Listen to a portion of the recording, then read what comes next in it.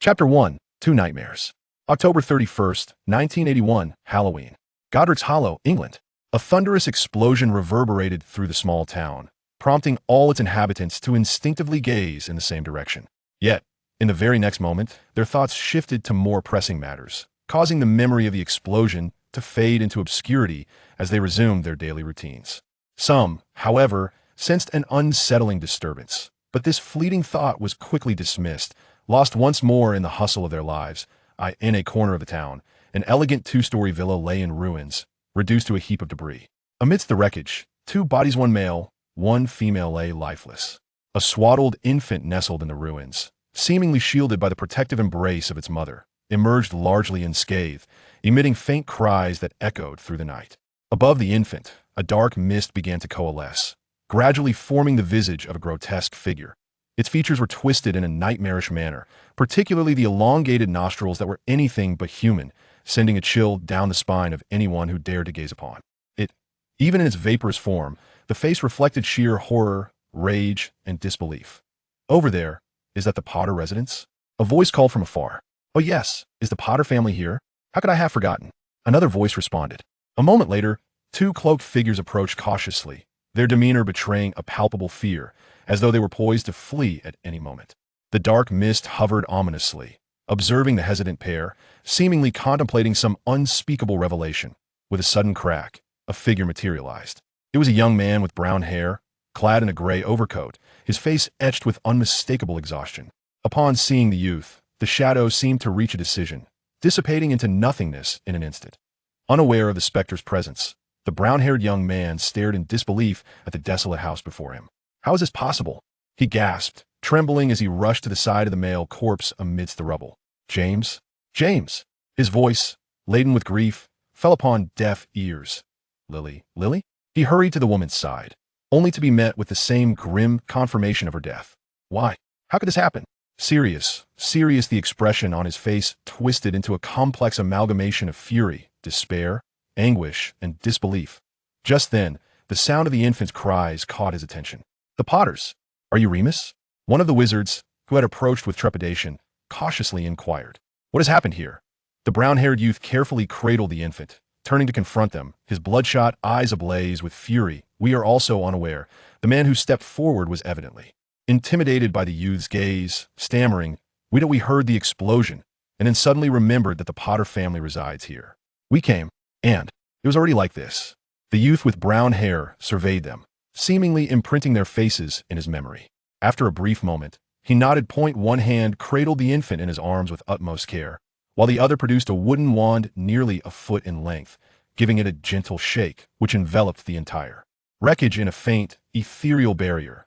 The two men who had approached hesitated, yet ultimately chose to remain. The brown-haired youth tenderly soothed the infant, and soon the cry subsided. Only then did he lift his head to scrutinize the surroundings. After a moment's hesitation, he shook the wand once more, exclaiming, "Wands, come forth." 3 wands sprang up from various points within the debris, landing beside the youth. He gazed at the 2 wands that were unmistakably familiar, while the third was one he had seen on multiple occasions, his face once again betraying a complex array of emotions. "You are Barclay, are you not?" the youth suddenly inquired. Yes, I am Barclay Cores," the man who had initiated the conversation replied cautiously. "Very well, Barclay, I require your assistance with an urgent task." The brown-haired youth lifted his gaze to the man. "Deliver a message to Hogwarts for Professor Dumbledore. If I am not mistaken, it appears that Voldemort has failed." What? The 2 men shivered, seemingly struck by an unsettling revelation. Yet their expressions quickly morphed to disbelief. "You mean that Dark Lord failed? How can this be? Could it be Dumbledore?" "I do not yet know." The brown-haired youth shook his head, retrieving a wand from the ground. "But I can assure you, this is Voldemort's wand. He has clearly been here. He killed James and Lily, but evidently encountered something else. He failed to slay their son, Harry, and instead suffered defeat. Otherwise, he would not have left his wand behind." "Are you certain?" "That truly belongs to him." Barclay and the man beside him wore expressions of incredulity, yet their eyes shone with an insatiable hope that the youth's words were indeed true. "I have faced Voldemort more than once. There is no mistaking it." The brown-haired youth furrowed his brow. "However, we must urgently contact Dumbledore to confirm this.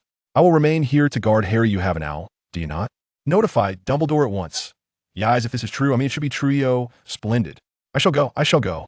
Barkley, seemingly overwhelmed with excitement, became somewhat incoherent as he turned to flee, nearly stumbling in his haste, but paying it no mind as he hurriedly made his way. Into the distance, the young man with brown hair surveyed his surroundings and stumbled upon a shattered crib. With a gentle flick of his wand, the crib swiftly reassembled itself. He carefully placed the infant cradled in his arms inside and conjured a tiny blanket to cover the child. Once this was accomplished, the young man rose and cautiously retrieved the lifeless bodies of a young couple from the ruins, laying them on level ground. He took out a handkerchief and tenderly wiped their faces, tears uncontrollably streaming down his cheeks. Perhaps it was the blurriness caused by his tears, or perhaps he simply could not see at all. The young man remained oblivious to a wisp of pale gray mist that clung to the ground, gliding through the debris until it reached the small crib, where it began to ascend. The gray mist coalesced into a diminutive figure of grayish white. He gazed at the sleeping boy, a satisfied smile gracing his features.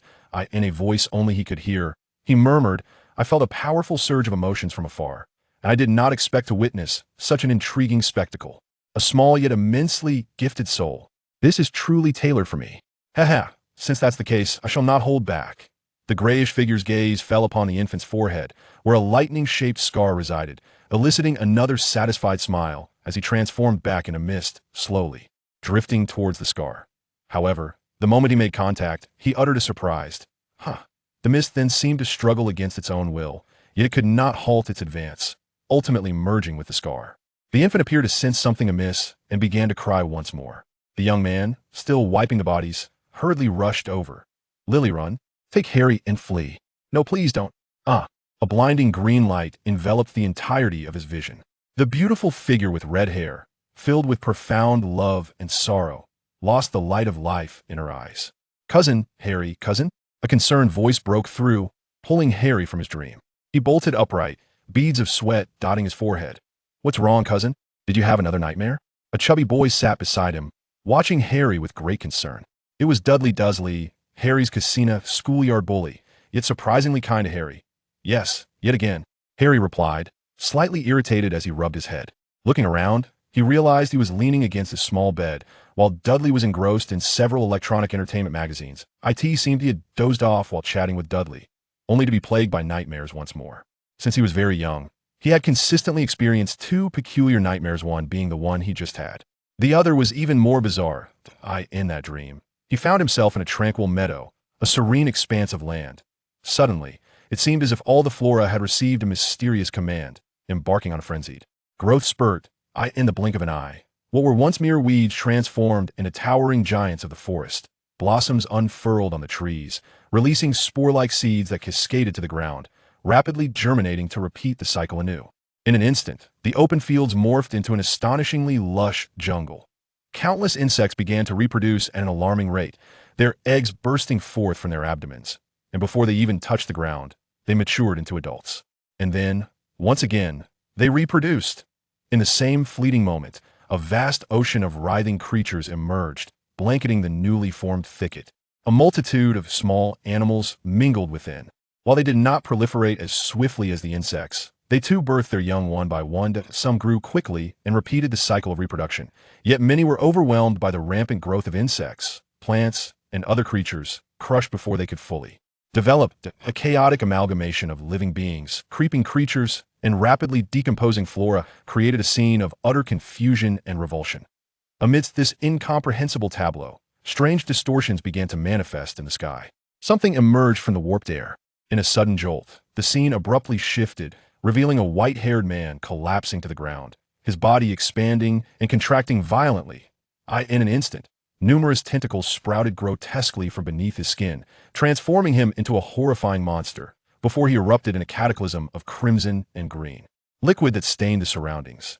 Typically, at this juncture, Harry would awaken, often accompanied by a lingering sense of lethargy and fatigue that would last the better part of the day. In contrast, another nightmare would merely cause a fleeting ache in the scar upon his forehead. "Aunt Petunia and the others?" Harry inquired, rubbing his slightly stinging forehead. "No, they're outside, directing the workers moving the television." Dudley pointed toward the window. Chapter 2. Number 4 Privet Drive. The Dursley couple residing at Number 4 Privet Drive were orchestrating the movement of items into their home. It was their newly acquired, state-of-the-art, oversized color television, imported from Japan, and currently the most luxurious and expensive on the market. Neighbors cast envious glances filled with awe. Even though the residents of Privet Drive were all middle-class Brits, a television of such exorbitant value, costing thousands of pounds, required significant financial sacrifice to procure. Yet, the Dursleys have been purchasing such high-end items with alarming frequency in recent years that, oh, Petunia, how fortunate you are to have married such a fine husband. A neighbor remarked to Mrs. Dursley, her gaze involuntarily drifting to the imposing figure of Vernon Dursley, who was directing the workers. His corpulent frame resembled that of solid mountain, a veritable bastion of strength. Not at all, dear Darl. Your praise is far too generous. Petunia Dursley, more commonly known as Mrs. Dursley, chuckled softly, her long neck seemingly extending her vocal cords, resulting in a rather high-pitched voice. Nonetheless, it did little to conceal the pride that resonated within her tone. What extraordinary luck! Mrs. Dursley mused inwardly. Ever since her late sister and the insufferable brother-in-law perished nearly a decade ago, and their unfortunate child was inexplicably left at her doorstep, everything in her life began to transform. Initially, both Mrs. Dursley and her husband held a profound disdain for the child named Harry Potter. She detested all things peculiar, yet tragically, her sister and brother-in-law were precisely those kinds of oddities. Undoubtedly, their progeny would share the same traits. While her own son, the plump Dudley, was undeniably more adorable, young Harry was not without his charm. With his striking features and slightly bespectacled gaze, he possessed a certain scholarly elegance that many in the neighborhood, particularly the young girls, found appealing. However, this was certainly not the reason she allowed that little wretch to reside on the second floor, in what was originally meant to be Dudley's playroom. In fact, due to the neighborhood girls' growing fondness for Harry, Mrs. Dursley had contemplated relegating him to the cupboard under the stairs as he grew older. Yet, a pivotal change occurred when Harry turned 4, the very year she planned to confine him to that cupboard. During that time, Mr. Dursley was vying for a managerial position against 2 colleagues, and his emotions were in disarray. Unfortunately, Mr. Dursley was not adept at concealing his feelings thus. He brought his turmoil home. Then, a remarkable discovery was made. Whenever Mr. Dursley yelled at young Harry out of anger, his luck would inexplicably deteriorate that very day.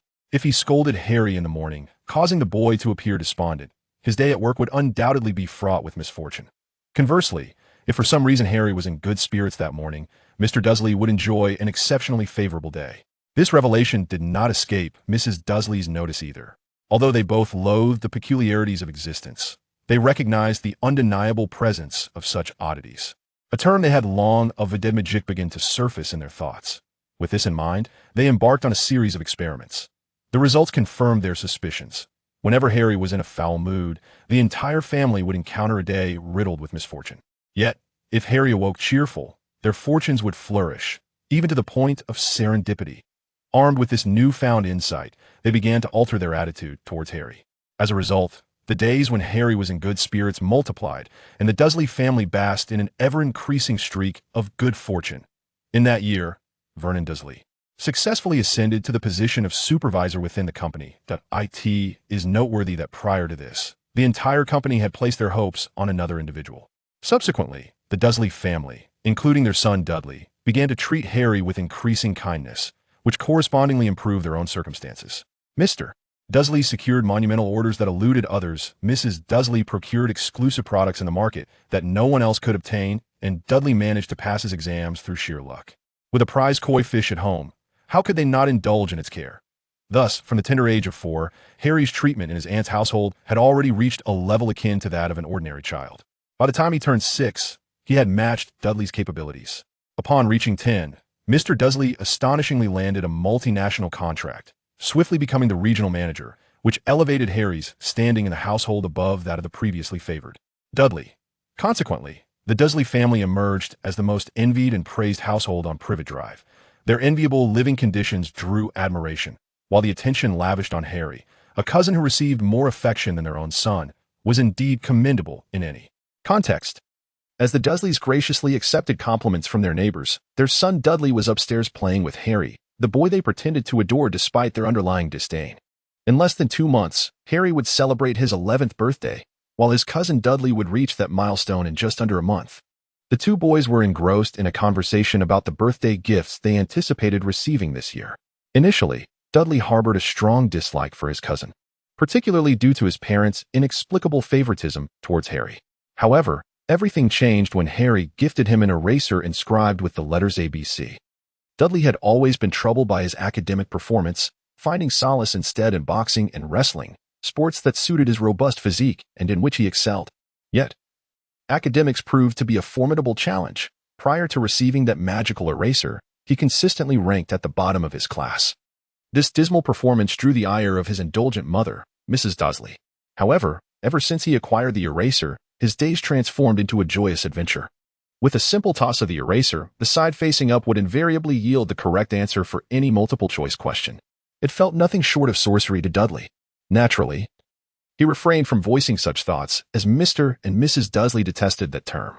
The only one in the household who could occasionally utter it without reprimand was Harry, a fact that stirred a twinge of envy in Dudley. Harry was somewhat aware of Dudley's envy. Magic? Perhaps it was, stretching to shake off the weariness of awakening. Harry observed Dudley, who was engrossed in perusing the latest Nintendo console advertisements, daydreaming about receiving such an extravagant gift. From a young age, Harry had recognized that he was unlike ordinary children, not merely due to the lightning-shaped scar on his forehead, which many of his peers deemed striking, nor because of the bizarre dreams that perpetually recurred, but rather due to a plethora of extraordinary abilities. He possessed an uncanny sense for detecting shifts in the weather, often predicting when rain would be imminent. Admittedly, in England, where rain was a frequent occurrence, this gift was not particularly remarkable. Injuries were a rare occurrence for him. At the age of 8, he and Dudley had climbed onto the roof, and in a moment of misadventure, Harry tumbled off, landing on the somewhat sparse grass below, yet emerging unscathed. Of course, if he deliberately cut his finger with a small knife, it would bleed, but he was indeed resilient against accidental harm. Most intriguingly, Harry harbored a jumble of fragmented memories in his mind. To call them memories might be misleading, perhaps knowledge would be a more fitting term. His mind was a repository of inexplicable snippets of information, among which was a name that echoed with significance, Yinzhou. This individual is likely of Chinese descent. As Harry possesses knowledge that includes the Chinese language, he remains unaware of the origins of this knowledge, only knowing that it has been incessantly manifesting in his mind since he began to form memories. At times, it appears every few months, while at other times, it emerges within mere days, exhibiting no discernible pattern, at least not one that Harry has been able to identify. Much of this knowledge consists of concepts that are utterly incomprehensible to him, particularly numerous potions and their intricate recipes. The ingredients listed in these recipes are largely unfamiliar to Harry, and he has not even encountered them in the Encyclopedia Britannica. Naturally, substances such as dragon's blood and unicorn hair would be absent from such a reference work. However, there are also some ingredients that are relatively commonplace. For instance, Harry endeavored to brew a potion known as the hair-raising elixir, which required a combination of familiar components, though the brewing method was rather unconventional. After several attempts, he finally succeeded, and the results were strikingly evident. Harry surreptitiously slipped a concoction into the drink of an upperclassman who had once tormented him at school. The unfortunate fellow's hair stood on end for an entire week, refusing to be tamed, ultimately leading him to resort to a shaved head. Much of the fragmented knowledge Harry had acquired faded from memory due to a lack of contemplation. However, some insights remained etched in his mind, proving beneficial. One such insight pertained to a practice known as feng shui. It is quite fascinating. Within a room, by placing certain items in specific locations, one can significantly influence the fortune of its inhabitants. Even the most inconspicuous adjustments can lead to a positive shift in the luck of some individuals while adversely affecting others. Harry transformed his standing within the household using a rather ingenious method. He subtly arranged feng shui throughout the home. Whenever the Dursleys mistreated him, he would alter the arrangements, ensuring their misfortune, while conversely, bestowing upon them an unusual streak of good luck. Of course, due to the necessity of discretion, the effects were not overwhelmingly pronounced. Nevertheless, this subtle manipulation significantly improved Harry's quality of life, especially considering that at the tender age of 4, he had nearly been confined beneath the stairs in a cupboard. It was certain that growing up in such a dark and dreary place would have hindered his development. However, there was a minor drawback. Harry discovered that this feng shui arrangement benefited everyone in the household, even the occasional visitors, such as Aunt Petunia's relatives. Yet, it seemed to have no effect on him whatsoever. Harry, cousin? Dudley interrupted Harry's reverie, pointing at a gaming console and the magazine he held. What do you think of this compared to our current model? Well, we won't know until we try it. and Petunia will surely buy it for you. So why the rush? Harry replied, rubbing his forehead, which had eased but still ached slightly, dismissively. By the way, we're going to the zoo tomorrow, right? Oh yes. I was about to forget. Dudley exclaimed, excitement bubbling over.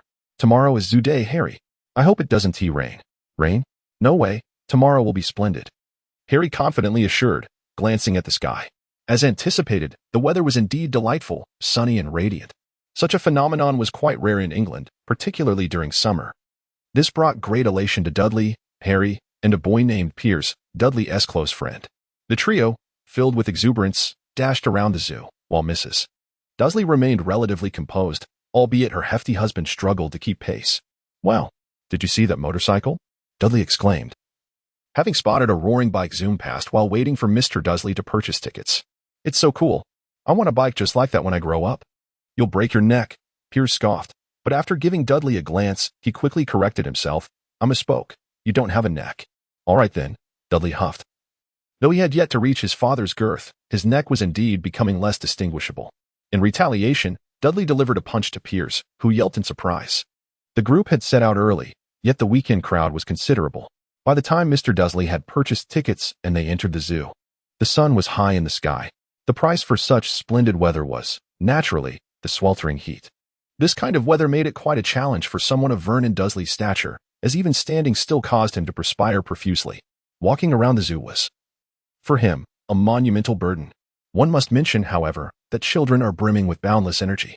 Dolly's physique is no less impressive than that of his father. Yet he remains remarkably agile, capable of chasing Pierre around the entire park with fervor. Harry's excitement waned rather quickly, as he found the experience less enthralling than anticipated. While the gorilla was indeed fascinating and the bear quite amusing, especially the black bear that managed to catch slices of toast tossed by visitors, there were none of his beloved lions or tigers, let alone pandas. Just as Harry's enthusiasm began to dwindle, he suddenly perceived a shadow falling over him. Looking up, he discovered a tall, gaunt man standing before him, clad in an exceedingly rare black robe. In fact, Harry mused that it was attire one would not expect a normal person to wear.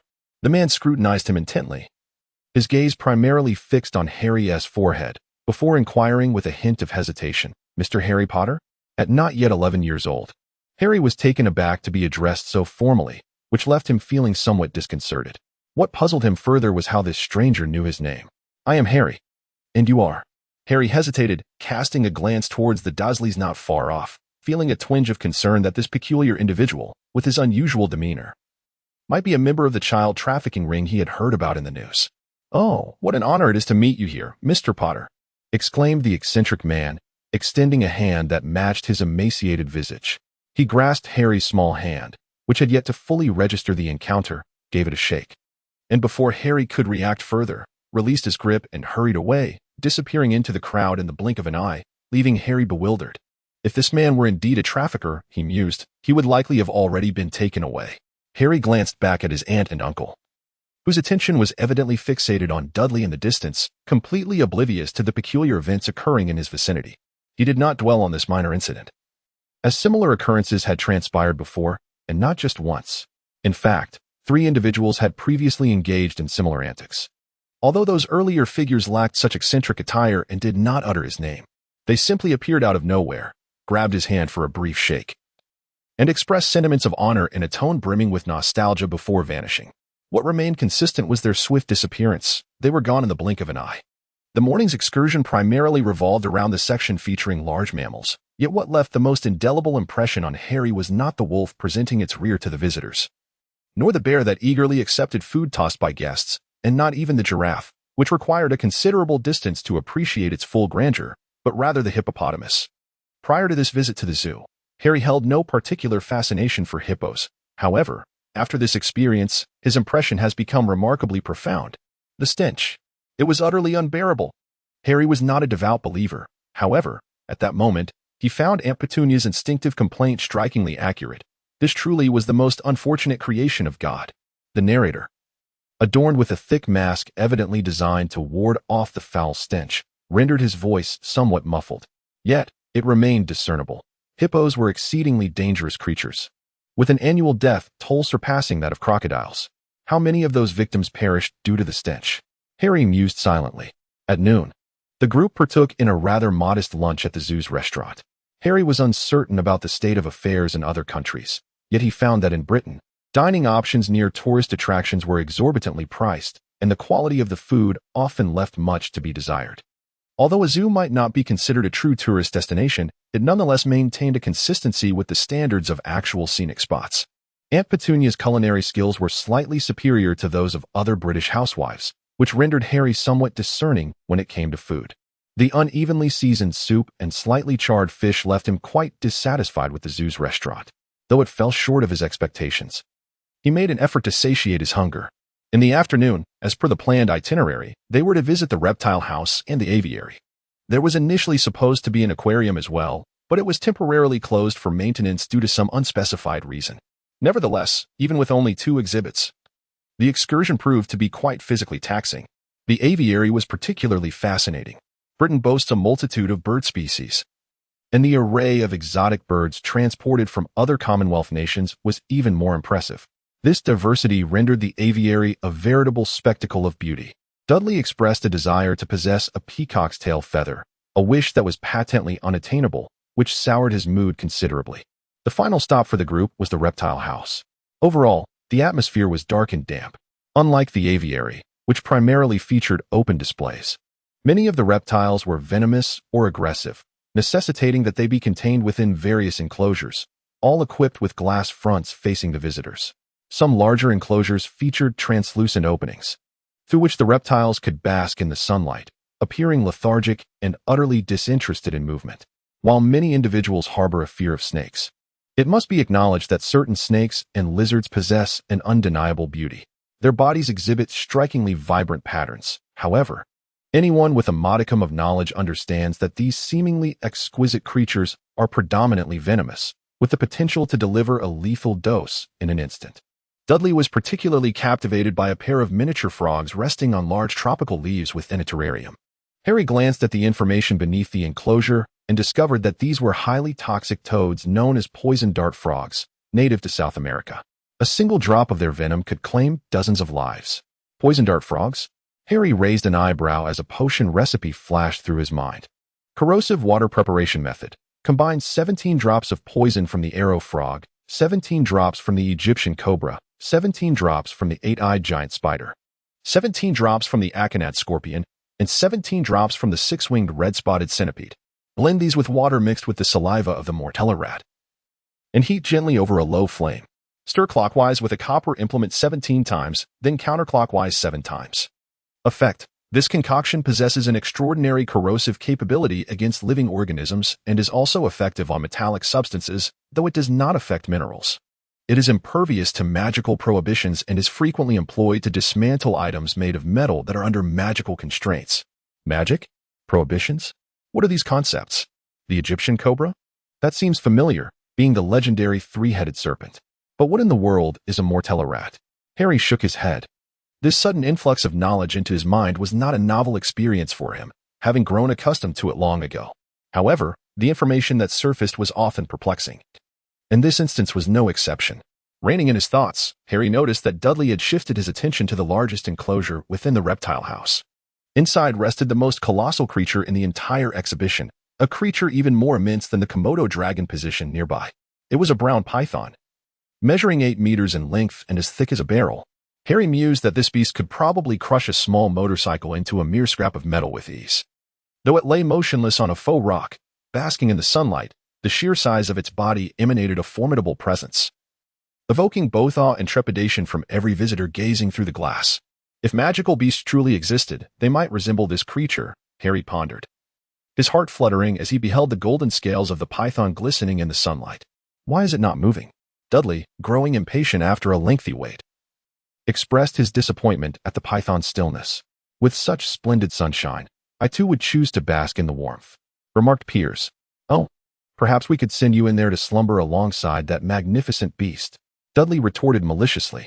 Sure, as long as you can pry open this reinforced glass. Piers laughed boisterously, then pounded on the glass with great force, his actions exaggerated. However, the glass emitted only a faint sound, clearly indicating its substantial thickness. Harry could not help but tap on the glass, which felt remarkably solid to the touch. He pondered the implications of the glass suddenly vanishing and the colossal creature escaping. Just then, the enormous python abruptly raised its head. Almost simultaneously, a gasp erupted from the side. A young man, who had been propping himself against the glass enclosure to allow his companion to take a photograph, suddenly lost his balance and fell into the warmth of the python's habitat. The glass had vanished. Good heavens! Harry's heart raced with astonishment, while his mouth screamed in terror. Undoubtedly, he was frightened. Even at the tender age of 11, his mind could grasp the implications of the glass truly vanishing. In the next moment, the enormous python lunged with remarkable speed. It paid no heed to the youth who had fallen into the warm cabinet, effortlessly slithering out. A cacophony of screams erupted, some distant, others near, closest to the chaos. Harry, Dudley, and Piers were all rendered speechless, collapsing to the ground in fright. Mrs. Dursley let out a piercing shriek, while Mr. Dursley, though pale with fear, rushed towards Dudley. The python did not attack anyone, swiftly making its way outside, leaving a trail of gasps in its wake. As it passed by Harry, it paused momentarily before continuing on its path. Harry's complexion was pale, and his eyes were devoid of life. He remained motionless until the giant python slithered away. Such reactions were not uncommon in the reptile house, as many visitors were paralyzed with fear. Only Harry understood that he was not frightened. Rather, he was astonished. In that fleeting moment when the enormous snake paused beside him, he distinctly heard a deep, raspy voice say, "Thank you, sir. I shall take my leave now." The speaker was none other than the snake. Dudley's nerve was the most resilient Harry had ever witnessed, perhaps due to his limited experiences. Within less than half an hour, he had completely recovered from the terror of the python's escape. In contrast, Dudley remained pale and stuttered as he spoke. As for Harry, he felt nothing. From the moment the snake conversed with him, fear evaporated, leaving only wonder. Although he had long suspected he was no ordinary boy, the shock of actually conversing with a snake and comprehending it was unparalleled. Furthermore, the fact that the snake expressed gratitude left him perplexed.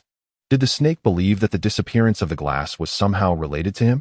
In retrospect, he indeed recalled pondering what might happen if the glass were to vanish. Meanwhile, the Dursleys were animatedly discussing how to spend their unexpected windfall, a compensation from the zoo. Every visitor in the reptile house had received a handsome sum. As for whether the compensation came from the glass factory or the insurance company, that was beyond Harry's knowledge. Judging by the Dursleys' conversation, it seemed to be from the insurance company, as by the time the staff arrived at the reptile house, the mysteriously vanished glass had inexplicably reappeared, without a single crack upon it. With the sweltering heat of summer upon the island, the vacation had commenced. Energetic children typically could not remain indoors. Dudley and his friends were quintessential examples, racing out after breakfast, with lunch and dinner at home being contingent upon which house was closest when they felt hungry. However, there were exceptions. At that moment, Harry was at home. It was tea that he preferred being indoors. But rather the local girls were a bit too exuberant for his liking. Young Dudley had no desire to play with girls, and Harry, of a similar age, shared this sentiment, likely due to the absence of particularly attractive girls in the neighborhood. Regardless of the reasons, to avoid the overly enthusiastic young ladies, Harry spent most of his time in his room, a habit he had maintained for several years. Thus, Harry's skin appeared somewhat paler than that of his peers, rendering him more handsome and consequently more appealing to the girls. On that particular morning, as was customary, he declined Dudley's invitation to venture outdoors and proceeded to the door to collect the day's letters and newspapers. As usual, there lay 2 newspapers and 3 letters at the entrance. Among the 3 letters, the first was from Uncle Vernon's acquaintances. Ever since Uncle Vernon ascended to the position of supervisor, he had accumulated more friends, and upon becoming a manager, this number increased by a substantial 30%. Friends frequently sought him out for social engagements, often leading to evenings of indulgence. Several times, Uncle Vernon returned home quite late. And on those occasions when Harry happened to be awake, he peered through the window to see a car dropping him off, occupied by scantily clad young ladies. The second letter was a bank statement. The Dursley family was currently in a prosperous financial situation, leading to increased expenditures. Credit card bills were regularly sent back for verification. The final letter surprised Harry, as it was addressed to him. It was contained within a brown envelope crafted from thick parchment, with the address inscribed in emerald green ink. Curiously, it bore no postage stamp. Moreover, the address was peculiar. 4 Privet Drive, 2nd floor, left room, Little Whinging, Surrey. Mr. Harry Potter.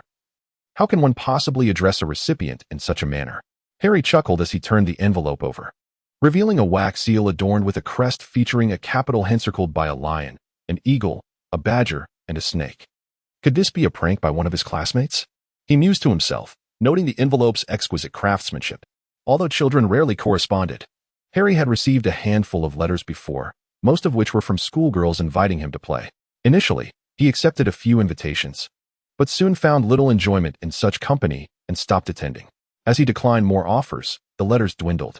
This time, however, he wondered which girl had conjured such creativity. "Oh, Harry, have you received another letter from a classmate?" And Petunia, who was tidying up the dishes, noticed the letter in Harry's hand and inquired with a cheerful tone, deliberately softening her voice, though her long neck rendered it somewhat shrill. "Perhaps, but it's odd that this letter has no stamp," Harry replied nonchalantly, shaking the envelope in his hand. Aunt Petunia cast a casual glance at it, but suddenly froze, her entire body trembling. With a startling crash, the plate she held slipped from her grasp and shattered on the floor. Uncle Vernon, who had been engrossed in his newspaper, jolted in surprise, abruptly shifting his gaze from the page to Petunia. Harry, too, was startled by the commotion and looked over at Aunt Petunia, puzzled by her reaction. She was staring at the envelope in Harry's hand, her expression a peculiar blend of anger, jealousy, nostalgia, and confusion, a striking display of emotion on her typically gaunt face. "What's the matter, Petunia?" Uncle Vernon asked, glancing between her and Harry, bewildered by the sudden tension. "Harry, give me that letter." Aunt Petunia's voice was low, as if she were suppressing something. "Huh." Harry furrowed his brow. "Aunt Petunia, this is my letter." I know. Aunt Petunia's eyes darted about. "But you mentioned it had no stamp, which suggests it may not be from a reputable source. It's best not to read it. Hand it over." "I shall take care of it. I'm concerned." "Yes, concerned about the contents." Her tone was urgent yet deliberately constrained. Harry contemplated for a moment, although he found it rather peculiar. Aunt Petunia's concerns were not entirely unfounded. He then handed over the envelope, saying, "Aunt Petunia, perhaps you could take a look at this for me? If it is merely a prank from one of my classmates and not too malicious, please return it to me. However, if it contains something truly vile, then feel free to dispose of it." Very well, very well." And Petunia responded eagerly, almost snatching the envelope from Harry's hands with a swiftness he had never witnessed before. With a strained smile, she added, "Harry, could you please return to your room for a while? There are some matters I wish to discuss with Uncle Vernon." Harry nodded, initially intending to return to his room.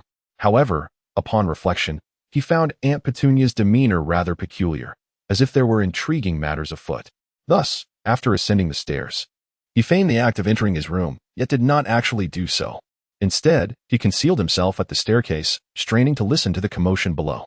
He seemed to hear the sound of a door closing, prompting Aunt Petunia to whisper urgently, "Yes, the letter from over there." Uncle Vernon's tone wavered with uncertainty. "Are you sure?" "Absolutely." Aunt Petunia appeared to grit her teeth as she spoke. "I saw it once. Lily had one, identical in every way." As she continued, an odd inflection colored her voice, leaving Harry, hidden upstairs, unable to discern its nature. The name Lily took a moment for Harry to process. It seemed, perhaps, that it was indeed the name of his mother. "What is your take on this matter?" Uncle Vernon inquired directly, not dwelling on his own uncertainty. "I'm not certain. If they come, can we refuse them?" Aunt Petunia's voice held a hint of hesitation. After a prolonged silence, Harry began to suspect that the couple had ventured out, and was poised to descend when he heard their voices once more. "Is it truly necessary, to refuse?" Uncle Vernon's tone was laced with confusion. "Though you have insisted, and it seems we do have a bit of evidence, I still cannot believe that place truly exists. Are there really such people? Hey, you can accept that peculiar boy. Why not entertain the notion of even stranger beings?" And Petunia's tone dripped with mockery. "Or have you forgotten the incident at the zoo? It hasn't been that long ago." Another silence ensued. Harry upstairs grimaced. Although Aunt Petunia and Uncle Vernon appeared to treat him kindly on the surface, they had never spoken well of him behind closed doors. He had long been aware of this, yet remained indifferent. Despite his young age at the time, he remembered how the Dursleys had treated him before he grasped the dynamics at play. Thus, he never regarded them as family, but merely as guardians bound by blood. Because he did not care, he was unaffected. Downstairs, Uncle Vernon spoke again. "Let us wait a bit longer. Perhaps if we remain unresponsive, they might simply overlook it. After all, they can't have only one student, can they? Surely, some must receive the letter and choose not to attend. Let us hope so." Aunt Petunia mused, seemingly agreeing with this plan, albeit briefly.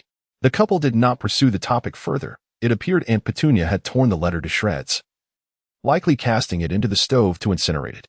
Meanwhile, Uncle Vernon donned his coat and prepared for work. Students enjoyed their summer break, but he did not. Harry quietly returned to his room, pondering the events of that morning. The letter he received today had once been delivered to his late mother. According to Aunt Petunia, it seemed to originate from a place inhabited by many peculiar individuals akin to himself, or perhaps those endowed with extraordinary abilities.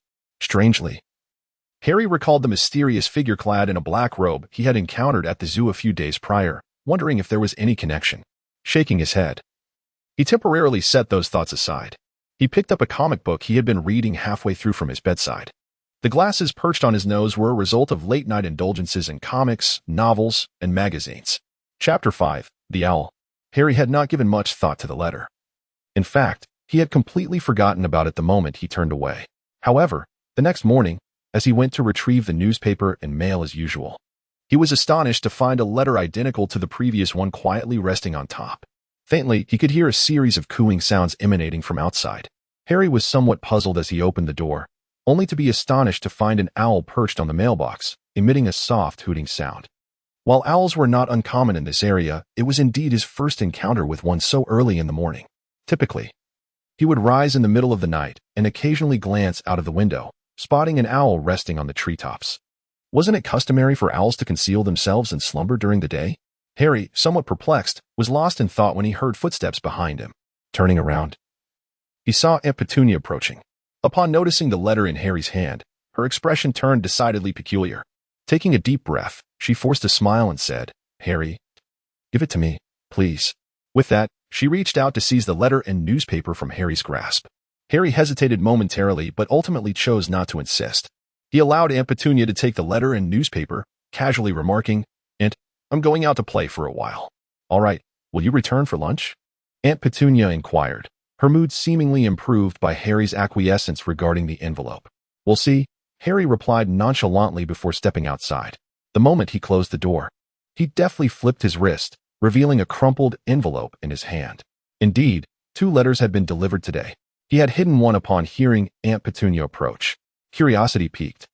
Harry wondered who or what organization had sent him a letter with such tenacity. After walking a short distance from the Dursleys' home, Harry found a bench by the roadside.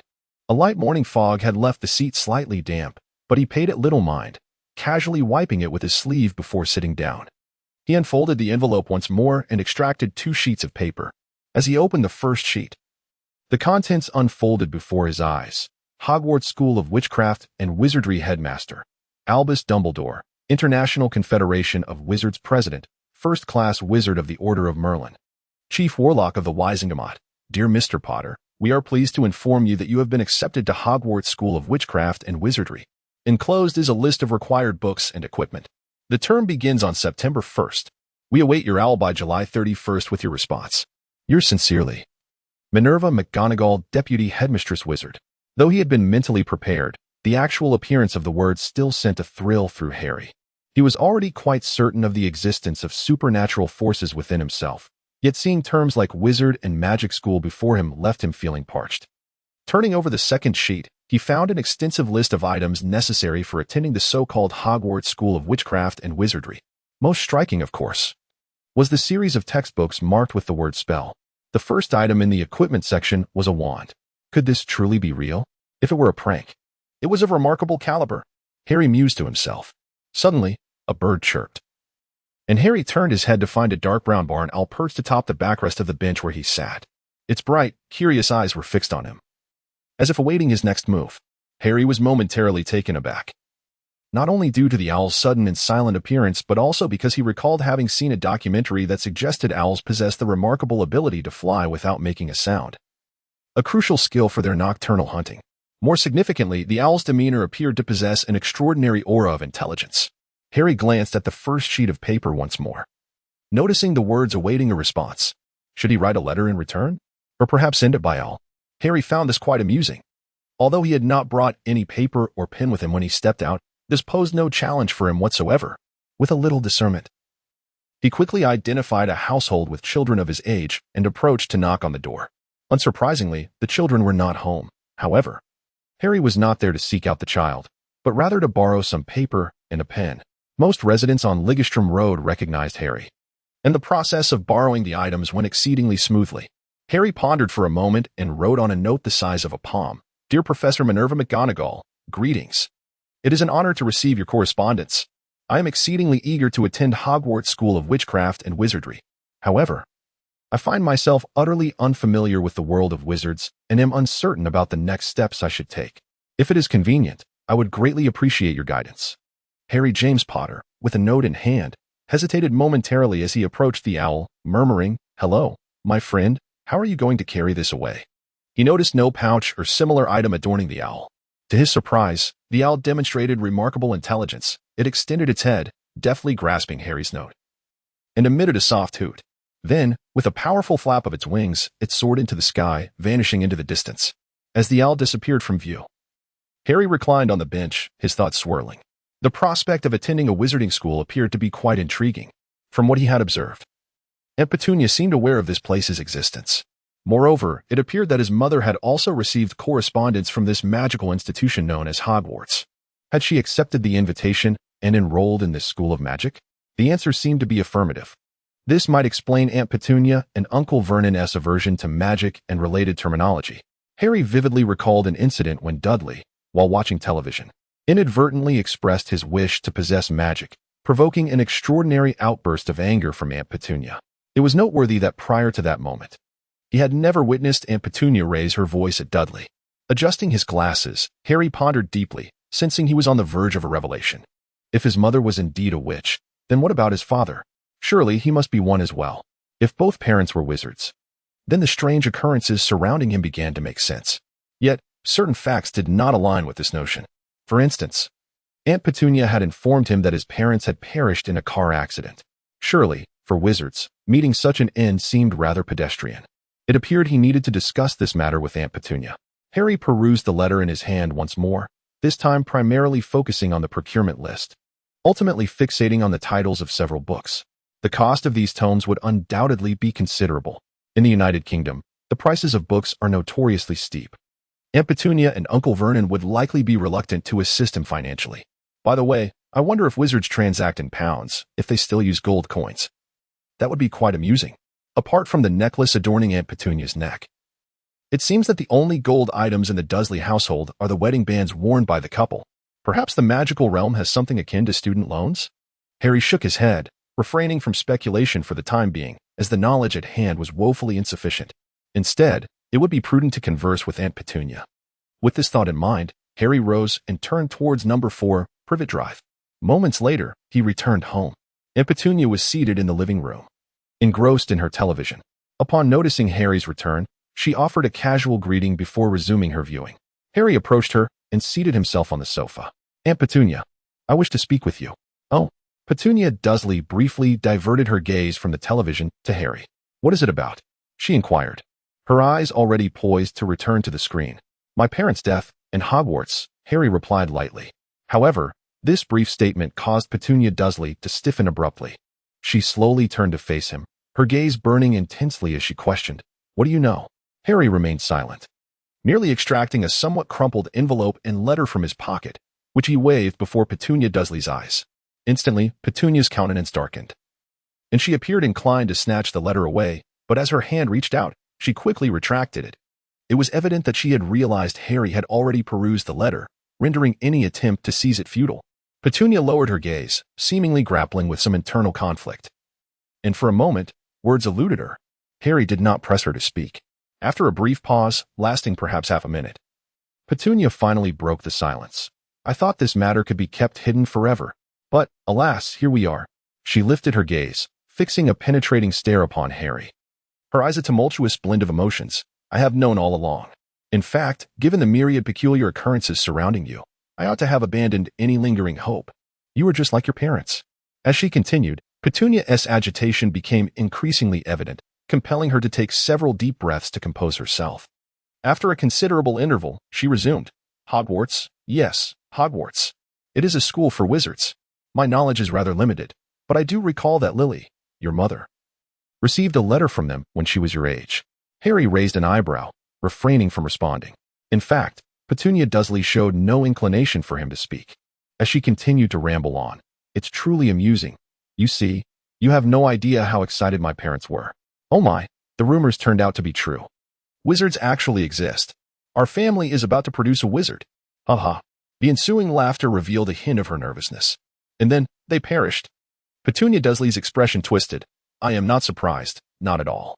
That Potter, was it James? Your father. I've met him a few times. He even invited me to his wedding. What a joke.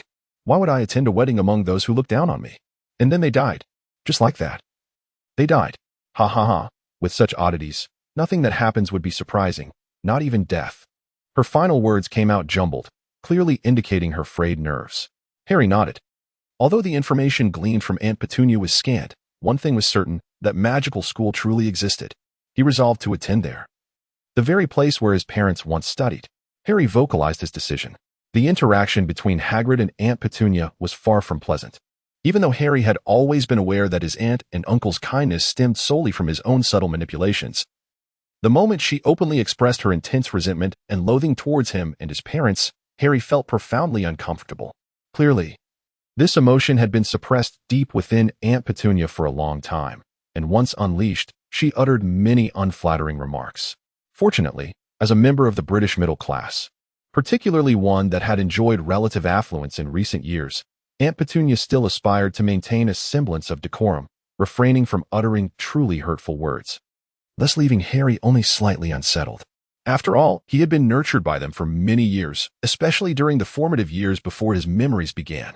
When Aunt Petunia finally recognized her own indiscretion, half an hour had elapsed. She paused in silence, took a deep breath, and said, Harry, return to your room. We both might need to cool off. All right, Aunt Petunia. Harry nodded and rose to retreat to his room. At lunch, Aunt Petunia did not summon Harry. He neither heard any sounds nor caught the aroma of cooking, leading him to deduce that she had not prepared a meal and likely had not eaten. However, Harry had no intention of going hungry. His room was stocked with snacks. The Dursleys seldom provided him and Dudley with pocket money. Any normal 11-year-old child would scarcely have much allowance. Nevertheless, there was an abundance of snacks at home, ensuring that Harry did not go hungry while remaining in his room. Harry repeatedly perused the letter, having nearly memorized the limited content on the 2 pages. The once captivating comics and novels now held little allure. As he was on the brink of entering a world more exhilarating than any story, the enchanting realm of magic, suddenly, a peculiar sound echoed from outside the window. Harry turned his gaze toward the sound and beheld an exceptionally large black owl of an unknown breed perched on the windowsill, clutching a brown envelope in its beak.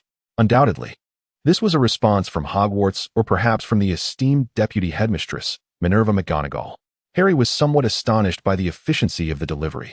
Although he was unaware of Hogwarts' location, he knew that in the realm of British postal services, even a letter within the same city often required 2 days for delivery. Opening the window, Harry retrieved the letter from the owl's beak. This time, the owl did not linger for any indication from him and took flight immediately. It seemed that it had not received any directive to return with a reply. Harry pondered this quietly. He no longer harbored doubts about the existence of a magical world and a school of magic. He simply could not fathom how ordinary people could train animals to be so astute. The recipient on the envelope was the same as before, and Harry paid it no mind as he tore it open and extracted the letter within. Dear Mr. Potter, I am pleased to receive your reply. There is no need for you to worry about your current predicament. We are already aware of it and have devised a plan. We shall send our keeper of keys and grounds, Mr. Rubius Hagrid, to collect you on the evening of July 30th, between 10 and 11 o'clock. He will assist you in preparing for the upcoming school year. Mr. Hagrid's appearance will greatly differ from that of ordinary individuals. He is an exceptionally tall gentleman. However, you and your family need not feel any fear or concern, for he is a gentle soul. Wishing you all the best. And I hope to see you at Hogwarts soon. Yours sincerely, Minerva McGonagall. July 30th. Indeed. Harry tapped his lips, contemplating that his birthday was on July 31st. If the individual known as Rubius Hagrid were to arrive on the 30th, and then on the 31st, he would officially become a wizard. It would indeed be a most extraordinary birthday gift. He mused whether the towering Hagrid would surpass Dennis Rodman in stature. Uncle Vernon returned home slightly earlier than usual. But upon his arrival, Aunt Petunia promptly ushered him back to their room. It was evident that Aunt Petunia was eager to discuss matters concerning Harry, or rather, Hogwarts. Harry had no knowledge of how Uncle Vernon and Aunt Petunia's conversation unfolded, yet the outcome was unmistakable. They agreed to allow Harry to attend Hogwarts, albeit with no intention of covering his tuition or any associated expenses. You can go to that school to learn tricks, but don't expect me to pay even a penny for it, Uncle Vernon declared. I believe I will find a way. Harry shrugged. Judging by the contents of the letter from Hogwarts, it was clear they were well aware of his situation, and presumably, they understood the economic circumstances and the Dursleys' attitude towards this matter. The fact that they still sent him an acceptance letter spoke volumes. Time flew by swiftly, and before he knew it, nearly half a month had passed, leading to the quiet arrival of July 30th. This was the day mentioned in Professor McGonagall's letter, when the Keeper of Keys and Grounds was due to arrive. That evening, the Dursleys hastily sent Dudley off to bed, blissfully unaware of the events unfolding. Reluctantly, the couple remained in the living room with Harry, awaiting the arrival of a guest they truly did not welcome. As the minute hand approached 11, with only a few minutes until midnight, Harry began to doubt whether he, or even Aunt Petunia and Uncle Vernon, had been deceived by the person claiming to be Professor McGonagall. Just then, a knock echoed through the house.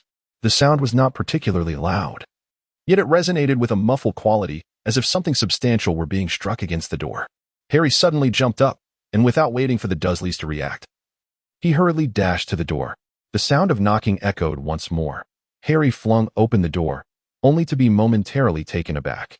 Who stood before him was an individual who defied description, a figure that rendered the traditional notions of tall, burly, and imposing utterly insignificant. The entrance's illumination was wholly eclipsed by his towering presence, preventing Harry from discerning his features, even if the light had been sufficient. Harry felt he would still struggle to see, for the man's face was obscured by a thick, tangled beard and hair. The only discernible aspect was a pair of eyes that sparkled like black gemstones. Apologies, the towering man spoke, his voice surprisingly incongruent with his formidable stature.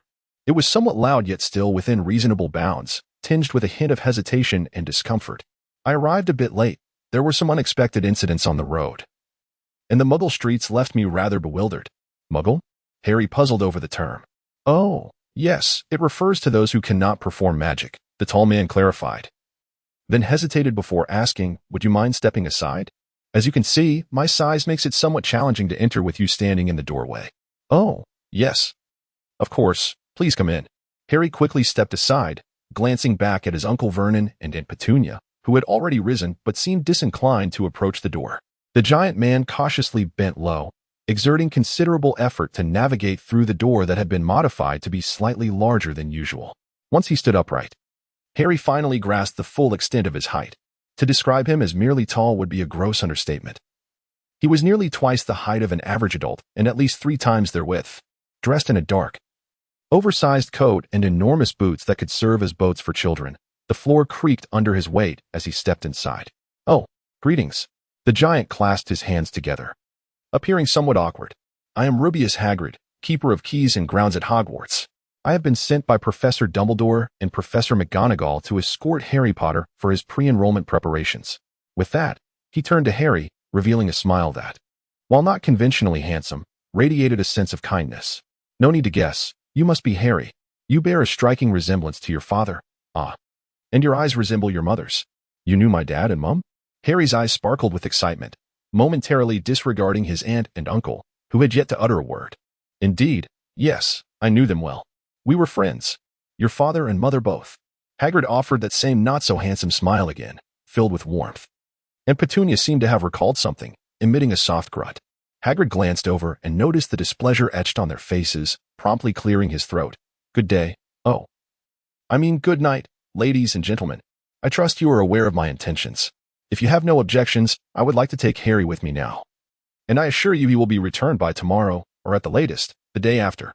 You should at least prove that you are indeed from Hogwarts. And Petunia replied coldly, her disdain for the towering giant evident. In contrast, Uncle Vernon exhibited a milder hostility, though the slight tremor in his body suggested he was somewhat intimidated by Hagrid's immense stature. Oh yes, yes indeed, Professor McGonagall mentioned it to me. But it slipped my mind, Hagrid said, rummaging through his coat to retrieve a letter, which he extended towards Petunia. Realizing something, he withdrew it and offered it with both hands. Aunt Petunia hesitated for a moment but ultimately accepted the letter. Harry was unaware of the contents of the letter, but it must have been brief, as Aunt Petunia finished reading it in a mere glance. She then nodded and turned to Harry, speaking in a gentle tone. Harry, you may go with him, if you so wish. The giant Hagrid promptly displayed a warm smile and gazed back at Harry once more. Harry raised an eyebrow, pondered for a moment, and then nodded. Very well, Mr. Hagrid, let us set off. Chapter 7. The Night Bus and the Leaky Cauldron. I had hoped to stay the night, murmured Rubeus Hagrid, who stood at the door, casting a glance at the closed door behind him. Despite his deliberate attempt to lower his voice, Harry could hear him quite clearly. With a casual smile, Harry curiously scanned his surroundings, yet he could not discern the mode of transportation Hagrid had employed. This made sense, for wizards must possess their own means of travel. Could it be akin to the witches in cartoons who soar through the air on broomsticks? Stealing a glance at Hagrid, Harry dismissed the thought, given Hagrid's imposing stature. It would require a broom of considerable size, perhaps one used for street cleaning, to lift him aloft. As Harry's mind wandered, he observed Hagrid producing a small red umbrella from within his coat. The term small was relative, for to an ordinary person, this umbrella would barely suffice for two. Hagrid brandished the little red umbrella, holding it aloft and giving it a gentle shake. Harry's face was alight with excitement, yet suddenly, nothing happened. Mr. Hagrid. Harry was somewhat perplexed. He wondered what Hagrid was up to. Oh, just call me Hagrid. Being addressed as Mr. reminds me of those rigid professors at the academy. Hagrid beamed a warm smile. I am summoning our mode of transportation. We need to get to London, and walking simply won't suffice. Transportation? Harry was taken aback, about to voice his thoughts when a sharp, piercing shriek echoed from afar, accompanied by a blinding light that surged towards them. Instinctively, Harry raised his hand to shield his eyes from the glaring brightness. Almost immediately, a creaking sound arose, followed by the acrid scent of burning rubber, and a colossal figure materialized by the roadside, standing before Harry and Hagrid. Harry lowered his hands and scrutinized the object before him. It was a three-tiered bus adorned with enormous wheels and headlights. Just a second, perhaps 2 seconds ago, not a single vehicle could be seen on the entire street, let alone such a colossal one. Yet, in the blink of an eye, this magnificent bus had materialized right before him. Harry stared in bewilderment at the peculiar purple bus adorned with an array of whimsical graffiti. His gaze ultimately settled on the windshield, where the words Night Bus were inscribed in golden letters. This revelation left him momentarily tongue-tied. Ah, the Night Bus. A most convenient mode of transportation for wizards, particularly young ones. Simply raise your wand, and it will almost instantaneously appear. Of course, you do not possess a wand just yet, but you shall soon acquire one. Hagrid explained with a warm smile. At that moment, a young man clad in a purple uniform leapt from the bus, exclaiming, "Welcome aboard the Night Bus, the emergency transport service for stranded witches and wizards. Just extend your wand-holding hand and board the bus. We shall take you wherever you wish to go. My name is Andromeda Chervius, and I shall be your conductor this evening." Ah, Andromeda, are you working the night shift today? Hagrid greeted cheerfully. I was under the impression it would be Stan. Oh, it's you, Hagrid. Andromeda Chervius recognized him with a broad grin. Stan has recently started dating, so he switched to the daytime shift. You know how it is. New romances require attention in the evenings. Mind your words, there's a child present. Hagrid shot a stern look at Andromeda before turning to Harry. Come on, Harry, let us get on board. Harry nodded and was about to get into the car when he suddenly heard Endurin Cherbis exclaim, Harry? Could it be? Hagrid, is that really you, Harry? As he spoke, his gaze intensely scrutinized Harry's forehead, which was unfortunately obscured by a thick fringe. Harry was quite annoyed by others staring at the scar on his forehead. He had endured that scrutiny throughout elementary school. Well, it's just as you think. Hagrid seemed a bit pleased, adding, I have been entrusted by Professors Dumbledore and McGonagall to escort our little Harry to prepare for his enrollment. Oh, what an honor, Endurin exclaimed, almost seizing Harry's hand with a vice-like grip and shaking it vigorously. It is such a privilege to meet you, Harry. Oh, I mean Mr. Potter. What an honor. His voice was so loud that it attracted the attention of the other passengers in the vehicle. Potter? Which Potter? Harry Potter? A voice from the car boomed, with some passengers even leaning halfway out of the window. Of course, which other Mr. Potter could there be? Bloody hell, you lot are incredibly fortunate to meet Mr. Potter. Just like I am. Endurin shouted exuberantly. Then, something bewildering occurred. The few passengers in the car, along with the driver, all rushed out, lining up to shake Harry's hand, each with expressions of delight and admiration. One even made a second trip to the back of the line, only to be spotted by Hagrid. All right. Our Harry needs to hurry to the Leaky Cauldron. It's getting late, and he needs to rest, Hagrid proclaimed. Of course. The crowd of passengers nodded in agreement. Please, get in. There's room to lie down as well as seats. Mr. Potter, make yourself at home. Endurin exclaimed as he helped Harry into the car, eagerly finding him a seat while saying, "Your ticket is on me. Please don't mind. It is my honor." "And what about me, Endurin?" Hagrid chuckled. 11 sickles. Endurin turned with a serious expression, his demeanor changing in an instant. "We've known each other for nearly a decade," Hagrid complained loudly. "Indeed, thus 11 sickles. And I can offer you a cup of hot water for free." He then turned back to Harry, a fawning smile on his face. "Mr. Potter, would you like something to drink? Milk? Hot cocoa? We also have chocolate, and of course, it's all complimentary for you." Hagrid grumbled a bit but still fished out a handful of silver coins from his pocket to give to Endurin before sitting next to Harry. Mumbling about being a miser under his breath, Harry remained in a state of bewilderment from the moment Hagrid extended his hand to him. The events that unfolded over the past 4 or 5 minutes left him utterly perplexed. Why did it seem as though everyone recognized his appearance? Yet, before Harry could fully comprehend the situation or seek Hagrid's counsel, the vehicle lurched into motion. "What the—" Harry couldn't help but exclaim in astonishment. With a sharp whistle, he found himself pressed firmly against his seat. The night bus was moving at an astonishing speed. The immense inertia propelled him backward. A sensation of acceleration unlike anything he had ever experienced, even when riding in his classmates' father's sports cars. The scenery outside blurred into a cacophony of light and indistinct shapes due to the rapid pace. "Well, Harry, when the bus is in motion, you must remain firmly seated and hold onto a handrail. But once we get going, it's not a problem." Hagrid gestured for Harry to grasp a nearby horizontal handrail. Harry quickly grasped the handrail, and that overwhelming sensation of being pushed back nearly vanished in an instant. "What marvelous magic!" Harry exclaimed in wonder. "Indeed," Hagrid replied with a broad smile, "a rather amusing little spell." "A little spell, you say?" Harry smacked his lips, his curiosity about the magical world that was about to unfold before him intensifying. In Britain, wizarding culture is well known as the legendary Merlin, who aided King Arthur in ascending to his throne, is indeed a wizard. Yet, who among them has truly witnessed magic? Harry felt fortunate, for he was on the verge of becoming a witness to genuine magic. Inside the vehicle, nearly everyone was covertly observing Harry, as if missing a glance would result in dire consequences. Initially, Harry paid little heed to it, but with the inability to see anything outside, he naturally turned his attention inward and soon noticed the scrutiny. This made him quite uncomfortable, although he was often the focus of attention from young girls at school. Here he was surrounded by older men. "London, the leaky cauldron!" shouted Angelin exuberantly. Harry and Hagrid were among the first to disembark. In fact, many passengers on the vehicle should have arrived at their destination much earlier. Yet, nearly all of them were willing to pay extra, eager to ensure that Harry was dropped off first, granting them a fleeting moment in his presence, even if they exchanged no words. Due to the throng of onlookers, Harry found himself at a loss for words, despite the multitude of questions swirling in his mind, yearning to inquire of Hagrid. As he stepped off, he was compelled to shake hands with every passenger once more, bidding them farewell. He felt as though he had shaken hands more times that evening than throughout his entire life. Why did they behave this way? Why did they seem so enthralled by me? Harry found himself at a loss for words to describe their demeanor or the attitude of those wizards. Was it excessive enthusiasm? Hagrid appeared to grasp Harry's confusion and chuckled softly. "Harry, you have no idea.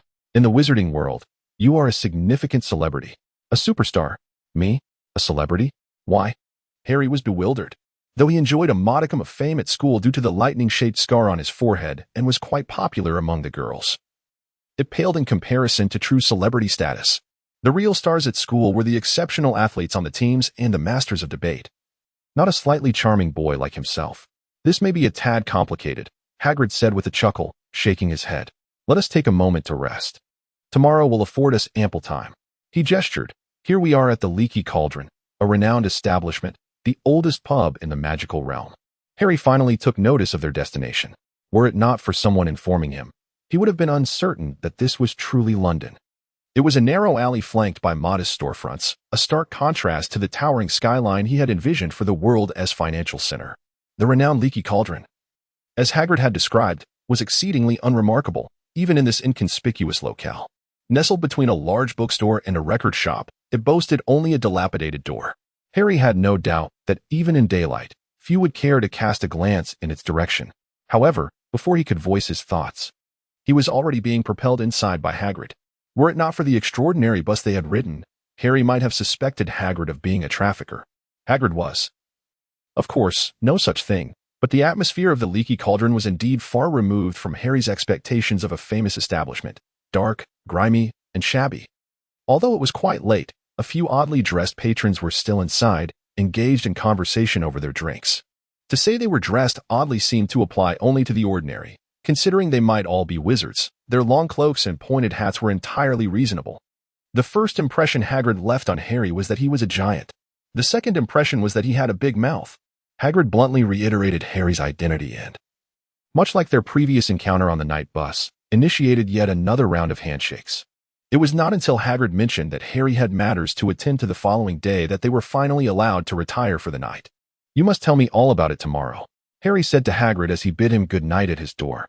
"Of course," Hagrid replied with a hearty nod. Excitement kept Harry tossing and turning for quite some time before he finally succumbed to sleep. However, he awoke early the next morning. He intended to knock on Hagrid's door but was startled when a small figure suddenly appeared with a loud bang. The unexpected presence shocked Harry, causing him to stagger back, nearly losing his balance.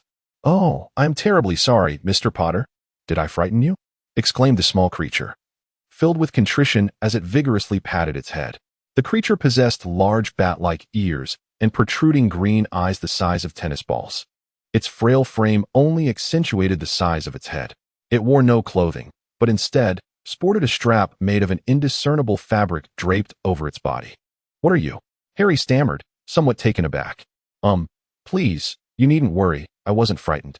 Most esteemed Mr. Potter, your kindness and greatness are indeed as the tale suggests." The creature ceased its head patting, its tone imbued with reverence. "I am a house elf named Dobby, and I am here to serve the Leaky Cauldron." "Very well, Dobby." Harry's lingering doubts about the wizarding world began to dissipate entirely. "Did Hagrid send you to wait for me? Where is he?" "Indeed, esteemed Mr. Potter." The house elf Carl spoke with a tone of utmost respect. "Mr. Hagrid has instructed me to await your arrival here, stating that he would take you to him upon your awakening. Are you prepared to proceed at this moment? Mr. Hagrid is currently enjoying his breakfast." "Well, all right." Harry nodded. Following Carl, he navigated a staircase and arrived at the familiar hall of the Leaky Cauldron, which he had visited the previous day. True to expectation, Hagrid was present, dining at a small table, accompanied by an elderly gentleman, the proprietor of the establishment, whom Harry vaguely recalled introducing himself as Tom the day before. This brought to Harry's mind a certain animated film featuring two animal protagonists. "It is a pleasure to see you again, Mr. Potter," old Tom exclaimed upon spotting Harry, his already small eyes crinkling into near slits from his broad smile. Fortunately, due to the early hour, the Leaky Cauldron was relatively empty. Otherwise, Harry suspected a new round of handshakes would ensue. "Harry, you're awake," Hagrid greeted with a hearty chuckle. "Come and have some breakfast. I've ordered your portion." Harry, though lacking an appetite, reluctantly seated himself and took a few bites. Despite the dismal ambience of the Leaky Cauldron, the breakfast was quite palatable. It certainly surpassed the culinary endeavors of Aunt Petunia, who fancied herself somewhat knowledgeable about gourmet food. After the meal, Hagrid guided Harry through the bar to a small courtyard enclosed by walls. Harry was somewhat puzzled as to why Hagrid had brought him to this desolate place, which contained nothing but a trash bin and a few weeds. "Harry, remember my instructions," Hagrid proclaimed as he retrieved a crimson umbrella from his coat. Facing the brick wall beside the trash bin, he pointed at a slightly green brick and instructed Harry. "First, this one. Then count up 3 bricks and over 2 bricks from there, and knock 3 times with your wand." Hagrid demonstrated by tapping the specified brick thrice with his umbrella. The brick he struck began to tremble and shift, revealing a small opening that gradually widened. Soon, a grand archway appeared before them, wide enough for Hagrid to pass through, leading to a winding cobblestone street that seemed to stretch endlessly. "Welcome," Hagrid announced. "Welcome to Diagon Alley." Harry was momentarily taken aback, while Hagrid erupted into hearty laughter and strode ahead. Harry hurriedly followed, unable to resist glancing back. Behind him, the archway on the wall began to constrict and ultimately vanished, reverting to a solid wall. "Cool," Harry exclaimed, before turning his attention to the street. On either side of the road were shops of various sizes, most with wooden facades, some adorned with display windows, others without. The nearest establishment featured a doorway flanked by a stack of cauldrons. "I believe I need to purchase a cauldron," Harry tentatively inquired. Though it was not merely a belief, he remembered vividly, every single item. Ah, yes, potions class is compulsory, and a cauldron is essential. However, we must first procure some money. Hagrid admitted with a hint of embarrassment. I ought to be the one buying for you, but as you know, my salary is rather modest while expenses are considerable. Oh, procure money? Where do we go? Harry queried, struggling to keep pace with Hagrid, whose long strides seemed to cover vast distances with each step. The surroundings were overwhelmingly captivating. Pet shops, emporiums, and Harry even spotted a store where several boys were glued to the display window, which showcased an exquisitely beautiful broomstick. Harry had no doubt that a witch riding that broomstick could soar through the skies. Additionally, there were shops for robes, bookstores, and a plethora of establishments selling all manner of curiosities. To Gringotts, that is the Wizarding Bank. Your money resides there, Hagrid casually explained. My money? Mine? Harry stammered, momentarily bewildered. You mean, I have money in Gringotts? Indeed, Hagrid responded, astonished by Harry's confusion. The inheritance left to you by James, your father. Of course. There is also Lily S., though it pales in comparison to James's. He chuckled. The Potter family is quite affluent. Noting Harry's bewilderment, Hagrid continued. What? Haven't your aunt and uncle ever mentioned anything about your parents? Never, not once. Harry shook his head. They only mentioned that they died in a car accident. Regarding the cause of death, Harry felt a flicker of doubt, but also a twinge of belief. After all, if the magical world operated like the mundane one, a car accident seemed plausible. A car accident? Hagrid exclaimed, his voice laden with shock and disbelief. What nonsense! That is nothing short of slander. James and Lily, the finest young wizards of their generation. How could a car accident possibly have harmed them? Harry shrugged, contemplating that Aunt Petunia likely preferred to avoid any mention of magic. By the way, how did my parents die? And why do so many people know me and want to shake my hand? Hagrid hesitated. I am uncertain whether it is appropriate for me to disclose this information to you. I believe it would be more fitting for Professor Dumbledore or Professor McGonagall to explain it to you once school begins. My mind felt somewhat muddled, unsure of which words were suitable to utter. Keep that in mind. Your intellect shouldn't be too lacking, though it is admittedly not exceptionally sharp either. Harry found himself in slight agreement. Diagon Alley branched out in numerous directions, and despite Harry's earnest attempts to memorize the way, he ultimately failed. Resigned, he decided to simply follow in Hagrid's wake. After a brief moment, they arrived before a towering white edifice that loomed above the surrounding shops. Beside a gleaming bronze door stood a figure clad in a scarlet and gold uniform. This figure bore a resemblance to the house elf that had served Harry that morning, albeit with smaller eyes and more pointed ears, appearing both more menacing and robust. The appearance was reminiscent of the fairy tale creatures Harry had encountered in stories. Hagrid, is that? Harry whispered as they approached the figure along the white stone steps. Ah, yes, a goblin. Do not provoke them. Goblins are exceedingly clever, yet not particularly amiable, Hagrid replied in a hushed tone. Harry was not particularly tall among his peers, and the diminutive creature before him was even shorter. With dark skin and pointed whiskers, it exuded an air of shrewdness. As they entered, the creature slightly bowed in greeting, and a second silver door appeared before them. Inscribed upon the door were several lines of text. Enter, stranger, but beware, the consequence of greed is dire. To take without toil, to seek riches that do not belong to you, will invite the gravest of punishments. Thus, if you intend to pilfer from our subterranean treasury, thief, heed this warning. What you summon may not be treasure, but retribution. Do not entertain thoughts of robbery here, Hagrid murmured, for this is undoubtedly one of the most heavily guarded places in the world.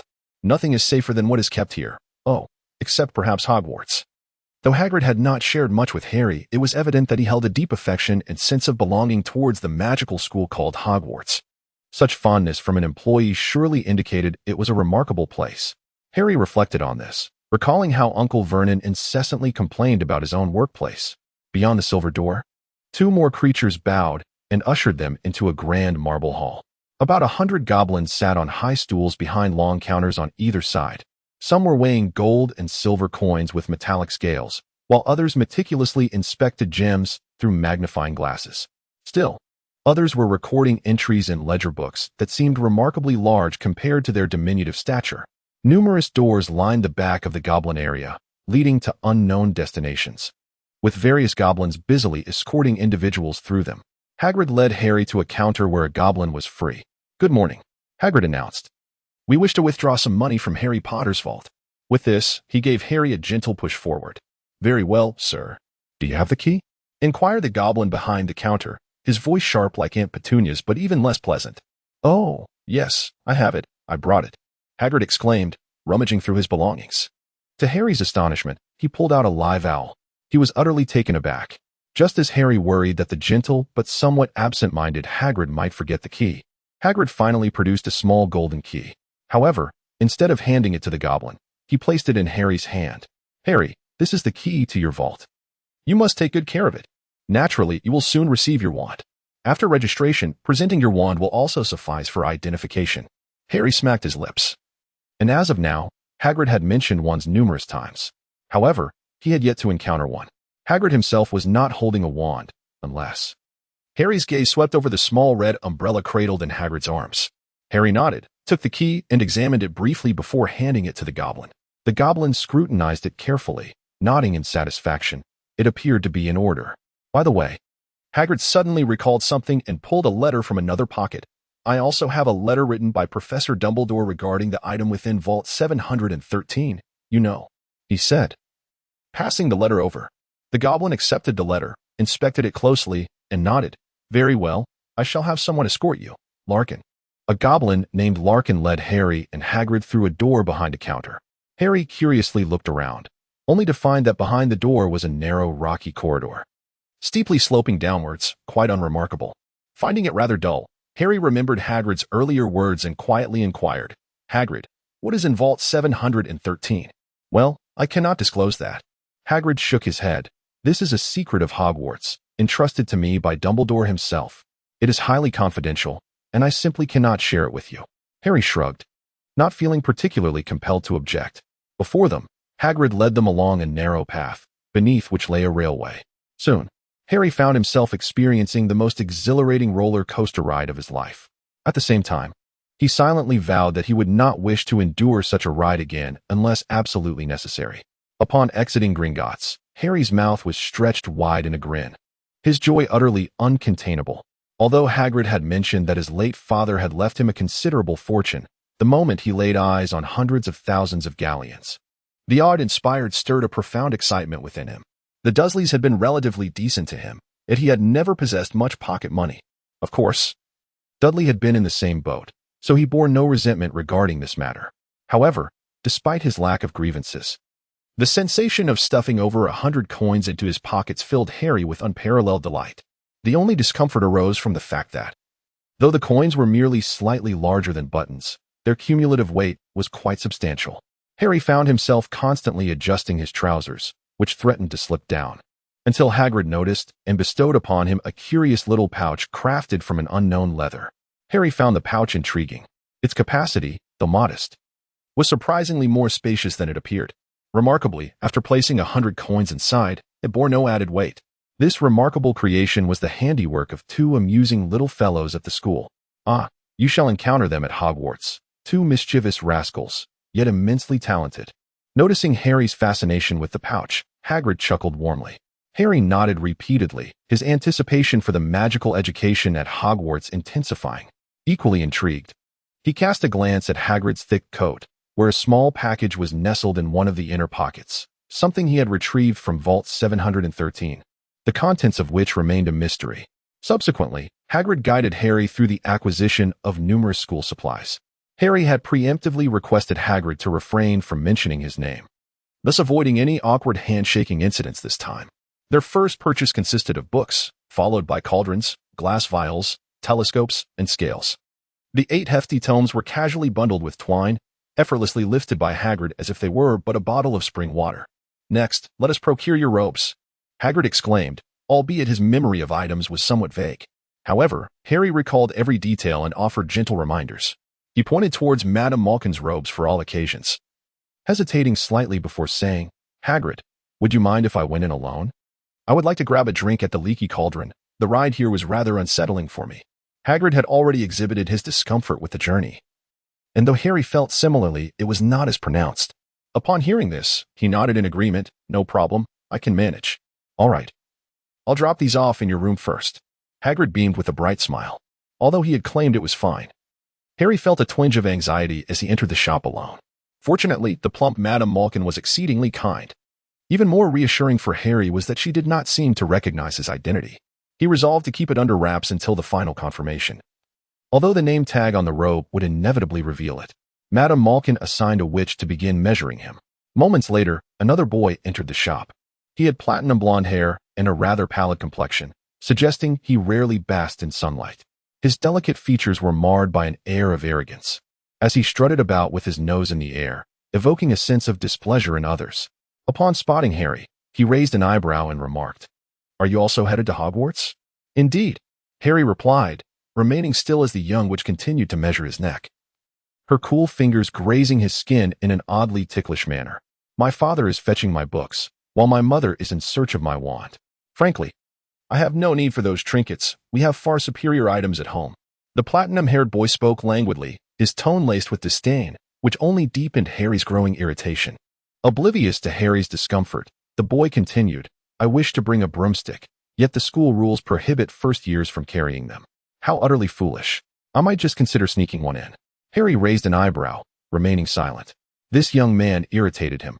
He exuded an air of arrogance. The golden-haired youth, taken aback by Harry's lack of response, subtly attempted to showcase his affluent background, particularly when mentioning his wand. The possession of a superior wand was a testament to a well-established family lineage. Unfortunately, Harry, a novice in the magical realm, was oblivious to such nuances, akin to casting flirtatious glances at the blind. Irritated, the golden-haired boy pressed on, "Do you own your own broomstick?" "Not at all," Harry replied indifferently, having nearly completed his measurements. "Have you ever played Quidditch?" "Not really."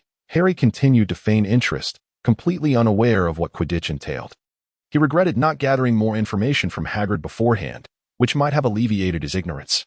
Perhaps he should purchase a couple of books later to enhance his knowledge. "I have played. I am certain I could join the house team," the golden-haired youth insisted. However, Harry, stifling a yawn and feeling somewhat exasperated, interrupted, "To be honest, I have little interest in such matters." At that moment, the witch concluded her measurements, and Harry stretched his shoulders. "I must take my leave now. You may continue." The platinum-haired youth resembled a rooster with its neck grasped, opening his mouth yet unable to utter a word. "Oh, dear guest, please register your name. We shall prepare a name tag for you." Madame Malkin, noticing Harry had finished, approached with a warm smile, holding a small slip of paper. Harry took the paper and pen, inscribing his name upon it, before hastily exiting the store. Yet, he felt he was somewhat tardy. "Harry Potter!" Madame Malkin exclaimed in surprise. Harry couldn't help but reflect on the fortunate lack of patrons in the shop at that moment. Casting a glance back at the platinum-haired boy, he noted his utterly speechless expression. In that instant, Harry felt a peculiar thrill from his newfound fame, the origins of which remained a mystery to him. Just then, Hagrid appeared at the shop window, grinning broadly at Harry. He held 2 enormous ice creams in his hands. "Hagrid, what is Quidditch?" Harry casually inquired while licking his ice cream. "Oh, Merlin's beard." "Harry, I completely forgot how little you know," Hagrid lamented, patting his fluffy head. "Quidditch is quite significant. It is a very popular sport." Hagrid offered a brief overview, and Harry smacked his lips, noting that it sounded akin to basketball or soccer, but played on broomsticks. However, he couldn't help but wonder, would riding on such a slender broomstick prove uncomfortable? "Hagrid, I wish to purchase a few more books, some that introduce the magical world. I feel woefully uninformed about the wizarding realm," Harry expressed, inspired by his earlier brief exchange with the platinum-haired boy. "Oh, certainly. That was my oversight. I can recommend some essentials, such as Hogwarts, a history, which is an excellent read." Hagrid nodded vigorously, adding, "But before that, we must acquire the most important items." Harry raised an eyebrow, fully aware of what Hagrid was referring to. There remained only one item on the shopping list, and it was the one thing that piqued Harry's curiosity the most, a wand. Chapter 10, The Hogwarts Express That Wasn't Fast Enough. Harry toyed with his wand, feeling a slight headache. The wand he procured from Ollivander's wand shop had unearthed numerous revelations. He had also learned from Hagrid about the name Voldemort. Although Hagrid was reluctant to elaborate, the scant information left Harry somewhat unsettled. Voldemort was once a figure so terrifying that people scarcely dared to utter his name. Both of his parents had fallen victim to Voldemort's wrath. The Dark Wizard had sought to take Harry's life, yet in a twist of fate, it was Voldemort who perished, leaving only a scar upon Harry's forehead. It was this very scar, or rather the circumstances surrounding Voldemort's demise, that led others to regard Harry as the fabled savior who vanquished the Dark Lord, thus bestowing upon him a notorious fame. Did wizards truly lack reason? How could a mere child, devoid of any magical prowess, possibly reverse the fate of such a formidable dark wizard? Surely, there existed some hidden truth. Alas, Hagrid was unaware, and Harry had no means of uncovering it. Harry sought to deepen his understanding through literature, thus acquiring books beyond the essential purchase list. Among them were the rise and fall of dark arts, significant magical events of the 20th century, and biographies of renowned wizards in recent history. However, the accounts within were rather vague. They predominantly emphasized the brutality and terror of Voldemort's reign, concluding with a mere mention of his downfall during an attempt to kill Harry Potter, after which he vanished without a trace. This was quite disheartening. Although these readings afforded Harry some insight into the magical realm, they ultimately left him wanting for more. During his reading, Harry discovered a remarkable individual, Albus Dumbledore, the current headmaster of Hogwarts.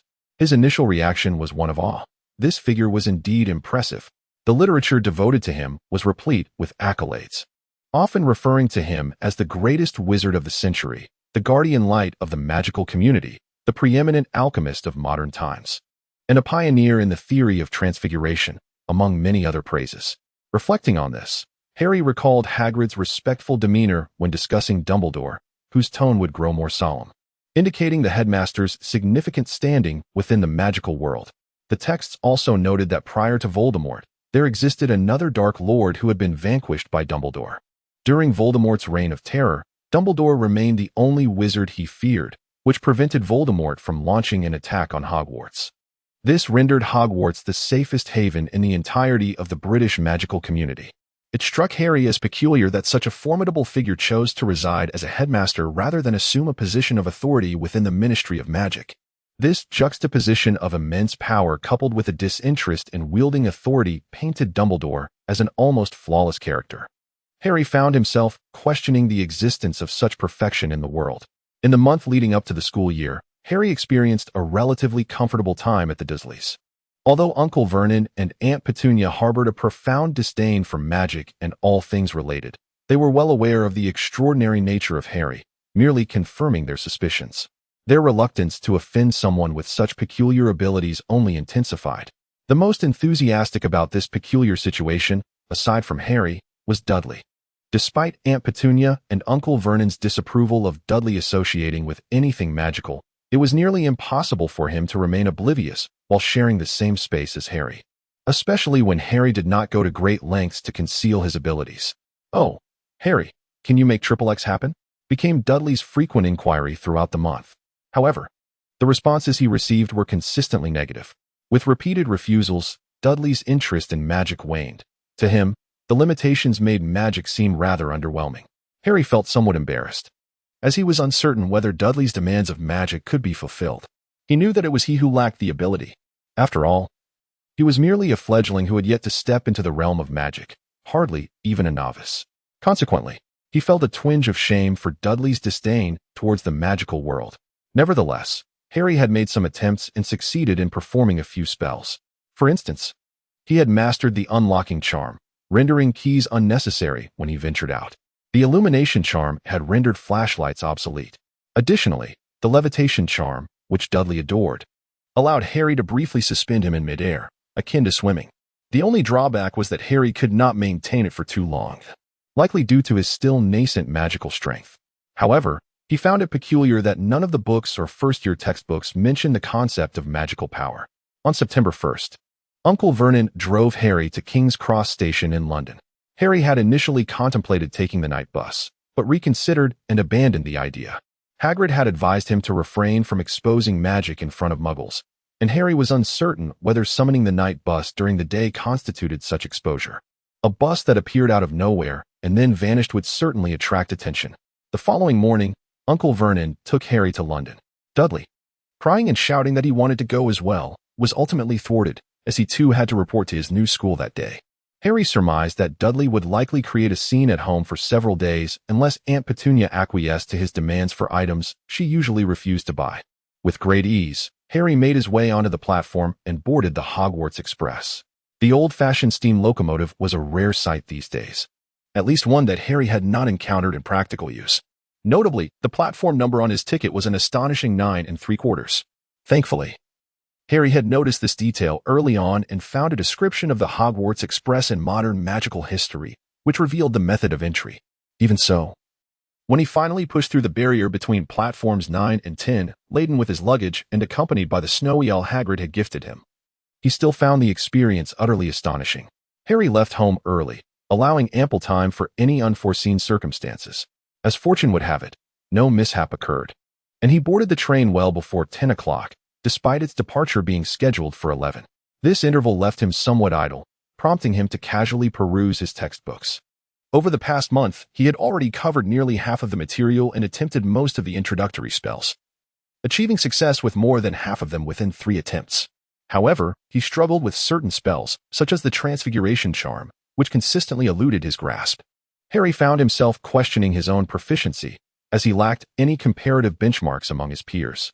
Reading was an effective way to pass the time, and before he knew it, over half an hour had slipped by. As 11 o'clock approached, the number of passengers boarding the train increased significantly. Wizards seemed to have an affinity for timing. This was a new impression Harry had formed of them. Even at the stroke of 11, young witches and wizards rushed onto the train. Harry developed a rather profound, albeit not particularly favorable, understanding of their perception of time. While Harry was engrossed in his reading, numerous young wizards passed by the compartment he occupied. This train was composed entirely of compartments, designed for 4, although Harry mused that seating 6 would not feel crowded at all, a rarity, indeed. However, it appeared that the young wizards preferred to seek out compartments that were either unoccupied or familiar to them, as no one entered for quite some time. It was not until the train began to move slowly that a small, reddish-brown head poked through the doorway. "May I sit here? Everywhere else is full." The boy appeared to be of a similar age to Harry, albeit slightly taller.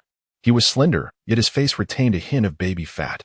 His striking blue eyes sparkled, and his fair skin was adorned with a smattering of freckles, which somewhat marred his otherwise charming appearance. "Of course," Harry replied with a smile, gesturing for him to take a seat. The boy with red hair beamed brightly, his cheerful disposition evident even without the need for any magical skill in reading people. Nevertheless, there was a hint of shyness in his expression. Harry glanced at his somewhat worn attire, the edges frayed and tattered. Indeed, he seemed to be a child from a less privileged background, and a life of scarcity often renders sensitive children somewhat restrained. Harry averted his gaze, ensuring that his observation went unnoticed. "Hello, I am Ron Weasley," the red-haired boy exclaimed, extending his hand in introduction. Harry extended his hand, offering a friendly nod and a smile. "Hello, I am Harry Potter." Harry discovered an intriguing observation. Typically, when individuals introduce themselves for the first time, they begin with their surname. This principle extends to forms of address. For instance, Hagrid introduces himself as Hagrid rather than Rubeus. When he refers to Dumbledore, he does not call him Professor Albus. It is only in the context of closer relationships that one might use a first name. Young Ron is evidently not the type to be overly familiar. His situation often arises from having a more prominent figure in his family or life who is referred to as Weasley. To distinguish himself from that relationship, he emphasizes his own name. It seems plausible that Ron may have a notably famous father, though it is perhaps more likely that he has an exceptionally accomplished brother or sister. Harry recalled that he had seen a list of 28 pureblood families in the wizarding world, sometimes referred to as the Sacred 28, one of which was the Weasley family. Before Harry could delve deeper into his thoughts, he was interrupted by Ron's exclamation. "Potter? Harry Potter." Ron's already large eyes widened even further, his mouth agape, provoking an impulse in Harry to stuff his fist inside. "Well, that's precisely what I meant." Harry chuckled a bit sheepishly, for he understood the reason behind Ron's reaction from what he had previously learned.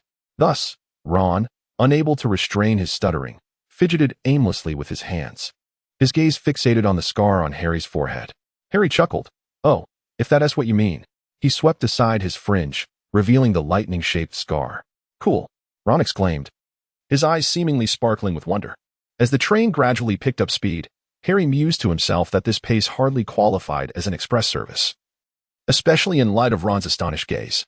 Though it was New Year's Eve, and amidst the clamor for new books and the fervent pleas of newcomers, Harry remained diligently focused. With one more chapter to go. Chapter 11. New abilities. The compartment was adorned with an array of snacks that Harry had purchased. When he pulled out a handful of coins from his pocket, Ron's eyes widened in amazement. However, when Harry casually invited Ron to share, the latter eagerly joined in without hesitation, children often possess little in the way of restraint. The two chatted and snacked, thoroughly enjoying each other's company. Ron's situation seemed somewhat akin to Harry's, yet there were also significant differences. Harry initially believed that Ron would have an impressive older sibling. However, the reality was that Ron had 5 older brothers and 1 sister. This revelation illuminated several of Harry's prior confusions. He had been pondering how the offspring of the ancient Weasley family, one of the 28 oldest wizarding families, could be in such dire straits as Ron. Yet, upon learning about his 5 brothers, everything fell into place. It is entirely reasonable that a person with 5 older brothers would possess nothing but hand-me-downs.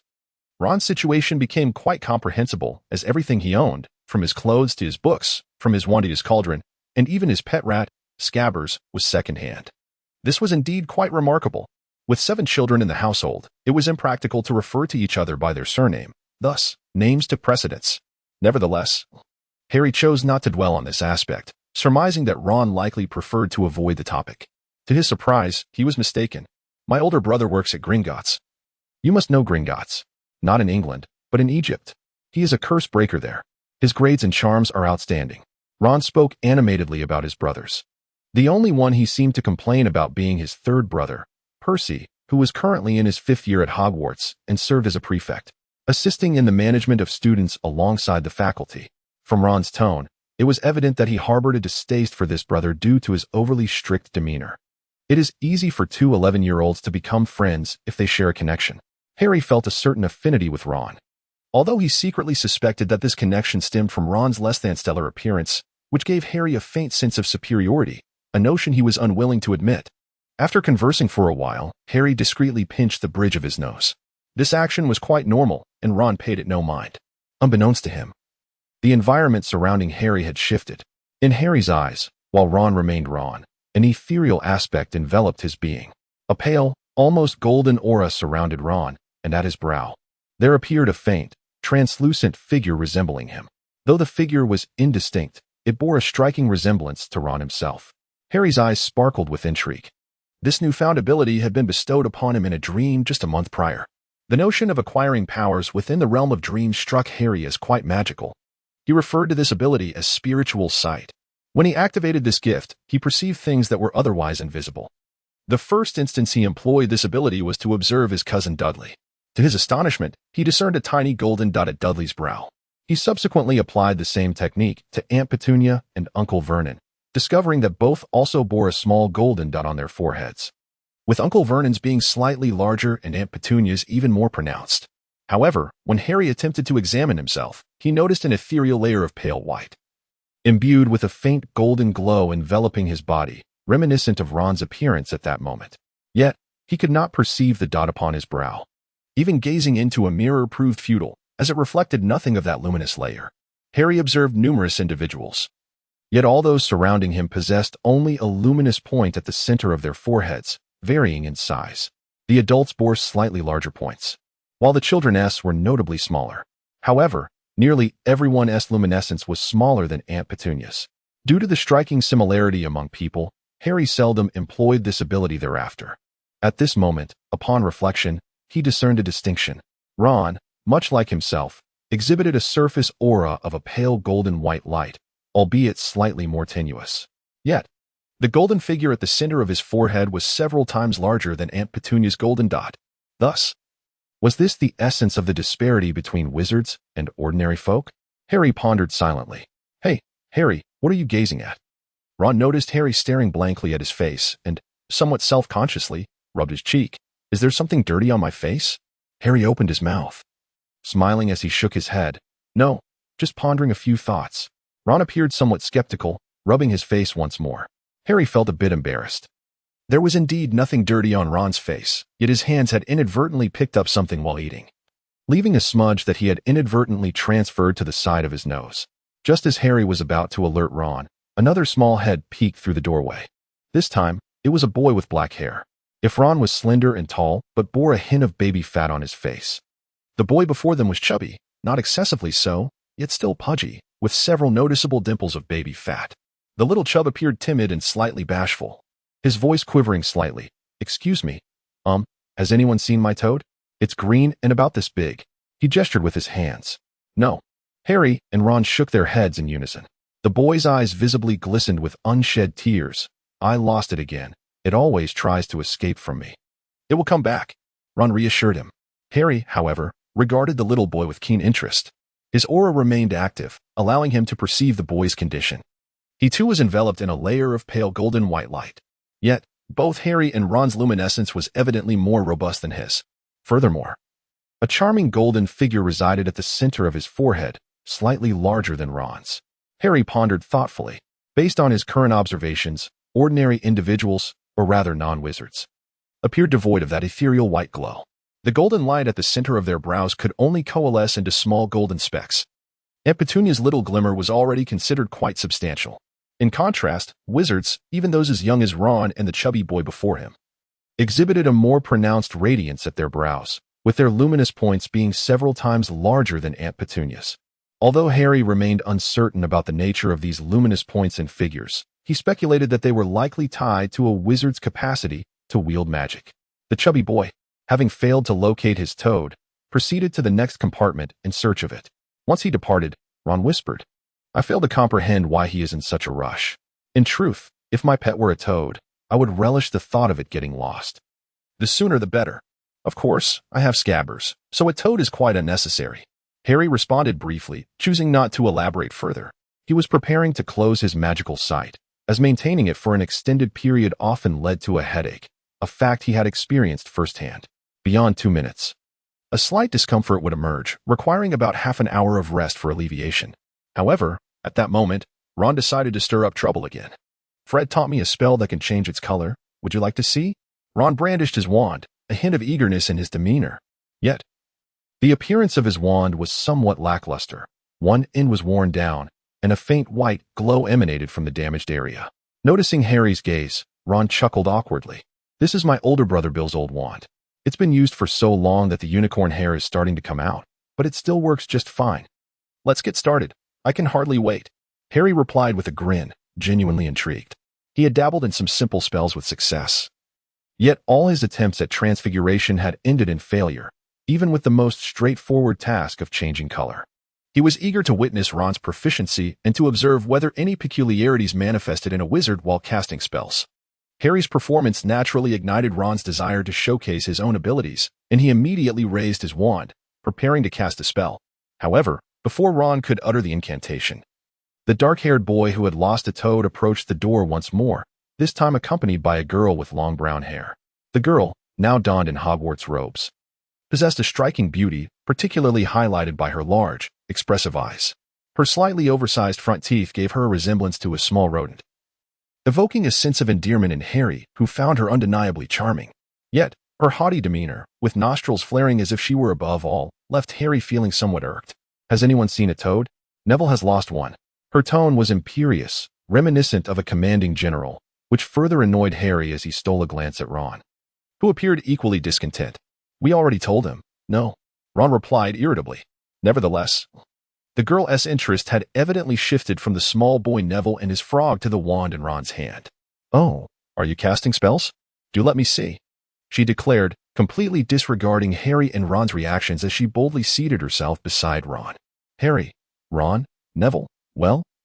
Seeing the little girl with an expression that clearly demanded a display of skill before she would leave, Ron had no choice but to clear his throat and begin reciting the incantation. "Daisies, sweet cream, and sunshine, turn this foolish, plump rat to yellow." He waved his wand and pointed it at the speckled rat. Then, nothing happened. The atmosphere became rather awkward for a moment.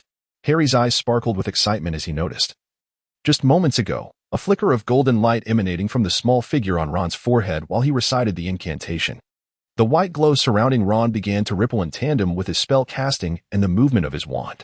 This luminous white light coalesced at the tip of his wand for a brief moment before dissipating. However, Harry was intrigued to observe that Ron's rat seemed to possess a faint glow as well, albeit a shadowy hue, against the backdrop of its dark, gray fur. This subtle light was almost imperceptible, leaving Harry uncertain if he was merely imagining it. "Are you certain that was indeed a spell?" Before Harry could ponder further, the young girl questioned disdainfully, "It doesn't seem very impressive, does it? I've practiced several simple spells at home just for the sake of honing my skills, and they all worked effectively. No one in my family understands magic, So when I received my acceptance letter, I was utterly astonished yet elated. I mean, as far as I know, this is the most prestigious school of magic. I've memorized all the textbooks, of course. By the way, I hope this will suffice. My name is Hermione Granger. May I ask what your names are? This chapter may seem somewhat lackluster, but there truly isn't time for another one. With the spring festival tomorrow, I wish all my dear readers a joyful new year in advance. Lastly, I continue to seek various forms of support. Tomorrow is the first day of the lunar month, so there should only be one chapter. Chapter 12. The Academy has its own underworld. Harry had never heard of the term Jianghu, yet it did not impede his ability to conceive a similar notion, although he was aware, while perusing his books, that Hogwarts was divided into 4 houses: Gryffindor, Ravenclaw, Hufflepuff, and Slytherin, with each possessing its own inclinations and student selection. The reality of experiencing it firsthand still took him by surprise. Just moments earlier, the platinum-haired boy he had encountered at Madame Malkin's robe shop had dashed into their compartment, accompanied by 2 portly lackeys, and promptly engaged in a verbal altercation with Ron. It was evident from their exchange that Draco Malfoy, the young lad in question, held a profound disdain for Ron, who reciprocated with equal animosity. Had it not been for Ron's older brother, Percy Weasley, a 5th-year student and prefect, arriving on the scene, a physical confrontation would likely have ensued. Harry couldn't help but admire Ron's bravado. Taking on 3 adversaries seemed utterly futile. Naturally, had a brawl erupted, Harry would have come to Ron's aid, for he harbored a strong aversion to Draco, whose haughty demeanor was even more pronounced than Hermione's. This impression had been solidified during their initial encounter in Diagon Alley, where Harry had already found Draco insufferable. Upon this meeting, Draco maintained his air of superiority, and had Harry not been concerned about the potential repercussions on his schooling, he would have relished the opportunity to land a punch squarely on Draco's nose. Regrettably, just after Hermione Granger and Neville Longbottom had departed, Harry had closed his magical sight, thus missing Draco's behavior. Nevertheless, he reassured himself that there would be ample opportunities once they arrived at school. Reflecting on Hermione, Harry found her intriguing. The aura surrounding her was somewhat fainter than that of Ron and Neville, yet the small golden emblem on her forehead was more pronounced. After Ron's magical demonstration had faltered, she had successfully performed a spell to clean the sofa, which had been soiled during Ron's snacking, showcasing her magical prowess. Harry once again observed the process of magical combat, as the white light coalesced at the tip of his wand. However, this time, the white light was released, effectively cleansing the sofa. He surmised that the luminous sheen enveloping their bodies might indeed be the essence of magical power. For after Hermione employed her spell, that radiant layer became somewhat diminished. Yet, the golden glow upon her forehead remained a mystery. Do ordinary people possess it, but wizards exhibit a greater intensity? Ron was lamenting about Draco, remarking that the Malfoy family hailed from Slytherin. Harry, you must be aware of Slytherin, right? That individual, as you know, also originates from Slytherin. Harry nodded, gaining a newfound understanding of the competition and conflicts between the 4 houses at Hogwarts. Which house do you wish to join? He inquired with a hint of curiosity. I'm not quite sure, Ron replied, a look of confusion crossing his face. My entire family is in Gryffindor, so it stands to reason that I should belong there too. I certainly hope to be sorted into Gryffindor. However, according to Fred and George, the sorting ceremony is rather perilous. I'm uncertain whether I'll make it in. Perilous? Harry echoed in surprise. He recalled that the books he had perused didn't detail how first years were sorted upon arrival. They merely stated that newcomers would be recorded in the Book of Admission, requiring the acceptance quill to inscribe their names. Upon formal enrollment, they would need to be confirmed once more before the wizard would be officially registered. Fred and George spoke of it, as though one were to battle a troll. Ron said, looking somewhat distressed. Ravenclaw seems all right, though I'm not particularly keen on Hufflepuff. Yet, compared to the alternative of not being accepted at all, Hufflepuff is certainly acceptable. What about Slytherin?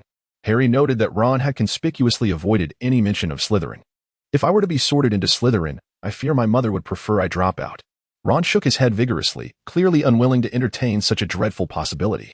By the way, Harry, which house do you wish to be sorted into? Gryffindor, perhaps? I must admit, I am quite inclined towards Ravenclaw. Harry contemplated, stating, exceptional wisdom is the most valuable treasure, and I find that declaration most appealing. Gryffindor seems splendid as well, though I wonder if I shall be fortunate enough to be placed there. Oh dear, this is rather nerve-wracking. Ron nodded in agreement with Harry's sentiments. By the way, Harry suddenly remembered something. Does Hogwarts not teach the dark arts? I've read about the rise and fall of dark magic, and it seems it was once quite prevalent. Yet, it appears to have waned in popularity over recent decades. I'm not certain, but it seems Hogwarts does not teach the dark arts. Ron pondered for a moment, hesitating, yet appearing somewhat assured as he added, I've heard my mother mention that dark magic corrupts one's character. Slytherins are particularly fond of studying dark magic. Nearly all dark wizards hail from Slytherin. For example, that one individual, you know whom I mean.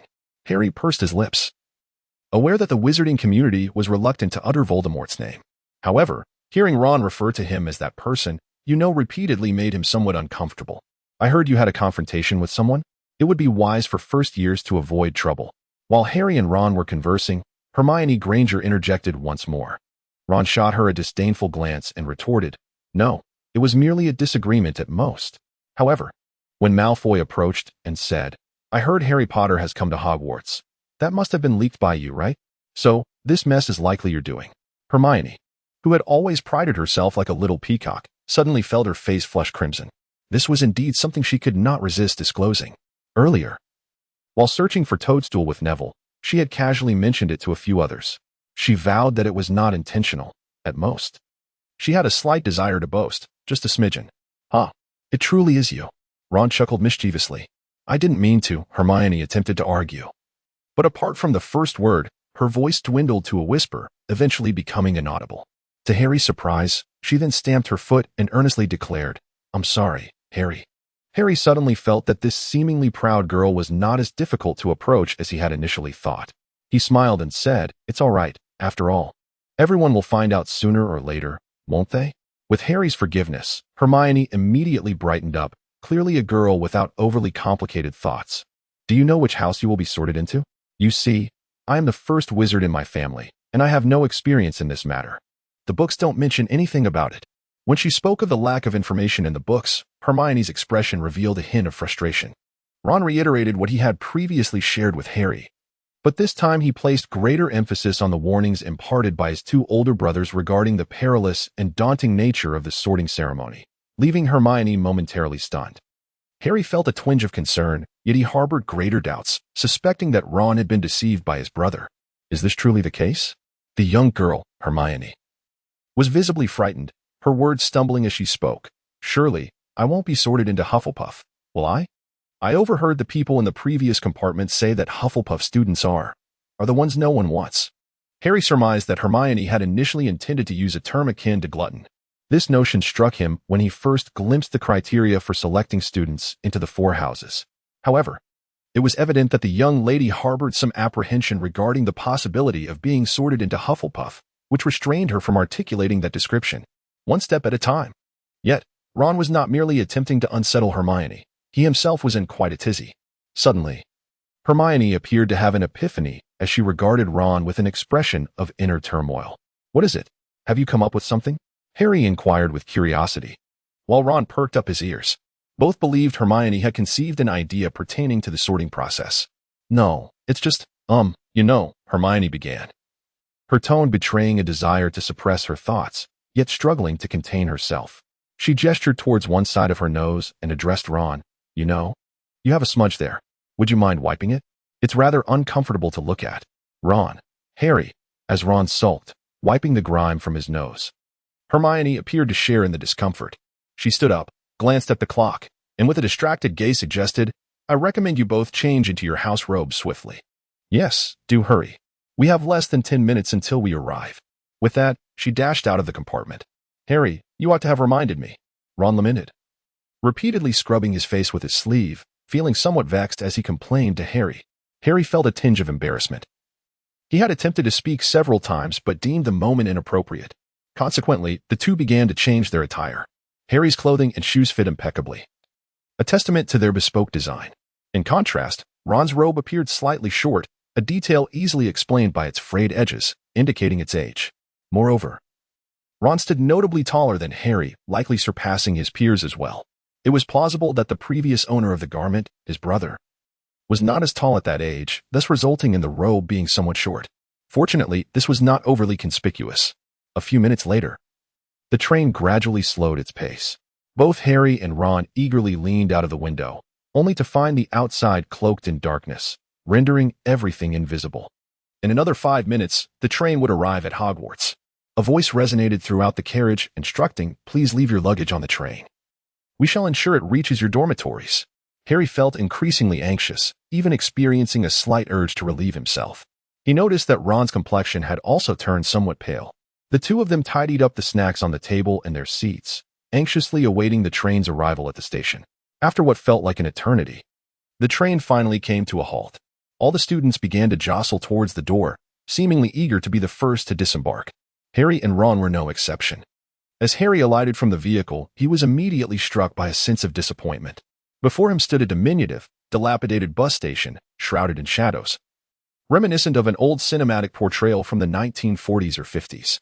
There were no barriers to be seen around, and a chilling breeze swept through, causing him to involuntarily shiver.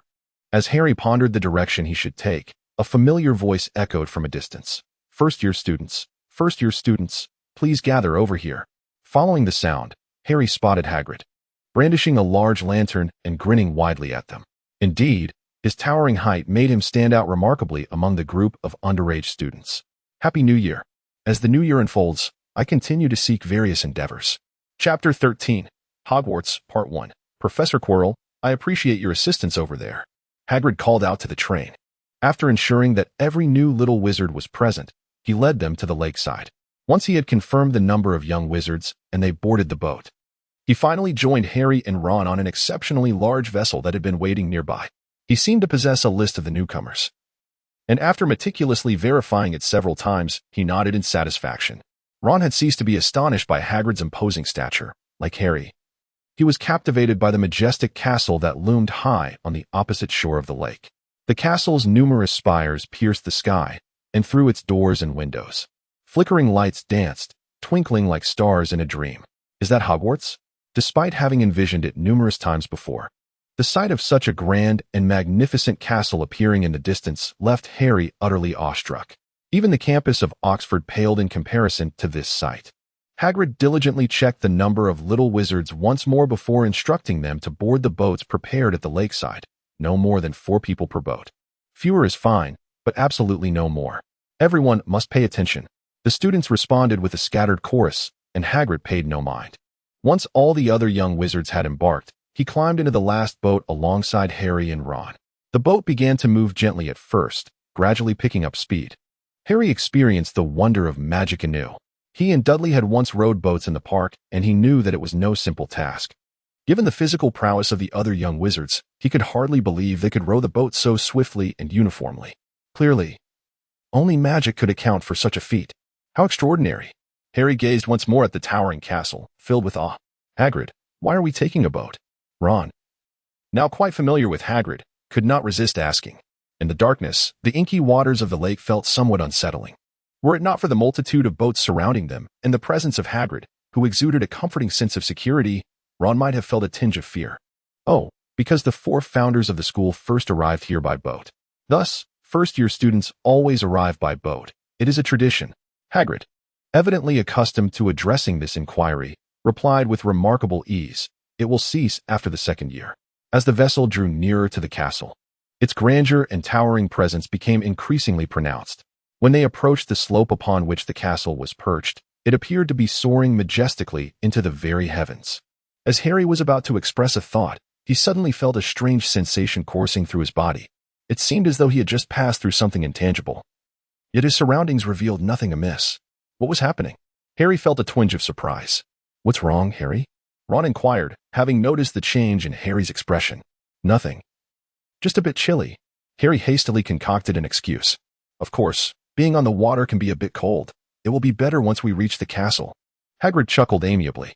Due to reasons understood by all, the chapters are divided, but the total remains unchanged, still exceeding 6,000 words. Chapter 14, Hogwarts, Part 2. Harry responded with a casual remark, yet seemingly inadvertently adjusted his spectacles and gently pressed his brow. His inner sight quietly awakened. Then, Harry beheld an astonishing sight. Right where their small boat glided past, a veil of ethereal light loomed before them.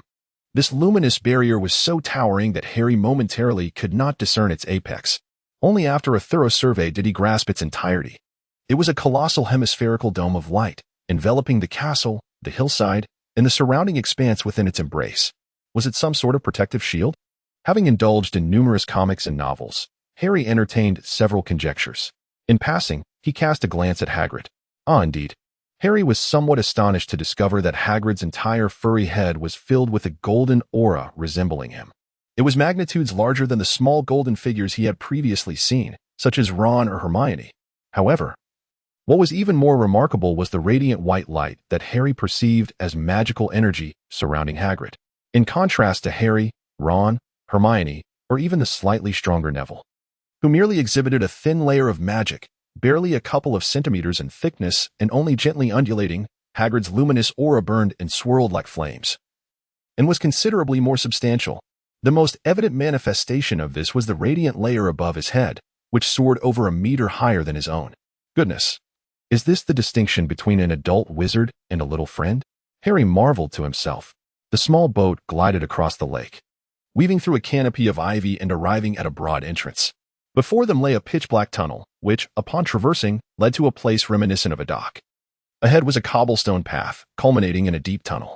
Hagrid once again counted the number of young wizards, discovering a toad nestled within one of the small boats. The boy named Neville shrieked as he caught it, nearly dropping his toad once more. "Thank goodness," Neville exclaimed. "As a wizard, one ought to say thank you to Merlin." Harry overheard Ron murmuring softly beside him. Under Hagrid's guidance, the group journeyed through the profound tunnel. Suddenly, they emerged into a vast expanse. They found themselves standing on an open grassy field, with the towering Hogwarts castle visible in the distance. A sudden realization struck Harry as he activated his magical vision once more. To his utter astonishment, he exclaimed, "What on earth?" Rarely did Harry resort to expletives. Yet this time he could not contain himself. He covered his eyes and crouched down, tears streaming uncontrollably down his cheeks. "What is it, Harry?" Hagrid and Ron inquired with palpable concern, while the other young wizards cast curious glances in his direction. Nothing at all." Harry desperately tried to regain his composure. "It's just, my vision is blurred. The wind here is rather strong." While Hagrid and Ron seemed unfazed, Hermione, who was standing quite close, furrowed her brow slightly.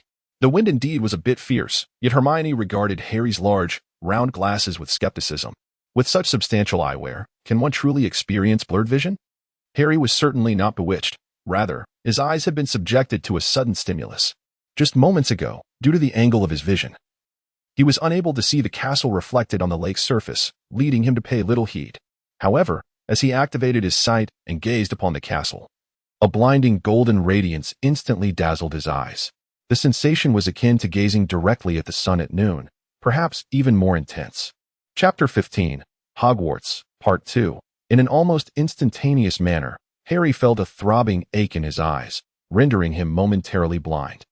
It was only when he crouched down and covered his eyes that he realized he was enveloped in a brilliant whiteness. Had he not swiftly closed his sight, and subsequently felt his vision gradually return, he might have doubted the functionality of his eyes. Nevertheless, despite the brevity of the moment, he discerned a vague silhouette hovering above the majestic castle, a colossal figure radiating golden light, adorned with long hair and a beard. Before he could fully perceive its features, a searing pain engulfed his eyes. Was that perhaps a golden figure of some wizard? How could it possibly be so immense? Harry felt as though his mind were muddled. In a daze, Harry followed Hagrid and the others up the stone steps, arriving at a colossal oak door. Hagrid, already towering in stature, appeared diminutive in comparison to the immense door before them. Harry suspected that this entrance was originally intended for giants, should such beings exist. Hagrid raised his massive fist and knocked thrice upon the door. Instantly, it swung open. The enormous wooden door opened with an astonishing grace and silence, steady yet not sluggish. Within stood a tall woman clad in a flowing emerald robe, the cuffs and hem embellished with golden threads, and faintly adorned with silver patterns of stars and moons. Perched atop her head was a black pointed hat, a true mark of a witch. Though she appeared to be of considerable age, her delicate features belied her years. Despite a certain slenderness, her skin remained taut, though it was her eyes that held a deeper story. Harry had never encountered eyes so profoundly deep. Akin to a tranquil lake, calm and unfathomable, even her spectacles could not obscure this truth. Coupled with her serious and aloof demeanor, one could not help but sense the presence of a venerable elder. "Good night, Professor McGonagall," Hagrid greeted politely, I've brought the first-year students. Thank you, Hagrid. You've worked hard. Professor McGonagall replied with a faint smile. It seemed she rarely smiled, as if unaccustomed to such an expression. Nevertheless, her softened gaze revealed subtle shifts in her emotions. Although her frosty tone masked this nuance, from here, I shall take over. With a mere gesture of her hand, the enormous door swung open even wider. Harry mused that this door was now sufficiently large for a warship to pass through. Harry could not help but survey his surroundings. The walls of the room were adorned with flickering torches, and the ceiling soared to heights that seemed to vanish into the shadows. In front of him stood a grand staircase made of marble or some other exquisite stone, ascending to the lofty corridors above. Greetings, everyone. My name is Minerva McGonagall. But you may call me Professor McGonagall. You may have encountered my name in your acceptance letters. Professor McGonagall addressed the gathering of young wizards with a gentle smile. Her words flowed at a slightly measured pace, softening her tone. I am the deputy headmistress, and I extend a warm welcome to you all at Hogwarts. Undeterred by the hushed whispers among the young wizards, Professor McGonagall continued. Though her voice was not loud, it resonated clearly in their ears despite the murmurs. The feast is about to commence, but before you take your seats in the Great Hall, it is imperative that you determine to which house you will belong. The sorting is a significant ceremony, as your house will serve as your home during your time at Hogwarts. You will attend classes with fellow housemates, reside in the house dormitories, and spend leisure time in the house common room together. The 4 houses are Gryffindor, Hufflepuff, Ravenclaw, and Slytherin.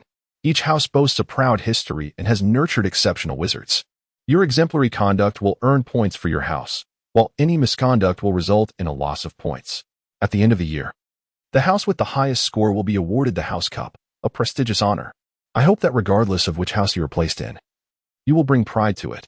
In a few moments, the sorting ceremony will take place before the entire school. I suggest you take this time to compose yourselves and appear more spirited. A rustle of activity ensued, as Harry and Ron assured one another that their hair was in order and their attire proper. A few young witches even produced small mirrors to check their appearances. Chapter 16. The Sorting Ceremony, Part 1, Harry Potter. Professor McGonagall called out, glancing at the list in her hand. Momentarily distracted by Ron's unreliable gossip, Harry jolted back to attention and quickly lifted his head. The students seated at the 4 long tables responded with a series of low murmurs. Although Harry had anticipated such a reaction, he felt a slight flush creep into his cheeks when it actually occurred. Lowering his head, he hurriedly made his way to the front and sat on the bench.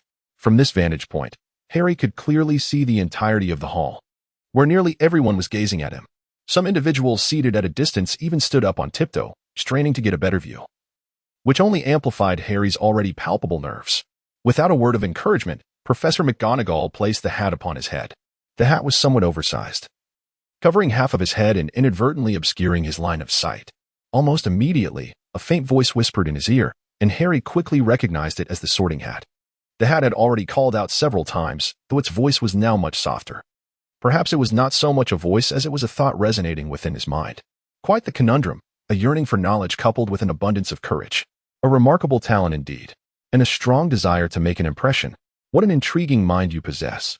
Where shall you be sorted?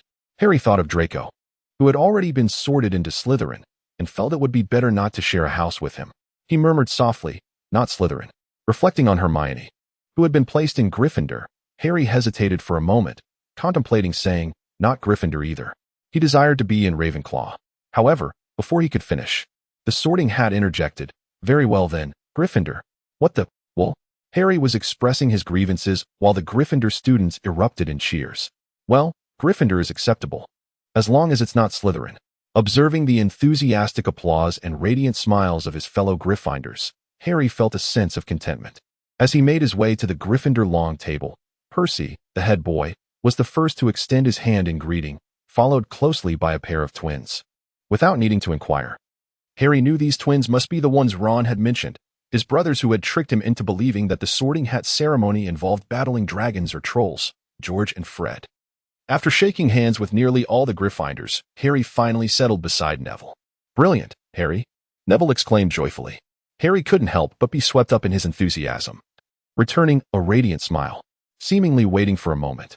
Professor McGonagall allowed Harry to take his seat and for the hall to quiet down before she continued to call out the next name. Only then did Harry take the opportunity to glance at the other figures on the dais. Hagrid was seated in the closest corner, and upon noticing Harry's gaze, he gave him a thumbs up.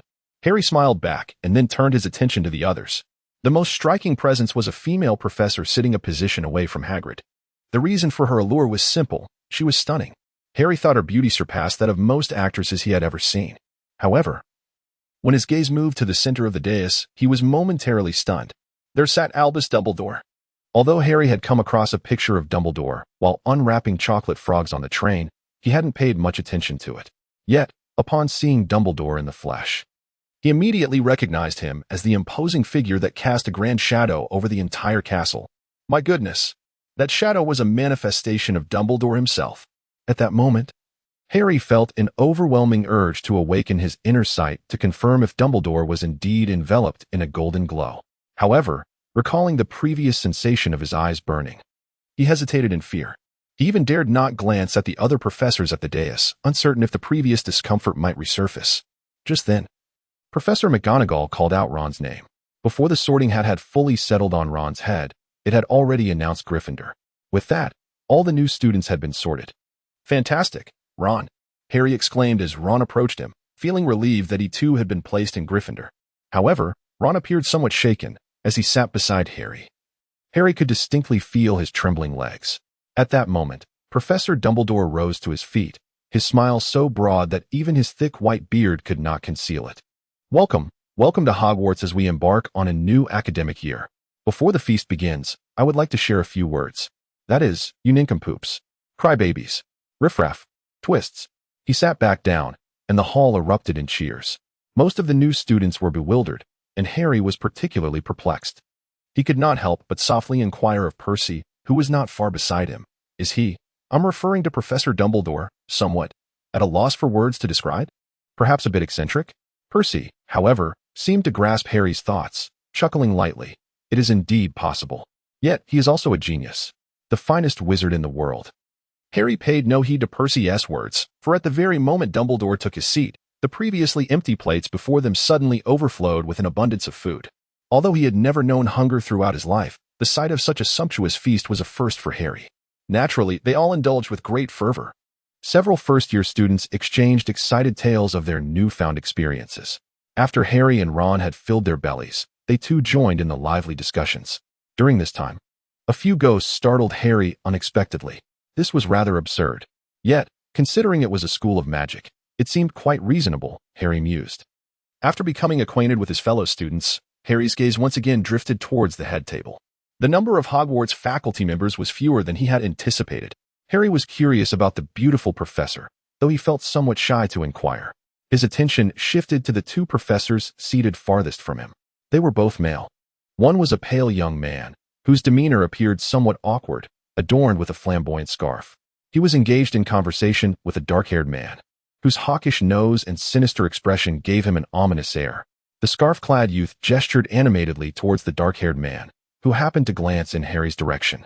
Unaccountably, Harry felt a faint prickling pain on his forehead. More precisely, it was his scar that throbbed with a burning sensation, reminiscent of the symptoms he experienced after those peculiar nightmares, albeit more intense. He couldn't help but utter a soft gasp, pressing his hand to his forehead. What's the matter? Percy, seated not far from him, seemed to have been watching closely and immediately inquired. It's nothing, just a fleeting pain, like an illusion. Harry replied hastily. Nevertheless, in that brief moment, he sensed malice emanating from the dark-haired man. Who are those two professors over there? The ones at the end. Harry couldn't restrain his curiosity. Oh, the one in black is Professor Snape, the potions master.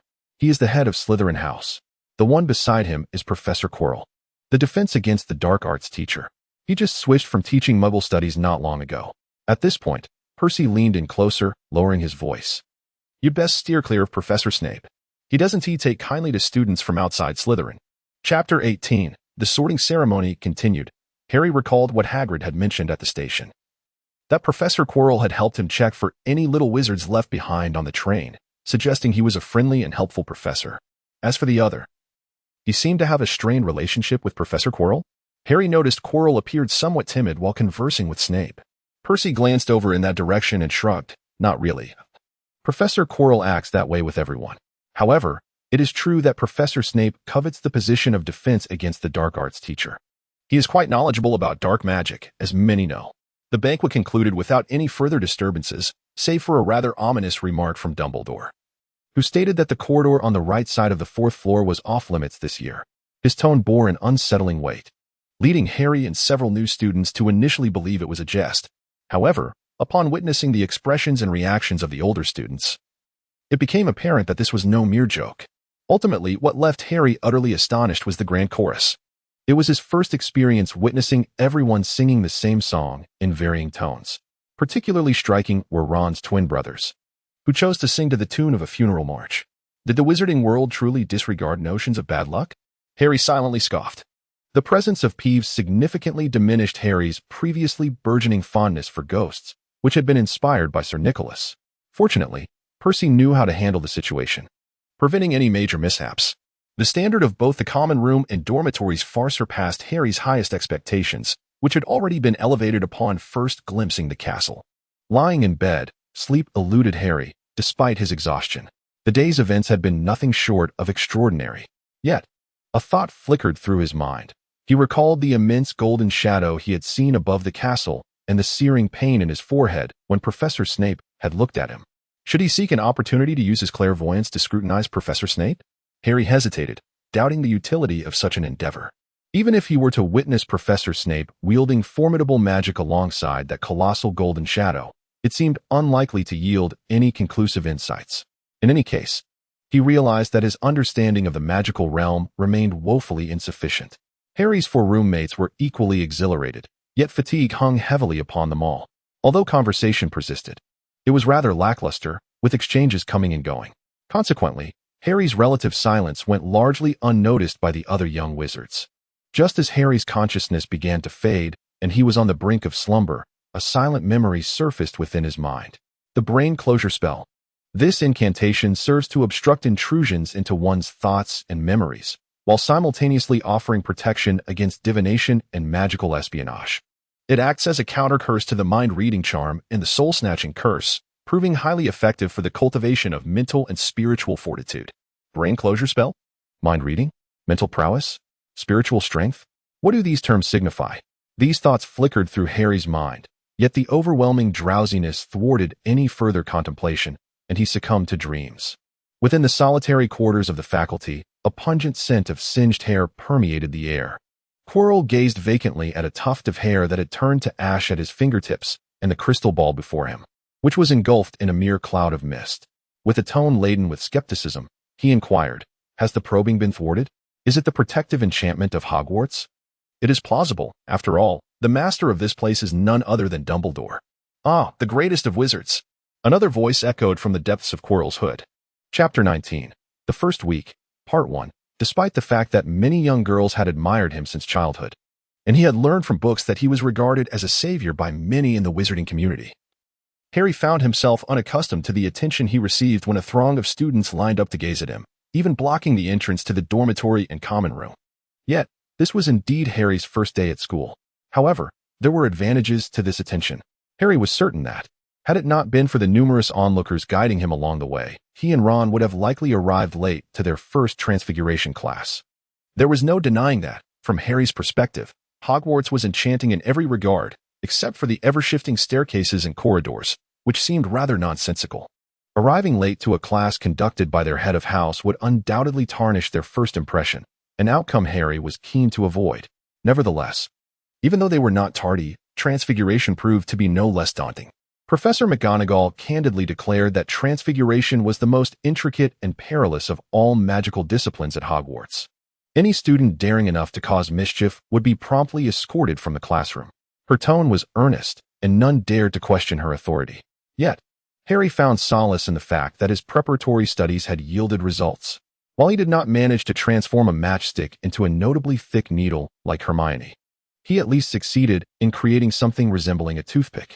Professor McGonagall expressed her satisfaction with this outcome. "Miss Granger, in my 35 years of teaching, you are among the most exceptional students I have encountered. Undoubtedly, you have earned 5 points for Gryffindor." Professor McGonagall rarely displayed such warmth, offering a rare smile and a nod of approval to Hermione, who immediately flushed with excitement. As for Mr. Potter, Professor McGonagall glanced at Harry's matchstick, nodding in satisfaction. Achieving such results in the first lesson, your skills surpass those of your father, James. I believe that with sufficient effort, you will excel in this course. Harry was elated by Professor McGonagall's praise. However, even though she mentioned his father, he was far more concerned with another matter, Professor McGonagall's age. With 35 years of teaching experience, this meant that even if she had immediately begun teaching at Hogwarts upon her graduation, she would already be over 50. Frankly, it was utterly inconceivable. Today, Professor McGonagall was not wearing her pointed wizard hat, and her hair was styled in a womanly bun, a hairstyle that did indeed suggest maturity. Yet, even so, if one overlooked her deep-set eyes, it would be difficult to imagine she was beyond 50. Could wizards delay the aging process? Or was Professor McGonagall adept at maintaining her youth? To be honest, Harry did not particularly concern himself with that. What occupied his thoughts more was the age of the exceptionally beautiful female professor he had seen the previous day. "Harry, I had no idea you were so talented," Ron exclaimed loudly during lunch, showering Harry with praise. In Transfiguration class, Harry's matchstick, if not observed closely, appeared unchanged. "Not at all," Harry replied, a smile betraying his attempt to appear nonchalant. After all, what child does not relish compliments? "Potter," a somewhat timid and stuttering voice interrupted, and Harry looked up to see Professor Quirrell standing behind him, his delicate features marred by a pallid complexion, wearing a nervous smile. "For the afternoon class, do your best." "Certainly, Professor," Harry responded dutifully. Chapter 20, The First Week, Part 2, Quirrell, what are you doing here? Before Quirrell could respond, a rather ominous voice cut through the air. Professor Snape, clad in black robes and sporting a forbidding demeanor, appeared behind him. "Severus, I was just saying hello to Mr. Potter." Professor Quirrell seemed intimidated by Snape, his speech becoming even more disjointed. "You are to share a classroom for an hour this afternoon, are you not? Now, I believe we should discuss matters of magic rather than squander time on these trivialities." Snape cast a fleeting glance at Harry before dragging Quirrell away. Harry found himself bewildered by the current situation when a sudden, searing pain pierced his forehead, only to dissipate almost immediately. Following this, a fragment of memory resurfaced in his mind, again related to the brain closure technique that had appeared the previous night. What was happening? Rubbing his forehead, he felt an increasing sense of peculiarity. It was not the first time various bizarre memories had flashed through his mind. It had become apparent that these memories, or rather, pieces of knowledge, were all intertwined with magic. However, these bits of knowledge had always manifested only once. If Harry managed to remember them, they remained. If not, they were lost forever. In fact, this phenomenon had recurred no fewer than 20 times. Yet, in the past decade, the only knowledge he had truly retained consisted of a potion for hair-raising and a feng shui arrangement. Recently, he had also acquired a new understanding of spiritual sight. He had even forgotten the formula for the poison derived from the arrow poison frog that had surfaced during his visit to the reptile house. The brain closure technique, which had emerged in a state between sleep and wakefulness the previous night, should have faded into obscurity like the other knowledge he had overlooked. Yet, it had reappeared. Did the individual who imparted these memories or knowledge deem this particular piece significant? Harry mentally reviewed the details of the brain closure technique, ensuring he had committed them to memory. He then turned to Percy, the prefect who had once again appeared by his side. "Percy, does Professor Quirrell always speak in such a manner?" "Oh, not at all," Percy replied, clearly pleased by Harry's address. And he elaborated with great detail. Professor Quirrell previously taught Muggle Studies, which was an elective course. "I did not take it, but I have heard he was quite adept. Professor McGonagall has mentioned that he was very talented during his student years, nearly becoming the president of the student council. However, at the end of the last academic year, he applied to become the Defense Against the Dark Arts professor, a position notoriously cursed, with a different instructor appointed each year. Therefore, it is not easy to find someone suitable. Professor Quirrell certainly aided Dumbledore immensely. Every year a new professor?" Harry questioned in disbelief. "Indeed," Percy continued, lowering his voice as he pondered. It is said that it is that person. You know, he has placed a curse on this position. Thus, every instructor who occupies this role is compelled to leave after just 1 year for various reasons." Harry was taken aback. A curse? Such audacious maneuvers? And then what? Professor Quirrell ended up like this? Based on Harry's previous experiences, discussions regarding Voldemort were often avoided. So he refrained from probing further into that subject and instead continued to inquire about Professor Quirrell. According to him, He had provoked a formidable dark wizard in Africa and had subsequently encountered a vampire in the south. Thus, he had to remain discreet, leaving the truth uncertain. Regardless, ever since his return this year, he had transformed into his current state. Percy pondered for a moment and remarked, "I have yet to attend one of his classes, so I cannot comment on his performance. However, the strong odor of garlic surrounding him suggests that he may indeed have angered a vampire." Chapter 21. The First Week, Part 2. Percy reflected again, saying, "I have yet to attend one of his classes, so I cannot comment on his performance. However, the strong odor of garlic surrounding him suggests that he may indeed have angered a vampire." Garlic scent. Harry paused momentarily. The array of food on the table was overwhelming, with a plethora of complex aromas, and he had not truly noticed the garlic scent emanating from Quirrell. Nevertheless, garlic warding off vampires seemed quite plausible.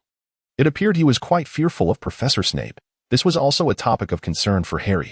"Isn't it quite normal to be afraid of Professor Snape?" Percy shrugged. "You would understand after attending his class." Harry gazed silently at Percy, yet internally he mused, "Oh, brother Percy, your words leave me somewhat unsettled." The afternoon's defense against the dark arts lesson was undoubtedly the most disappointing class Harry had experienced since his enrollment. Prior to this, all the first-year wizards had eagerly anticipated it. However, the class turned out to be utterly abysmal. Professor Quirrell boasted of vanquishing a ghoul in Africa, battling a frost dragon in the farthest Arctic, and capturing dark wizards in Australia.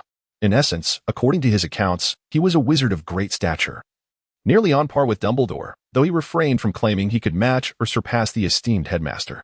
Yet, when Seamus Finnegan and Dean Thomas pressed him about the spells he had employed, he evaded the question with vague responses.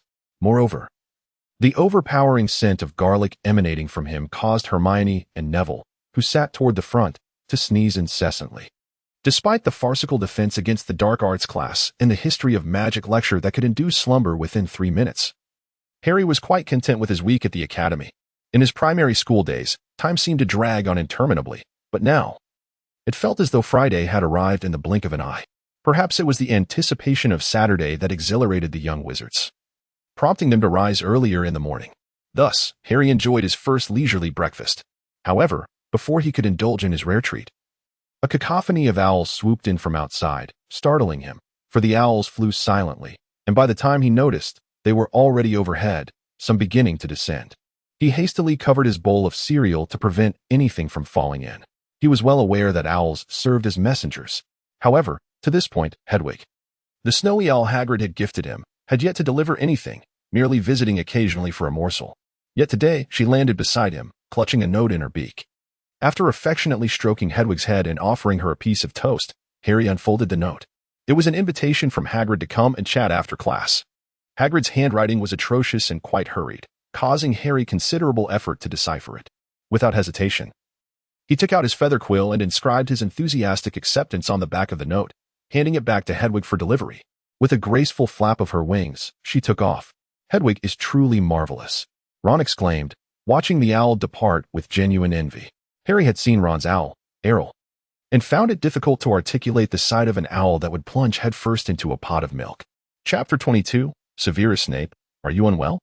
Part 1. The potions class was held in the basement, a place that felt rather cold and dreary.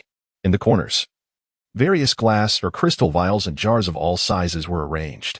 Harry recognized almost none of the items before him, nor did he wish to become acquainted with the grotesque forms. This lesson was shared with the students of Slytherin, and once again, Harry encountered the loathsome Malfoy along with his 2 lackeys, Crabbe and Goyle. Crabbe and Goyle were 2 hefty brutes. In comparison, Harry found his cousin Dudley to be 1,000 times more endearing. It was worth mentioning that he missed Dudley a tad, as they had grown up together, and this marked the first week they had not seen each other. In contrast to Aunt Petunia and Uncle Vernon, who treated him well out of fear of his potential prowess, Dudley, who had been subdued by his rubber dice, was the true ally within the household. While he reminisced about Dudley, Snape was speaking at the front.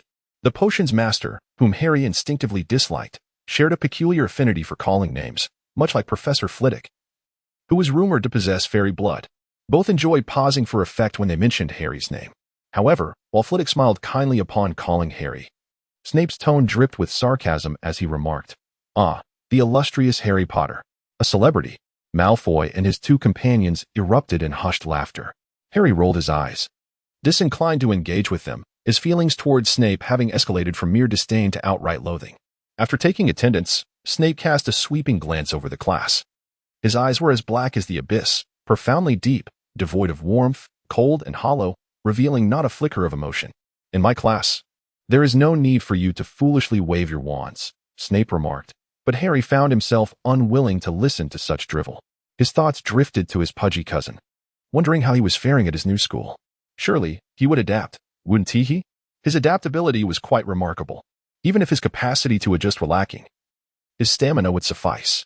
Remembering how Dudley diligently practiced boxing for half an hour each day, a faint smile tugged at the corners of Harry's mouth. Yet, despite such exertion, it had not prevented his physique from resembling that of Uncle Vernon. "Potter." Snape suddenly called out Harry's name. Taken aback, Harry quickly gathered himself and stood up slowly, responding, "Yes, Professor. What is the difference between aconite and wolfsbane?" Snape inquired in his usual indifferent tone. Almost instantly, Hermione raised her hand. Harry raised an eyebrow, meeting Snape's indifferent gaze, and calmly replied, "There is no difference, Professor. Both are aconites. They belong to the same species." Snape frowned slightly, seemingly taken aback by Harry's response, and after a brief pause, continued his inquiry. "So, if I require a piece of dung-stone, where would you seek it?" "Any apothecary in Diagon Alley would suffice." Harry smiled, realizing that Snape was attempting to provoke him.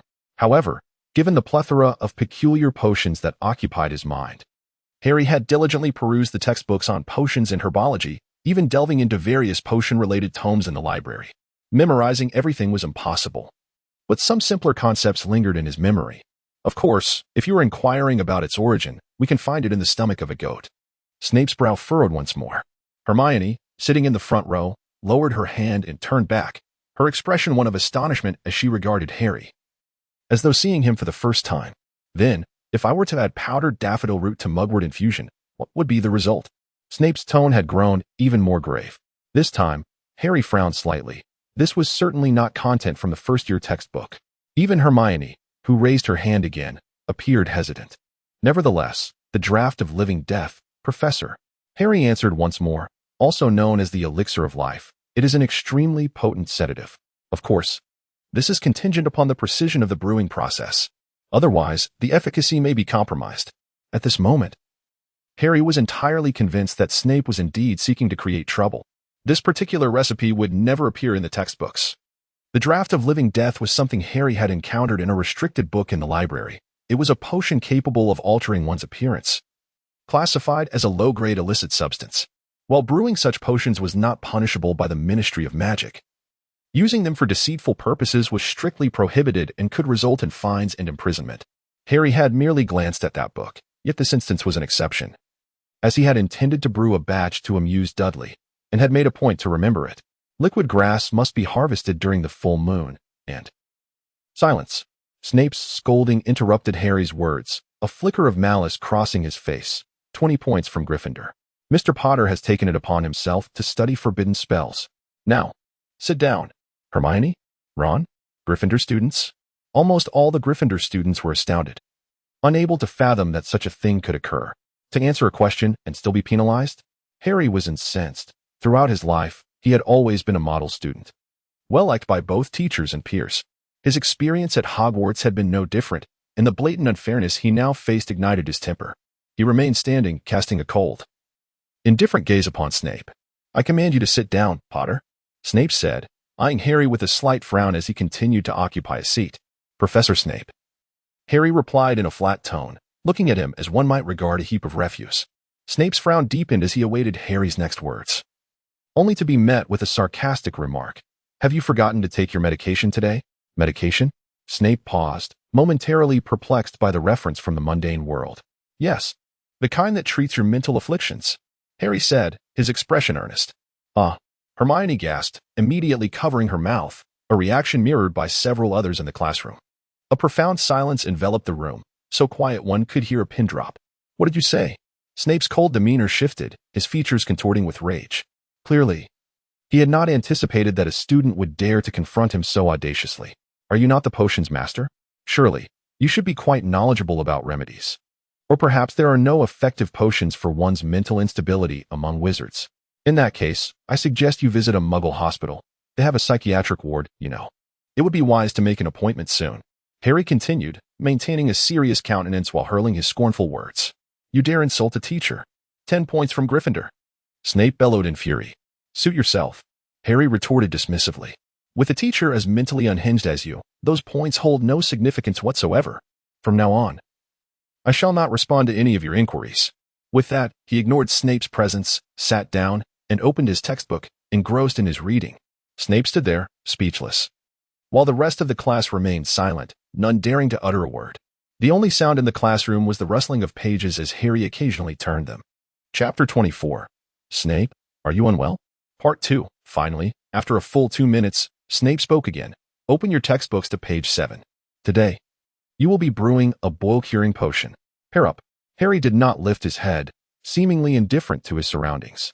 However, the other young wizards clearly lacked such fortitude. Obediently forming pairs, Ron initially wished to team up with Harry, but was assigned by Snape to partner with Lavender Brown. Ultimately, only Neville remained. In the limited classes of the week, Neville's performance was nothing short of spectacular, though one might argue it was merely commendable, as Seamus Finnegan truly excelled. Without a partner, Neville hesitated briefly before approaching Harry and whispering, Harry, let us weigh the nettles first. Harry smiled at Neville, retrieved the scales, and began measuring the potion's ingredients. Harry felt a remarkable talent for potion making, effortlessly measuring and organizing ingredients with finesse. In the entire classroom, only Draco and Hermione's group could rival his skills. To Harry's surprise, Neville also performed exceptionally well. Throughout previous classes, Neville had struggled to complete even a single spell. In fact, up until today, he had not successfully executed any magic in class.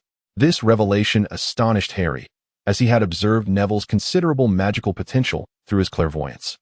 Noticing that the small golden figure on his forehead seemed to be larger than before. Although Harry remained uncertain about the significance of this golden figure, he intuitively sensed that a greater size might indicate greater prowess. By this metric, Neville should be quite formidable. Yet, when it came to casting spells, he appeared to be in disarray. Fortunately, potion class did not require the use of magic, and while Neville was not as methodical as Harry and Hermione, who had prepared diligently, he performed significantly better than in other subjects. Particularly, Harry noted Neville's steady hands. Whether cutting or grinding, he executed each task with precision. Professor Snape paced the classroom, criticizing nearly every Gryffindor student except for Harry and Hermione's groups.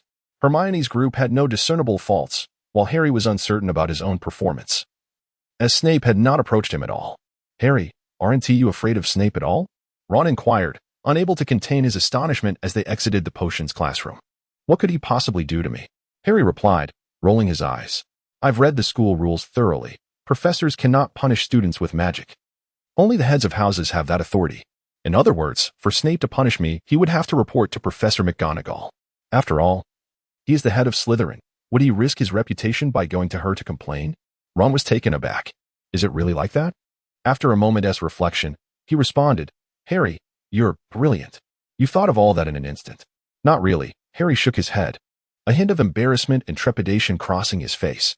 In truth, he had been quite flustered at the time, but once the initial panic subsided and he contemplated the situation, he realized there likely wasn't a significant issue, which allowed him to relax. After hearing Harry's explanation, Ron's astonishment slightly diminished, but he remained deeply impressed. When Ron learned that Harry intended to visit Hagrid, he eagerly hoped to accompany him. Harry saw no reason to decline and readily agreed. Harry Potter and the hero of Gryffindor. To Harry's astonishment, Gringotts had been invaded, a matter that seemed to deeply concern Hagrid. Otherwise, Harry could hardly envision him as the sort who would take pleasure in perusing newspapers. This incident brought to mind the day Hagrid had taken him to Gringotts, during which he had mysteriously acquired an object of significance. Harry pondered whether there was a connection between the two events as he and Ron made their way back to the castle from Hagrid's.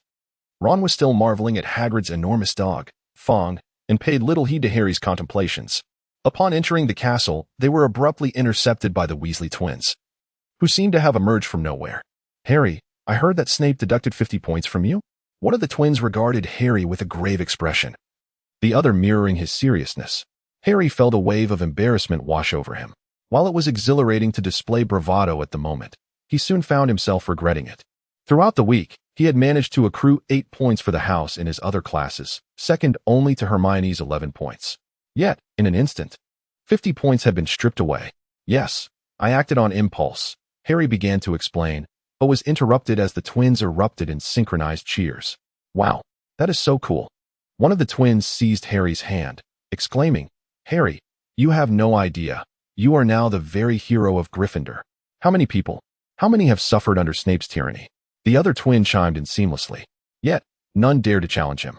Until your arrival. You not only quelled his arrogance but rendered him speechless. They spoke in perfect harmony, without a pause between their words. If one were to close their eyes, they would never guess that two individuals were engaged in conversation. Wow. They cheered once more.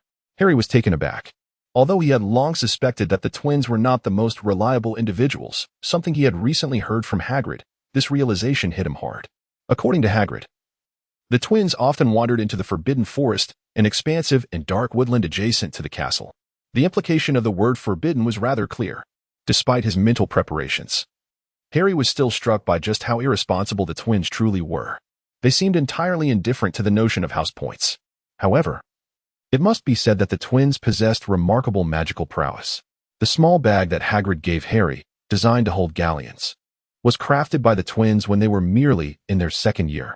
Alas, Gryffindor had been losing for many years, so it was hardly a matter of great concern. When Harry expressed his confusion, the twins remained nonchalant. It's either Ravenclaw or Slytherin. There's no helping it. Ravenclaw is filled with bookworms, and their academic excellence is indisputable. As for Slytherin, as you mentioned, their head of house, indeed. Another twin chimed in, if it weren't for the fear of upsetting Mom, I would have already had it out with him. Harry fell silent for a moment. Oh, sorry, Harry. The twins quickly realized they had misspoken. While they might not have been as well-versed in Harry's background as Hermione, who had read every book about him, their own upbringing in the magical world left them far from ignorant of his circumstances. It's all right. Harry chuckled, unconcerned. He had experienced similar situations throughout his childhood and had grown numb to them. He never imagined that arriving at Hogwarts would turn this into an advantage. Indeed, there was also the tactic of informing parents. If Snape were to write to the Dursleys, Harry was absolutely certain that the letter would be thrown into the fireplace before it was even opened. Chapter 26. The Pettigrew sisters. Harry believed that only the twins from Gryffindor were indifferent to the points deducted from him, but he was mistaken. In fact, only two individuals in the entire Gryffindor house cared about it, Hermione and Percy. Upon returning to the Gryffindor common room, Harry found several older students celebrating under the guidance of an African student with braided hair. As they spotted Harry and his friends, the student exclaimed, "Oh, our hero has returned." The common room erupted in cheers. "Well done, Jordan," one of the twins exclaimed joyfully. "Who quelled Snape's arrogance?" shouted the other twin. "Harry," chimed in Lee Jordan and another twin. "Who left Snape speechless?" The twins shouted again. "Harry." This time, more students joined in the enthusiastic response. "Who is our hero?" "Harry." And thus, the celebration commenced. Nearly all of the Gryffindors known to Harry participated, except for Hermione and Percy. However, even Percy merely frowned and ultimately did not intervene, clearly indicating that even the diligent Percy harbored no fondness for Snape. Over the weekend, Harry, Ron, Parvati Patil, and Padma Patil ventured to the library to complete their assignments. The first-year curriculum was not particularly challenging, yet it certainly could not be deemed simple. At least for Harry and Ron, it was far from easy. Harry excelled in his charms and transfiguration classes, particularly in charms, where he contributed 8 points to Gryffindor. However, the assignments for charms proved to be quite challenging for him. The tasks in transfiguration were even more arduous. As for herbology and history of magic, Harry could only acknowledge his limitations. It was not just Harry, throughout Gryffindor. Only Hermione seemed to handle the assignments with ease, while the others, one and all, struggled significantly. Harry and Ron originally intended to seek Hermione's assistance, as they had formed a bond during their journey on the train, establishing a rapport among the new students. However, Hermione, perhaps due to Harry's deduction of 50 points from Gryffindor, was not inclined to engage with him. "If she refuses to acknowledge me, why should I take the initiative to reach out to her?" Harry and Ron resolved to demonstrate their own stubbornness. Consequently, they turned to the most enchanting girl of their year in Gryffindor, Parvati Patil. Parvati, of Indian descent, was markedly different from the Indians Harry had encountered through Uncle Vernon's workplace. Her skin was as delicate as the finest chocolate, and her long, cascading black hair resembled a waterfall. She emanated a subtle floral fragrance, and without a doubt, she was the most beautiful among all of Harry's classmates. Of course, Harry and Ron's decision to seek her help was not motivated by her beauty, as they were still too young to be enamored with attractive girls. Like many other Gryffindors, Parvati was not particularly adept at academics. The true source of assistance was her twin sister, Padma Patil, who had been sorted into Ravenclaw. This pair of sisters bore a striking resemblance to Ron's brothers, Fred and George, making it difficult for Harry and Ron to tell them apart at first glance. However, the different colors of their robes, indicative of their respective houses, prevented the same confusion they experienced with Fred and George, allowing them to address them without hesitation. Ravenclaw, renowned as a bastion of intellect, was home to nearly all exceptional students, and Padma was no exception. The daunting assignments that overwhelmed Harry and his friends seemed rather manageable in her capable hands. Although Padma was reluctant to allow them to copy her work, she was more than willing to provide guidance on which sections of their textbooks contained relevant information. This was immensely helpful. Following Padma's advice, Harry set out to find a book on the rules of wizard dueling in the Middle Ages. This task proved challenging, as the library was filled with an overwhelming number of texts, making it difficult even to narrow down the search. Fortunately, Harry's luck shone through, and within a few minutes, he located the desired volume. However, what caught his attention was a thin booklet resting beside it. Techniques and Essentials for Occlumency. The term occlumency piqued Harry's interest, as he had encountered it for the third time in just a few days. What a curious coincidence. Perhaps he should delve into it. With that thought, he retrieved the slim volume from the shelf. Harry, what have you got there? Someone inquired upon noticing the booklet in his possession. It seems like an intriguing read. I might take a look after I finish my assignments, Harry replied nonchalantly, deciding against disclosing the peculiar memories that had been surfacing in his mind, even to Ron, whom he considered his closest friend. The ability to read others' memories through legilimency? The power to control another's thoughts and actions through the Imperious Curse? In the common room of Gryffindor, Harry stared in astonishment at the thin booklet in his hands, realizing for the first time the existence of such malevolent magic within the wizarding world. While theft of belongings is already a reprehensible act, Harry found the violation of one's thoughts to be far more despicable. After all, everyone harbors secrets they would prefer to keep hidden. With the knowledge of such magic's existence, Harry's interest in learning the art of mental occlusion surged dramatically. He lifted his wand, an action that went unnoticed in the bustling common room. Positioning it before his forehead as he murmured the incantation, mind converged, soul concealed, brain closed to the outside. A peculiar sensation began to manifest, and Harry felt as though all his senses were being drawn inward. The once cacophonous sounds of his fellow students seemed to drift away, becoming ethereal and distant.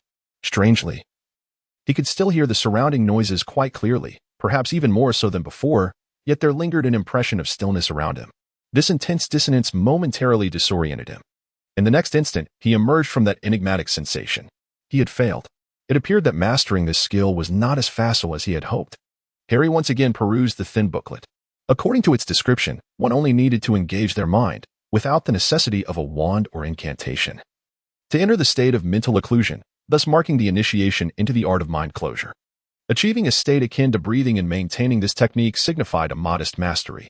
True proficiency, however, entailed constructing at least 2 layers of shielding and a layer of false consciousness outside one's genuine awareness, and sustaining this as effortlessly as one breathes. Masters of mind closure possessed eyes that resembled a bottomless lake, devoid of any discernible emotion. Upon reading this passage, Harry was immediately reminded of Snape. So, that insufferable man is a master of mind closure? Mastery of this technique would facilitate the learning of legilimency and the Cruciatus Curse with remarkable efficiency. Harry's gaze fell upon another line. Thus, it is highly probable that Snape is also an adept in legilimency? Harry muttered to himself, urging for further progress. Chapter 28. Flourishing Academic Life. Harry, you seem a bit different, Ron remarked hesitantly as he scrutinized Harry during breakfast on Monday morning. Now that you mention it, perhaps that's true, Hermione chimed in, glancing up at Harry in agreement. Children often forget their quarrels in an instant, a quality exemplified by Harry, Ron, and Hermione. On Sunday, in the library, Ron had voluntarily kept an eye on Hermione as she struggled with a particularly hefty tome, and they had reconciled by the time they returned to the common room. Their Sunday dinner had been shared together. Hermione had refrained from broaching the subject of Harry losing points for Gryffindor. Upon hearing Ron and Hermione's comments, Harry felt a twinge of anticipation, but feigned ignorance as he inquired, Is there something on my face? He touched his cheek. Your eyes, Ron replied, somewhat uncertainly. Have they perhaps darkened a bit? Yes. The eyes. I thought something seemed different. Definitely the eyes. Hermione affirmed immediately. I wasn't quite sure, perhaps because of the glasses. She justified her inability to notice before Ron. Indeed. Harry's once emerald green eyes, strikingly beautiful, now bore a slight darkness, shifting closer to a deep forest green. Ah, maybe it's just that I've been lacking rest lately? Harry responded. A mix of amusement and concern evident in his voice as he employed the excuse he had prepared earlier. Changes in his eyes? Indeed, Harry had noticed. He was astounded to discover his remarkable aptitude for the art of mind closure. Nearly from Saturday night through Sunday, he had already perceived a distinct transformation. He could now enter a state of mental occlusion simply by silently reciting the incantation, without the aid of a wand. This state was truly extraordinary. As long as he did not wish for it, everything around him had no impact on him whatsoever. Yet, whenever he desired it, his senses, hearing, smell, touch, became exquisitely heightened. Although, according to the standards outlined in that booklet, his current level barely qualifies as a beginner, Harry nonetheless realizes that he has mastered the art of mental occlusion. From this point forward, all that remains is to practice diligently, and his skills will surely advance. Harry initially believed that his altercation with Snape would warrant some form of consequence. However, he soon realized that Hogwarts was indeed a place of true magic, far from ordinary. Neither Professor McGonagall nor any other instructors had altered their demeanor towards him. The only exception was Potions class. In this setting, Snape completely disregarded Harry, extending the same neglect to Neville, who was grouped with him. Yet, Neville's situation was somewhat better. At least Snape still graded his assignments, albeit with criticisms that were less than flattering. This was a slight improvement when compared to Harry's submissions, which seemed to vanish without a trace upon being handed in. Harry even felt disinclined to complete his potions homework. However, after much deliberation, he concluded that knowledge is indeed a personal treasure. Thus, he dutifully completed his assignments, albeit with the assistance of Hermione or Padma for corrections. As for class, Harry remained attentive, participating in lectures and potion making, ensuring he did not fall behind in his studies. Overall, Harry's life at Hogwarts could be described as flourishing. He navigated various aspects with relative ease. Yet, his friends did not share the same fortune. Chapter 29, Friends. Hermione, as the academic prodigy, excelled in her studies with remarkable thoroughness. However, she encountered difficulties in social interactions. Within a mere fortnight, she had managed to alienate her roommates, and the other girls in Gryffindor year were largely reluctant to engage with her, despite her penchant for reading over socializing. In truth, among the first years, aside from Harry, Ron, and Neville, most were disinclined to converse with her. Even Ron's willingness to speak to her was primarily motivated by his need for her assistance with assignments. While Hermione's challenges lay within the realm of socialization, she herself seemed relatively unconcerned. In contrast, Ron's struggles were academic. Compared to Harry, whose performance in all subjects was commendable, though not an outright genius, Ron found himself struggling significantly. His grades in charms and transfiguration were less than satisfactory. His performance in class was lackluster, and he frequently faced criticism from Professor McGonagall for his homework. As for potions, it was best not to mention it. If there were a single lesson during which he was not scolded by Snape at least 5 times, he would reward himself with an extra chicken leg at dinner. During class, Harry refrained from using his magical sight, fearing he might inadvertently catch a glimpse of the professor's blinding aura. And he was also concerned about drawing attention to his subtle movements. However, in private practice sessions with Ron, he discreetly employed it.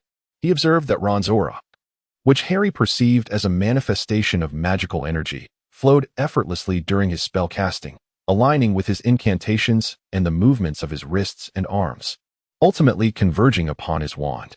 This was consistent with Hermione and their other classmates. Yet, when the energy reached the tip of the wand, it would invariably falter, resulting in frequent mishaps. Consequently, Ron's success rate in spellcasting remained dismally low. Neville experienced similar difficulties, albeit with a stronger and more volatile magical presence. Despite his greater power, he too faced obstacles when attempting to concentrate his magic into his wand. This perplexed Harry, as he had observed numerous classmates, and only Ron and Neville exhibited such issues, leading to their dismal academic standings, Neville at the very bottom, with Ron just above him. It is worth mentioning Neville's performance. His grades in charms and transfiguration were abysmal. He had yet to succeed in casting a spell even once in class. His potion making, however, was tolerable, as he was grouped with Harry. His history of magic scores were mediocre, hindered by a poor memory that often failed him. Strangely, Neville excelled in herbology, displaying an uncanny sensitivity to various plants and a remarkable aptitude for practical application. By the second week, he had contributed 5 points to Gryffindor in herbology, matching Harry's contributions that week, though still pale in comparison to Hermione's impressive 17 points. Other students encountered their own challenges, yet overall, everyone managed reasonably well. Harry maintained amicable relations with his peers, save for Draco and his entourage. The rivalry between Gryffindor and Slytherin was notably strained, seemingly a relic of historical enmity. Generally, it resulted in mutual avoidance. Interestingly, some Slytherin girls occasionally expressed interest in Harry, but Draco and his cronies were quite the opposite. Each encounter within the castle was marked by Draco's snide remarks, leading Harry to believe that a confrontation was inevitable. He just couldn't decide whether it would be with wands or fists. An unusual event transpired on the first day of the third week. Chapter 30. Neville's memory ball. That morning, Harry awoke early.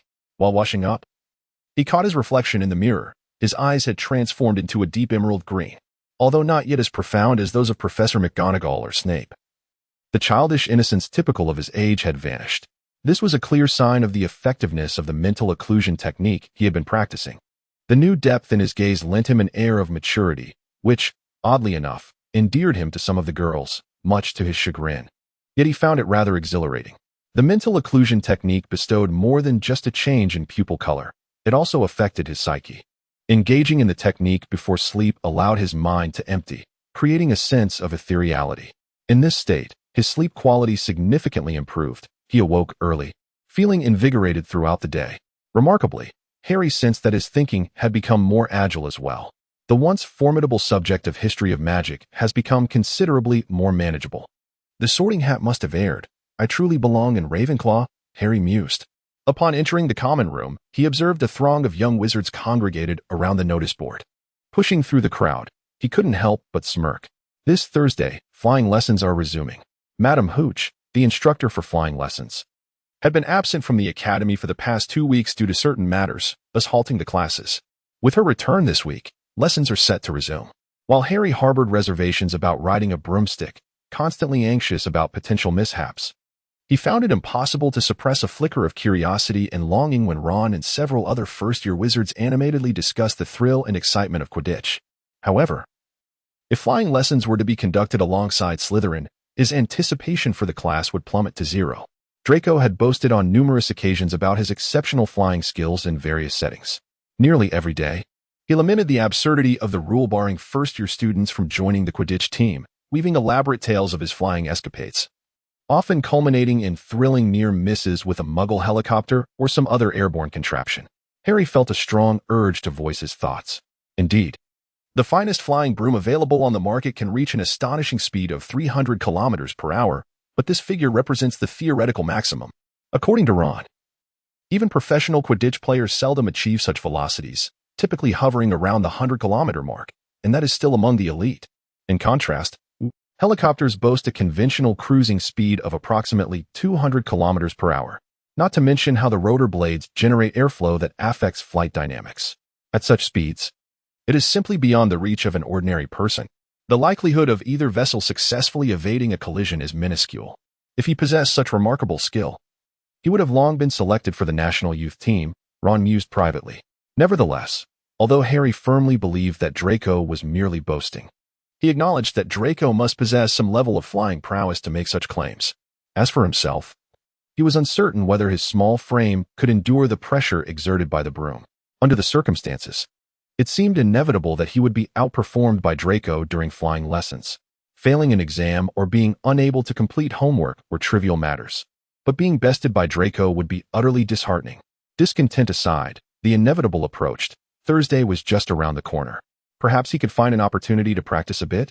During breakfast, Harry contemplated whether he could borrow a broom from Fred and George, as they were members of the house team. Just then, he heard a chorus of cheerful laughter from a group of students nearby. Looking up, he saw Neville, visibly embarrassed, retrieving a round object from a small package delivered by an owl. It was a memory ball. Ron laughed heartily, remarking that as long as one held it, if something was forgotten, it would turn red. No sooner had he finished speaking than Neville's crystal-like sphere emitted a plume of red smoke, transforming entirely into a vivid crimson hue. Clearly, Neville had forgotten something. However, staring at the now red memory ball, Neville awkwardly admitted, "I don't remember what I forgot." Chapter 31. Flying Lessons Part 1. The arrival of the memory ball did nothing to alleviate Neville's predicament. As he himself noted, he lacked any recollection of what he had forgotten. The memory ball only served to heighten his psychological burden without offering any real utility. Time swiftly passed, and Thursday afternoon heralded the flying lessons. Prior to the class, Harry felt an overwhelming sense of anxiety. He was particularly reluctant to be outshone by Draco in front of his classmates, especially the girls like Parvati. It was worth noting that he had excelled in nearly all his subjects up to that point. However, as he awaited the commencement of the lesson, Harry's nerves began to dissipate upon noticing that nearly all the young witches and wizards were equally anxious. This included Hermione, the all-around academic achiever, whose lips were visibly pale from biting. Ron, hailing from a wizarding family, was trembling in his feet. As for Neville, Harry could hardly bear to watch. He appeared completely awkward even while attempting to walk, while the other young witches and wizards exhibited a range of emotions. It was rare to find anyone who was not at least somewhat tense. Through conversation, Harry discovered that nearly all the young wizards had never had the experience of riding a flying broomstick. Occasionally, a few who had attempted it did not recall their experiences fondly, with the exception of Draco. As they approached the grassy expanse before the castle gates, students from Gryffindor and Slytherin collided at the entrance. "Hey, Scarhead.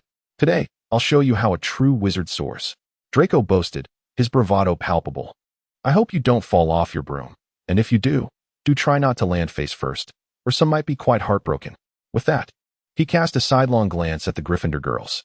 Parvati Patil, Faye Dibble, and Salian Box were glaring at him with fierce intent. Draco, possessing a bold heart, took their ire as mere flattery. Harry thought to himself, "Who do you think you are? Aren't you just a pretty boy as well?" He immediately retorted, "You needn't worry about me. Rather, it's you I pity. Should you fall, will you return home to weep to your mother?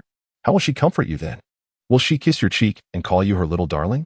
Draco's already pale face became even more ashen as he glared fiercely at Harry. He prided himself on his lineage, often boasting about how his parents were exceptional. Once, Harry had mocked him, suggesting he relied solely on his parents. As Draco stood there, speechless, Harry taunted him further, suggesting he would go home and cry in his parents' embrace. This exchange had become a routine, akin to calling Draco Scarhead. The Slytherins and Gryffindors exchanged fierce glares, yet their feet did not falter as they advanced onto the lawn. There, 20 battered and worn flying broomsticks lay neatly arranged in 2 rows. These brooms were old and tattered, with some bristles askew, a stark contrast to the exquisite brooms Harry had previously seen in the Diagon Alley shop windows. Harry had recently consulted Fred and George, from whom he learned that the brooms used for teaching at the academy were from the very first batch ever procured. What does this earliest batch signify? Hogwarts introduced flying lessons approximately 6 centuries ago. These brooms tremble when flying too high and veer off course when flying too swiftly. Consequently, members of the academy team possess their own brooms. However, these are not necessarily personal possessions, as many were left behind by previous graduates who did not take them away. All of these belong to the academy. Though Draco is often arrogant, he never dares to challenge the professors with mischief. Chapter 32. Flying Lessons Part 2. Despite his usual bravado, Draco would never be audacious enough to confront a professor. Therefore, in the absence of Madame Hooch, he refrained from touching the brooms. Yet, the way he scratched his head betrayed his mounting impatience. Amidst Draco's anticipation and the other students' nervousness, Madame Hooch arrived. She was a witch who exuded an air of competence and vigor. With her short, gray hair and hawk-like, pale yellow eyes, she possessed a striking presence. Although not conventionally beautiful, her strong features, especially her thick eyebrows, lent her an undeniable authority. Her skin bore a sun-kissed, healthy tan, suggesting that this professor favored the outdoors over the confines of her office. "What are you waiting for? Move, children." Unlike the quieter tones of Professor McGonagall or Snape, Madame Hooch's voice resonated powerfully. "Stand by your brooms, everyone, quickly now." The students, initially flustered, swiftly positioned themselves next to their brooms. If you are left-handed, stand to the right of your broom. If not, stand to the left, Madame Hooch instructed. A few students adjusted their positions. No left-handers. Now, extend your dominant hand over the broom. She continued, observing as everyone complied before proceeding. Now, say up. Up, Harry commanded softly. With a whoosh, the broom on the ground leapt into Harry's hand. However, brooms as obedient as Harry's were scarce. Hermione's broom merely rolled on the ground, while Neville's remained utterly still. Most students' brooms only jumped slightly, failing to reach their hands. Alongside Harry, 5 others experienced the same fortune: Draco Malfoy, Pansy Parkinson, Daphne Greengrass, Blaise Zabini, and Ron. Wow, Harry, did you see that? Ron exclaimed, astonished by the broom that had suddenly landed in his hand, disbelief written across his face. Even more incredulous was Hermione, standing beside him. Observing her expression, Harry surmised she was questioning her own existence. I saw it, Ron. That's brilliant. In such moments, offering affirmation to a friend is only natural. Harry expressed his unwavering support without hesitation. However, I couldn't help but steal a glance at the Slytherin side. It must be said that the children hailing from Slytherin families indeed possess an advantage in this regard. Over there, for students managed to summon their brooms on the first attempt, while only Harry and Ron represented Gryffindor. Madame Hooch traversed the crowd, instructing the young wizards, infuse your emotions into it, make the broom sense your feelings. Let it know that the wizard is the master. After heeding Madame Hooch's guidance, the majority of the young wizards successfully coaxed their brooms into the air, with the exceptions of Hermione and Neville. Hermione's broom rolled about on the ground like a cat, refusing to lift off, while Neville's voice trembled, clearly indicating that he had not managed to convey his mastery over the broom. Madame Hooch, evidently familiar with such scenarios, approached to inspect the brooms and confirmed that both were in perfect condition. She offered reassurance to the two, encouraging them to try once more. Whether it was Madame Hooch's comforting words or the broom's own trepidation at her presence, eventually, the brooms did leap into the hands of Hermione and Neville. Subsequently, Madame Hooch began demonstrating to the students how to mount the broom and how to perform basic maneuvers, ensuring that they would not tumble headfirst to the ground. Harry settled onto his broom and was astonished to discover an invisible cushion upon it. Sitting there alleviated his concerns about discomfort significantly.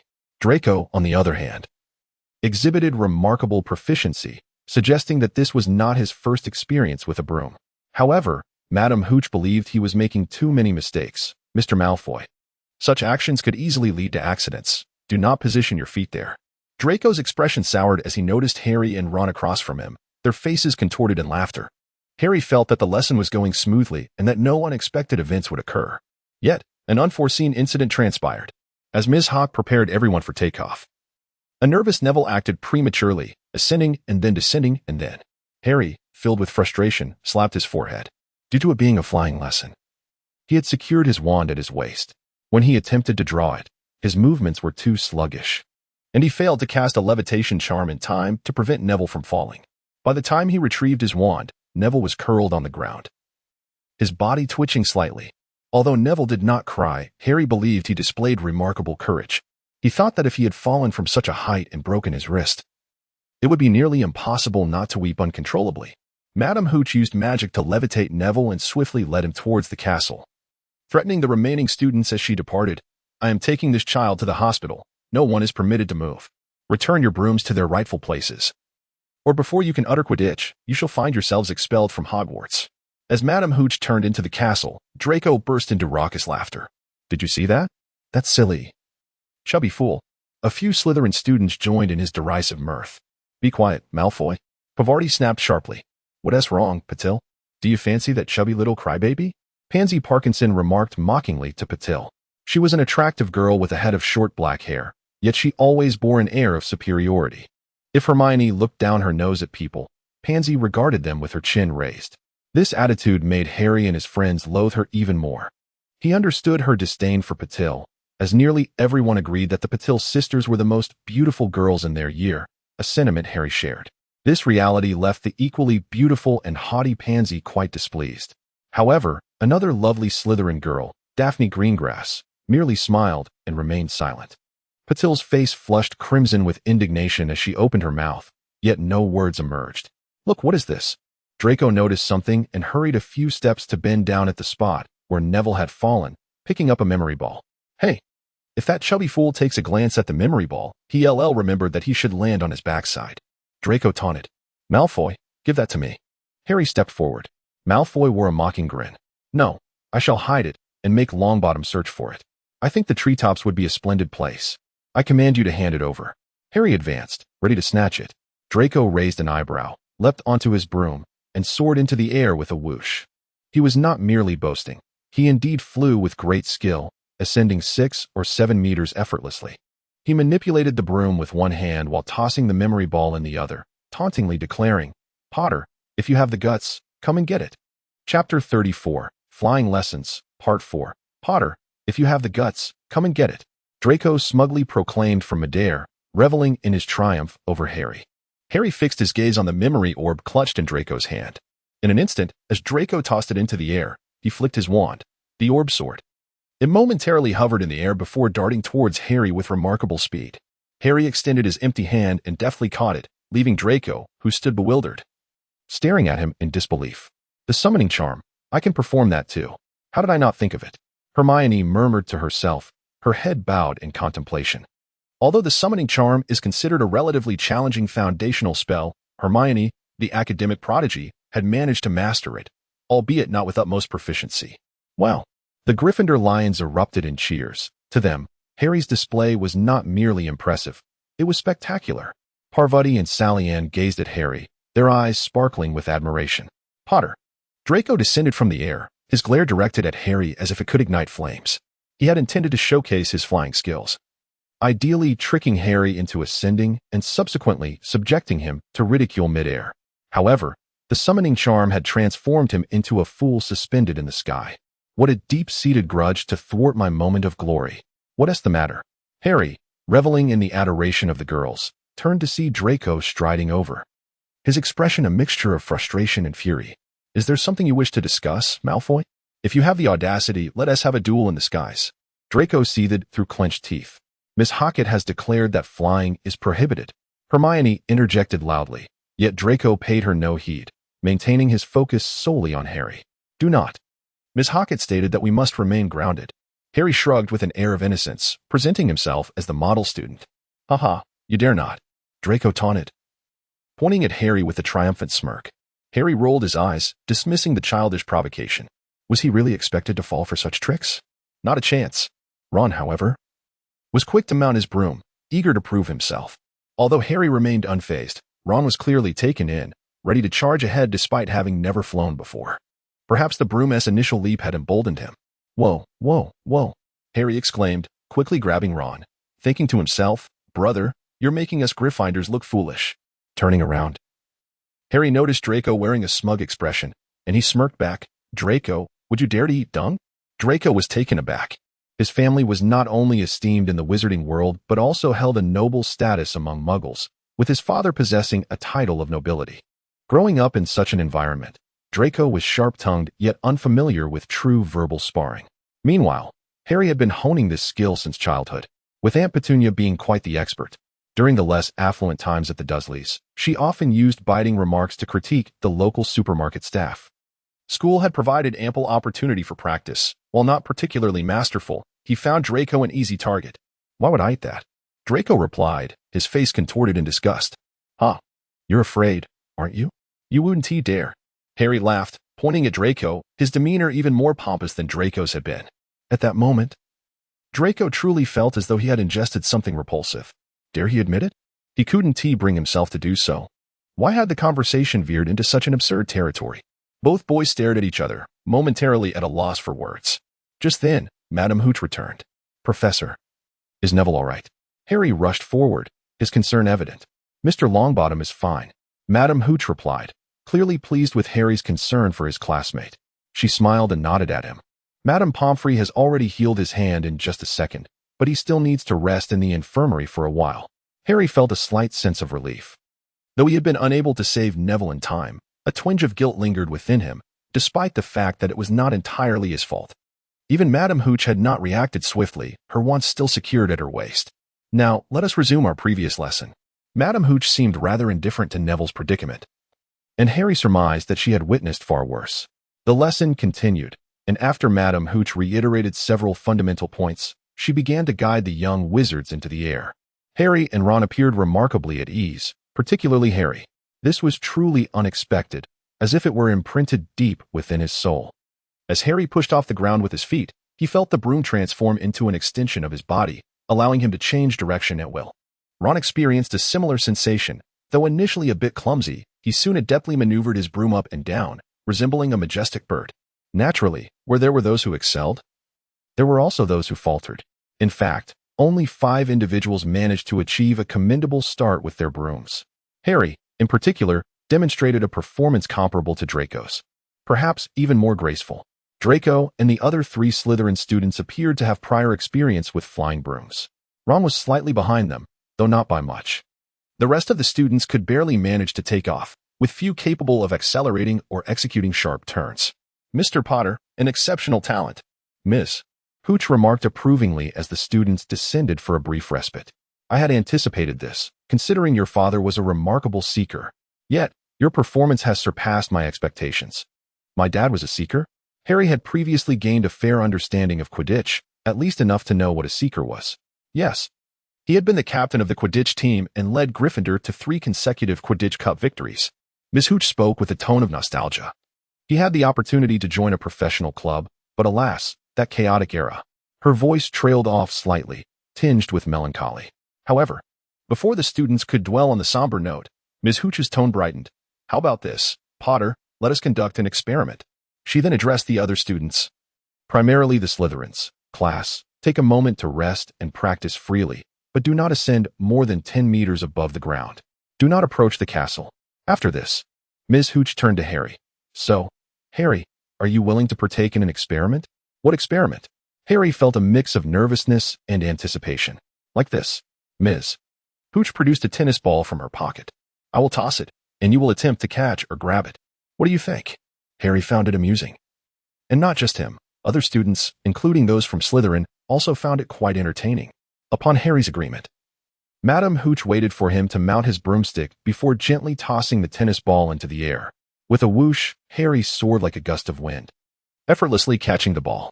Wow, came a chorus of astonishment. Pfft, I can do that too. Draco scoffed. Indeed, it's not that impressive. Pansy Parkinson rolled her eyes. Mirroring Draco's expression, Blaise Zabini glanced at the pair, his lips moving silently. Those who could read lips would discern the term fool. Excellent work, Potter. Now, the next challenge will be slightly more difficult. Madame Hooch, clearly pleased, threw the ball with greater force. Once again, Harry caught it with remarkable ease. Her joy intensified as she began to magically accelerate the tennis ball. However, when it reached a velocity of 120 kilometers per hour, darting erratically through the air, Harry managed to catch it, leaving Madame Hooch in awe. This time, even the previously sardonic Draco and Pansy fell silent. 120 kilometers per hour is a speed rarely attained by the Golden Snitch. Although theoretically capable of exceeding 150 kilometers, the Snitch seldom accelerates to such extremes. The true challenge of capturing the Golden Snitch lies in its unpredictable and sudden changes in direction.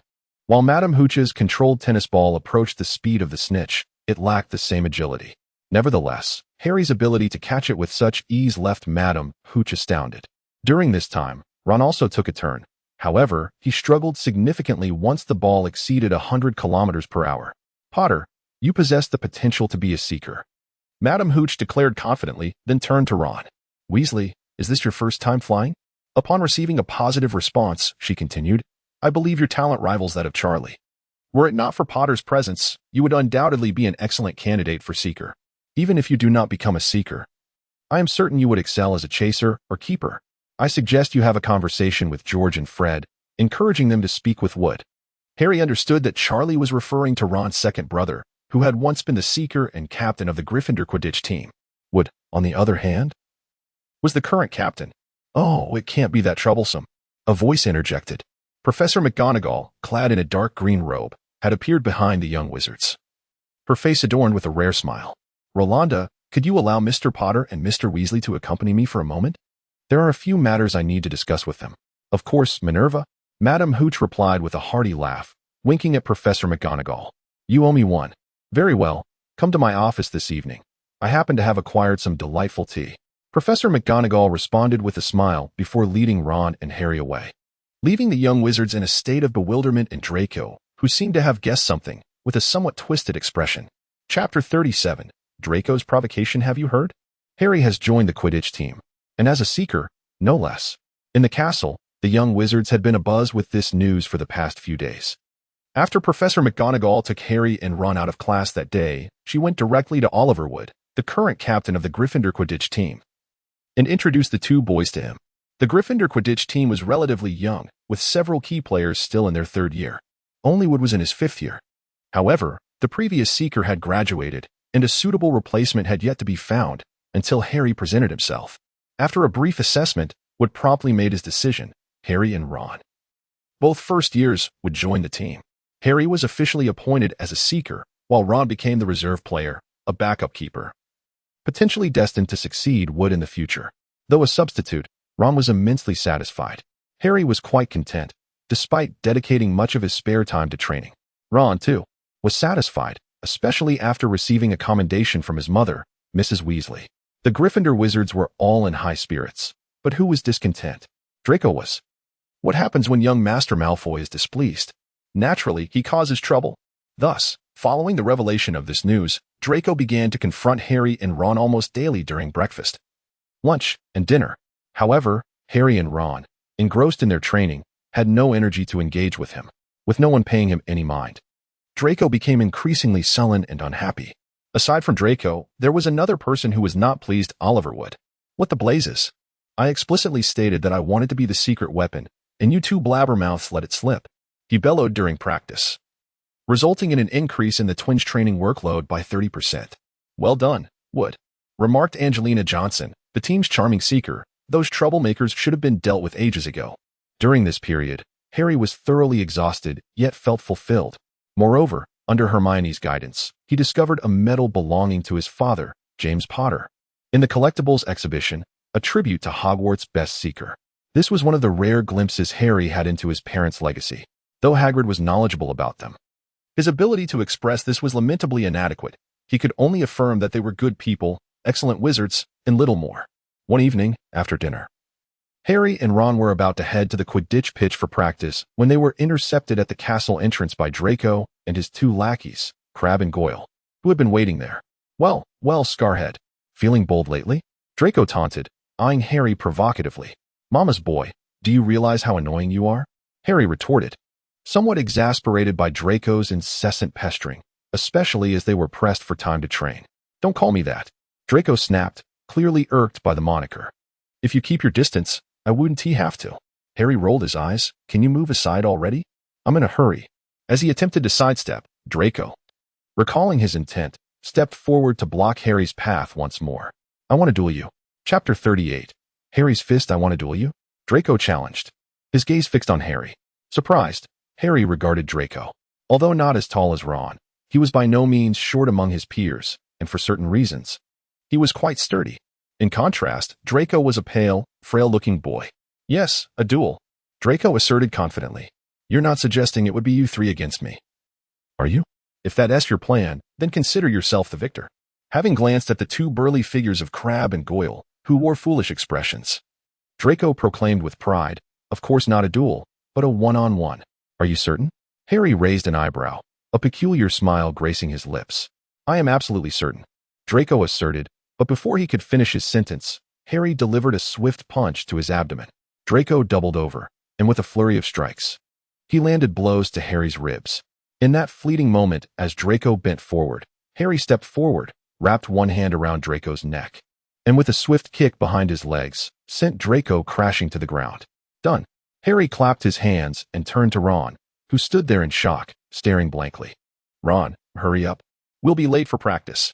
If we truly are late, Oliver will be furious. With that, he took off running. Oh. Ron finally regained his senses and hurriedly followed, though he couldn't resist glancing back at the fallen Draco. It was only then that Crabbe and Goyle reacted, rushing to assist Draco. Harry, how could you be so formidable? Once outside the Quidditch pitch, where they confirmed they were not late, they slowed their pace. Now Ron had the chance to inquire, still astonished by Harry's earlier display. What's so impressive? It's merely that Draco is too weak. If it were Crabbe or Goyle, I wouldn't have been able to take them down so easily, Harry replied modestly. Ron seized upon this key point. So, you mean to say that even against someone like Crabbe or Goyle, you could still prevail? Absolutely. One-on-one, it's quite simple. Harry couldn't help but wear a proud smile. Little did he expect that the skills he learned from Dudley would prove useful at a wizarding school. Indeed, Harry had studied boxing and wrestling with Dudley. Dudley excelled in physicality but was utterly lacking in academics. Without the aid of a dice Harry crafted for him, Dudley would have struggled to pass his exams after the third year. However, in terms of fighting, Dudley possessed remarkable talent. Despite his hefty frame, Dudley's athletic prowess was impressive. Apart from short-distance running, where Harry had the edge, Dudley outperformed him in nearly every other physical activity. Not only was Dudley physically adept, but he was also deeply interested in combat techniques, dabbling in boxing, wrestling, mixed martial arts, and jiu-jitsu. Although he only scratched the surface of these disciplines, he had mastered them sufficiently to dominate his peers in fights. At least, if Dudley were to face Harry, he would have the advantage with just one hand. Before discovering he was a wizard, Harry had shared an interest in such matters. Though not as inclined towards fighting as Dudley, he wished to handle school bullies with confidence. Bullying was alarmingly prevalent in British schools, particularly in secondary education. Unexpectedly, instead of applying the combat techniques he practiced in school, he found himself utilizing them at Hogwarts. Specifically against Draco, a longtime source of annoyance. Harry felt as though every pore in his body had opened, a sensation of unparalleled comfort enveloping him. Chapter 39. Draco's Relentless Pursuit. Harry believed that Draco, having received a beating, would at least be subdued for 3 to 5 days. However, he grossly misjudged the determination of young Master Malfoy to cause trouble. After the morning classes concluded, on their way to the Great Hall for lunch, Harry found himself once again confronted by Draco and his entourage. "Malfoy, what brings you here again?" Harry exclaimed, exasperated. Although the thrill of besting Draco was undeniably satisfying, he felt utterly fatigued after just finishing class. "I demand a duel, just wait a moment." Upon seeing Harry roll up his sleeves without hesitation, Draco immediately leapt back, placing his hands protectively in front of himself, adopting a cautious posture. Crabbe and Goyle promptly retreated a step in unison as well. "Did you not just declare a duel?" Harry inquired with a grin, secretly intending only to intimidate Draco. Unlike the previous day, the castle entrance was bustling with people, and Harry sensed that engaging in a physical altercation here would undoubtedly escalate matters. "A wizard's duel, not your brutish kind," Draco retorted fiercely. "A wizard's duel?" Harry's expression was one of bewilderment. Despite having amassed a fair amount of knowledge about the wizarding world, this particular tradition, which was now rather rare, eluded him. "Oh, you are unaware?" Draco noticed Harry's apparent ignorance regarding dueling and instantly felt a surge of superiority. "Of course I know. I am his assistant." Ron could not stand to see his friend falter and immediately interjected. "And who is your assistant?" Draco expressed his disdain for the unexpected interruption from Ron the Valiant Weasley, shooting him a glare before replying, "Crabbe. So it's settled, midnight at the trophy room entrance. Whoever fails to appear is a coward." With that proclamation, he whisked away with Crabbe and Goyle before Harry and Ron could retort. "Ron, what exactly is a wizard's duel? And what is this assistant business?" Harry inquired, puzzled, as Draco made his way to the Slytherin table. "A wizard's duel involves solely the use of wands, with no physical contact. Clearly, he fears your fists." Ron recalled Draco's earlier defeat at Harry's hands and couldn't help but chuckle. As for the assistant, well, it's a tradition. If the duelist falls, the assistant takes their place. "Is it truly that ruthless?" Harry expressed his incredulity. "Ah, only true wizards engage in such combat. We are but first years. Even casting spells to tear clothing is a challenge," Ron remarked nonchalantly. Harry opened his mouth, eager to proclaim that he had mastered a multitude of spells. However, upon further reflection, it seemed that none of them possessed significant power. Ron's assertion was not entirely unfounded. At best, his spells could merely strike an opponent without inflicting substantial harm. "Pardon the interruption," a soft voice echoed from behind the two of them. Harry and Ron were both taken aback, abruptly turning around to find Hermione standing behind them with a stern expression. "Hermione, you know, scaring people can lead to illness. What's it called?" "The thing you mentioned last time." "Harry? What is it, infarction?" Ron said, rubbing his chest. Hermione shot Ron a glare, ignoring him as she addressed Harry. "I accidentally overheard your conversation with Malfoy." Before she could finish her sentence, Harry and Ron rolled their eyes in unison. They could easily predict what Hermione would say next. Chapter 40. Harry and Ron's proficiencies. "You can't possibly be considering participating in that duel, can you?" Hermione persisted, following the two to the dining table. "Of course not. We're not foolish." Ron finally spoke, lowering his voice. Hermione regarded Ron with a look of skepticism, her expression suggesting, "Are you really that naive?" The young girl's expression was so remarkably accurate that even Ron, typically oblivious to such nuances, grasped its meaning immediately. He retorted, "Of course, we were merely deceiving Malfoy. Who would be foolish enough to engage in a duel with him at midnight? That would be a violation of school rules." However, Hermione found it hard to accept Ron's audacity in proclaiming their lies so brazenly, despite her complete agreement with his viewpoint. Harry and Ron simultaneously rolled their eyes. Lying, of course, is a reprehensible act. Yet, there are far worse transgressions. What significance does a mere lie hold? Ron, with two brothers, George and Fred, who have mischief woven into their very essence. Lying becomes as effortless as drinking water or even breathing, an instinctual skill that requires no contemplation. Harry, from a young age, engaged in playful banter with Dudley, spinning tales with effortless ease, hardly more strenuous than the act of dining itself. These two, how could they possibly bear the psychological weight of deceit? Moreover, Draco is clearly deceiving us, Ron asserted with unwavering conviction. But why? Hermione had yet to recover from her minor existential crisis. Having seldom told lies throughout her youth, she lacked the mindset of Harry and Ron. Look at what he said. "Anyone who declines is a coward, right?" Ron inquired, to which Hermione nodded, still oblivious to any underlying issues. Ron continued, "Slytherin is not Gryffindor. They do not take pride in bravery. As for Draco, he is inherently a coward. In a crisis, he runs faster than anyone else." His words clearly indicate he has no intention of participating. At that moment, Hermione found Ron's reasoning remarkably compelling. However, this portrayal of Ron entirely shattered her previous impression. Could he truly possess such a meticulous thought process? However, Harry had grown accustomed to it. Unlike Hermione, who was often absorbed in her books, Harry spent nearly all his time with Ron. He was well aware that despite Ron's seemingly jovial and carefree demeanor, his intellect was remarkably sharp. This was evident in his greatest pastime, wizard's chess, a game akin to chess, yet distinguished by the fact that the pieces moved of their own volition and possessed their own thoughts. The queen and bishop would brandish chairs and sticks to strike down opposing pieces. Ron was a master in this realm, currently dominating the Gryffindor common room with a record of 73 victories and a single loss. The solitary defeat was at the hands of a fifth-year girl, the former champion of the house. On that occasion, she had donned an adorable nightgown that completely captivated Ron's attention. Nevertheless, they played 2 matches, resulting in 1 victory and 1 defeat, with the girl narrowly claiming her win, after which she expressed her reluctance to compete against Ron again. With such exceptional chess skills, how could Ron possibly be deemed dim-witted? It was simply inconceivable. Ron tended to keep his intellect under wraps, and coupled with his ongoing struggles with spellcasting, it led others to perceive him as less intelligent. In truth, after more than a month of observation, Harry began to suspect that Ron and Neville's difficulties with magic might be linked to their wands. Through conversations, he discovered a commonality between the two. Neither had purchased their wands themselves. Chapter 41, A Different Kind of Tutoring, Part 1, at Ollivander's. Harry had learned that wands choose their owners. Each wand selects the individual most suited to wield it. At that time, Harry had selected from numerous wands before finally acquiring the specially significant Holly wand. However, in Ron and Neville's cases, Ron's wand belonged to his brother, and Neville's was his father's. Neither had chosen their wands, which naturally made their struggles with magic understandable. This aligned with the wand logic Harry had gleaned from Ollivander, though he was uncertain of its reliability and thus refrained from mentioning it.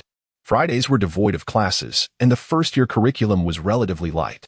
Students like Hermione, the academic overachiever, typically spent Friday afternoons in the library completing all their weekend assignments, often adding extra lessons for themselves on Saturday and Sunday. In contrast, Harry and Ron would generally coast through their simpler assignments on Friday afternoon, then seek out Padma Patil's assistance in the library on Saturday to tackle the more complex work. The remaining time on Saturday and Sunday was reserved for relaxation and leisure. Of course, if would manage to secure the Quidditch pitch. They would also engage in extra Quidditch practice in the evenings. However, as the new Quidditch season approached, the other 3 houses began to frequently utilize the pitch for their training, making it increasingly difficult for Wood to reserve it. He had voiced his grievances numerous times, particularly about Marcus Flint from Slytherin, who, armed with a note from Snape, had commandeered the Gryffindor practice sessions on several occasions. However, today is rather special. On this Saturday, Gryffindor and Ravenclaw have scheduled a Quidditch practice match. Consequently, Harry and Ron have resolved to diligently complete their homework this afternoon and evening, emulating Hermione. After a brief repose following lunch, they headed directly to the library, clutching their textbooks and bags. Hermione and Padma were already present in the library, both being academic overachievers. They had been tutoring Harry and Ron, and as time passed, their camaraderie blossomed. Although their bond does not quite match the inseparable nature of Harry and Ron, it is a remarkable improvement compared to Hermione's previous lack of female companionship. The professors assign homework with considerable rigor. Typically, weekend assignments can be completed in a single, albeit intense, day, or leisurely extended over a day and a half. Given that there are no classes on Friday afternoons, students are afforded the opportunity to enjoy a day of leisure alongside their studies. While Hermione and Padma, being diligent scholars, could finish their assignments on a Friday afternoon and evening, Harry and Ron found the task far less manageable. By 8:30, Hermione and Padma had completed their work. Harry, I must take my leave now. Just make sure to write based on this section. Padma leaned over to Harry, gesturing towards a passage in a hefty tome on the history of magic. For the subsequent part regarding the demon Emery, you must also reference the beast Egbert. They have had numerous disputes. Oh, please, do not confuse Emery with Ulrich. Padma and her sister Parvati are regarded by many boys as the most beautiful girls in the entire year, especially as they are identical twins. Even first-year boys, who may not yet grasp the complexities of romance, find themselves particularly captivated by their presence. Harry had noticed the two sisters more than once. At this moment, Padma was almost pressed against him, and he could faintly catch a whiff of her delightful, floral fragrance. Harry felt somewhat dazed. He heard Padma's words, but whether he retained them in his mind was uncertain. Chapter 42, A Distinctive Tutoring Part 2. Padma seemed to sense Harry's state, for she playfully poked his forehead with her slender fingers, giggling, "Make sure to study hard."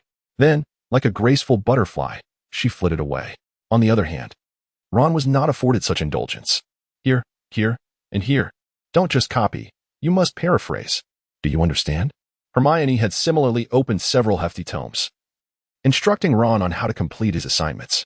After being momentarily outsmarted by Ron, she clearly sought to reclaim her authority. Ron could only respond with a series of O's. Yes, and I understand. Harry observed that his own eyes had begun to glaze over, filled with confusion. The library closed at 11:30, but Madame Pants usually departed by 9:30. This meant that after 9:30, while one could continue studying in the library, borrowing books was not permitted. Under Hermione's and Padma's guidance, Harry and Ron had long prepared the necessary books, allowing them to lose track of time entirely. When the library lights suddenly extinguished, they realized it was already 11 o'clock. What the blazes? I just have 2 more paragraphs to finish, Ron exclaimed, cursing. I only have a line left. Harry lamented as well, his progress having been swifter than Ron's, largely due to Padma's superior tutoring approach. We can catch up in the common room. We're so close to finishing. And once we do, we'll be free for the weekend, Ron declared. Harry immediately agreed, and the two clutched their hefty tomes as they returned to the common room. However, upon reaching the entrance, they discovered Neville dozing beneath the fat lady's portrait. Neville, what are you doing here? Harry and Ron inquired, though they were not at all surprised. Although they had never encountered it, they knew that Neville had been locked out of the common room on several occasions. The fat lady changed the password at least once a day and sometimes even twice, after lunch and dinner. After a password change, the prefects would announce it in class, so it rarely caused any issues. But with Neville, a problem arose. His memory was quite poor. Once the password changed within a day, he easily forgot it. Being unable to remember the password meant he had to wait for other students from his house to return and enter with them. Today, it seemed Neville had returned a bit late, missing his classmates. I was helping Professor Sprout with a small academic project with some Hufflepuff students and lost track of time, he said, rubbing his eyes and feeling somewhat embarrassed upon recognizing Harry and Ron. Harry nodded in acknowledgement. Neville's remarkable performance in herbology had garnered the attention even of Hermione and the Ravenclaw top scholars. It was quite natural for him to participate in Professor Sprout's minor research. As for forgetting the password, that was also quite typical for Neville. Oh, is it nearly midnight? Ron suddenly exclaimed. Yes, indeed. What's the matter? Harry, who had been engrossed in his homework all night, momentarily failed to comprehend. Do you think we should go and take a look at the trophy room entrance? Harry blinked, taking a moment to grasp what Ron was saying. Neville blinked as well, yet remained oblivious to Ron's words. Chapter 43, the first adventure of the small team. You all truly came. Hermione's deliberately lowered voice could not conceal her fury. At the entrance of the trophy room, she stood with her hands on her hips, glaring at Harry, Ron, and Neville. No, Hermione, Ron replied with an expression of helplessness, almost covering his eyes. You broke the school rules by sneaking out at night just to catch us breaking them? Hermione paused, suddenly realizing that something seemed amiss. Since leaving the library, she had felt a sense of unease. Upon reflection, she recognized that she had been worrying about Harry and the others sneaking off to duel Draco. Although Ron had fervently insisted that they were merely tricking Draco, she could not help but leave the dormitory in the dead of night to verify. Having arrived early, she was torn between returning and her worries, and inadvertently spent over half an hour in turmoil. As the clock struck midnight, and with Draco, as Ron had said, not having shown up, Hermione initially thought she had been overly anxious and prepared to head back. To her surprise, she then spotted the three of them sneaking around. And this is not your fault. Hermione glared fiercely at Ron, adeptly shifting the blame. Ron merely shrugged, not contesting her, displaying no signs of unfamiliarity with being the scapegoat. All right, Harry, Ron, Hermione, let us hasten back. Neville glanced around, looking somewhat guilty. If we are caught by the patrolling professors, we will lose many points. Indeed. Let us move quickly, Hermione urged, entirely unconcerned that she was the first to arrive. Harry and Ron, of course, did not object and prepared to head back. However, after taking only a few steps, they heard footsteps approaching from the direction ahead. Accompanying the footsteps was a hoarse and grating voice. Madame Loris, over here. Let us see if there truly is a little ghost sneaking down from the bed. It was Filch. The four exchanged glances, their expressions shifting simultaneously without the need for words, each understanding the unspoken message. With an inexplicable sense of camaraderie, they almost instinctively turned around, tiptoeing along the wall until they reached the trophy room. Cautiously, they opened the door and slipped inside. Draco, that despicable rat, has actually reported us, Ron murmured as he scurried along. Filch's earlier words had been quite clear. He had received prior notice that students might be present here. Under such circumstances, it was evident that Draco, who had been invited to the duel but failed to show up, was behind this. Indeed, a wretched person, Harry readily concurred.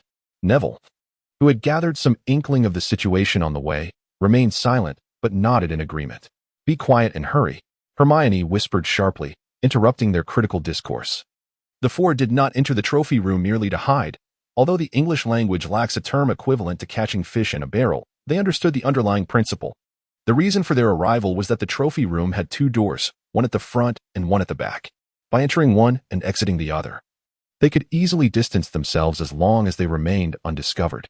The situation unfolded relatively smoothly until Hermione exited through the back door and carefully closed it behind her, while the front door had yet to be opened.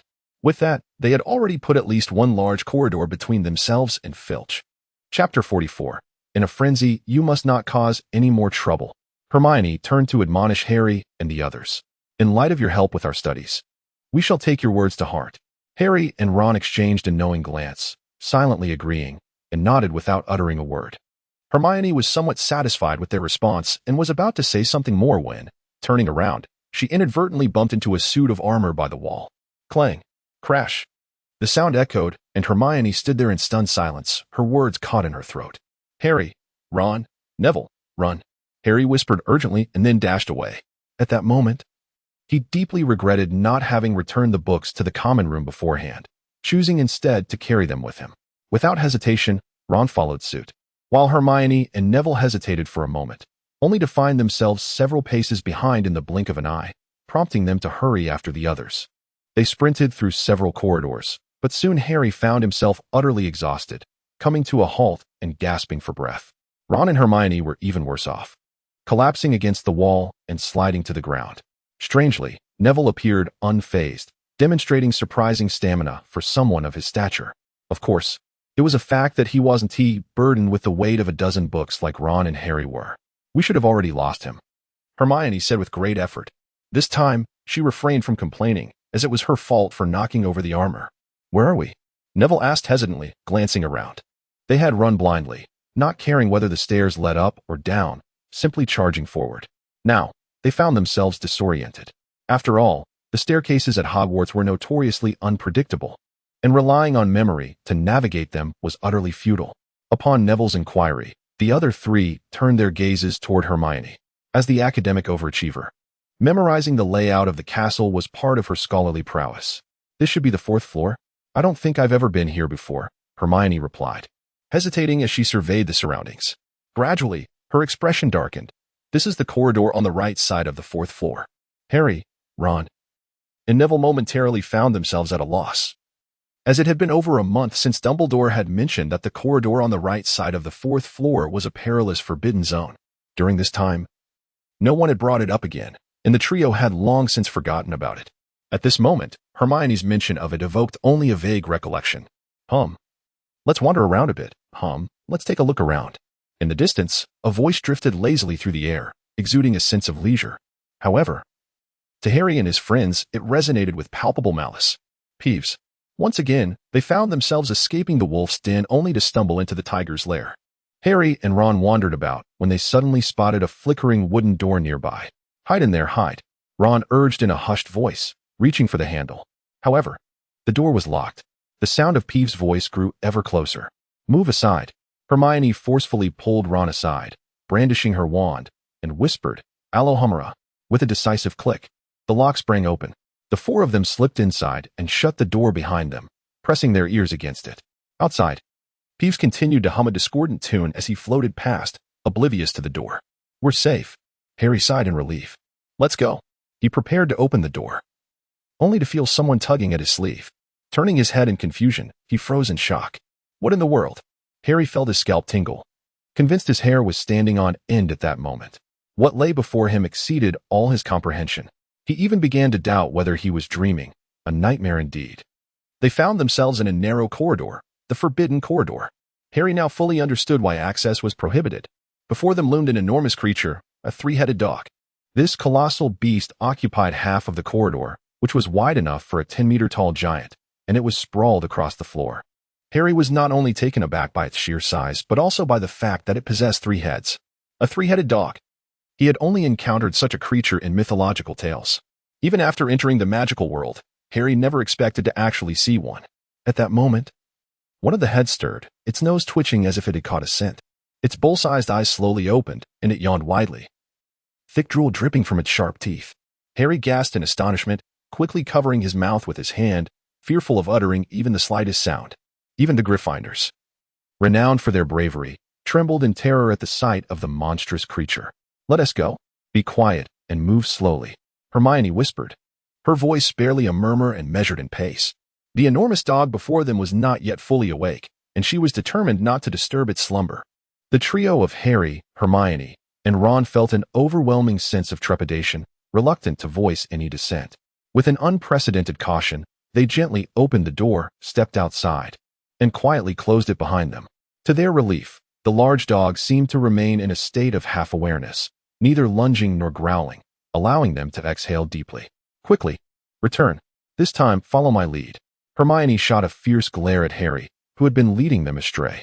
Yet, considering that it was her own actions that had prompted their frantic escape, she ultimately chose to remain silent, resolutely taking the lead ahead. Harry, Ron, and Neville were devoid of any desire to speak, trailing silently behind Hermione. It was not until they returned to the Gryffindor common room that they could finally exhale. Why would such a perilous creature be housed within the very walls of their school, even upon their return? The mere recollection of the 3-headed dog sent shivers down Harry's spine.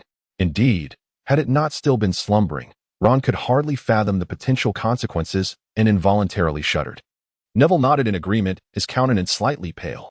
It had a trapdoor beneath it. Clearly, it was guarding something. Hermione took a deep breath, seemingly suppressing her emotions as she spoke. You actually noticed its feet? Ron exclaimed in astonishment. I was too busy staring at its head. Did you all notice it has 3 heads? 3 heads. Ron intended to voice more, but Hermione interrupted him. Please, Harry, Ron, and Neville, Hermione said earnestly. We must absolutely refrain from engaging in such reckless antics. We were nearly devoured by that enormous dog. Do you understand? Or worse, we could have faced expulsion. Quickly, go to bed, at least for tonight. Let us refrain from any further escapades. With that, Hermione clasped her hands together and retreated into the girls' dormitory. I seem to recall she went off on her own, Ron remarked, a look of skepticism on his face. And expulsion is even worse? Harry shrugged, remaining silent. His mind was consumed by Hermione's earlier words. She was evidently guarding something. Harry could not suppress the thoughts of the small parcel Hagrid had retrieved from Gringotts vault number 713. Nor could he shake the image of the newspapers in Hagrid's room. Yet, upon recalling the formidable three-headed dog, he quickly dismissed these thoughts, exclaiming in earnest, "Hogwarts. This place is utterly perilous." Chapter 46. Draco's provocation. Again the following morning at breakfast, Draco encountered Harry and his friends as though he had seen a ghost. "Well, if it isn't Draco, coward, despicable informant, Mummy's boy Draco," Ron exclaimed, instantly adopting a condescending demeanor. "It seems you and Filch have become quite the companions." Ron, indeed, possessed an audacious heart. Although he had nearly soiled himself from fright the previous night due to the three-headed dog, he awoke the next morning considering it a thrilling adventure. While Harry shared a hint of the sentiment, he was not as quick to recover as Ron. He certainly did not seek out another opportunity merely for the sake of a photograph. However, if it meant teasing Draco and witnessing his expression as if he had bitten into a sour fruit, Harry was more than willing. Of course, what truly occupied Harry's mind was the trapdoor beneath the three-headed dog, or rather, the object it was guarding. He was 90% certain that it housed the same kind of item Hagrid had procured from Gringotts. He mentioned this to Ron, who concurred. Yet, they could not ascertain what lay within. What could be so valuable that a dark wizard would risk breaching Gringotts for it? Ron pondered aloud, but beneath Gringotts, there is a dragon. A dragon? Harry's attention was piqued by this topic. Dragons are exceedingly powerful magical creatures, and the only exposure they had to them in their first-year textbooks was in potions class, where dragon blood constituted a vital ingredient. Harry and Ron exhibited a certain curiosity regarding the treasure guarded by the three-headed dog, while Hermione and Neville, who had shared similar experiences, displayed no interest whatsoever. In fact, Neville had recently taken to avoiding their company, seemingly wary of the potential dangers associated with proximity to them. Hermione, on the other hand, was more forthright in her disinterest, choosing to disregard them entirely. Typically, Hermione spoke with a haughty demeanor, and while she occasionally ignored Harry and Ron, they did not mind, except perhaps during homework sessions. The following week passed in relative tranquility, filled with classes, assignments, Quidditch practice, and banter with Draco. However, one fateful day during lunch, the atmosphere shifted. The number of owls during midday was noticeably fewer than in the morning or evening, yet their presence was still felt. It was particularly unusual to see 6 large owls simultaneously bearing a single package, capturing the attention of everyone in the Great Hall. The news of Harry acquiring a Nimbus 2000 swiftly spread among all the students at Hogwarts. Among them were those who envied him, like Ron, and those who harbored jealousy, such as Draco. Ron, being a good friend of Harry's, was relatively unfazed. He did exaggerate a bit when he claimed Harry's broom belonged to him. Yet he indeed had ample opportunity to practice with it. Draco, on the other hand, found little solace in his situation, although he possessed a broom. First-year students were strictly prohibited from bringing them unless granted special permission by the head of the house. While Snape treated Draco favorably, he would not go out of his way to provide him with an exemption to carry a broom. The Slytherin Quidditch team was currently in a stable state. Consequently, Draco, who had been somewhat subdued following the midnight duel incident, soon erupted once more. Thus, a few days later, as lunch concluded, he confronted Harry again. "Potter, I demand a duel," Draco declared, stepping in front of Harry. "Ah, and will you employ your little reporting charm again?" Harry had yet to respond when Ron shot him a disdainful glance. Draco appeared to be prepared, raising his chin defiantly. "This time, we shall not choose the night. It will be during the day. We will—" "Wait a moment," Harry interrupted. "Since you initiated the duel, shouldn't I decide the time and place?" He had taken the time to learn a bit about wizard dueling and was aware of this particular rule. Draco found himself momentarily speechless, struggling to regain his composure before asking, "Where do you intend to duel? At what time? Right here, right now? Do you dare?" Harry proclaimed, drawing his wand and gesturing dramatically. This was a new spell he had mastered, amplifying his voice. "Fellow students, esteemed upperclassmen, I am Harry Potter, a first-year student." Harry's voice immediately attracted a multitude of gazes. Although lunch was nearing its conclusion, dozens of students still lingered in the hall. Harry had long since grown accustomed to such scrutiny. Recently, it had become more bearable. During the first 2 weeks of school, wherever he went, those eyes would follow him, making it quite peculiar to feel otherwise. With a nonchalant demeanor, he declared, "Draco Malfoy has challenged me, and I have accepted." He initiated the challenge. I shall determine the time and place, right here, right now. Let us see if he dares to proceed. With a mocking expression, he turned to Draco, whose face fluctuated between shades of green and white. Mr. Potter, what nonsense are you uttering? Draco had yet to respond when Professor McGonagall's stern voice resonated through the hall. Today, she donned a light blue robe adorned with golden stripes, rendering her somewhat less austere than usual. However, when she adopted a serious demeanor, all the young witches and wizards fell silent in an instant. Professor McGonagall positioned herself between Harry and Draco, casting a grave gaze upon the two, who had now shrunk back like quail. She shook her head. Duels among wizards are perilous, even with the limited magic at your disposal as first years, without supervision. Harm can easily ensue. Professor McGonagall, I believe there is no need for such alarm. A low, sinister voice interjected. Severus Snape, ever clad in black robes, with hair that glistened with oil and a faint odor of potions lingering about him, had appeared beside Draco without anyone noticing. Though we are but first years, we are still wizards. Duels are a serious matter, and we ought to extend some support. At most, we could merely observe from the sidelines, don't you think? Snape, while addressing Professor McGonagall, displayed a modicum of respect, though his gaze towards Harry and Ron was cold and disdainful. Severus, do you truly believe this is a sound idea? Professor McGonagall furrowed her brow, neither accepting nor rejecting Snape's proposition outright. I believe so, although we are not in tumultuous times. Allowing children to grasp the fundamentals of combat earlier may not be entirely detrimental. You are, after all, an expert in dueling. I trust you could offer some guidance. Snape continued to flatter Professor McGonagall. Since you hold such an opinion, Severus, she clearly decided to give him the benefit of the doubt, nodding slightly and raising a finger. Suddenly, a house elf appeared beside Professor McGonagall without warning, addressing her with utmost respect. What is your command, Deputy Headmistress? Darlic, please set this place up for a duel. Restore it afterward. Professor McGonagall instructed succinctly. As you wish. The house elf named Darlic bowed deeply and then vanished from sight.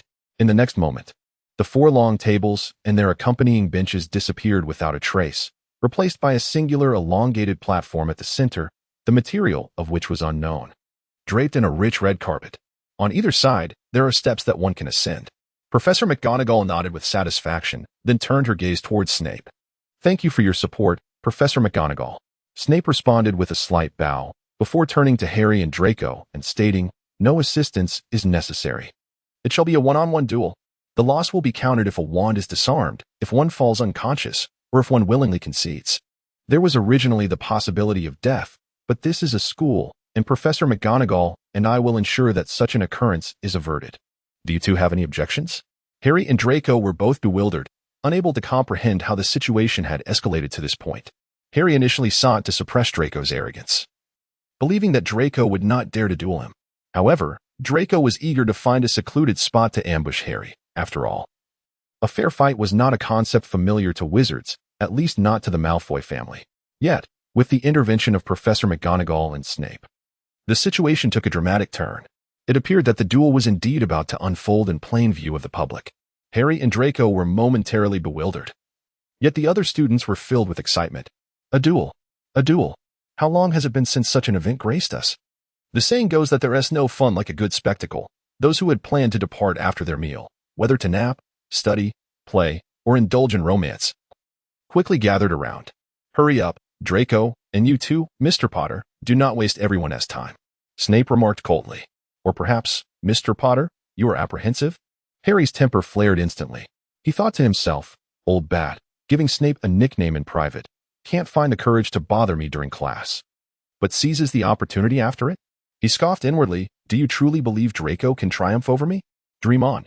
With that thought, Harry ascended the steps to the platform. The Gryffindor students erupted into cheers, the voices of the younger girls particularly exuberant. In truth, Draco was reluctant to participate.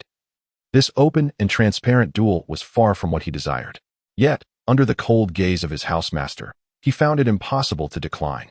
Gritting his teeth, Draco ascended the stage from the opposite side. Reflecting on his recent magical training, a renewed sense of confidence surged within him. Potter merely hails from a Muggle family, having had no prior exposure to magic, so he must lack any substantial magical prowess, Draco mused. Had Slytherin's lessons in charms and transfiguration been conducted alongside Gryffindor's, his confidence might have wavered. Very well, let the duel commence. Professor McGonagall presided over the match. First, Bell. Draco, hailing from a magical lineage, was well versed in the customs of dueling. Harry, having recently crammed for this, was equally familiar. The two approached the center of the platform, facing each other. Wands held upright before them as they bowed slightly. They then turned, taking 5 deliberate steps back, before pivoting once more to bow again. Thus, the duel officially began. Chapter 49. Gold and black. With a flourish of his wand, Draco immediately unleashed a red beam directed at Harry after their second bow. What was this unfamiliar magic he was employing right from the start? Harry was somewhat perplexed as he staggered forward. 2 spells collided in midair, neutralizing each other. However, while Harry employed a rather mundane and commonplace magic, Draco wielded a form of sorcery not recorded in any conventional spellbook. Professor McGonagall, upon witnessing Draco's magic, furrowed her brow slightly and cast a sidelong glance at Snape, who maintained an expression suggesting indifference, as if to say, "Don't look at me. I have nothing to do with this."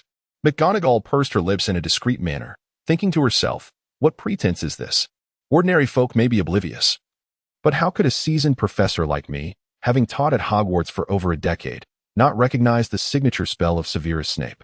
It was indeed invented by him. A few years ago, when it was still permissible to use harmless spells as a means of discipline, Snape frequently employed it. Yet, with the complete prohibition of any magical punishment for students nowadays, one hasn't seen it in quite some time. But that does not mean Professor McGonagall has forgotten." As Harry found himself taken aback by Draco's use of a rare spell, Draco too was struck with astonishment. He had never anticipated that Harry could wield offensive magic. Although the stunning spell was a fundamental offensive incantation, it was not part of the curriculum for first-year students. Suddenly, Draco felt a twinge of unease. The duel had commenced in a manner that surprised both combatants, causing Harry and Draco to adopt a more cautious demeanor. Each held their wands aloft, glaring at one another, reluctant to make the first move. They were acutely aware that should their magical reserves deplete, they would likely fall victim to the spells cast by their opponent. The narrow, elongated platform was hardly conducive to evasion. Ideally, this would be the moment to summon a shield charm or some form of protective enchantment. Yet, neither Harry nor Draco possessed any defensive spells in their repertoire. The stalemate prompted discontent among the younger wizards below, with the Ravenclaw and Hufflepuff students having no stake in the rivalry, promptly voicing their displeasure with boos. As Harry's thoughts stirred, he squinted slightly. In an instant, his magical sight was activated. During his over a month at school, Harry had not extensively utilized this ability, fearing the potential pain from witnessing something too powerful. Nevertheless, he had made considerable progress. For instance, he no longer needed to pinch the bridge of his nose for self-encouragement. A mere shift in his thoughts would suffice to open his sight. This was the first time he employed his magical vision directed at Draco. Upon gazing, he was taken aback. The magical energy surrounding Draco's body pulsed faintly. It was significantly stronger than when Ron and the others had just arrived at school, yet comparable to Ron's current level, with the small figure on his forehead being of similar size. However, unlike Ron, Neville, and Hermione, Draco's aura was subtly interwoven with strands of darkness. What could this mean? Harry could not help but glance toward Professor McGonagall seated below. In his mind, Professor McGonagall was a formidable ally, not to mention his most cherished possession. The Nimbus 2000 broomstick was a gift from her. At this moment, he forgot he was still using his magical sight. That single glance nearly overwhelmed him. The magical aura surrounding Professor McGonagall was akin to a golden flame, radiating for dozens of meters, almost filling the entire Great Hall. It resembled a blazing fire, almost like a miniature sun.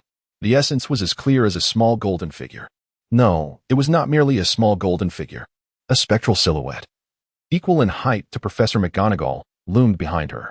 However, unlike Professor McGonagall, who always wore glasses and had neatly arranged hair, the golden figure behind her exhibited flowing hair that danced freely, unaffected by the air. The apparition did not wear glasses and appeared significantly younger, embodying a noble aura reminiscent of a celestial being. Wrapped in golden flames, the ethereal figure behind her was truly divine in Harry's eyes. Yet, even more astonishing than Professor McGonagall was Severus Snape, who stood beside her. Although Snape's magical aura was not as grand as McGonagall's, it was still formidable, approximately 3/4 of her level. However, the silhouette behind him was also of equal height and appeared even more solid than McGonagall's. Yet, the aura surrounding Snape was not the radiant white with golden hints exhibited by Harry, Ron, and their peers, nor was it the brilliant gold of McGonagall. Instead, it was a deep black, It enveloped him like a faint mist of shadows. Coupled with Snape's black attire, it evoked a sense of concealed presence. The silhouette behind him, while not entirely black like the magical aura, bore a dark edge, particularly around the eyes, which were completely black. As Harry perceived these two powerful wizards through his magical sight, he felt a slight sting in his eyes, accompanied by a wave of dizziness. Although it was not as overwhelming as the time he had glimpsed what seemed to be Dumbledore's phantom above the castle, it nonetheless caused him a momentary lapse in focus. Draco, ever perceptive, swiftly noticed Harry's momentary distraction. In an instant, his arm raised, conjuring a spell, a searing blast of fire. Harry was caught off guard and hastily raised his left hand. With a sharp crack, the spell struck the back of his hand, causing his fair palm to erupt in crimson blisters. Professor McGonagall immediately furrowed her brow. The searing heat was unbearable. This was undoubtedly a malevolent curse. Or rather, it could be classified as dark magic. Though of the most rudimentary kind, dark magic is still dark magic. Nevertheless, Professor McGonagall refrained from intervening to halt the duel. For one, while Hogwarts does not teach the dark arts, there is no explicit prohibition against their use. Furthermore, the two fundamental prerequisites for dark magic, immense power and a malevolent intent, were not fully present in Draco's spell. McGonagall discerned that Draco's magic lacked potency, and his malice was not particularly formidable. Additionally, Hogwarts was enveloped in a powerful protective barrier that significantly mitigated the effects of dark magic, rendering this spell less effective than some basic enchantments. Harry was unaware of Professor McGonagall's psychological shifts, nor did he realize that the magic he was experiencing was of a dark nature. He merely felt an excruciating pain akin to being seared by fire on the back of his hand. However, unexpectedly, this intense agony did not disrupt his thoughts. On the contrary, he was remarkably composed. In an almost instantaneous reaction, Harry had already adapted to the situation. The moment the searing pain struck him, he instinctively entered a state of mental shielding. In this state, various negative effects were significantly suppressed. Although the pain was palpable, its impact on his psyche was greatly diminished. Moreover, Harry seemed to observe Draco's magic concentrating at that very moment, as a faint black line emerged from the small golden figure on his forehead, gradually merging into the magical essence that enveloped his being. What could this phenomenon signify? As Harry's thoughts shifted, he quickly realized that this was not the time for such reflections. In the very moment when Draco reveled in the triumph of his spell, he cast another incantation, Petrificus Totalis. Chapter 51. Harry vs. Draco. Draco, elated by the apparent success of his magic, believed the outcome was already determined. He was well aware of the excruciating pain caused by the searing flames. A single hit would surely leave him writhing on the ground, incapacitated. However, Harry almost instantly retaliated with a spell of his own. Draco found himself caught off guard. The magic struck him head-on, and his body stiffened in an instant, causing him to collapse backward. The outcome was now clear. At the moment Draco hit the ground, Professor McGonagall hurried forward, observing her swift movements. One would hardly believe she was an elderly lady. She reached Harry's side in mere strides. With a flick of her wand, a beam of white light enveloped Harry's hand. The fiery blister that had been expanding and had covered his entire palm immediately ceased its growth and began to retract slowly. Potter, what a resilient child! McGonagall marveled, noting that despite his grimacing, Harry had indeed endured the searing pain. Now, quickly make your way to the hospital wing. Madame Pomfrey can attend to you in an instant, and you won't bear a single scar. Yes, Professor, I shall go at once. Harry nodded repeatedly. Although the pain was dulled by the use of a pain-blocking spell, it was still overwhelmingly intense. He jumped off the platform and hurried toward the hospital wing, with Ron swiftly following and several cheering Gryffindor students trailing behind. In contrast, the Slytherin students were grim expressions. Although Snape had ascended the platform to lift the petrification curse from Draco, the public duel had resulted in a defeat for the Slytherin students at the hands of Gryffindor. Snape shot a fierce glare at Draco, who immediately recoiled, resembling a frightened quail. What could Snape say at this moment? It was evident that Draco's spell had struck first, and he had held a significant advantage. Yet, who could have anticipated that an 11-year-old could endure such excruciating pain and still retaliate? Snape found it incomprehensible. If he could not understand, he could hardly blame Draco. Return and practice diligently. Should there be a next time, I shall not be merciful. Snape could only utter this before sweeping away in his billowing black robes. Not looking back, at the hospital wing, just as Professor McGonagall had promised, Madame Pomfrey swiftly cast a spell that caused the blister on Harry's hand to shrink rapidly, leaving only a red mark. Furthermore, Madame Pomfrey concocted a soothing ointment to apply to Harry's hand. "Truly brave, my child," she praised.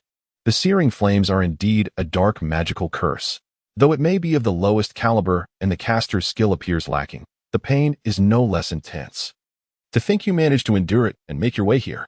What more could be said at that moment? Harry could only smile obediently, his mouth agape. "Do not fret. Although the harm inflicted by dark magic is often irreparable, timely treatment of burns can yield significant relief," Madame Pomfrey, while applying the ointment, remarked.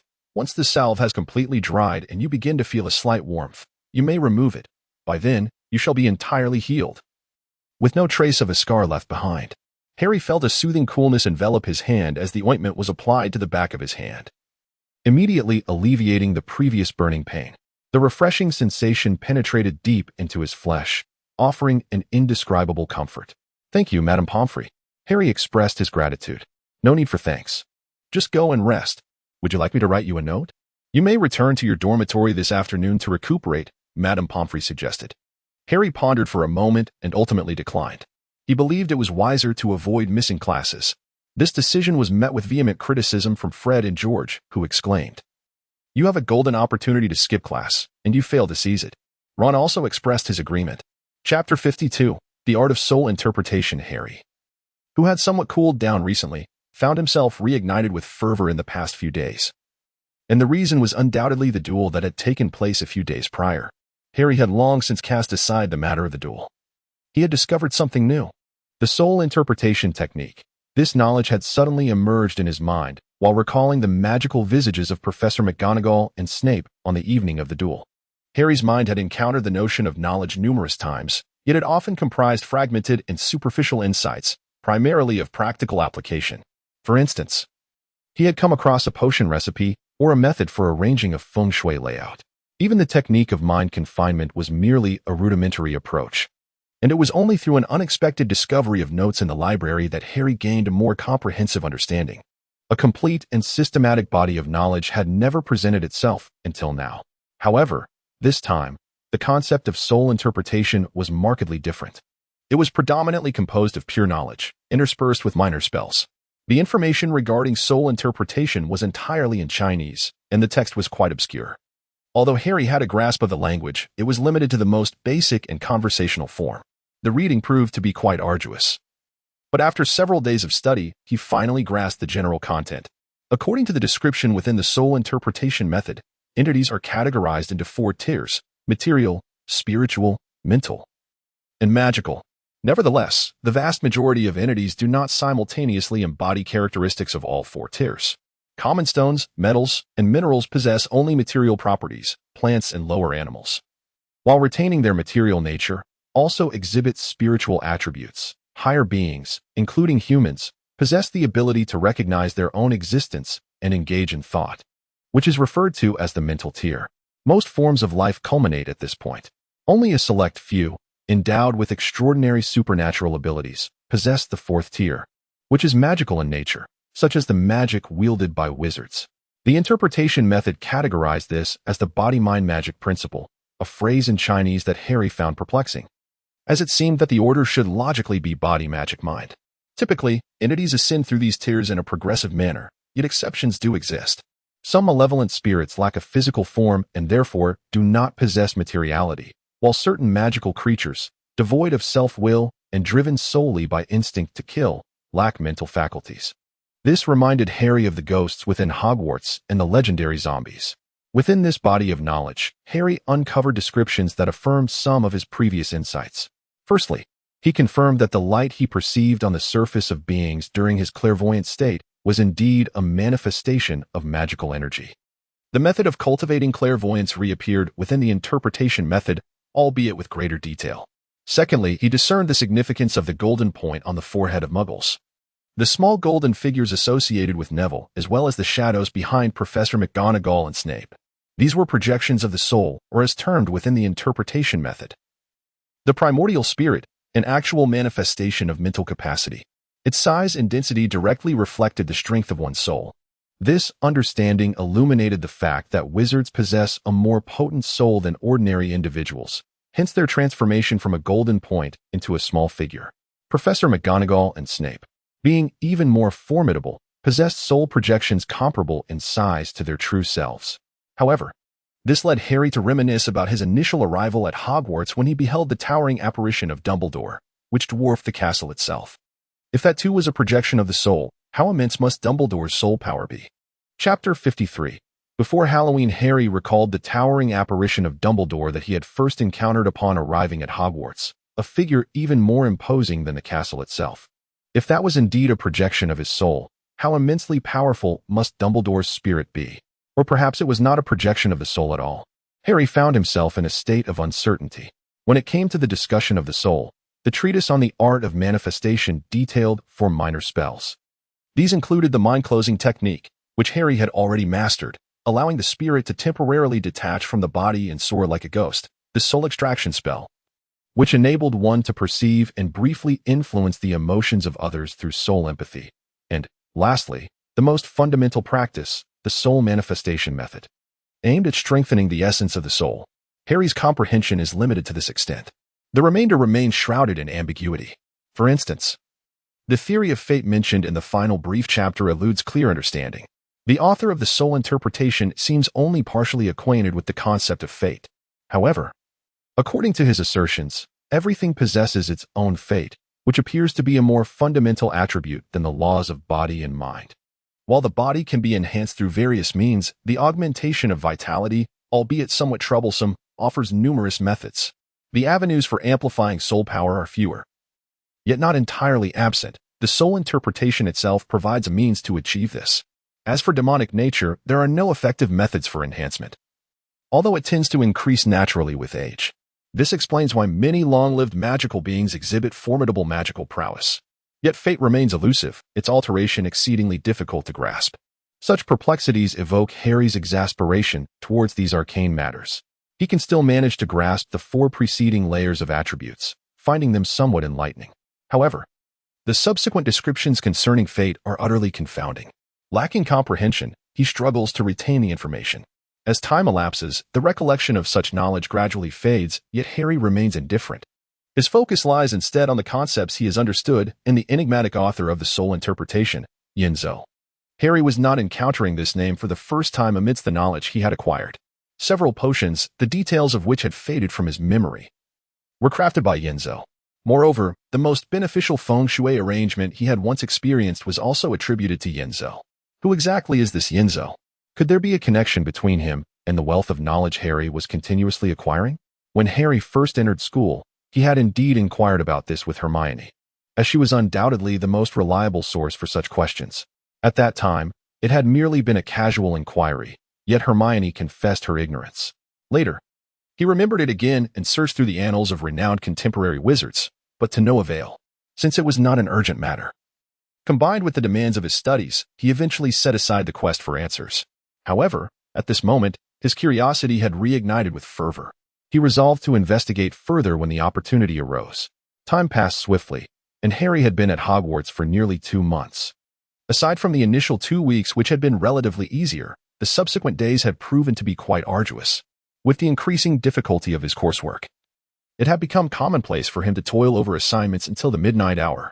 Yet, as the vastness of the magical world gradually revealed itself to the young wizards, showcasing its enchanting facets, they all felt a profound sense of fulfillment despite the exhaustion.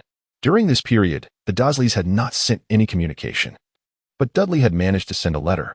In it, he recounted his experiences at his new school and inquired about Harry's life at Hogwarts. It was evident that the relationship Harry had with his aunt and uncle was purely transactional, while his bond with his cousin Dudley bore a semblance of brotherly affection. Amidst a mountain of assignments, Harry took over half an hour to compose a reply to Dudley. He also found himself puzzled as to how Dudley managed to deliver the letter to Hogwarts. Chapter 54. The levitation charm. Harry was perplexed as to how Dudley managed to deliver the letter to Hogwarts. The letter had arrived via an owl. But where could Dudley have possibly acquired an owl? This question was also included in his letter. With Halloween approaching, Harry reminisced about the annual tradition on Privet Drive, where he, like Dudley, would adorn his face with various ghoulish designs and carry a sign demanding treats or face tricks, going door to door in search of sweets. Due to Harry's charming appearance, he often collected the most candy. However, the amount he could actually savor was limited. as a considerable share was snatched away by the envious Dudley and other boys. It appeared that the wizarding world lacked such traditions, which was quite reasonable. After all, children dressing up as vampires and werewolves were not merely figments of imagination in the magical realm. Witches were ubiquitous, rendering such costumes somewhat redundant. Nevertheless, this did not imply that Halloween lacked its own distinct charm. Hagrid had prepared a magnificent pumpkin well in advance. Harry did not merely speculate. He was certain that Hagrid had enchanted those pumpkins. Otherwise, he could not fathom how they could be larger than a carriage. What? You mentioned Cinderella's pumpkin carriage? Wasn't that also the result of magic? On Halloween Day, as Harry and his friends stepped out of the common room, they were greeted by the delightful aroma wafting through the corridor. Harry was well acquainted with this scent. It was the smell of roasted pumpkin. This ignited great excitement among the young wizards. The first-year students were particularly elated, not only due to the roasted pumpkin and the impending Halloween feast, but also because Professor Flitwick had previously announced that they would learn the levitation charm on this day. Although Harry and Hermione had already mastered the charm, they were among the few. The majority of young wizards, even the academically gifted Ravenclaws, had only grasped the basics of spellcasting, with most having only learned a simple illumination spell. The prospect of levitating objects, a quintessential ability of wizards, was something the young sorcerers eagerly anticipated. The charms class at Hogwarts was conducted together with Hufflepuff, and like most classes, it was organized into pairs. Harry was grouped with Susan Burns from Gryffindor, her face flushed with excitement, and her hands trembling slightly. Harry felt a surge of concern, fearing that her nervousness would hinder her performance in the practical magic exercises. In the early stages of magical learning, wrist movements are crucial. Neville and Seamus Finnegan were paired together, both feeling a wave of anxiety. Neville's worry stemmed from the fact that, up until now, he had never successfully performed any spell in class. He could only manage to succeed after extensive practice post-lesson. Seamus, in some respects, was even worse off than Neville. Although he could cast spells, the outcomes were often disastrous. Indeed, Seamus's fears materialized when his feather, intended for levitation practice, was engulfed in flames and erupted into a cloud of black ash. "Professor, might we require a new feather?" Neville suggested hesitantly, anxious that Professor Flitwick might ask him to provide one from his own stash, considering he too struggled to levitate feathers. Ron and Hermione were also assigned to the same group, which left Ron feeling rather uncomfortable. Since the incident with the three-headed dog, Hermione had ceased speaking to either of them, resulting in Harry and Ron spending an additional half hour on their assignments daily. Ron was quite displeased, believing Hermione was overreacting, and thus he chose to ignore her, glancing at each other with disdain, as if a mere glance might cause them to sprout boils. Harry sensed that a disaster was imminent. Chapter 55, The Halloween Troll Visit Hogwarts offered a divination class, though it was an elective available only from the third year onward. Harry had gleaned some understanding of it, learning that the most crucial aspect of becoming a seer was innate talent. He felt confident he possessed such a gift. At the commencement of the class, he had a premonition that an incident would occur involving Hermione and Ron, and lo and behold, it indeed transpired. Ron's wand remained uncooperative, and his gestures and incantations were riddled with errors, leading to inevitable failure. Observing his desk partner's numerous blunders, Hermione, unable to suppress her disdain, launched into a torrent of criticism. This only exacerbated their already tenuous relationship, pushing it further toward collapse. "I simply cannot tolerate that Granger," Ron exclaimed to Harry as they exited the classroom, his frustration palpable. He gestured animatedly. "Did you see her? Absolutely insufferable." Harry actually harbored a certain resentment towards Hermione's perpetually superior demeanor. However, due to his commendable academic performance, Hermione found it difficult to undermine him, resulting in a less intense reaction compared to Ron. Just as he was about to voice his thoughts, he was suddenly jostled by someone, and in an instant, a figure hurried past them. Undoubtedly, it was Hermione. Harry seemed to faintly perceive that Hermione's eyes were reddened, with tears trickling down from the corners. It appeared she had overheard the disparaging remarks, leaving Harry feeling utterly embarrassed. Yet what of it? Ron, too, seemed to sense the discomfort in the air. His tone laced with unease, but he forcibly turned his head away, refusing to gaze in the direction Hermione had departed. She ought to have been more mindful. "I spoke no falsehood." Harry wished to express something, yet he found himself at a loss for words. However, the troubling event he had feared occurred that afternoon. Hermione was conspicuously absent from class. While professors generally do not concern themselves with attendance, occasionally overlooking a student's absence, this situation was markedly different given Hermione's impeccable record. Since the beginning of the term, she had never missed a single lesson. Even when she had fallen ill, she had attended class despite battling a fever. Throughout the entire afternoon, Harry did not catch a glimpse of Hermione. Even when he ventured to the library to borrow books, she was nowhere to be found. A striking absence considering her frequent presence there, even on weekends. Was she back in the dormitory? Harry pondered, as evening approached and the Halloween feast commenced. The hall filled with students, yet Hermione remained elusive. It was only then that he inadvertently overheard Parvati and her roommate Lavender whispering about Hermione, revealing that she was crying in the girls' restroom, consumed by sorrow and refusing any attempts at comfort. Harry heard it, and naturally, Ron, who had always been by his side, also heard it. Harry could distinctly notice Ron's unease, as he fidgeted uncomfortably. However, upon entering the grand hall and beholding its opulent and vibrant decor, their attention was instantly captivated. Countless bats flitted about the walls and ceiling, while even more, resembling low-hanging clouds, swirled above the dining tables, causing the flames flickering within the pumpkin-shaped lanterns to dance erratically. The daily meals at Hogwarts were indeed sumptuous, yet in comparison to the feast, the variety and quantity were vastly different. Harry had only witnessed such a lavish spread during the opening banquet.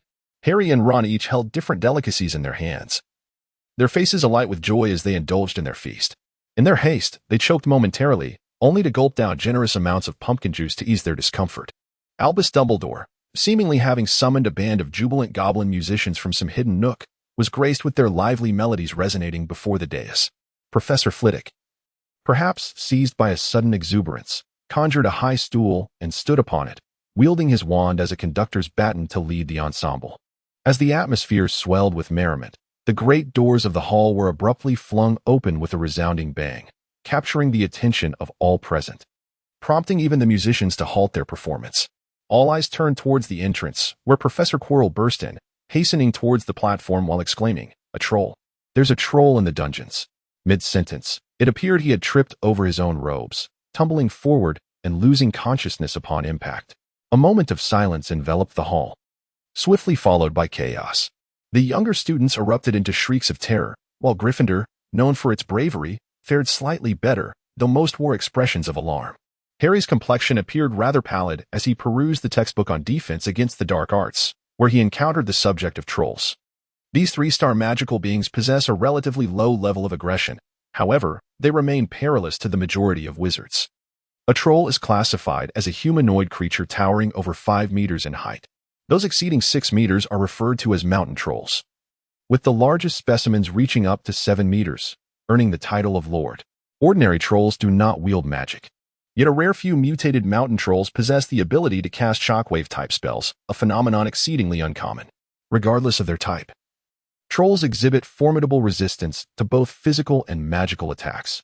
Their thick skin, coupled with an innate stone-like resilience and astonishing brute strength, renders them one of the most troublesome entities among low to mid-tier magical creatures. It is excessive to revise 3 chapters in one go, henceforth. One should limit revisions to 2 chapters. Chapter 56. Why not consult a professor? Harry recalled the description in his textbook regarding how to deal with trolls, without 2 or 3 adult wizards, or mastery of powerful piercing magic. It is advisable to flee when confronted by a troll. The troll's sluggish movements render it possible for even moderately skilled wizards to ensure their own safety in such encounters. Harry's contemplation was but a fleeting moment. Before he could delve deeper into his thoughts, a dazzling firework soared into the sky, accompanied by a resounding voice that enveloped the entire grand hall. Silence. It was the voice of Dumbledore. Strangely, upon hearing that voice, the previously panicked young wizards found their calm. It was as if the voice possessed an enchanting magic. No, it truly did possess magic. Harry's eyes brightened. After nearly a week of studying the art of soul interpretation, he developed a fascinating understanding of the soul, along with a heightened sensitivity to the magical categories associated with it. Thus, he could discern the subtle fluctuations of soul energy in Dumbledore's voice, which possessed a soothing effect on both the spirit and emotions. Could magic truly be wielded in such a manner? Harry gazed at Dumbledore, his eyes filled with wonder, a reflection of his admiration for the extraordinary and magnificent powers of magic. Prefects, please usher the students back to the common room. Dumbledore said calmly as the students gradually settled down. His composure further inspired tranquility among the students, particularly those hailing from wizarding families. Indeed, Dumbledore was present. He was undeniably the greatest wizard of the century. Even a troll was insignificant before him. The prefects led the students back to their respective common rooms, with Percy displaying the most poise. It appeared he had rehearsed this scenario countless times, at least in his mind. How did the troll get in? Shouldn't the school have protective enchantments? Harry pondered aloud while following the crowd. The defense against the dark arts class might indeed utilize a troll as a teaching tool. Ron hesitated, considering the likelihood of such a scenario, but he felt that given Professor Quirrell's demeanor, the possibility was virtually non-existent. Wait, Harry suddenly halted, casting a hesitant glance at Ron, who also stopped, his expression turning grave. They both remembered. Hermione, they exclaimed in unison. She was still unaware of the troll's presence. Blast it, why does that girl always get into trouble? Ron complained, completely ignoring who might be the more troublesome of the two. Harry gave Ron a look that clearly conveyed disbelief, to which Ron responded with immediate understanding. Why was Hermione unaware of the troll? Because she was not in the Great Hall. Why was she absent? Because she was in the bathroom crying. Why was she crying? Because of Ron's words. We must find her, Harry asserted with conviction. Indeed, let us hurry, lest Percy catch sight of us. Ron, echoing Harry's thoughts, wasted no time in discussion. Without further ado, both crouched low and navigated against the tide of students towards the staircase leading to the dungeons. However, before they could even exit the Great Hall, they collided with the somewhat slow-witted Neville. Harry, Ron, where are you two off to? Neville inquired, observing their furtive demeanor, immediately suspecting they were up to something. He wished to disregard his curiosity but could not help but speak up. Ron felt a pang of hesitation upon encountering Neville. We don't have time, he exclaimed as they continued on their way. Yet Harry, unperturbed, seized Neville's arm and urged him along, stating, Hermione is in the bathroom on the lower floor. The troll is there too. We must rescue her. Huh. Neville was momentarily taken aback, and as he was dragged along for quite a distance, he finally asked in confusion, why would Hermione be in the dungeons? Harry, without pausing for further explanation, dashed down the corridor, reaching the staircase. Just as he prepared to descend, Ron suddenly exclaimed, someone. Instinctively, the trio concealed themselves behind a nearby statue. The corridor was dimly illuminated by flickering torches, and at that moment, the light was rather faint, making it easy for them to remain unnoticed in the statue's shadow. Indeed, their objective was achieved. The individual who hurried past them paid no heed, swiftly ascending the staircase. It was Snape. There was no need for a closer look. Always clad in his dark robes, exuding the distinct scent of potions. The three young wizards were certain that it was Snape who had just passed by. But why was he going upstairs when the troll was supposed to be in the basement? Neville hesitated. Forget about him, Harry replied casually, pulling Neville along as he and Ron navigated around and sprinted down the staircase toward the basement. Wait. Harry finally halted once they reached the basement, allowing Neville to voice the question that had been on his mind but remained unspoken due to their haste. Why don't we inform the professors? Harry, Ron, indeed. Why not consult the professor? Harry and Ron exchanged glances. Chapter 57, The Battle with the Troll. Why didn't you mention it sooner? Harry and Ron looked rather embarrassed. You never gave me the chance to speak, Neville said with a look of grievance, as Harry was about to utter something further. His nostrils flared suddenly. Do you smell that? Without Harry needing to elaborate, both Ron and Neville's expressions shifted, for an indescribable stench wafted towards them from afar. Following closely was a rumbling sound, the unmistakable noise of colossal feet thudding against the ground, accompanied by a low, guttural growl and labored breaths. Keen-eyed Ron pointed towards the end of the corridor, where a massive shadow loomed, slowly advancing. It was a troll. It seemed to have emerged from the classroom. Harry's complexion paled. That direction led to the girls' lavatory. Ron's voice trembled slightly. There's no time to find a professor. We must hurry. In a moment of impulsiveness, Harry drew his wand and sprinted ahead. Without hesitation, Ron followed suit, while Neville, after a brief moment of uncertainty, joined them as well.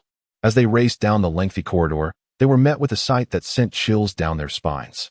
The troll stood over 5 meters tall, its skin riddled with grotesque bumps, eliciting a sense of revulsion. Its hue was a ghastly shade of bluish-gray, reminiscent of stone, in stark contrast to its enormous frame. The troll's head appeared disproportionately small, emanating an air of foolishness. Yet at that moment, this lumbering giant was wielding a wooden club, smashing it against a wooden door. before stepping inside, accompanied by a girl's piercing scream. The girl's lavatory, Hermione. Hermione. Harry bellowed, bolting towards the girl's lavatory, with Ron hot on his heels. This time, even Neville cast aside his hesitation and dashed forward. When Harry and his companions rushed to the battered washroom door, they found Hermione huddled in the corner. While the troll approached with slow, deliberate steps, without a moment's hesitation, Harry brandished his wand, sending a beam of red light towards the creature. His spell, cast in haste, struck the troll's back, where layers of mud and stone debris clung stubbornly. The impact sent a spray of grit flying, yet it inflicted no significant damage. However, it did have an effect. The troll paused, slowly turning its head, its beady eyes darting around before settling on Harry, who stood resolutely in the front line. Wand in hand. "Run, Hermione! Get out of there!" Harry shouted, and with another flick of his wand, he unleashed a shockwave. A powerful force collided with the troll.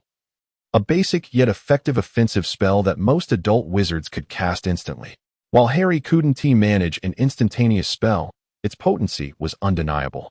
Unlike the stunning spell that could send the troll flying while rendering it unconscious, the shockwave merely struck with brute force. Yet this singular effect proved to be more effective than the stunning curse. Striking the troll on the head caused it to sway and step back. At that moment, Hermione had summoned her courage and was making her way cautiously around the side. However, as the troll stepped back, it caught sight of Hermione crouching in the corner and let out a low growl, swinging its club towards her. Most individuals would likely freeze in such a dire situation. But Hermione, true to her Gryffindor spirit, let out a scream, yet swiftly crawled away, narrowly avoiding the blow. "Hermione," Ron shouted anxiously, glancing around before picking up a shard of a wooden door that the troll had smashed and hurled it at the creature. Lacking any offensive spells, he had no thought of using his wand. Ron's makeshift weapon struck the troll's face as intended.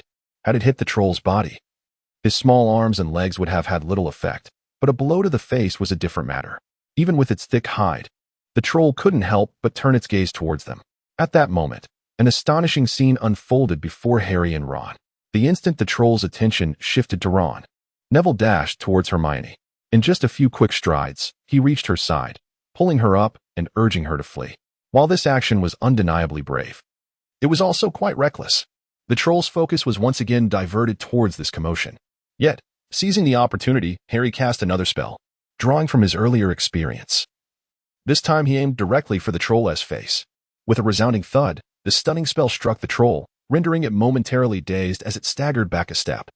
Ron, quick on the uptake, waved his wand and cast a levitation charm. His unruly wand cooperated this time, and the spell was successfully executed. The giant, initially unsteady, had its large foot lifted by magic, causing it to lose balance and fall backward with a resounding crash, akin to a small mountain collapsing. Harry and his companions felt the ground beneath them tremble slightly. The giant roared in frustration. Harry's stunning spell had only momentarily disoriented it, and this fall had surprisingly restored its awareness. However, the impact with the wall had caused a painful bump to form on the back of its head. Even with the giant's formidable physique, this blow was far from trivial. It is often said, whether by ordinary folk or wizards alike, that a wounded beast is the most dangerous. This adage proved entirely applicable to the giant. Chapter 58, Bonds of Life and Death once again rising to its feet. The giant stomped forward, bellowing in rage, brandishing its massive wooden club towards Harry and his friends. In that moment, the four young wizards, standing side by side, seemed to share a silent understanding, simultaneously raising their wands. A flash of light. It was Neville. The first and only spell he had mastered at school was the Lumos charm. Countless hours of practice had culminated in this moment, and the brilliance of his spell surpassed that of his peers. In a moment of urgency, he exceeded his usual capabilities, momentarily blinding the approaching giant. Instinctively, the giant raised its enormous hands to shield its eyes. At that instant, Ron cast Wingardium Leviosa. The giant felt an unexpected lightness in its grasp. The wooden club had inexplicably slipped from its fingers and began to float in the air. The giant, momentarily bewildered, found its head too small for its body, unable to comprehend the situation. Then, Harry unleashed his spell, Stupefy. The most effective spell he had mastered struck the giant squarely in the face, causing it to lean back once more. "Freeze it quickly," Hermione exclaimed. Regaining her scholarly composure, she noted the water cascading from the damaged pipes, pooling around the giant's feet. With a swift incantation, the water beneath the giant transformed into a slick layer of ice. The giant, already leaning backward, lost its footing and fell again. Ron, acting with keen intuition, waved his wand, causing the heavy wooden club to float backward slightly before dispelling its magic. The club plummeted to the ground. As the giant attempted to rise once more, its slippery footing thwarted its efforts, and its head inadvertently met the descending club. Its small, beady eyes rolled back, and it collapsed heavily, unmoving. Is it dead? Ron gasped, breathless from the frantic chase and the ensuing battle, feeling utterly exhausted, his legs trembling, and his voice quivering. It shouldn't be, right? Hermione's already fair complexion appeared even more pallid, devoid of any color, as her body trembled uncontrollably, leaning slightly against Ron for support. Neville, who had been remarkably courageous in rescuing Hermione, now found himself in a state of utter panic, trembling even more violently than she was. Gazing at the enormous creature sprawled on the ground, its chest the only part still rising and falling, he noticed its eyes rolling back, teetering on the brink of unconsciousness. Harry was the most composed among the four, yet he still felt his legs weaken uncontrollably. Nevertheless, he managed to speak clearly. He just fainted. Let us hurry and wait for the professors. Harry was just about to express his concern that it would be troublesome once the professors arrived when he heard a flurry of hurried footsteps. Following closely behind him was Professor McGonagall, adorned in her emerald green robes, accompanied by Professors Flitwick and Sprout. Bringing up the rear were Professors Snape and Quirrell. The latter cast a glance at the fallen troll, seemingly rendered weak at the knees, staggering a few steps before leaning against the wall to steady himself. Harry furrowed his brow slightly, for there was something amiss in Snape's gait. His gaze descended, revealing a significant tear in the hem of his robes, faintly stained with blood. Snape, aware of Harry's scrutiny, hastily flicked his cloak to conceal it. Before Harry could examine it closely, Professor McGonagall's furious voice had already reached his ears. Harry had never witnessed Professor McGonagall so incensed. Her hair seemed to bristle with indignation. This reminded Harry of a Chinese expression, anger causing one's hair to stand on end. Do you truly comprehend the gravity of your actions? Professor McGonagall exclaimed, her finger trembling slightly with fury as she pointed at Harry and his companions. That is a fully grown troll. Even seasoned wizards must tread carefully in such circumstances. You ought to be grateful to Merlin for your fortunate escape. Perhaps it is I who should express my gratitude to Merlin for not having to confront 4 lifeless corpses at this moment. The 4 of them stood there, quaking with fear, their heads bowed and necks withdrawn, not daring to utter a single sound. Professor McGonagall inhaled deeply, seemingly suppressing her anger, before addressing the group. Now, can anyone tell me what exactly transpired here? Just as Harry was about to speak, Hermione stepped forward, interrupting him. Professor McGonagall, this is entirely my fault, she declared. Hermione deducted 5 points from Gryffindor, marking her inaugural point deduction. Harry, Ron, and Neville each contributed 10 points to Gryffindor, resulting in a net gain of 25 points. However, nearly everyone's focus was not on those scores. Other students were immensely curious about how the 4 of them had managed to vanquish the troll. In contrast, Harry and his companions were more concerned with the newfound intimacy that had blossomed among them following this harrowing experience. Hermione was taken aback that Harry and Ron would risk their lives to rescue her, while Harry and Ron were astonished that Hermione would shoulder the blame herself. No one, including Neville, anticipated that he would muster the courage to rescue Hermione from beneath the troll's feet. A bond forged in the face of peril? Harry recalled a phrase from Chinese that encapsulated their experience. Chapter 59, the book borrowed from Snape in the common room. Ron was recounting for the 13th time the tale of their fierce battle against the troll. It was indeed a tale, for his retelling had transformed the actual events into something almost unrecognizable. A single plank had been thrown, yet he described it as a barrage of splintered wood, creating a series of impacts that captured the troll's attention.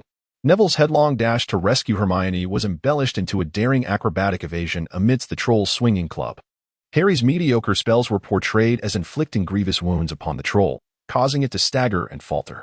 Meanwhile, Hermione's freezing charm, which had merely caused the troll to slip, was exaggerated into a narrative of encasing the creature in ice. In essence, the thrill of their adventure was magnified tenfold by Ron, with the contributions of his friends also receiving a generous embellishment, reflecting a modicum of integrity. Although many Gryffindor students had already heard several versions and were well aware that Ron had spiraled into a realm of exaggeration, it did not dampen their enthusiasm to gather around and listen. After all, regardless of Ron's embellishments, the ultimate outcome remained unchanged. The 4 of them had indeed subdued a full-grown troll. As November arrived, the first half of the academic year was drawing to a close. With the chill in the air, the atmosphere within the college became increasingly fervent, and the reason was simple. The Quidditch matches were on the horizon. Harry had observed several practice matches, yet due to the absence of the golden snitch in these matches, he, as a seeker, had not participated. Conversely, Ron, serving as a substitute keeper, managed to join a game, much to Harry's envy for several days. The Gryffindor practice matches typically involved Ravenclaw and Hufflepuff, with rare encounters against Slytherin. At least Harry had never witnessed such a match. Hufflepuff was particularly averse to facing Slytherin in practice games. The only team Slytherin could arrange matches with was Ravenclaw, likely due to the latter's predominantly pureblood composition. However, this year, Ravenclaw's team consisted mostly of female players. And given Slytherin's notoriously aggressive playing style, Ravenclaw was reluctant to schedule games against them. The increased frequency of practice matches and training significantly curtailed Harry and Ron's time for homework. This made them quite grateful for the improved rapport they had developed with Hermione, as it was becoming increasingly difficult for Padma to support both of them simultaneously. In the 2 days leading up to the match, Harry felt so anxious that he could hardly enjoy his meals. Influenced by his nerves, Ron, who would not be playing, and Hermione, who had no direct involvement, also began to feel tense. Hermione even made a special trip to the library to find a comprehensive tome on Quidditch titled The Marvelous Game of Quidditch, which detailed various rules and historical anecdotes about the sport. Even Ron, a seasoned fan, was astonished to learn that there were over 700 types of fouls in Quidditch. However, he assured Harry that even referees in international matches could hardly remember so many regulations. Harry expressed his utter inability to continue reading the book. After merely flipping through 2 pages, he accompanied Hermione to return it. Upon consulting the register, he encountered an unexpected name: Snape. The borrowed volume pertained to whether Muggle diseases would have an impact on wizards. Harry discreetly nudged Hermione, who was somewhat taken aback upon noticing his gesture. By this point, the camaraderie among Harry, Hermione, and their companions had blossomed into a profound bond. Hermione comprehended Harry's intent and consequently retrieved the tome. She possessed an extensive collection of borrowed books, spanning a myriad of categories, and Madame Pants was entirely unconcerned. Ron, observing the hefty volume that Harry and the others had brought back, scratched his head in bewilderment. Harry and Hermione found it quite peculiar. Most diseases that pose a lethal threat to ordinary people seem to have little effect on wizards. This is not only due to the potions that wizards can employ to combat most ailments, but also because the bodies imbued with magical power possess a remarkable resistance to a majority of viruses and bacteria. Harry could attest to this throughout his life. His robust cousin Dudley fell ill at least 3 or 4 times each year, while Harry himself had only experienced the common cold 2 or 3 times. And each instance resolved after merely a night's rest. Upon arriving at Hogwarts and conversing with classmates from wizarding families, he learned that wizards possess a constitution that differs significantly from that of Muggles. Not only are they impervious to diseases, but even certain physical traumas are unlikely to inflict harm upon them. For instance, the flames of non-magical fire are nearly incapable of injuring a wizard, as almost every adult wizard can wield the spell to freeze flames, rendering them harmless. Even without the use of magic, wizards are naturally protected by their inherent magical essence, making them resilient against short bursts of fire. During the period when Muggles fervently hunted wizards, those captured were often impostors who would be burned alive. In truth, the ones who perished in flames were merely false wizards. Occasionally, a genuine wizard would be apprehended, often feigning distress while secretly toying with their captors. It is said that one particularly bored wizard had been captured by Muggles and subjected to burning a staggering 47 times. However, this unfortunate soul met a grim fate on his 48th encounter when he fell into the hands of a hidden dark wizard among the Muggles. As for the question of whether rabies could infect Snape, the answer is a definitive no, as he is immune to bat rabies. Concerning physical harm, wizards' bodies are safeguarded by their magical essence, making them difficult to injure, even if subjected to severe trauma. The extraordinary strength of a wizard's soul ensures that it remains intact even in circumstances that would be fatal to a Muggle, provided they receive timely treatment. They may not even bear scars, unless one were to suffer a decapitation, a piercing of the heart, or a broken neck.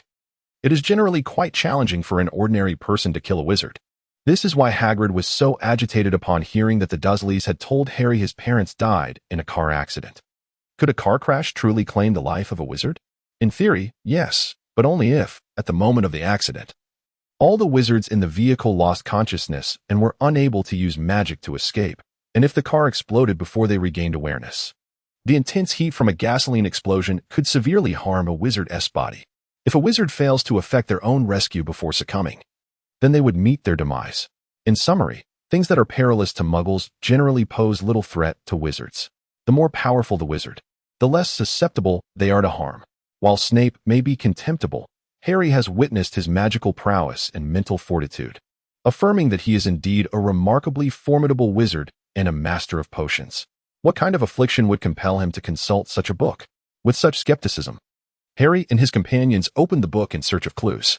The clues were readily apparent. One page bore the creased mark of rabies. Rabies is one of the few muggle diseases that can inflict harm upon wizards, particularly dangerous when it involves certain magical breeds of canines. The wizarding world currently lacks an antidote for rabies, whereas muggles possess remarkably effective treatments. Hermione recited the contents of the page before lifting her gaze. At that moment, Harry and Ron also raised their eyes, exchanging glances that conveyed a shared thought. Cerberus? Harry whispered. The fourth-floor corridor? Ron responded in a hushed tone. You noticed, too, that Snape's leg is injured. Was it the three-headed dog that caused it? No wonder it hasn't healed after all this time. The three-headed dog is a formidable magical creature, and its wounds are not easily mended. Hermione tilted her head, not entirely convinced by Harry and Ron's theory. Could it be that you were overthinking this? Why would Snape be injured by a three-headed dog? No, Hermione, you don't understand. Harry shook his head. On Halloween night, when we went to find you, we encountered Snape, and he was heading upstairs. That staircase leads directly to the fourth-floor corridor. Ever since witnessing Snape's distinctive dark magic, Harry had firmly believed that Snape was no ally. After all, the quintessential embodiment of goodness was right beside him, Professor McGonagall, radiant as the sun. Harry harbored the desire to disclose the matter of his clairvoyance, yet after careful consideration, he ultimately refrained from speaking. It was not only that he regarded this as his own secret, but he also worried that if he were to confide in Ron and Hermione, they might inadvertently glimpse things that were not meant for their eyes. Harry vividly recalled the day he inadvertently glimpsed the backlash of Dumbledore's mental prowess. Had he not closed his eyes swiftly at that moment, who could fathom the consequences? This phenomenon, mere words could not encapsulate. Curiosity, indeed, can be perilous.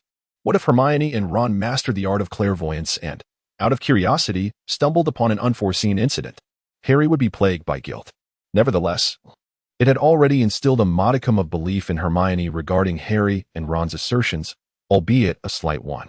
She still harbored reservations. Why then? Would Snape venture near the three-headed dog? As a teacher at the school, he must surely be aware of the inherent dangers. Remember, beneath the three-headed dog lies a trapdoor. Harry gazed intently at Hermione, recounting his excursions with Hagrid to retrieve items from Gringotts, including the discovery of a newspaper in Hagrid's chamber. Everything fell into place in Harry's mind. Snape sought to pilfer the mysterious treasure guarded by the three-headed dog, a treasure Hagrid had brought back from Gringotts. I still cannot believe it. Though Hermione was swayed, she remained skeptical. While Professor Snape may not be the most amiable, particularly towards us, I still cannot fathom him stealing from Dumbledore. Hermione, to be frank, you tend to view all teachers as saints, Ron interjected, shaking his head. Hermione was an academic prodigy, thus less likely to perceive Snape's malice, while Ron, as a less than stellar student, was acutely aware of Snape's hostility. I concur with Harry's perspective. I believe Snape is capable of anything. But what is he searching for? What is that enormous dog guard? Indeed, what could possibly lie beneath? Harry, Ron, and Hermione were all consumed by curiosity. What could be so valuable that it warranted the presence of such a dangerous creature within the castle? Chapter 61. The first match, with roughly an hour remaining until Harry's inaugural Quidditch match, he felt as though his heart had lodged itself in his throat. The intense anxiety rendered him entirely devoid of appetite during breakfast. Harry, you must eat something, Hermione urged. We do not know how long the match will last. What if you run out of energy mid-game? Exactly, Harry. As a seeker, you are the primary target for the opposing team's defense. You must maintain your stamina. Parvati Patil chimed in, with her sister Padma nodding in agreement. Today's match was against Slytherin, and many of the Ravenclaw girls had come to cheer him on. Harry's charm with women, or rather, his appeal to the fairer sex, is remarkably exceptional. As the competition draws near, it is only the young ladies who come forth to cheer for him. Fred and George, watching from the sidelines, expressed their envy with exuberant exclamations. However, They soon find themselves subjected to a scathing glare from Angelina, who is also a Quidditch player. Yet, I truly cannot stomach it. Although fully aware that Hermione and the others are absolutely correct, Harry still struggles to eat. He can only manage a meager bowl of cereal porridge with a splash of milk. "Brother, you've got this," Ron exclaimed, enveloping Harry in a hearty embrace before watching him and the other Quidditch players head off to the locker room. It was Harry's first experience donning the complete Quidditch gear, particularly the protective equipment. Although the helmet felt rather uncomfortable, Wood solemnly asserted its necessity, given the significant threat posed by the erratic bludgers to the players. Even with the protection of the beaters, after donning the crimson protective uniform and cloak, Wood delivered a brief pre-game motivational speech, which was soon undermined by the antics of the irreverent George and Fred, lightening the atmosphere considerably and alleviating Harry's initial tension. When Wood concluded with a rallying cry, Harry finally managed to follow in his wake, albeit with slightly trembling legs, though it was not his first time entering the pitch. It was indeed his inaugural experience in a stadium filled to capacity with spectators. Students from the four houses were segregated into distinct sections, alongside faculty members occupying their own designated areas. As both teams took to the field, the stands erupted in fervent cheers and encouragement. Mrs. Hooch, serving as the referee, stood in the center of the pitch with her broom, waiting for both teams to get into position before declaring, "I hope everyone plays with style and skill." After glancing at the time, she released the golden snitch, followed by the bludgers, and raised her hand. "Please mount your brooms." All players mounted their brooms, and Harry clambered onto his Nimbus 2000. Mrs. Hooch blew her silver whistle with great force, ascending into the air alongside the 14 players. Once a nearly top-tier player for an international club, her prowess far surpassed that of several lesser wizards. Even though she was riding an older broom, she outpaced Harry, who was on a Nimbus 2000, in her ascent, all while cradling the quaffle with one arm. As she released the quaffle high into the air, the match officially commenced. On the sidelines, Lee Jordan was providing commentary with a heavy bias, holding a megaphone, a staunch supporter of the twins. He often danced on the edge of breaking school rules, a quintessentially reckless Gryffindor. At that moment, he was shamelessly fawning over Angelina Johnson, who had secured the first possession of the game, though it was well known among the Gryffindor team that Angelina harbored no interest in Lee. This was Harry's first opportunity to witness a formal Quidditch match, and from a higher vantage point, the experience was particularly unique. The absence of the golden snitch momentarily made him forget that he was also a participant in the game. Having heard of Quidditch before, witnessing it live was an entirely different concept. Imagine players soaring on brooms, weaving through the air at an average speed exceeding 60 kilometers per hour. The spectacle was unparalleled, akin only to the thrill of auto racing in the Muggle world. Yet, unlike racing, where one cannot see the drivers, here, the athletes were vividly present. After observing for a while, Harry began to form some judgments about the match, excluding the two Seekers, who have yet to make their mark. It is evident that Slytherin possesses a slight advantage over Gryffindor in terms of the remaining 6 players. This is easily understandable, as among Gryffindor's 6 members, only Wood is in his 5th year. The primary trio of chasers consists of 2 in their 3rd year and 1 in his 2nd, while the Weasley twins, serving as beaters, are also merely in their 3rd year. Although Wood asserts that the current Gryffindor team boasts the highest level of talent seen in years, innate ability must be complemented by diligent practice to reach its full potential. In contrast, Slytherin's roster predominantly comprises 4th and 5th year students, affording them over a year more of experience than their Gryffindor counterparts. Moreover, Slytherin's brooms are, on average, superior to those of Gryffindor. While the difference may not be substantial, when combined with experience and stamina, this disparity can significantly widen the gap. The score oscillated back and forth, yet as Slytherin found their rhythm, they gradually extended their lead. Before long, the score reached 80-50, leaving Gryffindor trailing by 3 goals, and this was achieved despite Wood's exceptional performance in blocking 3 shots. At that moment, Harry sensed that the situation was dire, but then he realized that he was not merely a spectator. He was a player. Moreover, he was the seeker with the greatest significance in the match. If he could capture the golden snitch before his opponent, he would instantly secure 150 points, thereby turning the tide of the game. With this thought in mind, Harry swiftly maneuvered his broom to a higher altitude, beginning his search for the elusive snitch. The Slytherin seeker, Terrence Higgs, a lean young man with exceptional flying skills, noticed Harry's movement and, assuming he had spotted the snitch, immediately followed him, which Harry found quite bothersome. Harry has yet to locate the golden snitch, and astonishingly, the dynamics of the game have shifted once more. Chapter 62. Ron's Valor. Harry had yet to locate the elusive golden snitch, and the dynamics on the field underwent yet another transformation. During an attempt to save a bludger, Wood was struck on the head by a wayward shot from Slytherin's beater, Lucian Bowl, causing him to lose consciousness mid-air. Fortunately, he had his legs wrapped around his broomstick, spiraling down gently without sustaining any injuries. However, it was evident that he could no longer participate in the match. Madam Hooch called for a timeout to assess Wood's condition, confirming his inability to continue. Consequently, Ron was thrust into the role of keeper with no time to prepare. Harry, along with all the Gryffindor players, offered encouragement to Ron. Yet he remained visibly anxious, trembling all over.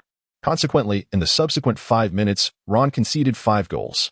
Gryffindor managed only 2. And the gap between Gryffindor and Slytherin widened to 60 points. The temporary captain, Angelina, had no choice but to call a timeout. On the sidelines, the 3 female chasers from Gryffindor appeared utterly exhausted. The Slytherin players adeptly exploited their advantages. Composed entirely of boys and in higher grades, they wielded a significant physical edge, frequently overpowering the Gryffindor female players in mid-air confrontations. The girls, disadvantaged in physicality, could merely evade, which greatly increased the complexity of their maneuvers and range of motion. Consequently, their energy expenditure soared. This was unacceptable. They were being utterly unscrupulous. Katie Bell, who had just entered the starting lineup as a second-year student, lamented, the smallest among them. She was the most targeted. Angelina cast a glance at Ron, whose face was pale, and refrained from scolding him, instead offering a few words of comfort. Harshness at this moment would only serve to heighten Ron's anxiety, especially given the lack of preparation for the sudden match. Ron, Harry pondered for a moment, leaned closer to Ron, and gently patted his shoulder, speaking with unwavering conviction. What are you worried about? Just play your game. I know you can do it. Don't be nervous. There's no need to fear letting in goals. I will definitely seize the golden snitch before they do. Ron lifted his head, the confusion and dread in his eyes gradually fading, replaced by a burgeoning sense of determination. I understand now, Harry. Ron's tone shifted, resonating with newfound resolve. Harry raised an eyebrow slightly, amazed at the unexpected effectiveness. Indeed, Harry had employed some subtle tactics, soul empathy. This technique could alter the emotions of the target. Though its effects were brief and not particularly powerful, it remained remarkably undetectable. During this period, Harry had been diligently practicing soul performance, which naturally included the art of soul empathy. Initially, it was merely a playful exercise, but to his surprise, he found it applicable in this situation. The pause was fleeting, brief enough that the Slytherin players had yet to recover from their exuberance at having such a substantial lead. Fueled by their excitement, they charged forward once more, only to be met with utter disaster. Amidst the jubilant cheers from the Gryffindor stands, Ron repeatedly thwarted Slytherin's advances. In the subsequent 5 minutes, Slytherin astonishingly failed to score a single point, while Gryffindor netted 3 goals, narrowing the score gap to 30 points. High above, Harry beamed with satisfaction. It was indeed effective. He had long since recognized Ron's exceptional talent in Quidditch, which rivaled his own prowess, praised as a genius by both Wood and Madam Hooch. Yet, Ron struggled to fully unleash his potential, hindered by a lack of confidence. Perhaps it was due to having 5 older brothers, all remarkably accomplished, which instilled in Ron a persistent sense of inadequacy that severely affected his performance across the board. After conceding the first goal, he had panicked and nearly crumbled. However, with the aid of soul empathy, Harry helped dispel Ron's negative emotions and infused him with newfound confidence, allowing Ron to truly showcase his abilities. Underestimating him, the Slytherin chasers squandered no less than 7 attacking opportunities. Ron, Ron, Ron. At some point, a synchronized chant emerged from the Gryffindor stands. As the young wizards rallied behind the seemingly transformed Ron, chanting his name with fervor. With Ron's worries alleviated, Harry refocused on his primary duty. Suddenly, a glimmer of gold in the corner of the pitch caught Harry's attention. It was the golden snitch. Yet just as Harry prepared to dart toward it, the Nimbus 2000 beneath him began to shake violently and uncontrollably. Chapter 63. A visit to Hagrid. The entire Gryffindor house rejoiced at their victory over Slytherin in the opening match. Among the most delighted was Wood. Although he had been taken out by a bludger, and Ron's subsequent performance had eclipsed his own, he remained exuberantly happy. Since joining the Quidditch team, Gryffindor had yet to secure even a single championship title, a lingering regret for him. Now in his 5th year, his opportunities were dwindling. He believed the current team had a genuine chance at success. Ron, Give it another shot next match. If you perform this well again, I'll gladly become your substitute." In a moment of exuberance, Wood expressed his excitement to Ron. Unlike the jubilant Wood and others, Harry and Ron did not share the same level of enthusiasm, not that they were unhappy about their victory, but rather because Hermione had revealed something significant to them. During the match, Harry's broom had gone out of control, nearly throwing him off, but after a few minutes, it had returned to normal. Subsequently, he seized the golden snitch, securing victory for Gryffindor. Unbeknownst to him, something had transpired off the field. Upon his return, Hermione informed him that she had witnessed Snape casting a spell at him. "I read in a book that when casting dark curses, one must maintain eye contact. Snape's eyes never blinked. I saw it," Hermione exclaimed. "I was frantic. I set his robes on fire, and the curse was indeed interrupted. I have always said he is a villain. Now do you believe me, Hermione?" Before Harry could respond, Ron became animated. Snape continued to ignore Harry in class, focusing his ire on Ron instead, lacking the courage to confront Snape as Harry did. Ron feared the repercussions of parental involvement. "Should we inform the professors?" Harry hesitantly suggested. Hermione pondered for a moment before shaking her head. "The professors are unlikely to believe us without evidence. In truth, we can't be certain that Snape's leg was injured by the three-headed dog. The injury has healed. We also cannot ascertain whether that muggle disease would affect wizards. The crease on the page about rabies could have been caused by him. But we only know he borrowed that book. As for the spell, although I witnessed it, a student's word alone may not suffice as evidence to the professors." Hermione's reasoning was indeed meticulous, surpassing that of Harry and Ron, leaving them momentarily speechless. The three exchanged glances for a while, and Harry tentatively proposed, "What if we consult Hagrid?" For the past couple of months, Harry and Ron frequently visited Hagrid, occasionally assisting him in feeding his peculiar assortment of creatures. Hermione, on the other hand, joined Harry and Ron at Hagrid's only after Halloween. Nevertheless, Hagrid held a fondness for the intelligent young lady, and Hermione harbored no aversion towards the seemingly fierce yet endearingly clumsy Hagrid. In contrast to the professors at the school, Hagrid, despite being their elder, felt more like a friend to Harry and his companions. Harry's suggestion was embraced by the other two. The match was set for Saturday, and with no classes to attend, the trio hurriedly ran out of the castle towards Hagrid's hut. To their surprise, Hagrid was not in his room. Instead, Neville was present. "Harry, what an exciting match!" exclaimed Neville, his face lighting up with a broad smile upon seeing them. "And Ron, your performance in the latter half was extraordinary. Even Crumb could not have done better." Ron's lips curled into a wide grin at the compliment. Crumb was the goalkeeper for the Chudley Cannons, one of the league's finest. Notably, Ron's favorite team was indeed the Chudley Cannons, although his admiration was particularly directed towards their seeker, Gilderoy Lockhart. "Neville, what are you doing here?" Hermione inquired, as she was not a competitor in the match and thus did not share the same profound joy in receiving praise. Instead, she was curious about Neville's presence. "It's Trevor." Neville pointed to a table where a large toad lay in a ceramic pot. They recognized it as Neville's pet. In fact, the first encounter among the four of them had been due to this very toad. With a resigned expression, Neville explained, "Trevor hasn't been eating well lately. I suspect he might be unwell. I was too anxious to approach Professor Kettleburn, so I came to Hagrid in hopes of some luck. Hagrid mentioned it might be due to the cold weather and offered to help me find some herbs in the woods." Professor Kettleburn was the professor of care of magical creatures, an elderly man known for his amiable demeanor. However, for Neville, who tended to stutter in the professor's presence, communication was not so straightforward. Toads should hibernate during winter, shouldn't they? Harry pondered aloud, with Hermione nodding in agreement. Such bits of natural knowledge were often mentioned by teachers in elementary school. Yet, Harry was uncertain if the same held true in the magical realm. "Is that so?" Neville scratched his head, chuckling sheepishly. He then busied himself pouring tea for the three of them, which Hagrid had previously prepared. Chapter 64. Nicholas Flamel Hagrid's belongings were rather rustic, whether it be the food or the utensils.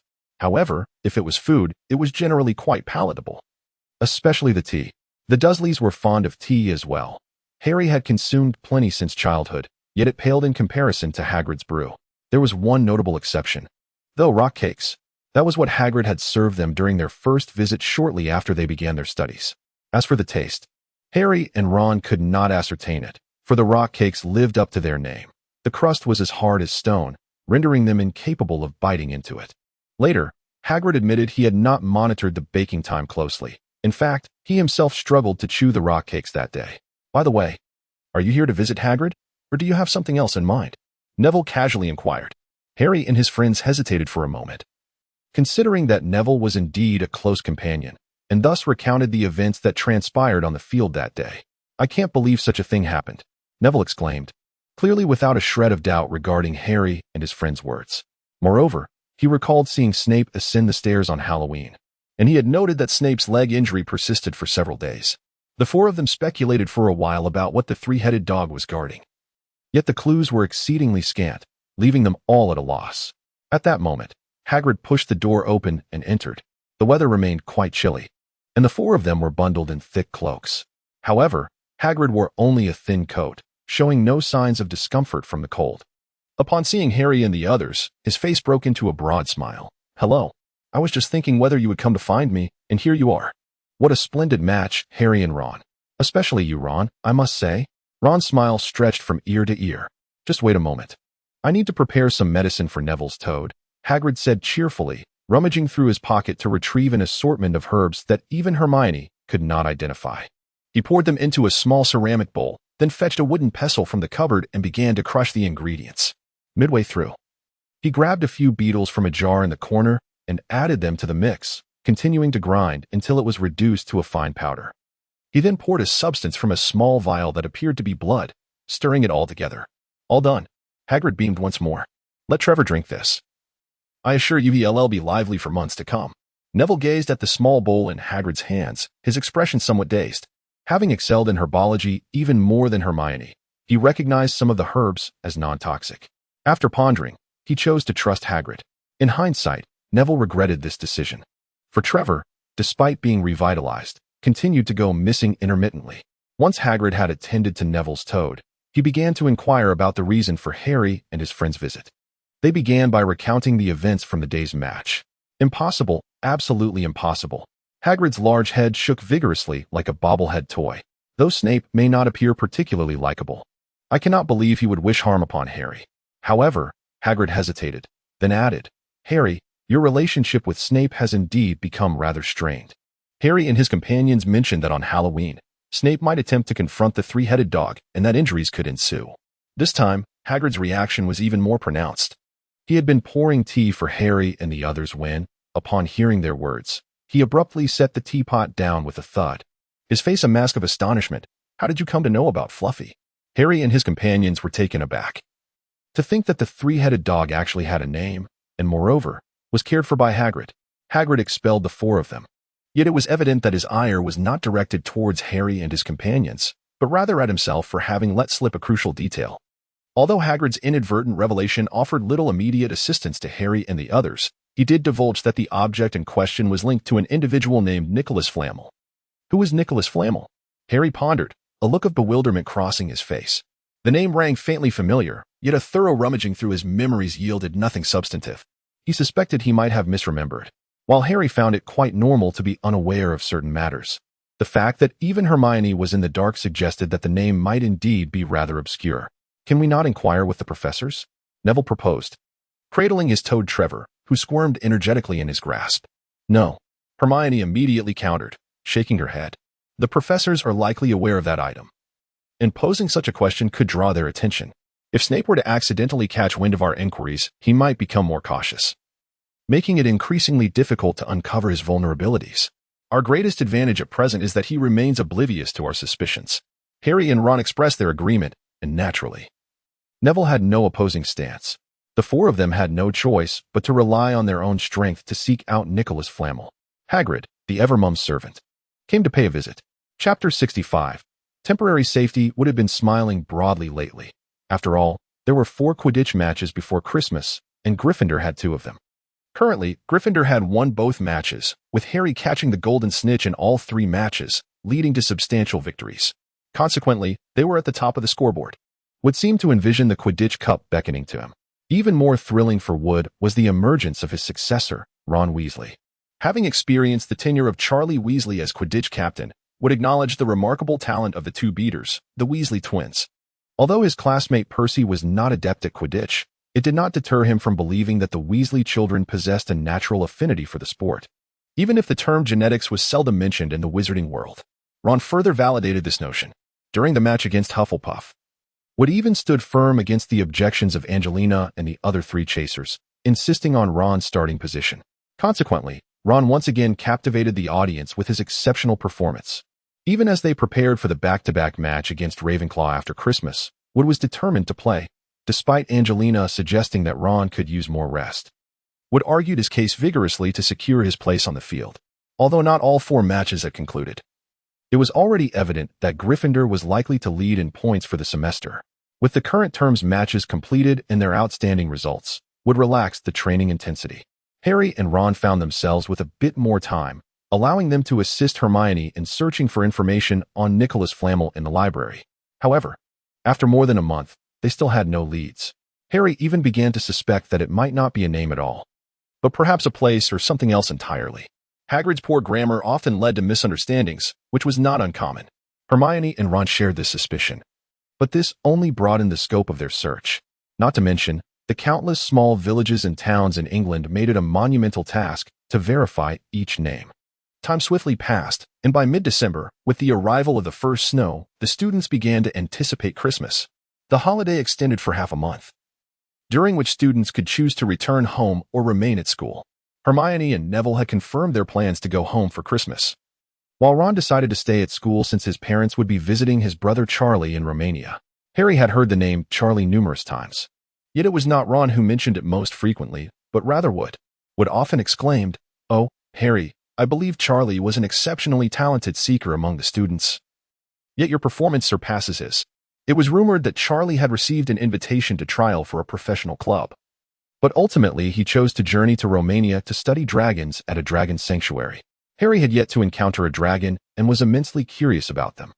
He recalled the day he first met Hagrid, when Hagrid had expressed his desire to raise a dragon 3 times while taking him to Diagon Alley for shopping. Almost every time they visited Hagrid thereafter, he would reiterate this wish. However, Hermione scoffed at the notion, declaring, "Dragons are classified as 5-star dangerous creatures. The flames they breathe are imbued with magic and can easily harm a wizard. Many of their teeth and claws are venomous, even disregarding their colossal size. They are undeniably perilous beings." Harry, Ron, and Neville found Hermione's arguments quite compelling. However, Hagrid remained utterly indifferent.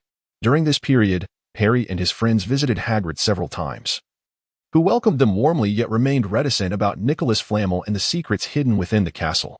Meanwhile, Harry, Ron, and Hermione diligently frequented the library almost daily to research. Although Neville wished to assist them, his inefficiency in completing assignments was glaring.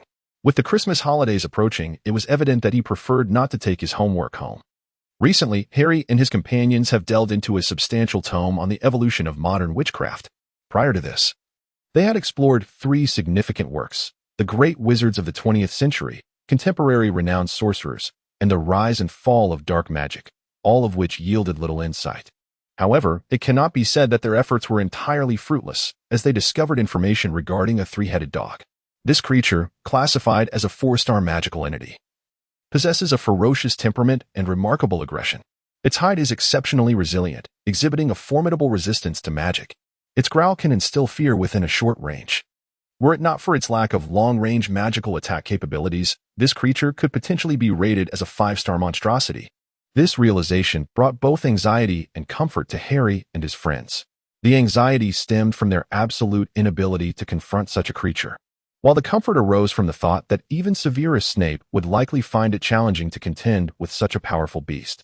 With this understanding, Harry and his companions felt a sense of urgency dissipate. At least for now, there were no signs that Snape could bypass the 3-headed dog. Chapter 66. The eve of Christmas. During this period, Harry's mastery of soul embodiment techniques has advanced significantly. His successful application of these techniques during the Quidditch match against Ron has sparked a keen interest in the effects of various soul magics.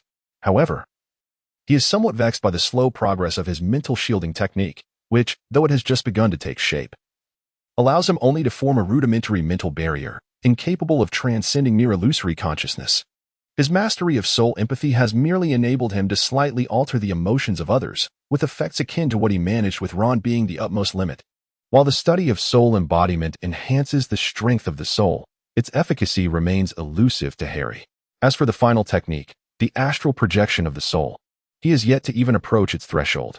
Nonetheless, there is a silver lining. since he began practicing the mental shielding and soul embodiment techniques. The two haunting nightmares that had plagued him since childhood have ceased to reappear. In fact, Harry has scarcely dreamt at all during this time. Recently, fragments of knowledge have resurfaced a few times, primarily during potions and herbology classes, triggered when encountering specific potions or herbs that unlocked certain recipes. However, Harry has largely found these recipes documented in substantial tomes. Yet, despite these tomes recording potion recipes, they offer no indication of their inventors. Through Harry's observations, it appears that only recipes invented within the last century, or at most, the last 200 years, are attributed to well-known creators. This leads him to conclude that the individual, Yen-Zhou, must have lived much earlier. However, even while searching for Nicholas Flamel, Harry failed to uncover any trace of him. Youth is often characterized by impatience. Harry and his friends have stretched their time between assignments and leisure to search the library for over a month, solely for the sake of a name. Recently, even Hermione, who has been the most enthusiastic in her quest to fill the gaps in her knowledge, has begun to feel a sense of weariness. Harry and Ron have indeed begun to take it easy. For instance, at this moment, they are engaged in a game of wizard's chess. Harry was indeed quite reluctant to engage in a game of chess with Ron. Although his skills had significantly improved, he still found himself utterly defeated whenever he faced Ron. It was only when Ron graciously allowed him a knight and a bishop that he could occasionally secure a victory or two. Yet, such triumphs seemed rather hollow. Did they not? Have you heard? While Harry and Ron were analyzing Harry's blunders from their previous match, Dean Thomas burst in with great urgency. His dark complexion appeared slightly flushed, perhaps due to the chill, or perhaps from excitement. In any case, it was noticeably red. It is worth mentioning that Dean, being of African descent, exhibited such a hue, and one could only imagine how rosy a lighter-skinned child might appear under similar circumstances. "What's the matter, Dean? Why the rush?" Ron asked, offering Dean a cup of warm milk to help him warm up. Dean expressed his gratitude, gulping down a sizable portion before exclaiming, "Seamus is in the infirmary. What of it?" Ron rolled his eyes, and Harry seemed indifferent as well. Seamus Finnegan, the notorious explosion enthusiast, had garnered the attention of both Professor McGonagall and Professor Flitwick with his explosive talents. Even Professor Snape had ceased deducting points from Gryffindor for Seamus's frequent potion-related mishaps, as no one could quite decipher how he managed to incite explosions with just a few potion ingredients, almost every time. In fact, the explosions varied, at times being rather mild, while on other occasions, quite powerful. Given that they were often magically induced, standard healing spells proved inadequate, necessitating Seamus's regular visits to the infirmary. Madame Pomfrey claimed that her proficiency in treating explosion-related injuries had markedly improved over the year. She even contemplated compiling her findings into a comprehensive paper for academic institutions. While Seamus himself was accustomed to such occurrences, this time it involved Professor Kettleburn. Dean wasted no time in revealing the crux of the matter. Many young witches and wizards in the common room, particularly first and second years, turned their attention to this revelation.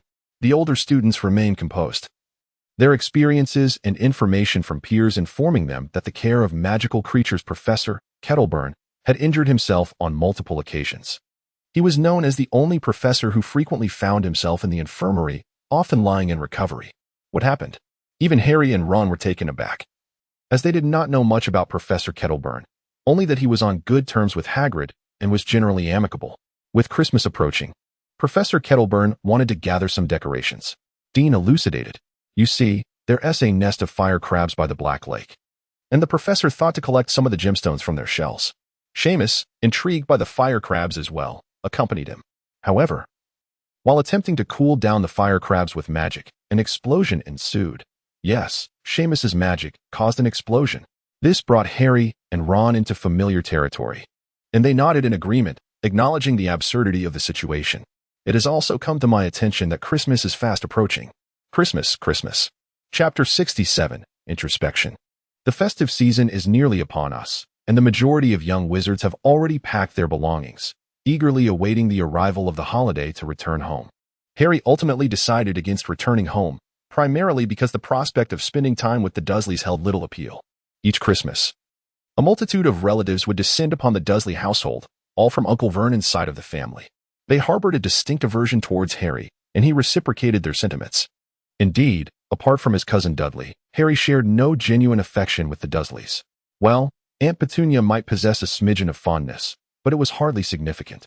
In light of this, Harry found the idea of celebrating Christmas at home far less enticing than remaining at school to delve into his magical studies, especially as he could also spend time with Ron. Moreover, there was another compelling reason for Harry's reluctance to return: the prohibition against using magic in the presence of muggles.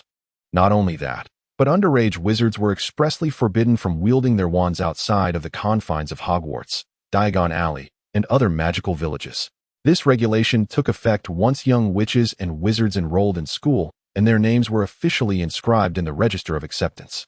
Consequently, while Harry and Hermione practiced magic at home prior to the start of the school year without oversight, such freedoms would no longer be permissible. Many young wizards hailing from ordinary families expressed dissatisfaction with this rule. However, the mandates of the school and the Ministry of Magic were beyond the reach of these young sorcerers' defiance. Harry chose to remain at the academy, much to Ron's delight. Although he had 3 brothers who also stayed at Hogwarts, none of them would engage and play with him. The professors appeared to relax their academic rigor in light of the impending Christmas festivities. Aside from Snape, who had already earned the title of student adversary, and Professor Binns, who, as a ghost, was destined to be detached, the other instructors imparted minor techniques, including the typically stern Professor McGonagall. However, the volume of assignments remained unchanged, and perhaps even increased, as it corresponded to the entirety of the Christmas holiday. Eager students hoping to revel at home found themselves burning the midnight oil to complete their tasks, striving to avoid the dreadful prospect of returning home with unfinished work. In contrast, for Harry and Ron, who planned to remain at school during the break, the atmosphere was more relaxed. Completing those assignments in 2 to 3 days would be quite challenging, but with 12 or 13 days at their disposal, even the most arduous tasks could be accomplished with ease. Thus, for the past few days, Harry and Ron indulged in their merriment, engaging in wizard's chess, exploding snap, gobstones, and various whimsical trinkets from Zonko's joke shop. Harry had become quite the expert. With only 2 days remaining until the Christmas holiday, that evening, Harry, Ron, and the other 3 young wizards in their dormitory reveled until the late hours of the night. As Harry settled into sleep, he habitually practiced the brain closure charm and the soul interpretation technique, not out of sheer diligence, but because these spells ensured a peaceful slumber free from nightmares, leaving him invigorated upon waking. Upon activating the brain closure charm, the sounds of his dormitory companions' breathing and snoring seemed to fade into the distance, yet remained oddly clear. A profound calm enveloped Harry's heart. Meanwhile, the soul interpretation technique provided him with a sensation of detachment, as if he were floating amid feathers, creating an extraordinary sense of ease. Just as Harry was about to drift into his usual rapid slumber, he suddenly perceived a bright light. No, it was not merely a flash. Harry distinctly felt that his eyes were closed, yet the surroundings transformed into a blinding expanse of white. He was acutely aware that he lay on his bed, yet his perspective suggested he was standing. In this bewildering moment, Harry found himself in a state of uncertainty, unsure if he was truly observing, as he could still feel the cozy confines of his bed, his eyes shut, and even emitting soft snores. Simultaneously, he stood in this vast, white space, the furnishings reminiscent of his small room on Privet Drive, albeit all the decor had morphed into shades of white. Harry raised his hand and beheld his own familiar hands, their texture and size unmistakably recognizable. Lowering his gaze, he noticed he was clad in the attire he often wore before arriving at Hogwarts. However, his body appeared subtly transparent, adorned with a faint golden glow. Am I dreaming? No, you are not dreaming. A voice resonated. Startled, Harry turned abruptly, only to find a man, resembling an albino with his almost entirely white complexion, seated on his bed, grinning at him. Judging by his features, the man appeared to be of East Asian descent, plump with slender, phoenix-like eyes that sparkled with an unusual brilliance. He sported a bushy beard and donned an eccentric hairstyle, his prominent forehead exposed, with his hair styled into a long braid. He spoke in Chinese. Who are you? Harry furrowed his brow, inquiring, where is this place? He too employed the Chinese language. This is your sea of consciousness, the elder replied with a smile, his voice deep yet pleasant. Or, to articulate it in a manner you might comprehend, this is the depths of your soul. When your soul's interpretive abilities reach a certain level, you can arrive here. This is the advanced form of spiritual vision, introspection. At this point, the elder hesitated, saying, I am uncertain if I can still be considered the person I once believed myself to be, for I am merely a fragmented shard of a broken soul. Much like that pitiful creature. As he spoke, he pointed towards the corners beneath the cabinet and table in the room. Following the direction of the old man's finger, Harry beheld a creature curled up in the corner, resembling either a human or a monkey. It was the sole object in the entire room that was not white, instead presenting a dismal and coarse shade of crimson, its skin wrinkled and withered. Small and seemingly frail, it lay in wait like a beast poised to pounce, its equally blood-red eyes glaring fiercely at Harry. Harry, I also have a grandfather now? Chapter 68. Fragments of the Soul following the old man's finger. Harry beheld a creature curled up in the corner, resembling either a human or a monkey. It was the only object in the room that was not white, instead presenting a pitiful, coarse shade of red with wrinkled skin. Small and seemingly frail, it crouched there like a beast ready to pounce, its equally crimson eyes glaring fiercely at Harry. What is that? A sense of discomfort washed over Harry as he gazed at the creature, an instinctive urge to distance himself from it rising within him. Like me, a fragment of a soul. Yet unlike me, I was born from a ritualistic magic, while it emerged from a malevolent spell of slaughter. My existence was deliberate, whereas it was merely a mistake. The old man shook his head, a hint of resignation creeping into his tone. If possible, could you elucidate this for me?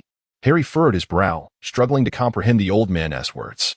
Well, since you have awakened here, perhaps it is time to unveil certain truths. The old man reined in his tone of resignation and nodded with a smile. My name is Zhou Yin. Zhou Yin? Harry was taken aback, his eyes widening. Yin Zhou. Although he had harbored a flicker of suspicion, he was still astonished when the old man revealed his identity. Indeed, you must have encountered some of the knowledge that once belonged to me. Zhou Yin nodded. I am a practitioner chief from the East, who crossed the ocean to escape the turmoil of war. That must have been an eternity ago, yet my memories are fragmented, and I cannot recall the circumstances of that time. When I was still a whole person, I attempted a most terrifying ritualistic magic. To avert the backlash of that ritual, I took certain precautions and separated a portion of my soul through the ritualistic magic. Separate the soul? Harry was astounded. Such a procedure existed. But what dreadful magic was it? As a Gryffindor renowned for his courage, Harry found himself irresistibly drawn to perilous matters. I cannot remember. Zhou Yin replied with a wry smile, shaking his head. However, I can assure you that the ritualistic magic was far more horrifying and perilous than I had anticipated. I do not know the nature of the process, but the outcome was my demise. Even the prepared soul backup was torn apart, leaving only this minuscule remnant. Had you not attained the ability to perceive within the soul, you might never have encountered me, and I would have vanished entirely. As Zhou Yin spoke, there was no trace of sorrow upon his countenance. Rather, it bore a semblance of serenity. You seem to be unconcerned about disappearing? Harry inquired, puzzled. Oh, indeed. That is the case. Zhou Yin smiled and nodded, gesturing toward the red creature. I am unlike that pitiful wretch. I have retained my will. Yet I am but a shattered fragment, my soul's structure unstable. I can do nothing. I can change nothing. Though it possesses no consciousness, it is a tangible, structurally complete fragment. In that case, it's difficult to determine who the true wretch is between us. The more indifferent Zhou Yin appeared, the more sympathy Harry felt. Is there anything I can do for you? Oh, for me? No, it's neither necessary nor possible. Zhou Yin, however, seemed entirely unconcerned. Still smiling. I have lived for a remarkably long time. Although my original memories have fragmented beyond recognition, I still recall that I have endured a lengthy existence. In fact, even in this current state, I have already persisted for an extensive duration. I have grown quite weary. To vanish completely sooner would, in fact, be a form of liberation for me. Harry paused for a moment before speaking again. Then why are you within my sea of consciousness? And what brings it here? He gestured towards the small crimson creature. I am here because of it. Zhou Yin replied, a gentle smile gracing his lips as he looked at the red creature. I am but a severely fragmented soul, unable to govern my own actions. Without the attachment to a sentient being's soul, I cannot even perceive my surroundings. Should I attach to the soul of an ordinary person, I would merely lapse into slumber, for their soul's strength does not generate sufficient ripples for me to manifest. However, if I were to bind with a magical being, I might glean some limited awareness of the external world through their soul's vibrations. Once the soul I am bound to perishes, I drift aimlessly through the void until I am fortuitously drawn to the next host's essence. Occasionally, I find myself captivated by potent souls and emotional currents. For instance, that night, something extraordinary transpired with you. I cannot recount the exact events, but an overwhelming surge of magic and soul energy erupted. so formidable that a fragment of a powerful soul was torn away and became ensnared within yours. The immense resentment or other emotional vibrations it emitted drew me in, and thus I was attracted here alongside it. Harry instinctively scratched his head, feeling somewhat bewildered by the situation. Suddenly, Zhou Yin spoke up. I know its name. Harry, initially indifferent, listened as Zhou Yin uttered a name both familiar and foreign. Voldemort. Huh. Chapter 69. Zhou Yin. He is Voldemort. Harry was taken aback. Yet a part of him sensed that this revelation made a peculiar kind of sense. Gazing at the crimson monster, the fragment of Voldemort's soul, an unusual emotion stirred within him, an amalgamation of fear and anger. Do not fret over it. This is your sea of consciousness. A fragment of a soulless entity can do you no harm. Zhou Yin chuckled. However, you cannot contend with it either, though merely a shard. Such a concentrated piece must belong to an extraordinarily formidable sorcerer, shall we say a wizard? Remarkable? Perhaps. He is a Dark Lord. Harry gritted his teeth. Through Hagrid. He had learned that his parents had been slain by Voldemort.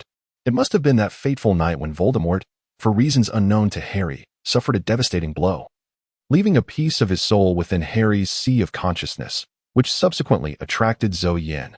Indeed, it is evident that the red signifies rage or slaughter.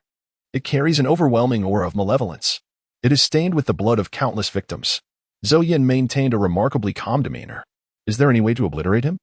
Harry inquired, pointing at the fragment of Voldemort's soul. Surely you must know? Well, my knowledge is rather fragmented and lacking in structure, but I do happen to know this. Zhou Yin nodded, then shook his head. Soul fragments are exceedingly difficult to destroy. Only a similarly potent force of soul energy can inflict harm upon it. If you wish to annihilate it, Zhou Yin pondered for a moment, given your current rate of growth. It will take at least a decade for you to attain that level of soul power. A decade. Harry felt a pang of regret. Though merely a fragment, the prospect of being able to harm Voldemort filled him with a sense of elation. 10 years is not too long. Zhou Yin seemed to perceive Harry's emotions and smiled gently. The cultivation of the soul is indeed a challenging endeavor. However, he tilted his head slightly. There are ways to expedite the process.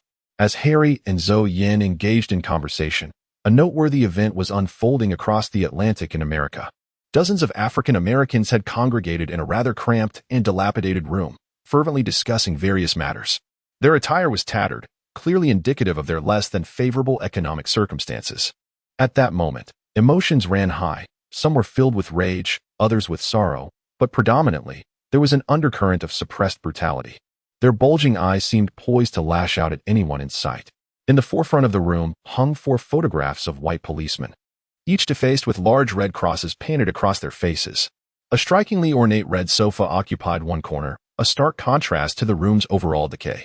The individual seated upon it stood out dramatically from the others. Although his skin was dark, his facial features bore no resemblance to those of African descent. He was devoid of hair and facial hair, wearing a subtle smile that conveyed both mockery and delight. Draped over him was an enigmatic black robe of unknown material, complemented by matte black boots. From head to toe, he was enveloped in darkness. With one leg crossed, he swayed slightly, his gaze fixed on the group of African Americans gathered around a long table, his smile growing increasingly broad. Strangely, it appeared that none in the room acknowledged his presence. Suddenly, the man in the corner lifted his head, his gaze seemingly penetrating the walls, reaching toward the distant east. His already smiling visage brightened further. Ah, little mouse. Are you willing to emerge once more? What intriguing little lamb have you found this time? The man's grin was radiant. Yet it soon shifted to a slight tilt of his head, his smile momentarily subdued before blossoming again into a more brilliant expression. Oh, what a delightful little lamb. Little mouse, you have chosen quite an interesting one, haven't you? But it seems this little lamb has caught the eye of more than just you. Rising to his feet, he stretched languidly. Remarkably, even such a conspicuous motion did not elicit any awareness from the others, who continued their engrossed discussions. This phase is nearly complete. It will naturally ferment a while longer. Yes, just a bit more time, but it should prove to be quite fascinating. On the other hand, tomorrow, or perhaps the day after, that is when it shall begin. It will be an exceedingly intriguing affair. The man appeared to be in high spirits, even breaking into a dance, the sound of his boots echoing against the floor. Yet, the occupants of the room remained wholly unresponsive, a fact that seemed to surprise him not at all. Casting another glance toward the east, he smacked his lips. What a pity. The area where the little mouse resides seemed shrouded in mist. Indeed, It's that fellow. I certainly do not wish to attract its attention. Such a disappointment, truly. Best to seek out the grand spectacle instead. With that, the man vanished without a trace, along with his exquisite sofa. In the boys' dormitory of Gryffindor at Hogwarts, the young black men remained unresponsive. Chapter 70. Repercussion. Ron turned over and awoke from his slumber, having consumed an excessive amount of sweet tea before bed. This indulgence led to an urgent need to relieve himself, waking him from his dreams. He silently rejoiced, recalling that in his previous dream, he had been searching for a restroom. Based on past experiences, he understood that once he found the toilet in his dreams, he would face social death the following day. Fortunately, Ron woke up before he could locate the restroom. After alleviating the pressure on his bladder in the lavatory, he took a moment to ensure he was indeed awake and truly in the restroom. Once satisfied, he confidently released all his discomfort. Feeling refreshed, Ron returned to the dormitory. Casting a glance at Harry, Harry lay on his side, breathing steadily and deeply. How enviable. Harry's sleep quality was consistently exceptional. Ron murmured to himself. Feeling drowsiness wash over him once more, he collapsed back onto his bed, swiftly drifting off again, completely oblivious to the trials his dear friend was enduring. What could be done? Upon hearing Zui Yan's words, Harry's eyes lit up as he stepped closer to him. The notion of harming Voldemort and avenging his parents was indeed a matter to be addressed as soon as possible. Harry felt no moral burden when it came to inflicting harm upon such a villain. It was a method to temporarily enhance one's spiritual strength. However, even with this approach, one would still need to cultivate for a year or two. Zui Yan smiled as he spoke, leaning slightly forward. Do not be overly hasty, after all. He is right here and cannot escape. All you need to do is. Harry was listening intently when he suddenly noticed a change in Zui Yan's expression. The once friendly smile was replaced by a fleeting glimpse of ferocity, sending a jolt through him. Almost simultaneously, Zui Yan's long, braided white hair, which seemed to exceed the height of an adult, erupted and lunged towards Harry, ensnaring him completely in its grasp. The smile on Zui Yan's face had vanished, replaced by a visage of cruelty and menace. You shall become a part of me. What are you doing? Harry exclaimed in panic, feeling the white strands constricting around his body and limbs, rendering him immobile.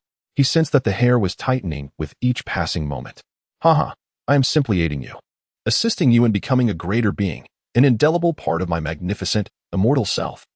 Zui Yan's face was twisted with a mad cruelty. How long I have waited for this moment. At last, I have encountered a fool with enough talent. Do you have any idea how long I have anticipated this day? Haha.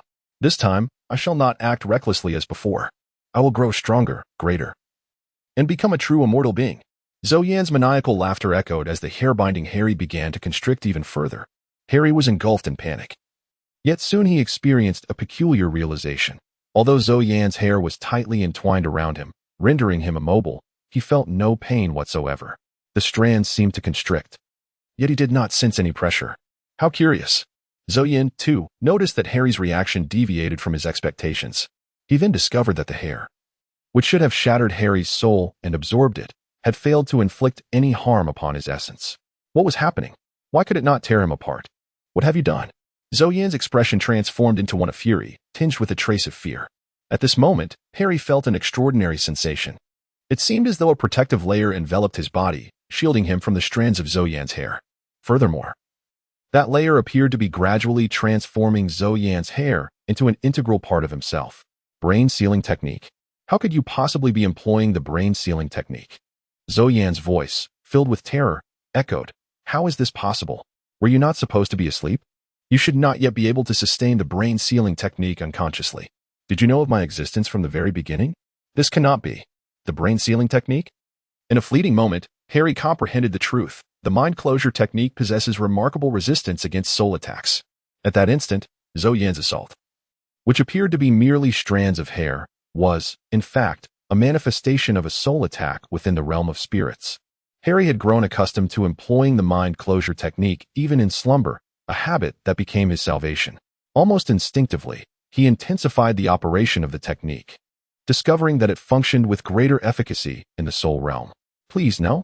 I do not wish to vanish. Zui Yan's panicked cries resonated, and Harry could distinctly perceive the essence of his terror on a spiritual level. As Harry reinforced the mind closure technique, Zui Yan's hair was assimilated at an accelerated pace, dragging his entire being along with it. No, please. I beg you. Desperation now colored Zui Yan's voice. Nevertheless, Harry showed no inclination to relent, hastening the technique's operation further. A millennium of unparalleled cultivation dissipated amidst Zhou Yan's despairing shouts, his form fragmenting into luminous specks of white light, completely absorbed by Harry. In his dormitory, Harry abruptly sat up, drenched in sweat, disbelief etched across his features. To the north, in the capital of the nation with the most expansive territory in the world, a man clad in black lifted his gaze toward England, a flicker of surprise crossing his face. Has the little mouse truly been devoured by the lamb? How intriguing! I must see this for myself. Yet, the fog envelopes that place, which is quite bothersome. Moreover, this location seems to hold even greater amusement. Is there not a hint of surprise? Chapter 71. Christmas. On this new day, Harry sensed a profound change within himself. Were it not for the unmistakable elevation in his proficiency with the mind closure technique, soul manifestation art, and soul empathy technique overnight, he might have doubted the preceding day was not merely a peculiar dream. However, he ultimately affirmed the reality of these experiences. Regarding Zhou Yan's assertions, Harry found himself uncertain of their veracity, yet one thing was clear: Zhou Yan did not appear to be on the brink of annihilation. Evidently, his capabilities were limited, able only to impart fragments of knowledge to influence his host, namely Harry. As a fractured soul, his potential was indeed constrained. Nonetheless, he incessantly released snippets of knowledge, fostering a modicum of trust within Harry. Once Harry's soul reached a certain strength, Zhou Yan sought to entice him into the sea of consciousness, attempting to consume him.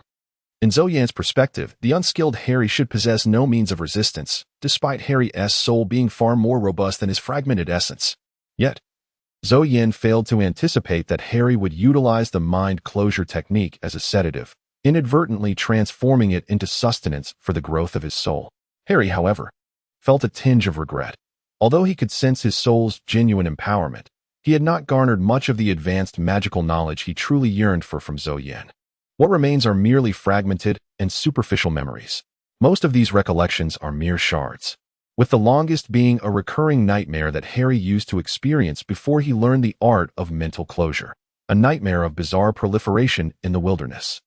From the scant and disjointed memories, it appears that the original Zhou Yan underwent a terrifying ritual of magic, one that summoned a dreadful entity, leading to the disintegration of Zhou Yan's soul, which subsequently transformed into those fragmented remnants. However, such matters have become inconsequential. Zhou Yan had long since perished, many years ago. Now, his soul fragments have been consumed by himself. As a wizard or sorcerer, he has utterly vanished from the world, rendering his essence meaningless to Harry. Harry, what are you thinking? Ron inquired, having noticed Harry's unusual demeanor. He had caught Harry daydreaming several times during breakfast. Had Harry not slept well last night? That seemed unlikely, as he had slept soundly during the night. Ron felt a twinge of doubt. Nothing. Harry shook his head. Having contemplated revealing some details about Zhou Yan and the mental closure technique to Ron, but he was uncertain how to articulate it. Ron, not overly concerned, resumed his breakfast.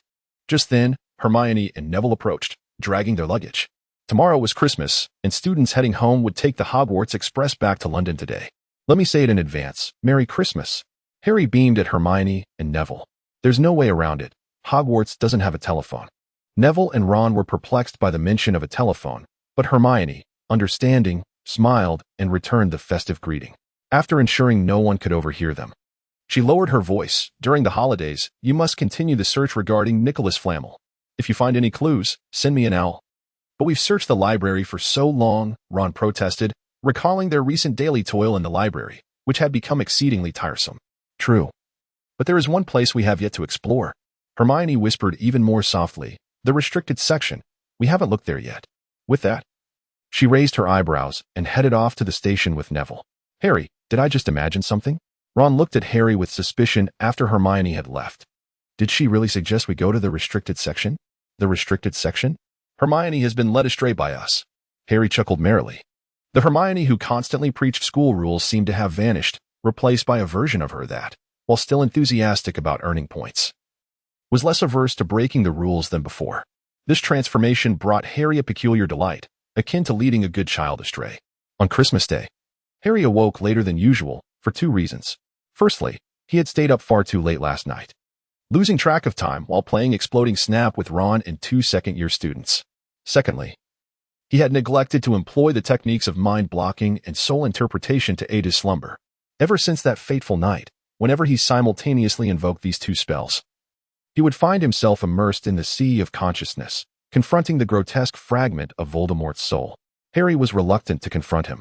Yet he was at a loss as to how to avoid entering the sea of consciousness. Thus, he was fortunate to refrain from simultaneous usage.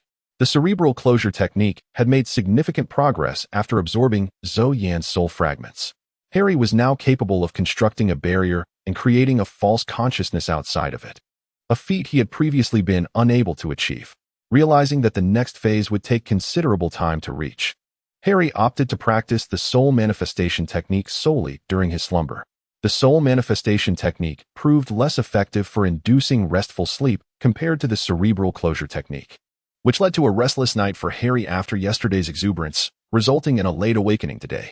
It was not until Ron called him that he rubbed his eyes and got out of bed. Chapter 72. Gifts. Merry Christmas, Harry. Harry, wake up. It's time to unwrap presents, Ron exclaimed excitedly. Presents? Harry was momentarily taken aback, astonished to discover that he had gifts.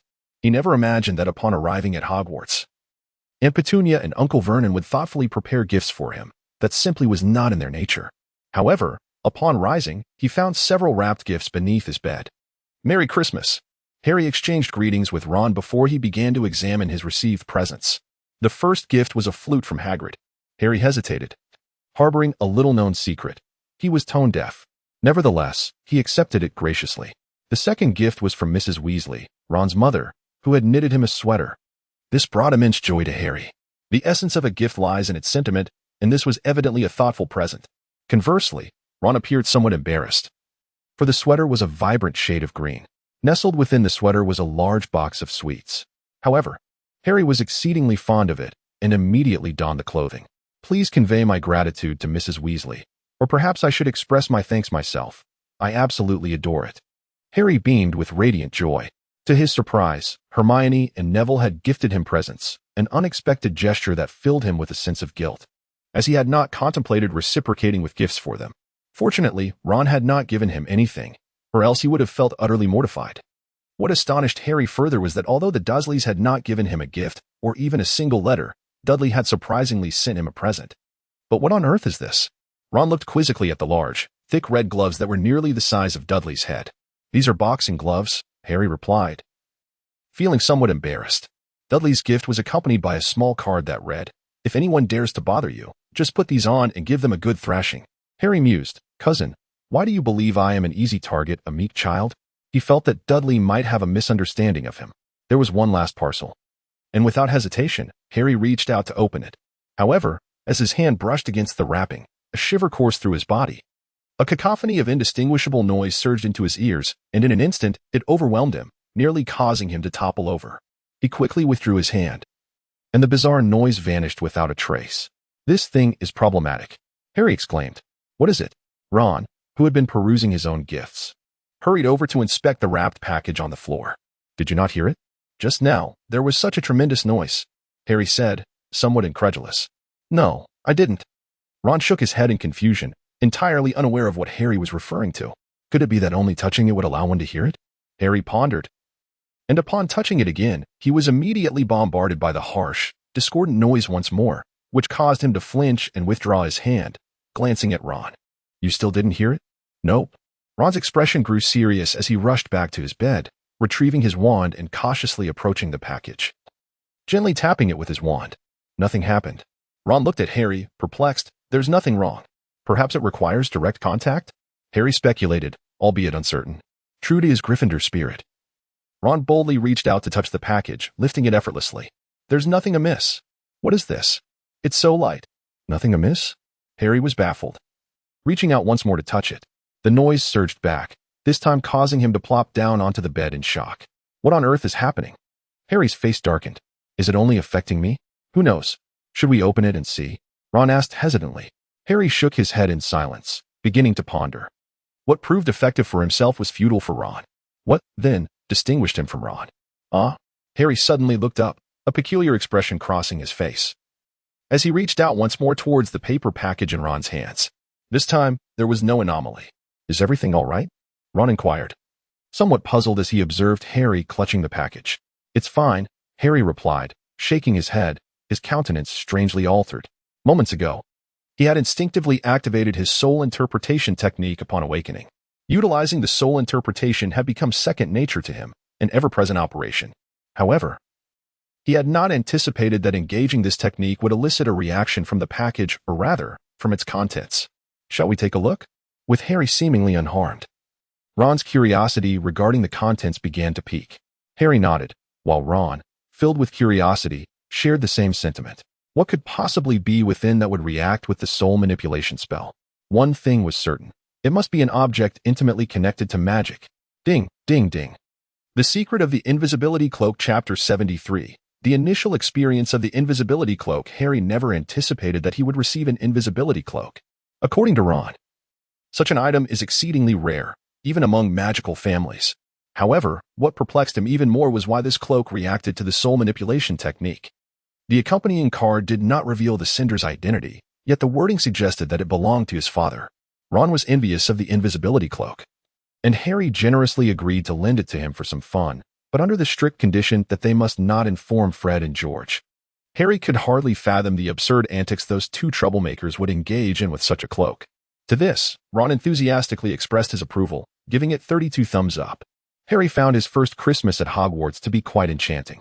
The dining hall did not lower the quality of food in light of the reduced number of students. Rather, while the quantity of dishes was fewer, the variety was more abundant than ever, featuring an array of drinks and puddings that were usually unavailable.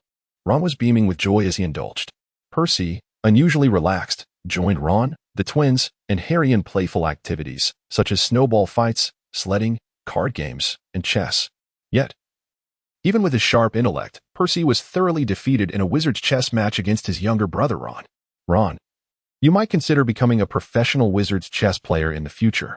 Percy praised Ron, although the twins jested that he was merely making excuses for his loss. Dinner, like lunch, was lavish, and Harry felt somewhat stuffed. However, compared to Ron, he deemed himself quite restrained. Ron returned to the common room leaning against the wall, which drew hearty laughter from Fred and George. Overindulgence tends to induce drowsiness, and this was particularly evident in Ron, who collapsed onto his bed and fell asleep almost immediately upon returning to the dormitory. Harry had initially felt quite fatigued, but upon returning to the dormitory, he inexplicably felt revitalized. He recalled Hermione's words before her departure regarding the restricted section. They had yet to explore it. Despite its designation as restricted, access was not entirely prohibited for students. To borrow a book from this section, one required the signature of a professor for authorization. Typically, only third-year students and above could obtain such permission, and they needed a very compelling reason. First-year students found it exceedingly challenging to gain such an opportunity. Hermione had speculated that since Madame Pants would likely be on holiday during Christmas, it might be easier to sneak into the library and perhaps venture into the restricted section. However, although Madame Pants indeed seemed to have vanished for the festive season, the restricted section was guarded by 2 enchanted portraits. Should any mischievous student attempt to slip inside, the portraits would promptly alert the professors remaining at the school. How did Harry come to know? This afternoon, Fred had been apprehended by Snape, resulting in a deduction of points from Gryffindor. If one were to don the invisibility cloak, would it be possible to evade detection by the portrait? Once this thought took root, it became impossible to suppress. Harry pondered for a moment, but ultimately, he could no longer restrain himself and rolled out of bed. He retrieved the cloak from the trunk beneath his bed and hesitated as he gazed at the slumbering Ron. After a moment of inner conflict, Harry chose not to awaken Ron. First, this invisibility cloak, a gift from his father, was meant for his solitary use. Second, Ron was already deep in sleep, and it would be rather inappropriate to disturb him, wouldn't he? Harry endeavored to convince himself that his primary motivation stemmed from the second reason. Silently, he slipped out of the dormitory. Emerging from the portrait hole guarded by the fat lady, Harry found a secluded corner to don his invisibility cloak. To the north, the city that once wielded the power to influence the entire world now appeared desolate. The populace, once proud and defiant, seemingly indifferent to the heavens and earth, now bowed their heads, which had once held such lofty pride. Though the announcement had yet to be confirmed, they had already learned of the dreadful news, potentially set to be proclaimed by tomorrow. In stark contrast to the dejected and sorrowful citizens on the streets, a figure clad in black strolled about with an unmistakable air of joy. This individual moved as if dancing upon invisible musical cues, embodying a peculiar yet captivating rhythm, occasionally twirling in delight. Dressed in nothing but a robe, he seemed impervious to the frigid temperatures that plummeted below 30 degrees. Strangely, no one appeared to notice this odd spectacle. Passers-by hurried along without any reaction to his presence. Indeed, just as I thought. The figure in black exclaimed joyfully. I detest that feeling of theirs, utterly lacking in fear or reverence. Ha ha, he, yet it took considerable effort, nearly 50 years of my life. But I succeeded. As expected of me. The figure continued to utter incomprehensible phrases when suddenly, his spinning form came to a halt. His head slowly turned towards the southwest. Oh, is there something of mine over there? A look of astonishment graced his features. How intriguing, truly fascinating. Alas, what a pity. That place is shrouded in mist. How bothersome.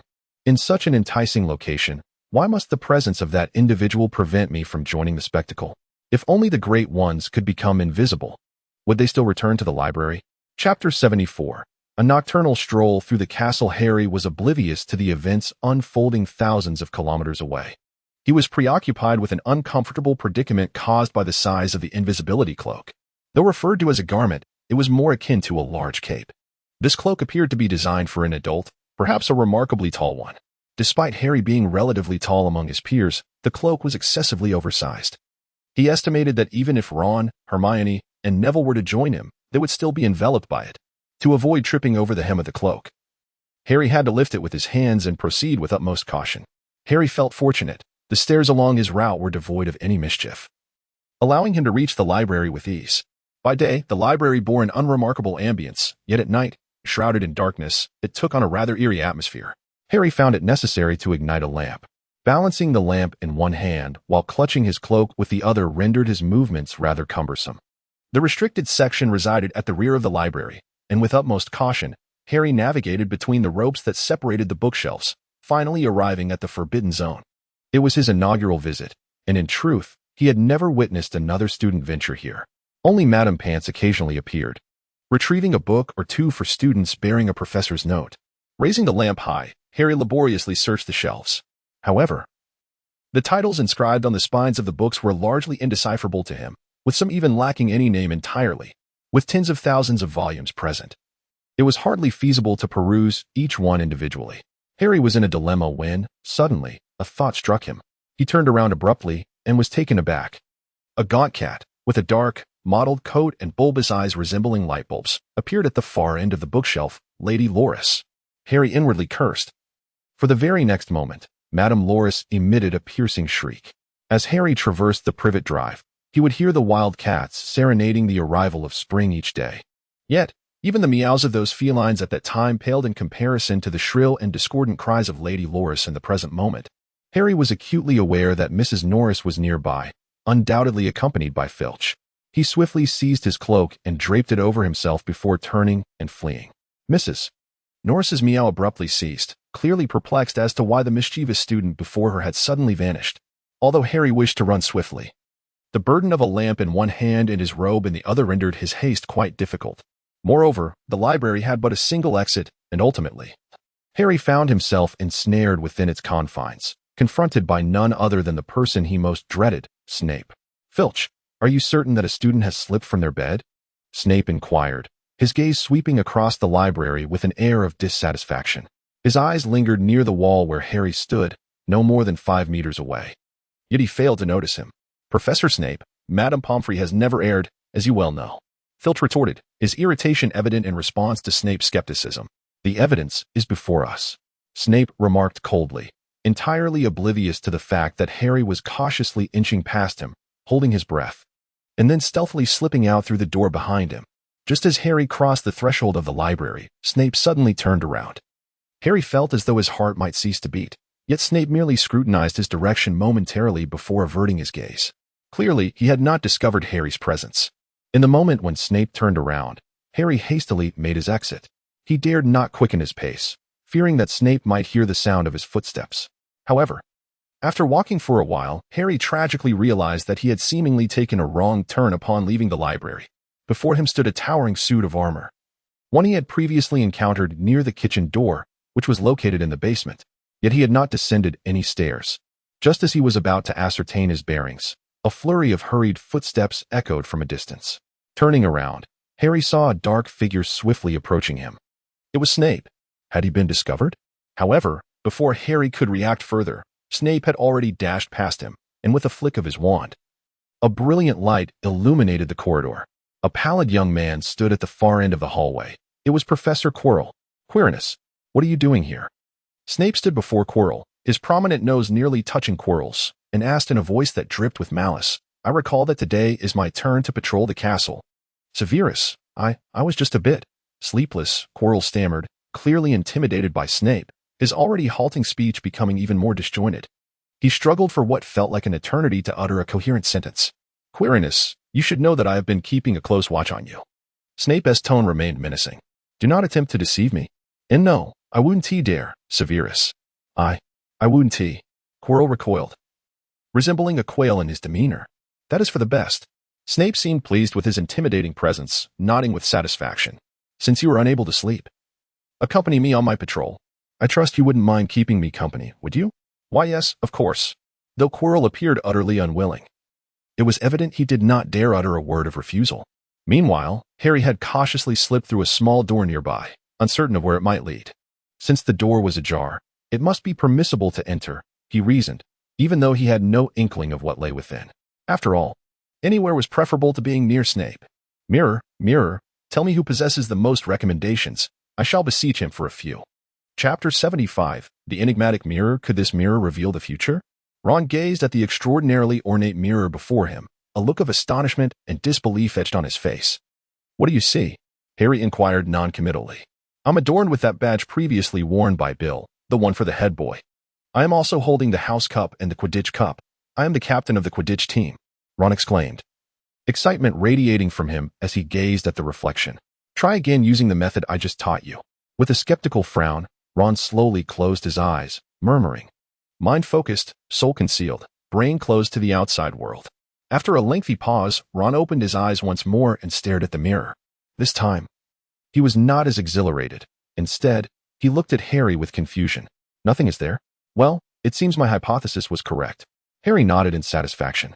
While evading Snape, he had inadvertently stumbled into this abandoned classroom and discovered the mirror. The first glimpse of it had startled him, for within its depths, he saw himself surrounded by several mosaics. He laughed radiantly, yet the several mosaics beside him appeared rather peculiar. Although they were mosaics, Harry nonetheless inferred, based on their approximate shapes and colors, that they must be his close acquaintances from Gryffindor. This seemed to be the layer of false consciousness he had established beyond the barrier of his mind's occlusion. Harry's pretense of innocence was a desire to frolic joyfully with his classmates, embodying the essence of a carefree, naive, and untainted youth. However, he believed that the myriad secrets he harbored had rendered him no longer a mere innocent boy, at least in his own estimation. Yet, it was evident that his facade was utterly inadequate. Everyone around him appeared as mere mosaics, obscured and indistinct. Harry felt a wave of embarrassment wash over him. And after a considerable effort, he finally managed to clarify the images of his companions. Goodness, he was fortunate that no one had been privy to his thoughts. Otherwise, he would have faced immense humiliation. Just the thought of someone delving into his consciousness and uncovering the elaborate facade he had crafted, only to see them doubled over in laughter, made him want to claw at the walls in mortification. However, as he turned around, realization dawned upon him. Wait. This mirror possesses the ability to probe into one's innermost being? Harry attempted to alter his external thoughts.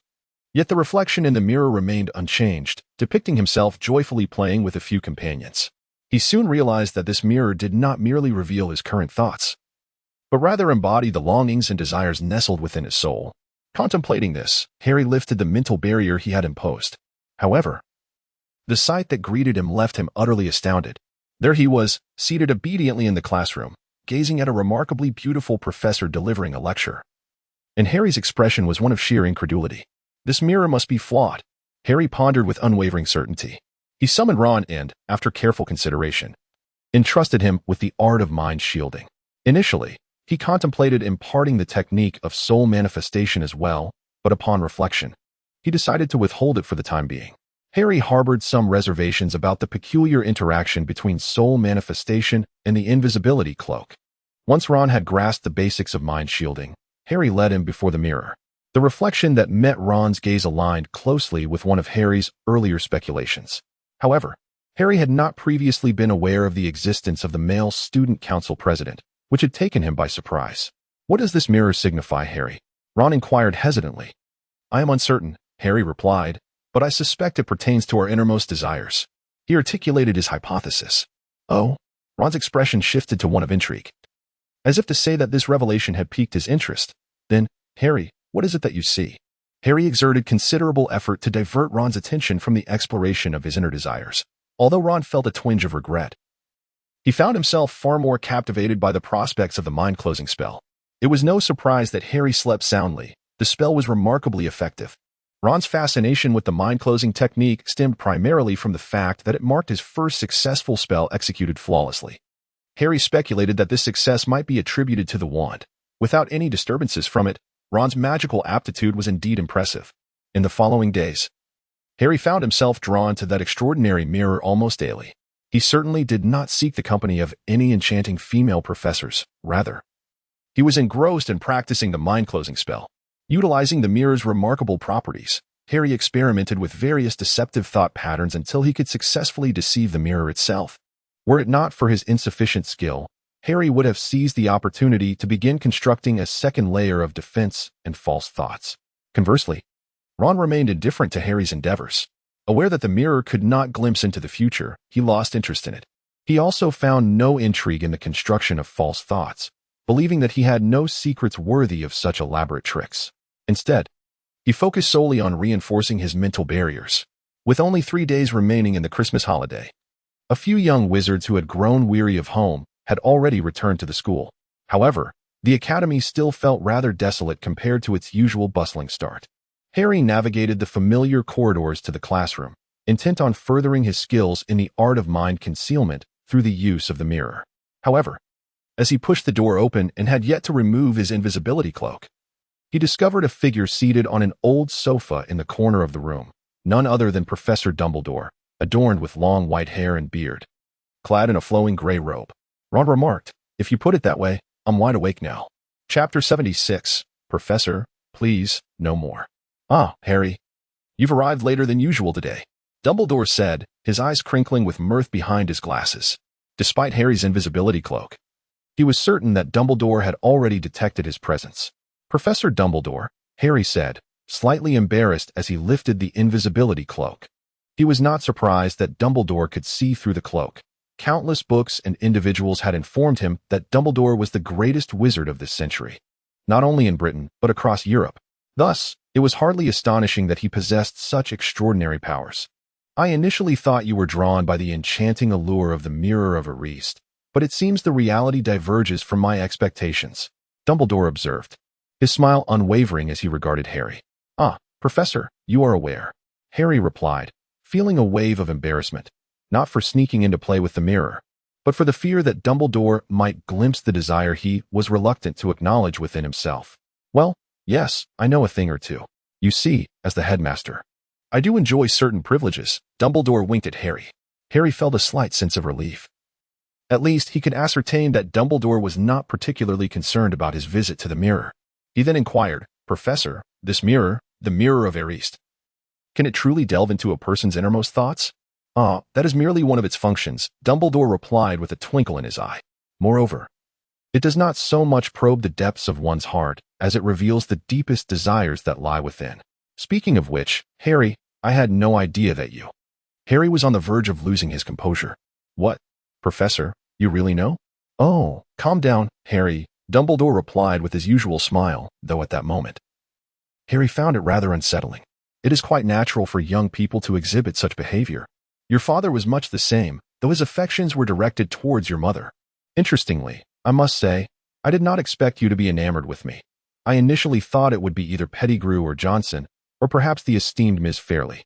Please, Professor, don't say any more." Harry nearly wept. He was now utterly convinced that the professor knew everything.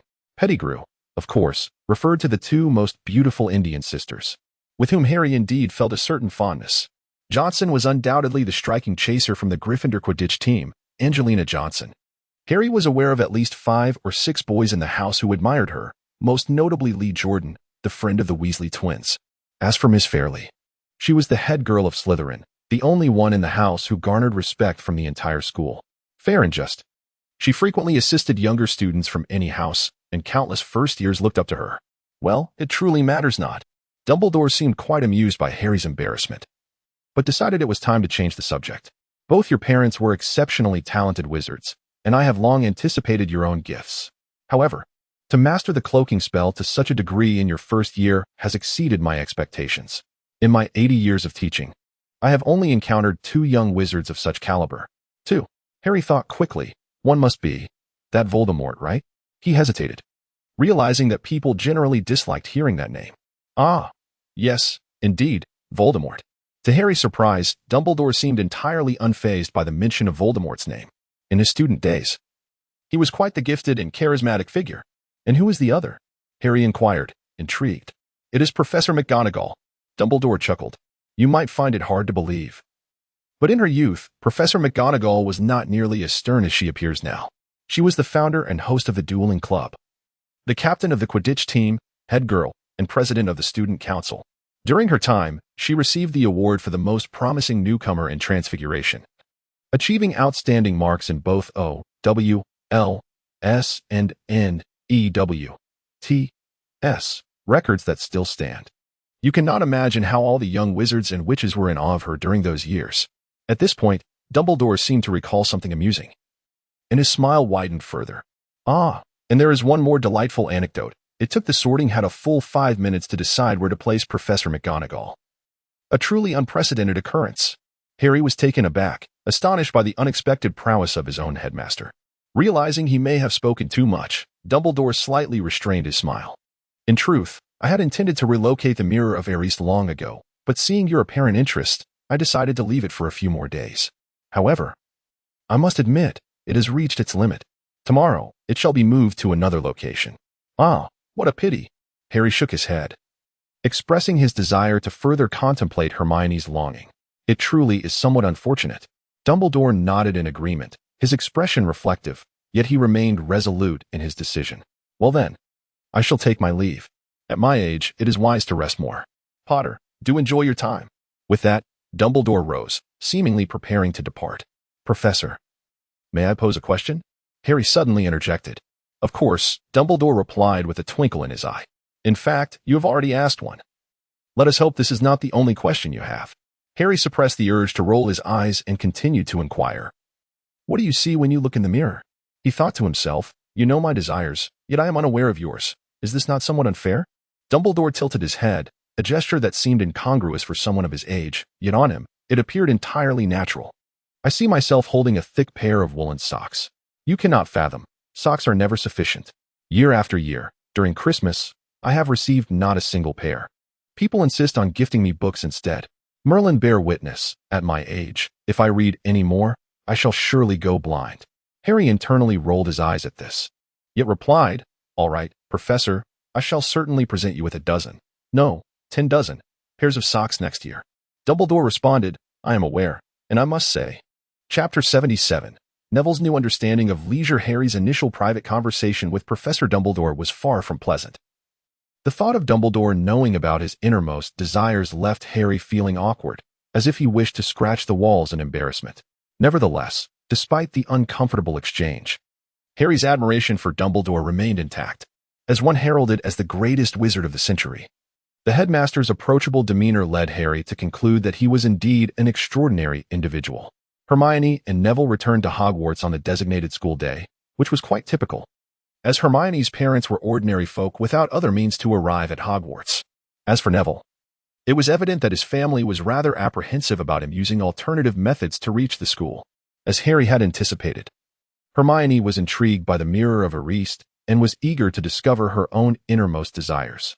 However, she was utterly disapproving of Harry and Ron's nocturnal escapades around the castle cloaked in invisibility. Additionally, she felt disappointed by the lack of progress regarding Nicholas Flamel's matters during that time. Thankfully, Harry's lesson on the mental shielding charm helped alleviate some of her frustration. In the following days, chaos ensued at the school. The professors resumed their rigorous teaching schedules, yet the young witches and wizards had not yet recovered from their holiday break, resulting in a chorus of complaints. Nonetheless, The professors remained indifferent to the discontent. However, those struggling academically were the only ones affected. Students like Hermione or the Ravenclaw scholars reported no difficulties at all. In fact, Hermione even found the energy to continue her search for news on Nicholas Flamel during breaks, yet still faced no advancements. Until one evening, as Harry and Ron were diligently working on their assignments in the common room, Neville burst in, beaming with joy, clutching a card from a chocolate frog. "Huh, Harry, Ron, I have acquired the card of Queen Maeve." Speaking of Neville, he had undergone a remarkable transformation recently. After Christmas, Harry had taught him and Hermione the mental shielding charm. Hermione grasped it quite swiftly, while Neville required a bit more time. However, whether Hermione was practicing diligently remained uncertain. But Harry was well aware of Neville's industriousness. Navi diligently practiced each night before slumber, consistently employing the technique of mental closure to guide himself into a restful state. Consequently, despite his initial struggles with the learning process, his unwavering dedication bore fruit within a mere few days, resulting in a commendable proficiency in the art of mental closure. This endeavor bestowed upon him a remarkably wondrous effect. His memory experienced a substantial enhancement. While practicing the art of mental occlusion, Harry noticed a remarkable enhancement in his memory. Although his memory had always been commendable, he did not pay it much heed. However, Neville, who had previously struggled with forgetfulness, exhibited a significant improvement after his training in this discipline. Though he could not yet rival Hermione's near-photographic memory, he had reached a level comparable to that of an ordinary individual. Were it not for this progress, he might well have forgotten which cards he possessed and which he did not. "Impressive, Neville. That is an exceedingly rare card," Ron remarked with a grin. Having already amassed over 500 cards, nearly completing his collection except for the most elusive few, he certainly had a keen insight into the rarity of these cards. Harry seemed as if struck by a bolt of lightning. "Wizards, cards." Harry suddenly leaped up and dashed back to the dormitory, under the astonished gazes of Ron and Neville. They hurriedly followed him, only to find Harry rummaging through a large trunk beneath his bed, searching fervently, yet seemingly unable to locate whatever it was he desired. "What are you looking for, Harry?" Ron inquired, somewhat perplexed. Ron. Harry suddenly seemed to have an epiphany. "Your cards, do you still have them? The wizarding cards. Do you have them with you?" "Of course," Ron replied, bewildered as to why Harry would wish to seek out the cards at that moment. He recalled their first meeting on the train, when he had invited Harry to join him in collecting them, only to be met with a refusal. Harry himself was preoccupied with collecting cards of Muggle athletes from a sport called football, yet he had never been particularly invested in it. "Hurry, let me see. I want to check out Dumbledore," Harry exclaimed eagerly. "We see Dumbledore every day. Why do you want to look at a card?" Ron mumbled in confusion. Yet he retrieved a small box from beneath his bed. Upon opening it, dozens of layers unfolded, each neatly arranged with 10 cards. "Cool." Neville, although not a stranger to the sight, couldn't help but marvel. This box had been crafted for Ron by Fred and George as a reward for his outstanding performance in Quidditch. Finding Dumbledore's card was a simple task for Ron, who handed it to Harry. Upon flipping it over, Harry indeed discovered the name of Nicholas Flamel. "No wonder we couldn't find him among contemporary wizards. He's 665 years old," Ron exclaimed in astonishment as he perused Flamel's information. Meanwhile, Neville found himself staring vacantly at Hermione, who had just mentioned that she was taking back a book that was currently spread out on the table to pass the time. This tome measured 1.5 feet in length, 1 foot in width, and exceeded 1,000 pages. Neville felt he had gained a newfound understanding of the term leisure. "I don't think I'll ever use the word leisure again, from now on. I'll just say play, fool around, or mess about." Chapter 78. The self-controlled Ron. "Are you all missing the point?" Hermione expressed her exasperation at her 3 foolish classmates. "Shouldn't we be concerned about Snape? Anything connected to Nicholas Flamel undoubtedly pertains to the Philosopher's Stone." "The Philosopher's Stone," Harry exclaimed, gnashing his teeth, a topic even those outside the wizarding world were aware of. The Philosopher's Stone, also known as the Sorcerer's Stone, was widely recognized for its ability to turn stone into gold. However, the wizarding community was far more concerned with its capacity to produce the elixir of life. Who wouldn't desire a stone capable of transmuting stone into gold? Ron shrugged. "I suddenly find myself understanding Snape. What should I do? I want the Philosopher's Stone too. Imagine how many things I could buy with a few hundred galleons." Harry gazed at his dear friend with a hint of sympathy. "Brother, it's merely a few hundred galleons. Is the imagination so restrained?" Upon learning that it might be the Philosopher's Stone, Harry and his companions felt a subtle sense of relief. After all, While the Philosopher's Stone is indeed an extraordinary magical artifact, it does not appear to pose a significant threat.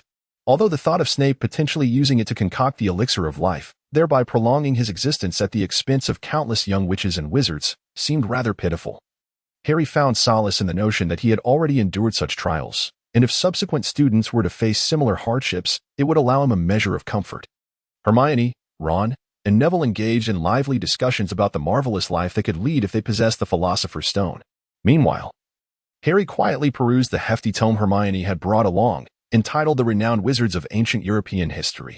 Harry scanned the table of contents twice, and then his eyelids fluttered gently.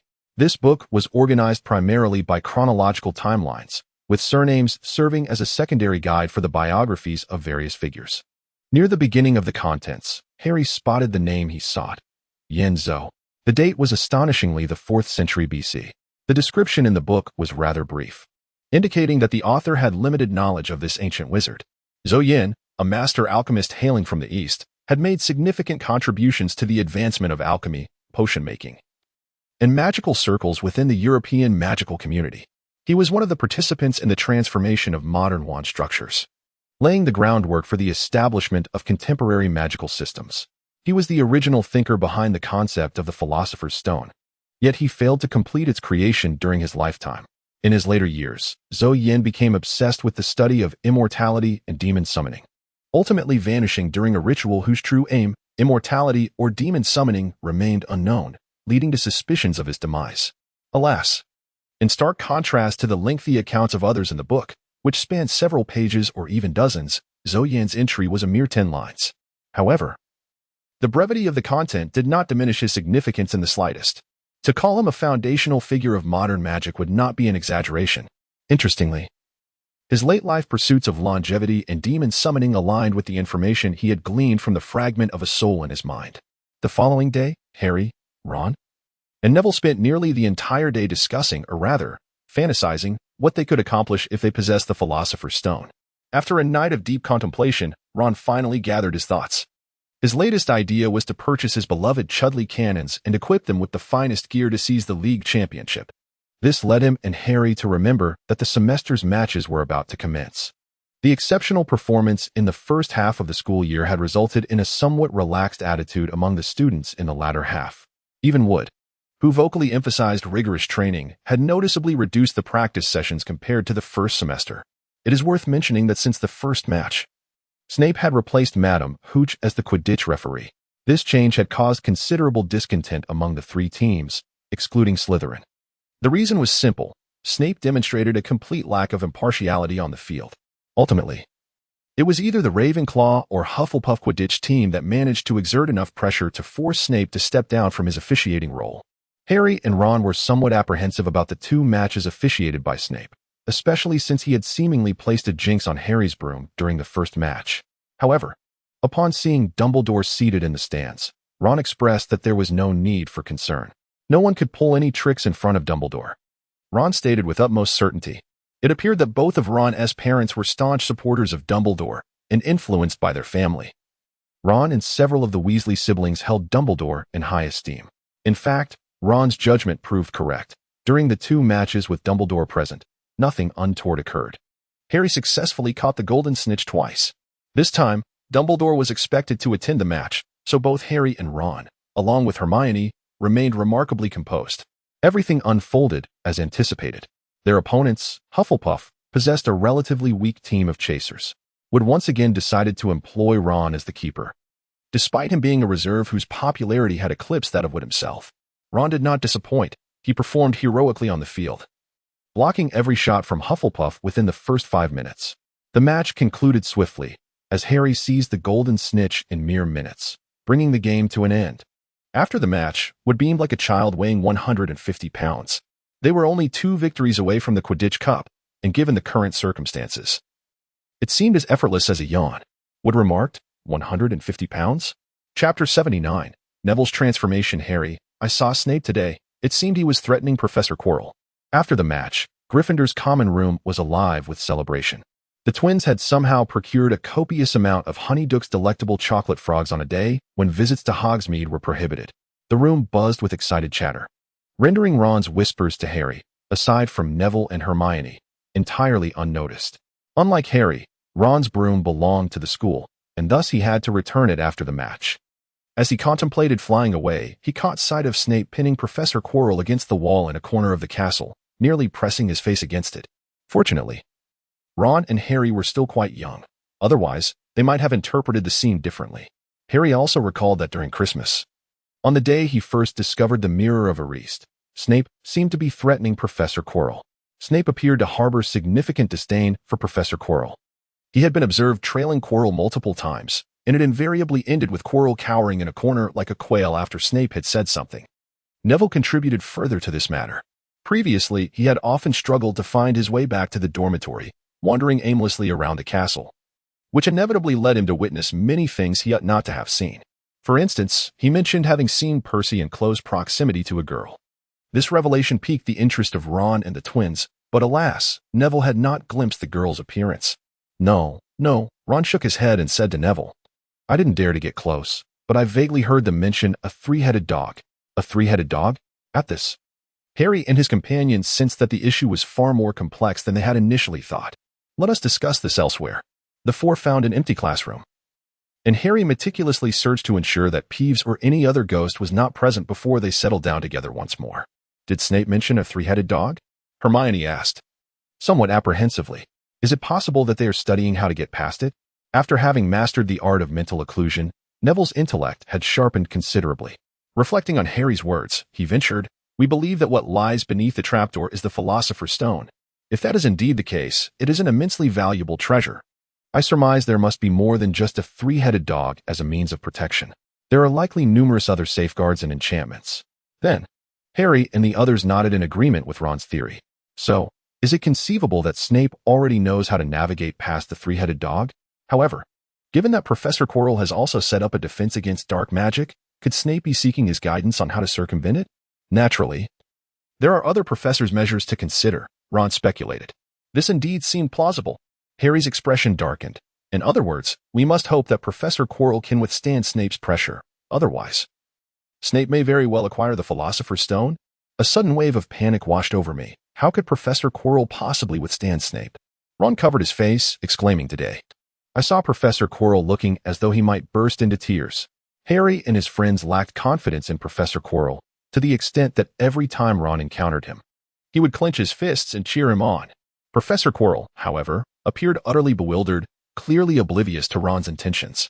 Surprisingly, Quirrell's resilience under pressure exceeded their expectations. Although he seemed increasingly pale and his spirit waned over the following weeks, he never displayed signs of crumbling. Furthermore, given Snape's persistent, disdainful demeanor towards him, it appeared that Snape had not yet triumphed. It was rumored that Quirrell had originally been sorted into Ravenclaw, but Ron remarked that he was equally deserving of Gryffindor. Neville concurred with this sentiment. Recently, Neville's condition had improved, yet he still struggled to perform magic in class, which largely went unnoticed by the professors. Nevertheless, he exhibited a much brighter demeanor and was profoundly grateful to Harry. Harry also learned a poignant secret. Both of Neville's parents were Aurors, the law enforcement officers of the wizarding world. During Voldemort's reign, they had been staunch opponents of him, incurring the Dark Lord's wrath. One fateful night, while Neville was still an infant, several Death Eaters invaded their home and subjected his parents to horrific spells before his very eyes. The cruelty of the magic left Neville's parents in a comatose state, still lying in a wizarding hospital in London. This traumatic event had profoundly affected Neville's psyche, leading to recurring nightmares for an extended period, even after arriving at Hogwarts. As a result, his concentration faltered and his memory suffered, rendering him seemingly dull-witted. However, ever since he mastered the brain-locking spell, those nightmares had ceased, allowing him to focus once more. Your parents are remarkable individuals, Harry exclaimed earnestly upon learning this. He empathized with Neville, not only because he too had grown up without the love of his parents, despite his aunt and uncle treating him reasonably well, but also because the absence of parental figures made a significant difference. Harry had also endured a period plagued by nightmares, but after practicing the brain-locking spell, no such dreams had troubled him since. Consequently, the bond between Harry and Neville deepened, subtly surpassing even that of Hermione. This was not due to any discord between Harry and Hermione, rather, it was Hermione who had fallen back into her old habits. Chapter 80. Hagrid's little schemes despite having 2.5 months until the final exams and the curriculum still incomplete. Hermione was already formulating a review plan. This was utterly terrifying. Even more daunting was the fact that Hermione not only intended to engage in frenzied studying herself, but also aimed to rope in Harry, Ron, and Neville. Prior to this, Harry had thought the lengthy Easter break would be a delightful reprieve, but when the professors announced their assignments, he was utterly astounded. He and Ron calculated the workload, realizing that at least 90% of their holiday would need to be devoted to completing assignments. Of course, if they assisted one another. This time could be reduced somewhat, yet the volume of work was still staggering. No wonder Fred and his friends never returned home during the Easter holiday. Ron glanced at the assignment list, wearing an awkward yet polite smile. "We must make the most of our time," he exclaimed. "There are only 10 weeks until the exams. Just 10 weeks. For Nicholas Flamel, that would merely be the blink of an eye." Hermione expressed her dissatisfaction with Harry and his friend's lax attitude.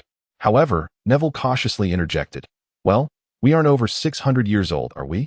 I shall commence my revision right away." Neville's latter comment was abruptly silenced by a fierce glare from Hermione, compelling him to obediently begin memorizing the exam material. In the ensuing days, the four of them spent nearly all their time in the library. Yet, on one particular day, they encountered a figure they had never seen in the library before. "Hagrid, what brings you to the library?" Ron exclaimed incredulously, staring at the towering figure, nearly as tall as the library shelves. Upon noticing this, Harry, Hermione, and Neville also looked up, their expressions mirroring Ron's surprise upon confirming it was indeed Hagrid. Clad in a coat of moleskin, Hagrid seemed oddly out of place in the library's serene atmosphere. He appeared somewhat bashful, instinctively attempting to evade attention when first called. However, given his size, it was nearly impossible for him to hide, unless he managed to blend in with a herd of elephants. Observing Hagrid's demeanor, Harry and his friends grew increasingly curious, particularly as they noticed Hagrid seemingly attempting to conceal something behind him. "I'm just browsing," he managed.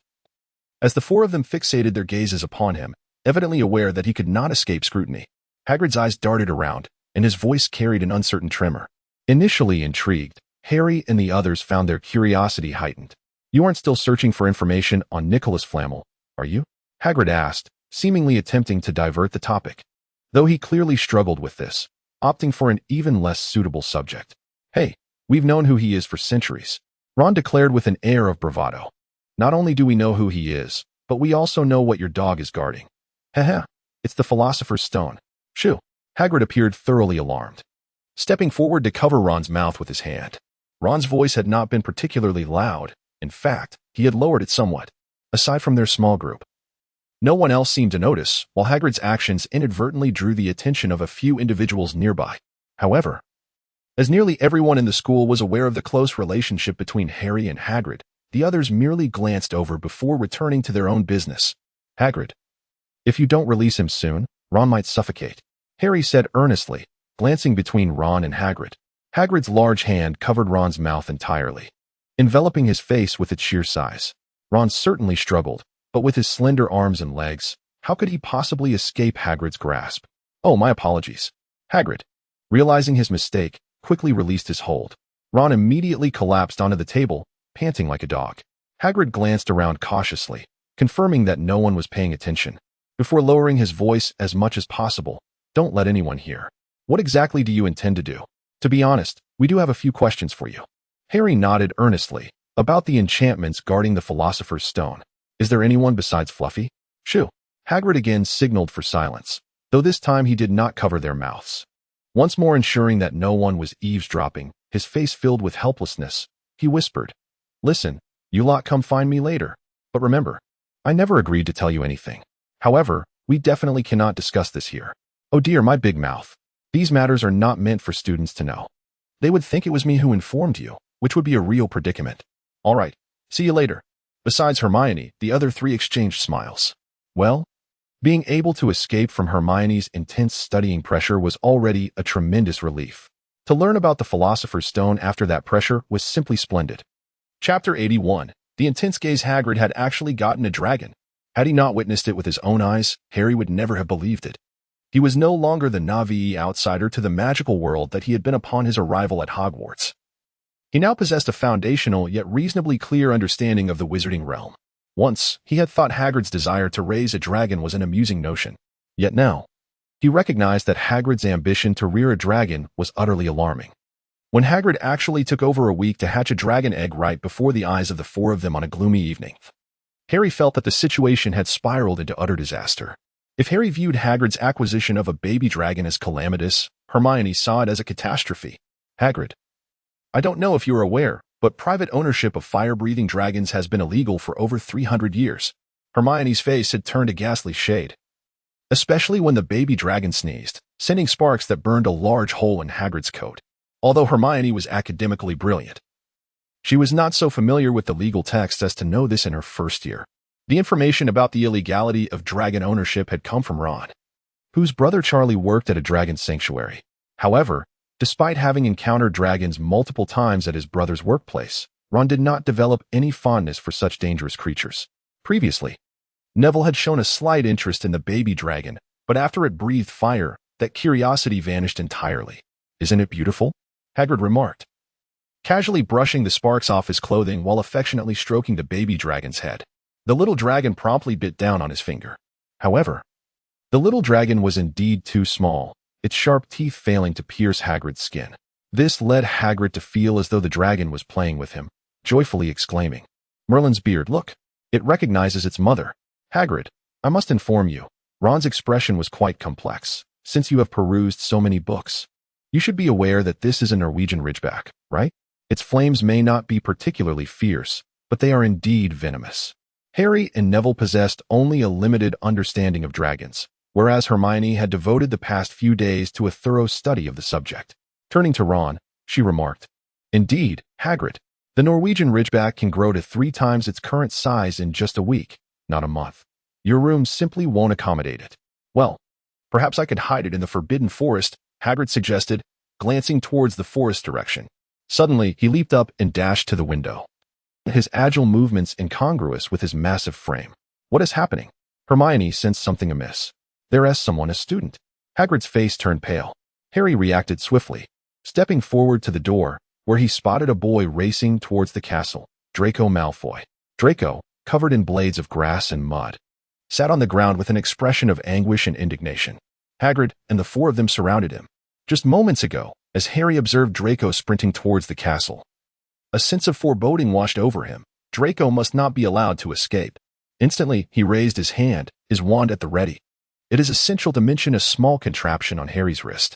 It was a wrist guard fashioned from the hide of a particularly rare creature, the spotted boar, equipped with a mechanism that allowed the wand, which was originally secured to it, to spring into his hand with a mere twist of the wrist. Furthermore, the base of the wand was attached to the guard by an elastic cord. This idea had emerged during Harry's first flying lesson when he had failed to draw his wand in time to save Neville. Despite his lack of dexterity, he had labored for some time to bring this idea to fruition. However, it was only after Christmas, when he casually mentioned it to Fred and George, that it was crafted in no time. The twins were quite taken with the invention, and Ron and Hermione looked on with envy. Ultimately, Harry bore the cost of materials, and soon, nearly every young wizard had one of their own. Thus, with remarkable swiftness, Harry drew his wand and charged towards Draco, who fell unceremoniously to the ground. Scarhead, you dare to ambush me from behind, Draco exclaimed, glaring at the group encircling him, his voice filled with indignation. You were the one who was peeking. If you wanted to see, you could have come in. Ron chuckled mischievously, having engaged in countless skirmishes with Draco and Privet. In a fair duel, Ron was confident he could reduce Draco to tears, calling for his mother.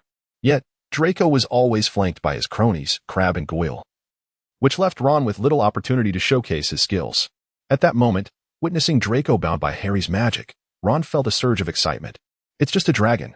Draco had intended to taunt, but upon turning to face the small dragon, his eyes widened, and he forgot the retort he had meant to deliver. Harry and Ron exchanged glances, suddenly sensing something amiss. The intensity of Draco's gaze upon the little dragon was even more fervent than Hagrid's. Although I am not particularly fond of Malfoy, I must admit that the actor's charm during the first and second years is truly remarkable. Chapter 82. Draco, I wouldn't believe you if you were the last one standing.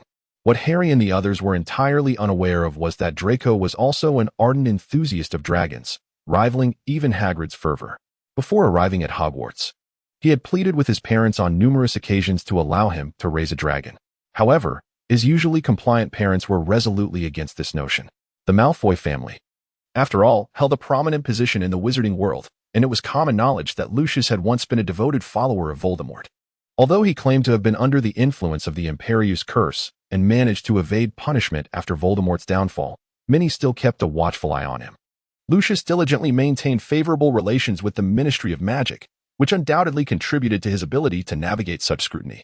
In this context, he could not openly engage in illegal activities, such as raising a dragon, as it would be far too conspicuous to conceal.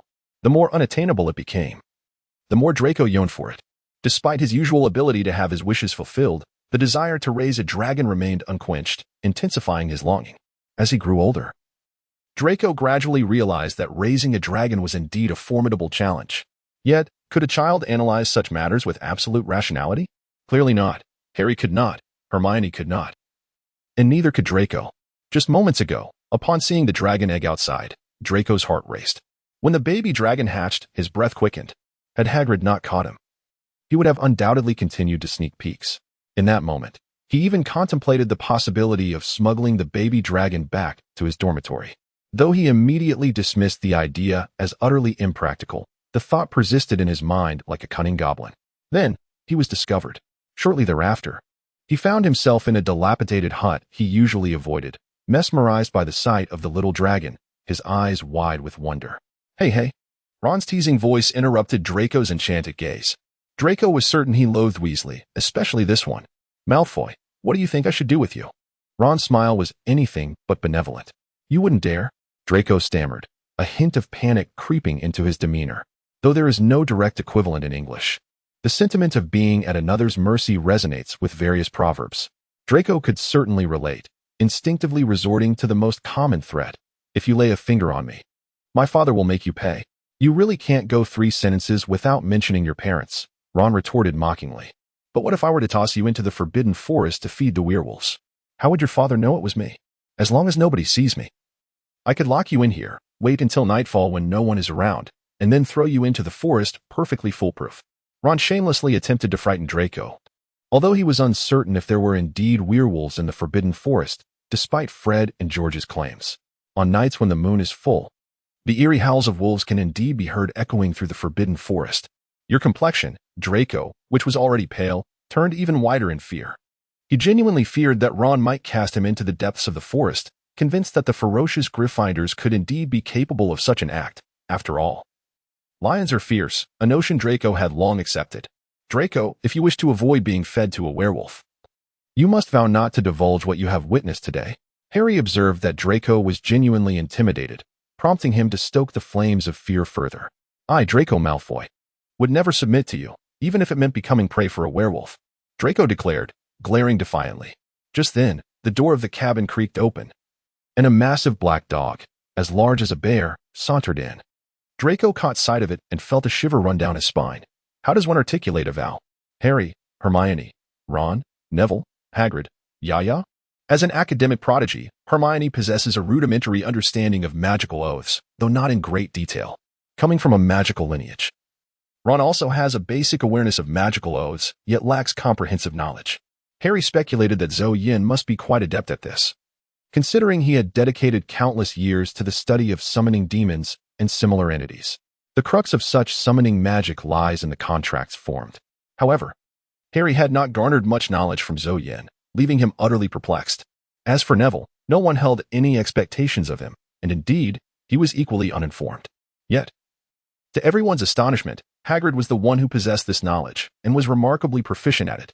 When Draco witnessed an intricate magical symbol manifest before him, slowly entering his mouth, he was rendered incredulous. Soon after, he felt a slight tingling on his tongue, signaling that a pact had been established. How could this clumsy giant wield such sophisticated magic? Draco was completely baffled. Not only he, but Harry and the others were equally bewildered. Don't look at me like that. I've been studying at Hogwarts for 3 years. Hagrid seemed to be trying to justify himself. I have perused the 3rd-year spellbook, and I assure you, there is nothing so intricate as this oath magic. Hermione regarded Hagrid skeptically. Oh, Hermione, at this moment you are far from endearing, Hagrid replied, somewhat exasperated. Well, to be honest, I have been conducting research in this area, primarily aimed at magical creatures. Certain oaths and contract magic enable me to communicate telepathically with them, allowing me to discern their thoughts. Malfoy, don't let your imagination run wild. The oath you received is specifically designed for wizards. Draco retorted, I can't believe this nonsense. He lamented, I'm such a fool. Who would have thought that the clumsy Hagrid could master contract magic? Chapter 83. The plan to send off the baby dragon Harry was initially troubled by the possibility that Draco might breach his vow. After all, if the magic of contracts could be established, it could also be undone. Not to mention, Draco had Severus Snape by his side. Although Harry harbored a strong dislike for Snape, he had never doubted the man's formidable prowess. At one point, whether intentionally or not, Harry had peered through his magical sight at Professors McGonagall and Snape.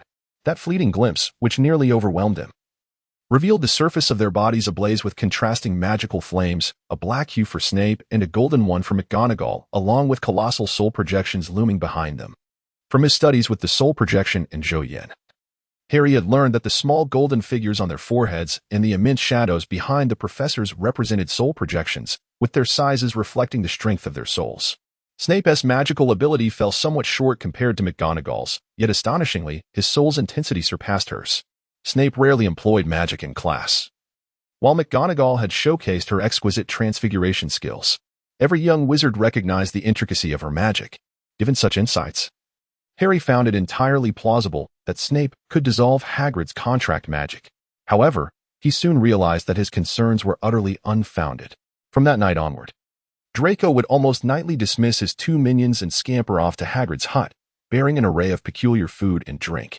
He even claimed it was to have Hagrid verify the contract on him, asserting that the Malfoy family always stands by their word. As for the true reason, well, you all witnessed it that day, didn't you? Draco was utterly captivated by that little dragon, unable to tear his gaze away. Ron exclaimed in a flurry of exasperation. He hasn't bothered us at all lately. Can you believe it? I almost feel guilty saying this, but it's been a week since he last harassed me, and I find myself a bit out of sorts. In the midst of his rant, Ron peppered his speech with several less-than-civil expletives, prompting Hermione to shoot him a fierce glare, followed by a similar look directed at Harry. Why glare at Harry? Naturally, it was because Ron had picked up his foul language from him. Dudley could well be considered the ringleader of school bullies, as his cousin, Harry, while not partaking in the bullying, had nonetheless absorbed a fair share of his crude expressions. At first, when they were less familiar with one another, Harry managed to restrain himself, but as their camaraderie deepened and he became less concerned, he occasionally let slip a phrase or two. Swearing and gambling are the easiest vices to learn, and this remained unchanged even in the magical realm. Yet, Harry, Ron, this cannot continue, can it? Neville cautiously inquired. Norbert is nearly a meter long now. I believe in just 2 weeks, or even one, we won't be able to keep this a secret any longer. Neville's observation was astute, and Hermione readily concurred. Indeed, I agree. We must have a word with Hagrid, Harry declared resolutely. Both Hagrid and Draco were reluctant to part with the little dragon, especially Hagrid. However, when Harry expressed that this could potentially trouble Dumbledore, Hagrid reluctantly acquiesced. Clearly, in Hagrid's heart, Dumbledore held greater significance. Draco, too, was unwilling, particularly upon learning that the dragon was to be sent to the Dragon Reserve where Ron's brother worked. Yet, within this small circle, Draco evidently possessed the least influence and ultimately could only choose to cherish each day. By this point, Draco had ceased to conceal his affection for the dragon. This very attitude endeared him to Hagrid. From a young age, Draco had aspired to raise dragons. And as a scion of the illustrious Malfoy family, they had indeed kept dragons centuries ago. The family archives contained invaluable insights on dragon husbandry, far surpassing the contemporary publications available. Thus, during this past week, he proved to be quite the assistance to Hagrid. However, when Hagrid attempted to discuss other magical creatures with Draco, he displayed utter disinterest. Indeed, our Draco is solely enamored with dragons, showing no fascination for any other magical beings. Although the decision to send the dragon away was made, the logistical process posed a challenge. Transporting an unregistered dragon is a serious offense, and the most prudent method would be to use apparition while the baby dragon remains small. Once it grows larger and its magical resistance increases, apparition would no longer be viable. Yet, another complication arises. Apparition is prohibited within the confines of Hogwarts. This necessitates devising a means to transport the dragon beyond the borders of Hogwarts. This presents quite a troublesome dilemma. For ordinary individuals, communicating across distances would require a telephone. However, International calls are hardly convenient. Wizards, it seems, lack telephones, but that does not imply they are devoid of instant communication methods. Harry, anticipating the internet video call. Chapter 84. The plan to send off the little dragon. On a prearranged evening, within Hagrid's cottage, Harry, Ron, Hermione, and Hagrid gathered around the fireplace in the small hut. As the clock struck 8, the flames in the hearth suddenly surged, and a rotund figure emerged from the fire, though the figure appeared somewhat hazy due to the flames. It bore a faint resemblance to Ron.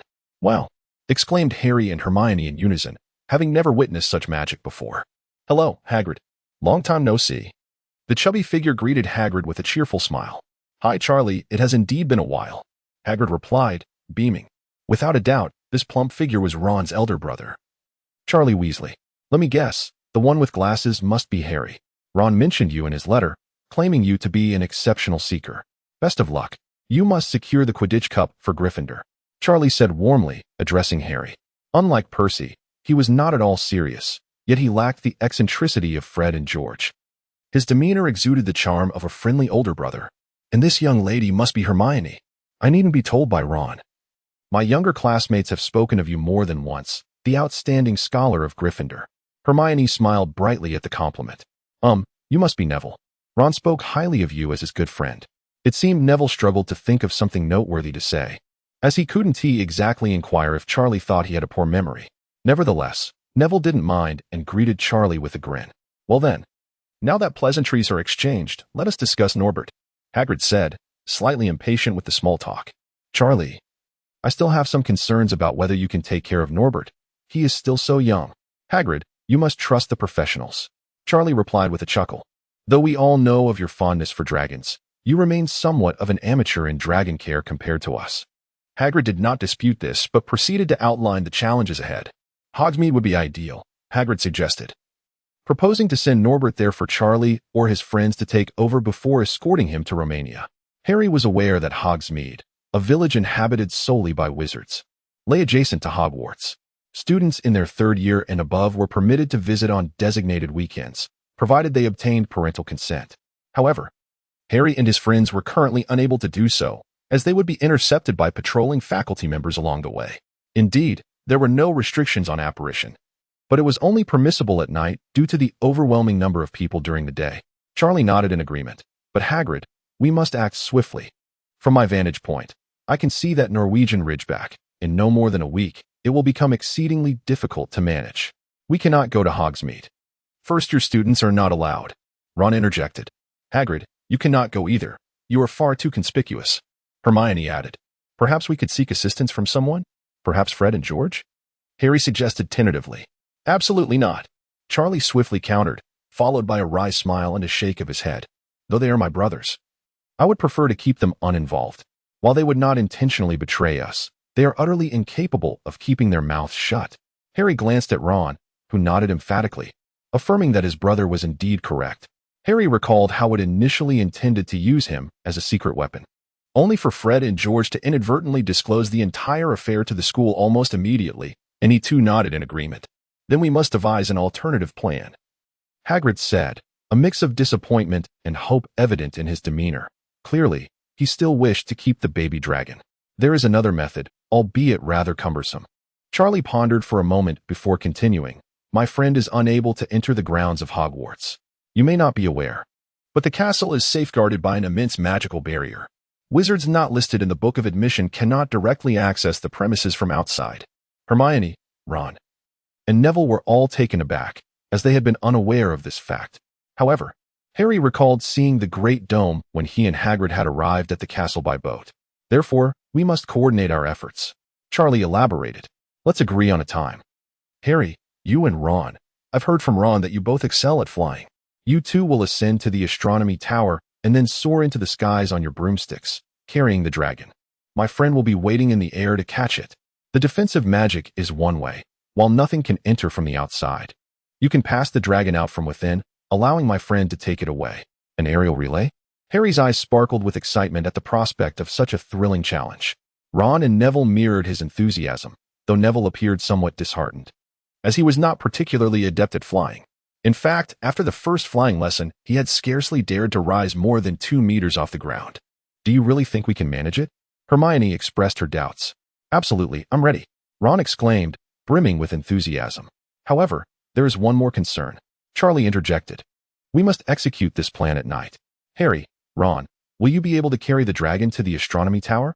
I'm not sure if you've ever sneaked out of your beds at night.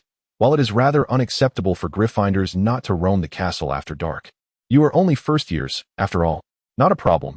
I possess an invisibility cloak. Harry interjected. It should adequately cover both me and Ron, along with the dragon. However, we'll need to hide our broomsticks in the astronomy tower first.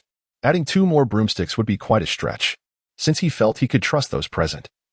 Harry did not conceal the existence of the invisibility cloak. Oh right, James's invisibility cloak.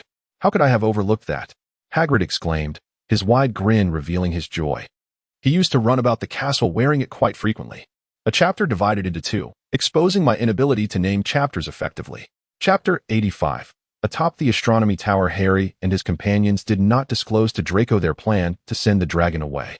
Although Draco had refrained from provoking them during this period, it was merely a matter of avoidance and did not reach a level of trustworthiness.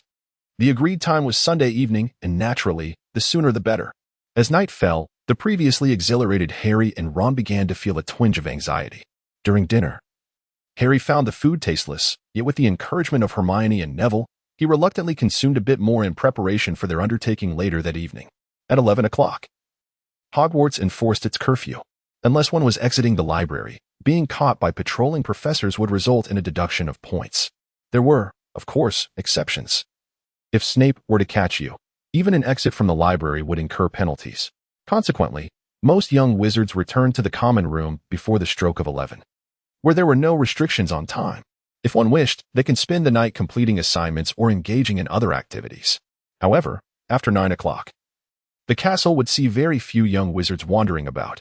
After all, the castle lacked electric lighting. The torches on the walls served merely as magical illuminators.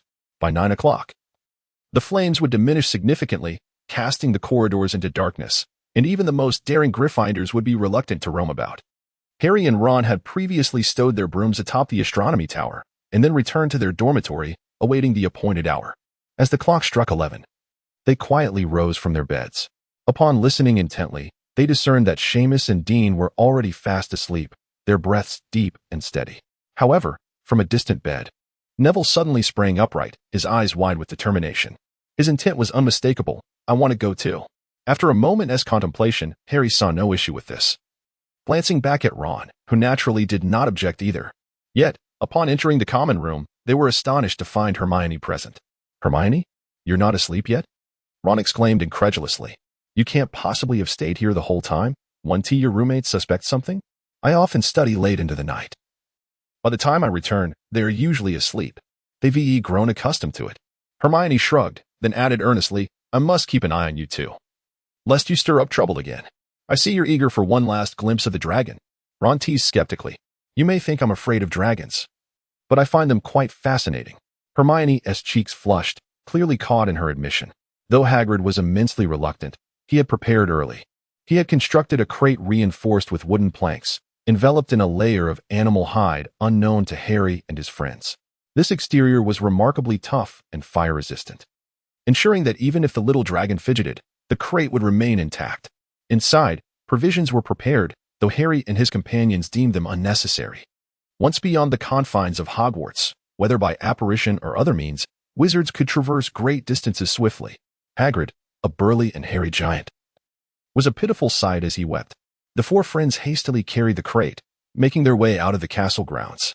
It was well past midnight, and the castle was devoid of any figures. Nevertheless, they cautiously draped themselves in the invisibility cloak. An awkward predicament arose. The 4 of them already found it somewhat cramped under the cloak, and with the added bulk of the crate, it became even more congested. It was worth noting that the little dragon was already over a meter long. Yet, a remarkable event unfolded. Just as Harry fretted about the cloak's insufficient size, it miraculously expanded slightly. Harry found the situation amusing, pondering if it could grow even larger. To his astonishment, it did. Hermione and the others were equally captivated. Yet it was evident that this was not the moment for such inquiries. The 4 of them donned the enlarged cloak and stealthily made their way into the castle. The astronomy tower was not merely a standalone structure, but rather an exceptionally tall tower that complemented the castle's theme. Even with 4 of them carrying a trunk, they felt utterly exhausted after ascending just 1 flight of stairs. However, Hermione promptly wrapped her own head in realization. With a flick of her wand, she cast Wingardium Leviosa, and suddenly the task became significantly easier. Harry and Ron were utterly mortified, having completely forgotten that they were wizards, foolishly engaging in the labor of mere porters. Soon, they ascended to the 8th floor, arriving at the entrance of the astronomy tower. This was where their astronomy lessons took place, so they were quite familiar with the surroundings. Just as they were about to proceed, they heard footsteps approaching, accompanied by the dissonant sound of a tuneless song. It was Filch. Ron whispered in a tone only audible to the 4 of them, "We needn't pay him any mind. The appointed time is nearly upon us." Harry glanced at his watch. He had brought a mechanical one with him today. While all electronic devices were rendered useless within Hogwarts, the purely mechanical watch remained functional. The 4 swiftly ascended the astronomy tower, and before long, they spotted 4 figures soaring through the sky, halting a mere 10 meters from the pinnacle of the tower. Clearly unable to descend any further, Harry and Ron exchanged glances, retrieving the concealed broomstick. They tightened the ropes on the trunk and mounted the broom, soaring into the sky. During the flight, Harry activated his clairvoyance, accurately discerning the extent of the castle's protective barrier. Although Charlie mentioned that young wizards whose names were inscribed in the entry book would not be affected by the defensive magic, Harry also cast a glance at Charlie's 4 companions. Indeed, the magical aura surrounding the 4 of them extended approximately half a meter from their bodies. A stark contrast to Ron, whose magic barely reached 10 centimeters. They were significantly stronger than him, yet still fell short compared to Professor McGonagall or Snape. Even Hagrid's magical power was notably superior. However, the golden figurines upon their foreheads stood over a foot tall, nearly akin to Hagrid's stature. It appeared that Hagrid possessed a somewhat stronger magical presence than an ordinary wizard, yet when it came to the strength of the soul, he did not hold any advantage. As the moment approached to pass off the troublesome Norbert, Harry felt elated, allowing his mind to wander through these musings. Charlie's friends, evidently well prepared for their task, were swift and efficient. Forgoing pleasantries, they seized the ropes atop the crate, secured them, and elevated their brooms, successfully departing the confines of Hogwarts. With a casual wave to Harry and the others, they soared into the distance. Harry and Ron exhaled deeply, descending slowly from the air. At last, it was finally over. Harry sighed with genuine relief, feeling an unprecedented sense of relaxation wash over him. Indeed, my heart was in my throat. I was terrified that a professor or Filch might appear at any moment, Neville remarked with immense gratitude. "Well then, let us hurry back," Hermione added, her face reflecting a joyful ease, yet she urged the others to return swiftly. "I'll take the broom back to the broom shed. Could you all wait for me here for a moment?"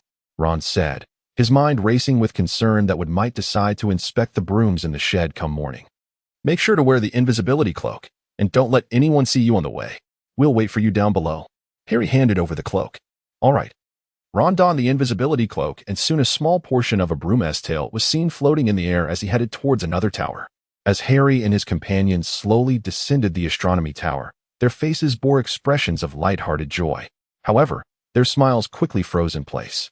At the corner by the exit of the tower stood Professor McGonagall, draped in her purple robes, her demeanor cold and unyielding. Yet, there was an added layer of suppressed anger in her gaze that was more pronounced than usual.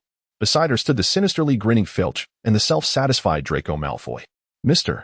Malfoy informed me of your presence here, and I scarcely believed it until now."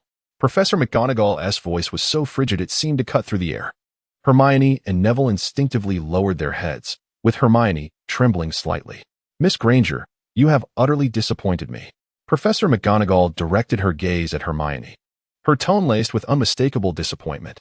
"I had hoped that the events of last Halloween would have brought clarity to your mind." Upon hearing this, Hermione trembled even more violently, her eyes reddening like those of a frightened rabbit on the verge of tears. In a fleeting moment, dozens of deceitful narratives flickered through Harry's mind. Yet he found none that could withstand scrutiny. He could only glare menacingly at Malfoy, who, it was evident, had somehow learned of their scheme, most likely from Hagrid, and subsequently informed Filch and Professor McGonagall, who was patrolling that evening. Now, Harry could only hope that when Ron returned, he would be cloaked in invisibility and not captured as well. "Regardless of the reasons for your nocturnal escapades within the castle at this hour, I have no desire to know." Professor McGonagall inhaled deeply, declaring, 50 points will be deducted from each of you for. What? Harry and his companions exclaimed almost in unison. Although they had anticipated a loss of points, the deduction of 50 each surpassed their most dreadful expectations.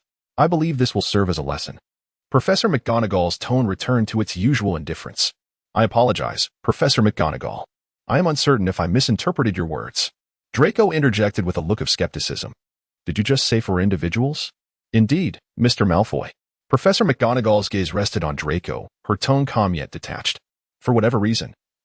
You two were present in an unauthorized area during curfew. Therefore, you shall face punishment as well.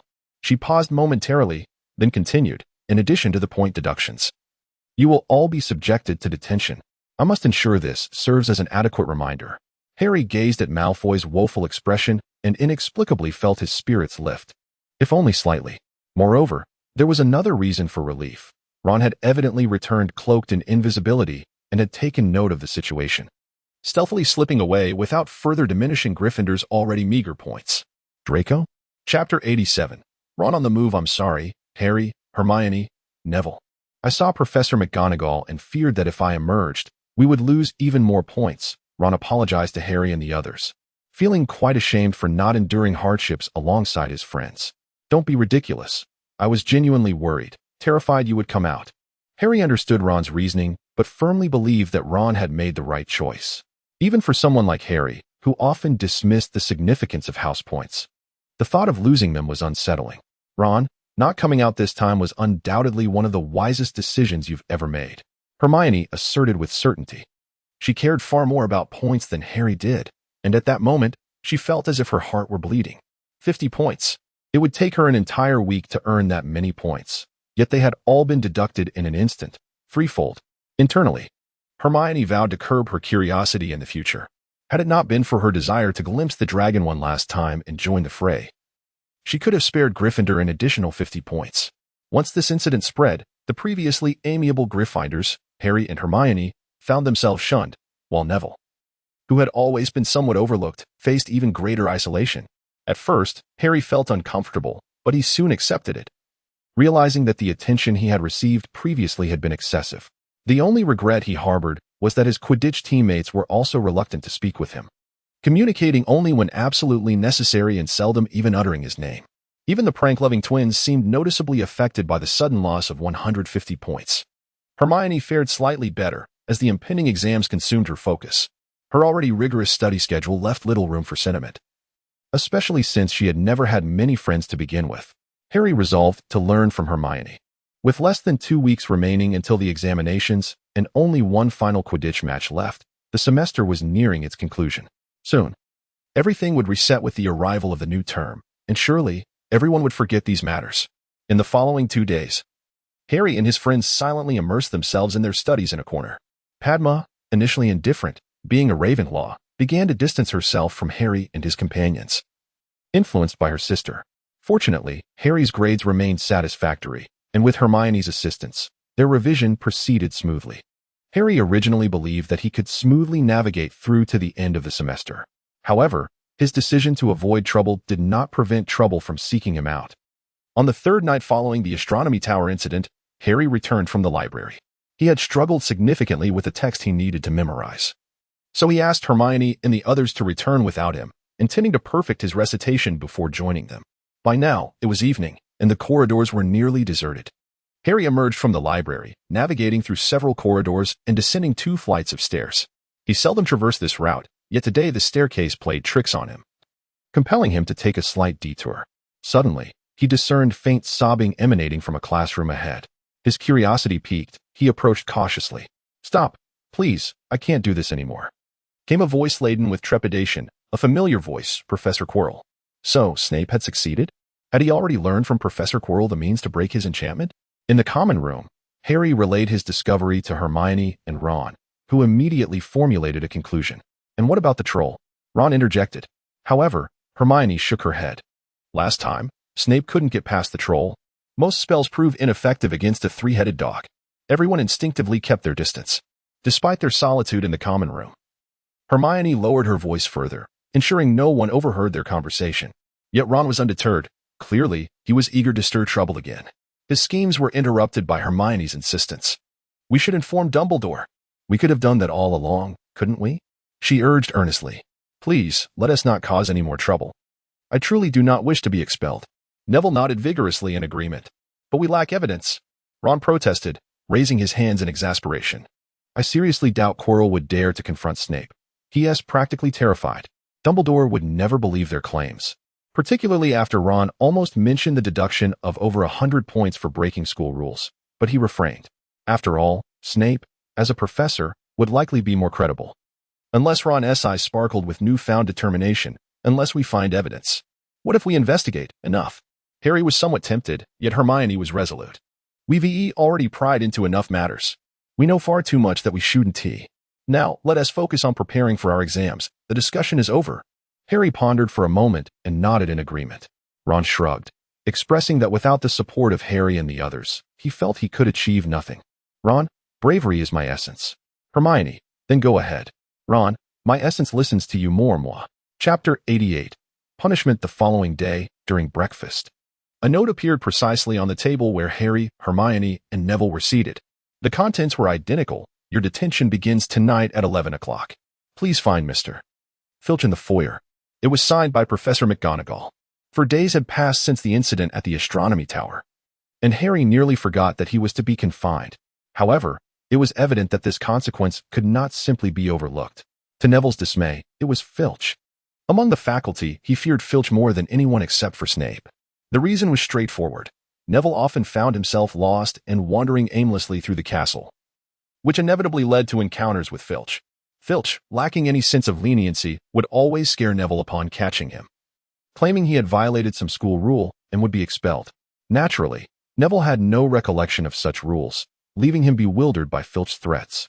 Although months later, Neville was not as easily intimidated as he had been at the start of his schooling, a lingering apprehension towards Filch remained. As the clock approached 11, Harry, Neville, and Hermione bid farewell to the awkwardly blushing Ron and made their way to the castle hall. There, waiting for them was Filch, accompanied by Draco and Professor Montmichamel, another professor of transfiguration, a young lady reportedly a student of Professor McGonagall, who currently taught second and fourth year students. Katie Bell, the seeker for the Gryffindor Quidditch team, was under her tutelage. Harry suddenly recalled that Draco was also to be confined, though he was uncertain why Professor Camille was present.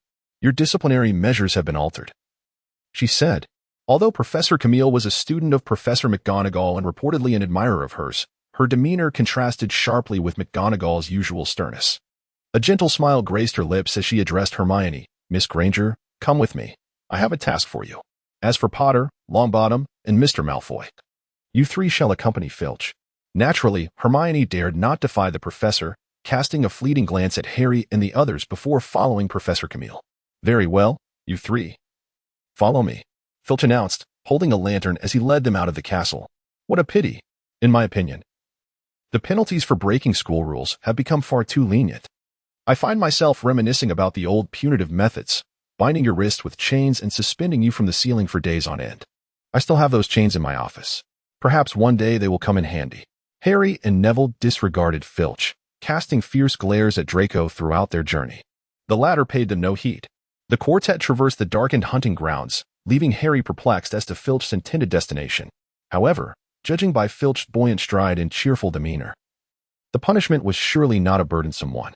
In the distance, the dense shadows of thick foliage became discernible. It was the Forbidden Forest, a realm of untamed wilderness. Harry could already see the light emanating from Hagrid's small cabin at the edge of the Forbidden Forest. As he pondered what Hagrid might be doing, he suddenly heard a gruff voice call out, Filch, is that you? You're late. I am about to set off. Harry and Neville exchanged glances, both perceiving the joy etched upon each other's faces. If they were to engage in some task alongside Hagrid, it would hardly be a misfortune. What? Do you believe you can frolic here for an entire night? Filch, seemingly noticing their expressions, let out a cold chuckle. Think again, foolish boys. You are to venture into the Forbidden Forest. He then shouted towards Hagrid. What difference does it make if one dies early or late? The Forbidden Forest? Harry and Neville had yet to fully grasp the situation when Draco exclaimed, We cannot enter the Forbidden Forest. It is strictly forbidden, especially at night. There are many dark creatures within. My father told me that. Just then, a chilling howl echoed through the air, prompting Draco to blurt out, There are werewolves. Upon mentioning werewolves, Draco shot a glare at Harry, recalling how Harry and his friends had once threatened to toss him into the forest to feed the werewolves. Werewolves? Oh, indeed, but that is not entirely accurate. Filch, relishing Draco's panic, remarked, "There are far more than just werewolves in the Forbidden Forest. Shouldn't you have considered the consequences before getting into trouble?" At that moment, Hagrid gradually approached, his towering figure emerging from the shadows. Clad in a fur coat, he bore an enormous hunting bow taller than an adult, accompanied by a quiver brimming with arrows. Beside him trotted a massive dog, resembling a black bear in size, exuding an air of formidable strength. "I have been waiting for nearly a quarter of an hour." Hagrid frowned at Filch, then turned to Harry and the others, his expression softening considerably. "How do you feel, Harry, Neville, and Draco?" Filch was visibly disgruntled by Hagrid's demeanor, but Hagrid paid him no mind, waving him off and leading the three into the Forbidden Forest. Free from Filch's presence, Harry and Neville finally began to voice their grievances towards Draco. A few modifications are to be made regarding the Forbidden Forest. After all, if nothing of interest occurs, it would be better to revisit the original text. Chapter 89. The Forbidden Forest. Draco, you have betrayed your oath. Harry glared fiercely at Draco. "Nonsense," Draco retorted haughtily. "The noble Malfoy family has never broken a promise or an oath." "You still quibble," Harry exclaimed, seething with anger. "Was it not you who brought Professor McGonagall and Filch to the astronomy tower to capture us?" "That was indeed my doing," Draco shrugged. "But do not misinterpret. My oath was to never reveal that you were raising a dragon, and I have upheld that promise. I merely informed Filch that someone would be wandering the castle tonight." At this, Draco recalled how Filch had failed to defend him when Professor McGonagall caught him, prompting him to stomp his foot in frustration. Harry and Neville were momentarily taken aback. While Draco appeared to make a valid point, there lingered an unsettling sense of something amiss. All right, let bygones be bygones," Hagrid interjected, gesturing for Harry and the others not to dwell on the matter. He glanced at Draco. Indeed, Draco had not violated the oath. That night, as I stood here observing the astronomy tower, from the moment Nobert departed Hogwarts, the vow was already fulfilled. It came to a natural conclusion, neither rescinded midway nor violated. With Hagrid's assertion, Harry and Neville could only roll their eyes. After all, they couldn't very well resort to physically confronting Draco, could they? Harry recalled the boxing gloves his cousin Dudley had gifted him. Perhaps it wouldn't be such a bad idea after all.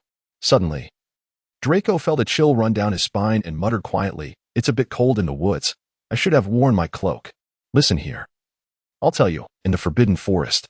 Draco gripped Yaya tightly, his face pale as he said, "If my father knew I was here doing this." "Your father wouldn't be able to do a thing," Harry retorted, rolling his eyes. Draco opened his mouth, only to realize he had no counterargument. Deep down, he understood his father's true capabilities. Boasting in front of Fudge at the Ministry of Magic was one thing, but facing Dumbledore at Hogwarts was quite another.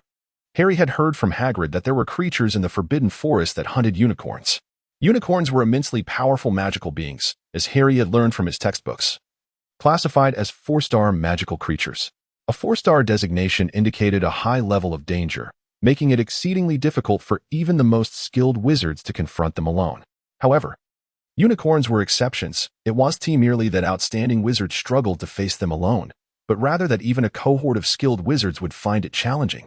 Unicorns possess a remarkably low inclination to attack, seldom initiating aggression against other beings. Otherwise, they would undoubtedly rank as 5-star creatures, possessing a strength that even dragons might find formidable. Yet, at this moment, something in the Forbidden Forest was capable of harming them. According to Hagrid, a unicorn had already perished a few days prior, and now another had been injured. In order to locate the wounded unicorn swiftly, the four divided into 2 teams.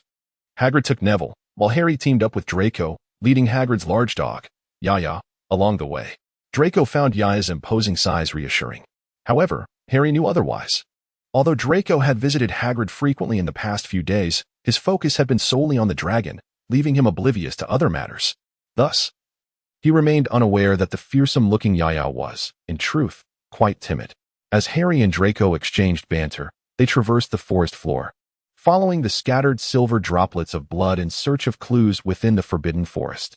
Draco, initially reluctant to engage earnestly in their task, found Harry's reminder compelling. The sooner they uncovered a lead, the sooner they could depart from the ominous woods. Convinced by this reasoning, he too began to search with greater diligence. Just how vast is the Forbidden Forest?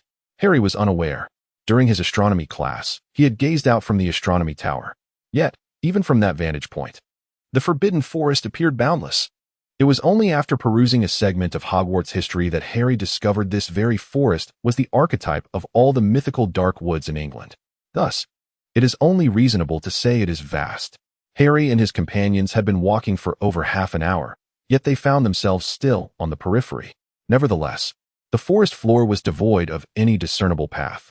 Above them, the dense canopy obscured the sky entirely, shrouding the woods in darkness, where the small lantern in their hands illuminated but a tiny patch of space. Countless spider webs clung between the trees and shrubs, compelling them to proceed with caution and slowness. However, Harry and his friends soon realized they were indeed headed in the right direction. The bloodstains on the ground and the trees began to multiply significantly. Eventually, they reached a tree that bore clear evidence of a splatter, unmistakably indicating that the injured unicorn had brushed against it. Harry and Draco pushed through a thick thicket, discovering a small clearing ahead, a rarity amidst the dense forest. In this clearing lay a creature of purest white, emanating a faint, ethereal glow. Harry and Draco ventured a little closer, and at last, they discerned that it was a creature resembling a large stallion. Indeed, a unicorn.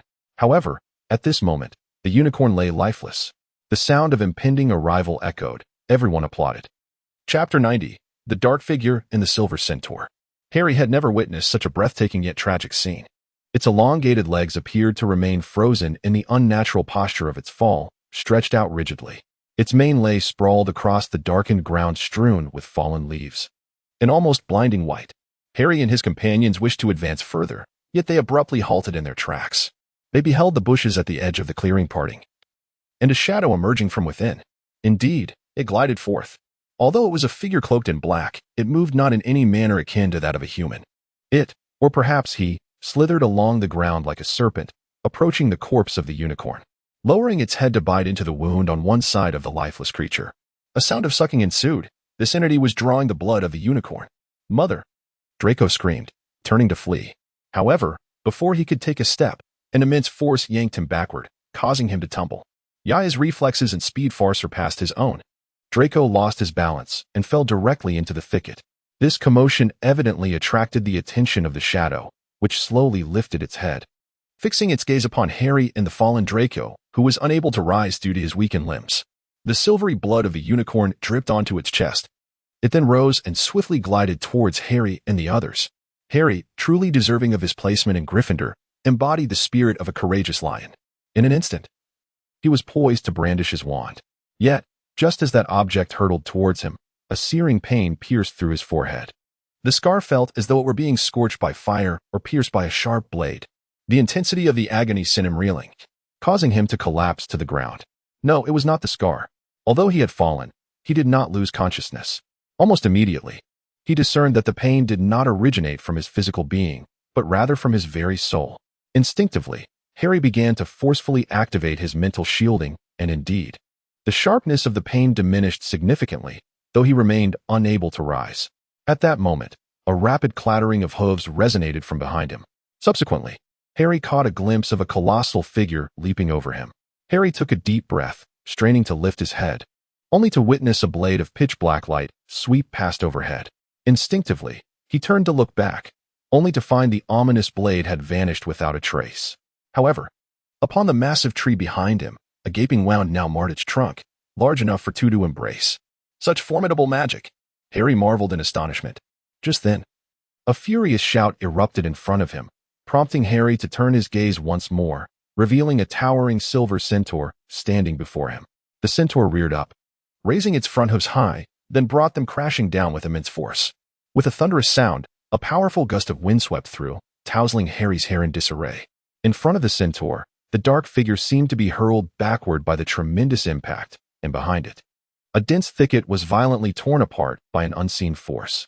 Whether the shadowy figure was injured remained uncertain, as it twisted in midair before vanishing into the underbrush in an instant. The centaur then turned and approached Harry and Draco, inquiring, "Are you both unharmed?"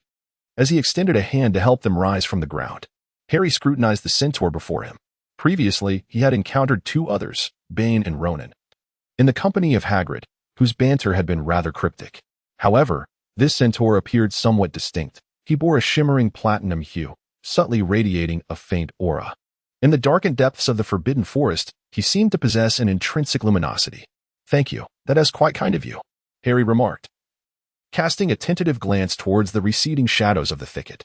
What was that creature just now? The centaur did not respond directly. Instead, he regarded Harry with piercing sapphire eyes that gleamed ominously. After appraising Harry for a moment, his gaze settled on the lightning-shaped scar upon Harry's forehead. "It is you, the child of the Potter family. You ought not to be here at this hour. My name is Firenze, and it would be prudent for us to seek Hagrid post-haste." "Yes, of course," Harry replied, producing the firework Hagrid had given him. "He said to use this if we encountered a unicorn." "Indeed, in the forbidden forest. It is quite arduous for even us to locate another." Firenze nodded in agreement. Harry ignited the firework, and as it soared into the sky, the sound of galloping hooves echoed nearby. A dozen centaurs emerged from the underbrush, led by Ronan and Bane, whom Harry recognized. "Firenze, what transpired here?" Bane inquired, his brow furrowed with concern. "You have seen it." Firenze gestured towards the unicorn behind him. "You must have observed the omens revealed by the stars." Bane's tone was icy. "Now, return with me. We cannot abandon them here. Bane, this boy is a Potter." Firenze countered passionately. "We must not violate the centaur's oath, Firenze. You possess a gift, yet you must not misuse it." Bane's gaze lingered on Harry for a moment, his demeanor softening slightly. "I understand. I shall refrain from uttering that which should not be spoken, Bane." Firenze's tone became more measured. "Very well." Bane conceded with a nod. "I shall return to the tribe and await your arrival. Remember your earlier words. Speak not that which you ought not." "Thank you, Bane." A note of gratitude colored Firenze's voice. Harry and Draco were utterly bewildered. "Perhaps we should enhance the centaurs. They seem rather lacking," mused Draco. Chapter 91. Unfortunate Predictions. Why is Bane so angry? Harry pondered as he observed Bane and his companions retreating into the distance, perplexed. He could not fathom why Bane, who had previously exhibited a relatively amicable demeanor in Hagrid's presence, was now so hostile towards Firenze. "This involves the secret of the centaurs. I cannot divulge it," Firenze replied, shaking his head. "What was that earlier then? The creature you drove away. And did you just use magic?" "I had no idea centaurs could wield magic." Before Harry could speak, Draco interjected. Although he had stumbled and was too frightened to flee, he had witnessed the battle between the centaur and the creature. "The centaurs indeed cannot perform magic. I am an exception." Firenze shook his head once more. "As for what you witnessed earlier, do you know what unicorn blood can accomplish?" Harry shook his head, indicating his lack of knowledge. He had only utilized powdered horn and hair during potions class. Some advanced dark potions might employ these ingredients, albeit rarely. Draco, however, possessed some insights. Harry was not surprised. Draco had always excelled in potions, and Snape had consistently favored him. To concoct potions using unicorn blood? That truly seemed sinister. Firenze shook his head. Unicorn blood has the power to prolong life, even when one is on the brink of death. As long as one consumes unicorn blood, it allows for a lingering existence for an extended period. Harry listened with a slight frown, lost in thought. Meanwhile, Draco's eyes darted about, as if a revelation had struck him. "I advise you not to indulge in wild imaginings," Firenze remarked, discerning the thoughts lingering in Harry and Draco's minds. He snorted derisively and continued, "To slay a unicorn is an act of unspeakable wickedness. To take the life of such a pure and innocent creature invites the wrath of the divine. From the moment your lips make contact with its blood, your life becomes cursed, a curse bestowed by the gods, one that cannot be shaken off throughout your existence, rendering you neither truly alive nor entirely dead." A flash of insight coursed through Harry's mind, as if he had grasped something elusive, yet could not fully seize it in that moment. Who, in their right mind, would dare to engage in such reckless behavior? Draco, however, articulated the thought first. If one were to be cursed for a lifetime, would it not be better to embrace death? As scions of a prestigious magical lineage well-versed in the dark arts, Draco understood all too well the horrors that curses could unleash. Many curses could render existence a torment worse than death. Indeed, unless that individual required the blood of a unicorn to sustain their life, granting them a fleeting opportunity to consume another substance. Firenze's striking blue eyes bore into Harry, his tone almost dreamlike, a substance capable of restoring life entirely, perhaps even bestowing immortality. Potter, can you fathom what that might be? Or can you discern who would be in desperate need of such a thing? Who indeed? Scarhead, do you harbor knowledge of something? Draco regarded Harry with palpable skepticism. Harry has already realized that within the castle lies the Philosopher's Stone, capable of producing the elixir of life. The one in need of this should not be the severest Snape they previously suspected. Harry perceives no signs of imminent demise in Snape. Who, then, is on the brink of death? Harry looked at Firenze with some suspicion, while Firenze's gaze once again turned towards Harry's forehead. Harry suddenly shivered, and in an instant, he comprehended the truth. Voldemort. It was none other than Voldemort. Harry gazed at Firenze in disbelief, while the latter raised a finger to his lips, signaling for silence. "What are you playing? A game of charades?" Draco remarked, looking utterly perplexed. Just then, Hagrid's anxious voice echoed from a distance. "Hagrid has arrived. You are safe now, Potter." Firenze chuckled softly, choosing not to pursue the previous topic. Snape may be attempting to assist Voldemort in acquiring the Philosopher's Stone. He intends to use it to resurrect Voldemort. The following day, Harry recounted his encounter in the Forbidden Forest to Ron and Hermione, sharing the conclusions he had drawn from Firenze's guidance. "Harry, could you please refrain from uttering that name?" Ron shivered at the mention of Voldemort. Although he had no memories of the dark reign Voldemort imposed, he could still sense the terror it instilled through his parents' demeanor. However, Harry did not share that sentiment. The centaur could indeed foresee the future through the stars. He, referring to Firenze, must have seen it. Snape has stolen the Philosopher's Stone. After all, he is a master of potions, is he not? He could concoct a potion that would resurrect Voldemort, and then Voldemort would come to kill me, just as he originally intended. Harry's emotions were somewhat tumultuous. All I can do is wait, powerless to act. Harry's words instilled a sense of trepidation in the other three. Hermione, having grown up in a non-magical household, was somewhat less affected. She too had not suffered under Voldemort's dark reign. "Harry, everyone says Voldemort. I mean that individual." Seeing Ron and Neville's grim expressions, Hermione opted for a more cautious phrasing. "That individual has always harbored a fear of Professor Dumbledore. With Professor Dumbledore present, that individual cannot harm you. Furthermore, what the centaur has seen may not be entirely accurate. I have read about the art of astrological divination. Although it does not yield errors, it is often vague. Perhaps the centaur misunderstood. Let us hope so." The mention of Dumbledore's name, coupled with the memory of that colossal golden projection, provided Harry with a modicum of reassurance. In the subsequent days, Harry remained in a state of perpetual anxiety, convinced that Voldemort could burst through any door or window at any moment. Yet, as days passed without incident, he observed that the three-headed dog, Fluffy, continued to emit its thunderous breaths and snores from the fourth-floor corridor. It seemed that his fears were unfounded, allowing Harry's spirits to lift slightly. However, the impending exams soon rekindled his tension. In those final days, his emotional state fluctuated, and his study efficiency plummeted. He had anticipated a dismal performance. Yet, when the exams finally arrived, Harry was pleasantly surprised to find them far less daunting than he had imagined. Aside from potions and history of magic, he found the other subjects rather manageable, particularly during the practical examinations. Even with Snape pacing ominously around during the potions practical, Harry's focus remained unbroken. With each exam he completed, his confidence swelled. By the time he finished the last one, he felt assured that he could pass all of them. Harry felt somewhat inflated with pride. However, after witnessing Ron's demeanor, he considered himself rather restrained. Was that all? Upon completing his final examination, Ron strutted out of the castle, wearing an expression that suggested he had yet to exert himself, despite the conclusion of the tests. Until, oh dear, it seems there was a mistake with the capitalization of a name in the history of magic, which might cost him a perfect score. Hermione reflected on the exam content with a hint of disappointment. Harry, Ron, Neville, and Hermione engage in a conversation where Hermione, embodying the essence of a diligent scholar, emphasizes the pursuit of perfection in examinations, seemingly oblivious to the sentiments of her companions. Her words instantaneously illuminate the reality for Harry and Ron, revealing the considerable distance they still have to traverse. If there is anything that has been troubling Harry recently, it is the persistent ache emanating from the scar on his forehead. Even with the application of his mental shielding technique, the relief is but temporary. Once he relinquishes the effort, the pain resurfaces. At this moment, Harry finds himself unable to maintain the mental barrier indefinitely, as he has yet to attain that level of mastery.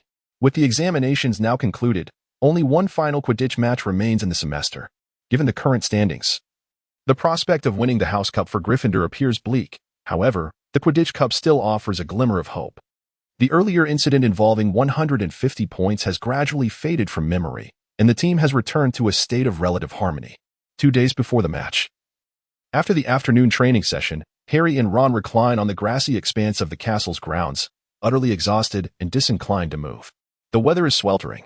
Although the castle offers some shade, the stillness of the air creates a stifling atmosphere. In contrast, the grass by the lake provides a more comfortable respite. Harry remained troubled by the matter of the Philosopher's Stone, while Ron had grown less concerned due to the lack of recent incidents. Relax, Harry. Hermione has a point. With Dumbledore around, nothing will happen to the stone, Ron remarked, idly dangling a blade of grass. At least. It seems that Snape has yet to find a way to get past Fluffy, right? He was bitten last time. The only ones who knew how to get past Fluffy were Hagrid and Dumbledore, and I refuse to believe that Hagrid would betray Dumbledore. Hagrid would certainly not betray Dumbledore. He wouldn't even divulge anything to us. Suddenly, Harry paused, as if grasping a revelation. He sat up abruptly, his expression turning grave. What's wrong? Hermione, who had been engrossed in her studies for the upcoming term, looked up, finding Harry and Ron's preoccupation excessive. Well, Ron remarked, this behavior makes me nauseous. Only to receive a sharp jab from Hermione.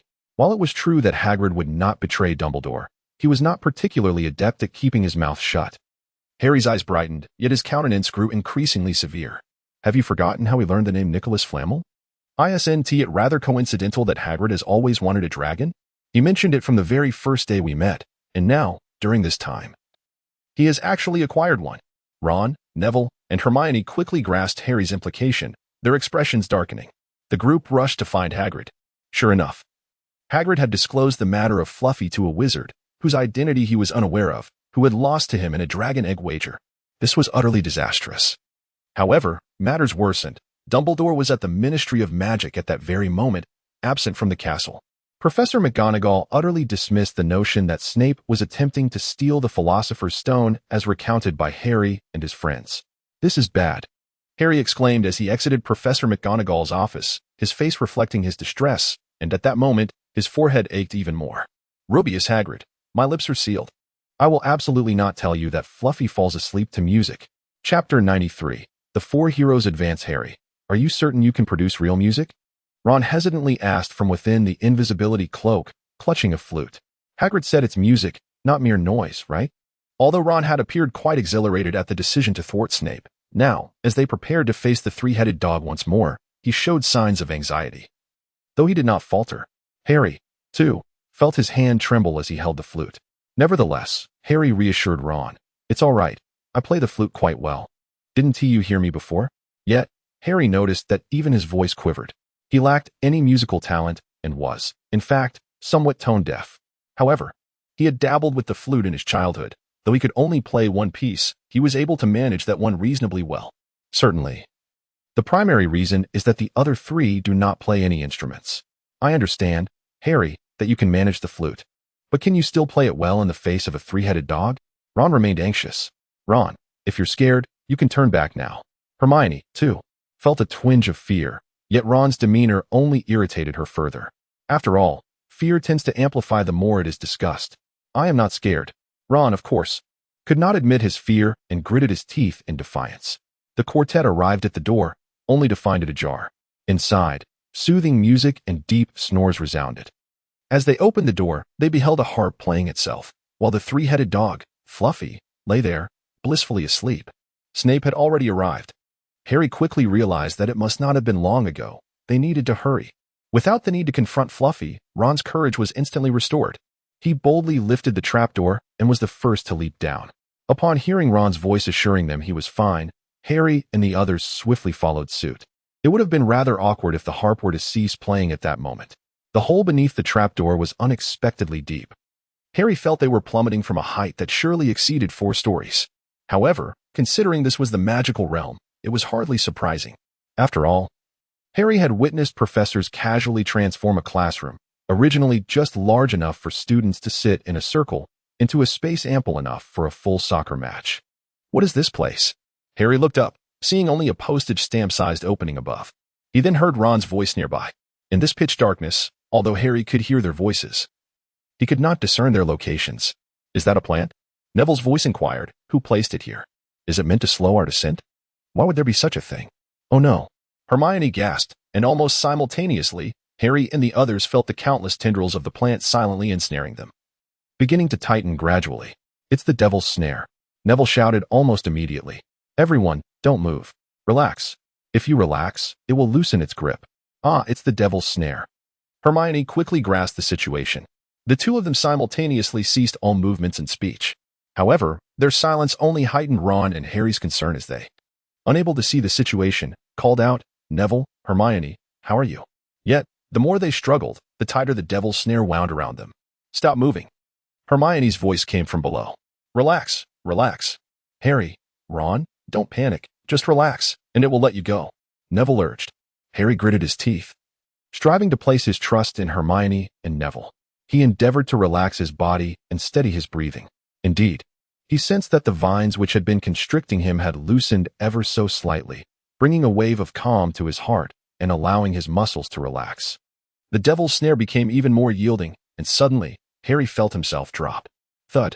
He fell to the ground, fortunate that the height was not great, and he did not feel any pain from the fall. Harry surveyed his surroundings. They stood within a cavern, its walls illuminated by flickering torches that cast a warm glow.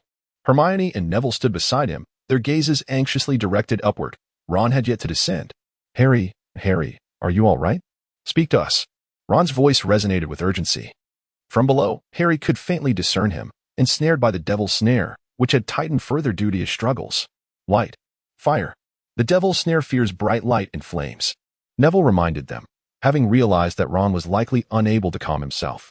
"Yes, of course. How did I not think of that?" Hermione exclaimed, smacking her forehead.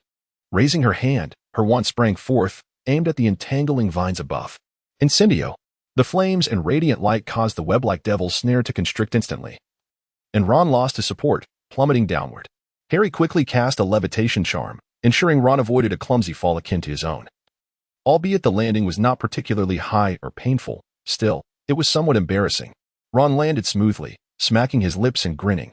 "Well, I certainly wasn't nervous at all." Grateful for Hermione and Neville's attentiveness during herbology, Harry regarded his friends with a hint of exasperation. "It was mainly Neville. When I get anxious, I can't think straight," Hermione admitted, slightly bashful. Although she could surpass Neville in exams, in this moment, she found herself eclipsed by him, leading to a newfound perspective on her grasp of knowledge. "Come on, we must hurry. Snape has already gained a significant lead." The praise from Hermione made Neville somewhat bashful, and he gestured toward the cavern's extended passage. Harry and the others nodded in agreement, and they began to jog along the tunnel. The cavern sloped gently downward, and apart from the sound of their footsteps, a faint trickle of water could be heard. "Where are we? The castle's dungeons?" Ron queried, his curiosity piqued. "Or perhaps it is a magically isolated space." Harry suggested another possibility. "Quiet. Listen. It seems like there is something alive." Hermione interrupted their trivial conversation. Ron Weasley, the nervous yet desperate for votes. Chapter 94. An Unexpected Encounter. This is practically tailor-made for us. After passing through the wooden door, Harry and Ron exchanged high fives. The two, mounted on their brooms, effortlessly seized the keys suspended in the air. Harry felt invigorated in both body and spirit. Truth be told, you could manage this on your own, Harry, for Hogwarts' youngest seeker. This is a mere trifle. And you, Ron, as the youngest keeper at Hogwarts, capturing a key is a breeze for you as well. Their mutual flattery created a harmonious camaraderie, evoking eye rolls from Hermione standing nearby. Subsequently, Ron executed a brilliant chess move, though Neville was unacquainted with chess. Hermione and Harry had already developed commendable skills. They could discern that the opponent's chess skills were merely commendable under normal circumstances. Neither Ron nor even Harry would find it particularly challenging to prevail. However, Ron faced an arduous dilemma. At this moment, Harry, Hermione, and Neville were all present on the chessboard. He not only had to secure victory, but also ensure that none of the three would come to harm, meaning their respective pieces could not be captured. It is worth noting that Wizard's chess is notoriously ruthless. Accomplishing this feat was beyond Harry and Hermione's capabilities. Yet Ron was up to the task. As the undisputed champion of Gryffindor, a small tyrant of the chess realm who played without holding back, Ron exhibited extraordinary chess prowess. But safeguarding the three pieces proved to be a formidable challenge. Ultimately, he was compelled to sacrifice his own knight in exchange for a decisive blow from Harry. Nevertheless, Ron's Quidditch training bore fruit, as he displayed remarkable agility. When the opposing queen swung her sword towards his stone steed, Ron deftly leapt aside, sprinting away from the chessboard without a backward glance. As it turned out, his actions were not in vain. The game remained unaffected. Yet, an unforeseen mishap occurred. In his haste to jump off the board, Ron failed to notice the chaos below. The edges of the board were littered with shattered pieces. Although he landed in a relatively clear area, there were still numerous sharp fragments. Consequently, Ron twisted his ankle, observing Ron drenched in sweat. Harry realized that he could continue no longer. None of the four possessed healing magic. I will stay here and watch over Ron. Neville resolved, my magic is often unreliable, and I may not be of any assistance later. Harry and Hermione hesitated for a moment before acquiescing, and they continued onward. In the subsequent chamber, they encountered a colossal troll. This beast was even larger than the one they had faced during Halloween. However, it lay defeated, a massive gaping wound in its head, a testament to its vanquishment. Following this, they encountered a challenge evidently devised by Snape.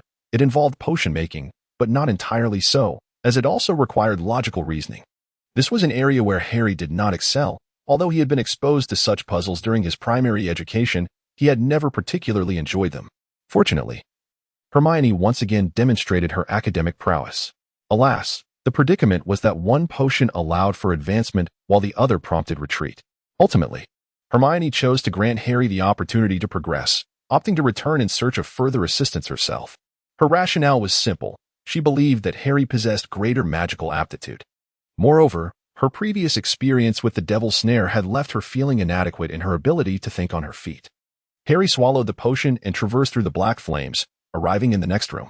Upon entering, he was immediately struck by a sharp pain emanating from his forehead scar. To his astonishment, he beheld a figure within the chamber. However, it was neither Severus Snape nor Voldemort. Instead, it was Professor Quirrell. Harry gazed at the delicate features before him, utterly incredulous. The countenance that once bore the marks of timidity and restraint was now replaced with an air of arrogance, mockery, and a hint of malevolence. Potter, what a surprise!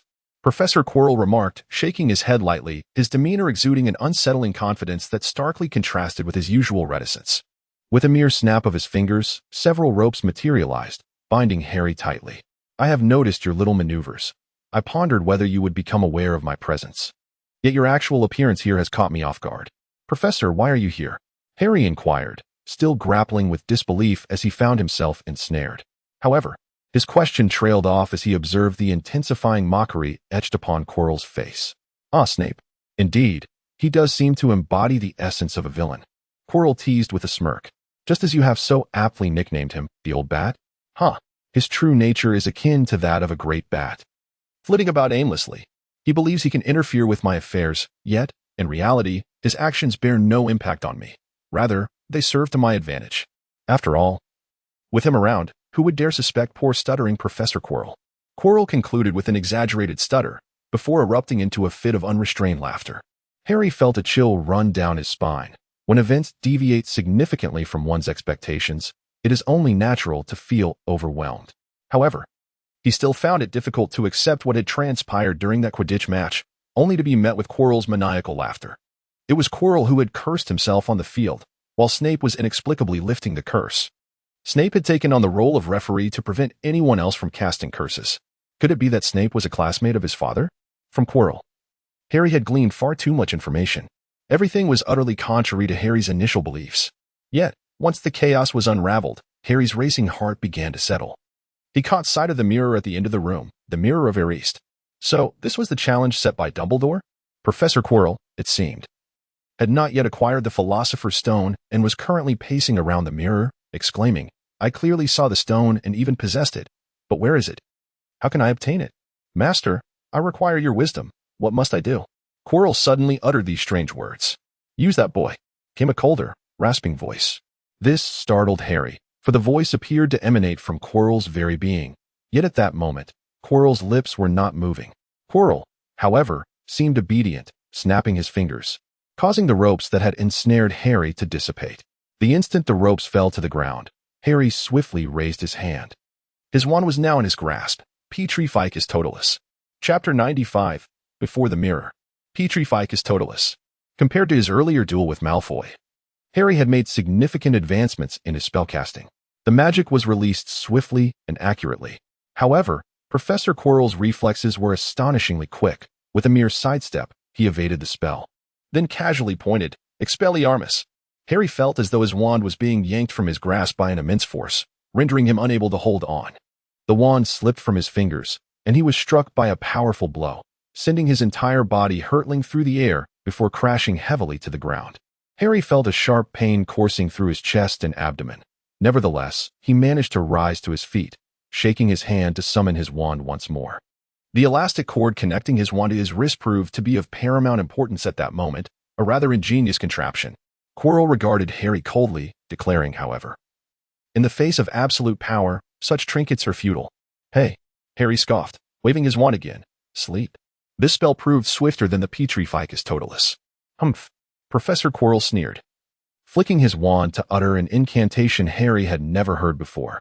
With a swift motion, a jet-black magical blade surged forth, shattering the red light of the slumbering curse in midair. The force did not wane as it cleaved through Harry's right shoulder with deadly precision.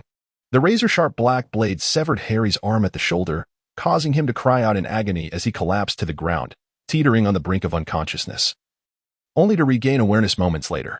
Struggling to open his eyes, he barely discerned Quirrell standing before him, a mocking glint in his gaze. I warned you. In the presence of absolute power, this is of no use. With that, Quirrell pointed his wand, and the blood gushing from Harry's severed arm abruptly ceased. I still need you to assist me and my master in acquiring the Philosopher's Stone. I cannot allow you to perish just yet. Quirrell continued, gesturing with his wand once more. Harry was lifted by the magical force, drifting slowly towards the edge of the Mirror of Erist. Tell me, what do you see? At this moment, Harry found himself utterly powerless to resist, resigned to the whims of his captor. He gazed into the enchanted mirror, his mind racing in search of a resolution to his predicament. His wand lay in his right hand, which rested upon the ground, an unforeseen circumstance for Harry. Before him, the mirror revealed no reflection save for the pale visage of himself. Mental occlusion.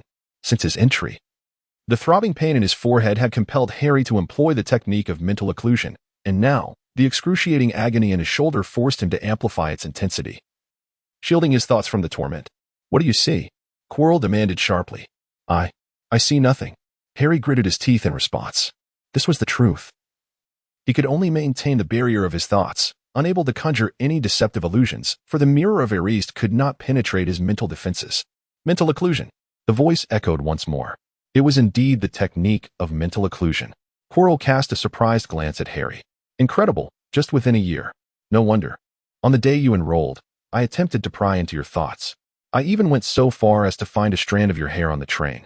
Yet my efforts were in vain. I had assumed it was due to the enchantments. It appears, however, that it is also tied to your mental occlusion. Harry was taken aback. On the very night of his enrollment, he had unexpectedly acquired knowledge of the brain-sealing technique. At the time, he had dismissed it. Yet upon reflection, he realized that his past acquisitions of knowledge were often triggered by specific stimuli. However, the brain-sealing technique had manifested itself just before slumber, a departure from the norm. Contemplating this now, he surmised that it might have been provoked by someone else's prying eyes, awakening the fragments of Zoe&'s soul that resided deep within him. Activate the brain-sealing technique.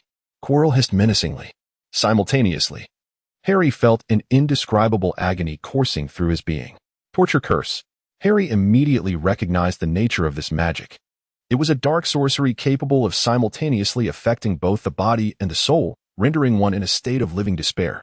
Furthermore, there existed an advanced version known as the Cruciatus Curse, one of the 3 most forbidden curses within the British magical community. The use of any of these curses upon a human would result in imprisonment in the wizarding prison of Azkaban. Harry was familiar with the Cruciatus Curse. Yet this was the first time he experienced its torment physically. Contrary to his expectations, although the agony of his body was excruciatingly intense, threatening to shatter his mental barriers, his soul seemed untouched by the affliction. This contradicted the descriptions he had encountered in books, which suggested that the curse could penetrate the very essence of one's being. As Quirrell intensified the effects of the curse, the overwhelming pain caused Harry's mental defenses to collapse. In that moment, he beheld the image within the Mirror of Erist slowly shifting. Ah, splendid! This time, it was not the enchanting professor he had seen before. Observing his own reflection, he allowed a faint smile to grace his lips, reaching into his pocket to retrieve a red multifaceted gem, only to return it to his trousers moments later. A sudden realization struck him. He sensed a slight weight in his pants, a tangible indication that something had indeed been added to his pocket. What do you see? Quirrell demanded sharply. Harry, in a fit of imagination, superimposed the scene that Ron had witnessed onto his own experience. Get away, Quirrell exclaimed, and in an instant, Harry was thrust aside, tumbling to the ground once more. Quirrell approached the enchanted mirror again, attempting to glimpse something elusive. Harry lay on the ground, his eyes fixated on the severed arm and wand lying nearby. However, the tormenting curse and the agony from his dislocated shoulder rendered him incapable of concentrating on what to do next. He was lying. The voice that had appeared earlier echoed once more. Voldemort, Magic Mirror, tell me, who is the most beautiful person in this world? Magic Mirror, to ask such a question puts me in an awkward position. It cannot possibly be someone without a nose. Chapter 96. The first encounter with Voldemort. The sight of Quirrell's grotesque face caused Harry's forehead to throb more violently than ever before. He could even sense the dark fragment of a soul lurking beneath the table, becoming increasingly agitated and roaring incessantly within the depths of his mind. Without needing any introduction, Harry recognized the face's owner, Voldemort. Voldemort cast a single glance at Harry, and in that moment, Harry felt as if all his thoughts were laid bare. Legilimency. Although the method of practicing legilimency was not documented in the texts, the sensations experienced after being subjected to it were described. Memories flashed through his mind, moving from the recent to the distant, as if the other party was rifling through his recollections. Yet, in an instant, the memory of the Philosopher's Stone entering his pocket surged forth, and then that sensation vanished. In his pocket, Voldemort's voice resounded again, still imbued with malice, yet seemingly weakened. Master, your strength has yet to be restored. Such a drain is perilous. Quirrell exclaimed. Silence. Quickly retrieve the Philosopher's Stone. It is in his pocket. Voldemort commanded once more. Yes, yes, master. Quirrell hastily leaped to Harry's side, intent on searching his pocket. At this moment, Harry found himself nearly immobilized, able only to feebly extend his remaining left hand in a desperate attempt to obstruct. A piercing scream echoed. It was Quirrell. A hiss escaped Harry's lips. A sound of pain. The instant their skin made contact, Harry sensed a heightened agitation from the fragmented piece deep within his soul, intensifying the throbbing in his forehead. Yet Quirrell appeared even more overwhelmed. He staggered back with a cry, ultimately collapsing to the ground. Harry observed his fingers swelling with blood-red blisters. Those blisters expanded and then burst, causing Quirrell's entire hand to rot away. With a surge of determination, he concentrated all his mental energy, reactivating his mental barrier to suppress the pain's influence on his physical actions. Though Quirrell, prompted by Voldemort, attempted to wield magic, his right hand, already decaying upon contact with Harry, could not grasp his wand. The excruciating pain rendered his movement sluggish.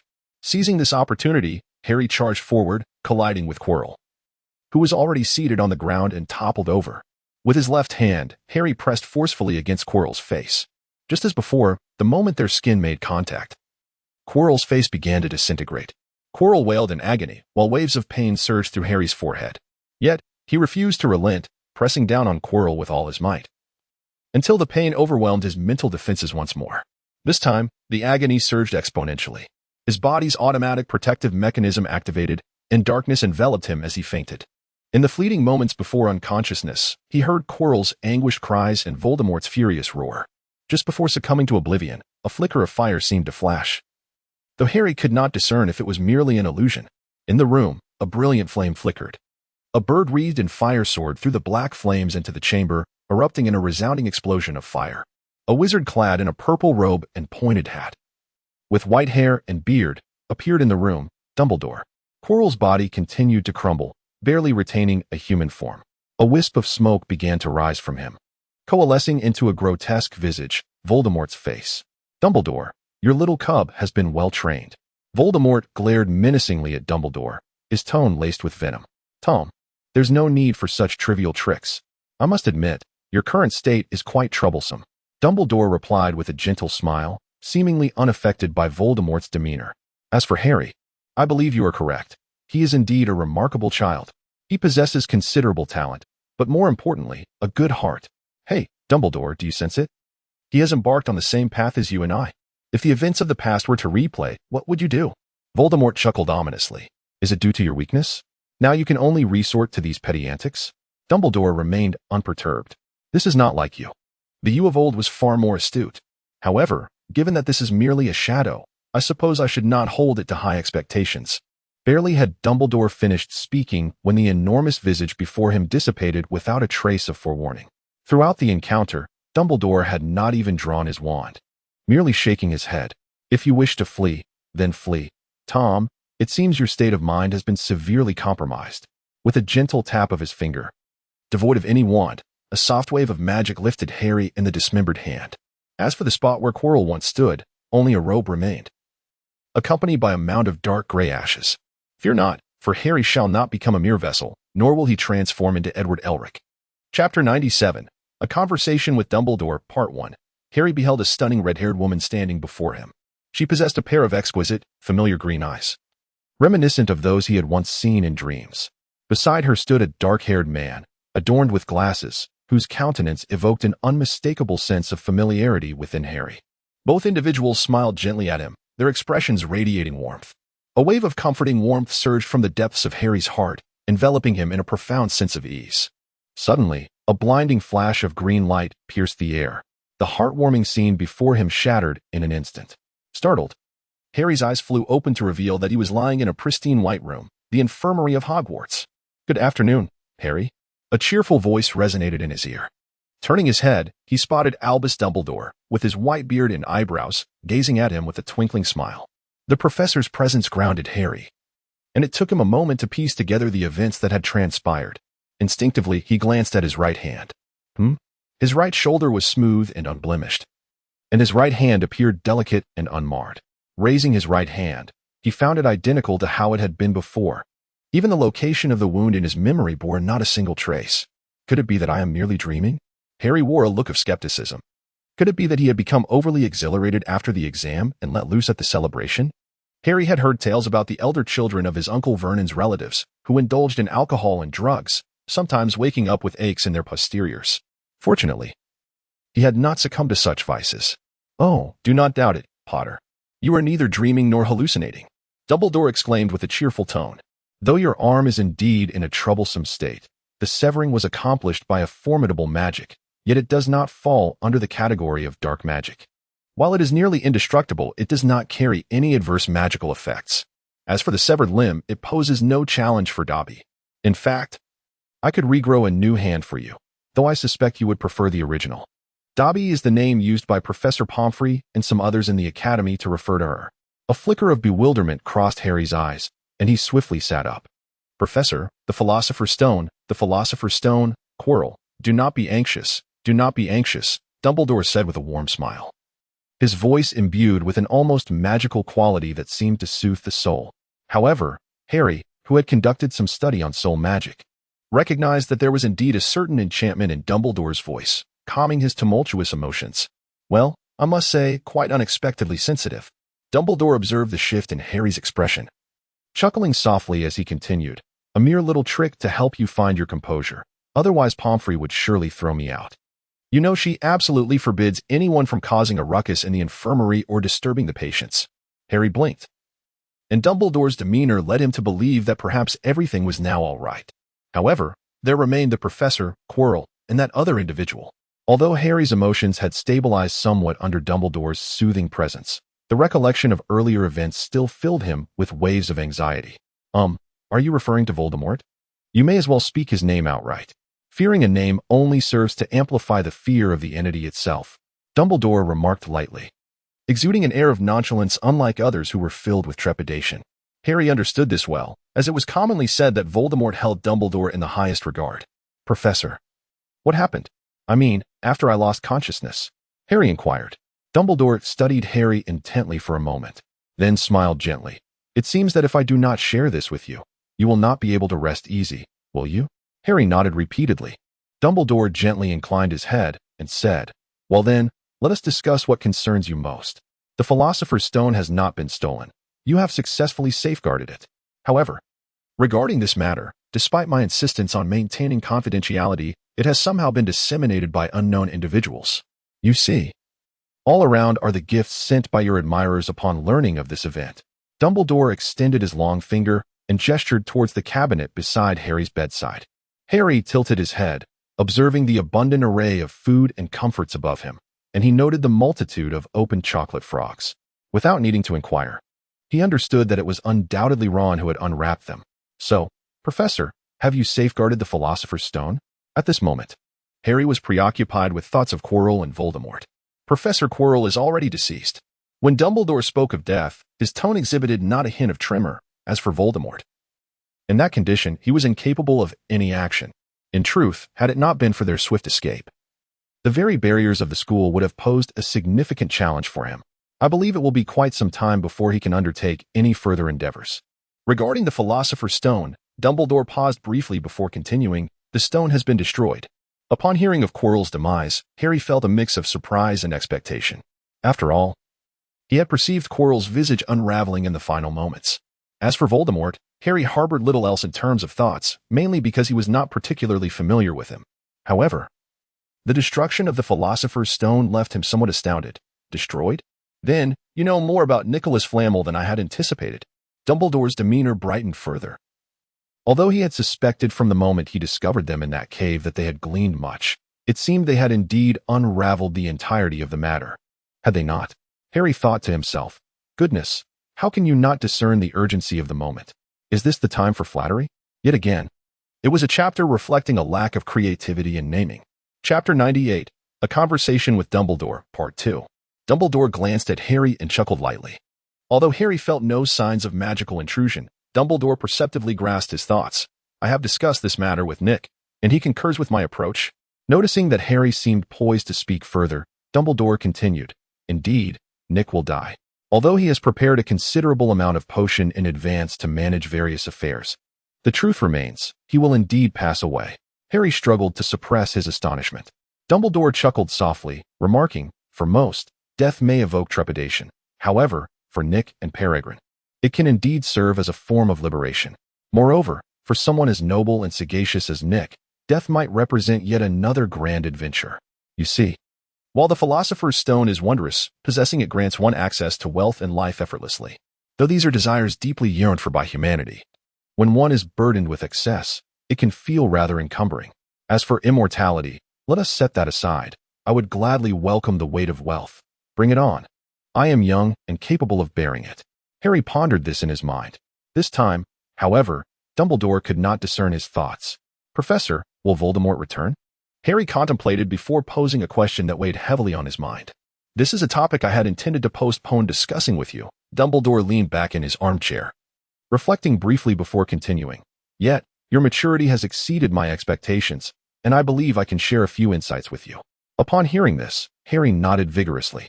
Dumbledore adjusted his posture slightly, weighing his words carefully. When Voldemort sought to take your life, he encountered a formidable spell. It was an ancient and powerful protective enchantment. The magic wielded by Voldemort clashed with this spell, resulting in a backlash. Thus, he became what you see now, existing in a state between life and death. You inquire if he will return.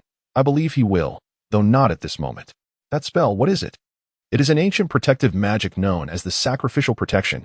Dumbledore shook his head. A great and venerable magic, where a loved one sacrifices their life, drawing upon the power of love to provide protection.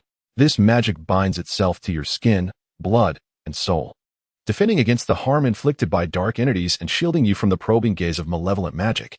At this point, Dumbledore hesitated once more. The intensity of the emotion amplifies the spell's potency. Your mother's love for you was so profound that when Quirrell, possessed by Voldemort's essence, merely touched your skin, he was reduced to ashes. Harry suddenly recalled the red-haired woman he frequently encountered in his dreams, as well as the bespectacled man from his recent dream.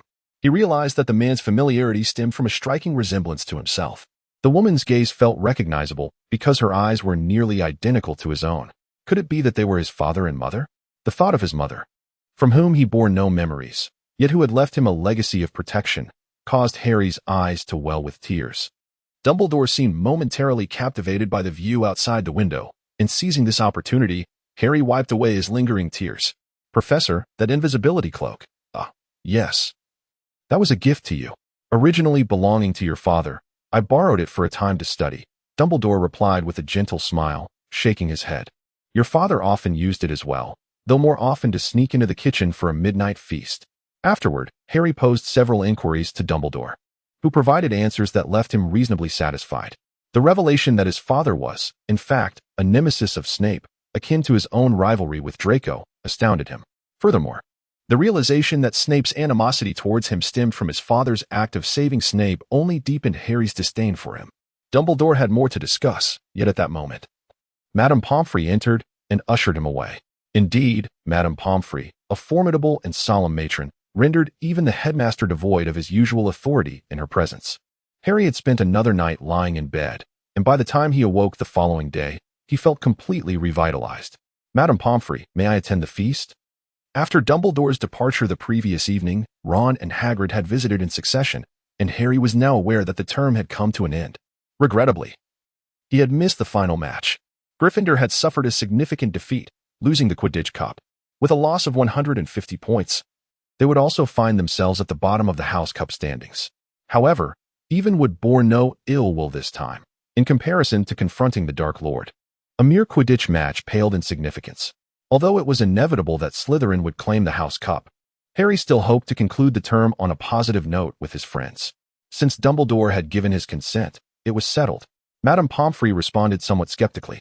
Well, there are a few chapters left. The first part is nearing its conclusion. The first part primarily outlines the storyline, laying the groundwork and planting seeds for the world building, while the subsequent chapters will introduce some personal touches. Once we embark on the second part, the narrative will undergo significant alterations. Chapter 99, The Return Journey. Gryffindor ultimately secured the annual House Cup, a result that surprised nearly everyone. Yet, considering the deeds of Harry Potter and his friends, it also seemed entirely reasonable. Of course, the students of Slytherin were the notable exception. Harry, Ron, Neville, and Hermione were brimming with excitement, having collectively earned a remarkable 200 points for Gryffindor, particularly for Neville, who had not contributed such a significant score throughout the entire semester. When Dumbledore announced an additional 50 points for their prospective herbologists, tears of joy streamed down Neville's face. As the hall transformed from green banners and decorations to the vibrant red emblematic of Gryffindor, the cheers threatened to lift the very roof. Even the Ravenclaws and Hufflepuffs found delight in Slytherin's misfortune. Indeed, Professor Snape was quite experienced in garnering unpopularity. Had it not been for the posting of the exam results on the notice board, Harry might have nearly forgotten about the impending finals. However, upon the release of their grades, both Harry and Ron were pleasantly surprised as their results exceeded their expectations, though they were still significantly behind Hermione, who had only faltered in 2 subjects. Her history of magic secured second place, with a Ravenclaw boy taking the lead, while she also placed second in herbology, where Neville unexpectedly triumphed. Yet, Harry overheard a Hufflepuff student mention that Professor Sprout had awarded Neville extra points for his performance under the trapdoor. Before anyone else could voice their thoughts, Neville was the first to find this quite reasonable. Otherwise, he would have never believed he could outscore Hermione. On the eve of their departure from school, Harry intended to pack his belongings, but Fred and George informed them that it was entirely unnecessary. The packing would be handled automatically that evening, not truly automatic, but rather assisted by the house elves, who would aid the young wizards in their preparations. Hogwarts boasted over 100 house elves, more than sufficient to serve the 200 students. The departure notices were distributed to each student, cautioning them against the use of magic during the holiday. Harry was aware of this, which was why he had ultimately chosen not to return home for Christmas. However, during the summer holiday, students were not permitted to remain at the school, and Harry found himself somewhat longing for his cousin Dudley. In the common room, Fred, or possibly George, gazed at the departure notice with a morose expression. I've been hoping, truly, for quite some time now, that they would forget to send this to me. Unfortunately, they never seem to forget. You must be joking, Harry shot Fred, or perhaps George, a disapproving glance, refraining from commenting on his words. Neville, do come visit me during the summer, though my house is not very large. You may have to squeeze in. On the train to London, Ron suggested. And Hermione can join as well. You could share a room with Ginny. Absolutely. I would be delighted. However, it may have to be in late August. Hermione and Neville expressed keen interest, and Harry readily agreed, though he added, why late August? Ron looked somewhat surprised. Well, it's rather complicated. Suffice it to say I must stay at my aunt's for a month and a half. With a hint of exasperation, Harry remarked. From Dumbledore. Harry learned that although most of Voldemort's former minions, known as Death Eaters, had been incarcerated in the wizarding prison of Azkaban, a select few still roamed free. The Aurors had been relentlessly pursuing them, yet it remained a formidable challenge for a wizard to evade capture. Those fervent devotees of Voldemort harbored the deepest animosity towards Harry. Harry is protected by the blood of his mother, a powerful enchantment that renders him invisible to the Death Eaters, preventing them from locating or harming him. However, the maintenance of this magic necessitates a crucial condition. He must reside under the same roof as a blood relative for over 1,000 hours each year, roughly equivalent to 42 days. With much of the summer now elapsed, this requirement appears daunting. Upon hearing this intricate detail, Ron and Neville promptly opted to abandon the notion.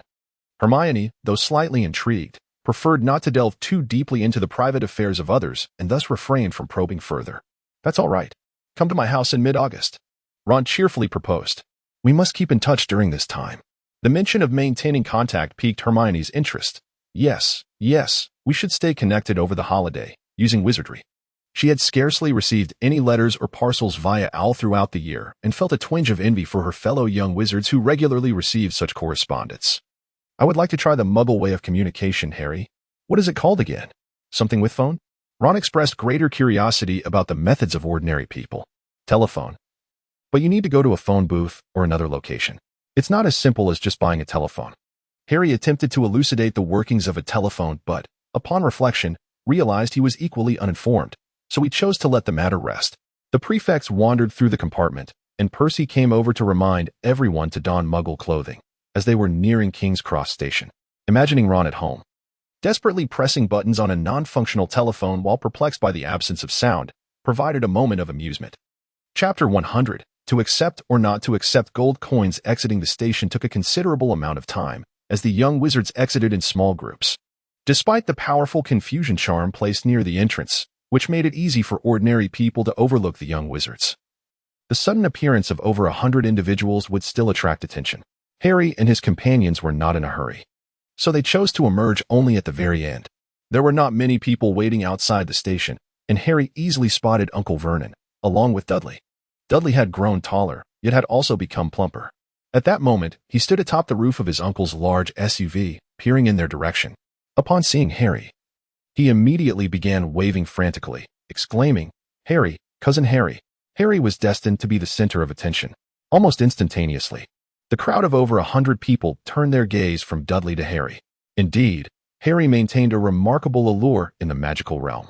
Fortunately, the individuals present were primarily parents of Hogwarts students, and those young witches and wizards had shared a school year with Harry, rendering any sense of mystery obsolete. Thankfully, there was no repetition of the numerous occasions where Harry had been subjected to public scrutiny and long lines for handshakes. "That is your cousin," Ron exclaimed in astonishment upon spotting Dudley. "You don't resemble him at all. If you hadn't mentioned it, I would have thought he was Crabbe and Goyle's cousin." Neville and Hermione nodded in agreement. Harry was at a loss for words. Mom, that is Harry. It's Harry." Although the majority of the families remained composed at Harry's presence, there were always exceptions. Beside a plump lady, a charming little girl with striking red hair bounced with excitement, her eyes sparkling as she pointed in Harry's direction. With that distinctive, fiery mane of hair, Harry immediately recognized her as Ginny Weasley, the sister Ron had often mentioned, who was quite taken with him. The gentle-looking lady beside her could only be Mrs. Weasley. After exchanging pleasantries with Mrs. Weasley and expressing gratitude for her Christmas gift, Harry also greeted Hermione's well-dressed parents, a refined couple. Lastly, everyone extended their regards to Neville's grandmother, the esteemed Augusta Longbottom. Despite the eagerness to converse among the three parties, the evening had grown rather late. They exchanged contact information and bid farewell with reluctance. Once seated in Uncle Vernon's car, Harry's excitement lingered. Dudley, brimming with enthusiasm, asked, "Harry, are all those your classmates? Are they all wizards? They don't seem much different from us. By the way, how was your time at that school? Did anything interesting happen?" Interesting events, Harry mused, were plentiful. Were he to pen a novel about the past year, even in its most condensed form, it would surely exceed 100,000 words. If embellished with a touch of exaggeration, Harry felt he could regale his cousin with tales of grandeur from the holiday. He casually shared a few anecdotes, which made Dudley bounce excitedly in the car until Uncle Vernon intervened. After a while, Vernon could no longer contain himself and remarked, "Harry, it seems that while you were away, our luck at home wasn't particularly favorable." "Yes, cousin," Dudley responded, realization dawning upon him. "I only managed to pass my exams thanks to your help. If I had known that, it would have been more humiliating than failing." Harry chuckled softly. Recognizing the absurdity of his misfortune, it is quite normal to face such setbacks. To maintain the delicate balance of his home's feng shui, one must arrange dozens of items, both large and small, in an orderly fashion to achieve the desired effect. Having been away from home for nearly a year, he knew that Aunt Petunia had likely disrupted the carefully curated arrangements. If many items had been moved, it would have completely ruined the balance. However, even if only a few were shifted and inadvertently placed in unsuitable positions, it could invite misfortune rather than good luck. Uncle Vernon need not worry. Fortune will surely improve. Harry cheerfully reassured him. Upon hearing this, Vernon's eyes crinkled into a smile, though given his ample physique, there was little distinction in his expression. That is good to hear. Recently, there has been a significant contract. If I can secure it, I might become the regional manager for several counties. Uncle Vernon exclaimed with delight. By the way, Uncle, your company produces drill bits, correct? Harry inquired. Not just drill bits. Well, there are drill bits included. We manufacture complete drilling equipment, Uncle Vernon replied, clearly in high spirits and candid about Harry's question. However, I am in the sales department, so I am not too familiar with production. Harry's eyes flickered as he spoke. Uncle, could you inquire whether your company has any equipment that is soon to be decommissioned? I would like to purchase some. There must be some, as we are currently updating our equipment, Vernon replied, somewhat suspicious and defensive. However, why do you need that? There are regulations regarding decommissioned equipment. Some countries and organizations are prohibited from selling it. I assure you, I am not bound by your regulations. I intend to sell it to the wizarding world. Harry beamed. Uncle, could you please check if your company accepts gold coins? Wouldn't a middleman straddling both the Muggle and magical realms be quite intriguing? Chapter 101. Harry's money-making plan. Money is a crucial element, a notion that Harry had comprehended well in the Muggle world and which was further validated in the magical realm. Although his father had left him a considerable inheritance, witnessing Ron donning worn-out clothing triggered his sense of urgency regarding finances. Thus, shortly after beginning his studies, Harry had already begun contemplating ways to earn some money. Of course, Harry had no experience in making money, whether in the wizarding world or the Muggle realm. However, when his thoughts ventured into the intersection of both worlds, a spark of inspiration ignited. Initially, Harry envisioned the most lucrative venture would be selling potions to Muggle hospitals. Wizarding potions were commonplace in the magical community, yet their existence in the Muggle world would be nothing short of miraculous. Just considering a potion capable of regenerating severed limbs would send many factories and hospitals clamoring to pay handsomely. Regrettably, after some time spent exploring this plan, Harry abandoned it due to numerous obstacles. Firstly, as a first-year student, despite being a commendable scholar with decent grades in potions, he lacked the expertise to concoct high-level potions capable of miraculous feats. Furthermore, even if he could manage to create such potions, the laws of the magical world strictly prohibited their distribution to Muggles. Moreover, even if Harry could somehow procure the potions and discreetly sell them without detection, what then? The Muggle world no longer engaged in transactions with real gold and silver. The wizarding world does not accept pounds. Although Gringotts offers currency exchange, it is essentially a limited privilege for Muggle-born students at Hogwarts, with exchange amounts being quite restricted. It is evident that Muggle currency holds little value for wizards. After much contemplation, Harry conceived a somewhat immature idea: to utilize Muggle technology to manufacture items for the wizarding world and subsequently sell them there. Although the currency of the magical realm cannot be used in the Muggle world, gold is universally accepted, albeit the process of exchange may be cumbersome. The possibilities of creating magical items using Muggle technology are limited. Harry's intention was to employ mechanical devices, enhanced by magic, to improve the frustrating efficiency within the wizarding world. Harry's initial thought was, unsurprisingly, potions. The reason was quite simple. Observing Snape's haughty demeanor while expertly concocting brews was particularly irksome. Harry harbored a fervent desire to streamline the potion-making process, envisioning a scenario where potions could be mass-produced, thus rendering Snape unemployed. However, he was acutely aware that this was merely a fanciful notion. He lacked even the basic knowledge of how to concoct high-level potions, let alone the expertise to employ modified mechanical equipment for large-scale production. Currently, Harry is researching the potential for mass production of 5 types of potions. 4 of these are the most fundamental elixirs: a standard antidote, a blood-replenishing potion, a bruise remedy, and a burn salve. The 5th is an intermediate potion, the dreamless sleep elixir.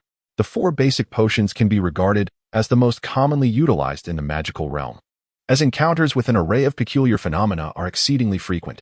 The ability to alleviate negative conditions through magic demands a high level of magical control, which many adult wizards struggle to master. In such cases, these foundational potions prove invaluable. Harry has inquired about market prices, and they can undoubtedly be classified as highly profitable. As for the Dreamless Sleep Elixir, despite being an intermediate potion, its complexity is relatively manageable. It merely requires some somewhat rare ingredients. Regarding its efficacy, Harry considers it rather average. However, if it could be sold to ordinary people as a sleeping aid, it would be splendid. Nonetheless, the price is not modest. And even if he could covertly sell a small quantity, it seems unlikely to recoup the investment. In addition to potions, Harry has another plan: novelty products. This idea was inspired by the twins. Although they are only in their third year, their performance in potions and transfiguration is remarkably impressive. Even in their second year, they were able to create numerous delightful little gadgets. Harry had utilized some items and had also witnessed others being used. Those trinkets sold remarkably well at school, and a few of the products were even acquired at a premium by Zoko's Joke Shop for their formulas. This fortunate turn of events allowed the twins to amass the resources necessary to explore a plethora of new inventions. However, it is worth noting that the twins were only two individuals, and their friend, Lee Jordan, was significantly less capable than they were. His involvement was merely to add to the excitement, as the actual research and production were solely managed by the twins. The efficiency of their operations was quite touching. Consequently, despite the eldest's reputation being tarnished by being viewed as a rival by Flitch, they had not earned substantial profits. Otherwise, they would have long since assisted their mother with household expenses. In Harry's estimation, since the twins were capable of developing and producing these items, they must possess a fundamental understanding of the process. Thus, he contemplated enlisting their assistance to modify some machinery for mechanical production. If successful, the efficiency would undoubtedly increase. Moreover, wizards tended to be prone to mistakes, which could lead to defective products or even accidents. In contrast, machinery, once properly configured, would have a significantly lower probability of error than an average individual. However, the feasibility of this venture would depend on the nature of the equipment available at Uncle's place and whether magical modifications were practical. As for the twins, Harry was confident that they would eagerly involve themselves in anything that piqued their interest. The notion of magically altering Muggle items to create enchanted objects would surely compel them to join in, even if it meant crying out for participation. This endeavor of magical modification would likely not only attract the twins, but also draw in his father, who would undoubtedly be eager to join in the excitement. Harry was not particularly anxious, as it was merely a concept and his financial situation was relatively comfortable. However, Uncle Vernon was quite invested. Securing some profit from the company's obsolete equipment would certainly elevate his standing in the eyes of the upper management. Thus, on the third day after Harry returned home, Uncle Vernon had already compiled the information regarding the equipment slated for replacement. One cannot deny that Uncle Vernon's ascent to the position of county manager was indeed bolstered by Harry's fortuitous influence, yet his own work capabilities were undeniably exceptional. In the initial days back home, Harry took the opportunity to rearrange the feng shui of the house, doing so ostentatiously in front of Aunt Petunia. Although both she and Uncle Vernon harbored a genuine disdain for magic and its associated elements, they chose to remain silent once they experienced its tangible benefits. Conversely, Dudley was exceedingly exuberant during these days, persistently engaging Harry in discussions about Hogwarts. Initially, Harry recounted genuine tales, but he soon realized that Dudley could not discern the truth from fiction.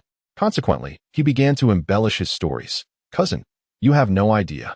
The wings of a fire dragon spanned a full 20 meters. Its head was larger than my entire body. It could devour a cow in a single bite. I was terrified. Its enormous eyes were less than a meter away from me, and I could smell its foul breath." As Harry animatedly gestured and spun his yarn, Dudley listened with trepidation, his small fist clenched tightly, exuding an air of palpable tension. Just then, a knock on the door interrupted Harry's imaginative tale, and Uncle Vernon's rotund figure appeared in the doorway. "Harry, I've nearly completed the documentation. When shall we invite your friend's parents to take a look?" Harry, of course, could not openly admit that he intended to purchase such equipment. Had he done so, Uncle Vernon would have dismissed it as mere jest. Thus, Harry cleverly invoked the name of a friend's father, and that friend was none other than the twins. Although the twins themselves were still children, this was not particularly daunting for wizards. Whether it was aging potion or polyjuice potion, both were relatively simple for them to concoct.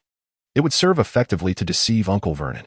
"Thank you, Uncle. I shall show it to my friend's father later on, in a wizardly manner, Harry said with a smile. Upon hearing the term wizardly manner, Uncle Vernon furrowed his brow, yet he chose to remain silent. He placed a thick stack of documents on the table and then exited the room. Harry cast a glance at his cousin, sensing that this was not the opportune moment for research, and continued his idle chatter. In the afternoon, after awakening from his nap, Harry ventured outside. He intended to visit the local supermarket to procure some trinkets and, in the process, hoped to discover if there were any wizards residing nearby. Since learning that the ability of clairvoyance could reveal magical auras, Harry had been contemplating whether he could uncover the presence of other wizards in his vicinity upon his return. He was convinced that there must be others, given his unique identity. He felt certain that both Dumbledore and the Ministry of Magic would inevitably assign individuals to keep an eye on him. However, after purchasing a few small items and taking a stroll around the neighborhood, Harry realized he had overestimated the situation. He circled Privet Drive twice without encountering a single individual imbued with magic, just as he was about to deactivate his clairvoyance and head home. A faint voice whispered in his ear, "Young one, do not wander your gaze aimlessly. Should you truly behold something you ought not to, the consequences would be beyond your capacity to bear." Harry abruptly turned around and found a man with dark skin standing behind him. While it is true that there are individuals of African descent in Britain, and indeed at Hogwarts, such as his twin Friendly Jordan, this man's features did not exhibit the typical characteristics associated with that heritage. Moreover, his skin was exceedingly dark, resembling someone who had been coated in ink. Not only his skin, but his attire, boots, and gloves were entirely black, leaving no hint of color other than the whites of his eyes and his teeth. Harry was profoundly shaken. He was certain that when he had glanced around moments ago, this figure had not been present, although there were a few people around. Their comings and goings were frequent, yet such an eccentric individual garnered not a single extra glance from anyone. It was as if the others were utterly oblivious to his existence. "Who are you?" Harry asked, a hint of anxiety lacing his voice as he prepared to draw his wand at a moment's notice. Though magic was prohibited outside the academy, he could still appeal for leniency in the face of danger. "My name is something you are not yet equipped to bear." The man in black regarded Harry with a mixture of intrigue and derision, a smirk playing on his lips. "I have come to see what sort of lamb would dare to mock the pretender to the black goat, and in doing so, has obtained my little trinket. Indeed, you are quite the amusing little creature. Ah, I have already warned you not to look around indiscriminately." Before he could finish, Harry collapsed to the ground, frothing at the mouth and convulsing. The voice of the man in black echoed in his ears, as if resonating from the heavens above or the depths below. Hauntingly clear, "Little lamb, allow me to impart a free lesson. Do not gaze directly upon the divine." Chapter 103, The Divine? Harry, are you all right?" A somewhat familiar voice pierced through the haze, pulling Harry back to reality.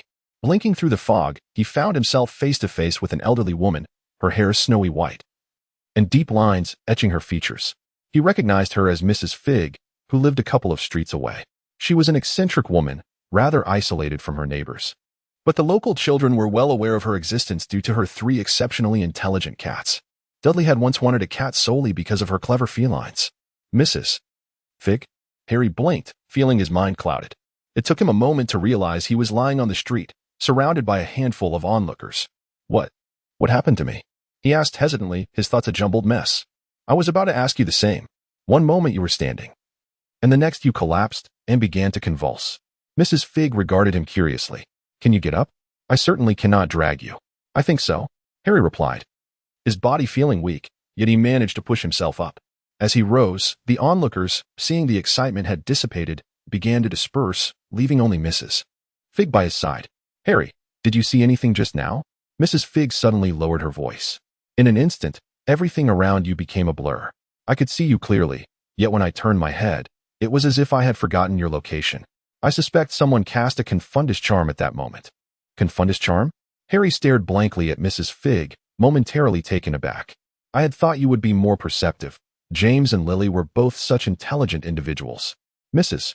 Fig cast a disdainful glance at Harry, stating, "It was Dumbledore who instructed me to reside nearby, to ensure that no trouble arises in your vicinity." Ah, Harry suddenly realized. He had been pondering whether there were any individuals from Dumbledore or the Ministry of Magic in the area, only to discover that it was the ever-familiar Mrs. Fig. Upon further reflection, he wondered if her cats were indeed magical creatures, which would explain their remarkable intelligence. "What are you thinking about?" Mrs. Fig inquired, somewhat displeased. as she noticed Harry's evident distraction. "Did you see anything just now?" I can't recall. Let me think. Harry rubbed his head, carefully retracing the events that had transpired. It appeared he had ventured out to purchase some items, glancing at the convenience bag that contained a few trinkets he seldom utilized. Yes, it was precisely these items he intended to buy. Then, he seemed to have hoped to seek out any wizards nearby, yet he found none. And after that, Harry suddenly discovered that his memories had become exceedingly vague. A shadowy figure seemed to linger in his mind, yet he could recall no details. Then he found himself being roused by Mrs. Fig. He was uncertain. That fragment of memory felt shrouded in obscurity, as if the shadowy figure held significance. Yet he could not grasp more. Should I contact Dumbledore? Mrs. Fig raised an eyebrow, remarking that his sudden fainting might provoke some concern. No, that won't be necessary. Harry replied, feeling somewhat awkward. I sense that my health is fine, so there is no need to trouble Dumbledore. Very well, I shall take your word for it, Mrs. Fig said, leaning on her cane as she rose. I must take my leave. My persona does not lend itself to appearing overly familiar with a child. So I want to assist you back. With that, she wobbled away, not looking back. What does she mean by persona? Harry pondered, feeling lost and bewildered. After a moment, he picked up the shopping bag and trudged homeward. He had not fully articulated it, but although the shadowy figure had faded from his memory, one phrase remained indelibly etched in his mind. Do not gaze upon the divine. Harry recalled this and felt a chill run down his spine.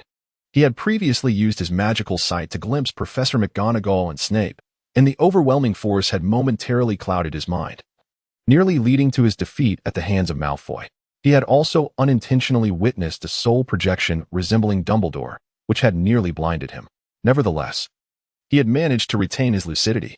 However, this time, although he could not remember what he had seen, the outcome was that he was directly incapacitated. Could it be that the individual he encountered was even more formidable than Dumbledore? Dumbledore was already the most powerful wizard in Britain, if not all of Europe. Could this truly be a deity? But do deities truly exist? Wizards do not believe in gods. At least the contemporary wizards of Britain do not. Even though many wizards currently revere Merlin, most merely regard him as a powerful sorcerer rather than a divine being. Historical accounts indicate that in ancient times, wizards did indeed worship deities, yet they later discovered that belief in deities had no bearing on their ability to harness magical power, and thus, such beliefs gradually fell out of favor. Today, the only widely recognized faith in deities remains in Egypt, which still retains a wealth of ancient sorcery, much of which is derived from legendary gods. However, even in Egypt, the modern magical system is more commonly employed. For instance, Ron's older brother Bill works as a curse breaker at Gringotts in Egypt. Perhaps it was an exceptionally powerful wizard with a penchant for exaggeration? Or could it be that the individual used some form of magic to disorient him and subsequently alter his memories? It is indeed a possibility. Harry seemed to recall having read in a certain book that there were spells capable of changing one's memories. Harry's doubts were dispelled upon his return home. Once at home, he feigned illness to retreat to his room, where he employed the techniques of soul interpretation and cerebral isolation. Severing himself from the outside world to delve into the depths of his consciousness, he sought to behold the visage of the fragment of Voldemort's soul. That day, when confronted by Voldemort in front of the mirror of Erist, Harry sensed the fragment's agitation, even without entering his consciousness. However, it soon subsided. This time, upon re-entering his consciousness, Harry was astonished to discover that the little monster formed from the soul fragment was cowering in the corner, trembling in fear. Previously, the red creature, though also concealed beneath the table, appeared more as if it were confined there. Whenever Harry's awareness entered, it would always snarl at him silently, displaying a menacing demeanor. Yet now, it resembled a being utterly terrified, burying its head and shrinking away as much as possible. According to Zhou Yan's descriptions of the soul fragment, this little creature possessed no will, only a modicum of instinct. This raised the question, what manner of being could instill such fear in something that was purely instinctual? Oh, you truly know how to amuse yourselves. A voice suddenly chimed in. Harry was startled, abruptly turning around to see a dark-skinned man lounging on a white bed. Observing him with a mocking expression, a blurred memory surged back, and Harry suddenly recalled that this was the very person he had encountered on the street. The memory lingered at the moment just before he intended to use his spiritual sight to observe the man. So, had he truly collapsed merely because he wished to pry into this individual's essence? Yet, how had this man infiltrated his sea of consciousness? It seemed as though the stranger instantly read Harry's thoughts. The dark figure chuckled softly. While I would prefer not to allow just anyone to come and go as they please, it would indeed be laughable if I couldn't even penetrate the depths of a little lamb's soul that I have already encountered. What is it that you desire? An uncontrollable dread stirred within Harry. The presence before him, whether man or something else, was undeniably eerie. In truth, the figure had not done anything. Yet Harry found himself overwhelmed by an irrational fear. What do you want? He asked. Do nothing. Do you truly believe I would wish to harm a little lamb such as yourself? What could possibly compel me to act? Just a mere earth. What significance does it hold for me? The dark man sneered. I merely find it amusing to drop by when the mood strikes me, and when disinterest takes hold, I simply depart.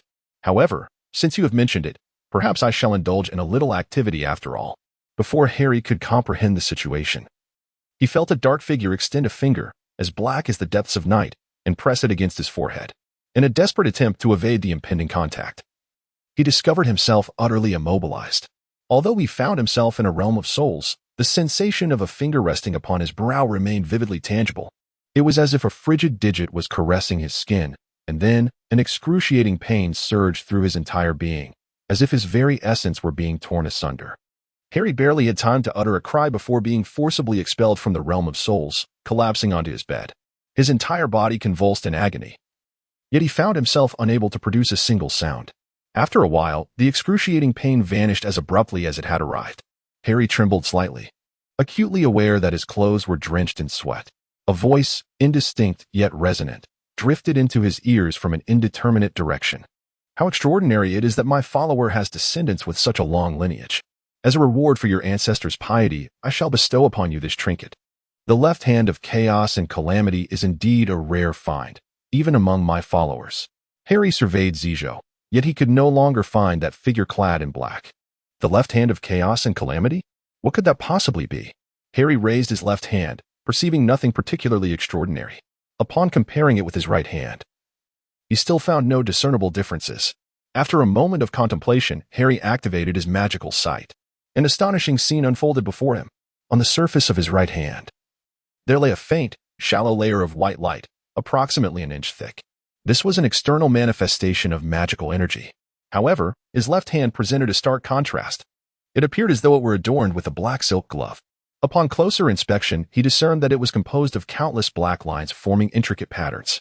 Although Harry could not identify them, he had a vague sense that these were symbols or runes of a language unknown to him. His entire left palm was enveloped in this black, silken thread of arcane symbols, with scattered ends extending toward his wrist. What could this possibly mean? Harry pondered in confusion. Yet no one responded. The shadowy figure seemed to have vanished entirely. After 2 weeks, Harry found himself in a state of mental disarray. He harbored a strange anticipation for the reappearance of the dark figure, tempered by a deep-seated trepidation. Thus far, the figure had not truly inflicted any harm upon him. Collapsing in the street could hardly be considered a genuine threat. Nevertheless, an instinctual fear lingered within him. Since that fateful day, the shadowy presence had vanished as abruptly as it had appeared, leaving no trace behind. Even the memory of its visage had faded, leaving only a nebulous silhouette in his mind. The only tangible remnant was the altered state of his left hand. Yet, this change was only perceptible in a state of magical sight. Otherwise, Harry had not noticed any significant differences. His hand had not become more sensitive or stronger. Striking a wall still elicited pain, although one might question how Harry came to know that.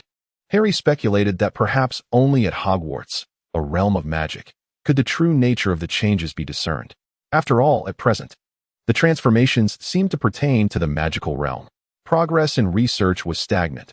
However, other matters were yielding delightful news. During this period, the collaborative endeavors with George and Fred had been progressing remarkably well. Upon receiving the schematics and concepts sent by Harry, they exclaimed in admiration. Their correspondence flowed at an astonishing pace, nearly 2 letters a day, brimming with ideas. Compared to Harry, their perspectives were decidedly broader, with a plethora of concepts regarding both potions and novelty items. Yet, 2 significant challenges remained. On one hand was the issue of funding for the acquisition of the necessary equipment. Although Uncle Vernon's company essentially treated the items as scrap metal, the costs were still considerable. Harry found himself lacking sufficient funds, while Fred and George possessed no more than what an ordinary person might have. On the other hand, there was the matter of operating the mechanical devices. According to Fred and George, Transforming these devices into machines capable of producing potions or novelty items was not an insurmountable task. After all, what may pose a formidable challenge to a Muggle would be a relatively simple endeavor for a wizard. However, ensuring the continuous operation of these devices was beyond the current capabilities of Fred and George. They hesitated to seek assistance from their parents, as in the wizarding world. Converting Muggle items into magical artifacts was illegal, although it was a matter often overlooked unless a Muggle was harmed. The situation was awkward, for Mr. Weasley happened to be the very official overseeing such regulations. Before this revelation, Harry was unaware of the matter. He only knew that Ron's father was an employee at the Ministry of Magic. Upon discovering the truth, he experienced a slight headache. The concept of a perpetual motion machine does not exist in the realm of ordinary people, nor does it exist in the world of wizards. Even magical artifacts require a continual supply of magical energy for prolonged use. From the perspective of magical knowledge, this falls under the domain of alchemy. However, it is unfortunate that Hogwarts does not offer courses in this discipline. The twins had conducted their own research into alchemical principles in order to create prank products, but they had yet to attain the expertise necessary to sustain a large apparatus in operation. Besides these two significant issues, there is a relatively minor concern regarding the location. Nevertheless, this issue is not insurmountable, as the Potter family possesses an ancestral home along with several villas. Although these properties have remained uninhabited for a decade, restoration is a task far too simple for wizards. Even the Muggle-repelling charm poses little challenge for the twins. A week later, the financial issue was promptly resolved. Through the twins, Harry converted some of the gold galleons left by his father into British pounds. It was evident that the goblins at Gringotts preferred the exchange of galleons for pounds rather than the reverse, as exchanging pounds for galleons incurred a service fee, while the opposite did not. Harry exchanged 3,000 galleons, equivalent to 15,000 pounds. This sum would typically be insufficient for the purchase of industrial production equipment. However, when it came to acquiring discarded machinery intended for scrap, the amount proved to be more than ample. Through the intervention of Uncle Vernon, the total cost for the 8 machines came to only 12,000 pounds, a significant reduction from the initial asking price. Additionally, Harry learned from Hagrid the locations of several properties belonging to his parents. Among them, the most suitable was a residence located in Godric's Hollow. It was a modest detached house, yet it now lay in ruins, having been destroyed on the day his parents were murdered 11 years ago. Since then, it had remained abandoned. As Harry was required to reside with Aunt Petunia, no repairs had been made. Nevertheless, the Ministry of Magic had placed a magical barrier around the site, allowing only those of the Potter bloodline to access it, meaning Harry would need to be present to utilize it. This posed no immediate issue, as by late August, after residing at home for 42 days, he would be able to attend to the matter. With the preceding concerns largely resolved, the remaining challenge lay in the operation of the equipment. Harry initially believed that this issue would linger for quite some time. However, to his surprise, the twins devised a solution in just a few days, though it required experimentation.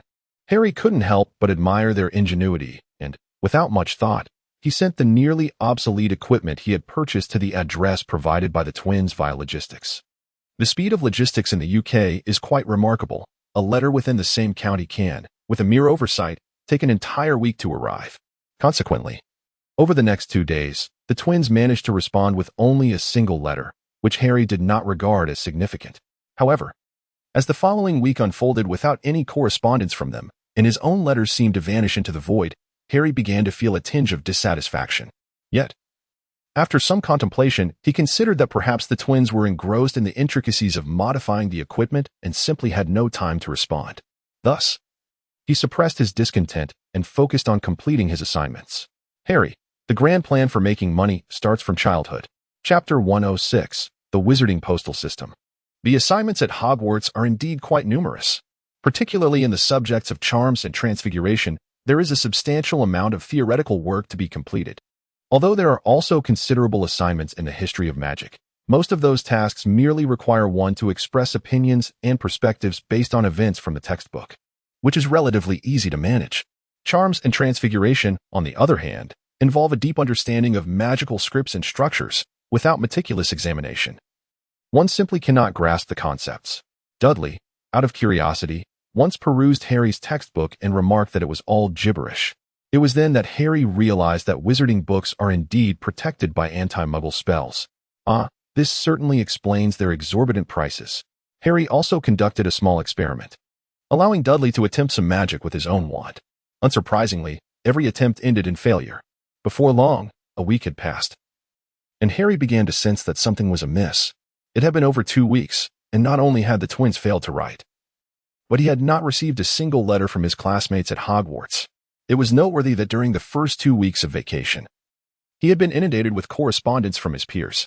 He had nearly succumbed to the temptation of using his wand to manipulate a quill in order to respond to them. Yet, in the subsequent 2 weeks, not a single letter had arrived. Even if the twins were intent on sabotaging his devices, why had none of his other classmates bothered to write? Had something untoward occurred? At that moment, Harry felt a surge of frustration. Living in a non-magical household, cut off from the wizarding world, was truly vexing. And to make matters worse, he was unable to leave Privet Drive. Finally, one morning during the 3rd week, as the holiday was already more than half over, Dudley was lamenting the absurd regulations of Hogwarts and the Ministry of Magic alongside Harry. Why is it that we cannot use magic at home? It's utterly ridiculous. If we don't practice, won't our skills diminish? Dudley ranted. Your Ministry of Magic is even more foolish than the British Parliament. Harry found himself in complete agreement with Dudley's sentiments. Harry's resentment towards the inability to wield magic is readily comprehensible. However, the intensity of Dudley's reaction is equally intriguing. The reason is quite simple. It is because Harry cannot use magic. When Harry first received his acceptance letter and, after purchasing his textbooks, awaited the commencement of the school year, he attempted several spells at home. Dudley, having experienced the wonders of magic, was left with a profound sense of delight. Especially memorable was the moment when Harry levitated him into the air using the levitation charm, akin to swimming. It is worth noting that perhaps Dudley struggled to learn swimming due to his considerable girth, requiring an oversized flotation device to support him. Having never experienced the joy of swimming, Dudley harbored a deep sense of regret. Harry remedied this regret. Have you ever tried swimming in the air? Dudley yearned to express this thought while listening to his classmates and friends discuss swimming. Naturally, his parents forbade him from mentioning anything related to magic outside. However, even without the joy of boasting, finding delight in secrecy was still a form of happiness. Yet, due to the Ministry of Magic's regulations, young wizards under the age of 17 were prohibited from using magic at home. Thus, Dudley's joy vanished. Just as the two were lamenting the absurdities of the Ministry of Magic, the telephone rang. Dudley relished answering the phone, so Harry remained still, watching his portly cousin scurry across the room with surprising agility to answer the call. Hello, this is the Dursley residence. Oh, looking for Potter? Cousin, it appears they're seeking your phone. My phone? Harry wondered, puzzled about who could be calling him so early. He ambled over and picked up the receiver. Hello. This is Potter. Harry, it has been 3 entire weeks since we heard from you. A somewhat familiar voice resonated on the other end. Indeed. While the voice was only slightly recognizable, the tone was unmistakably Hermione Granger. However, Hermione's words left Harry perplexed. How could that be? I wrote to you last week. Hedwig delivered it. I was under the impression that I hadn't received any of your replies. I've clearly penned more than 5 letters to you. Hermione exclaimed.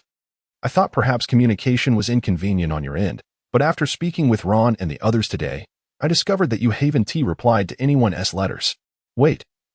Are you saying that many of you wrote to me, yet none received my replies? Harry responded incredulously.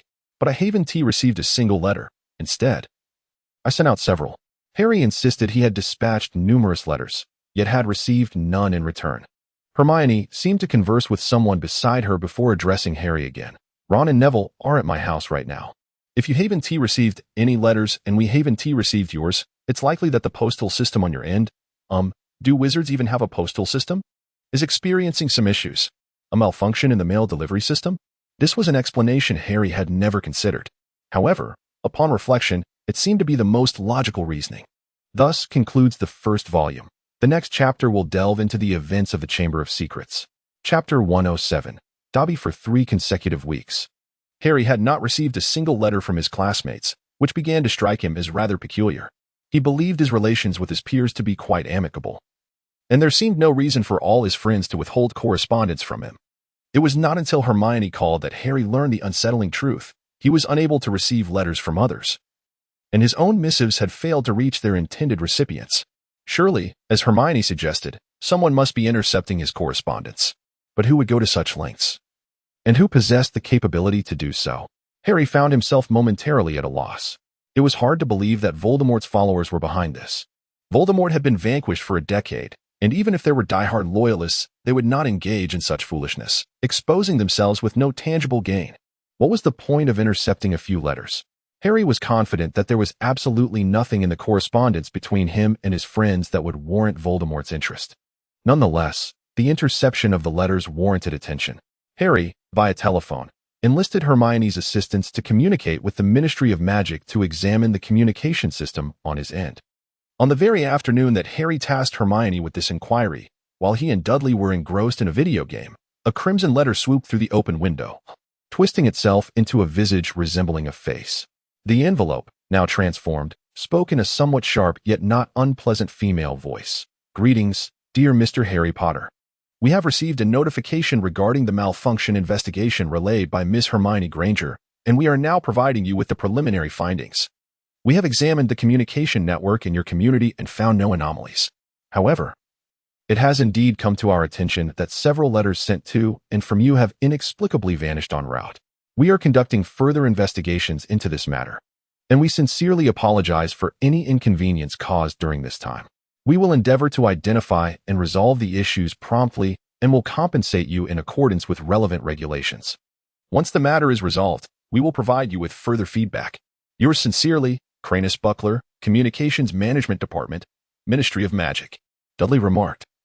"Your Ministry of Magic is still a tad better than the British Parliament. We've had several streetlights out in our community for 2 months, and no one has come to fix them." He continued, "It's not improved much. After all that talk, they still can't resolve it. It's akin to issuing a notice saying they can't fix it for now, so just wait." Harry, however, merely scoffed, displaying a hint of disdain. Harry's impression of the Ministry of Magic was rather unremarkable, likely influenced by Ron and his twin brothers, despite Ron's father being an employee there. Recently, Harry learned that Ron's father was the head of the Misuse of Muggle Artifacts Office. Ironically, as an enforcer of the law, he himself was infatuated with Muggle items, a violation of the very regulations he upheld, a phenomenon alarmingly common within the Ministry. Indeed, one could say it was exceedingly prevalent. Dudley, perplexed, had no clear understanding of what the Ministry entailed, yet he presumed that governmental institutions were generally characterized by inefficiency, and thus refrained from further comment. Harry, too, was unaware of the true nature of the Ministry, his knowledge being limited to the impressions conveyed by his peers. However, this time, he anticipated gaining a new perspective through the Ministry's operational efficiency. Yet, a day passed, then another, and then a third, with no further feedback from the Ministry. Harry pondered whether this was simply their operational tempo or if they had yet to uncover the cause of the issue.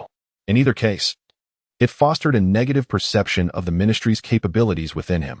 As the weekend of the 6th week of summer vacation approached, Harry had spent nearly 1,000 hours at number 4, Privet Drive. According to prior arrangements, he was to visit Ron's home for a short stay. Mrs. Weasley extended a formal invitation via Muggle mail. However, the invitation contained a humorous blunder. Mrs. Weasley evidently lacked knowledge regarding the appropriate postage, resulting in an envelope adorned with a haphazard assortment of stamps. Consequently, the postman delivered the letter not in the usual manner of slipping it through the door, but rather, he knocked. According to the postman, he was curious about the origin of such a peculiar letter. Yet, Harry could discern from the man's expression that he was more interested in the foolishness of the individual who had neglected proper postage. Under the gaze of such condescending curiosity, Harry felt a twinge of sadness. The Dursleys exhibited little emotion regarding Harry's departure, particularly after he had cautioned them not to tamper with certain items in the house. Their indifference toward his presence became apparent. Uncle Vernon, somewhat more amiable, appreciated that Harry had helped him dispose of obsolete equipment, enhancing his reputation at work and allowing him to become the regional manager for several nearby counties. Gratitude was one of Uncle Vernon's commendable traits. Aunt Petunia, in contrast, appeared far more indifferent, especially when Harry mentioned that his friends were wizards. She merely scoffed softly. It seemed that Aunt Petunia harbored an even greater disdain for wizards than Uncle Vernon did, Harry mused. Most reluctant to see Harry go was, of course, Dudley. Throughout the holiday, he had heard numerous tales of Harry's adventures, most of which were fabrications. However, the bond they shared, having grown up together and now witnessing Harry's remarkable life, left Dudley with a sense of longing. However, upon Harry's promise to present some amusing magical trinkets that were not overly inappropriate, Dudley immediately felt less reluctant, even somewhat eager for Harry to hasten. On Saturday evening, Harry was busy packing his belongings. The school robes, change of clothes, broomstick, and various other odds and ends, all jumbled together in an enormous suitcase. Hedwig required no assistance. She could fly on her own, and during the early days of the holiday, he had exchanged a few letters with Ron, making Hedwig quite familiar with the route. Nevertheless, as Harry was organizing his things, he peculiarly noticed that items he had meticulously arranged kept inexplicably returning to their original places. The assignments he had neatly spread out on the table were inexplicably disarranged. Who could it be? Once or twice, Harry could dismiss it as a mere lapse in memory. But after several occurrences, he immediately sensed something was amiss. There was either someone in the room or some other entity causing the chaos. No one responded. It seemed as though Harry was alone in the room. Not coming out? Harry furrowed his brow, quietly activating his magical sight. Although he was somewhat hesitant to use this ability due to the events surrounding the dark figure, he found himself with no other recourse in the current situation. Moreover, Harry reasoned that anyone engaging in such mischievous antics could not be of significant consequence. With his magical sight activated, Harry merely cast a glance and discerned a vague silhouette in the corner of the room. It was a creature with a disproportionately large head and a small body, characterized by oversized ears and enormous green eyes. It was, astonishingly, a house elf. Come out. Harry twirled his wrist, directing his wand toward the corner where the elf was lurking. However, the house elf appeared to realize that Harry could not use magic and thus remained concealed. Harry found himself in a state of inner turmoil, hindered both by his inability to wield magic and his lack of knowledge regarding the dispelling of invisibility and illusionary enchantments. Just as he grappled with uncertainty, a sudden thought illuminated his mind. Following this notion, Harry raised his left hand, fingers splayed, palm directed towards the location of the house elf. Through his magical sight, he perceived the dark runes that enveloped his hand pulsating like waves before abruptly expanding. A colossal ring, composed of countless black runic beams, materialized before him. With a gentle thrust of his left hand, the dark ring flickered. A faint sound echoed, almost imperceptible, as something on the surface of the elf's body seemed to shatter. In an instant, the previously ethereal form of the elf solidified. How could this be? The elf gazed in astonishment at its own manifested hands, then turned to Harry. Disbelief etched across its features. Both scrutinized each other. Harry had encountered house elves working in the leaky cauldron and had seen many at Hogwarts. But this one was undoubtedly the most disheveled he had ever seen. It wore what appeared to be a tattered pillowcase, with several ragged holes at the arms and legs, resembling a mirror rack. Furthermore, it bore numerous wounds, both fresh and old, scattered across nearly all exposed skin. Who are you? Why are you in my room? Harry furrowed his brow as he regarded the house elf. Why you, your esteemed Harry Potter?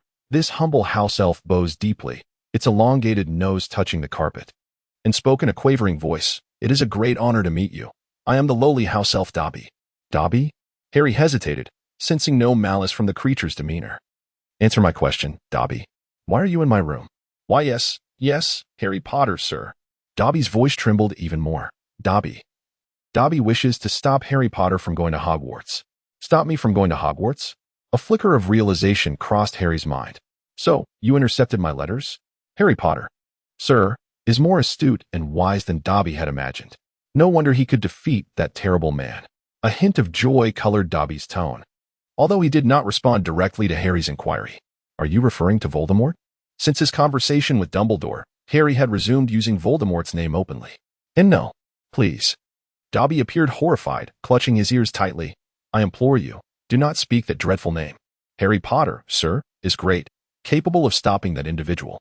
He is the only hope for the wizarding world. Dobby wishes to protect Harry Potter, sir. Harry furrowed his brow, feeling a twinge of annoyance.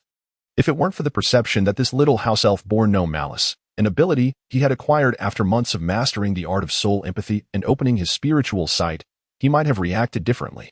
He could sense the emotions surrounding him to a certain degree. However, despite the absence of ill intent, the little elf appeared somewhat disturbed, speaking in a disjointed manner. With a tone of impatience, he inquired, What exactly do you want? Who sent you? No one sent Dobby. Dobby came of his own accord. Dobby cannot let his master know. Dobby is a bad elf. At this, tears welled in Dobby's large eyes. Dobby must punish himself for concealing this from his master. With that, he began to bang his head against the wall, and soon enough, His forehead was reddened and swollen. "Stop it," Harry ordered sharply. At that moment, a voice from next door called out, "Cousin, is something happening?" "It's nothing, just a minor issue, pay it no mind," Harry replied loudly. Dudley responded with a non-committal "oh," and fell silent. After Harry's command, Dobby ceased his self-punishment. "Dobby, from now on, answer my questions properly." Harry fixed his intense gaze upon Dobby. He had interacted with house elves before, albeit not extensively, but he generally understood how to communicate with such beings. With a piercing stare, he initiated the soul empathy technique, a spell capable of influencing the emotions of others. If all went well, it would encourage Dobby to answer his queries obediently. "Now, tell me, did you intercept my letters?" Yes, it was Dobby. Dobby only wanted to. Harry raised his hand to interrupt Dobby's words. "Next question. Do you wish to prevent me from returning to school?" It was what Dobby desired. Harry interrupted once more, asking, "Why do you want to prevent me from going to Hogwarts?" "Because this year, Hogwarts will be exceedingly perilous." At this point, Dobby felt an overwhelming urge to bang his head against the wall, but Harry stopped him once again. Finally, he inquired, "Who is your master?" "You mentioned having a master." Dobby, in a state of heightened urgency, replied, Dobby cannot say. With a sense of desperation, he declared, "Dobby must leave." And with a sharp snap of his fingers, he vanished from the room. Harry attempted to extend his left hand, yet this time, the dark magical tattoo remained unresponsive. The previous sensation of profound connection did not resurface. Moreover, a sweep of his magical vision revealed that Dobby's presence had vanished entirely. How peculiar, Harry mused to himself. Pondering the situation. Chapter 108. Arrival at the Burrow. Initially, Mrs. Weasley had envisioned that either she or Mr. Weasley would personally come to Privet Drive to collect Harry. At the very least, Percy ought to have arrived for the task. However, Harry felt no necessity for such arrangements, firmly declining and expressing his desire to travel directly via the night bus. In fact, he proceeded to do just that. On the morning of the Tuesday during the 5th week of communication blackout, amidst the 7th week of holiday, Harry prepared to embark on his journey. He had deliberately lingered an extra day at Privet Drive, rising early while the dawn had yet to break and the neighborhood remained in slumber. He stepped onto the street and raised his wand. In less than 2 breaths, accompanied by a cacophonous screech, the night bus appeared before Harry. Welcome aboard the night bus, an emergency transportation service for stranded wizards. Simply extend your wand-holding hand and board the bus, and we shall take you wherever you wish to go. My name is Stan Shunpike, and I shall be your conductor this evening. A conductor in a purple uniform leaped from the bus and addressed Harry with exuberance. Harry raised an eyebrow. The ticket collector this time was not the same one he had encountered during his journey the previous year, but it mattered little. With a cheerful demeanor, he requested assistance in loading his luggage onto the train. Stan Shunpike, understanding that the underage Harry was unable to use magic, gently tapped his wand, and the baggage was effortlessly placed on the luggage rack. What is your name? Stan inquired casually as he boarded the train. I am Dudley, Harry replied with a grin. Borrowing his cousin's name, though he had been part of the magical world for a year now, he presumed the curiosity about him had diminished considerably. Nevertheless, it was better to be cautious. Harry was not inclined to shake hands with so many people again. I am headed to the Burrow, Mr. Weasley's residence. Ah, the Burrow. I am aware of it. It is quite a distance to travel, Stan muttered. Furthermore, it is not a place one frequents often. Let me think. 8 sickles and 9 nuts. Harry raised an eyebrow, surprised to discover that Ron's home was actually closer than London. He retrieved 9 sickles to hand to Stan, who, once seated, returned the favor with a handful of copper coins. Having previously experienced the night bus, Harry was well versed in its peculiarities. He leaned back comfortably in his seat, gripping the armrests firmly. Just like his previous encounter, the scenery outside blurred into a haze due to the breakneck speed, and gazing out for too long would induce a dizzying sensation. Choosing not to look outside any longer, Harry pulled out a small booklet from his pocket and began to peruse it. This was a basic spellbook he had copied, emphasizing the importance of syllables and intonation in the early stages of spellcasting. Harry felt that no amount of careful revision could be deemed excessive. The consequences of mispronouncing a spell had been illustrated numerous times by the notorious Seamus Blast-Ended Finnegan. Unlike ordinary vehicles, the night bus, while extraordinarily fast, was remarkably steady. Seated within, one felt no jarring bumps, allowing Harry to read without the slightest hint of dizziness. He soon became engrossed in his reading. Harry had initially assumed that Stan Shunpike was referring to a considerable distance, estimating that the journey would take at least 20 to 30 minutes. However, the reality was that they arrived in less than 15 minutes, halting in a vast expanse of open land, 5 kilometers outside of Ottery St. Catchpole. There stood a humble abode. Stanchion Pike announced their arrival, jolting Harry's attention away from his book. Harry turned his head to gaze outside, where he first noticed a stone wall, overgrown with vines, enclosing a structure that towered at least 20 meters high. The building leaned precariously, and Harry surmised that it was most likely constructed with magic. Otherwise, its peculiar shape would have long since collapsed. From this vantage point, he could discern 4 or 5 chimneys sprouting from the edifice. At the entrance of the stone wall, or more accurately, where the door should be, a sign was askew, proclaiming the burrow. Scattered at the threshold were a few tattered boots and a rusted cauldron. In the yard, Harry observed several plump brown hens pecking about. With Stan's assistance, he disembarked and retrieved his luggage from the rack. No sooner had he stepped out of the vehicle than a shrill scream pierced the air, seemingly that of a girl's voice. However, upon following the sound, he could only see an open window. Before Harry could ponder further, a plump lady emerged from the door of the building within the yard. Upon spotting Harry, she broke into a radiant smile and, in an instant, traversed the distance of several meters to envelop him in a warm embrace. "Harry, it's wonderful to see you. Have you had a pleasant holiday?" "Good day, Mrs. Weasley." Feeling the warmth of Mrs. Weasley's affection, Harry returned her smile and embraced her politely. "You are as radiant as ever. What a polite child," Mrs. Weasley exclaimed joyfully. With a simple flick, no want necessary, she levitated Harry's luggage. "Come inside. You've arrived much earlier than I expected. Breakfast isn't tea ready yet. That lazy Ron hasn't even woken up. Hermione will be coming tomorrow. She truly is a clever and considerate girl. Neville visited a few days ago, but alas, he has already returned." Mrs. Weasley guided Harry into the yard and the marvelous building. Upon entering, Harry couldn't help but let his gaze wander in awe. This was his first visit to a wizarding home, and it was undeniably refreshing. In stark contrast to the orderly and meticulously arranged Dursley household, where Aunt Petunia's mild obsession with cleanliness ensured every corner was spotless, the Weasley home had a more relaxed charm. While still relatively tidy, the belongings were not arranged with the same fastidiousness. The small living room boasted a table and sofa adorned with books, cushions, and a large tabby cat sprawled comfortably on a knitted blanket, sound asleep. Adjacent to the small dining area was the kitchen, where the table was the cleanest object in the room, complemented by a few scattered chairs. Harry's attention was particularly captured by a large clock hanging on the living room wall. The clock featured 9 hands, each inscribed with the name of a member of the Weasley family. On the clock face, where numbers ought to be inscribed, a series of potential locations or states for each family member is written, including home, school, workplace, on the road, missing, hospital, prison, and in grave danger. Between the dining room and the kitchen hangs a small clock featuring only a single hand, its face adorned with phrases such as brewing tea, feeding the chickens, and you're going to be late. Below it rests a small fireplace, upon which several books are displayed.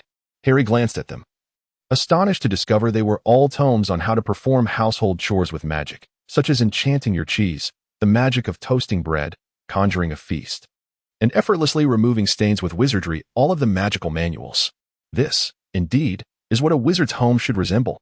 Moments later, something even more astonishing occurred. An old radio in the room began to play the melodious voice of a witch. Harry thought it rivaled the talents of the top-ranking female stars on the notice board. "Darling, take a little break. Breakfast will be ready shortly. Oh, by the way, I'll wake up Ron and the others," Mrs. Weasley said with a beaming smile, then waved her wand gently, causing 4 water balloons to materialize.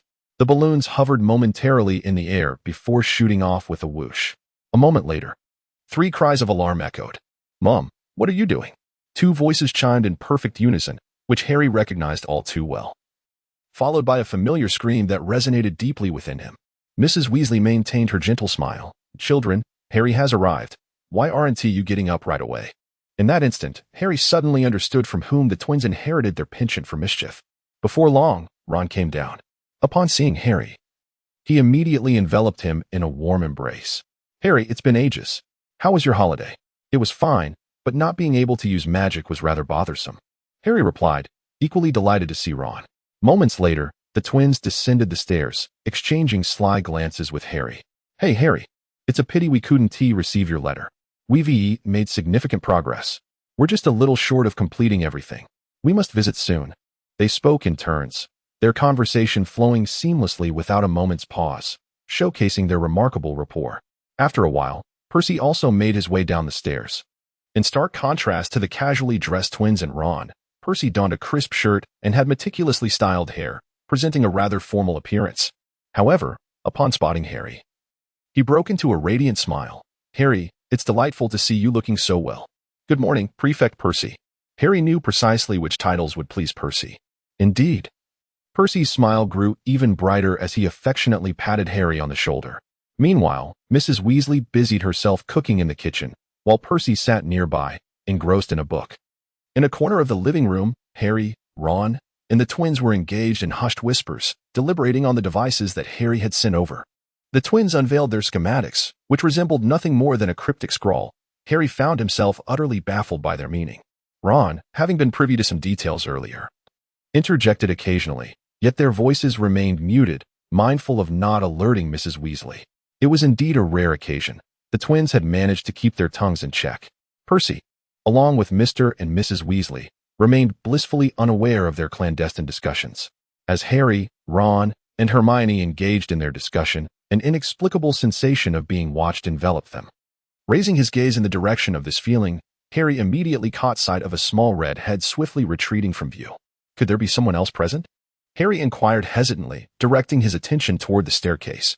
"It's Ginny," Ron replied without a moment's hesitation. "I hope she doesn't startle you later." Harry was taken aback, wondering why on earth a mere young girl could instill such fear in him. "Harry, can a mere little girl intimidate me? Goodness." Chapter 109, The Mechanism of the Television. Harry understood why Ron advised him not to be frightened. Ginny's behavior genuinely made him feel somewhat uneasy. It was not due to any outrageous actions on her part, but rather because she had been covertly glancing at him since breakfast. Each time he looked her way, she would immediately lower her gaze. It is worth noting that among the four Weasley brothers Harry knew, despite their shared traits of red hair and freckles, they bore little resemblance to one another. Ron was considered tall among his peers, somewhat slender, yet possessing a cherubic face, while the twins were sturdier in build. Although their faces lacked any roundness, they were not particularly tall, only slightly taller than their younger brother Ron, whom Harry suspected would surpass them both in height this year. As for Percy, he was indeed the only son in the family whom the twins teased as having any semblance of status, tall and with well-defined features. He appeared quite refined when adorned with his gold-rimmed glasses, truly embodying the notion of handsome. As he matured, the freckles on his face had also significantly faded. Harry was aware that several young ladies at the academy harbored affections for Percy. However, it seemed that Percy was oblivious to such sentiments. At least, the notoriously well-informed twins had yet to discern any signs of interest on his part. As for Ginny, whom Harry formally met for the first time, she presented an entirely different picture. With her bright, expressive eyes, a cute little nose, and a delicate mouth, she was an astonishingly beautiful young girl. Harry surmised that she had a significant chance of becoming the most popular girl among this year's new students at Hogwarts. Well, it would be even better if she could lift her gaze a bit more often. After breakfast, Mrs.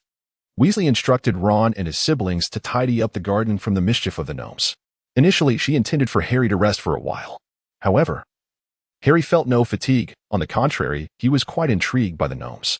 In British folklore, gnomes are depicted as diminutive, old men. Yet, upon encountering a real gnome, Harry's whimsical fantasies were shattered. The creatures were so unsightly that Harry found it difficult to bear looking at them. Nevertheless, the game of tossing gnomes proved to be quite entertaining.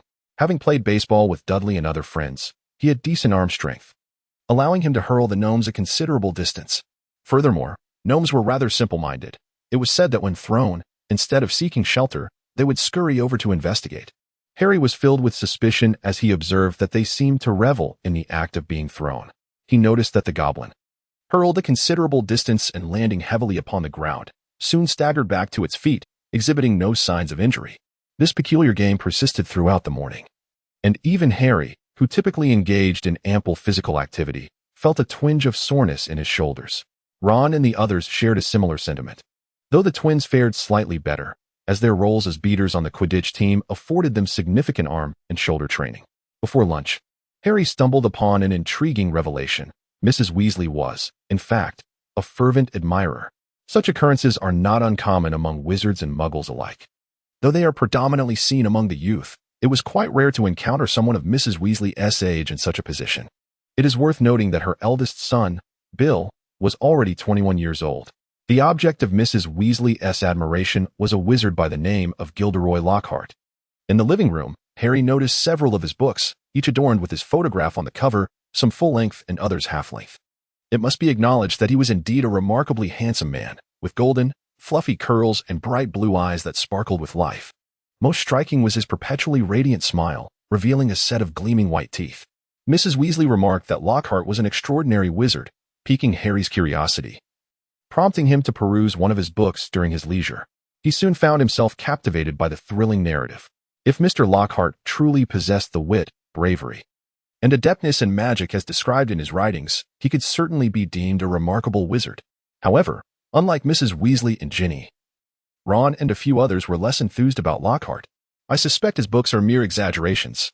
Otherwise, a wizard of such prowess would have been renowned long ago, not merely gaining fame in the past 2 or 3 years due to his novels, Ron remarked, and Harry found his reasoning quite sound. After lunch, Mrs. Weasley inquired about the intercepted letters, and Harry recounted the incident involving Dobby, a house elf. Mrs. Weasley expressed a hint of nostalgia upon hearing this. My mother always wished for a house elf to assist with the household chores. Ron whispered to Harry, unfortunately, house elves are only found in grand estates and castles. Before Harry could voice his thoughts, Mrs. Weasley had already reacted, furrowing her brow as she remarked, house elves are typically found in families with a rich lineage of magic. Harry, think about whether you have any enemies at school, particularly among the pureblood families. Percy interjected, Malfoy. The name Draco sprang to Harry's mind almost immediately. If there was anyone who had caused Harry considerable displeasure during his first year, it would undoubtedly be Snape. However, when considering the aspect of pureblood lineage, Draco Malfoy was the first to come to mind. The Malfoy family indeed possessed an expansive estate, yet this did not definitively imply that the house elf belonged to them. Mrs. Weasley refrained from drawing conclusions, stating, however, based on your description, that elf appears to harbor no ill intent. House elves are endowed with formidable magic, to the extent that they were once trained as magical assassins, a practice that was later prohibited. The matter concerning Dobby yielded no resolution, and Mrs. Weasley suggested waiting for her husband to return, as he would presumably possess more information, given his employment at the Ministry of Magic. Yet that evening Mr. Weasley did not return home. According to Ron, he had been absent for 2 or 3 days, as his department seemed particularly busy. That night, Harry slept in Ron's room. Although he was on the floor, Mrs. Weasley had made it exceedingly comfortable, thus it was not the reason for Harry's insomnia.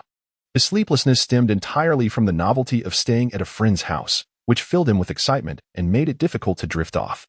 After conversing with Ron for a while, Harry suddenly realized something alarming. In discussing Dobby with Mrs. Weasley, he had completely forgotten to mention the significant matter of the black mark on his left hand, which had dispelled the invisibility charm. Such an important detail had slipped his mind entirely. Just as he prepared to tell Ron, a wave of drowsiness swept over him, quickly lulling him into slumber. For the next 2 days, Harry resided in the Weasley family's humble abode, while Mr. Weasley remained absent. On the following day, Hermione arrived at the dwelling, taking up residence in Ginny's room. It was evident that Hermione was no stranger to the Weasley household, as she and Ginny shared a close bond, frequently holding hands and whispering secrets to one another, punctuated by delightful giggles that left Harry and Ron bewildered. However, Hermione's arrival brought with it an unwelcome task. She insisted on inspecting Harry and Ron's homework immediately. To be fair, Harry had been quite diligent, having completed a significant portion of his assignments. With over 2 weeks remaining before the term commenced, he was confident he could finish the rest within a week. Nevertheless, Hermione's reaction was one of extreme dissatisfaction. You haven't completed your homework yet? She exclaimed, hands on her hips, nearly shouting at them. The reading list for the new term has already been distributed. Ordinarily, we should be starting our preparations. Yet here you are, unable to even finish your assignments.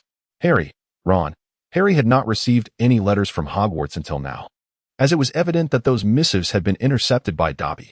However, on the very day he arrived at number 4, Privet Drive, the letters were delivered.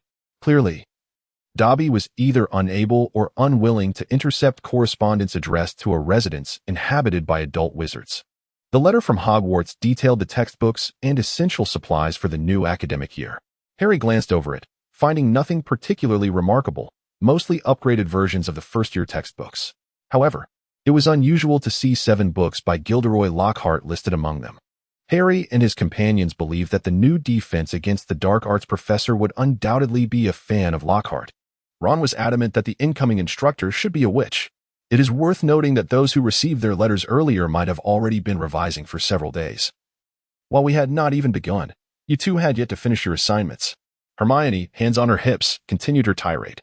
Mrs. Weasley, observing Hermione's ability to compel her mischievous younger son to diligently focus on his work, felt no discontent. Rather, she took it upon herself to prepare Hermione's favorite vanilla pudding for lunch. The message was clear: my dear, a little more intensity, for my Ron can certainly handle it. Consequently, Harry found himself compelled to complete his assignments, initially intended to be leisurely tackled over a week, within a single afternoon and evening. As for Ron, he had even more work left, necessitating an additional morning to finish. On the morning of the third day after Harry moved into the burrow, he finally met the master of the house, Mr. Arthur Weasley. Like his children, Mr. Weasley sported a mane of fiery red hair. He was of modest height, somewhat slender, and slightly balding, with a weariness etched upon his brow. Nevertheless, his well-defined features suggested that he must have been quite a handsome wizard in his youth. When Mrs. Weasley informed Harry and Hermione of their visit, Harry was astonished to see Mr. Weasley suddenly invigorated. Harry, Hermione, you must tell me, how does that television work? Mr. Weasley exclaimed, his gaze filled with eager anticipation. I've been longing to acquire one. You cannot imagine how inconvenient it is to watch Quidditch match replays through a crystal ball. The image is so small and easily distorted. You see, after all, a crystal ball is a sphere. Harry, Hermione, clearly, even the academically gifted Hermione finds the workings of a television somewhat beyond her realm of knowledge. I truly do not know, and I suspect Hermione is equally in the dark. Chapter 110, Diagon Alley and Nocturne Alley. Harry's inaugural experience with Floo powder was far from pleasant. The fireplace was filled with a considerable amount of soot, which he inadvertently inhaled, causing his words to slur. Soon, he found himself in an unfamiliar location.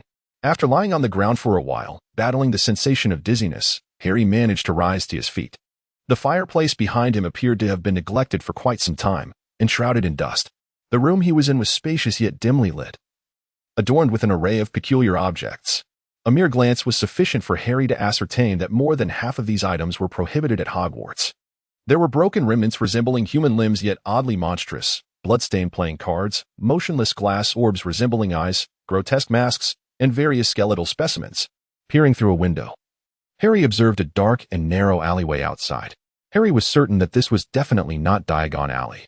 If he were to use Floo powder again, he would find himself in quite a predicament. Unlike ordinary individuals, wizards' oaths are easily fulfilled. Their words carry an inherent power, effortlessly invoking the unseen laws of the universe. He needed to leave this place swiftly and seek out Ron and the others. With this thought in mind, Harry rubbed his shoulder, which had been bruised from his fall through the fireplace, and made his way toward the door. However, before he could draw near, he caught sight of a figure that did not please him in the slightest. With his platinum blonde hair and a fair, delicate face, the boy was strikingly handsome. Yet his perpetually haughty demeanor and disdainful expression were utterly irksome. Draco Malfoy. Following closely behind him was a middle-aged man whose features bore a striking resemblance to Draco's. The man was impeccably dressed and held a sleek black cane in his hand. Without needing an introduction, Harry recognized him as Draco's father, Lucius Malfoy, the current head of the Malfoy family, as mentioned by Ron and the others. Harry was resolutely averse to encountering Draco and his father under any circumstances, especially in his current disheveled and disoriented state. Casting a glance around, he spotted a large black cabinet and swiftly concealed himself within, peering through the cracks to observe the outside world. To his astonishment, the Malfoys had come to this dubious establishment to vend their wares. The proprietor, Mr. Borgin, who bore an untrustworthy demeanor, readily acquiesced after a bout of haggling. From their discourse, it was evident that Lucius Malfoy was peddling items that could potentially attract the ire of the Ministry of Magic. Indeed, neither party seemed to possess virtuous intentions. What piqued Harry's curiosity was that after handing Mr. Borgin a few items, Draco's father hesitated momentarily before retracting a black-bound notebook into the folds of his robes. Once the Malfoys departed, Harry sought an opportunity to slip away swiftly, apprehensive that Mr. Borgin might discover their clandestine transaction and resort to silencing him permanently. As he emerged, his gaze caught a glimpse of a nearby opal necklace, sparking a sudden realization. A sign adjacent to it read, "Beware, Do not touch. This has been cursed and has claimed the lives of 19 muggles. Evil, exceedingly evil. This was undoubtedly a shop dealing in dark magical artifacts. With these thoughts racing through his mind, Harry hastily exited the establishment. However, upon reaching the street, he discerned that the shop was hardly unique. Every window along the street displayed items that radiated an aura of illegality. A wooden street sign revealed to him that he was in Nocturne Alley. Harry furrowed his brow, for he had heard of this place from the twins. It is an underground gathering of wizards existing between the realm of the ordinary and the dark. Here, one can procure numerous items that are rather difficult to find in Diagon Alley, albeit with a hint of illegality. However, even the twins would not dare to venture into such a place alone. They typically seek the assistance of a trustworthy intermediary to make purchases on their behalf. It is rather unfortunate, indeed. Although Harry had heard of this place, he was entirely unaware of its precise location. Consequently, he was equally at a loss regarding how to depart from here. With a sense of confusion and disorientation, he wandered along the street, attempting to discover a way out. A young wizard, utterly bewildered, meandered through the dimly lit alley, quickly drawing the attention of several onlookers. "Dear, are you lost?" A sharp voice pierced the air beside Harry. Startled, he turned abruptly to find an elderly witch, her face lined with deep wrinkles, grinning at him. The grotesque nature of her smile sent a shiver down his spine, leaving him momentarily weak in the knees. "Do you need assistance?" A gaunt wizard, clad in a black hooded cloak and possessing an unnaturally pale complexion, emerged from the shadows of a nearby wall. "Why not come to my shop for a chat?" "No, thank you. I'm fine on my own. I'm just waiting for a friend," Harry stammered, his words slightly tangled. Yet, his right hand had silently readied his wand, prepared to defend himself should anyone dare to approach him. As for the prohibition against young wizards using magic, that concern was far from his mind at this moment. "Harry, what are you doing here?" Just as several rather suspicious wizards and witches began to encroach upon him, a gruff voice boomed. Almost immediately, a towering figure stood at Harry's side, blocking the feeble sunlight that struggled to penetrate the overcast sky. Harry felt an immediate sense of reassurance upon hearing that familiar voice and recognizing that imposing figure. He turned around, his face lighting up with a radiant smile. "Hagrid." Hagrid nodded at Harry, then cast a fierce glare at the group of male and female wizards who had initially approached. "You all better back off. I'll remember your faces, and it won't bode well for you." Hagrid growled menacingly. The wizards, clearly intimidated by Hagrid, obediently retreated, seeking refuge in the shadows. Despite Hagrid's imposing demeanor, he was unwilling to let Harry linger there, urging him to follow. He appeared quite familiar with the surroundings, showing no hesitation as he walked while grumbling. "Harry, what on earth are you doing in this place? If someone were to see you, it would spell trouble. They'd assume you were up to no good. This is a haunt for unsavory wizards." "I got lost. I was clear when using the flu powder," Harry replied, a hint of grievance in his tone. "Ah, that explains it. For powder can indeed lead to such mishaps." Hagrid acknowledged Harry's predicament without hesitation. Suddenly, Harry recalled something. "Hagrid, how did you end up here?" "Me?" Hagrid explained as he led Harry into a narrow alley. "I came to find a potion to repel the carnivorous snails. They're about to ruin the greenhouse's cabbages. Professor Sprout mentioned that there's a specific potion for it, but it's not available anywhere else." He paused, then asked, "By the way, Harry, has the ministry found out who intercepted your letters?" Harry recounted the matter concerning Dobby to him. "A house elf, indeed." "Harry, you must exercise caution," Hagrid remarked, his thick eyebrows furrowing momentarily. In the past, there were wizards who trained house elves to become assassins. Although such practices have been prohibited, one can never be certain if they still occur. Indeed, that is what Mrs. Weasley also mentioned. Harry nodded repeatedly, indicating his understanding.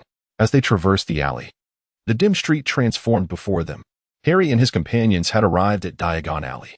He soon spotted the distinctive white marble edifice of Gringotts, where Ron and Hermione were scanning the surroundings, evidently searching for him. Hermione was the first to notice him, waving her hand in greeting. Harry and Hagrid made their way towards them. "Hello, Hagrid. It's been ages." Ron and Hermione exchanged pleasantries with Hagrid. As Ron spoke, he rummaged through his pocket and produced an object resembling a pocket watch, adjusting it while explaining to Harry, "Dad and Percy went off to find you, while Mum is at home, worried sick that you might get lost on your way back." As he spoke, Harry spotted Mr. Weasley, Percy, and the twins emerging from various shops, glancing in their direction before hastening over. "Harry, how splendid it is to see you unharmed." Mr. Weasley was the first to reach him, a look of relief gracing his features as he assessed Harry, who was covered in dust. Although Hagrid had attempted to assist him upon arrival, the results had been less than satisfactory. "We cannot let Molly see you like this," Mr. Weasley remarked, drawing his wand and giving it a gentle flick. Scourgify.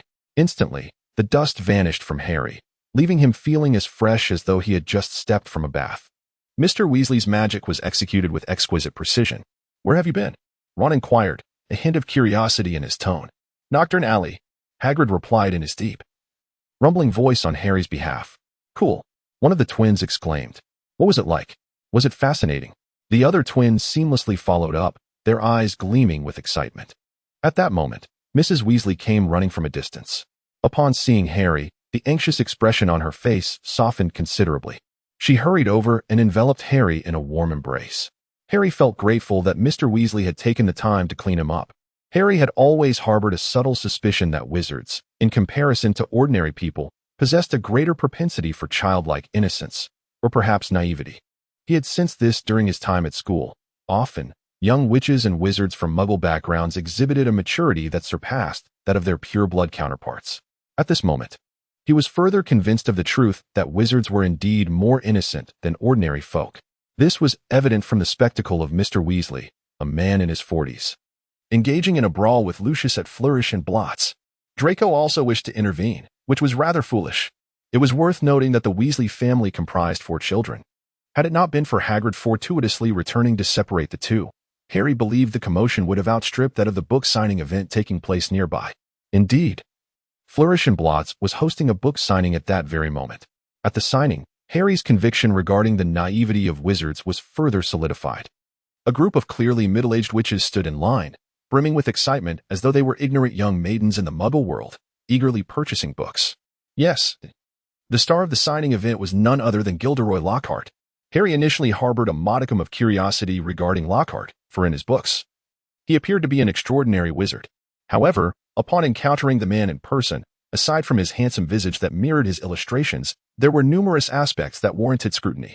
Particularly vexing was Lockhart's insistence on dragging Harry into a photograph with him. Although Harry did not harbor a strong aversion to being photographed, he was decidedly disinclined to do so alongside a middle-aged man enamored with cosmetic enhancements. Chapter 111. A new academic year. It was evident that the wizarding world paid little heed to this arrangement. To illustrate, from their humble abode to the London station, the Weasley family found themselves exiting their home 4 times, each instance marked by someone forgetting an essential item.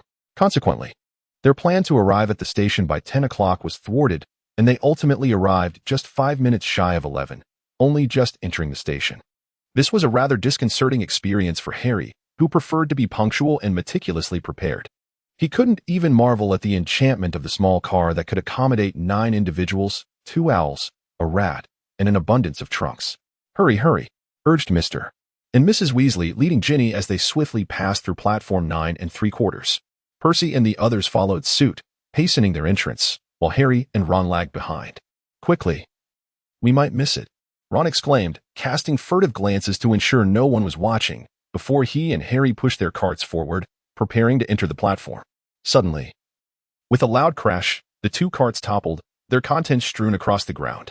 Harry and Ron returned to their dormitory, their faces etched with fatigue, feeling that the beginning of this academic term had been utterly dreadful. Unable to access the platform, they found themselves compelled to devise their own means of transportation. In hindsight, both regretted not waiting for Mr. and Mrs. Weasley to emerge, as they were fully qualified wizards. Even with the platform sealed off, they could have easily operated away. However, in that moment, their thoughts were clouded, and in a fit of impulsiveness, Ron took to the skies in the old Weasley car, soaring towards Hogwarts. The vintage vehicle possessed commendable performance, yet Ron's driving skills were decidedly lacking.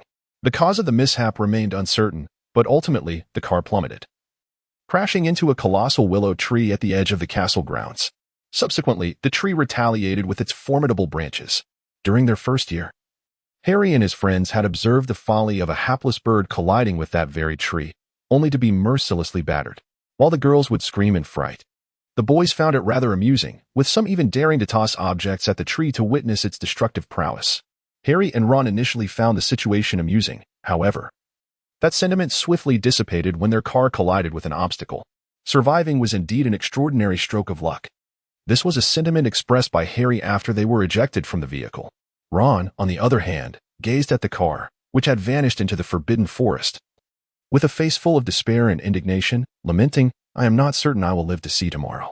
They soon learned, to their dismay, that due to their initial oversight of not employing the invisibility feature, several muggles had witnessed the spectacle of their car soaring through the sky. This incident had even made its way into that day's edition of the Daily Prophet.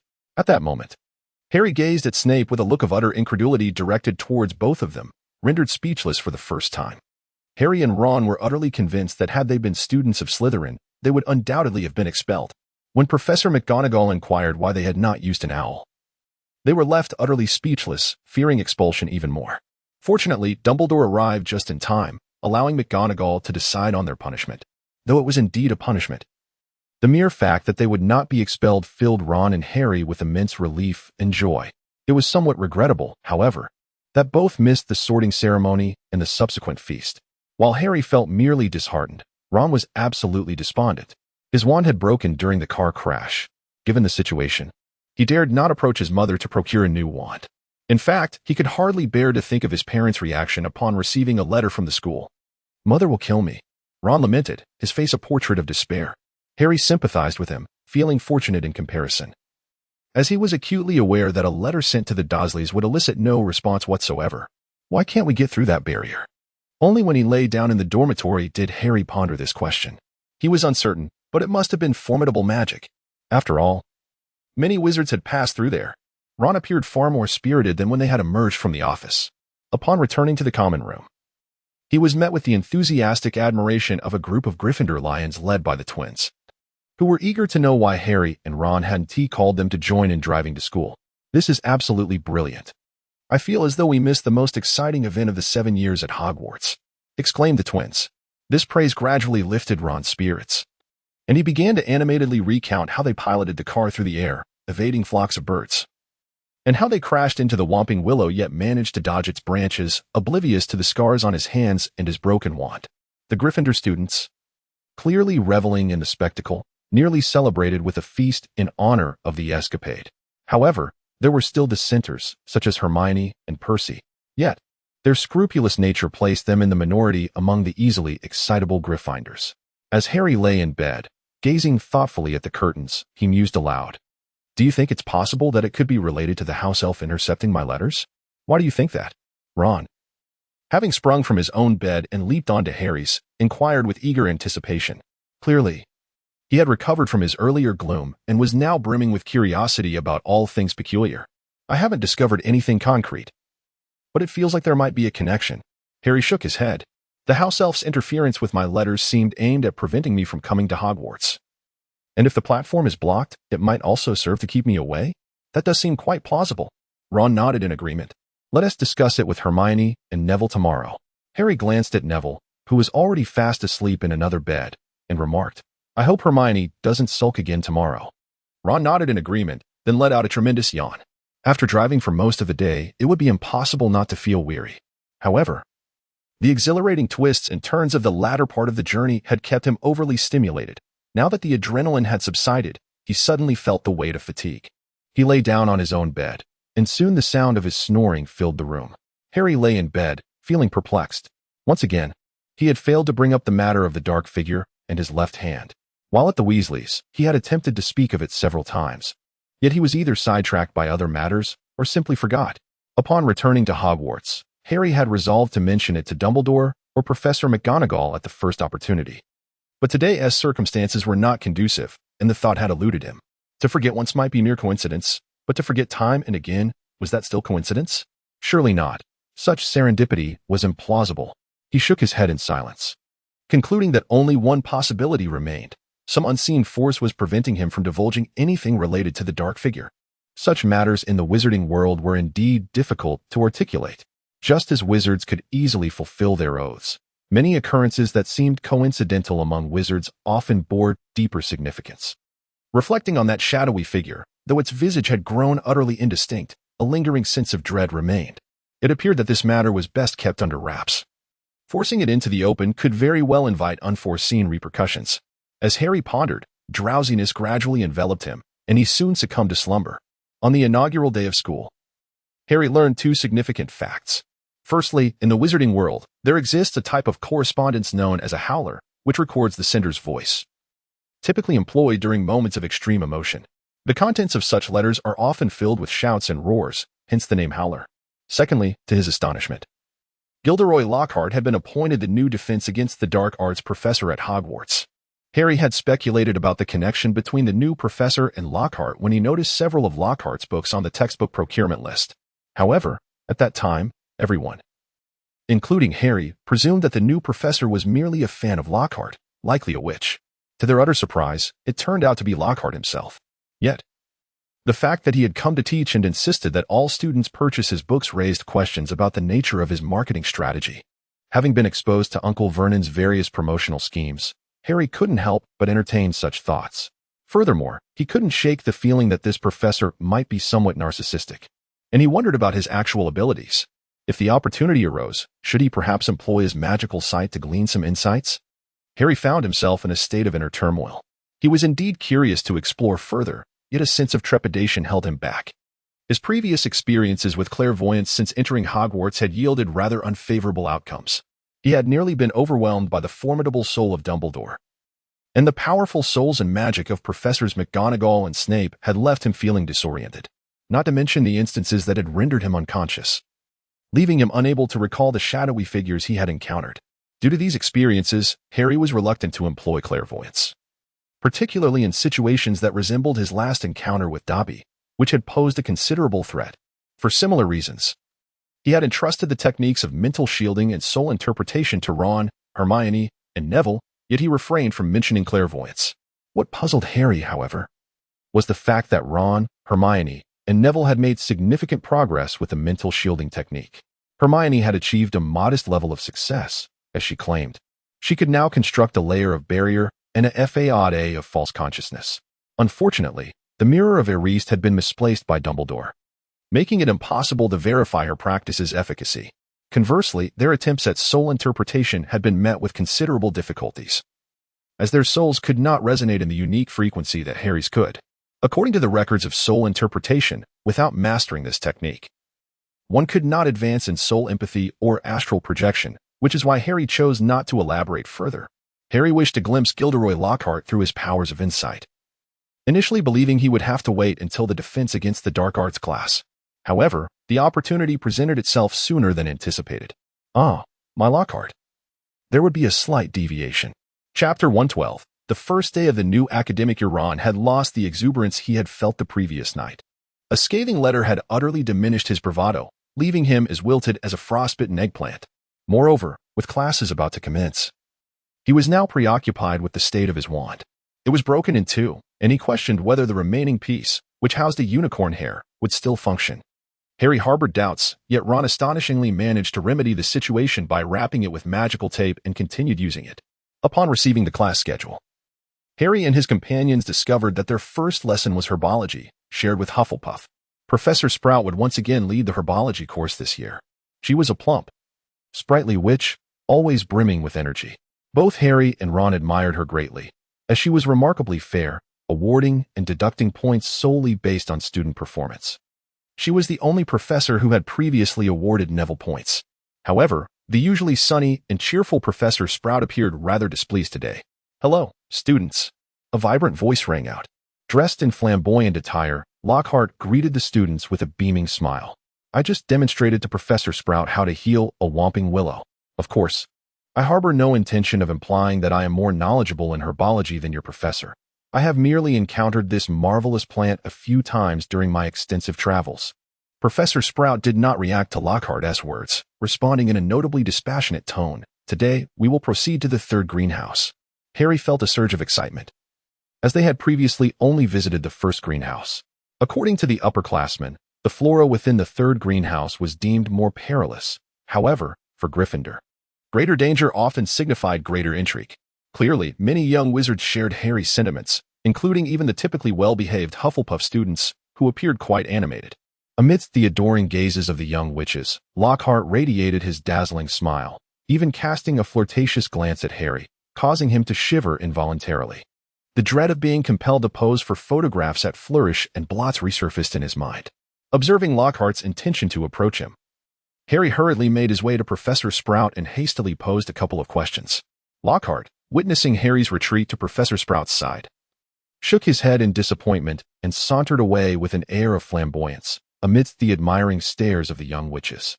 Harry discovered that Lockhart had already departed, feeling a sense of relief wash over him. However, he soon realized that he had forgotten to use his magical sight to observe Lockhart. It was perhaps a genuine oversight, considering Professor Sprout's downcast expression and the allure of the third greenhouse. Moreover, he had originally intended to employ it again during the defense against the dark arts class. Not dwelling too much on the matter, Harry followed a group of young wizards into the greenhouse. Harry had already previewed the lesson and was aware that the first topic on herbs was mandrake. Upon inspecting the greenhouse's arrangement, he confirmed this to be true. On a small table within the greenhouse lay 20 pairs of earmuffs. There are indeed numerous magical plants requiring earmuffs. Yet the only one accessible to the younger students was mandrake. Once the young wizards had each secured a pair of earmuffs, Professor Sprout began. Today, we shall explore the mandrake, and there is also a task at hand, repotting the mandrakes. Now, can anyone tell me the properties of mandrake? Hermione was the first to raise her hand, which did not surprise Harry in the least. After a moment's thought, Neville raised his hand as well, which astonished Harry somewhat. After a holiday, Neville had transformed significantly, although he did not engage with his classmates with the same joviality as the twins. Nor did he possess the natural poise of Harry and Hermione. He had certainly improved from his previous shyness. If it weren't for their shared experiences from the previous year, it would be hard for anyone to believe this was the same Longbottom who had once hesitated to speak above a whisper. Miss Granger. Professor Sprout smiled encouragingly at Neville but still called on Hermione, who had raised her hand first. Mandrake, also known as mandrake root, is a powerful restorative potion. Hermione's familiarity with the textbook was something Harry and the others had long since recognized. Her recitation was flawless, and the main content was certainly intact. It is used to restore individuals who have been transfigured or cursed back to their original state. Excellent. 10 points for Gryffindor. Professor Sprout nodded in satisfaction, her smile returning, and then looked towards Neville. Can anyone add to this? Encouraged by Professor Sprout's gaze, Neville raised his hand once more. After receiving her consent, he spoke. The restorative effects of mandrake are particularly adept at reversing petrification, with the only known exception being the petrification curse of the basilisk. Moreover, mandrake is also believed to have a calming effect during pregnancy. Placing mandrake soaked in wine under a pregnant woman's bed can soothe her. The juice from mature mandrake leaves possesses a potent hypnotic effect, making it a key ingredient in many sleeping potions. Splendid. Much of this is in E.W.T. level material. Mr. Longbottom's preparation has certainly gone above and beyond. Professor Sprout's smile radiated even more brightly. 10 more points for Gryffindor. I've seen that calming effect too, but I forgot to mention it. Hermione pouted slightly beside Harry, feeling a bit displeased. Neville offered an apologetic smile, which in turn made Hermione feel somewhat embarrassed. Sticking out her tongue, Harry couldn't help but chuckle quietly at the side. Even Ron, who had been rather gloomy, found himself slightly amused. As Miss Granger and Mr. Longbottom have stated, mandrake is a vital component in most antidotes. However, it is equally perilous. Does anyone know why? Professor Sprout inquired again. This time, a Hufflepuff student seemed well prepared, raising their hand even quicker than Hermione. Hearing the cry of the mandrake can be fatal. This is a tale of Wayne Hopkins, a half-blood wizard. His mother is a witch, while his father is an ordinary man. He excels academically, particularly in herbology and potions, displaying remarkable talent. Indeed, Hufflepuff has earned extra points. Professor Sprout expressed her satisfaction with the enthusiasm of her students and awarded additional points. She then continued, however, our mandrakes are still quite young. She gestured for all the young wizards to don their earmuffs, and she donned her own as well. Once she confirmed that all the young wizards were adequately prepared, Professor Sprout seized a pot of mandrakes and forcefully tugged at the leaves. As Harry perused the textbook, he had already encountered an image of the mandrake. Yet upon witnessing it in reality, he couldn't help but exclaim how truly hideous it appeared, akin to an unattractive child. The leaves of the plant resembled its hair, and when uprooted from the soil, it seemed exceedingly displeased, its mouth agape in a scream. The efficacy of the ear protection was evident, for Harry and his companions could only discern faint sounds. The cries of an adult mandrake could indeed be lethal, posing a grave threat even to wizards. However, the mandrake before them was but an infant. Professor Sprout's voice, unimpeded, resonated in the ears of every young wizard. The wails of a mandrake at this tender age would not be fatal, though they could induce a deep slumber for several hours. Of course, should a dozen or more young mandrakes simultaneously wail in unison, the potential for lethality would still exist. Most young wizards had not previously familiarized themselves with this alarming habit, thus they found the experience refreshingly novel. Each one gazed at the grotesque mandrakes with exhilaration. After demonstrating the mandrake, Professor Sprout placed it into a new, larger pot, covering it with soil. She indicated for everyone to remove their ear protection before continuing. Shortly, each group of 4 would assist the mandrakes in repotting. It was imperative to wear ear protection, as well as gloves made of dragon hide or the skin of a horned beast, for mandrakes are known to grasp and bite. Subsequently, Professor Sprout allowed the students to form their own groups, stipulating that each must consist of 2 Gryffindors and 2 Hufflepuffs. Harry and Ron were accompanied by a Hufflepuff boy and girl. The boy, whom Harry was somewhat familiar with, was named Justin Finch Fletchley. Like Hermione, he hailed from a Muggle family, though his academic prowess did not match hers. The girl was named Megan Jones, a strikingly beautiful young lady. She possessed a healthy, sun-kissed complexion, and her slightly fuller lips harmoniously complemented her pert nose. Her elongated eyes held a unique charm, and every time Harry locked gazes with her, he felt an irresistible urge to swallow. Ron, did you drive here yesterday? I've heard so many people talking about it, but the details seem to vary. In any case, it sounds incredibly cool. Justin, having a good rapport with Harry, eagerly sought to discuss the thrilling details of Ron's escapade. Had it been the previous evening, Ron would have been more than happy to regale him with tales. However, after being reprimanded by an owl this morning, his spirits were somewhat dampened, leading him to offer only a faint smile. Megan and Harry had not interacted much before, but she clearly exhibited a keen interest in him. Her beautiful eyes frequently glanced his way, accompanied by a subtle, enigmatic smile. At the tender age of 12, children often harbor a nascent fascination with the opposite sex, and Harry was no exception. Under the gaze of such a lovely girl, his heart raced uncontrollably.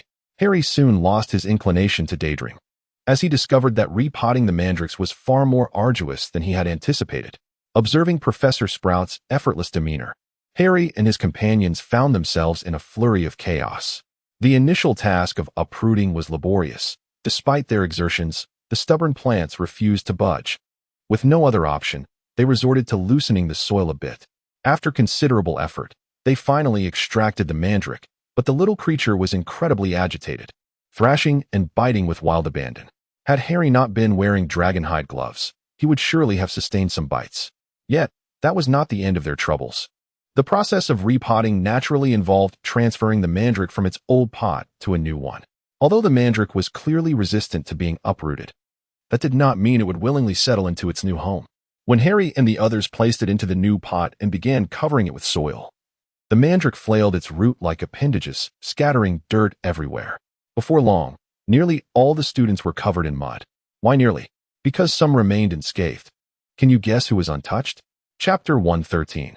The first day of the new term, Neville shone in this endeavor. He was grouped with Hermione and 2 other Hufflepuff girls. When it came to the task, the boys naturally took on the laborious work. Thus, Neville was responsible for uprooting and repotting, while Hermione and the others assisted. However, a remarkable phenomenon occurred. The mandrakes in Neville's hands behaved remarkably well. They did not thrash about excessively when being uprooted, and they were relatively compliant when being repotted. While some struggle was inevitable, Neville's mandrakes were undeniably more docile than those of his peers. Hermione attempted it herself and ended up with dirt splattered on her face, prompting her to call Neville over once more, who handled it with effortless grace. After observing for a considerable time, Hermione could discern no difference in technique and finally asked for guidance. I'm not entirely sure. It's just a feeling, Neville replied, not concealing anything. When uprooting, I grip lower down, as close to the mandrake's head as possible, and it tends to be a bit calmer. If it kicks up a fuss, I give it a gentle shake. Hermione was somewhat skeptical, but upon trying it herself, she found it indeed worked better. How did you know that? I haven't seen anything like it in the books, she exclaimed, incredulous at Neville's small trick. I didn't learn it from a book. I used to keep rabbits at home, and when I lifted them by their ears, I would pull them down a bit, Neville admitted, a hint of embarrassment in his tone. Hermione and the 2 other Hufflepuff girls, weary and drained, trudged along with their weary Gryffindor classmates to the Transfiguration classroom, where Professor McGonagall awaited them. She had taken over the new students for this year and had just completed a lesson now seated behind the lectern, perusing a hefty tome.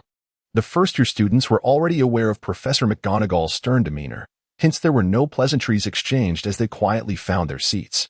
Professor McGonagall waited until the precise moment for the class to commence before rising, casting a glance around the room. Noticing that 20 young wizards had gathered, she began the lesson. Last year, we devoted an entire academic year to the study of transfiguration of inanimate objects. Professor McGonagall's crisp voice resonated through the room. Though her volume was not loud, every student could hear her distinctly. Regrettably, even after a full year, the only students in this year who can truly transform a stone stool into a soft sofa are Miss Granger, Miss Padma Patil, Mr. Potter, Mr. Goldstein, and Mr. Shabini. The 5 mentioned by Professor McGonagall were indeed the most accomplished students in transfiguration for their grade. Naturally, Harry and Hermione were included. When referring to Patil, she emphasized Padma Patil as there were 2 Patils in the class at that moment. The other Patil, Parvati, sorted into Gryffindor, had not achieved an outstanding level. Goldstein referred to Anthony Goldstein, a Ravenclaw boy whose performance was commendable across all subjects. Shabini was a Slytherin student, Blaise Shabini, an African boy who had little interaction with Harry and his friends, although they occasionally learned that he often clashed with Draco. He was also the top student in Slytherin, outperforming the second best in that year, Daphne Greengrass. At that moment, aside from Shabini, the other 4 were present in the classroom, the students whose names had been called. Despite their efforts to maintain composure, could not suppress the proud smiles that crept onto their faces. In contrast, those who had not been called looked down, feeling a bit embarrassed. Professor McGonagall observed the students' reactions, sighed, and continued, at the beginning of each academic year. I always remind you that transfiguration is the most perilous and challenging course you will encounter at Hogwarts. It is imperative that you give 120% of your effort and dedication. Otherwise, the O.W.L.S. in your 5th year and the N.E.W.T.S. in your 7th year will become formidable obstacles in your path. Harry was aware that O.W.L. and N.E.W.T. referred to the ordinary wizarding level and the nastily exhausting wizarding test, respectively. The former serves as a graduation standard and a fundamental requirement for numerous occupations, while the latter acts as a gateway to prestigious positions within the Ministry of Magic or large magical enterprises such as Gringotts. However, considering that they were only in their 2nd year, was it not a touch premature to dwell on such matters? Professor McGonagall did not pursue the topic further. Instead, she produced an open birdcage from behind her desk, within which resided a vividly colored toucan. This term, your primary focus will be on transfiguring living beings into inanimate objects, she proclaimed. Moreover, you will master the skill of restoring them without inflicting harm upon their original forms. With a gentle flick of her wand, she transformed the toucan into a magnificent golden goblet, adorned with an array of sparkling gems and standing over a foot tall. Last year, when a student witnessed Professor McGonagall transmute a crystal cup into a similar golden vessel, a young wizard had marveled, "Isn't that alchemy?"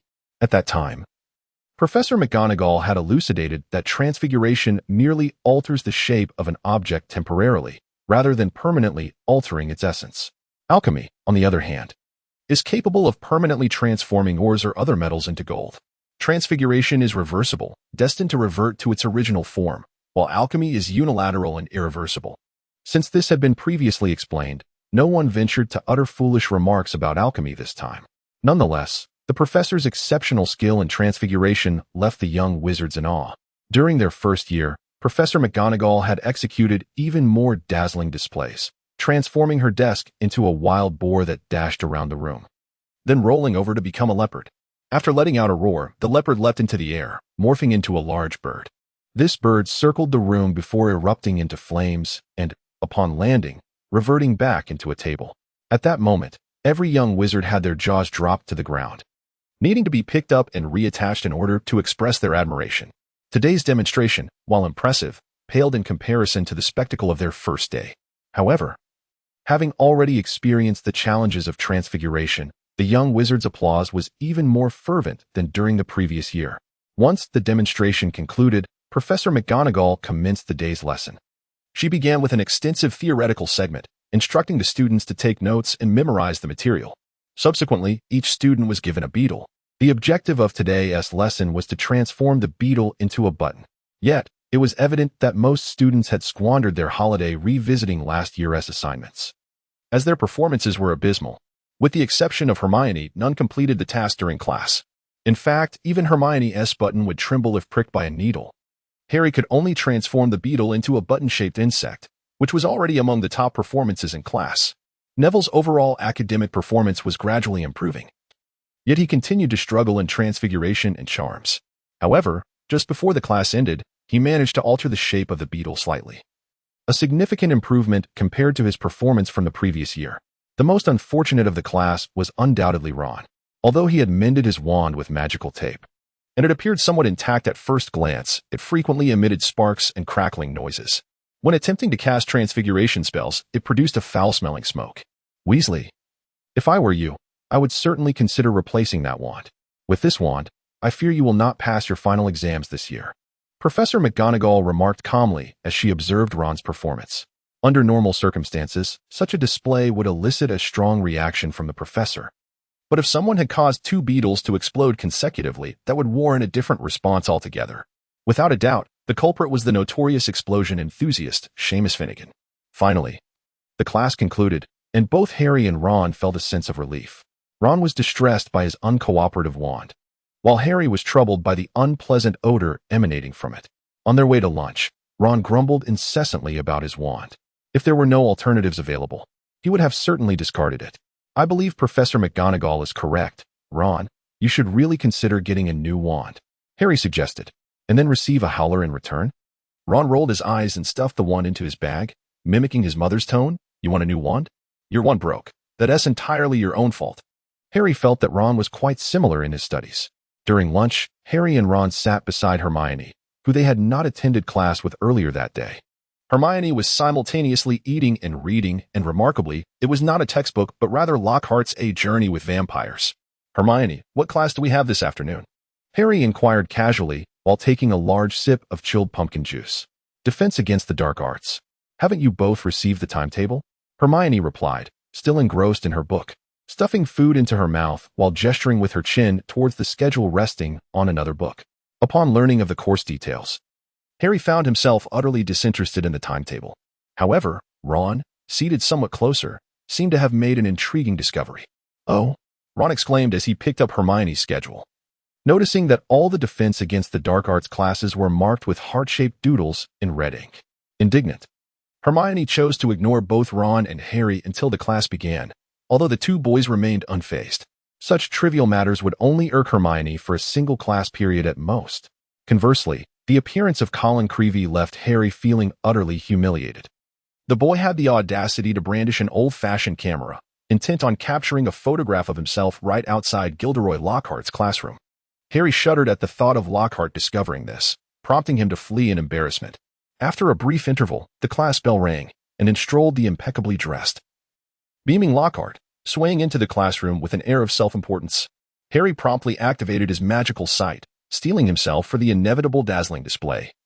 For Lockhart's prowess appeared formidable from the pages of his books. Yet, as Harry gazed upon the grinning Lockhart, whose 8 prominent front teeth gleamed in the light, he was taken aback by the sight before him. Indeed, it seems that the struggle to find an appropriate name has rendered this chapter a mere fraction of what it could be. Chapter 114, Lockhart's Embarrassment. Harry had encountered the magical prowess and soul projections of 3 adult wizards, Professor McGonagall, Snape, and Hagrid. He had yet to observe the other professors at the academy, and the figure before him, Lockhart, marked the 4th. The intensity of Lockhart's magic was roughly as Harry had anticipated. It radiated like a blazing flame, extending outward for several meters. Harry estimated it to be slightly inferior to Professor McGonagall's, yet marginally superior to Snape's. However, it was the hue that intrigued him. Professor McGonagall's magical aura shone with a brilliant golden light, while Snape's was dark, akin to a cloud of black smoke. Harry's persistent suspicions regarding Snape were undoubtedly influenced by his prior glimpses of Snape's magical essence. In contrast, Lockhart's aura was neither golden nor black, but rather a peculiar grayish-white, which appeared rather uncanny. Even more unsettling were the numerous blood-red threads entwined within the magical layer, connecting to Lockhart's being, pulsating as though breathing, varying in thickness intermittently. Moreover, Lockhart's soul was equally strange. It mirrored the grayish-white of his magical aura and was of similar height. Yet it did not hover serenely behind him like those of Professors McGonagall and Snape. Instead, It seemed to be swayed by an unseen breeze, undulating in rhythm, at times drawing nearer, at others receding further away. Truly, Lockhart was an enigma of considerable intrigue. Additionally, Harry discerned another peculiar aspect. When he had peered into the auras of McGonagall and Snape, he had been nearly blinded, on the verge of collapsing. Yet now, gazing upon Lockhart, whose magical and soul intensity seemed comparable to that of McGonagall and the others, he felt entirely unaffected. Perhaps it was due to the strengthening of his own soul's essence? Harry was undoubtedly aware that the strength of his soul had significantly increased, not to mention that over the past year, he had diligently practiced the art of soul manifestation and cerebral shielding. The mere fact that he had previously counterattacked and absorbed fragments of Zhou Yan's soul had already more than doubled his soul's strength. Unfortunately, he had yet to glimpse his own soul projection. Having observed Lockhart, Harry casually cast a glance at his classmates in the classroom. Previously, during his first year at Hogwarts, Harry had observed numerous young wizards on the train, yet he had not encountered them again until this moment of renewed observation. Not to mention, his companions Ron and Hermione had undergone significant changes since then. What was once a mere thin layer of magical energy, scarcely the width of a finger, had now expanded to nearly the breadth of his palm, multiplying several times over. The projection of their souls had also transformed from the size of a grain to that of a thumb. Each individual's magical aura varied in thickness, and soul projections differed in size, yet the disparities among them remained minimal. But Neville seemed to possess an exceptionally robust presence, both in terms of magical energy and soul projection. This revelation surprised Harry. He had expected Hermione to excel after a year of study. However, while Hermione's soul projection was indeed slightly stronger than the others, her magical prowess ranked merely above average in the class, which was shared with Ravenclaw.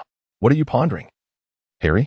Ron quietly prodded him, having noticed Harry's use of his magical sight to observe Lockhart and their classmates.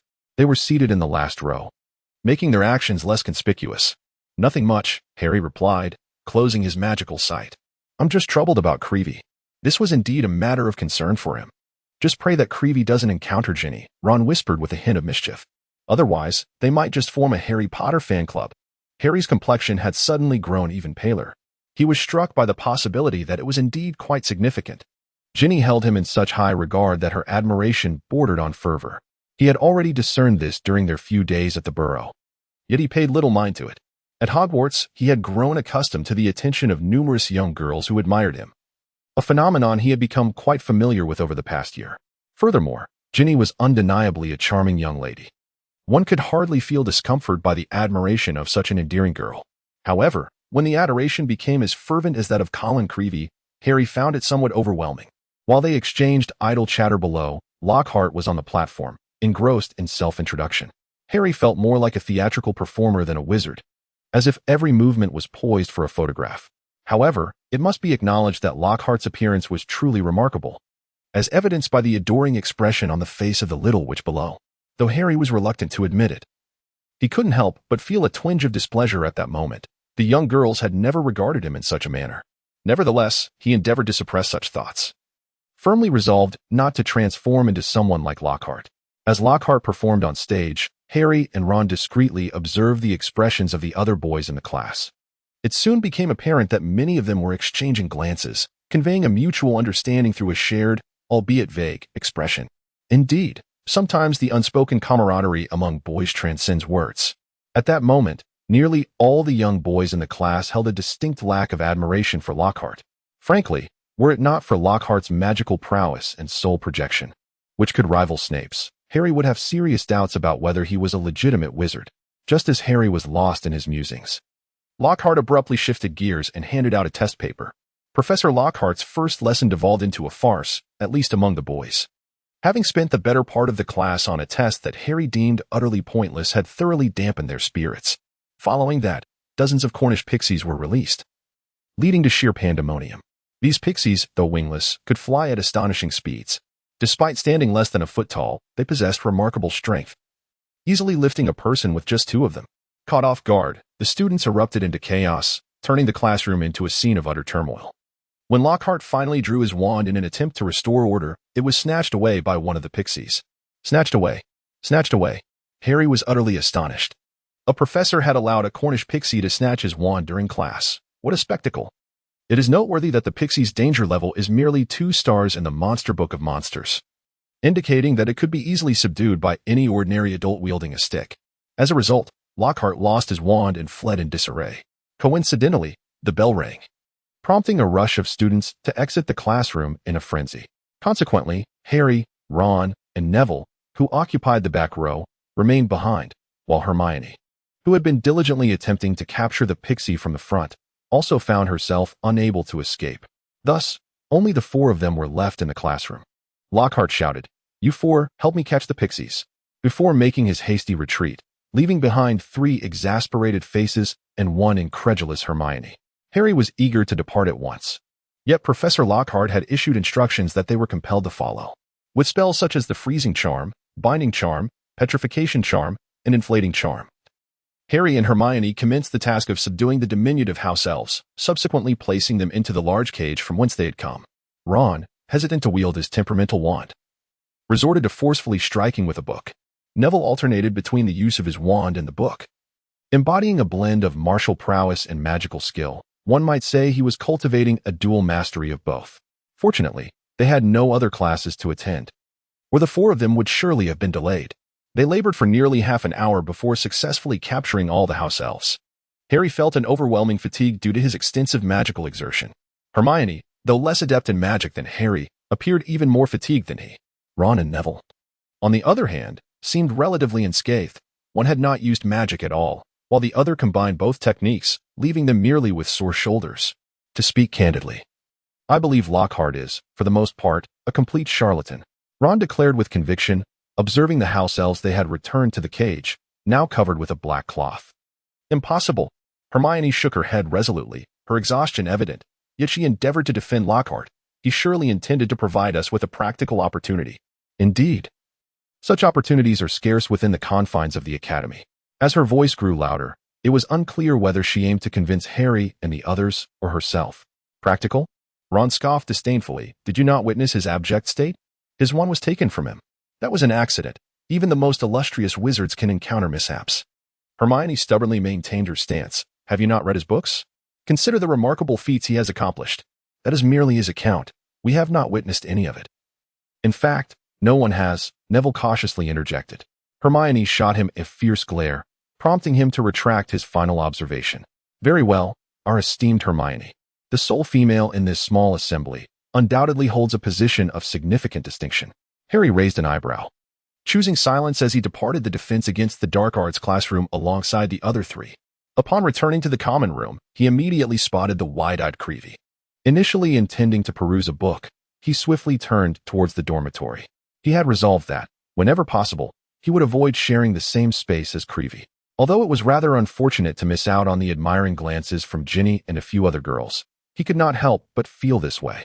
Indeed, Ginny had been present in the common room just moments ago, gazing at him with the adoration one might reserve for an idol, alongside another girl. As Harry entered the dormitory, a hint of regret and disappointment was palpable on Ginny's face. Once in his room, he began to contemplate the events of the day. Lockhart, despite possessing considerable magical prowess and a formidable soul projection, though somewhat peculiar, had performed abysmally. Harry found it hard to believe he could truly be that inept. Yet if he were not, how could he display such incompetence? Was it a ruse to conceal his true abilities? Yet, even if he sought to hide his strength, there seemed to be no need to do so to such an extent. It felt akin to self-sabotage. Could it be that he harbored some unspeakable secret, thus resorting to these seemingly foolish antics for diversion? What could his ultimate aim be? Suddenly, Harry sat up in bed, his expression growing increasingly grave. The notion of a dual mastery in both magic and martial arts. Neville Longbottom. Chapter 115. Investigating Lockhart, Harry contemplated a possibility. Could Gilderoy Lockhart be an accomplice of Voldemort? Drawn to the Philosopher's Stone?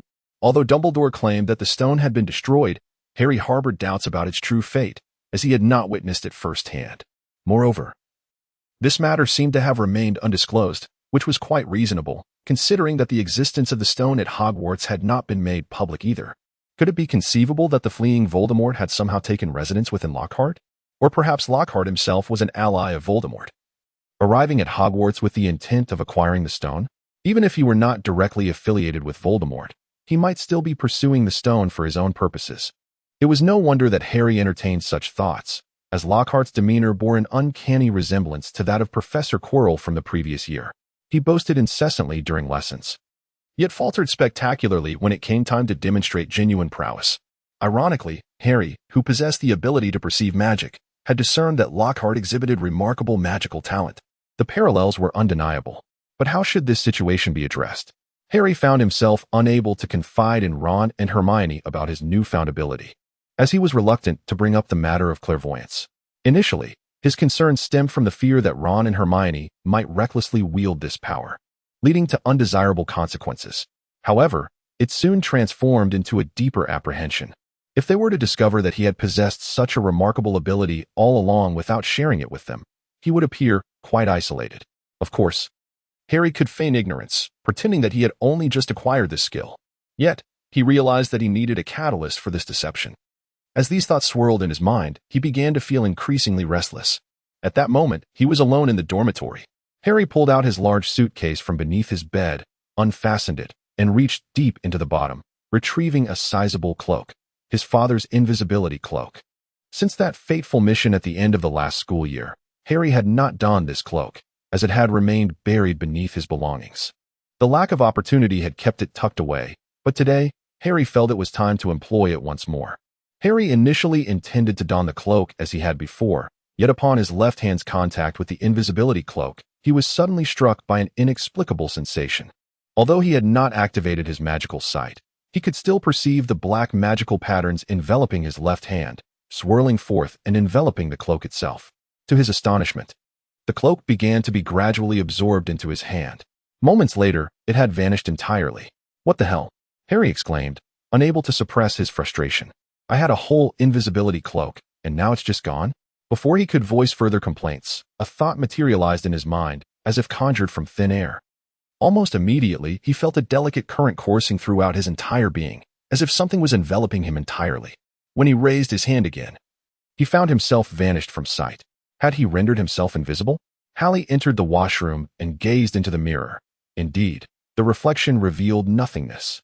The invisibility cloak astonishingly interacted with his left hand, or rather, the power bestowed upon it by the enigmatic figure cloaked in black, producing this remarkable phenomenon. This newfound invisibility was far more convenient than the previous cloak, to say nothing of the fact that it certainly did not hinder his movements in the slightest. Harry pondered thoughtfully, a faint recollection surfacing in his mind. The dark figure had alluded to the followers of the Black Goat, as well as to a certain trinket he possessed. Could it be that the invisibility cloak was the very trinket he spoke of? Perhaps its origin was intertwined with him, causing it to resonate with the powers he had granted. Harry considered the possibility, yet he found himself unable to verify it. The individual clad in black was currently absent, and Harry hoped he would remain so. Moreover, should he reappear, his previous demeanor suggested he was not inclined to provide satisfactory answers. Dismissing these thoughts, Harry exited the washroom, left his dormitory, and entered the common room. At that moment, a new idea struck him. What if this invisibility was merely a superficial cloak, rather than a complete transparency of the body? Would that not necessitate disrobing? He recalled various fantastical, humorous, or other peculiar and rather questionable works, where invisibility failed to conceal clothing, prompting characters to choose nudity, only to unexpectedly shed their invisibility at inopportune moments. Harry contemplated the embarrassment that would ensue if such a situation were to befall him. It would undoubtedly result in an ultimate social demise. He imagined he would never be able to face anyone again. Lost in these thoughts, Harry traversed the common room, unnoticed by anyone, as the invisibility effect proved remarkably effective. Harry was on his way to the Defense Against the Dark Arts classroom, eager to observe whether Gilderoy Lockhart exhibited any peculiar behavior. Along the way, he encountered several young wizards, including the Ravenclaw prefect, Penelope Clearwater. Remarkably, none of them seemed to notice Harry's presence. Harry arrived at the door of the Defense Against the Dark Arts classroom, only to encounter two unfamiliar girls emerging from the room, their faces alight with excitement. In their hands, they clutched a book titled Magical Me, its cover adorned with the shimmering signature of Gilderoy Lockhart. Harry, without needing to inquire, understood precisely what they were up to. He had encountered many witches like them before at the Leaky Cauldron. The two witches had not closed the door, allowing Harry to effortlessly glimpse the scene within. Lockhart appeared to be in a state of exhilaration, humming a tune unfamiliar to Harry, while diligently scribbling something upon an expansive table. The room before him was utterly transformed from his recollections. Harry had visited this space twice when Quirrell served as the defense against the dark arts professor. Back then, the room was immaculate, adorned only with a few specimens of magical creatures in the corner.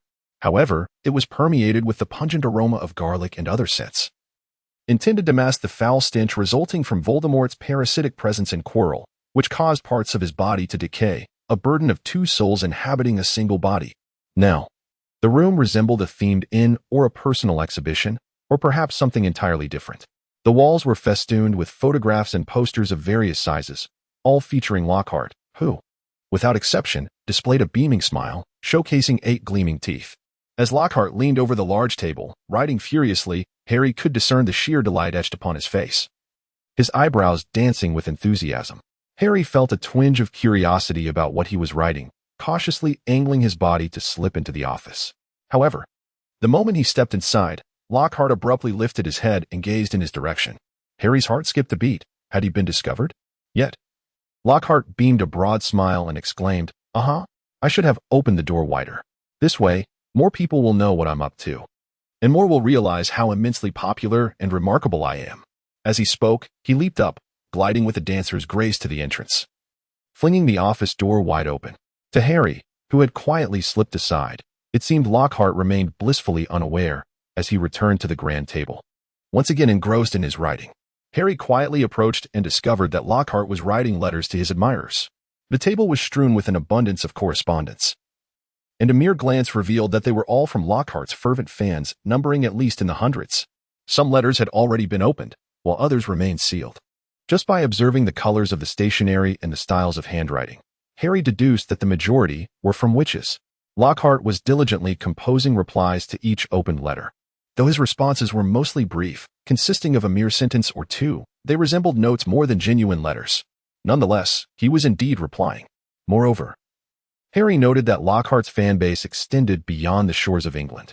Despite his inability to speak or write in those languages, Harry recognized the letters as being in German and French, with many written in those tongues.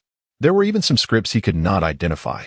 Yet Lockhart read them with ease and responded in kind. His handwriting was exquisite, flowing gracefully across the page. After completing each letter, he would take a moment to admire his work and indulge in self-praise, which struck Harry as exceedingly narcissistic. While uncertain of Lockhart's magical prowess and aware of his pronounced self-absorption, Harry mused that Lockhart was indeed a learned wizard. In the realm of magic, there exists no spell to augment knowledge. Wisdom is something that even wizards must amass through diligent study. Thus, it appeared that Lockhart possessed a commendable proficiency in linguistics. Harry stealthily wandered around the office, finding nothing particularly noteworthy. Of course, he did not consider Gilderoy Lockhart's photograph to be an eyesore. Thus, he continued to meander and pause, occasionally glancing at Lockhart's replies, yet he noticed nothing that seemed intentional. Perhaps he was indeed overthinking, Harry mused, when suddenly Lockhart broke the silence. This Judith lady. It appears she was once my junior? She seems to be aware of my past desire to create the Philosopher's Stone, Lockhart murmured as he picked up a letter. From the outset, Lockhart had been frequently speaking to himself. Harry had not paid much attention until he heard the mention of the Philosopher's Stone, which instantly piqued his interest. Lockhart continued his soliloquy. Alas, I have heard that the Philosopher's Stone belonging to the esteemed Nicholas Flamel is no longer in existence. He himself is preparing to depart this world. If only I could possess a Philosopher's Stone, I would undoubtedly achieve even greater feats. What a pity, what a pity. Lockhart lamented, shaking his head, before immersing himself in writing a reply. Harry had no desire to invade the privacy of others' correspondence, however. He found himself unable to resist casting a furtive glance. Lockhart's reply remained succinct. I am delighted to have received your letter. I have not abandoned my pursuit of alchemy. In the not-too-distant future, I believe I may be able to concoct my very own Philosopher's Stone. Lockhart read it through, nodding in satisfaction before inscribing an elaborate signature below. What a braggart, Harry thought to himself. For centuries, only Nicholas Flamel has successfully created the Philosopher's Stone. Just then, a knock echoed through the air. As the door stood ajar, Harry easily spotted 2 older girls standing in the doorway. Both clutched a book by Lockhart, their faces alight with anticipation as they gazed at him.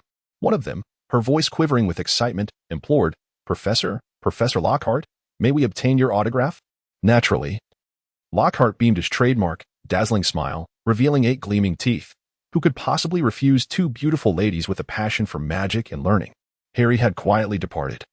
Yet he still caught the words, curling his lip in disdain, giving Gilderoy Lockhart's penchant for embellishing every correspondence with an array of titles. Harry had no doubt that the man would gladly affix his signature to anything for anyone. A melancholic tune played softly in his heart. Chapter 116. News. Upon exiting Lockhart's office, Harry realized that dinner time was fast approaching. He had lingered in the classroom far longer than he had anticipated. Should he miss dinner, he would face hunger, for Hogwarts did not offer the convenience of pizza delivery. Seeking refuge in the third-floor restroom, Harry felt a familiar jolt. That electric sensation coursing through him once more before he emerged from his invisible state. It was simply impractical to dine in the Great Hall while cloaked in invisibility. With time slipping away, Harry hurried down the stairs. However, the staircases of Hogwarts were notoriously vexatious. The more pressed for time one was, the more elusive the path downward became. After much circling, Harry found himself stranded on the second-floor landing, utterly frustrated. Harry wandered through the corridor, voicing his frustrations as he sought another staircase. Despite the vastness of Hogwarts Castle, he had resided and studied there for nearly a year, and ordinarily, one would not expect to lose their way. However, the paths within Hogwarts were ever-changing, a fact that could not be held against his sense of direction. Upon reaching the center of the corridor, Harry noticed a girl's lavatory that had escaped his attention on previous occasions. This lavatory's door, unlike others, appeared markedly dilapidated, seemingly untouched by repairs for quite some time. Such a state was not entirely uncommon. Hogwarts harbored numerous vacant classrooms and chambers, most of which bore the marks of neglect, reminiscent of the room where Harry had discovered the mirror of Eris the previous year. Yet, encountering a lavatory in such disrepair was an unprecedented experience for him, especially considering that lavatories, particularly those designated for girls, had always seemed insufficient in number. As Harry was lost in thought, he noticed Ginny approaching from the opposite end of the corridor. She was carrying a small bag, barely large enough to hold a book or two, and her expression appeared somewhat bewildered, as if she had lost her way. "Hello, Ginny." Harry greeted her warmly, deliberately adopting a casual demeanor. He certainly did not wish for Ginny to associate any negative connotations with his presence at the entrance of the girls' restroom. Ginny, as if just becoming aware of Harry, shivered slightly, her gaze sharpening with clarity. Upon seeing Harry, her lovely face flushed a deep crimson. Harry, how are you? Aside from being extremely hungry, I'm doing quite well," Harry replied with a light-hearted chuckle, attempting to ease Ginny's evident nervousness. "Oh, I'm hungry too. I can't seem to find my way to the Great Hall," Ginny confessed, looking quite embarrassed. At this moment, Harry certainly could not say, "What a coincidence. I can't find my way either." That would shatter his image before his little sister. Therefore, he feigned calmness and remarked, "This is quite normal. The staircases and corridors of Hogwarts are ever-changing. Even the upperclassmen often find themselves lost." His words served as a pretext, should he become disoriented later. He would have an explanation ready. Ginny seemed unaware of Harry's subtle maneuver, responding with a soft giggle akin to a mosquito's hum. "Let us go together." Harry smiled and nodded, taking the lead. Ginny trotted a few steps and then obediently followed behind him. This time, the staircases and corridors were remarkably accommodating, allowing Harry and Ginny to find the Great Hall with ease, just in time for the tail end of dinner.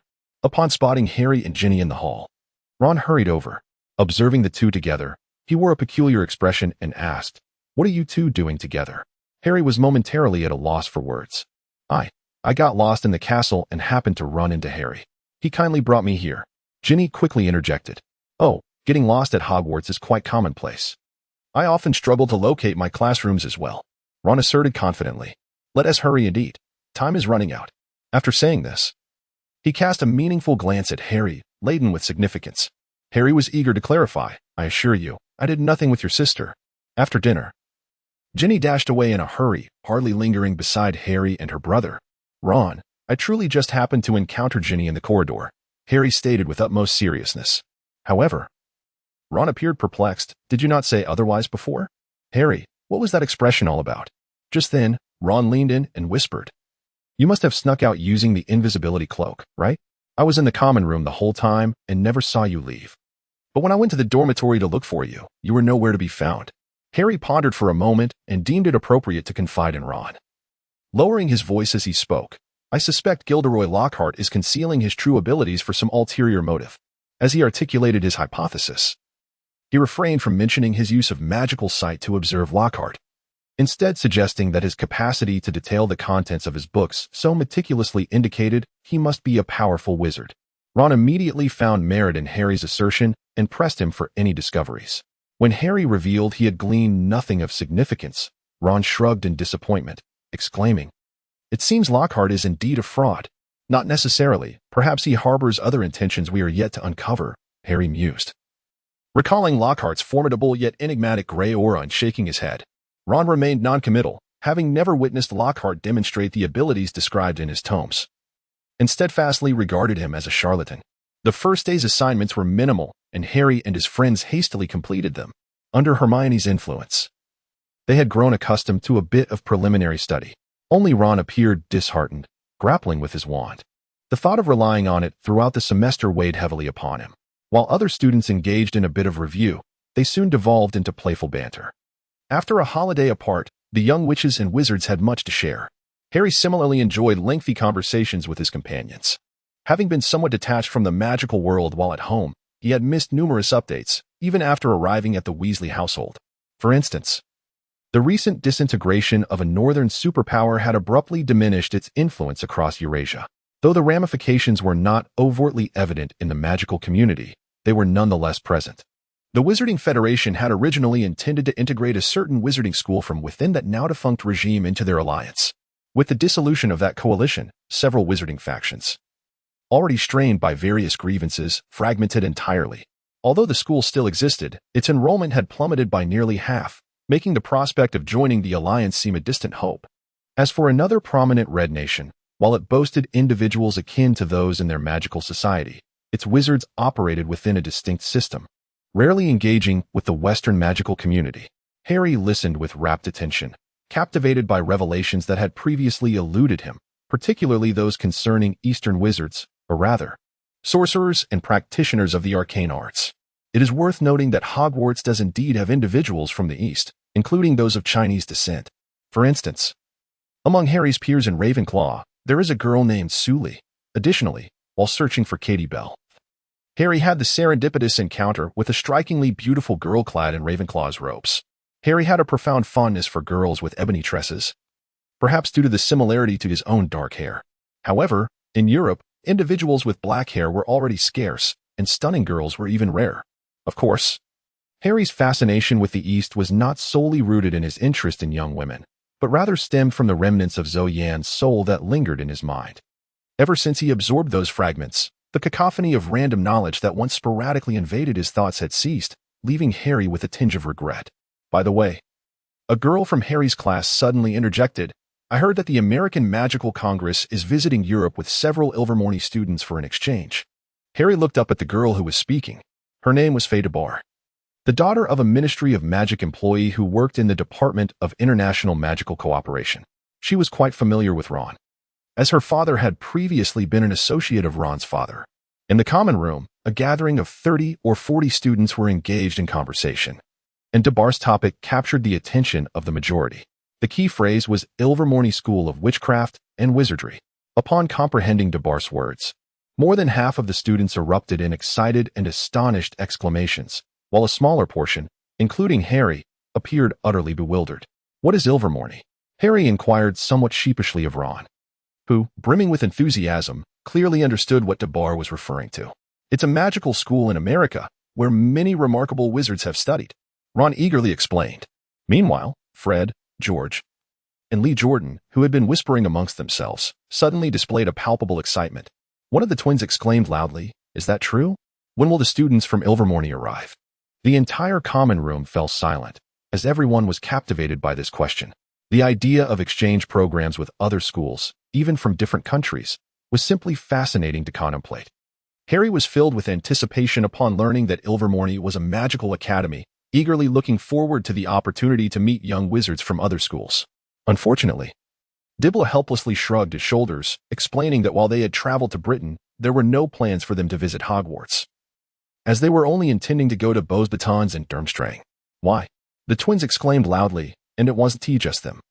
Nearly all the students who were privy to the situation voiced their discontent. Harry was somewhat familiar with Beauxbatons and Durmstrang, knowing the former was located in France and the latter somewhere in Northern Europe, but the exact location eluded him. Thus, like everyone else, he did not comprehend why the American exchange students would not come to Hogwarts. Well, there was no official reason. Dumbledore concluded his first statement. And as the crowd wore expressions of disdain, he added, however, I have heard they seem to disdain our lack of instruction in the dark arts. Once again, the common room fell silent. It must be acknowledged that Hogwarts does not teach dark magic, but rather the defense against the dark arts. There were certainly dissenting opinions within the school. The Slytherin contingent, particularly Draco Malfoy, had voiced strong objections on multiple occasions, insisting he should have attended Durmstrang, where dark magic was taught. This left the twins somewhat speechless. If the intention was to exchange knowledge of dark magic, Hogwarts was indeed not the appropriate institution. Expanding the narrative, Chapter 117, The Quidditch Pitch Conflict. The news regarding the American Magical Congress and Ilvermorny's exchange program to Europe briefly captivated Hogwarts for a few days. However, once it became clear that they would not be visiting Hogwarts, interest waned rapidly, and soon, no one mentioned it again. Everyone returned to their normal academic lives. During this week, Harry experienced a mixture of good and bad. On the positive side, he had mastered a new use for the invisibility cloak. When he did not wish to wander alone, he could detach the cloak from his left arm, taking Ron and Hermione, and occasionally Neville, along for a nocturnal adventure. When the need arose, he could switch to a lighter mode for convenience and speed. On the negative side, there were the incessant annoyances of Gilderoy Lockhart and Colin Creevey. Lockhart always sought to engage Harry, regaling him with tales of his own fame and insisting on taking photographs together.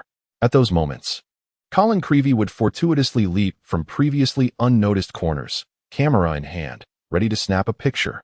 Harry even suspected that Creevey possessed an invisibility cloak of his own. Well, he shouldn't have, as Creevey did not come from a magical family, and such cloaks were rare even in the wizarding world.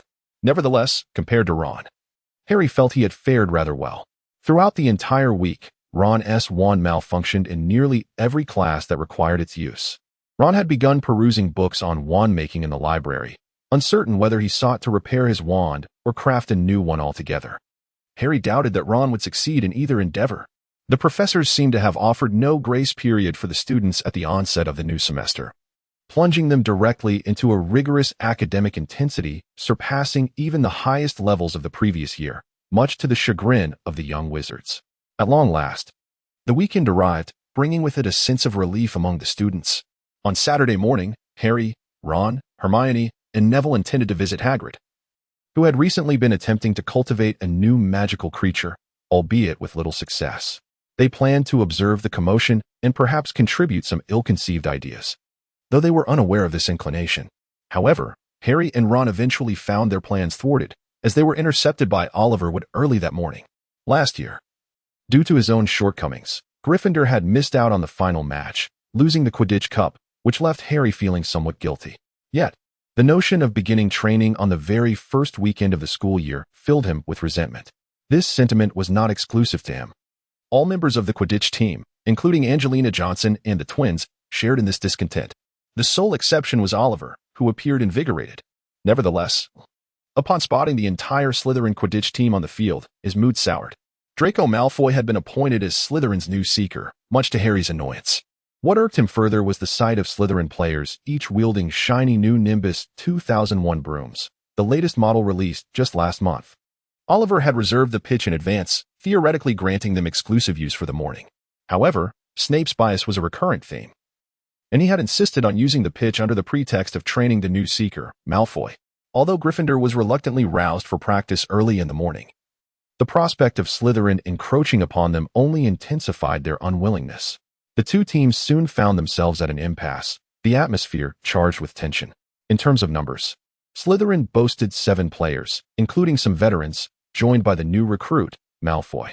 Conversely, Gryffindor, while lacking new additions, had an extra substitute in Ron, bringing their total to 8. Yet, Slytherin's lineup featured 6 tall young men, with only Malfoy being of similar stature to Harry. Gryffindor's trio included 3 female players, which somewhat diluted their imposing presence. Despite the girls' efforts to appear fierce, their charming demeanor lacked the intimidation factor. Meanwhile, Hermione and Neville, who had been engrossed in their studies nearby, noticed the escalating situation and rushed over. "What is going on? Why aren't you training?" Hermione inquired, her surprise evident. It was only then that she noticed Malfoy, prompting her to furrow her brow in confusion. "What are you doing here?" Draco cast a dismissive glance at Hermione but remained silent. Instead, it was Flint, the captain of the Slytherin Quidditch team, who spoke up. "Because Draco is our new seeker." Flint spoke with a sense of pride, saying, "As for why there was no training, it is evident that they were utterly astonished upon seeing the Nimbus 2001 that Mr. Malfoy gifted us." He caressed the gleaming broom in his hand. It was indeed the Nimbus 2001. Neville was taken aback by the sight of the broom in the Slytherin player's hands. Although Neville had no interest in playing Quidditch, like most in the wizarding world, he was an ardent admirer of the sport, relishing the thrill of matches and cheering for his favorite team. Consequently, he paid considerable attention to Quidditch gear, especially the most crucial piece, the broomstick. "Quite impressive, isn't it?" Longbottom. Malfoy looked triumphantly at Neville, then cast a disdainful glance at the Gryffindor team's brooms. Aside from Harry's Nimbus 2000, the rest were antiquated models. Angelina and her companions still wielded the Clean Sweep 7 from 2 years prior, while the twins made do with the even older Clean Sweep 6. The disparity between them and the Nimbus 2000 was stark. The Nimbus 2000 was already considered outdated, and Malfoy scoffed. "Might as well use them for sweeping the floor. At least members of the Gryffindor team rely on their skill rather than purchasing their way onto the team." Hermione, ever sharp-tongued, seized the moment to elevate Gryffindor's stature with a single remark. Draco's expression darkened immediately as he glared venomously at Hermione. "No one asked for your input, you filthy little mudblood." Almost everyone present visibly recoiled at his words. Hermione's face paled instantly, while Angelina's once healthy, sun-kissed complexion turned ghostly white. Aaliyah Spinette gasped in disbelief. "How dare you?"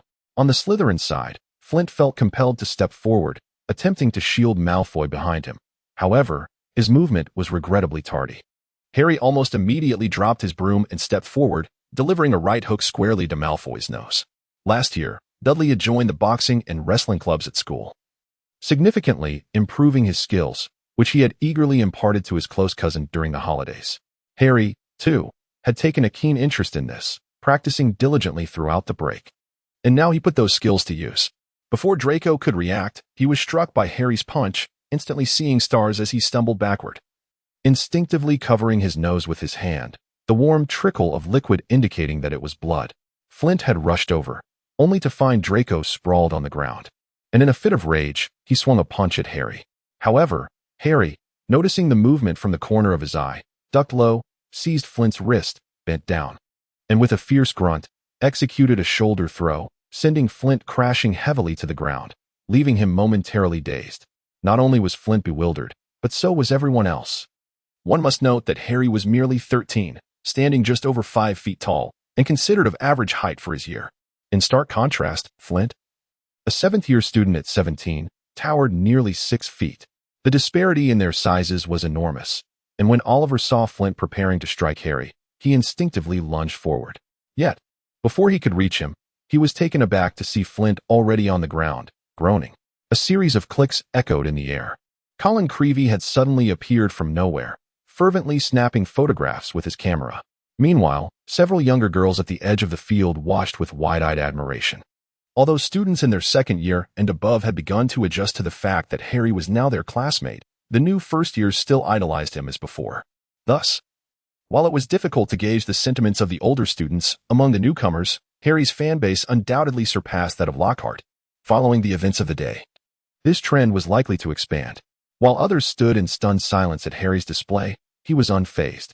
After incapacitating Flint, he stepped forward to stand before the dazed Draco, delivering another punch hard into Draco's abdomen, causing him to double over like a shrimp and collapse to the ground. Harry did not relent, delivering a kick while shouting, "You think you can just bully me?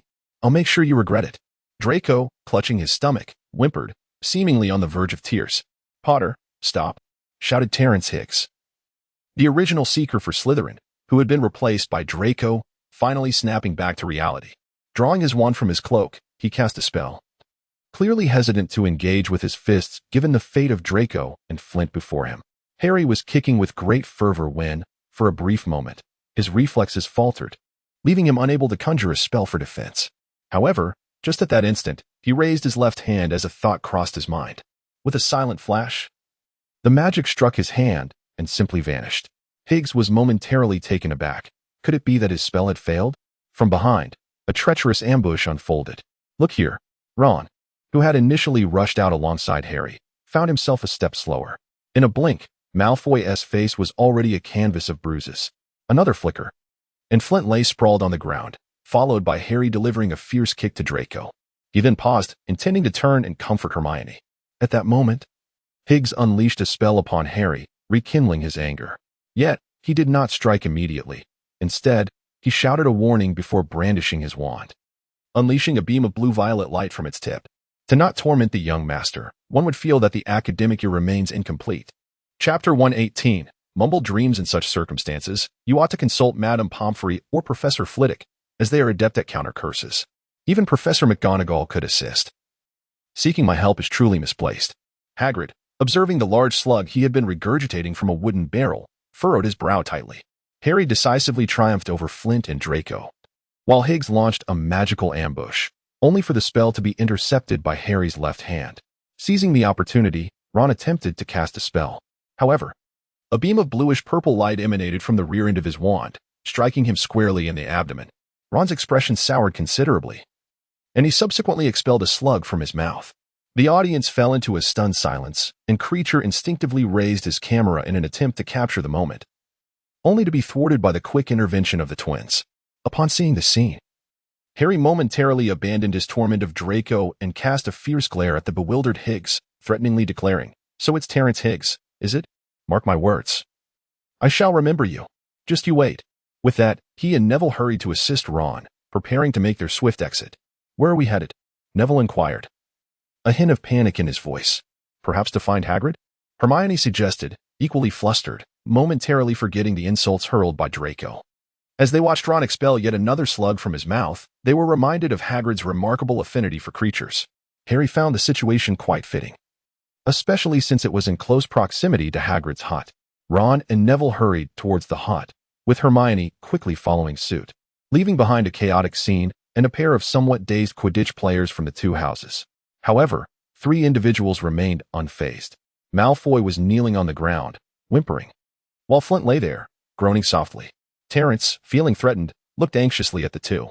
Unbeknownst to anyone on the field, atop the castle's tallest structure, the astronomy tower, a beautiful woman with brown curls and blue eyes observed the scene with a playful expression. Next to her stood an easel, and she held a paintbrush and palette, clearly engrossed in her artwork until the commotion below captured her attention.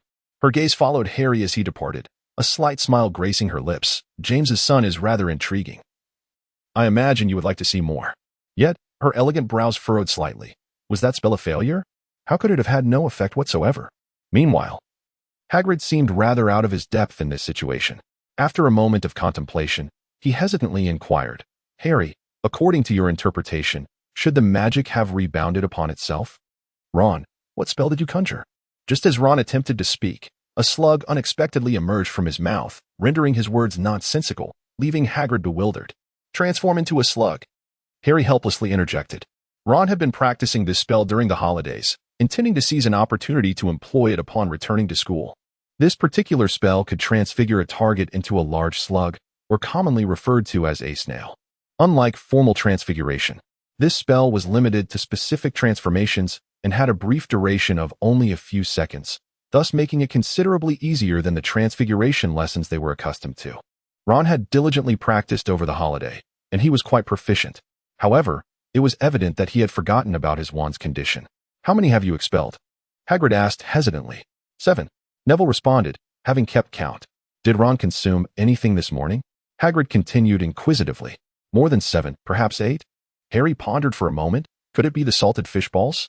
This morning's breakfast consisted of salted fish balls, and Ron must have consumed over 20. That must be it." Hagrid nodded affirmatively. Ron's magic backfired upon himself, but the wand was acting unusually, causing the effects to alter. Ultimately, the result was that the salted fish balls in his stomach transformed into slugs. "If I am not mistaken, it should all come up soon." Hagrid's assessment proved accurate. Ron expelled 31 slugs, even more than Harry had anticipated, and returned to normal. A sigh of relief washed over Harry and his friends. By the time Ron had heaved up the 29th slug, they had already contemplated taking him to Madame Pomfrey. However, Ron was adamant in his refusal. He clearly preferred the act of expelling slugs here, rather than facing the humiliation of returning to the castle as a slug devourer in front of everyone.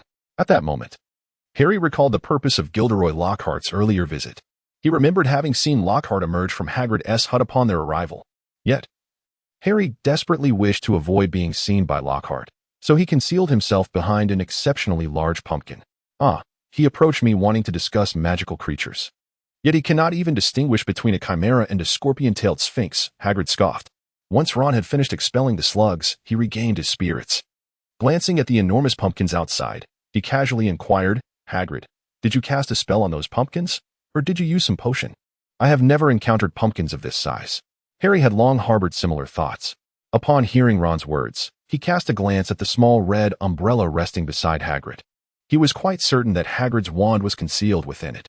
Hagrid had been expelled from Hogwarts, and at that time, his wand had been snapped in two. However, Harry remained unaware of the reasons behind the expulsion and had never summoned the courage to inquire. Indeed, I have acquired a bit of a trick, Hagrid declared proudly, instinctively brushing his hand against the small red umbrella. It must be the engorgement charm, right? Hermione had already recovered from Malfoy's harsh words. In truth, she had not yet had the time to feel disheartened or angry, for Harry had acted too swiftly. Now, upon seeing the pumpkins, she found it amusing. I must say, Hagrid, you have done a splendid job. His sister had said the same. Hagrid beamed with delight, pointing at Ron. Your sister came by yesterday, he said, glancing at Harry with a mischievous grin on his rugged face. She claimed she was merely passing through, but I suspect she was hoping to encounter someone here, perhaps. If anyone were to seek Harry's autograph, Ginny would undoubtedly be the most enthusiastic. Ron, Hermione, and Neville shared knowing smiles. Yet Harry, feeling quite bashful, repeatedly waved his hands in protest. Don't say such things, please. You make me sound like Lockhart. To be honest, Lockhart is utterly inept. Ron exclaimed nonchalantly. Aside from his signature being rather attractive, I have yet to witness any real talent. At least he hasn't managed to curse himself while casting. Hermione, however, had not entirely given up. Upon hearing this, she immediately retorted. Ron rolled his eyes at her response. But the presence of a slug in the corner of the room rendered him incapable of further rebuttal. The aftermath of their reckless driving to school at the beginning of the term was far more daunting than Harry had anticipated. As for Ron, it was merely a matter of tidying up the trophy display room, of course, without the use of magic. In Harry's view, such a punishment was rather standard. During his primary school days, when he had mischief with Dudley, he had been made to clean the entire sports hall of all its equipment. But Harry's plight was far worse. He had been sentenced to assist Lockhart in responding to his admirers' letters. Spending time with Lockhart was undoubtedly one of the two things Harry dreaded most this term, the other being the prospect of being with Colin Creevey. Harry was not particularly adept at composing letters. His writing skills had been rather lacking during his primary school years. This deficiency became evident once again in his various assignments at Hogwarts. Were it not for Hermione and Padma providing a safety net, it is likely that none of his essays would have passed muster. However, Lockhart showed no hesitation in guiding him through the process, leaving Harry to confront his shortcomings alone. Silently shedding tears within, what pained Harry the most was Lockhart's incessant chatter. Harry had previously been aware of Lockhart's penchant for rambling, self-indulgent monologues while writing letters, having once observed him in stealth. Yet, now seated beside him, assisting with his correspondence and enduring his prattle, Harry found himself engulfed in a profound sense of distress. Harry was writing yet another letter, consumed by a deep sense of anger and despair, when suddenly a voice, markedly distinct from Gilderoy Lockhart's incessant prattling, pierced the air. Come here, let me tear you apart and kill you. The voice was low and raspy, evoking an image of a throat that could produce such a sound. Harry could sense the chill, malice, and bloodlust that saturated the voice, sending a shiver down his spine. What? Harry exclaimed, startled as he stood up. Haha. I knew you would react this way. Lockhart laughed heartily, clearly delighted. For 6 consecutive months, my book has topped the bestseller charts across Europe, simultaneously captivating both the wizarding and muggle worlds. An unparalleled achievement, a record like no other. I couldn't care less about your book. Harry was on the verge of spewing blood, yet this was not the moment for complaints. He hurriedly exclaimed, Did you not hear it? That sound. What sound? Lockhart responded, a look of bewilderment spreading across his face as he glanced around. Harry, what are you talking about? Did you not hear it? Harry questioned, somewhat incredulous. The voice, though deep, had been far from soft just moments ago. Harry refrained from continuing, for Lockhart appeared genuinely bewildered, despite knowing of his remarkable acting skills. Harry found it hard to believe he could feign such authenticity. "What are you talking about?" Lockhart exclaimed, glancing at the wall clock with exaggerated flair. "Merlin, has it truly grown so late?" The clock's hands had indeed surpassed the 11 mark, and Lockhart flashed a broad smile at Harry. "Can you believe we have spent nearly 4 hours here? Time certainly flies, does it not? No wonder. Harry, you must be feeling fatigued. After all, you are still an inexperienced young wizard, lacking the boundless energy I possess, quite natural indeed." With that, he patted Harry's shoulder. "Now, off you go, take some rest. Let us conclude our day here." Harry nodded with some skepticism, bid farewell to the professor, and departed from Lockhart's office. Throughout his time there, he remained attentive. Yet the voice did not re-emerge. Could it truly have been a mere figment of his imagination? Harry found himself uncertain. Run the Slugslinger. Chapter 119, Luna.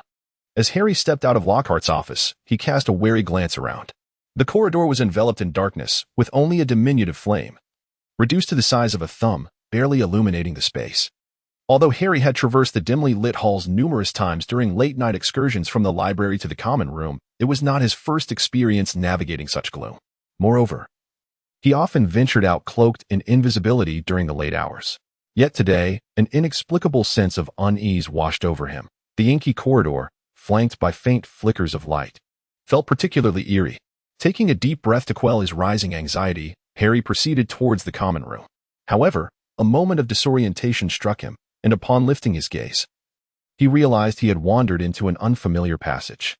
It wasn't entirely alien, as there were few places in the castle Harry had yet to explore. The overwhelming darkness likely impeded his recognition of the surroundings. As for how he ended up here, the erratic nature of Hogwarts corridors and staircases rendered such occurrences commonplace. Shaking his head, Harry resolved to find the main building first, then locate the staircase entrance, a place where direction was easily discernible. As he walked, he encountered an approaching figure, a petite girl with tousled golden-brown hair. Her features were striking, particularly her enchanting gray eyes. It was the first time Harry had seen such exquisite gray irises. Typically, gray-eyed girls exude an air of allure. Yet this girl's slightly protruding eyes conveyed a sense of astonishment, complemented by her somewhat dazed yet ethereal expression, evoking an extraordinary impression. It was as if Harry had pondered for a considerable time to conjure a fitting description of his feelings, akin to a fresh morning after a rain, imbued with the earthy fragrance of the most invigorating air. Harry did not recognize the girl.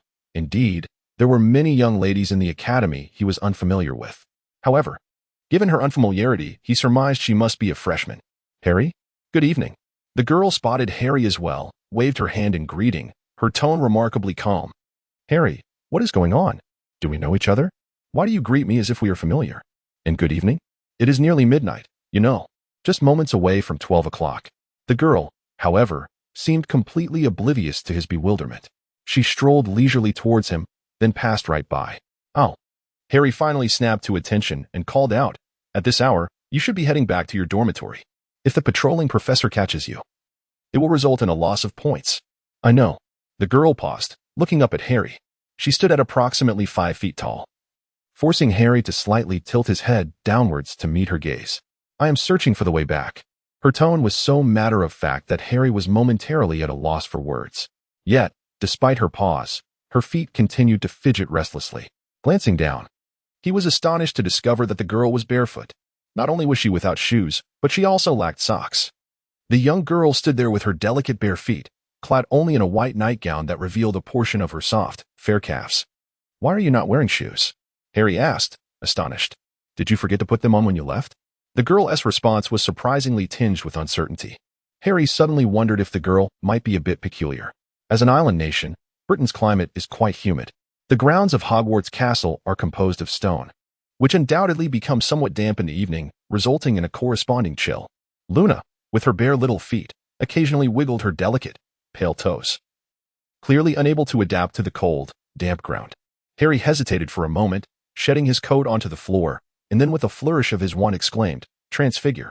The first-year transformation spell was intended for inanimate objects, and while Harry had not mastered it perfectly, he had achieved a commendable level of proficiency. The coat morphed into a pair of slippers. "Put them on. The floor is rather chilly." Harry indicated the slippers. "Thank you. Your transfiguration skills are remarkable."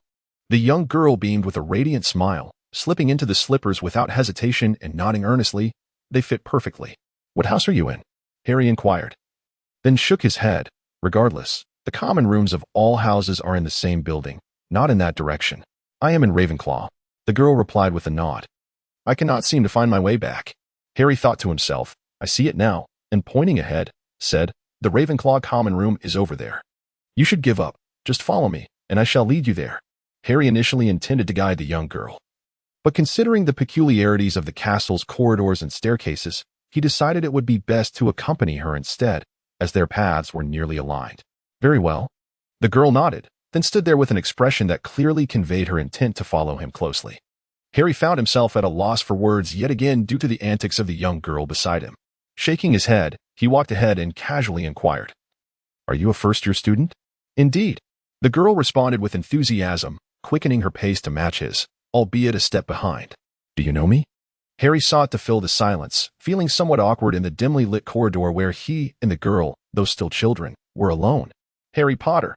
the girl exclaimed, her tone laced with an air of certainty, as if it were utterly inconceivable for anyone not to recognize him. Harry pondered, uncertain whether the girl was mocking him. Before he could contemplate further, she remarked, "Shouldn't I introduce myself at this point to appear more normal?" "Well, it's not absolutely necessary, but it would make it easier for future references." Harry concluded that this young lady was indeed a bit peculiar. "Oh, I understand." The girl nodded earnestly. "I am Luna Lovegood. You may call me Lovegood or Luna, whichever you prefer."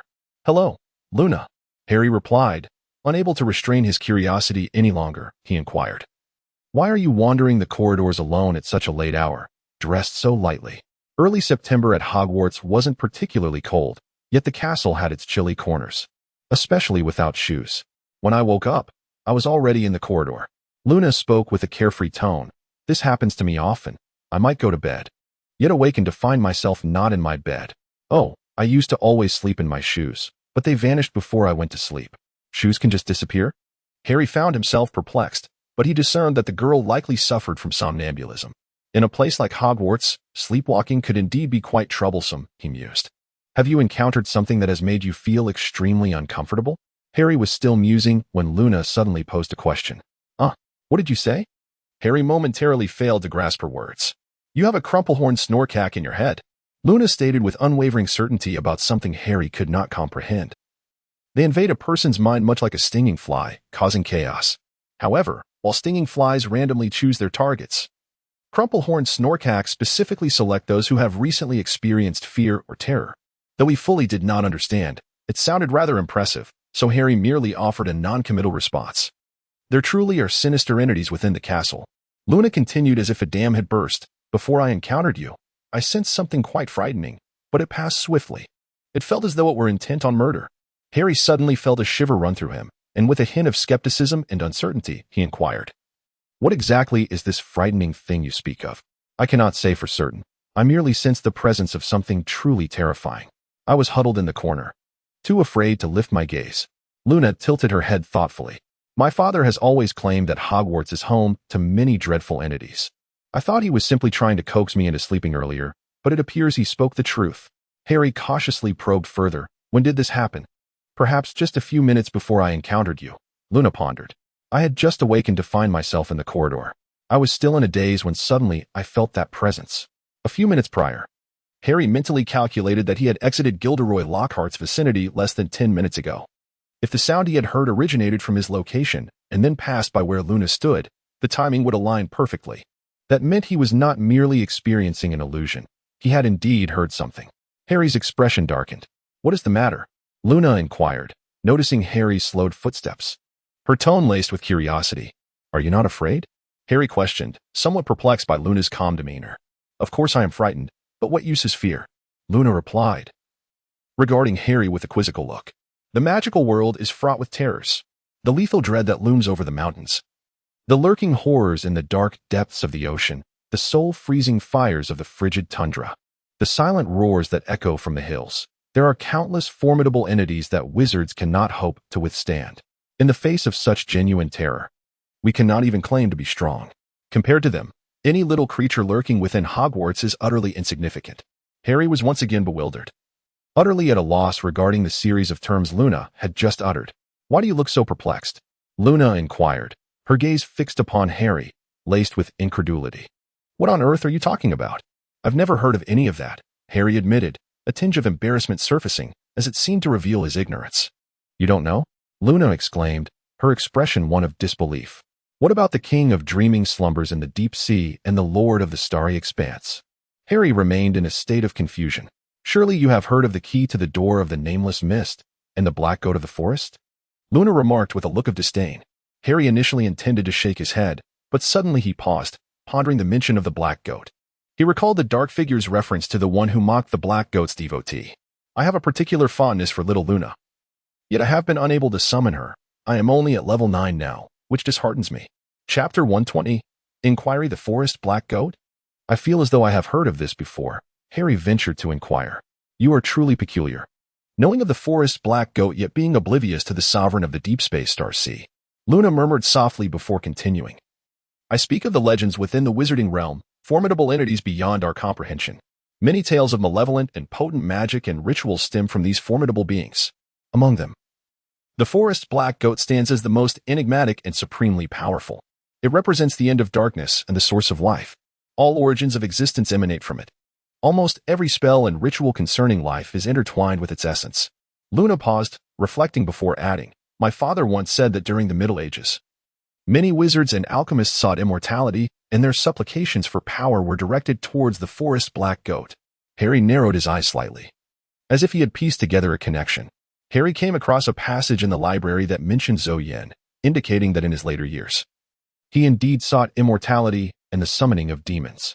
Could it be that the black goat, revered by the dark followers, refers to Zhou? This notion seems plausible. But who, then, is that enigmatic figure cloaked in darkness? Luna, I wish to inquire about something, Harry ventured cautiously. Go ahead, Luna replied with a nod. Among those terrifying entities you spoke of, is there a figure clad in black? Harry asked with great care. A figure in black? Luna tilted her head in contemplation, then shook it gently. I don't believe so. The manifestations of those entities are beyond imagination, difficult to articulate. My father mentioned that merely glimpsing some of these beings could lead to misfortune and madness.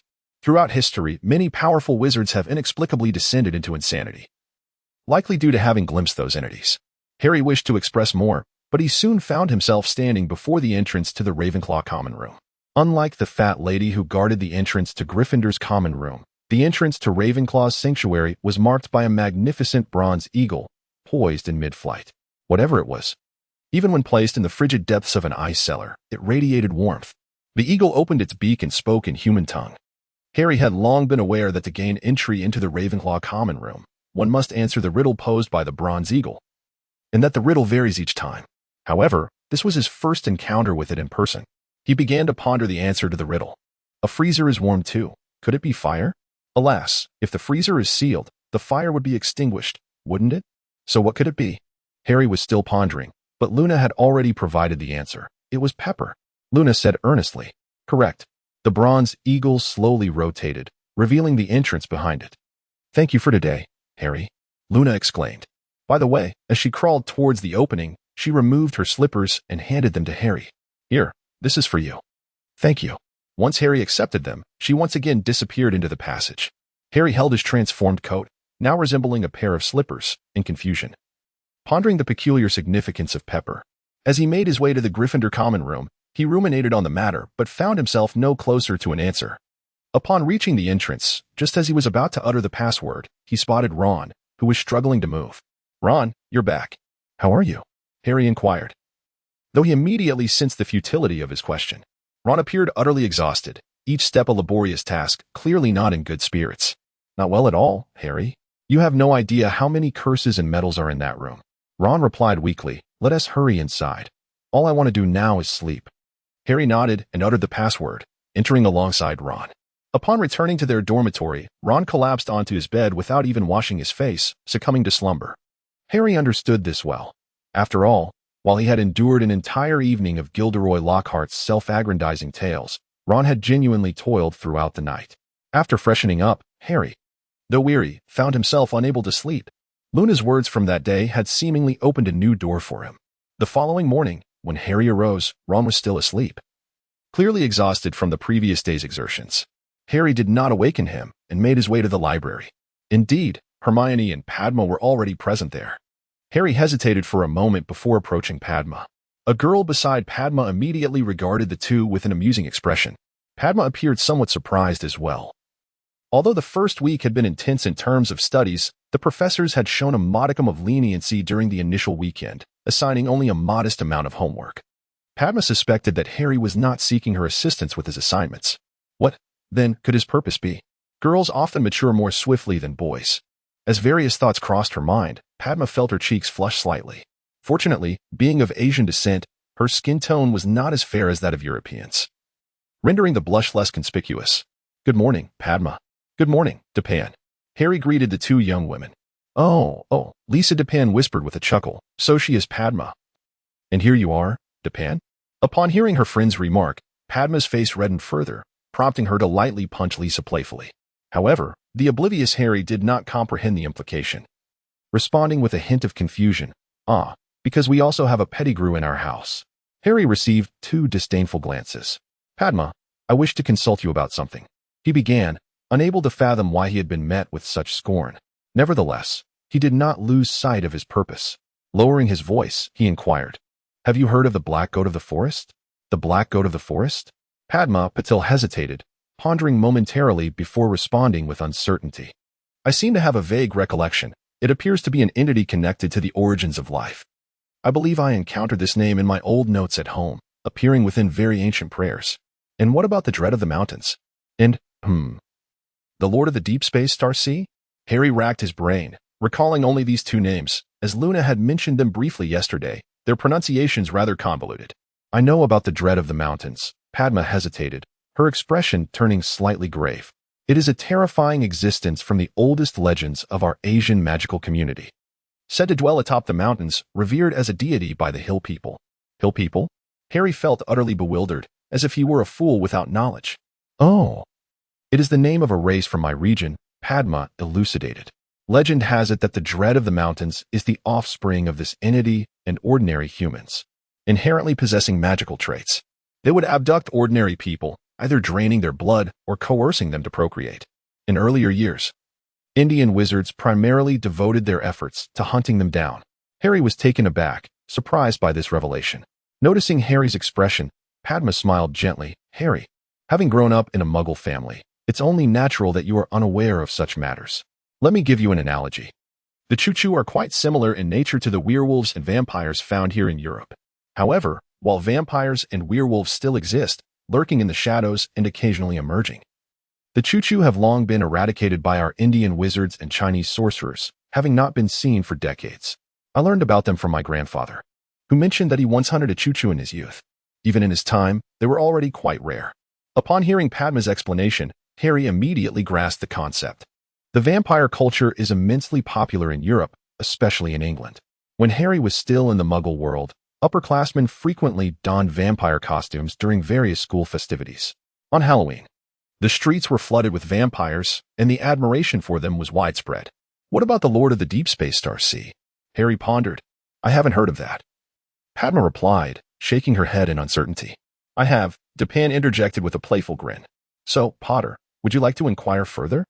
Though Harry was somewhat puzzled by Lisa Dupin's mischievous smile, he earnestly asked, "Dupin, could you tell me more?" "Oh, Harry, you're such a bore." Dupin sighed with a hint of exasperation but proceeded to elaborate. "I have read about it in some ancient texts which describe the Lord of the Deep-Space-So as an ancient and indescribable great entity. Those who worship it claim to gain extraordinary magical powers through prayer. Nonetheless, it seems that those who receive its blessings ultimately face misfortune. According to the texts, only the most deranged would seek its power. However, there is no doubt that it is an immensely powerful being." Harry nodded, affirming that what Luna had mentioned yesterday was not mere fabrications from her or her father. It appeared that heirs from distinguished magical families, such as Padma and Lupin, also possessed some knowledge of these entities. However, it was evident that neither Padma, nor Luna, nor anyone else had a profound understanding of them. They merely had an inkling. Thus, what manner of being was that figure cloaked in black? Harry hesitated for a moment before attempting to inquire again. "Is there, among these entities, one that is a person of color?" "A person of color?" Dupin shook his head in skepticism. "Surely not. These are all voids, ineffable existences. According to the texts, A mere glance from an ordinary individual would drive them to madness. Well, Dupin and the others were also at a loss. Harry feigned a carefree smile and nodded, casually offering a vague excuse in response to Dupin and Padma's inquiries. After expressing his gratitude, he turned and made his way into the library's reading area. He sought to find books on the subject of immortality, for the only connection he currently had to that enigmatic figure shrouded in darkness was Zhou Yin, the devotee of the forest black goat, who would spend his later years in pursuit of eternal life. Regrettably, the library offered no literature on immortality, at least. None could be found in the general section. Harry's gaze was directed towards the restricted section. It seemed he would once again need to employ his invisibility cloak, he mused. Yet, he was unaware whether his pursuit of information regarding the figure clad in black was indeed the right course of action. How does the pairing of Harry and Padma fare? In Chapter 121, The Thief's Notes, following the events of last night. Harry is somewhat reluctant to wander the castle in the dead of night again. After finishing dinner, he affixes the invisibility cloak to his left hand and stealthily re-enters the library. Even though it is a Sunday, the library is bustling with numerous patrons, predominantly from Ravenclaw. Harry carefully navigates past the portrait of Mrs. Norris, ensuring she remains oblivious, before slipping into the book area behind her. Between the restricted section and the regular section, there lies a portrait that serves as a sentinel. Should any student dare to cross the boundary, the portrait will vociferously admonish them, drawing Mrs. Norris's attention. Having attempted this in his first year, Harry knows that the portrait is incapable of perceiving him while cloaked, enabling him to confidently access the restricted section. The restricted section is further divided into lower and upper tiers. Books in the lower tier may be borrowed once sixth-year students have completed their OWLS, while younger students can borrow them provided they have a professor's signature. Conversely, access to the upper tier necessitates the headmaster's approval. Typically, the upper restricted section is frequented by faculty or professors, as the contents are often beyond the grasp of an ordinary wizard, let alone a student. Regardless of whether it is the upper or lower restricted section, students are barred from entry. They must request titles from Mrs. Norris, who will retrieve them. Harry has traversed the lower restricted section multiple times while cloaked, becoming quite familiar with its layout. However, despite his familiarity, he cannot recall the titles of the books contained within, particularly as his previous visits were conducted at night while carrying a lantern, which made it all the more challenging. After searching for quite some time, he finds no titles that could be associated with immortality. Harry did not hesitate as he stepped into the exclusive section of forbidden books. The titles here were often scandalous at first glance, yet many were so obscured that even their names were indecipherable. After an extensive search, he still found no volume pertaining to immortality. Rather, he stumbled upon 2 tomes associated with demons. Harry glanced at the intricate magic circles and the multitude of bizarre rituals required, feeling overwhelmed to the point of retreat. He doubted he would comprehend even the simplest of these enigmas before his graduation, although Zhou Yin had delved into demon summoning during his later years. The sight of those complex diagrams dissuaded Harry from pursuing further inquiry. Just as he was about to leave the library, he unexpectedly spotted a book of moderate thickness. The cover bore slightly faded lettering, yet he could still discern part of it. He recognized the term animagus. Animagus? Harry's eyes sparkled with interest. In his first year, he had searched for Nicholas Flamel in the renowned roster of modern wizards, only to find nothing.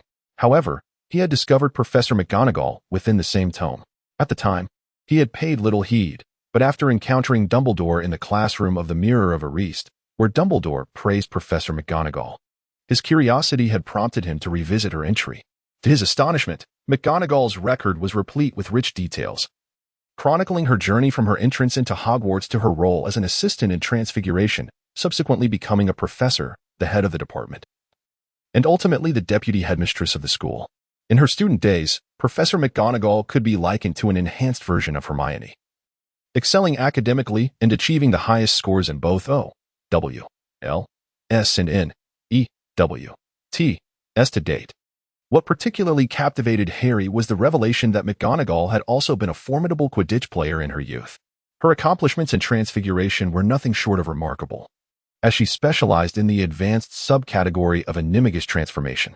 An animagus is a wizard who can transform into a specific animal at will, unlike ordinary transfiguration, which necessitates a continuous expenditure of magical energy. Once mastered, an animagus transformation requires no further magical energy, and at advanced levels, it can be performed without a wand. Professor McGonagall was indeed an animagus, and a highly skilled one at that. Harry had witnessed her transform into a tabby cat with no discernible effort during class, then leap gracefully from a high platform and revert to her human form upon landing. Consequently, despite his fondness for cats, Harry felt too intimidated to approach them in the castle and surrounding areas, where many strays roamed, left behind by former students after their graduation. The path to becoming an animagus is notoriously challenging and intricate, as evidenced by the mere 7 registered animagi in the Ministry of Magic this century. Professor McGonagall was one of them, and notably the youngest, having completed her studies in animagus transformation while still at school, astonishing everyone at the ministry. Harry had long been intrigued by animagi, which, in a sense, represented an advanced form of transfiguration. As someone whose skills in transfiguration could only be deemed mediocre, Harry felt he still had a considerable distance to cover, to the point of hesitating to seek guidance from Professor McGonagall. To his surprise, he encountered it here. As he pulled the book from the shelf, he caught sight of its title. Unlike the faded text on the spine, the words on the front were relatively clear: The Essence of Transfiguration, Animagi. Harry, filled with curiosity, opened the book, only to have a slender notebook tumble out before he could glimpse its contents. Puzzled, he picked it up. It was a small black notebook devoid of any lettering on its cover. As he flipped it open, he discovered that the title page was inscribed in an elegant, flowing script: The Thief's Journal. A thief? Harry was momentarily taken aback upon seeing this name, for he had never encountered such a designation before. He was only familiar with the Death Eaters, who were once Voldemort's followers. Were the Raiders a similar faction? Harry turned to the first page, raising an eyebrow in mild surprise, for it was filled with notes on transfiguration. As he leafed through several pages, he discovered a wealth of meticulously detailed notes on the subject. The pages contained numerous tips regarding transfiguration, ranging from the most fundamental spells of inanimate transformation to intermediate techniques of transforming living beings into inanimate objects, as well as transformations between living entities, and even the advanced art of bestowing life upon the inanimate. Remarkably, there were even descriptions pertaining to the ultimate mastery of transfiguration. However, it was evident that while the author of these notes possessed considerable skill, they had not quite reached the level of the esteemed authors of comprehensive tomes. The section on transforming living beings into other living forms was replete with various insights and personal interpretations from different authors. Yet, when it came to the transformation of inanimate objects into living beings, such insights were notably scarce. Although Harry, at his current level, could not accurately gauge the author's proficiency, he found many of the tips in the foundational section on inanimate to inanimate transformations resonated with his own experiences during his studies in transfiguration. How fascinating! Harry found it quite intriguing and flipped ahead 2 pages. He then came across a page with merely a single line of text. In stark contrast to the previous neatly written notes, this line was large and rather scrawled. What is the mind of the wizard who invented animagus? Animagus? Harry's eyes sparkled with interest. This thief was also fascinated by animagus? Well, that made sense, as these notes were discovered within this very book. Harry opened the adjacent tome on transfiguration, which focused on the intricacies of animagus transformation. The introductory pages provided an overview of animagi and essential precautions. After perusing several pages, he stumbled upon the preliminary preparations required for becoming an animagus and felt a bead of sweat form on his brow. He echoed the sentiments of the author of the Robber's Notes. What chaotic thoughts must have filled the mind of the first wizard to achieve animagus status? Beyond that particular page, the Robber's Notes delved into the study and exploration of animagus transformation. It dawned on Harry that the notes were not authored by a single individual. The varying handwriting suggested at least 2, if not 3, contributors. In addition to the content on animagi, there were intermittent references to a couple of spells. While not particularly advanced or dark, these spells were among the more sophisticated standard magic, enriched by insights and tips from the authors of the Robber's Notes. Akin to the earlier discussions on transfiguration, one spell, in particular, caught Harry's attention: Lightning Storm. This was the longest incantation he had ever encountered. He had not seen it in any spellbook thus far, although it was conceivable that it could be introduced in advanced enhancement classes after the 6th year. However, from the descriptions provided by the robbers, it appeared to be a spell that, while not overly difficult to learn, posed significant challenges for complete mastery. Most spells within the notes were described succinctly, often occupying no more than a page, with brief annotations interspersed throughout that were beneficial for the study of animagi. In stark contrast, Lightning Storm was elaborately detailed over 3 pages. It comprehensively explained the significance of each character within the incantation and the intricate balance of magical energies required for its execution, accompanied by a wealth of cautions regarding its use. After a brief perusal, Harry gained a preliminary understanding of this enchantment and could not help but feel a sense of awe. This spell has the capability to conjure a thundercloud over a small area, with coverage extending to several thousand square meters. Within this cloud, it can contain up to 99 bolts of lightning, which may then strike down. While the power of these lightning strikes is certainly inferior to that of genuine lightning, it is nonetheless impressive. Harry had perused the advanced textbook for the charms class. In the O.W.L. examinations for 5th year, there was a bonus spell, the weather charm. Achieving excellence in this segment required the ability to simultaneously conjure 3 forms of weather: wind, rain, and snow. Furthermore, if one could summon lightning, additional points would be awarded. While the single lightning bolt from a thunderstorm was somewhat inferior to that produced by the weather charm, 2 or 3 strikes targeting the same individual would yield comparable power. However, should one manage to direct 10 bolts at a single target, the resulting force would be truly formidable.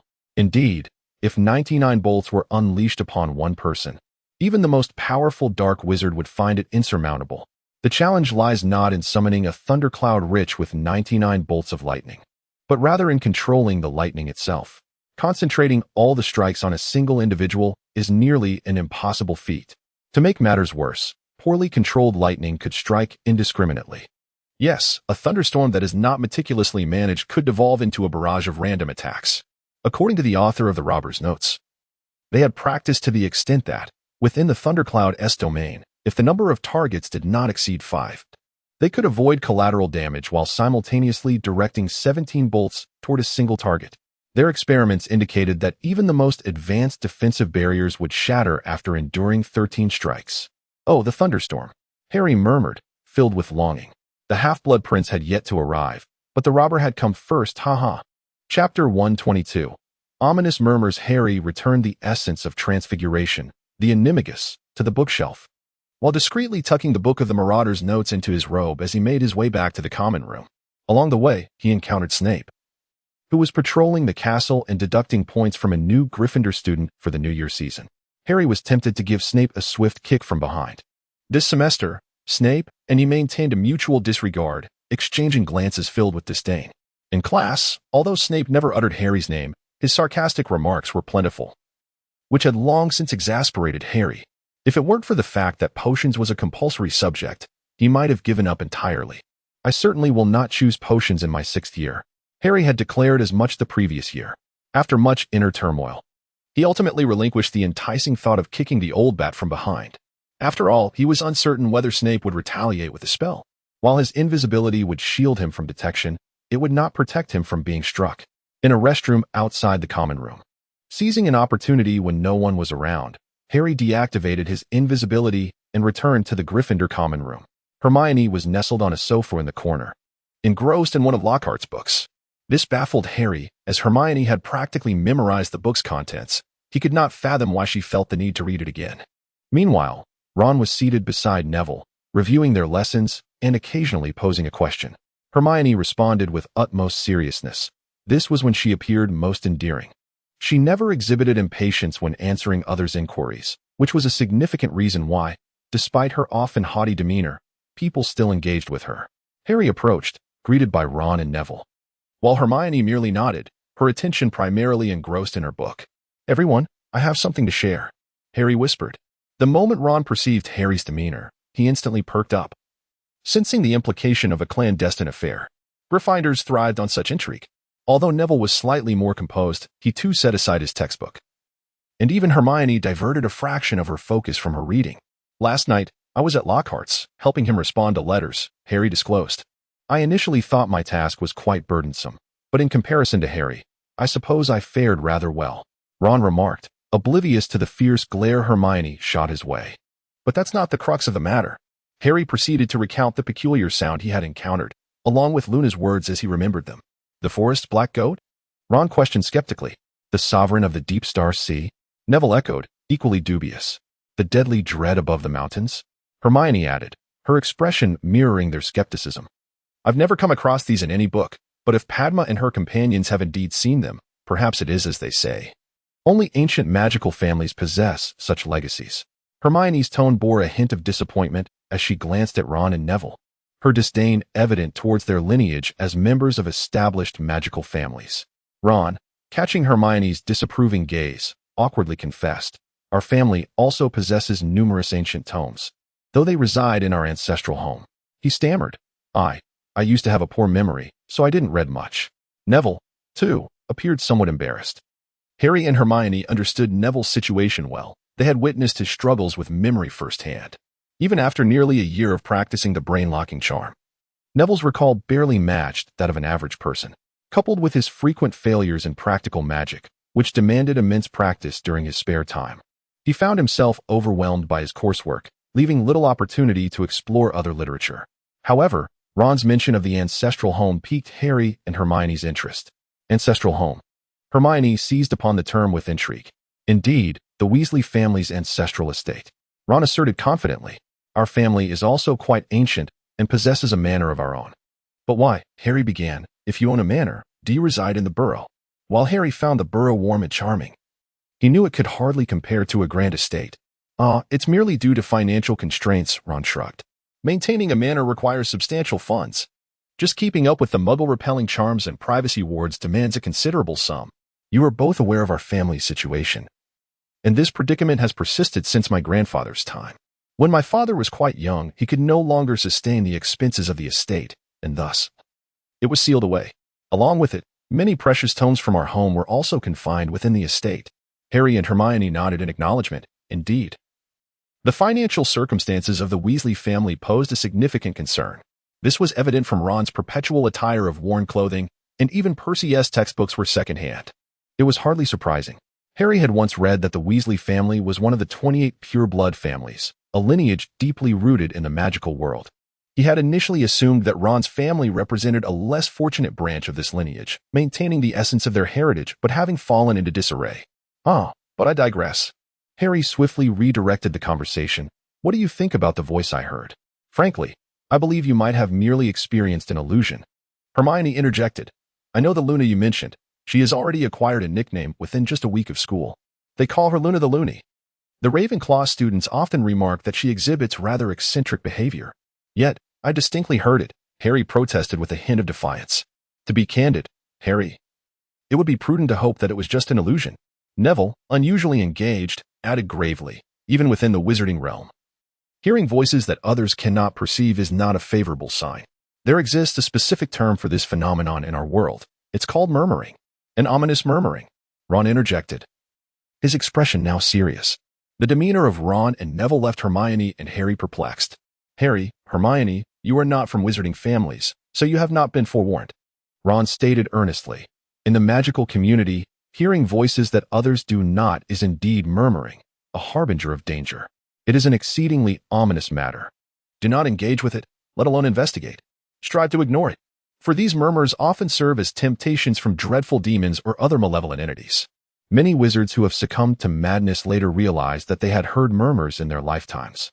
Neville nodded in agreement. "I recall my grandmother mentioning that I had an uncle who once heard murmurs.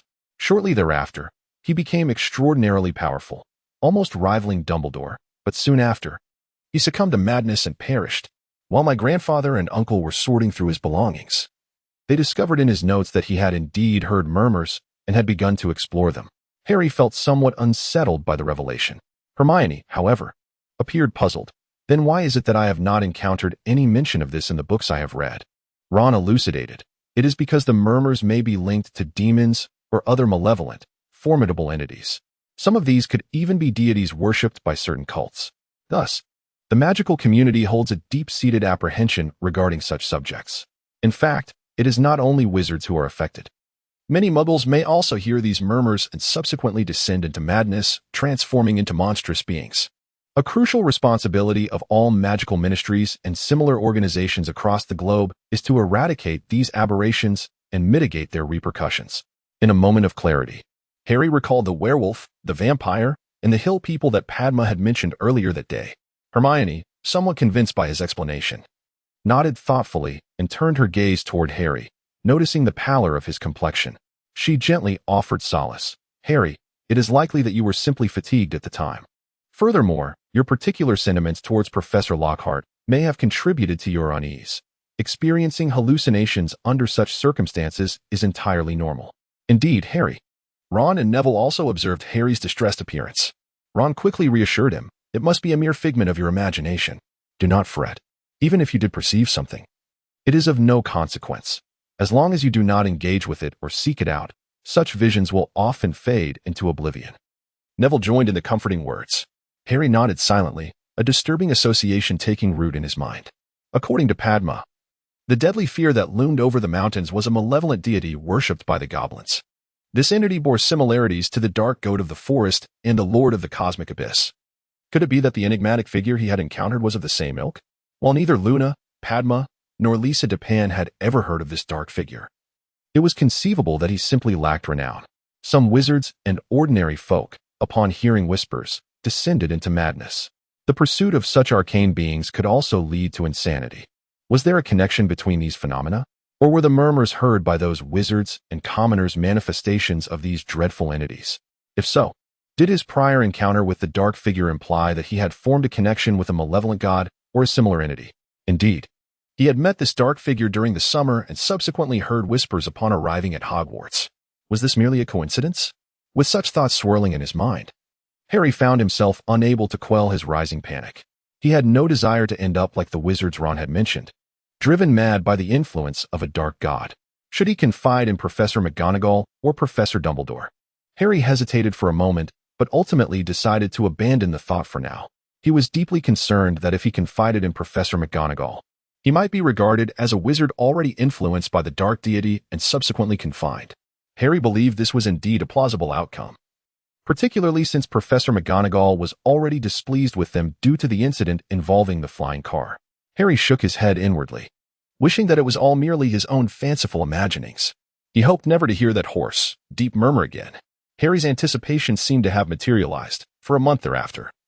He did not hear any more murmurs nor encounter any peculiar occurrences. Instead, during this period, he clandestinely collaborated with Ron to delve into the Bandit S-Notes, which significantly enhanced their magical prowess.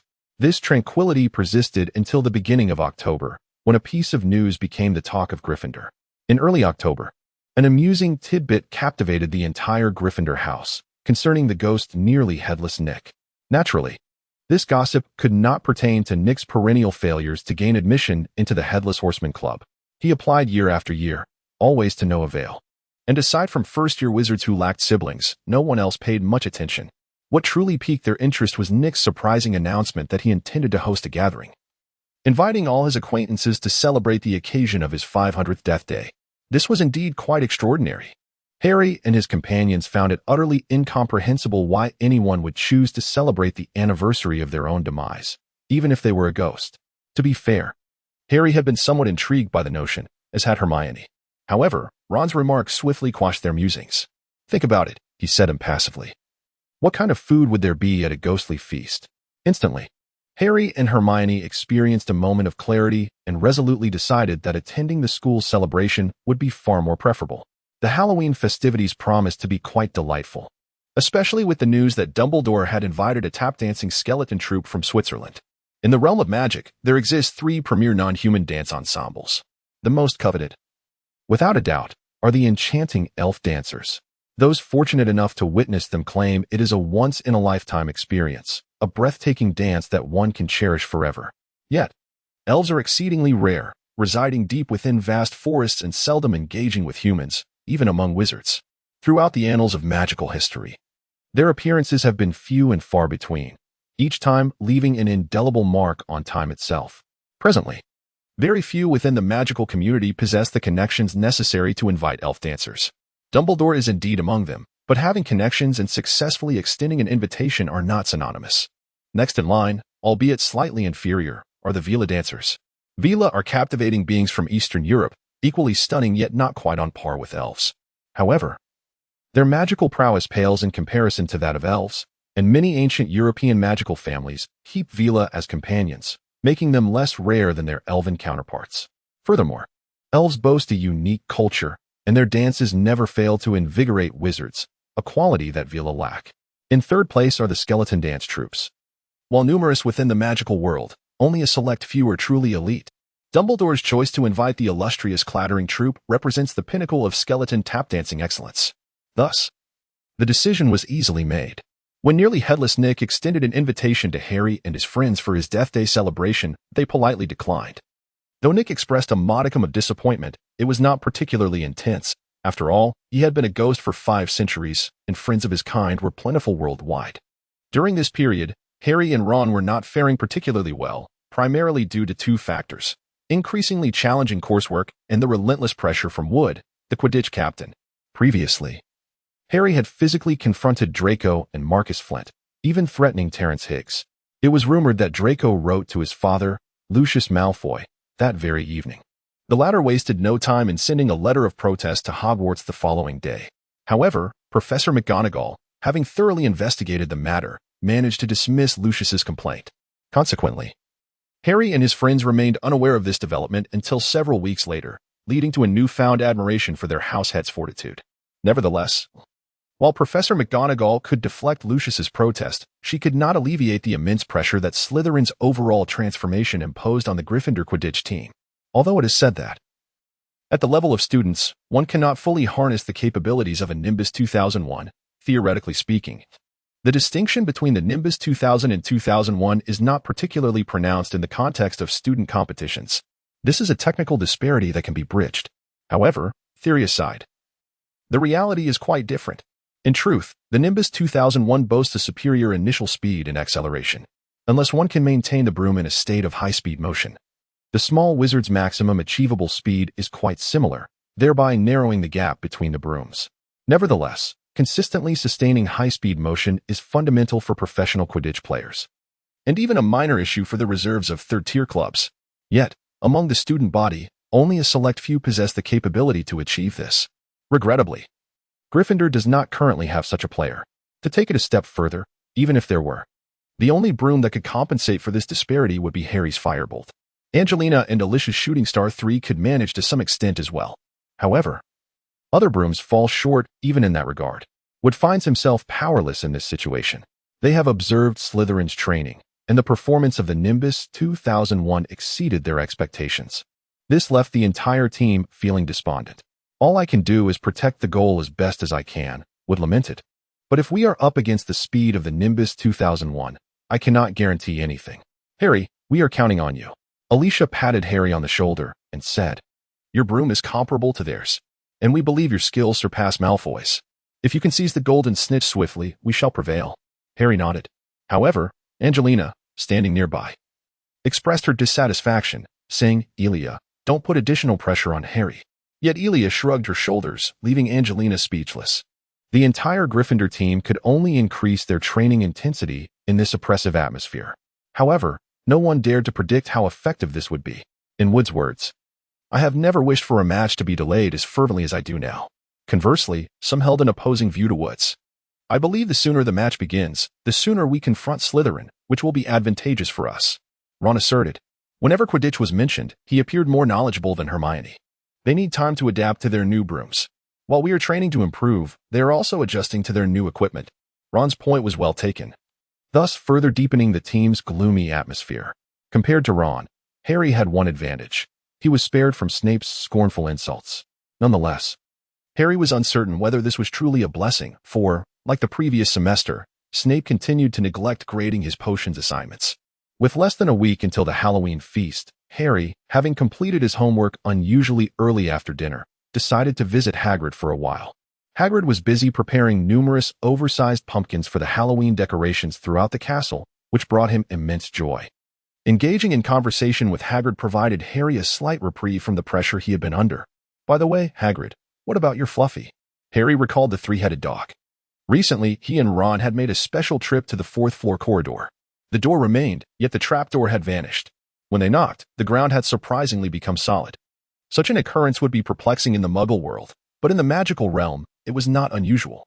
However, Harry and his friends were curious about where Hagrid's 3-headed dog had been relocated since the stone trapdoor had disappeared. "Oh, I've placed him in the Forbidden Forest," Hagrid exclaimed, his delight evident when discussing his creatures. "Fluffy loves the Forbidden Forest. It allows him to run joyously. I plan to find him a companion. However, 3-headed dogs are exceedingly rare, making it quite the challenge to find another canine of such size. Harry felt a surge of frustration. Yet he couldn't help but think that this was quite typical of Hagrid. Curiosity piqued, he inquired about the creatures residing in the Forbidden Forest. Will the Thestral harm the other creatures within? He pondered. The forest teemed with a multitude of beings, although he had never ventured to its depths. He was aware of several that inhabited the periphery, from the Acromantula to the Puffskein, the Niffler, the Thestral, the Erumpent, the Bowtruckle, the Graphorn, and the Hippogriff. Near the water, one might also encounter fire crabs and grindylows, while the Black Lake was home to the infamous water serpent. Hagrid recounted a plethora of creatures, many of which were unknown to Harry. As for the potential threat posed by the Thestral, Hagrid hesitated. Though formidable and possessing a fearsome roar, its speed is rather lacking, making it incapable of pursuing most magical creatures. Moreover, there are ordinary beings in the forest which it would likely prefer to prey upon. I also ensure they are well fed. Hagrid, however, had not considered a question Harry had frequently discussed with Ron and the others. What about training some magical creatures? Train them? Why would we do that? Hagrid replied skeptically. Magical creatures cherish their freedom, do they not? Indeed, that is true, Harry responded. But you are aware that the individual we fear has not perished, correct? Oh, yes, I am aware. Hagrid shuddered involuntarily, memories of Voldemort's reign flooding back. The dread was palpable. What do you think will happen when he returns? Seeking his old followers? Harry coaxed. Albus will stop him, Hagrid asserted, a response that did not surprise Harry. Yes, Dumbledore can thwart him, yet he alone cannot defend Hogwarts, the Ministry of Magic, or any place indefinitely. Voldemort does not announce his attacks. Harry pressed. If Dumbledore were absent, who would stand against him? Perhaps no one, Hagrid lamented, shaking his head. Even the esteemed Professors McGonagall and Flitwick would seem powerless before him. He is terrifying. Moreover, he continued, I have heard he commands a legion of followers. Indeed, the wretched Death Eaters. Hagrid's tone shifted from fear to anger and disdain. Yes, the Death Eaters. Harry nodded, seizing the opportunity to introduce his true proposal. What do you think would happen if, hypothetically, there existed a well-trained army of magical creatures? Hagrid's eyes sparkled with intrigue. Chapter 124. The gaze of Lady Dolores. The weather in England possesses a rather unfortunate characteristic. The onset of rain or snow often arrives without the faintest hint of warning. One cannot claim that overcast skies serve as a precursor, for among 100 days, at least 80 are shrouded in gloom.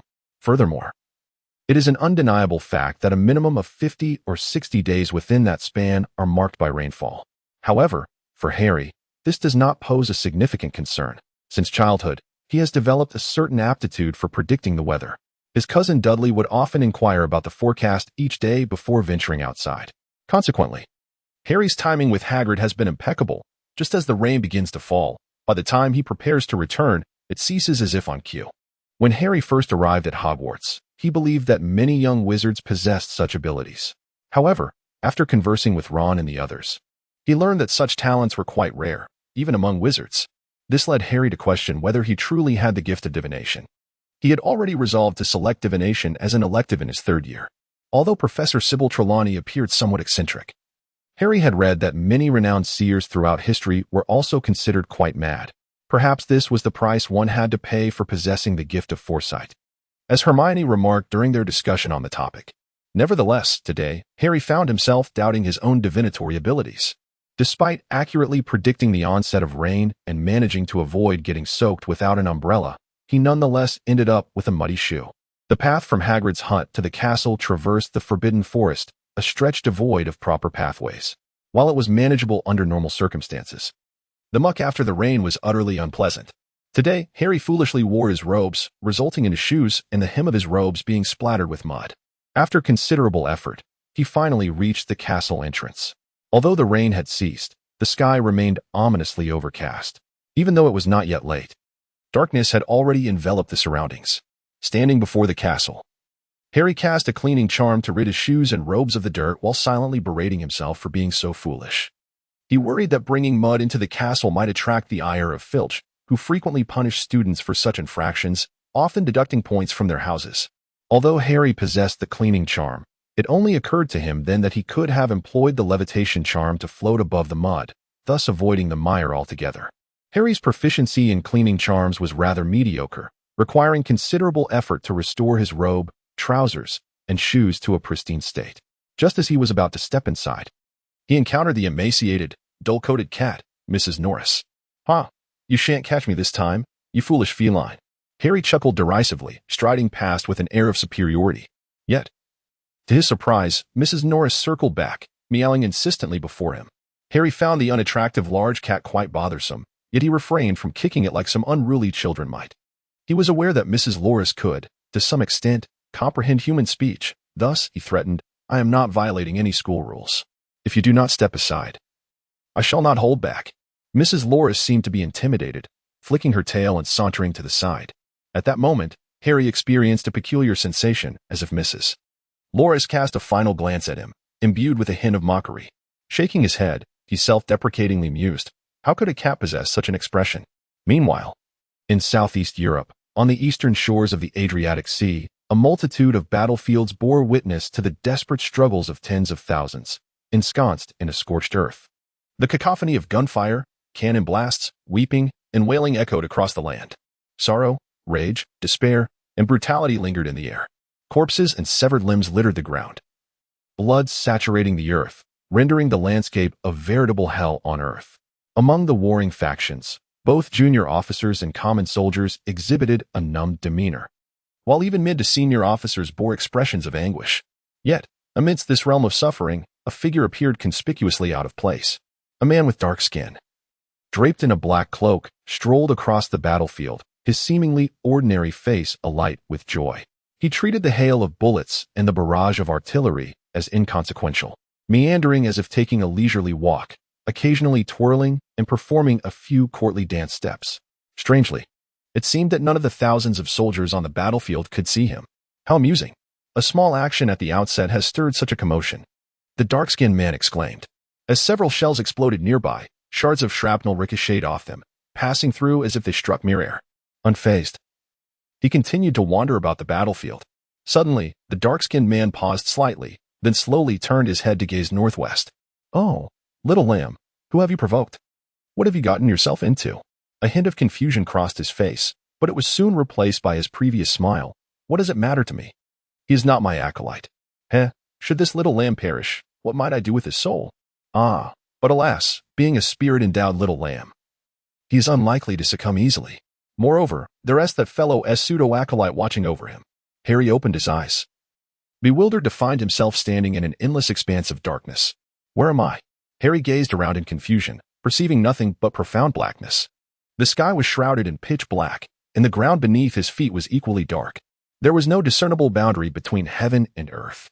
Yet, despite the utter absence of light, it felt as though he could see far into the distance, only to be met by an equally impenetrable blackness, rendering everything invisible. This sensation was undeniably strange.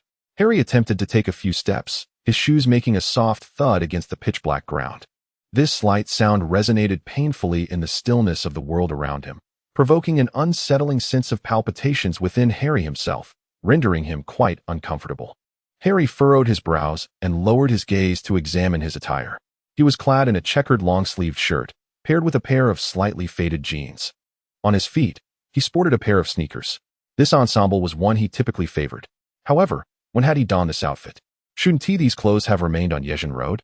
Harry felt a sense of suspicion. He recalled having played a game of chess with Ron and the others before succumbing to fatigue and retiring for the night. Now, he found himself in this peculiar situation. Before he could ponder further, amidst the profound darkness, a new element emerged. It was mist, though it too was black. Its gentle undulations infused the absolute blackness with a hint of substance. Harry attempted to raise his hand, only to discover that the wristbands and wand he usually wore on his wrist were absent. How peculiar, utterly peculiar. Harry furrowed his brow tightly, sensing that all was amiss. He should have been peacefully slumbering in the dormitory at Hogwarts. At this moment, the surrounding mist had thickened considerably, obliterating the clarity that once allowed him to see far into the distance. All that remained was a shroud of fog enveloping him. Suddenly, two glowing green orbs pierced through the darkness. Startled, Harry instinctively sidestepped, and with a swift whoosh, a shadow rushed past his ear, the gust of wind causing a sharp sting against his cheek. What was that? Harry exclaimed, pivoting to assume a defensive stance. Although he was without his wand, he was still adept in the art of combat. Yet, the creature had already vanished into the obsidian mist, eluding his sight. Just as he took a step forward, An unsettling sensation washed over him, prompting him to tilt his head sharply. Once again, with a whoosh, a dark figure darted past him from behind, brushing against his ear before disappearing into the fog. This time, Harry caught a fleeting glimpse of it. It was a creature over a foot long, with deep brown fur and a long, sinuous tail. At first glance, it bore a resemblance to a large rat. However, he discerned twisted little antennae near its mouth, unmistakably not features of a mammal. What could it be? Harry felt an overwhelming sense of unease. But before he could react, the creature lunged at him once more. This time head-on. Harry finally discerned the creature. Just as he had observed before, it resembled a large rat, yet beneath its fur lay a multitude of wart-like protrusions. Its green eyes brimmed with malevolence, and around its mouth sprouted a ring of tendril-like appendages, now unfurling like petals to reveal a set of sharp, dental instruments. Harry stared in a daze as the creature lunged at his face.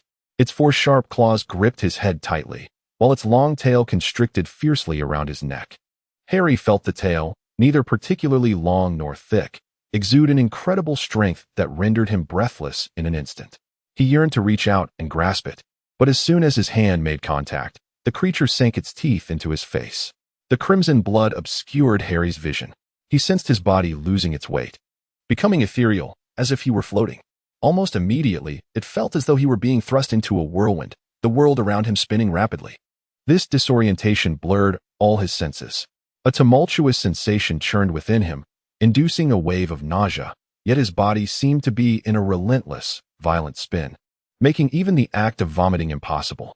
In the next moment, his body abruptly halted, a visceral tearing sensation coursing through him, as if he might disassemble entirely. His head throbbed, as though it might split apart.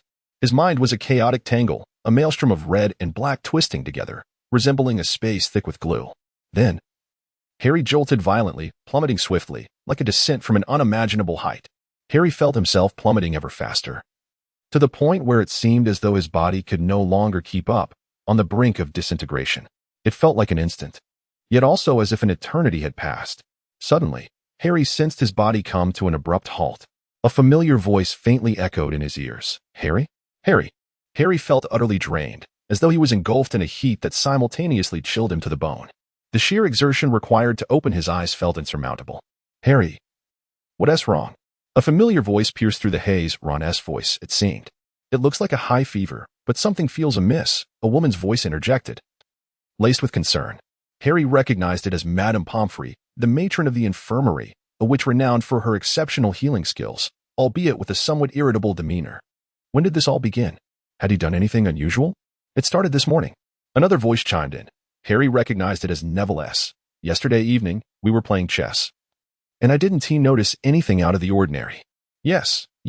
Ron's voice took on an anxious tone. I was supposed to call Harry for Quidditch practice this morning. But after several attempts with no response, I checked on him and found his face fluctuating between red and pale. He felt burning hot. So I rushed to find Percy for help.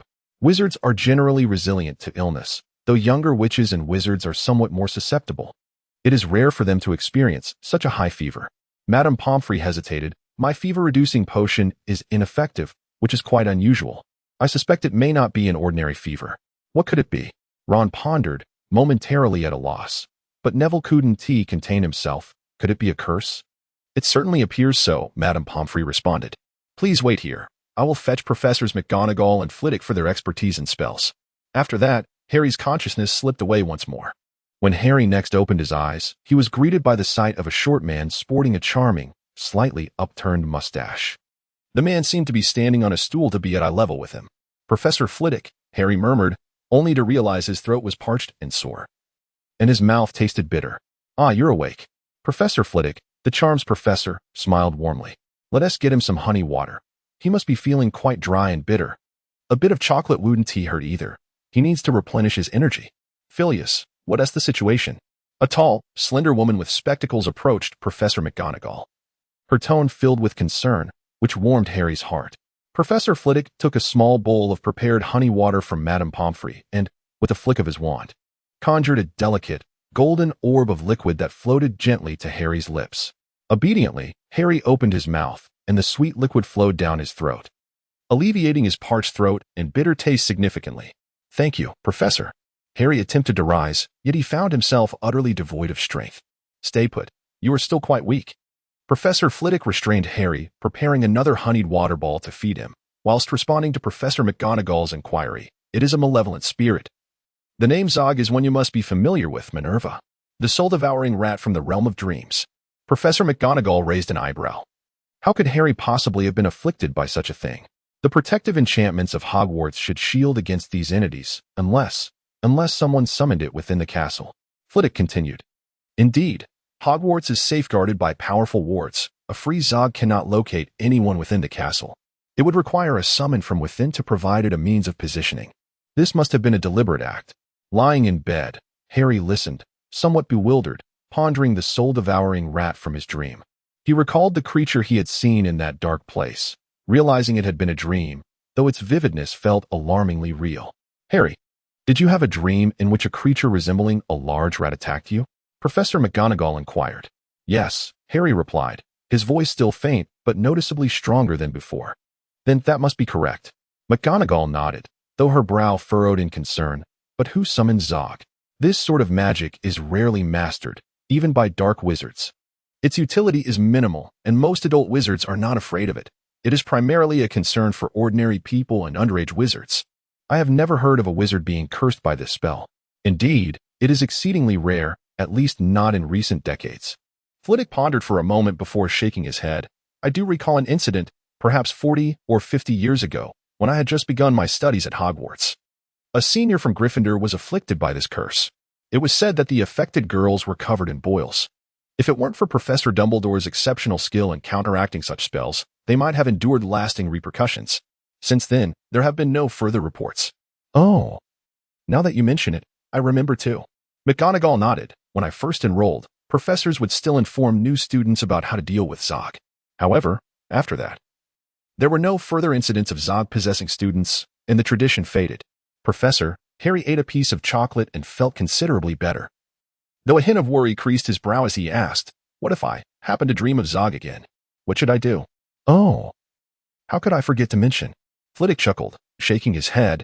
Encountering Zog for the first time can be quite perilous. Well, not truly perilous. As long as it is detected promptly, this malevolent entity cannot truly be fatal. The spell is rather easy to engage with. Should you encounter it again in your dreams, simply call out its name loudly, and it will dissipate. Zog, remember this name, Zog. Just call out its name loudly, and it will flee. Then the dream will either vanish or revert to a mundane state. Oh, thank you, Professor. Harry instantly felt a sense of relief as he recalled the menacing rat, though a trace of anxiety still lingered within him. Let us issue an announcement, Professor Flitwick suggested, glancing at Professor McGonagall. Given that someone in the school has employed such a spell, it is likely that others may fall victim as well. We must inform everyone, as Zook's words suggest. With adequate preparation, even underage wizards can be easily managed. Very well.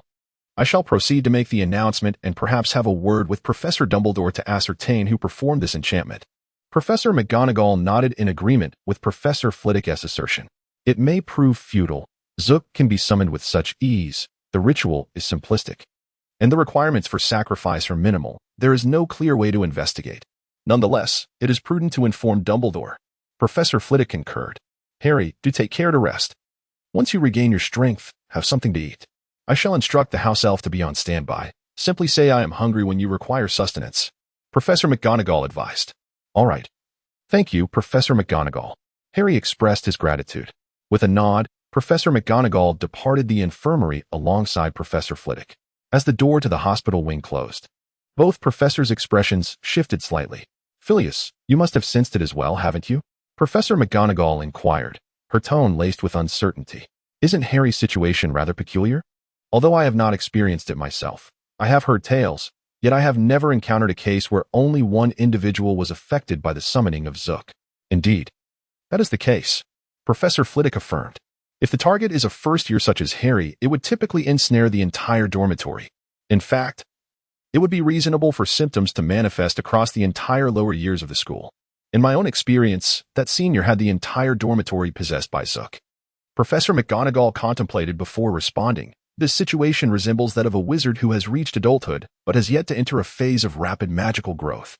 Yes, just slightly stronger than a recent graduate, she concluded.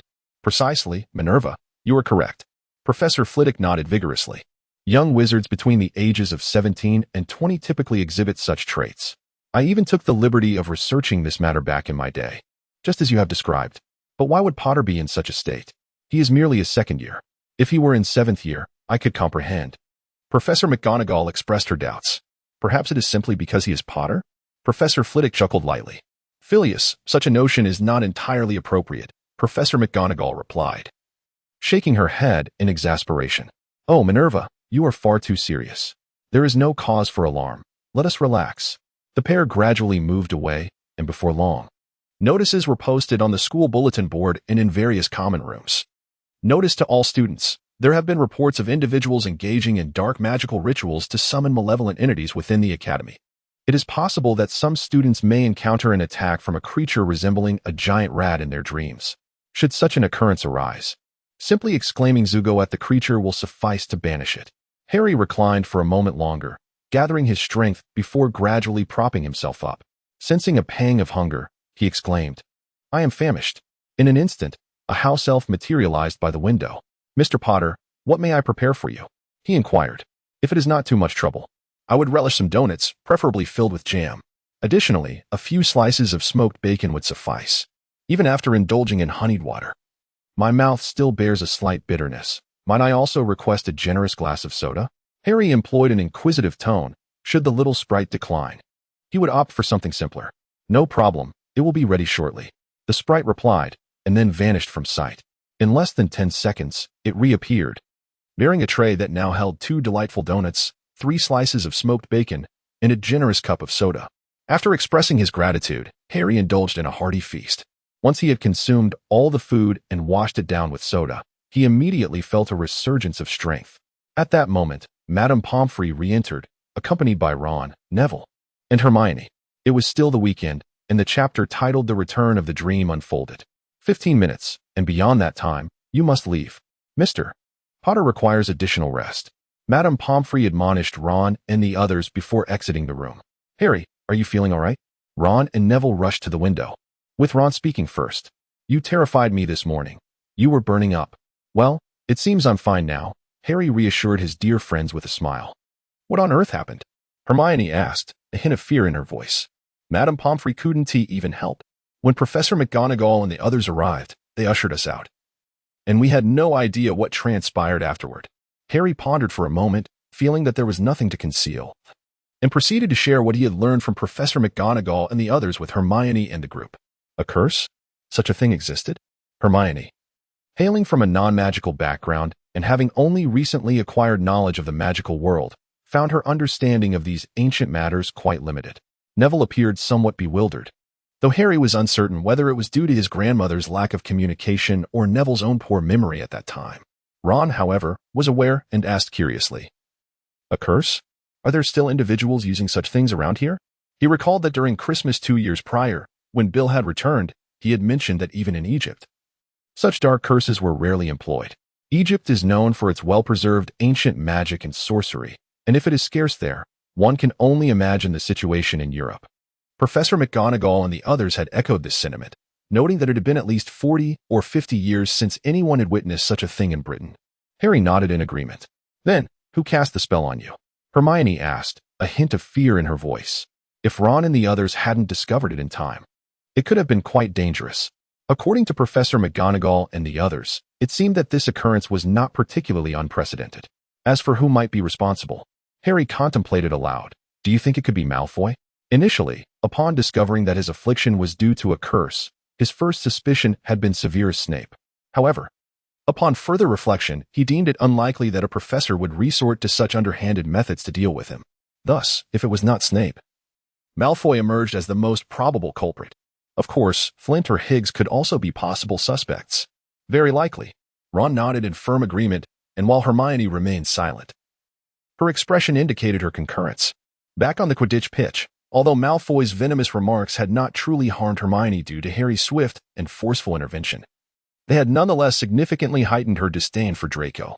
Should we inform a professor? Hermione suggested, a hint of lingering resentment in her tone. That might prove difficult, Harry began. But Ron interjected, shaking his head. I know this curse. While I may not know the specifics, according to Bill, it is quite simple. And although the curse is a malevolent object, it requires very little in the way of sacrifice, if one grasps the method. Even a child could easily summon it without leaving any trace. Malfoy may be despicable, but he is not foolish. Even if he were responsible, we would find no evidence. Is that so? Hermione sighed with a hint of regret. Another thing, you have only 10 minutes before you must join them, understand? The voice of Madame Pomfrey echoed once more at the door, followed by the entrance of Ginny, her face streaked with tears. Ginny, what brings you here? Ron gazed at his tearful sister, who was weeping profusely, and inquired with a hint of confusion. I heard that Harry is very ill. Ginny sobbed uncontrollably, her voice trembling. Oh, Ginny, there's no need to worry.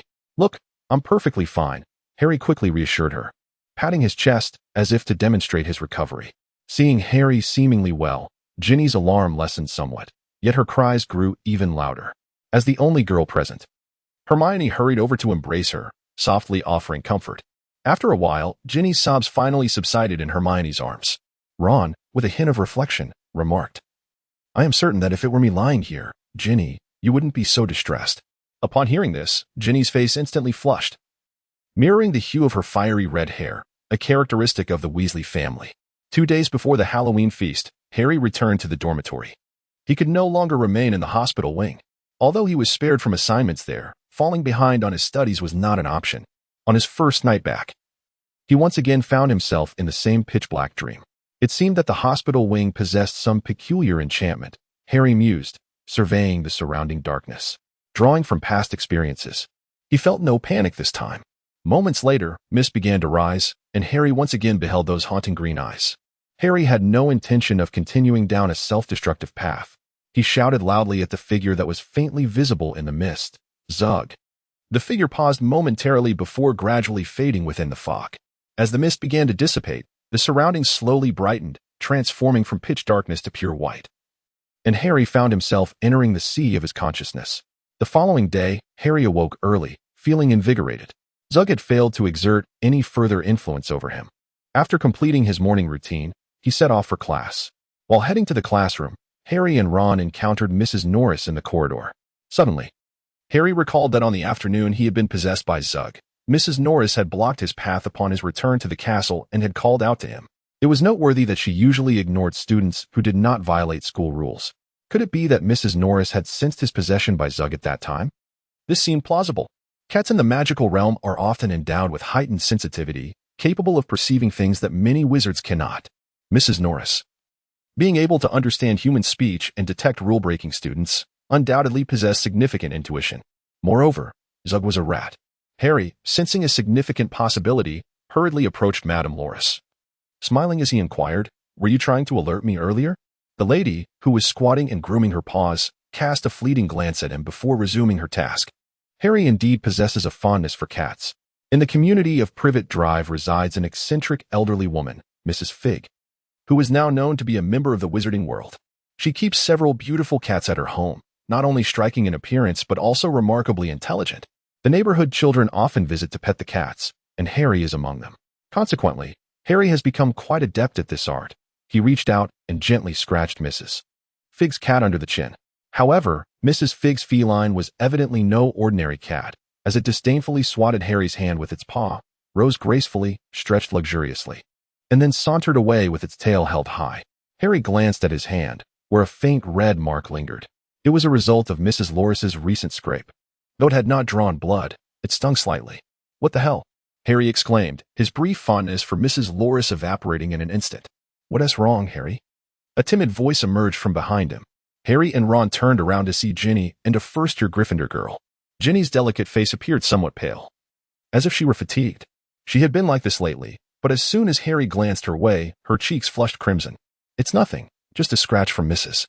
Norris. It was my own fault." Harry muttered irritably, then waved his hand dismissively. "No broken skin, nothing serious. Let's hurry to class. We'll be late otherwise." With that, he and Ron hastily made their way towards the classroom. Ginny watched Harry's retreating figure, her expression a mix of emotions. Beside her, the other girl scoffed. "Mrs. Norris is utterly detestable for scratching Harry. After all, he is Harry." The girl, named Trishadina, was Ginny's close friend and roommate. A defining trait of their friendship was their shared admiration, even obsession, for Harry.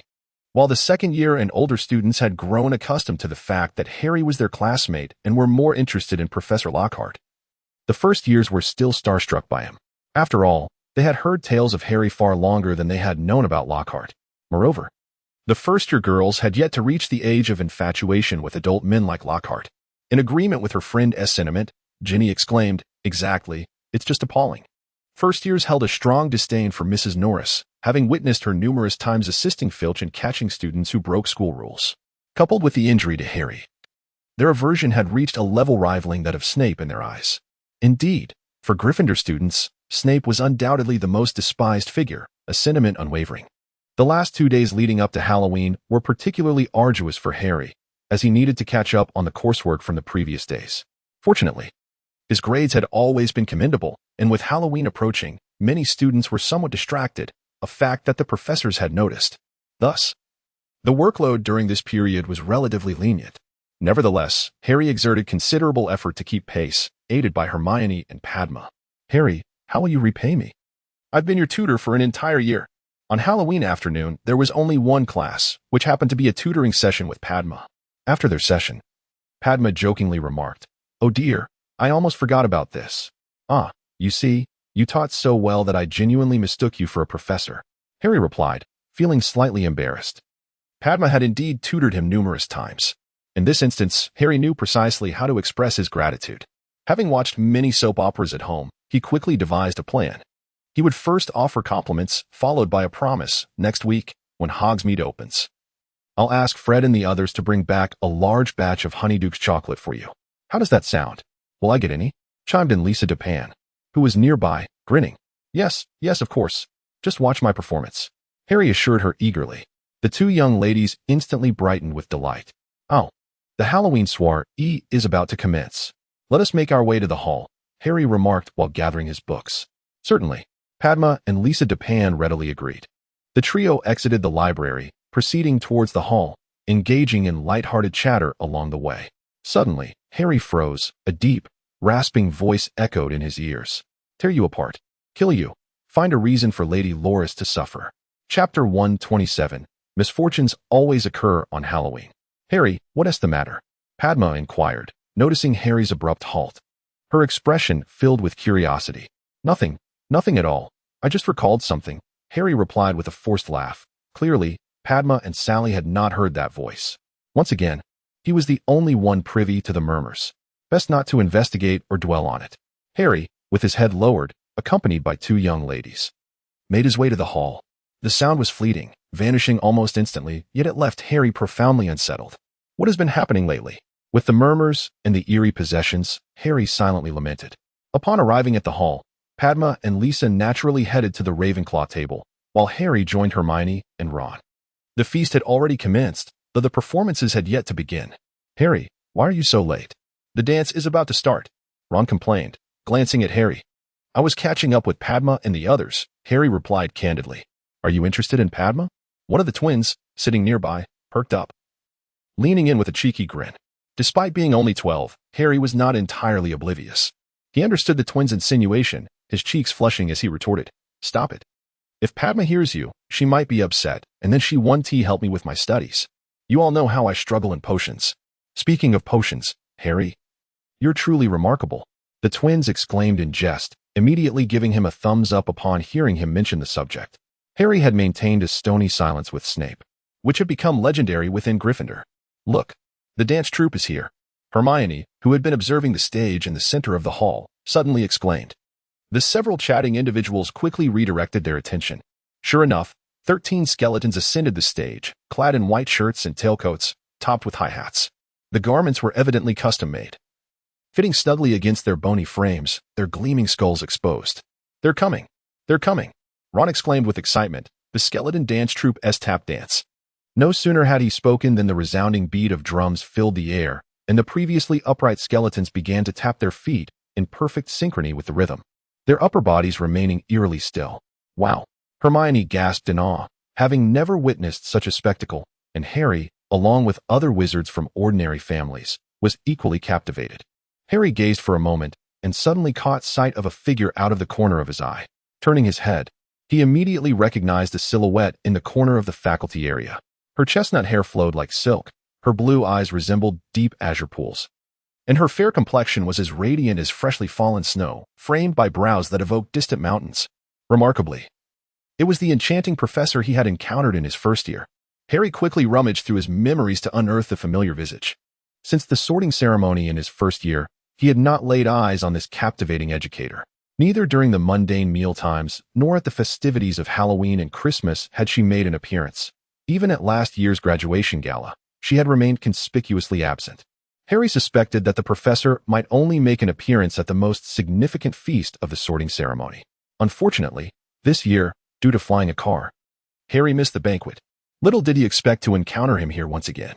Harry was indeed eager to consult with a senior student regarding the subject that the enchanting professor taught. However, fearing the spread of idle gossip, he ultimately resolved to undertake his own investigation. Regrettably, as of now, Harry remains unaware of the professor's discipline, likely due to his lack of genuine interest in the matter. After all, she was merely an attractive professor, and Harry had yet to reach the age where he would be truly captivated by beauty. The frenetic music and vigorous dancing abruptly came to a halt, leaving the young wizards momentarily disoriented by the sudden cessation. Only the professors in the faculty area, evidently familiar with the peculiar style of the skeleton tap dance troupe, began to applaud, prompting a thunderous ovation. Following this, several light-hearted performances were presented, though they merely served to add a touch of whimsy to the banquet, with most attendees focusing their attention on the sumptuous feast. To Harry's delight, he discovered several jam-filled donuts had appeared before him, an unexpected treat. Noticing that no one else seemed to have such delicacies, he marveled at the meticulous attention to detail displayed by the castle's house elves. With genuine admiration, he began to indulge heartily. After a bout of gluttony, Ron suddenly leaned towards Harry and whispered, "Harry, would you like to see what Nick's Death Day party is like?" Harry was momentarily taken aback, suddenly feeling a flicker of interest. Their reluctance to attend nearly headless Nick's Death Day party stemmed primarily from the certainty that there would be no edible offerings for the living. However, upon hearing that a skeleton dance troupe would be performing, their disinterest began to wane. Yet, with the conclusion of the tap dance and their appetites satiated, curiosity resurfaced. "Shall we take a look?" Harry's expression clearly conveyed his intrigue, prompting Ron to suggest in a hushed tone, "What a reckless Gryffindor boy," Harry mused, affectionately defining his dear friend, adding a mental note that he shared the same adventurous spirit. With a cheerful nod of agreement, the duo quietly departed from the long table, preparing to sneak into one of the classrooms in the basement. They had long been aware of where Nick's Death Day party would take place. "Where are you two off to?" Hermione noticed their subtle movements and promptly grasped Ron's sleeve. "We're going to check out Nick's Death Day party," Ron stated candidly. "I'm coming too." As a Gryffindor girl, it was inconceivable for her to lack curiosity or a penchant for adventure. Meanwhile, Neville was preoccupied, being pulled by Sally and Perks, who was asking him for tips on herbology. Oblivious to the trio's plans, otherwise, he would surely have joined them. Harry's impression of the ghostly gathering was quite favorable, particularly when he witnessed the Headless Horsemen of the Headless Hunt performing their tail antics.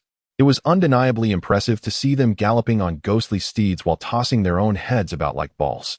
However, the presence of Peeves, the poltergeist, somewhat marred the spectacle.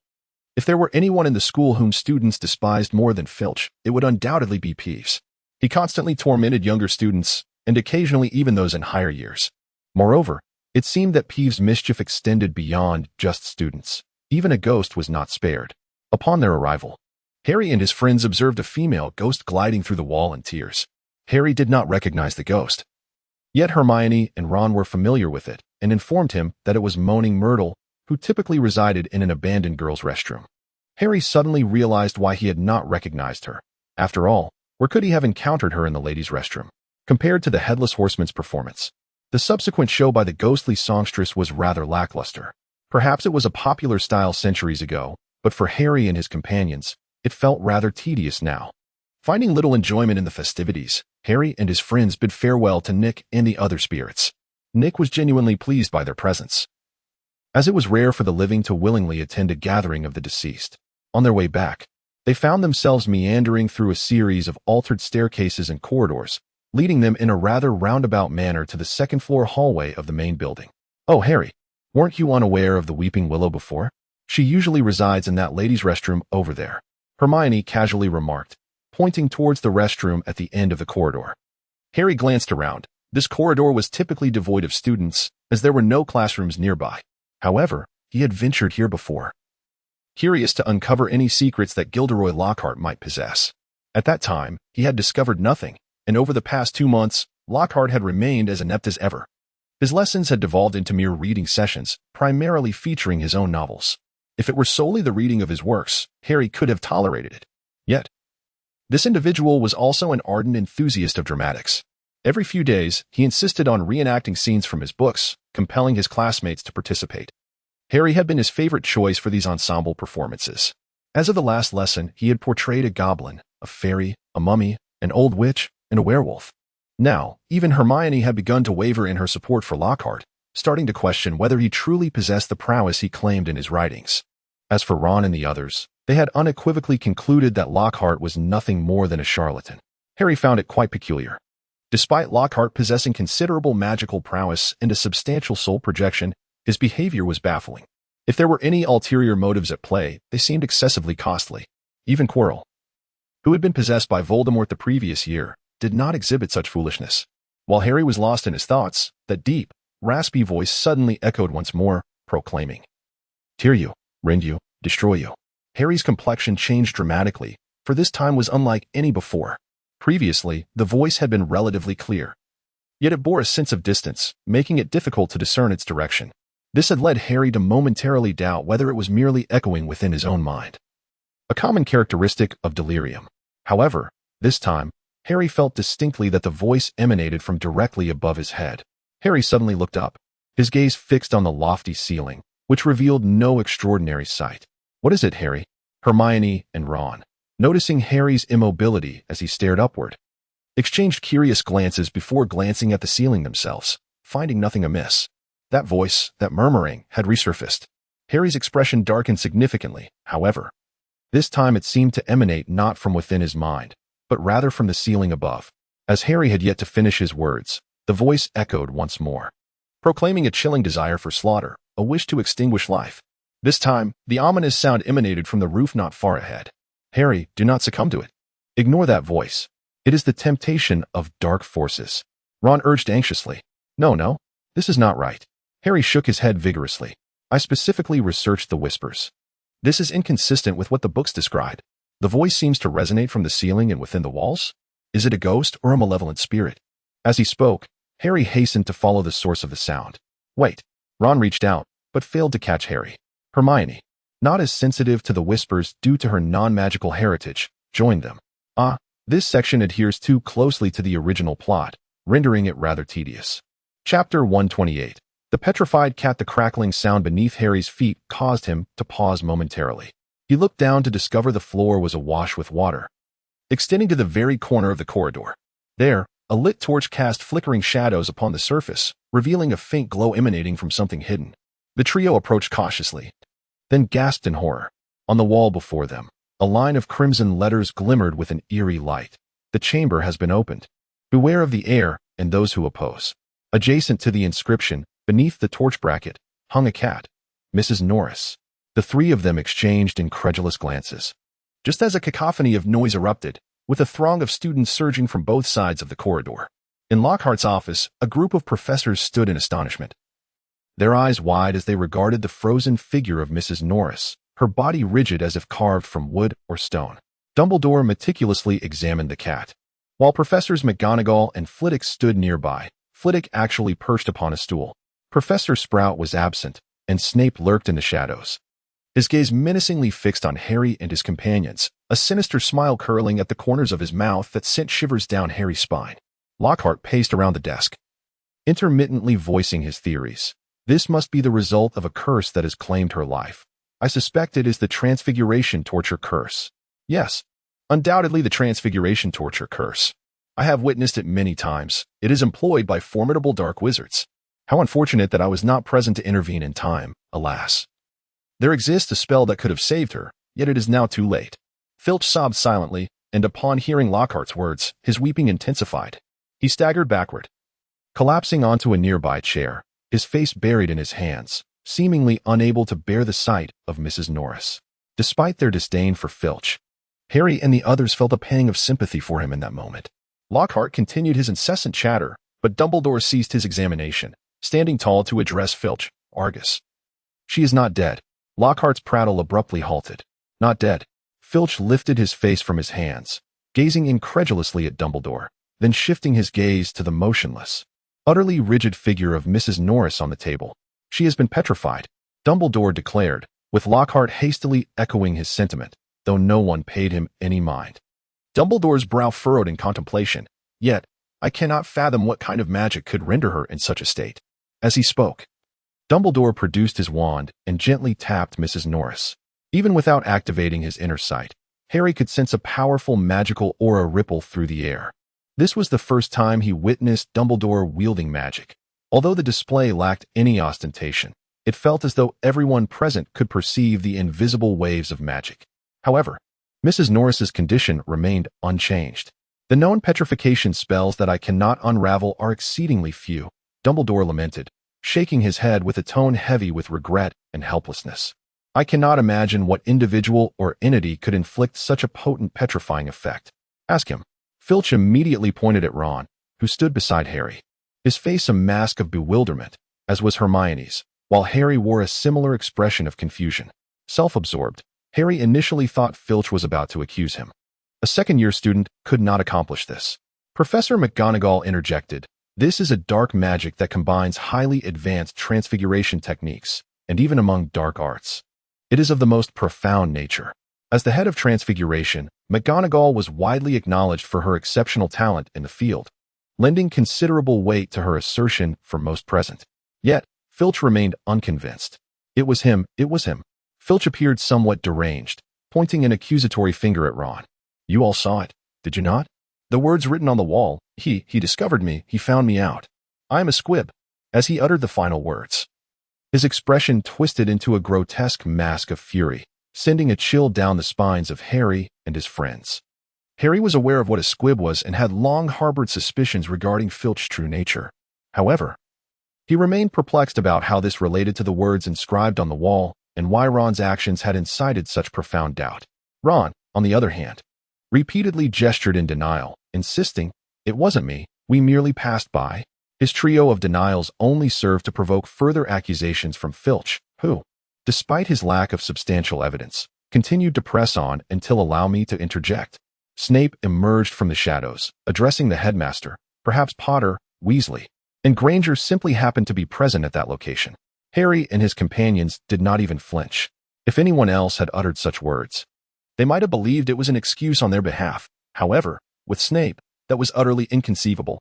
"Indeed," Snape continued, "it seems I have not seen the three of you since the latter part of the Halloween feast. What precise moment, and for what reason, did you fortuitously appear in that corridor?" "We were attending Nearly Headless Nick's Death Day party," Harry replied. Unwavering in the face of Snape's scrutiny, "There were hundreds of ghosts present who can vouch for us. To miss the Halloween feast for that?" Snape arched an eyebrow, his tone dripping with sarcasm. "Of course, we went after enjoying the performance and having our fill," Harry asserted, as if it were the most natural thing in the world. "Then why, pray tell, did you happen to be in that location?" Snape pressed, unrelenting. "As far as I am aware, there is no necessity to traverse that area, whether one is in the Great Hall or the common room of Hogwarts." Harry initially intended to express that he was drawn towards a voice. However, upon considering that it might merely be a figment of his imagination, he hesitated. Moreover, if only Dumbledore or Professor McGonagall were present, they would likely take him at his word. Yet, with Snape in the room, he knew he would be met with scorn for offering such an excuse. After all, a voice unheard by others hardly constituted a valid justification. Harry hesitated for a moment, but Hermione spoke up first. She had evidently deduced Harry's concerns and said candidly, "We arrived there due to the stairs and corridors. Surely you are aware of the nature of Hogwarts staircases and hallways, Professor." Snape frowned, casting an irritable glare at Hermione. "Miss Granger, you are ever so eloquent." Hermione had long ceased to expect any praise from Snape and merely rolled her eyes dismissively. However, Snape clearly had no intention of concluding his remarks at that point. He glanced at the three of them, who appeared unconvinced, and stated coldly, "In my opinion, they certainly have not told the whole truth. Perhaps some of their privileges should be revoked until they provide us with a complete account of events. Personally, I believe they should be temporarily removed from the Quidditch team until they are more forthcoming." At this, Harry, Ron, and Hermione all rolled their eyes in unison, thinking, I knew you would say something like that. Harry and Ron were both facing suspension, which was simply unacceptable. Ron could perhaps be excused, as he was merely a reserve, with Wood still leading the team. However, if Harry, being the Seeker, were suspended, it would effectively end any chance of winning. After all, the Golden Snitch was worth 150 points. Please, Severus. Professor McGonagall chided Snape with evident disdain. I see no reason to remove a few children from the Quidditch team, especially since that cat was not struck on the head by a flying broomstick. Furthermore, there is currently no evidence to suggest that they have committed any wrongdoing. Dumbledore lifted his gaze, looking calmly at Harry and his friends, making them feel as though he could see right through them. Fortunately, Dumbledore quickly averted his eyes. As long as they have not been proven guilty, they are innocent. Severus. His tone was calm yet resolute. Snape appeared quite vexed, and so did Filch. My cat has been petrified.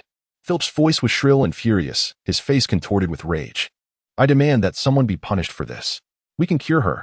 A voice from the doorway announced. It was Professor Sprout. She nodded in greeting to Dumbledore and then approached to examine Mrs. Norris. This year, I happened to cultivate a particularly potent strain of mandrake. It can be used to brew a superior counter-petrification potion, and Severus should excel in this area. I excel at it too. Lockhart interjected before Snape could respond. I believe. As the potions professor, I am more suited for this task. Snape's tone was frigid. Dumbledore nodded.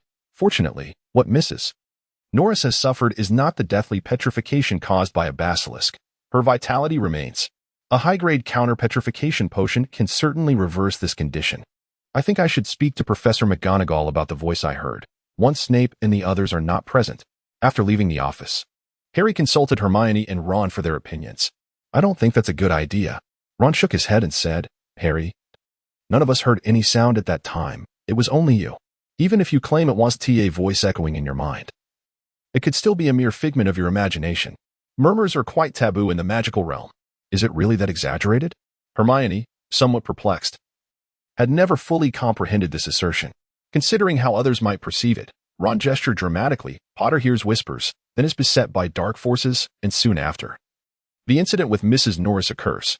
As Ron articulated this, both Harry and Hermione felt that it indeed seemed somewhat inappropriate. By the way, how do you know that Filch is a squib? Harry recalled this inquiry.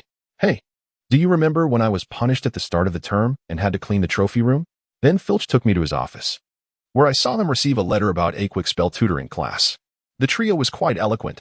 In the following days, nearly all the students at the school were engrossed in discussions regarding the petrification of Mrs. Norris. A considerable number of students were, in fact, somewhat secretly pleased, as Mrs. Norris had caused quite a few students a great deal of trouble. If only we could petrify Filch instead, remarked one student.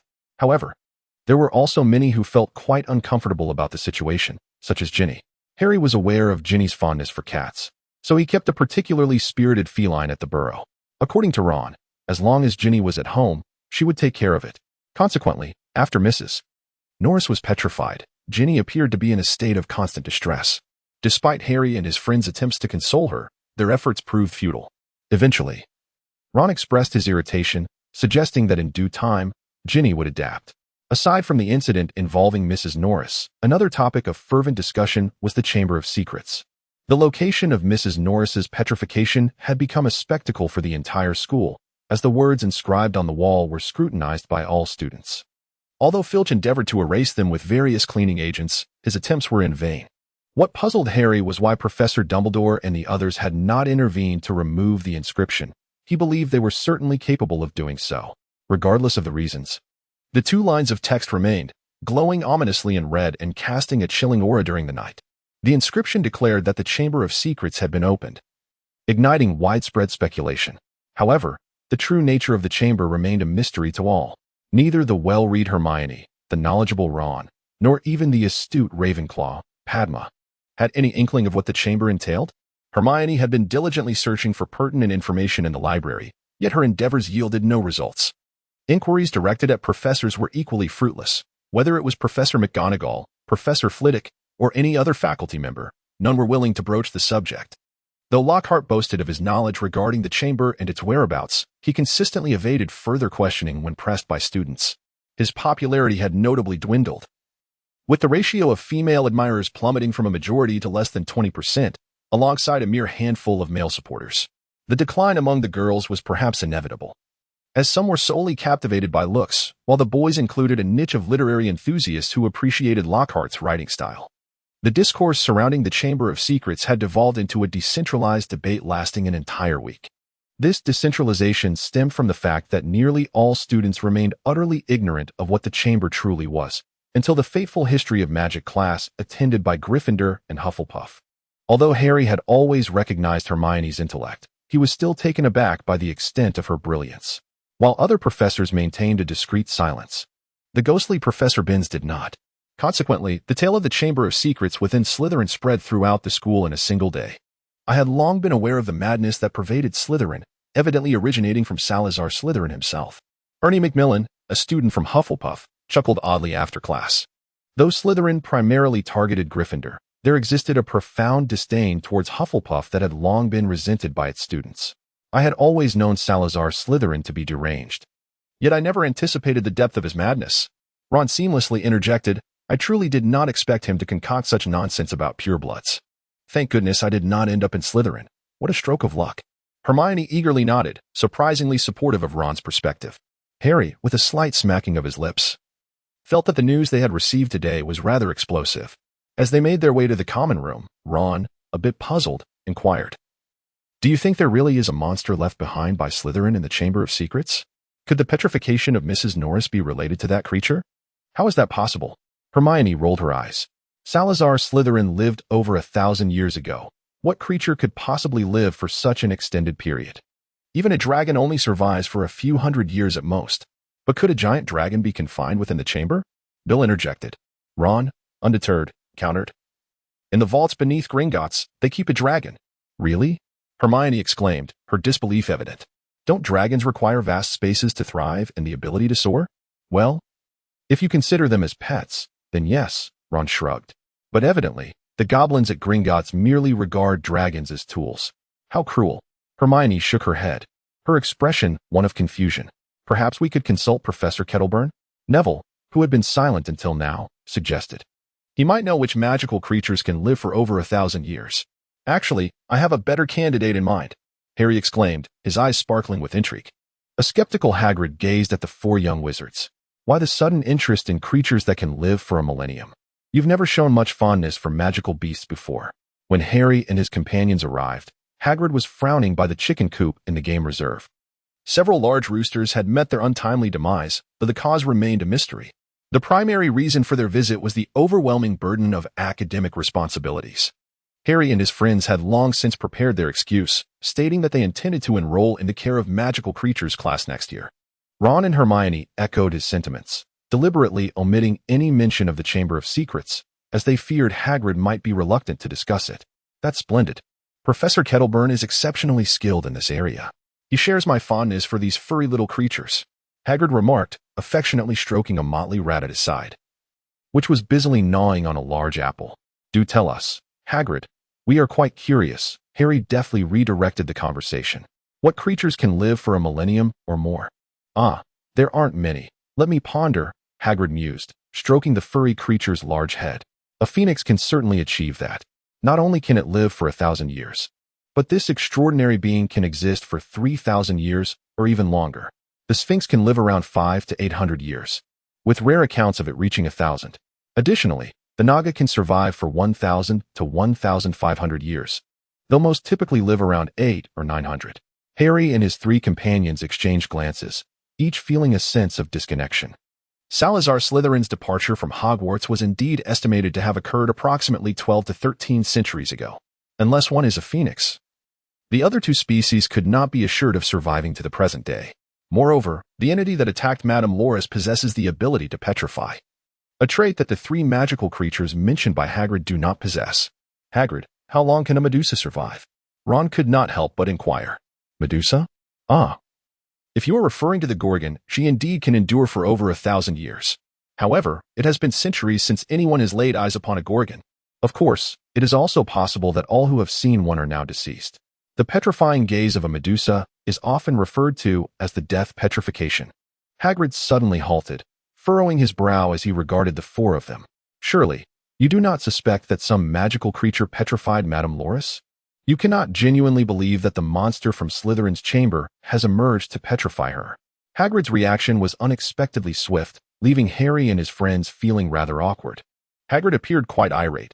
You should have addressed this directly with me. It is quite excessive to dance around the subject in such a manner. We were merely concerned that you might be reluctant to discuss this matter. Much like the professors of the academy, Harry apologized, his embarrassment evident. I am truly sorry, Hagrid. But we are eager to uncover the truth. Hagrid exhaled deeply, his face reflecting inner turmoil. Just as Harry and the others thought Hagrid was about to divulge something. He waved his hand dismissively. You should return for now, it is late. But, Hagrid, Ron began, yet was silenced by Hagrid's gesture. My mind is quite muddled right now, and I do not wish to discuss this. Please return and allow me to contemplate. I shall contact you once I have gathered my thoughts. With that, he ushered them out of his hut. Hagrid certainly knows something, Ron declared as they made their way back to the castle. That is evident. Hermione shot him a pointed glare. But equally apparent is his unwillingness to share. We cannot compel him to speak. Look over there. What is that? Neville suddenly exclaimed, pointing to the ground as they approached the castle gates. The other three followed his gaze and saw a line of small black dots crawling in a row towards the direction of the hunting grounds. Are they ants? Hermione speculated, her vision perhaps compromised by too much reading. They appeared to be larger than ants, Harry observed, adjusting his glasses, though he found it difficult to believe his eyes. As they approached, their expressions morphed into one of bewilderment. To their astonishment, it was a procession of spiders. Most were slightly smaller than a fingertip, along with a few long-legged spiders and various other types. Yet, they all marched in unison towards the distance. I have never seen spiders behave in such a manner. Hermione gazed incredulously at the spiders on the ground and remarked, I never imagined there could be so many spiders in the castle. Neville, observing the long line of them, felt as though there were at least hundreds. I despise spiders. Ron's voice trembled, his complexion paling significantly. Harry and the others were already aware of Ron's aversion to spiders. During potions class, he had exhibited a strong distaste for dead spiders.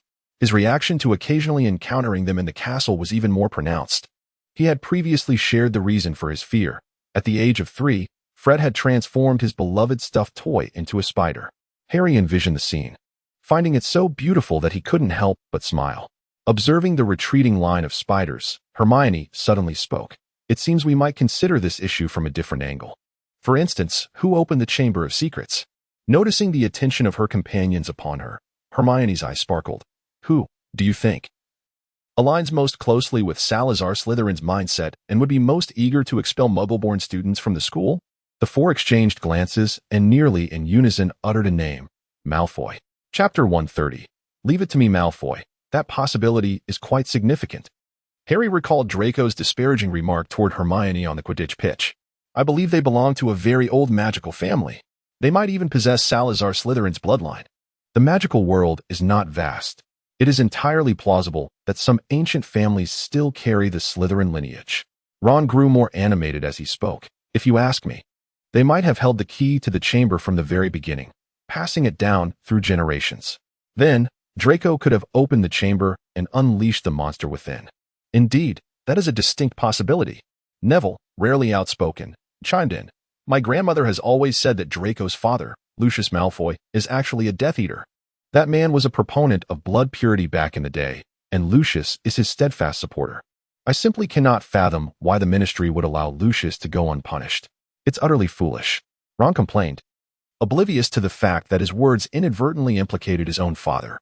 However, we have no way to prove it, do we? Harry shrugged. We can't just go up to him and ask, Hey Draco, did you open the chamber and release the monster that killed a cat? Ron and Neville fell silent. Harry's statement posed a genuine dilemma.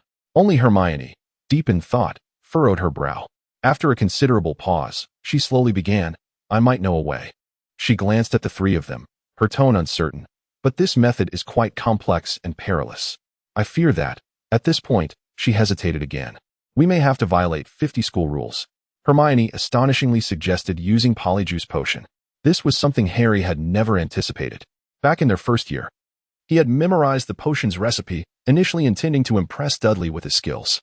However, upon realizing that such an act could lead to expulsion, he abandoned the idea and gradually forgot the exact recipe, retaining only a vague impression.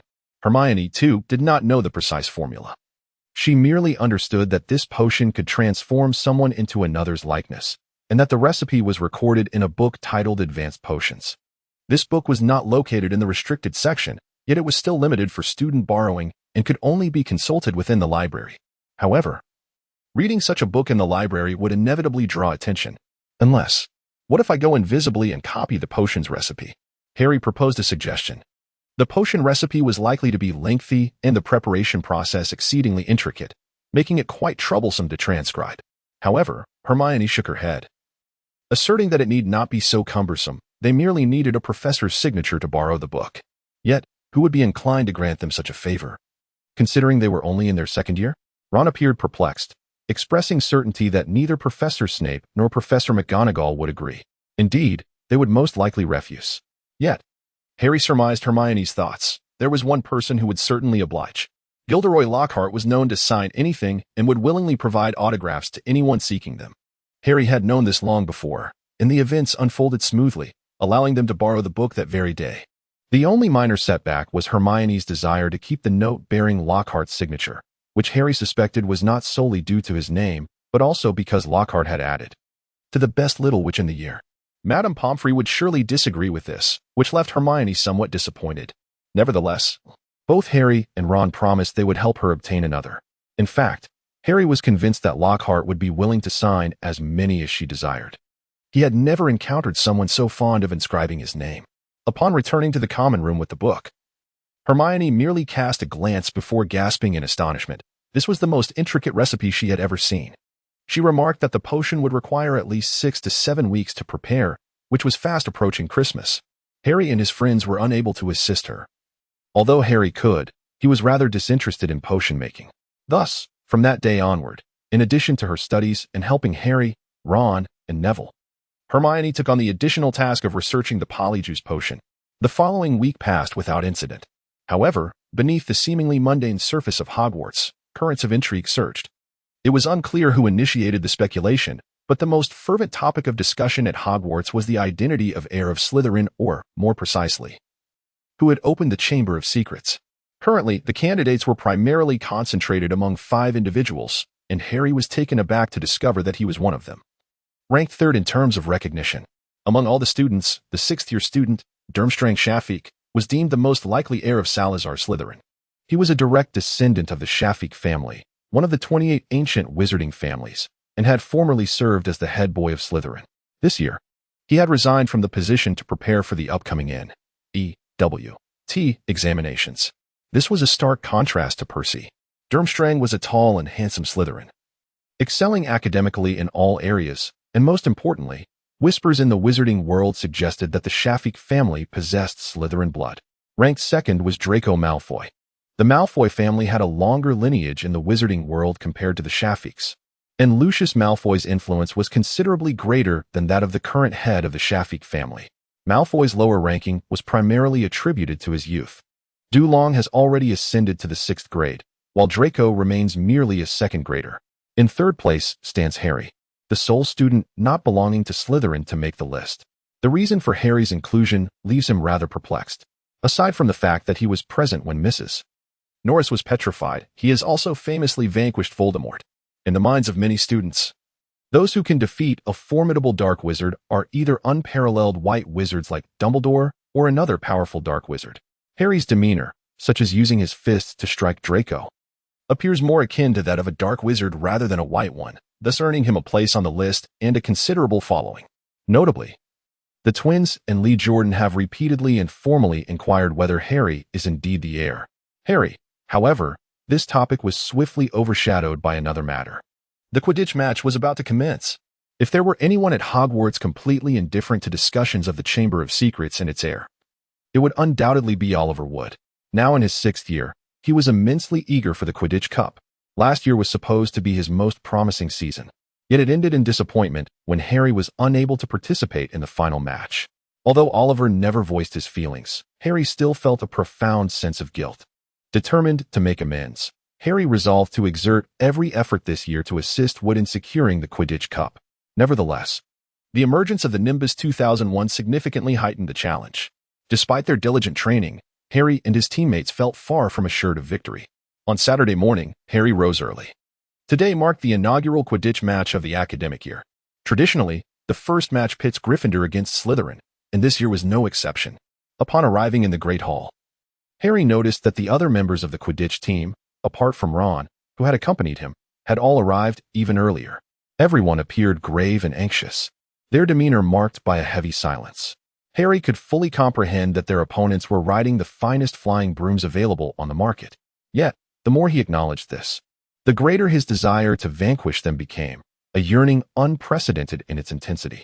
After breakfast, Wood and Angelina engaged in fervent discussions regarding tactics, a conversation from which Harry and Ron abstained.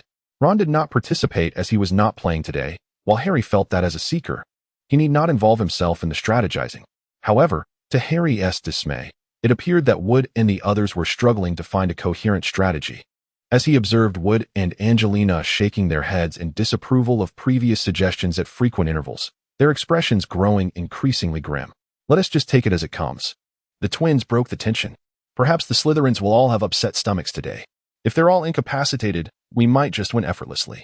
How absurd. Angelina rolled her eyes, though a smile soon broke across her face. Her laughter was infectious, and soon the others joined in, likely envisioning the comical sight of a weakened Slytherin team. Despite knowing it was a far-fetched notion, half an hour before the match, Harry and the others arrived at the players' waiting area to conduct a brief warm-up. With mere minutes remaining before the match commenced, Wood turned to the team for the customary pre-game motivational speech. The Slytherin brooms are superior to ours. He scanned each member's eyes, acknowledging the truth of his statement. However, the individuals on our brooms are more skilled than theirs. We have trained harder, enduring all types of weather without faltering. Indeed, since August, my clothes have scarcely dried. George Weasley nodded in agreement. During the match, the twins would sport different letters on their uniforms, George with H and Fred with an F, allowing Harry to distinguish between them. Wood disregarded George's comment and continued. We must make them realize what a grave mistake it was to allow someone who bought their way onto the team to compete. At this remark, Wood's gaze fell upon Harry, who immediately straightened up. Wood nodded approvingly. Harry, it's up to you. You must demonstrate to Malfoy that being a seeker requires more than merely having a wealthy father. Catch the golden snitch before Malfoy does. We will ensure you have ample time. Harry nodded with unwavering confidence. Harry, speak loudly, am I handsome? Chapter 131. The disappearing bones. That rogue ball is definitely problematic. Wood's furious voice echoed in my ears. Harry opened his eyes, feeling a sharp pain coursing through his left hand. However, the pulsating sensation in the palm of his right hand assured him that he had captured the golden snitch. Harry, are you all right? It was Angelina's voice, laced with evident concern and a hint of tears. Such vulnerability was rare for her, even during the previous match against Slytherin, when she had been violently knocked off her broom and plummeted from the sky, breaking bones. She had remained utterly silent. Harry felt an urge to move, and he couldn't help but stretch his mouth. During the recent match, a rogue bludger had gone wild, utterly disregarding the relentless attacks from others. The twins had been knocked away several times, yet their efforts proved futile. In an attempt to provide cover for his teammates, Harry opted to handle the situation himself. However, in his fervor to capture the golden snitch, he momentarily neglected the bludger, resulting in a fractured left hand. The peculiar spell inscribed on his hand seemed ineffective against the corporeal bludger. Subsequently, Harry was left with no choice but to use his other hand to seize the snitch. Yet, with one hand incapacitated, he found it impossible to maneuver his broomstick, even though he was perilously close to the ground. When Harry finally fell from his broom, he was greeted by a wave of dizziness and succumbed to unconsciousness. The last sound that reached Harry's ears was a resounding cheer. He recognized it as the jubilant exclamations of Gryffindor, for Hagrid's voice resonated far louder than the rest. He had indeed captured the golden snitch, aiding his team in securing victory. Reflecting on these moments, a wave of elation washed over Harry. Summoning a modicum of strength, he opened his eyes, only to be met with a dazzling array of bright smiles. What on earth are you doing? Harry thought in panic. He never anticipated that the first face he would see would belong to Lockhart. Yet, his entire body ached so severely that movement was nearly impossible. His voice barely a whisper. Foolish child, I am here to assist you in your recovery. Lockhart beamed, addressing the nearby Gryffindor players with exuberance. Fear not. Your brave seeker shall soon be as lively as ever. Let us begin with the arm. No, Please, no. Harry's face drained of color. It's perfectly fine as it is. There is no need to concern yourself with it. I appreciate your help, truly. Harry struggled to rise, but pain coursed through him, leading him to suspect that the potential for fractures extended beyond just his arm. A familiar snapping sound echoed through the air. Colin, if you dare develop that photograph, I shall ensure you find yourself confined within the girls' restroom. Harry heard the shutter click and panicked, instinctively resorting to the bullying tactics once employed by Dudley. As expected, the clicking ceased. However, while Harry could intimidate Colin Creevey, he could not deter Lockhart. The latter had already lifted Harry's left arm, wand raised high. No, please, don't. Harry was on the verge of tears. Shouldn't we take him to the hospital wing instead? Wood interjected, unable to suppress the grin on his face. Even as his cherished teammate, the most dependable seeker, Harry Potter, lay there with a broken arm in the mud. The joy of victory was undeniable. I must say, Harry, that was simply magnificent. You truly lived up to your reputation. There's no need for such complications. A simple spell will suffice, Lockhart declared. And with a flick of his wand, he cast the spell under Harry's desperate gaze. Harry lay on the bed in the infirmary, his expression one of utter despair. The bone-strengthening potion was undoubtedly the most unpleasant concoction he had ever tasted. To make matters worse, the other Gryffindor players were reveling in the common room, while he was condemned to spend the entire night in the infirmary. Although the twins had sent him an abundance of delectable treats and entertaining diversions, it did little to alleviate his discontent. Why did no one stop him? Why did no one intervene? Harry was oblivious to the existence of a woman named Xianglin Sa in distant China, yet this ignorance did not prevent him from becoming akin to her. Throughout the night, sleep eluded him, as he felt the bones in his glove-like left hand gradually mending. Despite Madame Pomfrey administering pain relief, even the slightest discomfort was unbearable. Lying awake in bed, Harry began to ponder the events of the day. Was it possible that Malfoy had orchestrated the bludger incident? The likelihood seemed slim. Harry did not believe that Malfoy's petty antics could escape the notice of Madame Pomfrey. However, if it were Snape, that would be an entirely different matter. Yet, he had not provoked Snape recently, had he? His previous demeanor had remained unchanged. If it were neither Malfoy nor Snape, then who could it be? Could it possibly be related to the curse placed upon him by that certain individual? Ah, and what about his left hand? What was it called again? Ah, yes. The left hand of chaos and catastrophe. Harry had previously utilized that hand on 2 occasions. The first was in his room on Privet Drive, when he revealed the house elf Dobby from his invisibility. The second was at the Quidditch pitch at the beginning of term, when he used his left hand to block Terence Higgs' spell. This indicated that the left hand, or rather the dark mark upon it, possessed the ability to resist or nullify magic. Yet today, it had shown no reaction when faced with the bludger. It seemed ineffective against tangible objects. Not just tangible objects. Later, when Lockhart cast a spell upon his hand, the mark remained unresponsive. Was it because that spell was not an offensive one? At this thought, Harry suddenly recalled something rather peculiar. When he fell from his broomstick, he had sustained injuries all over his body, not just his left hand. In fact, his injuries had been so severe that he could hardly rise, indicating the gravity of his condition. However, during Lockhart's treatment, if one could call it that, though all the bones in his left hand had been extracted, the other injuries on his body had miraculously healed. Moreover, despite the extraction of the bones, he had felt no pain whatsoever throughout the process. Was this merely coincidence? If it were coincidence, it was rather too fortuitous. Conversely, if it were not mere happenstance, what did that imply about Lockhart's magical prowess? In a daze, Harry eventually succumbed to sleep. He was unaware of how long he had been asleep when he suddenly awoke. The surroundings were shrouded in darkness, with only the distant window revealing a sprinkling of starlight in the night sky, far too dim to provide any illumination. Harry grimaced, his arms resembling a patchwork of countless fissures, each pang causing him to wince in agony. He initially believed he had awakened from the pain, but soon realized that someone was gently wiping his forehead with a sponge. Who? Harry hissed, and at the sound, a row of candles along the walls flickered to life. To his surprise, he beheld a house elf standing beside him. At first, Harry presumed that Hogwarts house elf was attending to him, but he quickly realized that this was not the case. Although the house elves of Hogwarts were not adorned in fine clothing, they were always tidy. The creature before him, however, was disheveled. It was Dobby. Despite his prior suspicions regarding his inability to cross the platform, he had doubted Dobby's involvement. Yet, when Dobby finally confessed, Harry's fury ignited. The revelation that Dobby was also responsible for the rogue bludger sent a wave of murderous intent coursing through Harry's mind. Nonetheless, upon observing Dobby's bandaged hands, Harry hesitated. "What exactly do you intend to do?" Harry inquired, furrowing his brow as the empathy of souls subtly activated. "To save your life, Mr. Potter," Dobby earnestly replied. "Harry Potter must return home. This year's Hogwarts is far too perilous." "Did you conjure the basilisk?" Harry interrupted Dobby's plea. "Basilisk?" The house elf's expression shifted to one of alarm. No. House elves cannot summon demons. Is the danger you speak of related to the opening of the Chamber of Secrets?" Harry interjected once more. Dobby cannot say. "Sir, I beg you, go home." Dobby's tone was laden with desperation. "Then it seems you do know something. Was it your master who orchestrated this?" Harry fixed Dobby with a penetrating gaze. Harry Potter was far more astute than Dobby had anticipated. However, the more astute one was, the greater the peril. "The great Harry Potter must not be harmed. I implore you to return home at once." Dobby pleaded again. "I will not leave. I have many friends here. If the danger you mentioned truly pertains to the chamber, they are all at risk."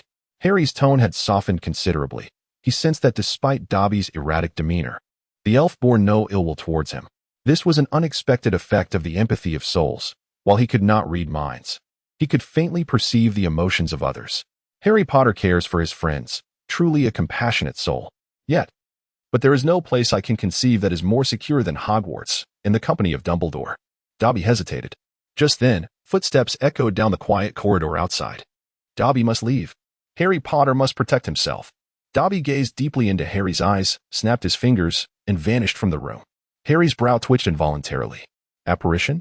Is it truly possible to use apparition within Hogwarts? Shouldn't there be anti-apparition barriers in place at Hogwarts? Yet, upon further reflection, Professor McGonagall has indeed summoned house elves to serve the school. Those little beings also appear and vanish in an instant. Before Harry could ponder further, the door to the infirmary swung open. He quickly lay down, yet still stole glances. It turned out to be Dumbledore, who entered in reverse. Cradling something that resembled a statue, was it a person? The following day, a shocking rumor spread throughout the school. Colin Creevey, a first-year student from a Muggle background, had been petrified. Chapter 132. Undercurrents. Madame Pomfrey assessed that it would take 2 to 3 days for the bones in Harry's left hand to regain their former dexterity. However, Harry was indifferent to whether it was 2 days earlier or later. He had already utilized his magical sight to observe that the dark curse mark on his hand remained. This was his trump card, even if he was still uncertain of its true capabilities. Madame Pomfrey suggested that Harry could remain in the infirmary for an additional 2 days to ensure his hand's full recovery before departing. Nevertheless, Harry insisted it was unnecessary. He was eager to discuss Dobby's situation with Ron and the others. Of course, if they were unaware, he would also need to mention Colin's predicament. In truth, by the time Harry left the infirmary, news of Colin's plight had already circulated within the Gryffindor house. At least Hermione and the others were aware, so there was no need for him to reiterate it. Initially, he had suspected it might be a prank, but Ron's expression had darkened considerably. It seemed likely that the writing was indeed true. Truly, the heir of Slytherin had unleashed the monster from the Chamber of Secrets. Do you think it could be because Slytherin lost the match? Hermione's complexion was grave. Colin appeared overly excited yesterday. Did that provoke the heir's wrath? It seems quite plausible that the heir could be angered by the loss, though Colin may not be the intended target. Neville hesitated. I heard that Colin was found very close to the infirmary, and he had been carrying fruit at the time. Then perhaps it was aimed at me after all? Harry rolled his eyes, feeling exasperated, not because he sensed a possible connection to the attack, but because he was not the least bit surprised. Ron and the other two regarded Harry with looks of approval for his realization, prompting him to roll his eyes once more. Harry shared the matter of Dobby with them.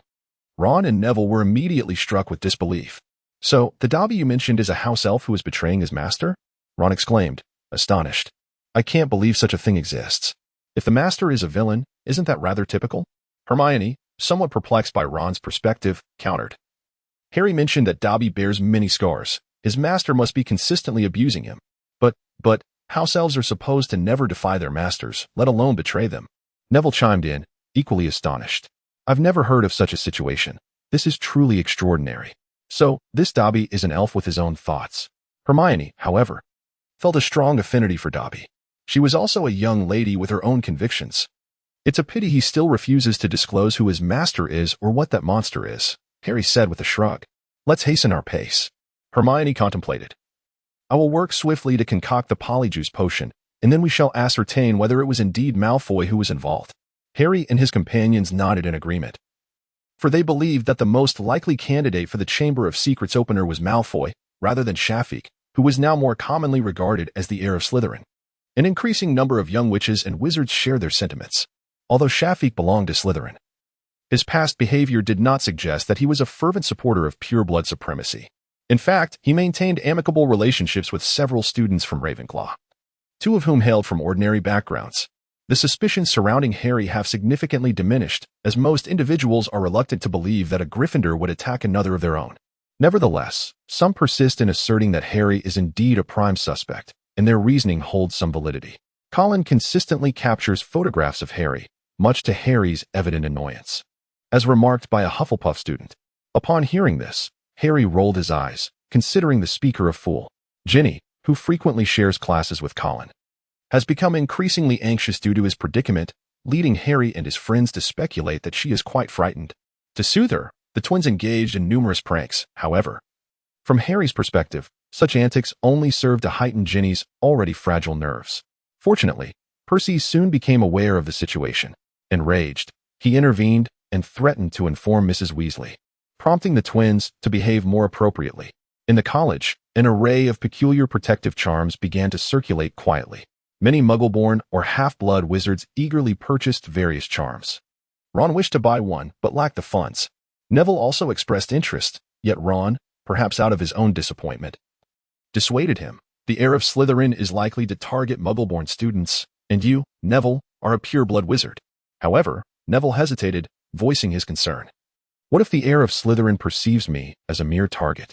After all, he seems to be preparing to act against Filch, starting with his cat. According to your logic, should I then adorn myself with charms from head to toe? Hermione scoffed at their behavior. If I were you, I would certainly do so. Ron replied with conviction. Enough of this nonsense. Hermione retorted, rolling her eyes dramatically. We need to find a way to acquire several rare ingredients for the polyjuice potion. Do you have any suggestions? Perhaps we could enlist Fred and George to help procure some? Ron suggested. They're quite resourceful in such matters. There's no need for that hassle. Harry dismissed. Just tell me what we need, but you must describe not only the name, but also the appearance of the items. Harry was certainly not fond of thievery. However, he felt that his conscience would not chastise him for pilfering a few potion ingredients from Snape's office. For Harry, who could effortlessly render himself invisible, infiltrating Snape's office was an exceedingly simple task. Though there was an assistant instructor for potions, he only taught 8 classes per week. Considering that the potions curriculum spanned 7 years, there were a total of 24 classes each week. This meant that Snape was responsible for 16 classes weekly, averaging more than 3 each day. Thus, the task became quite straightforward. All Harry needed to do was identify a time when both Snape and the assistant were occupied with classes, leaving the potions office unguarded. This proved to be an easy endeavor. The following day, Harry successfully liberated a collection of rare ingredients, including the skin of an African tree snake.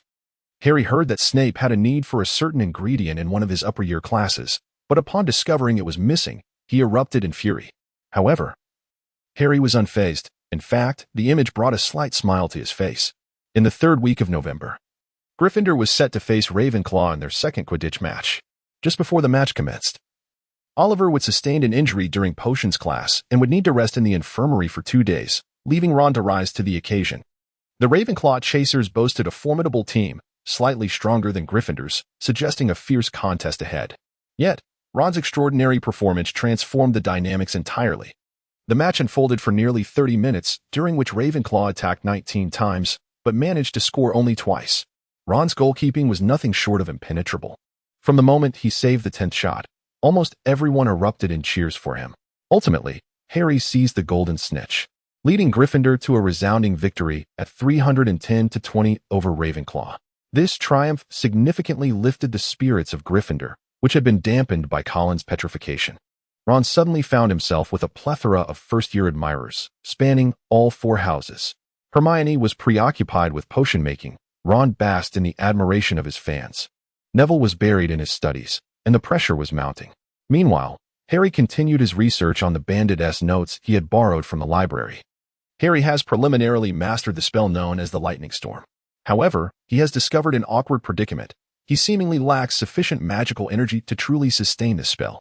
Approximately half a month ago, he attempted to summon a thundercloud, but before it could gather, he felt that his magical power had already been depleted by nearly half. He surmised that if he were to unleash a fully formed thundercloud, his magical energy would be utterly drained. A wizard devoid of magic is less capable than an ordinary person. Magic is intricately woven into every aspect of a wizard's being, including their physical form. A wizard's body possesses greater resilience than that of a common person, making them less susceptible to illness and injury, a benefit derived from their magical enhancement. However, the loss of magic renders a wizard exceedingly weak, even incapable of movement. Reluctantly, Harry set aside his practice of the lightning storm, as well as his research into a Nimmagus transformation. According to the notes, the demand for magical energy required for a Nimmagus transformation surpasses that of the lightning storm by a considerable margin. Nevertheless, Harry discovered other intriguing subjects for study within the notes. For instance, 2 spells were mentioned, one called the Patronus Charm and the other known as the Sword Beam spell. The record for the Sword Beam spell encompasses only half a page, a description penned by the notes author during their investigation into a Nimmagus transformation, aimed at creating a small space-folding bag. Given that the potion for a Nimmagus transformation necessitates the isolation of sound and light, the note's author employed a rather clever method. They crafted a space bag to contain the potion within. However, to create such a specialized space bag, the skin of a magical creature known as a crumplehorn snorkack is required. This skin is remarkably tough, impervious to most spells, prompting them to study the Sword Beam spell. This spell effectively slices through the beast's hide, facilitating the creation of the space bag. The method for crafting the space bag is also documented. But upon glancing at the materials list, Harry decided to postpone this endeavor for the time being. He was certain of one thing: at least one of the authors of this thief's notes is quite affluent. The Sword Beam spell is exceptionally sharp, capable of breaching most shields and the hides of magical creatures with resistance to magic. However, it proves ineffective against dragon skin. Logically, the skin of the crumplehorn snorkack is even tougher than that of dragons. Yet, in the interplay of magical properties, many spells that can damage dragon hide are powerless against the snorkack skin, while the Sword Beam spell, effective against the snorkack's hide, is ineffectual against dragon scales. The Patronus Charm, on the other hand, is intricately woven throughout the notes, interspersed with many amusing remarks from the author. It is particularly delightful to note that the Patronus of the pitchfork is, amusingly, a pitchfork itself. Bigfoot has yet to learn the Patronus Charm, lamenting that he does not know what he wishes to protect. Moonface will likely never wish to reveal his Patronus, which is truly a pity, as it is quite beautiful. Thus, Harry has come to ascertain that among the authors of these notes, the identities of 3 individuals, albeit with rather peculiar titles, have been established. Yet, he also senses that there must be at least one more author among them. However, after thoroughly sifting through the original notes, Harry did not uncover a 4th title. This week, Hogwarts seemed to bask in a temporary tranquility. Yet, an unshakable sentiment lingered among all, a foreboding sense that beneath this calm surface, tumultuous undercurrents were brewing. The weekend brings the continuation of Chapter 133, The Dueling Club. According to the records within the thief's notes, the Patronus Charm necessitates joyful memories as its catalyst. The notes also introduced a concept previously unfamiliar to Harry: protective magic. Protective magic is generally regarded as synonymous with white magic, a notion Harry had previously accepted. However, the author of the thief's notes held a divergent perspective. In the author's view, white magic encompasses protective magic, yet it extends beyond mere protection. White magic requires positive emotions, such as joy, guardianship, and love. In stark contrast, black magic is fueled by negative emotions, including hatred, anger, and the desire for slaughter. Protective magic is but a branch of white magic, typically necessitating protective emotions, complemented by the nuances of friendship, familial affection, romantic love, pure love, or other affirmative sentiments. This reflection brought to mind Dumbledore's mention of the blood protection bestowed upon him by his mother. Harry endeavored to master the Patronus Charm, yet to no avail. Despite his earnest attempts to conjure joyful memories, the results were far from satisfactory. According to his notes, the Patronus Charm ultimately conjures an animal form, a corporeal guardian. At best, it can summon a shield-like barrier. At its weakest, it may merely emit a brilliant burst of white light, capable of dispelling certain malevolent creatures and obstructing specific dark magic. A radiant glow emanated from Harry's wand, yet as he gazed at the feeble white light, reminiscent of a mere flicker, he harbored doubts regarding its efficacy against dark curses. Nevertheless, he had mastered the sword-cutting charm to a satisfactory degree, enabling him to assist Hagrid with tasks such as slicing pumpkins. However, according to the notes he had perused, the author boasted the ability to wield the sword-cutting charm with precision to trim leather, and even described one of the narrators employing it to groom their toenails and shave, showcasing a level of magical control that Harry could not yet aspire to. Yet, Harry remained unfazed. The notebook had been tucked within the pages of a book from the restricted section, accessible only to 6th and 7th year students or professors. Being merely a second-year student, it was entirely reasonable for him to possess less magical prowess and control than those elder peers. While he had always perceived himself as talented, he did not delude himself into believing he was a prodigious genius capable of outshining all his classmates. The following Friday, an announcement further intensified the already heightened atmosphere within the school. The decision to revive the dueling club had been made to enhance the young wizard's ability to respond to threats. Hogwarts had previously hosted a dueling club for several centuries. However, as students, particularly the boys, sought to impress their peers with impressive performances, they began to practice increasingly potent spells, most of which were dark in nature. This inevitably led to injuries among some students, although they were ultimately treated without lasting consequences. The situation drew substantial criticism. Ultimately, during the tenure of the former headmaster, Armando Dipet, the dueling club was disbanded. It was said that many lamented this decision, as the combat skills of British wizards significantly diminished as a result.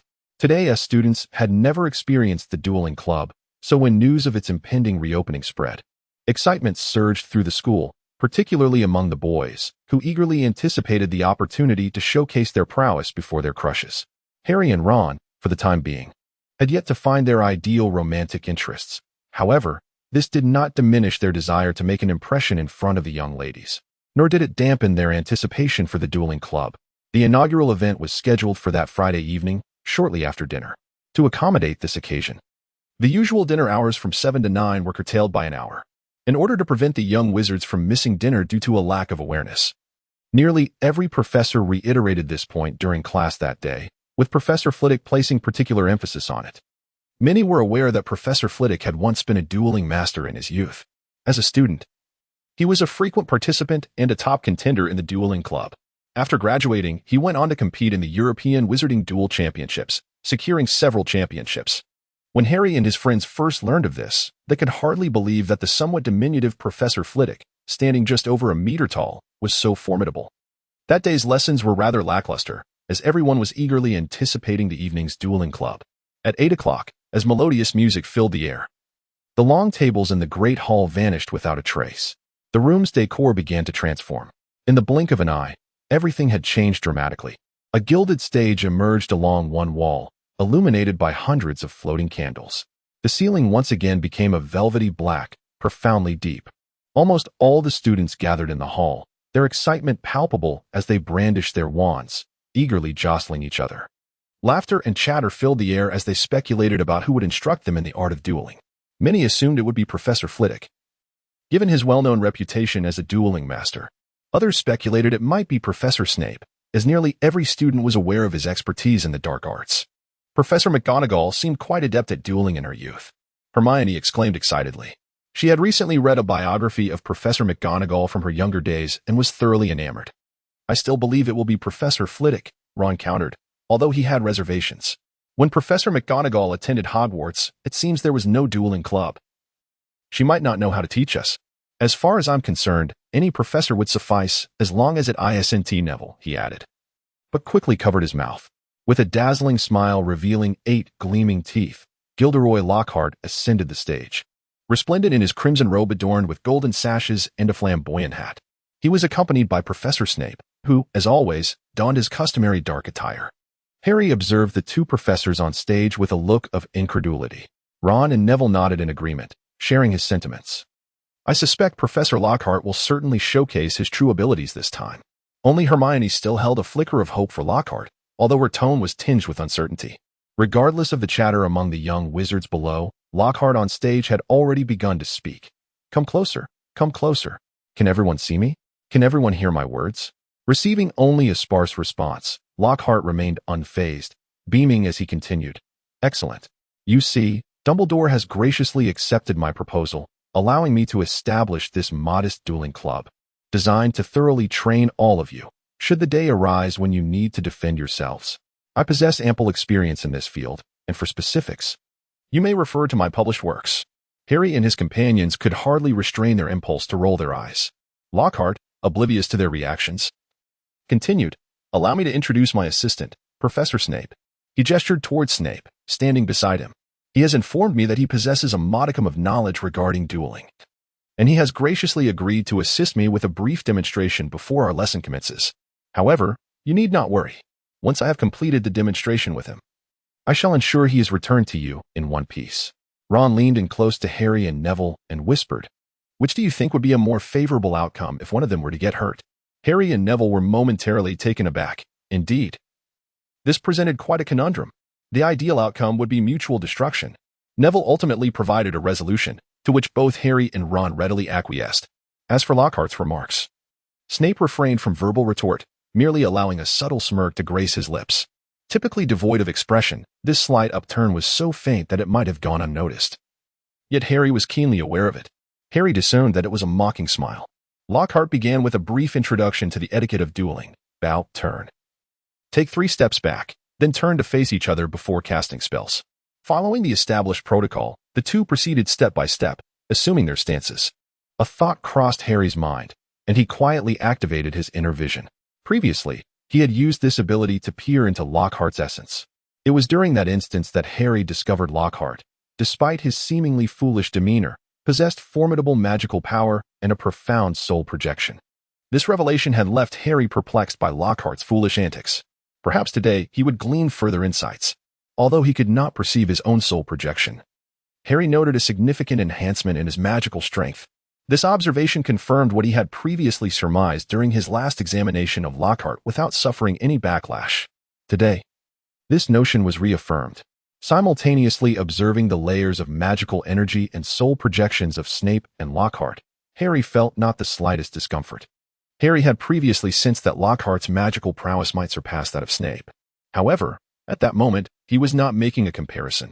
Now, upon closer inspection, it was evident that Lockhart's abilities were not merely slightly greater than Snape's, but rather significantly so.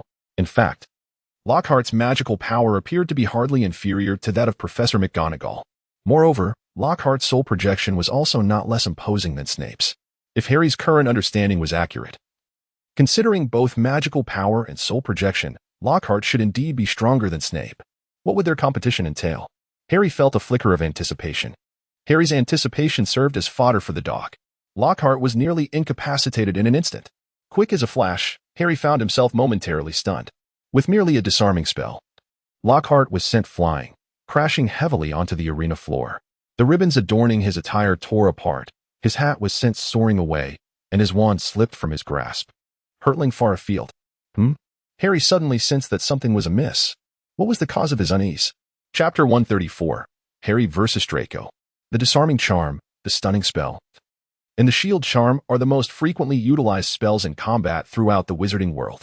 These spells are fundamental in nature, simple yet remarkably effective. The stunning spell can render any opponent unconscious. Regardless of how powerful a wizard may be, once incapacitated, they become devoid of combat capability. Moreover, this spell can also cause lighter targets to be propelled away, making it a versatile tool. The disarming charm is an essential spell for Aurors, specifically designed to counteract wizards. It can disarm the target by knocking their wand away, and if the opponent's resistance is feeble, any residual magical energy can send them flying. As for the shield charm, it serves as a basic protective enchantment capable of simultaneously repelling both magical and physical attacks. While its effectiveness may be modest, its simplicity and ease of learning are its greatest virtues. The very first spell that Harry and his peers learned in combat class was this one. Harry excelled in his spellcasting class, mastering all 3 spells with remarkable proficiency. He frequently engaged in light-hearted duels with Ron and Hermione, becoming intimately familiar with the nuances of these magical incantations. The disarming charm, intended to cause one's wand to slip from their grasp, should ideally allow the caster to subsequently launch their opponent away. To counter this, Harry devised a clever solution by attaching his wand to a wristband with an elastic band, primarily to defend against the disarming charm. However, the scene unfolding before him with Lockhart and Snape did not adhere to this expectation. Lockhart was propelled backward before relinquishing his wand, a sequence Harry noted, despite the rapidity of the events. Moreover, with his enhanced perception in the spirit vision state, Harry discerned an extraordinarily peculiar phenomenon. Regardless of Snape's movements, Lockhart's soul projection remained steadfastly tethered behind him, never altering its distance. In stark contrast, as Lockhart was sent sprawling, his soul projection momentarily lingered in place, connected only by a thin gray thread before gradually drifting behind him. Could the disarming charm truly cause a temporary separation of the soul from the body? Harry found this notion utterly implausible. Meanwhile, Lockhart managed to rise, appearing unsteady and disoriented. Nevertheless, he staggered back onto the stage and proclaimed, "The disarming charm is an excellent choice. As you can see, I have lost my wand, thanks to you, Miss Brown." Lavender Brown had retrieved his wand, which Lockhart accepted with a graceful smile. "Very commendable, Professor Snape. Your demonstration of this spell was quite impressive. A clever tactic indeed. But do forgive my candor. Your initial movements and intentions were rather conspicuous. If I had wished to thwart you, it would have been a trivial matter. However, to illustrate the spell's effects for their benefit, it seems prudent to allow them to witness the reality." Snape's expression remained impassive, as was his custom, dismissing Lockhart's remarks entirely. Aware of Snape's demeanor, Lockhart refrained from further interaction and instead organized the students into pairs for practice. Noting the lack of further conflict between Lockhart and Snape, Harry decided to deactivate his spirit vision, aware that prolonged use often led to headaches, despite having not utilized it extensively this year. Lockhart initially intended to pair Harry with Ron, but Snape interjected, "I believe these conjoined twins need not remain together here. Furthermore, Mr. Weasley's wand is rather perilous for spellcasting." "Oh, what do you mean, Professor Snape?" Lockhart asked, momentarily locking eyes with Snape.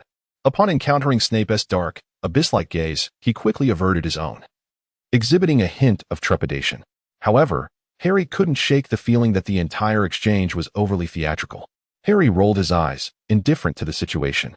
It mattered little to him whom he faced. Despite his spellcasting skills perhaps not being exceptional, he was undeniably among the elite of his peers. Even Hermione, in terms of practical application of spells, could not quite match his prowess. "I shall be Harry's opponent then." Hermione stepped forward, a hint of concern in her voice. "I fear this is not a wise choice," Snape sneered. "If Miss Granger wishes to practice, I have an excellent competitor in mind. Miss Burst would be quite suitable." With that, he gestured towards a tall and sturdy girl standing nearby. Harry recognized the girl named Millicent Bulstrode. If one were to consider the most beautiful girls of their age to be the Patil sisters, then undoubtedly the least attractive would be Bulstrode. She possessed a physique reminiscent of Harry's cousin Dudley, with an abundance of excess flesh upon her visage. Harry mused that she would make an excellent candidate for either women's wrestling or boxing. However, despite her seemingly dim-witted appearance, everyone knew her prowess in spells was commendable. In fact, the students of Slytherin excelled in both charms and potions. As for Potter, Snape disregarded their thoughts and drew Draco closer, remarking that he believed Mr. Malfoy would make an excellent sparring partner. He recalled that the two gentlemen had an exchange during their first year, where Mr. Potter emerged victorious. It remained to be seen whether this success would be replicated. Harry raised an eyebrow, thinking to himself that he expected nothing more from you. After all, it was merely Draco. Harry took a step forward towards Draco, grinning mischievously as he raised his hands and made a fist. Upon seeing Harry's clenched fist, Draco instinctively recoiled a step, exclaiming, "Potter, this is a wizard duel." "A wizard duel. Only wizarding methods are permitted." The Gryffindor students present erupted into laughter. Clearly aware of Draco's previous encounter with Harry and the implications of his reaction, Snape cast a fleeting glance at Draco, a rare expression of disappointment crossing his face, as if lamenting his lack of progress. Nevertheless, he remarked, "Indeed, in a wizard duel, only wands may be used to cast spells.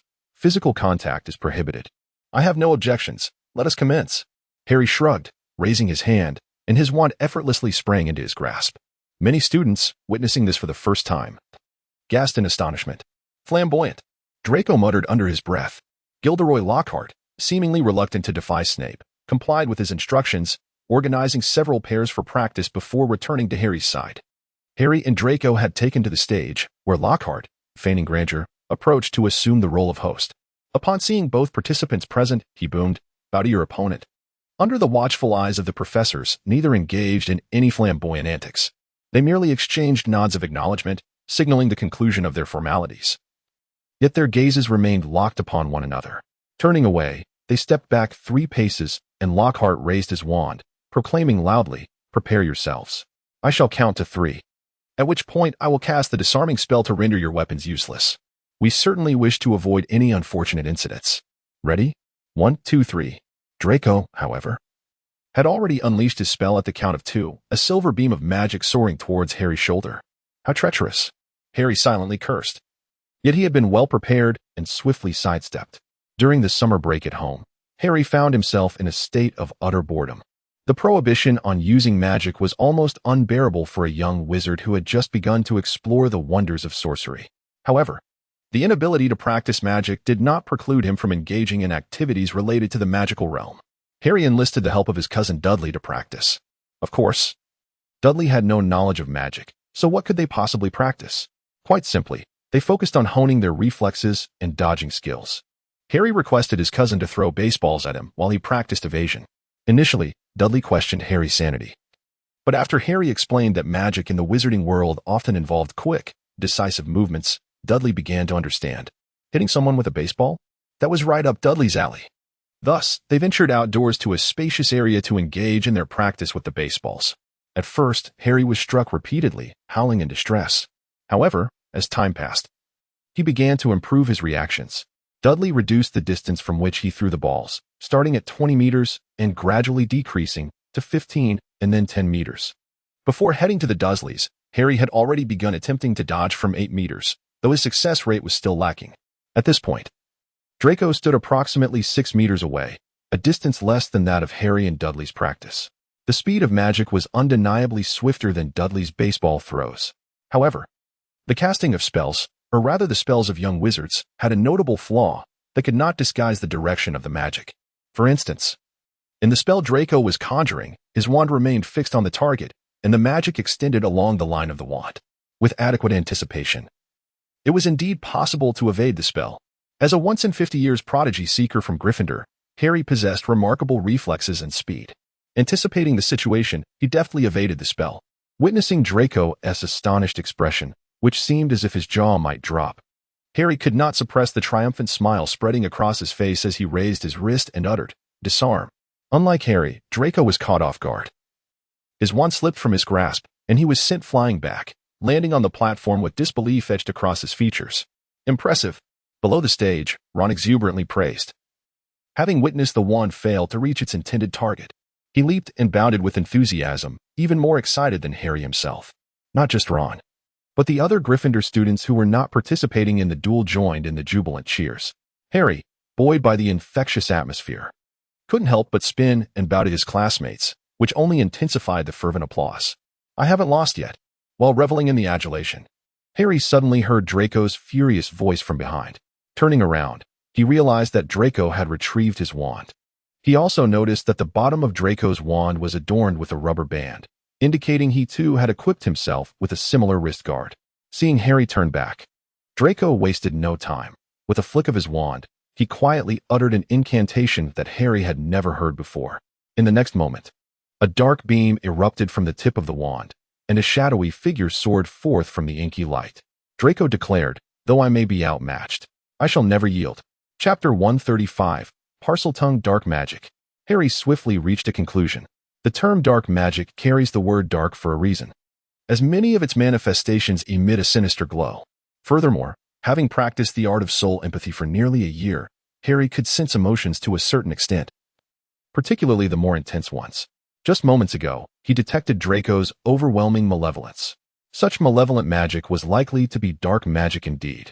In the next instant, a shadow descended, revealing a large black serpent measuring 4 to 5 meters in length. At 4 meters, it could indeed be classified as a python. Harry furrowed his brow. Having watched educational programs, he was aware of the snake's remarkable strike speed. He promptly raised his wand before him while quietly activating his enhanced vision.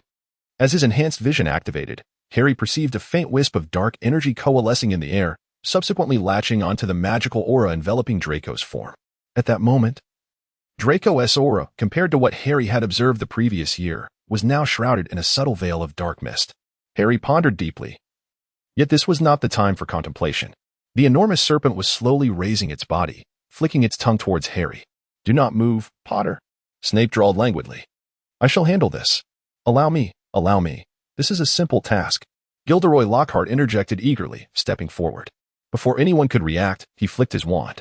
At that moment, Harry, having activated his inner sight, clearly observed the gray magical energy pulsating around Lockhart's body, coalescing into his arm and fingers before extending to his wand. A crimson spell was unleashed, striking the black serpent. However, the serpent did not vanish. Instead, it was propelled high into the air, landing heavily on the ground and growing in size. The previously 5-meter-long black snake had now exceeded 6 meters in length. What could once be termed a python had now transformed into a colossal anaconda. The giant serpent, evidently enraged, raised its head high, its gaze fixed upon the nearest student, flicking its tongue menacingly. "Do not move," Harry instinctively shouted. The enormous python paused momentarily, as if truly heeding Harry's words, and instead of advancing, it began to coil slowly, its head directed towards Harry. Strangely, Harry seemed to hear a voice, deep and hoarse. "It hurts. I am in so much pain. My body aches." Harry was taken aback. Upon closer inspection, he noticed several peculiar irregularities on the great python's body. Reflecting on its earlier movements, he realized that its coiling actions appeared unusually sluggish. Before Harry could ponder further, he heard Snape's low hiss beside him. "Potter, what are you doing?" With that, Snape stepped forward, his wand flicking, and the enormous serpent on the ground transformed into a swirl of black smoke, vanishing from sight. Harry lifted his head, gazing at Snape with a peculiar expression. He observed the astonishment and bewilderment etched upon Snape's face. Snape's eyes were profoundly black, and at that moment, Harry comprehended the situation. It was a manifestation of an exceptionally advanced mastery of the mind-shielding technique, with such a high level of control over his mental defenses. Snape's emotional fluctuations were exceedingly restrained. Harry had never witnessed such a pronounced expression on Snape's face. It was as if he had encountered something utterly unbelievable. Harry felt somewhat bewildered and glanced back at Ron, who, along with Neville beside him, wore an expression of profound astonishment. In truth, it was not just Ron and Neville. Nearly all the surrounding students gazed at him with looks of shock. What has transpired? Harry pondered, realizing that something unknown had undoubtedly occurred during that brief moment. Hermione, having concluded the duel at some point, rushed over and seized Harry's hand, urging him to follow her. Harry stumbled, bewildered by the sudden pull, yet obediently allowed Hermione to lead him away. Ron and Neville hurriedly followed suit, almost the moment they exited the Great Hall. Harry was engulfed by a cacophony of voices behind him. Hermione dragged Harry for quite a distance, eventually finding an empty classroom where she pushed him inside. Ron and Neville entered right after, their gazes fixed intently upon Harry. "What's wrong?" Harry asked, perplexed by the intense scrutiny of his friends. "Harry, can you speak Parseltongue?" Ron, being the most impatient, blurted out. "Parseltongue?" Harry replied with a hint of skepticism, glancing at the three. "I think I can understand snakes. Like what happened at the zoo." He recounted the incident involving Dudley at the reptile house, where he unintentionally freed a large snake, resulting in a compensation payment to his aunt and uncle, which he suspected had gone toward a gaming console. "A snake, thank you?" Ron asked, his voice trailing off as he rubbed his forehead. "What's the big deal?" Harry dismissed it. "I assume many people can, right? Many wizards can communicate with animals. Like Professor Kettleburn, Hagrid seems to manage it too." "No, Harry, not like that," Neville interjected, interrupting him. "Magizoologists can indeed communicate with certain animals, but they are mostly mammals. It requires specific ritual magic. In fact, even with such magic, only magical creatures can be communicated with." "So, what does that mean?" Harry wondered aloud. "Is understanding snakes a particularly rare ability?" "Understanding snakes isn't too uncommon," Hermione interjected, her expression grave. "However, speaking their language is exceedingly rare." "I speak Parseltongue?" Harry asked, bewildered. "But Harry, you just commanded that snake to coil up," Ron pointed out. "Clearly, you prevented it from attacking Justin." "I spoke Parseltongue?" Harry could hardly believe it. "Yes." Hermione and the others nodded in unison. "That's cool." Harry couldn't help but whistle in astonishment. "I had no idea I possessed such a skill." "Harry," Hermione exclaimed loudly, startling him. She appeared quite agitated. "Do you even comprehend how serious this is?" "How serious?" Harry asked cautiously, noting Hermione's furrowed brows and wide eyes, her hands on her hips. Hermione took a deep breath to steady herself before responding. "Being able to converse with snakes is the most infamous trait of Salazar Slytherin. That's why the emblem of Slytherin House is a serpent. Harry was taken aback, his mouth agape in astonishment. He understood precisely why Ron and the others were so anxious. This situation had indeed escalated dramatically, almost overnight. The possibility of Harry being the heir of Slytherin in the opener of the Chamber of Secrets surpassed that of Draco and Shafik, who had previously ranked ahead of him. The remaining contenders had lost all their supporters. Now, nearly everyone in the school was convinced it was Harry, and there could be no mistake about it. Even Harry found this notion somewhat exasperating. All believed he was a distant descendant of Slytherin. What was even more outrageous was that neither Harry nor anyone else could prove otherwise. The wizarding community in Britain was rather insular. It was inevitable that ancient magical families would share bloodlines. The Potter family, in particular, was one steeped in a long lineage. In fact, even Harry himself harbored some doubt about whether he truly was the heir of Slytherin. Yet, if I am indeed the heir of Slytherin, why was I sorted into Gryffindor? Harry reminisced about the moment when he was assigned to his house by the Sorting Hat. He had expressed a desire not to be placed in Slytherin, and initially intended to convey that he also did not wish to join Gryffindor. However, the Sorting Hat promptly declared, if not Slytherin, then Gryffindor it shall be. Thus, he found himself in Gryffindor. So, Slytherin was indeed one of the options presented by the Sorting Hat? Harry pondered. In the library, Harry was lost in thought while gazing at a book when a timid voice interrupted him. He looked up to see Justin Finch-Fletchley from Hufflepuff, the very student he had encountered in front of the giant serpent. Justin, is there something you need? Harry nodded in greeting. I wanted to thank you for yesterday. For stopping that snake? Justin Finch-Fletchley appeared somewhat anxious. No need to thank me. Harry replied with a smile, waving his hand dismissively. We are classmates after all. Upon hearing Harry's words, Justin's expression brightened. Well, Harry, although I firmly believe you are the heir of Slytherin, I absolutely do not believe you would command the monster in the Chamber of Secrets to harm anyone. With that, he made a determined fist gesture towards Harry before turning and running away. Harry, I sincerely thank you. Harry rolled his eyes and glanced around. Noticing that nearly all the students in the library were either intentionally or unintentionally stealing glances at him, he promptly slapped his forehead and greeted Padma beside him, exclaiming, I cannot stay here any longer. I shall take my leave. All right. Padma nodded in agreement, and to Harry's surprise, mimicked a fist-pumping gesture reminiscent of Justin Finch-Fletchley, declaring, Harry, I believe in you too. Harry fled in disarray. Upon returning to his dormitory, he reclined on his bed, endeavoring to organize his thoughts. Last night, he had indeed attempted to converse with Ron and the others, asserting that his ability to speak Parseltongue was merely a fallacy. He had tried to communicate in Parseltongue with Hermione and the others, but to no avail. He spoke only in plain English. However, when Hermione attempted to transfigure a chair into a snake, despite the creature's clumsy movements, Harry found himself speaking in Parseltongue to it.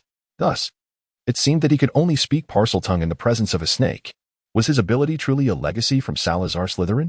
He had gleaned some information from Hagrid and Aunt Petunia, learning that his father was a pure-blood wizard from a long line of wizards, while his mother, akin to Hermione, hailed from a Muggle family.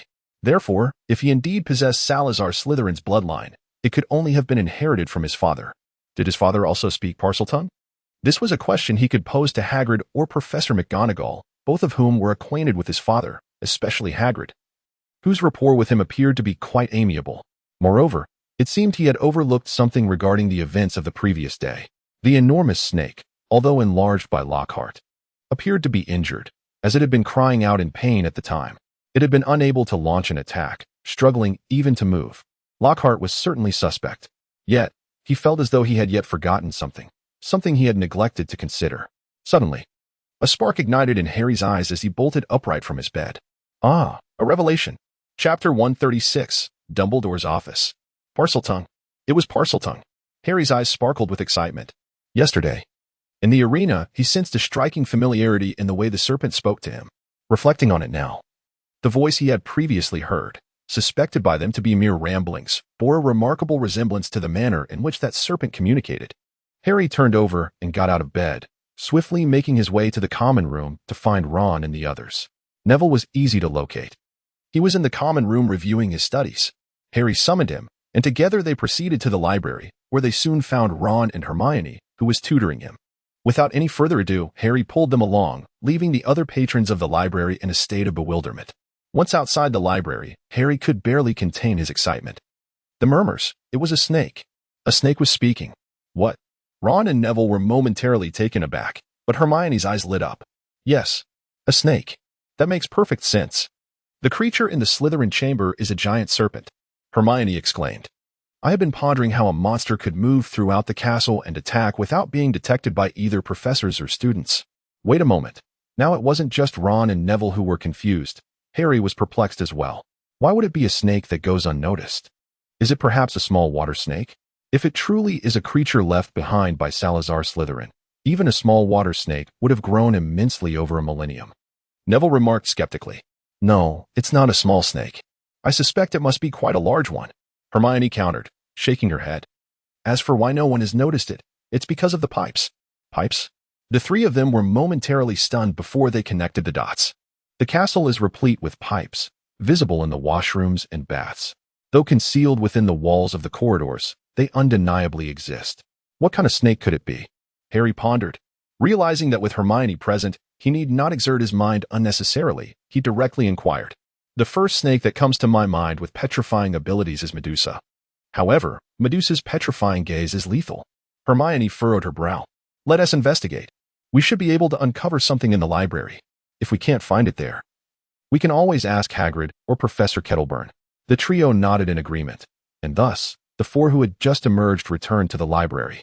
With a clear objective in mind, even amidst the vast expanse of the library's collection, finding a target proved to be far from arduous. Soon, they uncovered the answer within a tome detailing perilous magical creatures, the basilisk, a being capable of not only delivering lethal venom but also slaying its victims with its gaze. The crowing of a rooster sends the basilisk fleeing in terror, as its call is fatal to the creature. The basilisk is the natural enemy of spiders, prompting them to flee at the mere presence of the basilisk. Do you remember? When we visited Hagrid, all the roosters in his coop had been slaughtered. Hermione turned to the others. And the spiders, Ron interjected. Didn't you all witness them retreating in droves? However, something doesn't add up, Neville remarked. Confused, Colin was petrified. Wasn't he? The camera.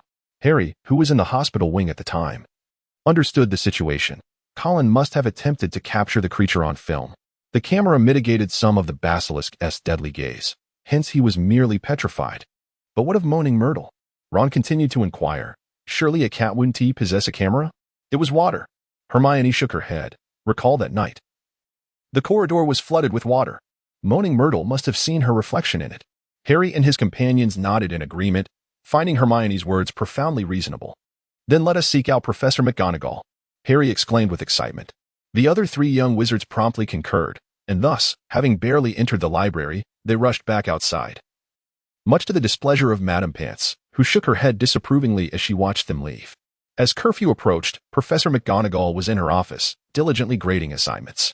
Upon hearing a knock at the door, she effortlessly opened it, only to be greeted by the sight of the four breathless students. Miss Granger, Mr. Potter, Mr. Weasley, and Mr. Longbottom, she exclaimed, glancing at the clock on the wall and frowning slightly. It is nearly curfew. You should be returning to the common room. Hogwarts is not a safe place at present. Professor, Harry gasped. We have discovered what the monster in the Chamber of Secrets is. McGonagall raised an eyebrow, her expression turning serious. Mr. Potter, this is no matter to be trifled with. Professor, we are absolutely certain. Hermione interjected, catching her breath and speaking with resolute conviction. Given Hermione's usual reliability, McGonagall refrained from speaking, instead scrutinizing the four of them. Seeing their unwavering expressions, she nodded and rose from her seat. Very well, follow me. We shall go to find Dumbledore. With that, McGonagall clapped her hands, and a house elf promptly appeared at her side. Harry raised an eyebrow, once again encountering the house elf. And it became evident to him that house elves could indeed operate within Hogwarts.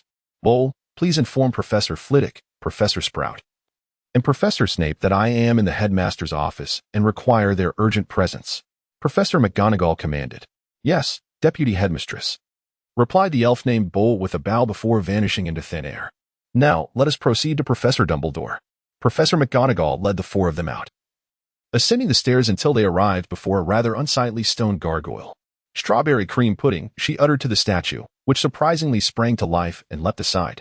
The wall behind it gradually split apart, revealing that Professor McGonagall's previous words were indeed a password. Professor Dumbledore is exceedingly fond of sweets. Harry mused silently. a conclusion he had drawn from his own observations and the twins' frequent remarks. However, it was quite extraordinary that even the password to enter the office revolved around confections. Behind the parted wall lay a spiraling staircase, gracefully rotating upward, reminiscent of the escalators Harry had seen in grand shopping malls. "Follow me," Professor McGonagall instructed as she stepped onto the staircase. The four of them followed suit, and as Neville, the last one, ascended, a resounding thud echoed behind them as the wall sealed once more. Harry and his three companions ascended in a swirling motion, rising to what felt like several meters. As Harry began to feel a slight dizziness, they beheld before them a magnificent wooden door, shimmering with an ethereal glow. Atop the door, a metal knocker fashioned in the shape of a griffin awaited. Harry and his companions were aware that behind this door lay the office of the headmaster of Hogwarts. Professor McGonagall gently tapped on the door, which then swung open automatically. The five entered the office, and McGonagall gestured towards the nearby sofa, saying, "Make yourselves comfortable. There is no need to be overly formal. Professor Dumbledore is not such a stern individual, as you all know." As she spoke, Professor McGonagall, with an air of familiarity, retrieved a tea set from a nearby cabinet and with a flick of her wand, arranged several teacups. "Here at Dumbledore's, we only have honey black tea. I trust you will adapt. Please, take a seat. Do not remain standing." Harry and his companions exchanged glances, then obediently took their seats on the sofa. Among all the professor's offices, Harry had frequented many, yet Dumbledore's was undoubtedly the most opulent and intriguing. It was a spacious, circular chamber, presumably located atop one of the numerous towers of Hogwarts. However, with the multitude of towers at Hogwarts, they could not ascertain which one it was. While it might be feasible to deduce the internal layout from the external structure in other places, in Hogwarts, where spatial expansion charms and shifting staircases abounded, such an endeavor was utterly impossible. Harry surveyed the surroundings. The room was furnished with several tables of various sizes, accompanied by cabinets of differing dimensions against the walls. Two moderately sized windows permitted glimpses of the outside world. In one corner, a small table bore a tattered hat, the sorting hat. Behind the door stood a tall, golden perch, upon which an elderly, decrepit bird resided. This peculiar creature captured Harry and his companions' attention due to its unappealing appearance. It resembled a turkey that had lost half of its feathers. They stared at the bird, which returned their gaze with a sorrowful expression, simultaneously emitting a sound reminiscent of suffocation. Harry perceived that the creature appeared gravely ill. Its eyes lacked vitality. And just as Harry and his companions were observing it, several feathers fell from its tail. "What kind of bird is that?"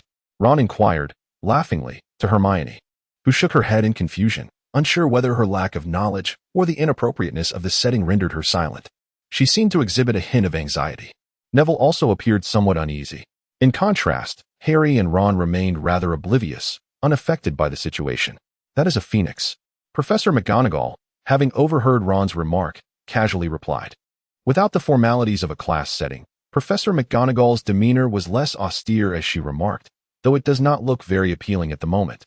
It won't be long before you witness its true beauty." "A phoenix?" the four young wizards exclaimed in unison, their eyes now alight with eagerness as they gazed at the ungainly bird. This was indeed one of the most extraordinary creatures in the wizarding world, reborn from its ashes in an endless cycle.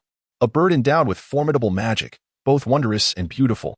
With a wave of her wand, Professor McGonagall conjured cups of crimson tea before the four young wizards, taking a sip from one herself.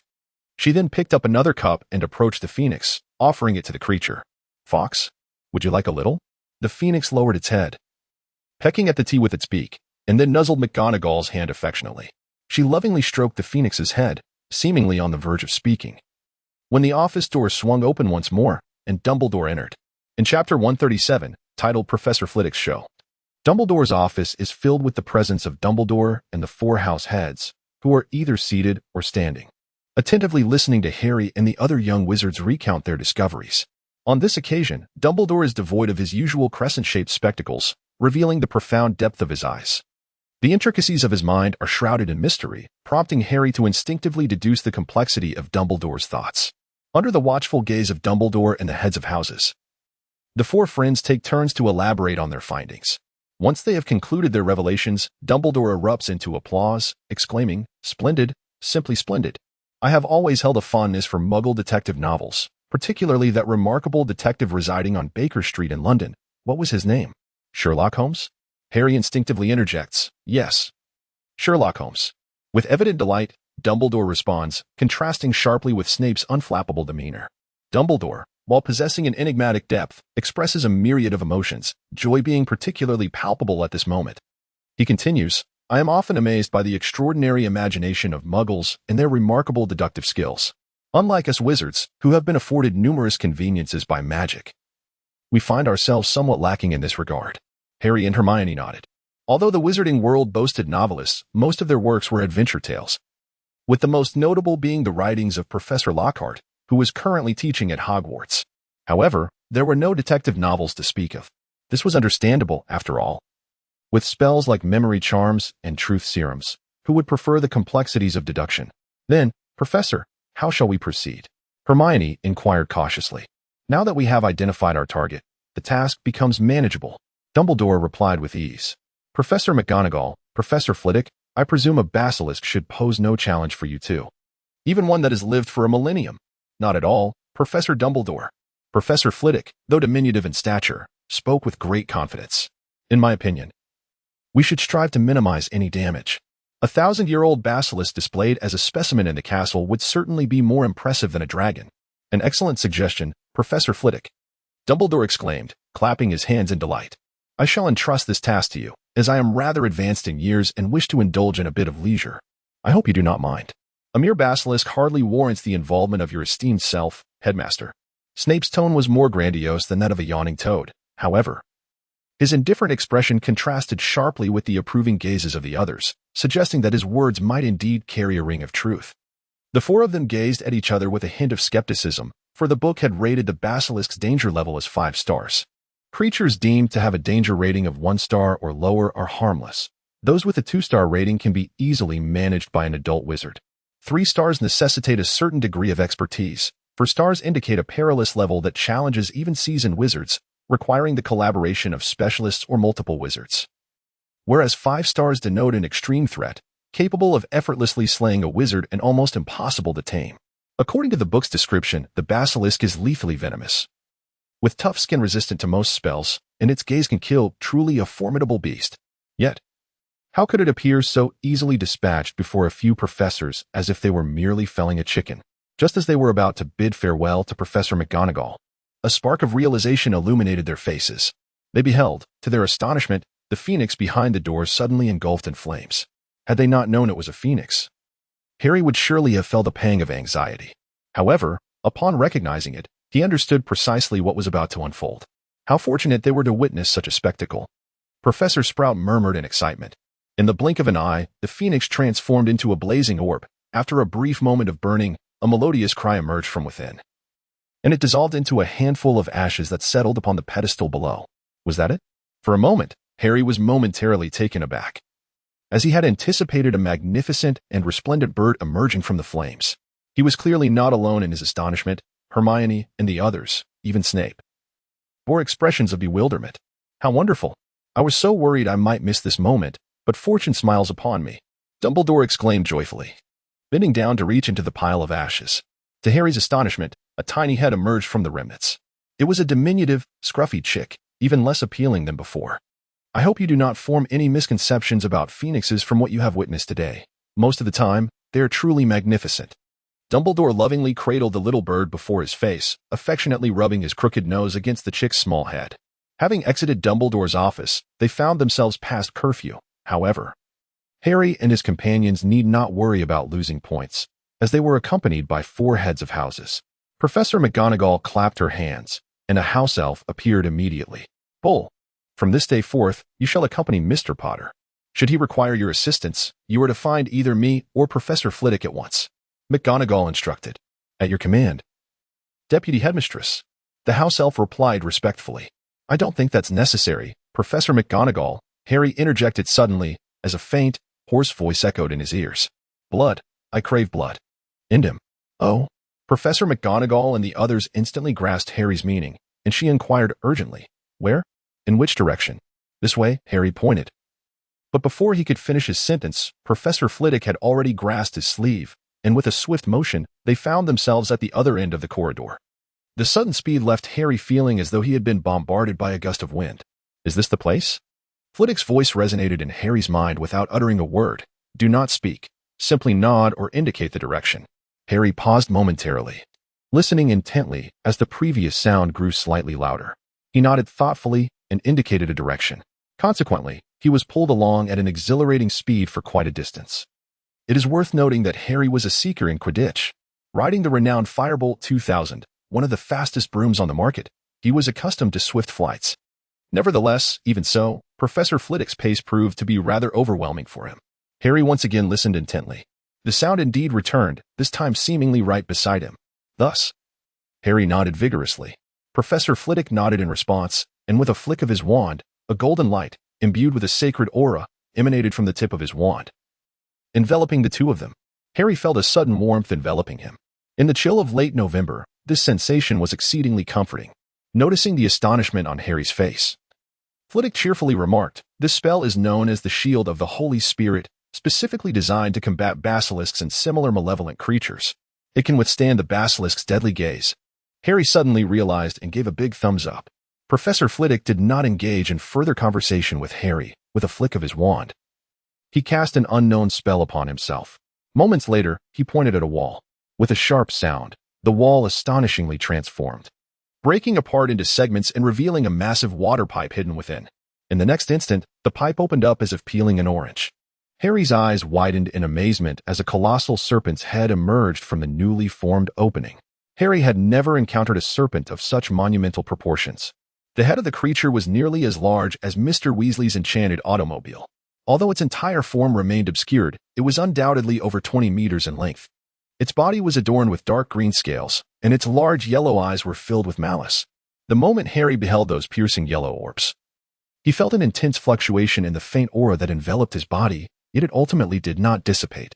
Remarkably, Harry neither perished nor lost his ability to move. Clearly, the protective barrier of the sanctum had shielded him from the basilisk's deadly gaze. How astonishingly immense it is. Such a colossal serpent, if preserved, would certainly evoke envy from both Beauxbatons and Durmstrang. Professor Flitwick gazed in awe at the enormous basilisk that was slowly emerging from the breach in the wall. His tone surprisingly relaxed despite the spectacle. A sound of hurried footsteps approached from behind, and Harry turned to see the three heads of houses accompanied by three young witches and wizards, all of whom were encased in a luminous aura akin to his own. Evidently, another professor had assisted the young students in casting the sanctum barrier. "Phileas, do you require assistance?" Professor Sprout inquired, brandishing her wand with a commanding voice. "No need, Pomona, merely a basilisk." Professor Flitwick replied with a casual demeanor, even turning to offer a friendly smile to Professor Sprout and her companions. Almost instantaneously, as he turned back, the gargantuan serpent lunged forward, opening its modest strike at Professor Flitwick. Harry had no doubt that the diminutive professor would be swallowed whole in an instant. How could one turn their back at such a perilous moment? Anxiously, Harry instinctively raised his wand, intent on casting a spell. However, before he could utter the incantation, he realized it was unnecessary. With a resounding thud, the basilisk collided with an invisible barrier, appearing as if its head had been pressed against a sheet of impenetrable glass, causing a slight deformation. "Clever little creature, attempting a sneak attack," Professor Flitwick remarked unfazed, muttering, "First, we must blind it. Maintaining the sanctum barrier can be rather taxing." As he spoke, he waved his wand and swiftly recited an incantation. Professor Flitwick's spellcasting possessed a distinctive quality, imbued with a unique rhythm, reminiscent of a beautiful melody. Harry watched as two fist-sized orbs of black mist soared toward the basilisk's large eyes, effectively obscuring its vision. The creature, suddenly deprived of sight, became disoriented. Its massive form writhing as its thick tail sent a suit of armor flying across the corridor. "Such strength. We must not allow you to wreak havoc. Repairs would be quite troublesome," Professor Flitwick murmured, waving his wand once more, summoning several colossal stone hands from the floor of the corridor. These hands were so immense that a single finger was thicker than Hagrid. Harry suspected that even a true giant would be sent flying 800 meters by a mere slap from one of these hands. Two large hands formed a set, totaling 18 sets, spaced approximately 1 meter apart, firmly pinning the colossal body of the serpent creature to the ground.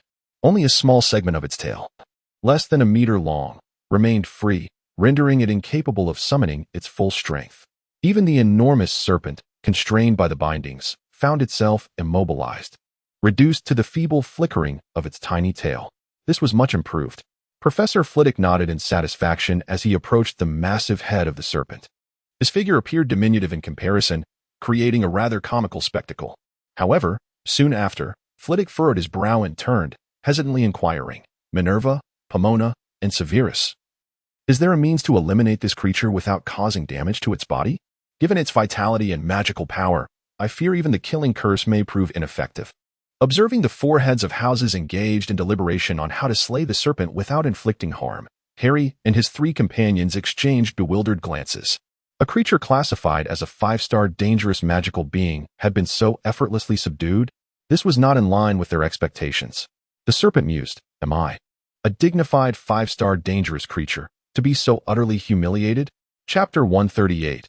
The silent roar. The third week before Christmas brought astonishment throughout Hogwarts. In the entrance hall before the Great Hall, a colossal amber artifact elicited countless gasps of awe and admiration. This immense cylindrical piece, standing 8 meters tall with a base diameter of 10 meters, encased a green giant python. Unlike ordinary pythons, this creature bore rows of sharp teeth, the longest measuring over 2 feet, akin to a short sword. Its body was adorned with green, densely packed scales, embellished with intricate, vibrant patterns, strangely beautiful yet menacing. The giant python coiled in a downward spiral, its mouth agape, exuding an air of ferocity. However, where its eyes should have been, there were now 2 yellow crystal spheres. And below, 2 eyeballs larger than an adult's head were positioned for balance. Beside the amber, a newly crafted, gleaming brass plaque stood, inscribed with details about this formidable serpent. In addition to its data, a unique description accompanied it, tracing back to the legacy of Salazar Slytherin, one of Hogwarts' founders, from 1500 years ago. It was a true millennium-old serpent, the true culprit behind the attacks on Hogwarts students in 1992. The students Hermione Granger, Harry Potter, Ron Weasley, and Neville Longbottom, through meticulous observation and careful reasoning, ultimately unveiled the identity of the true culprit and promptly informed their professors. With the assistance of Professor Phileas Flitwick, the basilisk was vanquished and subsequently preserved as a specimen for the benefit of faculty and students alike. It is noteworthy that even in death, the creature's magical eye retained formidable powers, thus necessitating its careful dismantling. Upon encountering the description of these events, many students could not suppress their whispers. Some exclaimed, "Wow, it's Potter and his friends again. Potter is truly the nemesis of dark forces." Clearly, this was a fan of Harry. Others remarked, "Wow, Hermione is so impressive. Her grades are exceptional. She is truly an idol." Evidently, this was a devotee of Hermione. Some questioned, "Is Ron really my brother? How could such an intriguing event transpire without involving US? Undoubtedly, these were the twins." Another voiced, "Wait, Neville can deduce things too?" This was a sentiment shared by all who knew Neville. Moreover, many young witches and wizards expressed their astonishment at Professor Flitwick's prowess. Goodness, such a colossal basilisk. Alive for a millennium.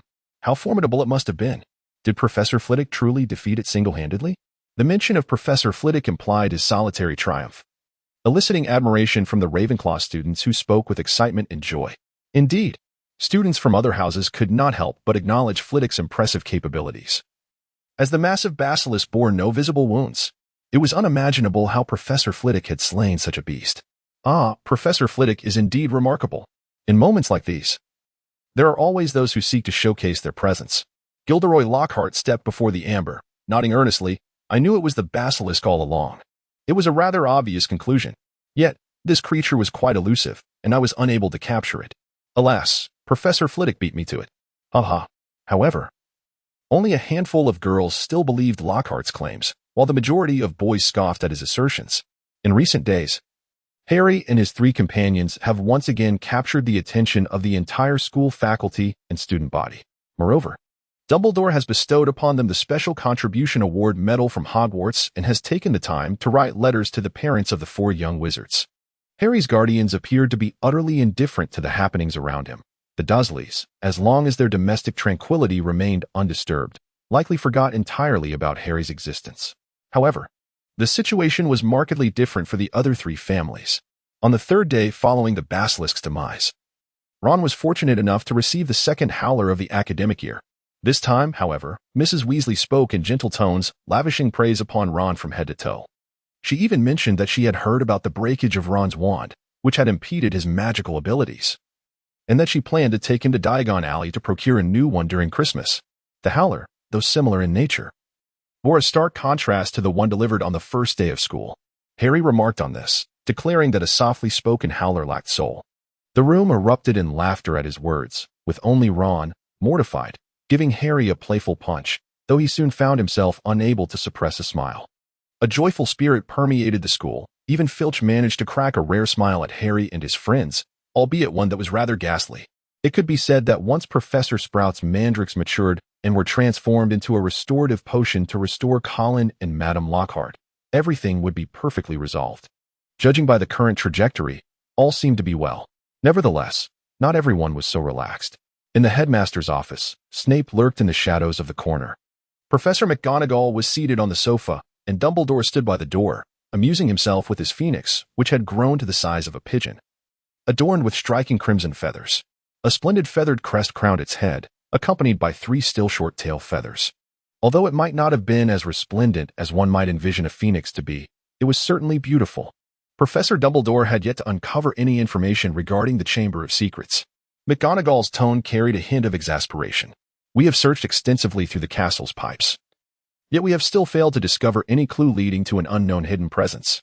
Snape interjected, we do not know where the basilisk had concealed itself previously, nor how it gained entry to the castle. The castle's water outlets are specially treated, while it may be plausible for a small water snake to slip through. A creature of such considerable size as the basilisk could not possibly have done so. It seemed we had indeed been careless. Dumbledore turned, his expression betraying no hint of displeasure. He appeared perpetually cheerful.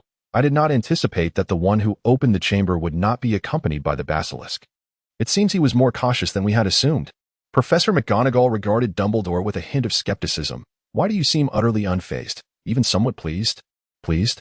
Oh. Indeed, just a tad. McGonagall's smile deepened, though it is regrettable that we have not yet found the one who opened the chamber. It is nonetheless a wonderful thing that an innocent person may regain their reputation, is it not? Hagrid interjected. Are you saying that the chamber was also opened 50 years ago? Harry asked in astonishment. That afternoon, after class, Hagrid invited Harry and his friends to his humble abode. Upon entering, Hagrid enveloped each of them in a warm embrace. His face, drenched in tears, rendered his furry visage nearly unrecognizable. He stammered for quite some time before finally articulating the entire story.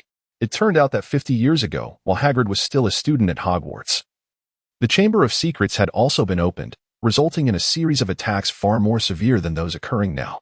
Hagrid exclaimed, "You all are remarkable. You've discovered the basilisk and found it. Back then, a Ravenclaw student was killed. Hogwarts was nearly shut down." He then recounted how a student named Tom Riddle had accused him of opening the chamber. Tom Riddle? Ron exclaimed, momentarily taken aback. I feel like I've heard that name before. Hagrid, however, wore a look of horror. How do you know that name? Arthur and the others couldn't have told you. Oh, I remember now. Ron clapped his hands. When I first started, I was cleaning the trophy room and saw a plaque for the Hogwarts Special Contribution Award, and the recipient was Tom Riddle. Huh, just like our award. Ron grinned widely. Hermione, sensing something amiss, furrowed her brows and inquired, Hagrid, why did you say Mr. Weasley couldn't possibly have informed Ron about that name? I don't recall seeing it among the names of renowned wizards today. Hagrid hesitated, seemingly uncertain about revealing more. Hagrid, you ought to be aware of our investigative skills. Harry nudged him. Even if you don't tell us, we will eventually uncover it. If you share now, we can avoid breaching a few school rules. Neville gazed at Harry in astonishment, surprised by his approach. However, Harry's logic seemed sound. Although, in truth, he was not particularly skilled at investigations. All right. I'll tell you. It's better than you wandering aimlessly, Hagrid conceded with a reluctant shake of his head. That Tom Riddle is the one who later became Voldemort. Harry could hardly believe it, his eyes widening in disbelief. Don't shout his name. Hagrid urgently waved his hands, glancing around nervously. He then shook his head in resignation. Very few know of this, for it is hard to believe that the charming, handsome young wizard with countless followers at school could transform into that. Then Harry seemed to grasp something. It's also my fault, Hagrid sighed, raising his hands in exasperation. You know I've always had a fondness for raising adorable magical creatures. At Hagrid's words, Harry and the others couldn't help but roll their eyes. Adorable? Surely. You must have a misunderstanding of that term. Unperturbed, Hagrid continued. At that time, I happened to be raising a giant acromantula, which I named Aragog. And I was falsely accused of being the one who opened the chamber. It has been claimed that Aragog is the murderer. However, I am certain that during that period, Aragog never left the broom cupboard. Harry, Hermione, Ron, and Neville felt utterly bewildered. As they perused the information on the basilisk, they stumbled upon various other exceedingly perilous magical creatures. Among these was the formidable Acromantula, a species of spider known for its tendency to flee. In a rather humorous turn of events, they also encountered a rather unpleasant letter from the head of Slytherin House, a certain noseless individual. Chapter 139, Hermione's Deduction. Hagrid. We find ourselves at a loss for words regarding you, Harry remarked, his expression one of exasperation. Hagrid, equally uncomfortable, acknowledged the situation. It was impossible to deny that keeping such creatures was ill-advised, yet he simply could not help himself. So, you were expelled for this reason? Ron, with his characteristic bluntness, inquired without hesitation. Hagrid, equally straightforward, nodded in affirmation. Indeed, that was the cause. However, Dumbledore believed in my innocence and was steadfast in his conviction that I could not be the murderer.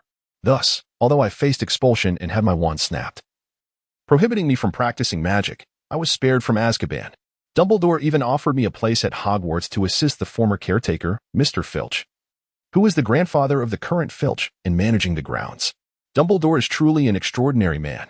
As Hagrid reminisced with gratitude towards Dumbledore, Hermione's brow furrowed once more. Hagrid, she hesitated, what became of your spiders after your expulsion? A hint of embarrassment crossed Hagrid's face, yet he replied, I kept them in the Forbidden Forest. WTF? Ron exclaimed, nearly leaping from his seat. So that's why there are so many spider webs near the gamekeeper's hut. There's an Acromantula lurking in the Forbidden Forest? Harry was suddenly reminded of last year when he and Draco ventured into the Forbidden Forest in search of an injured unicorn. Noticing an abundance of spider webs throughout the woods, yet they encountered no spiders at that time. Hagrid scratched his head, appearing increasingly embarrassed. Hermione, however, shook her head once more, stating, Hagrid, what I meant to say is, after that incident, did no further attacks truly occur? Hagrid seemed a bit perplexed, still struggling to grasp the situation. In truth, he was still basking in the joy of having been exonerated from his previous accusations. And his not-so-bright mind was even more befuddled. Since the attacker was a basilisk, it naturally had no connection to him or Aragog. This presented a dilemma. Hermione's eyes sparkled with insight. It was not you who opened the Chamber of Secrets, nor were your spiders responsible for the attacks on students.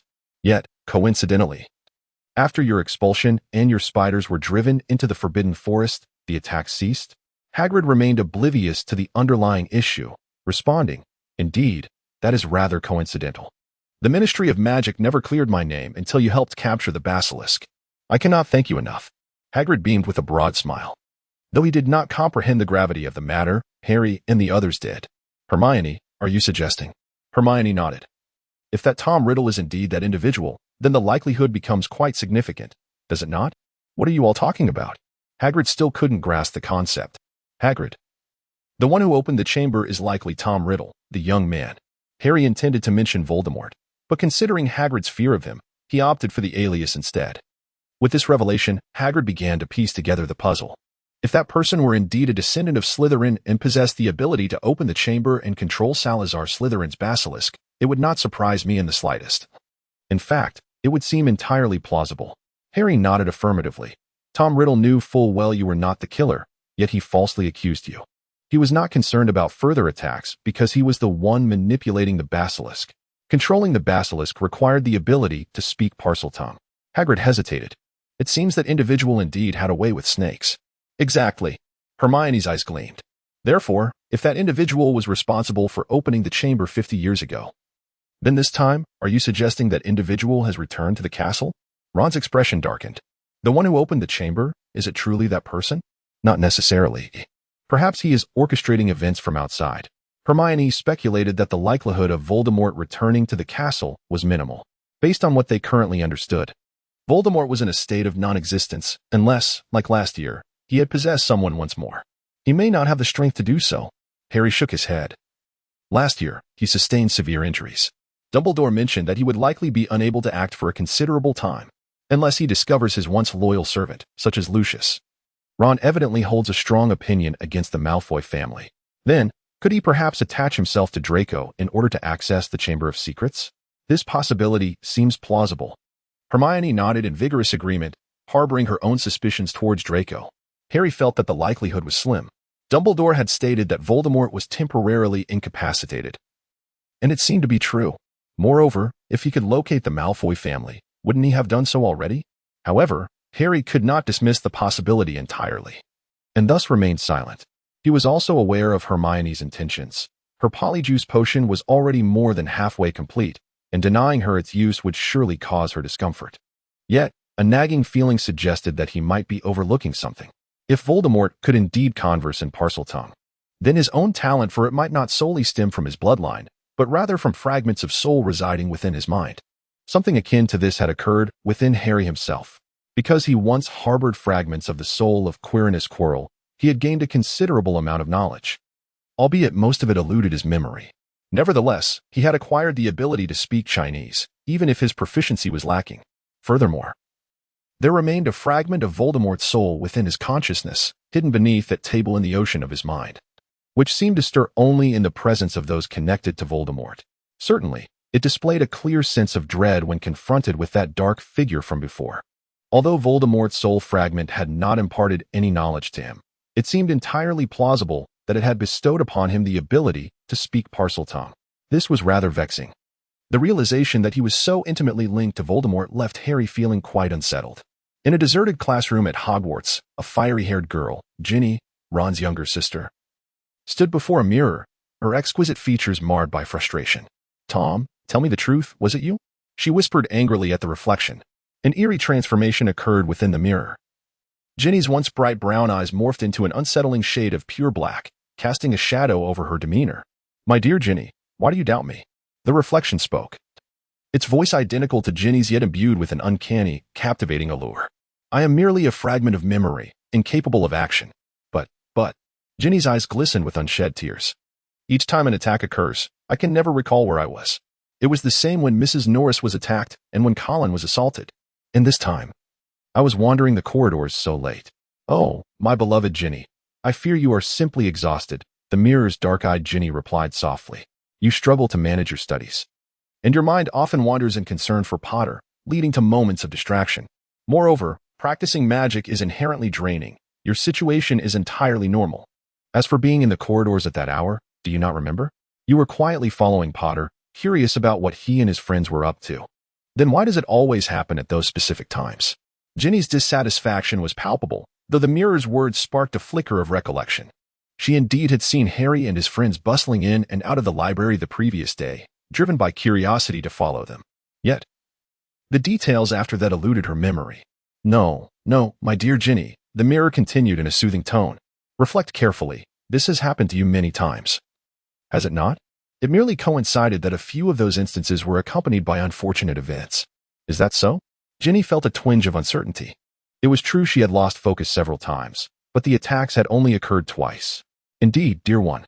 What you need now is to return to your dormitory and rest. Alternatively, I could share a simple potion recipe with you, one that would alleviate your current state." "Then I shall return and rest," Ginny conceded, acknowledging her fatigue after a prolonged period of strain. She retrieved a small bag from the nearby table, containing a black leather notebook. With a heavy heart, she slung the bag over her shoulder and made her way toward the Gryffindor common room, knowing she had to traverse a considerable distance back from the secluded classroom. Along the way, she passed a classroom that was usually quite lively. The classroom is mostly kept closed, only utilized during the rare occasions when both charms and history of magic classes coincide. Today, however, is not one of those instances. Yet the door remains ajar. Out of curiosity, Ginny peeks through the crack and gasps in astonishment. She witnesses Percy, usually so serious and meticulous about his appearance, embracing a girl and kissing her. Due to the angle, the girl remains oblivious to Ginny's presence, but Percy does not. His eyes widen in shock, and his normally pale face flushes a deep crimson. Ginny clearly sees him stiffen momentarily. Unable to contain her amusement, she slyly withdraws her head, placing a finger to her lips in a shushing gesture, and quietly tiptoes away. Oh dear. She covers her head with her cup, mortified, exhausted from the day's events. Ginny soon drifts into slumber, even emitting soft snores. Suddenly, the sound of snoring halts. Ginny sits up, her bright brown eyes now shadowed by a hint of darkness. Yes, I am about to digress again. After enduring 30 chapters, I can hardly bear it any longer. Chapter 140. Tom Riddle. Ginny. Or perhaps now he should be called Tom Riddle, rises slowly, adorns his shoes, retrieves the black notebook from beneath the bedside, and slings it into his bag before walking out of the dormitory. Is Ginny going out at this hour? A first-year girl in the common room questions as she sees Ginny preparing to leave, although it is still early before lights out. The outside world has long been enveloped in darkness. Well, the monster has been caught, so all is safe, isn't it? Tom smiles faintly, turning away as his expression shifts to one of indifference. Navigating through the long corridors and staircases, Tom arrives at the entrance hall before the Great Hall. Standing before the basilisk, a creature of grotesque yet sinister beauty. Even at night, a throng of students gathers, marveling at the fearsome serpent. Tom refrains from approaching, observing it from a distance with a fleeting glint of ruthlessness in his eyes, which quickly vanishes. A slight smile graces his lips. Harry Potter, is it? No wonder you managed to defeat me not once, but twice. I had thought it merely my own carelessness. It seems this lad possesses some merit. After all, this is Dumbledore's domain. I must proceed with caution. With that, he casts one last glance at the massive serpent, murmuring, "My apologies, old friend. This time, it was my oversight." He then turns and strides toward the Gryffindor common room tower. As he raises his gaze, he encounters a man clad in black robes with dark hair approaching him. It is Snape. Miss Weasley. Snape's cold demeanor settles upon the petite figure before him. This hour is not appropriate for wandering about the castle. Yes, Professor. Tom replies softly, lowering his head. I was just on my way back to the dormitory. Snape remained silent, passing directly by Tom. From his vantage point, he could not see Tom, who, with his head bowed, wore a faint smile, his face displaying a curious expression. After brushing past Snape, Tom swiftly turned into a corridor and, lifting his head, softly murmured, "What an impressive mental block. There must be an even more formidable mind-reading ability at play. Such a dangerous individual. If one is not careful, he might see right through me. I must be cautious. Exceedingly cautious." Meanwhile, Snape, having taken a few steps forward, paused and turned around, only to find that Ginny had vanished from sight. A hint of perplexity flickered across Snape's typically indifferent face. This year, he was teaching a first-year class that included Gryffindors, and thus had instructed Ginny. While she was not particularly active in class, she was nonetheless a cheerful young girl. However, upon seeing her just moments ago, he sensed a subtle aura of gloom surrounding her. Being familiar with such an atmosphere himself, he was particularly attuned to those who shared a similar disposition. Could it be merely an illusion? Snape, uncertain, shook his head and departed. You simply do not understand. Professor Flitwick is extraordinarily impressive. In the Gryffindor common room, Ron animatedly recounted the events of the previous day's encounter with the basilisk, his enthusiasm evident. They had just returned from Hagrid's when they were intercepted by the Gryffindor cubs, eager to inquire about the happenings of the previous night. This was precisely the topic that excited Ron. He immediately began to elaborate. The basilisk's eyes are incredible. The deadly gaze. A single stare, and you are done for. But why were Madame Rosmerta and Colin petrified? Since less than a day had passed, most young wizards were still baffled by the unfolding events. After all, while the amber specimen had a plaque detailing the incident, its explanation was far from clear. Ah, how fortuitous. Speaking of this, Ron grew even more animated. The plaque clearly stated detailed observations and cautious deductions. Those deductions certainly warrant discussion. Ron gesticulated passionately. Recall that when Colin was petrified, he was holding a camera. Thus, he must have seen the basilisk through the lens. I surmised that Colin, eager to capture the creature, turned just as the basilisk glanced back. As for Madame Rosmerta, this is even more coincidental. I inquired specifically. That evening, Nearly Headless Nick was hosting a death day party. Peeves arrived first, but was so bothersome that he was expelled. In his mischief, he caused a washroom to flood, resulting in water spilling into the corridor. Madame Rosmerta must have seen her reflection in the water. The mere reflection in water can petrify a person. How remarkable. Well, terrifying. Simply frightening. Several girls gasped in astonishment, their lips uttering fears, yet their flushed faces betrayed an undeniable excitement as they eagerly awaited Ron to continue. As Ron took a sip of water, he was urged by several voices to proceed. Far from being irritated, he became even more animated, launching into a delightful fabrication. Harry, Hermione, and Neville sat in a corner, observing Ron's enthusiastic retelling, which distorted the truth yet significantly enhanced its entertainment value. I believe if Ron were to pen a novel, it might rival the works of Professor Lockhart. Although Harry had lived through the events, he still found Ron's narration exceedingly amusing. Neville nodded in agreement, feeling envious of Ron's eloquence. Despite his improved memory following his training in mental closure, he still felt immense anxiety when speaking in public, a quality that Ron's exuberance seemed utterly unattainable for him. Hermione, however, was quite displeased with Harry's remarks, casting a fierce glare that caused him to shrink back. Ah, a little lioness, quite fearsome indeed. At that moment, Harry noticed Ginny entering the common room, casting a brief glance in their direction. He intended to raise his hand in greeting, but Ginny simply turned and disappeared into the dormitory. This unexpected behavior left Harry's hand awkwardly suspended in the air, and he felt a wave of discomfort wash over him. Previously, Ginny would blush, avert her gaze, and then greet him before hastily retreating whenever their eyes met. If they were closer, they would exchange a few pleasantries before she would scurry away. That was the standard routine. Yet today, she hadn't even spared him a second glance before leaving. Harry felt a tinge of disappointment. With less than 2 weeks until Christmas, Professor McGonagall had begun notifying the students who would remain at school. Last year, both Harry and Ron had stayed. But Harry had chosen to do so because he found the magical world far more captivating and preferred not to return to Privet Drive, where his aunt and uncle did not particularly cherish him. Ron, on the other hand, had stayed because his parents were away and he had no one to look after him at home, so he remained at Hogwarts with a few of his brothers. This year, however, the circumstances were somewhat different. Ron was to return to Diagon Alley to purchase a new wand, which undoubtedly meant he would be heading home. As for Harry, he had his own endeavors to pursue. Fred and George had been clandestinely researching this semester how to refine the equipment Harry had provided so that it would automatically and accurately produce potions and prank products, just as they envisioned.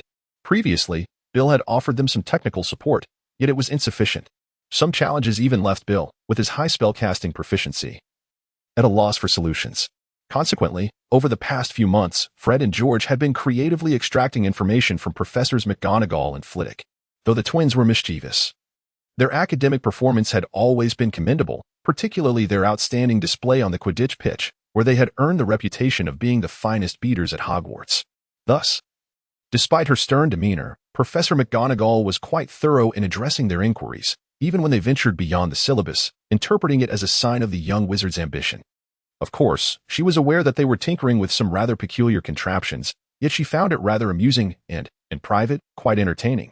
As for Professor Flitwick, he was even more playful. In the past, Professor McGonagall had been teased for having been mistakenly sorted into Gryffindor rather than Ravenclaw, while he had been dubbed a Gryffindor misplaced in Ravenclaw.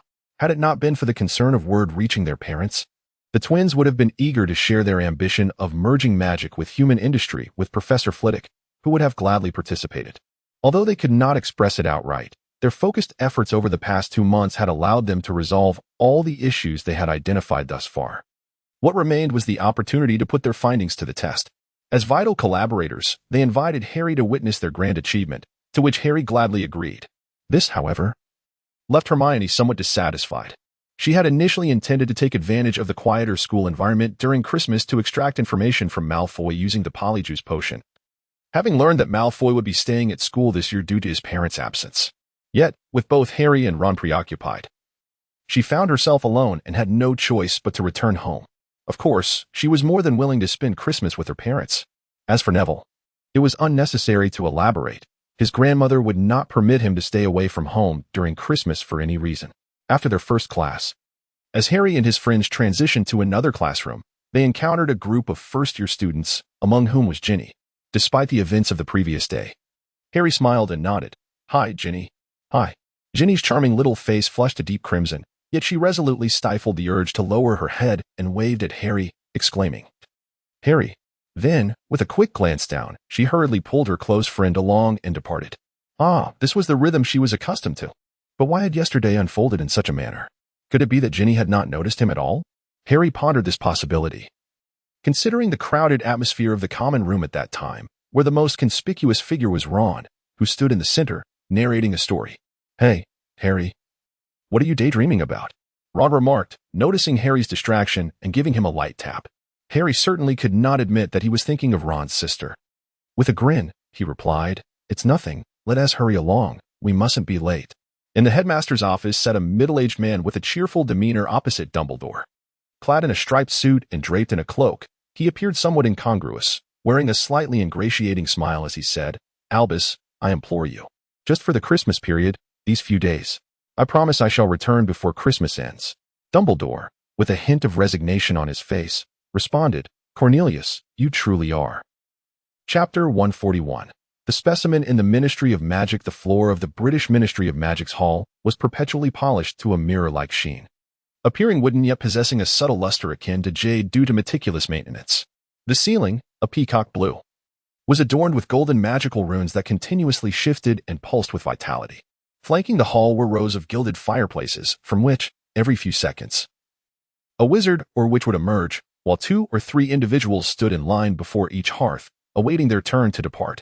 At the center of the hall stood the renowned Fountain of Magical Brethren, a popular spot where many wizards would typically linger. However, today, or rather in recent days, no one spared it even a glance, for there was an object in the hall that drew attention 1,000-fold more. It was difficult to fathom how a magical creature classified with a 5-star danger rating could be so completely and impeccably slain, leaving not a trace behind. Even the less intelligent basilisk was a fearsome entity. Basilisks possessed an exceptionally high resistance to nearly all forms of magic, particularly dark arts. Even the mightiest of wizards wielding potent spells might struggle to penetrate its defenses. If this basilisk had indeed lived for over 1,000 years, the notion became even more preposterous. Yet, there stood a colossal, breathtaking basilisk specimen, demanding belief. At least those with a modicum of knowledge could discern the secrets hidden within the patterns of the basilisk scales. The faintly visible designs formed an esoteric pattern, magical runes. Such manifestations could only arise from serpentine magical creatures with an astonishing accumulation of magical power. It could be asserted that this basilisk posed a threat even greater than several dragons combined. Before the amber specimen stood a group of wizards markedly different from the surrounding onlookers. 2 adult wizards, 1 male and 1 female, accompanied by 6 or 7 young wizards. The adults maintained their composure, regarding the gigantic basilisk with expressions of admiration. In stark contrast, the younger wizards lacked such equanimity, exclaiming in awe and wonder. Professor Fontana, a small witch with black eyes and evident Asian descent, excitedly tugged at the male adult wizard, her voice brimming with enthusiasm. How could one possibly defeat such a massive basilisk? Just look at its scales, the magical patterns. How much magical energy must it have accumulated? And how many times must it have shed its skin to achieve this? Though the girl appeared to be merely 12 or 13 years of age, her keen eyesight allowed her to discern issues that many adult wizards would overlook. The wizard referred to as Fontana was a tall, strikingly handsome man with golden hair and blue eyes. Upon hearing the girl's astute observations, he affectionately tousled her hair and remarked, "Little Ming, your powers of observation are quite impressive. Indeed, this serpent monster must have shed its skin over 40 times to display such intricate magical patterns.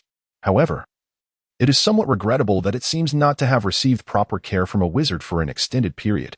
Otherwise, after a millennium, it should have undergone at least 50 sheds. A serpent monster that has shed its skin 50 times would exhibit a complete magical array on its surface, possessing far greater magical potency." The young witch known as Little Ming pouted, "Professor Fontana, you're digressing." "Ha, indeed," Fontana chuckled. "As a researcher in dark magic defense, encountering such formidable creatures inevitably leads to such thoughts. Now, regarding your inquiry on how to confront such a powerful being, there are indeed numerous methods. Its greatest threat primarily lies in its deadly gaze. If one were to anticipate facing a serpent monster, various magical barriers could effectively shield against its deadly stare. I suspect the use of the Holy Barrier would be most effective. Following that, employing a concealment spell to obscure the monster's eyes would diminish its capabilities significantly." Fontana paused before continuing. "Aside from the deadly gaze, the brute strength of such a creature also poses a considerable threat.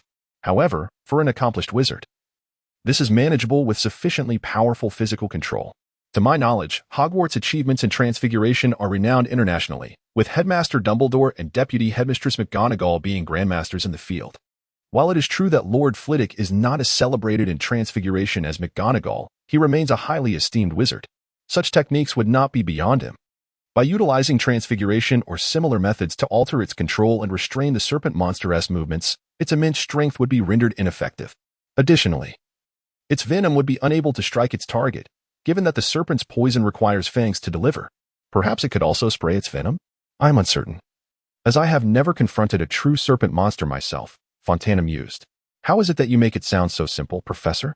Little Ming inquired, somewhat bewildered. She was not alone. The other young wizards nearby shared her confusion. Haha, it is not as daunting as it seems. Fontana replied with a smile. While serpent monsters are indeed formidable creatures, this is primarily the case for ordinary wizards. For top-tier wizards like Lord Flitwick, it is not as challenging. What astonishes me is how he managed to slay the serpent monster.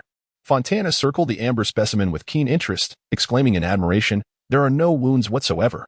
Even in the hidden crevices of its mouth, there are none." Clearly, Lord Flitwick intended from the outset to preserve this millennia-old serpent monster as a specimen. This is a display of remarkable prowess. Principal Stewart, our decision to refrain from communication with Hogwarts may not have been the wisest choice. This statement was directed towards a captivatingly beautiful witch with brown curls and gray eyes, exuding a mature charm.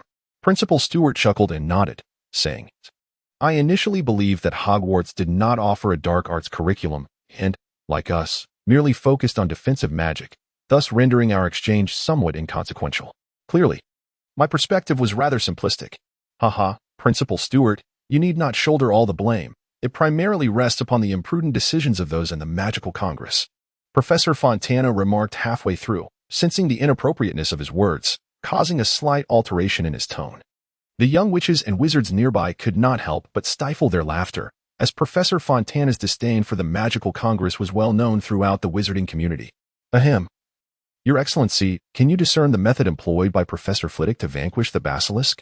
Professor Fontana inquired. I possess a modicum of conjecture, albeit with uncertainty. Principal Stewart smiled and nodded. Her stunning beauty was accentuated by her smile, captivating the attention of many onlookers, nearly causing them to lose their composure.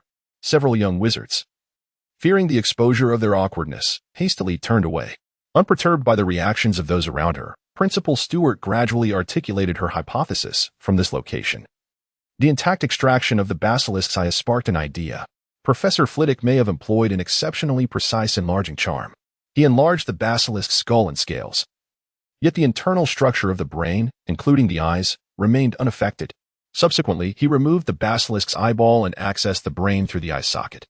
As for whether he extracted other internal organs, I cannot say. Observe closely the eye. Although this yellow crystal orb lacks transparency for realism, it still reveals numerous hollow spaces within.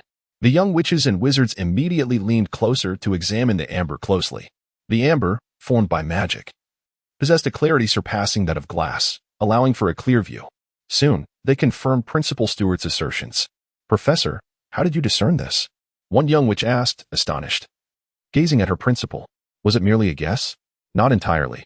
Principal Stewart replied gently to her students. If you closely examine the basilisk's neck, where the scales connect, you will notice a slight, subtle stretching. It is quite inconspicuous. If you only observe the shape of the scales, even with meticulous scrutiny, nothing appears amiss. However, with careful observation, you may perceive a slight deformation in the patterns. All the young witches and wizards promptly climbed up again for another detailed examination. Yet after an extended period, they found nothing. They gazed at their principal in utter bewilderment. Professor Fontana, however, leaned in for a closer look and nodded in realization. Principal Stewart shook her head with a smile, addressing her students. It is entirely normal that you cannot discern it. You lack understanding of the magical runes. Hence you fail to recognize the alterations. To perceive such details, a certain familiarity with the study of magical runes is essential. These matters, even in the N.E.W.T. examinations, remain unaddressed. The exquisite control of magic.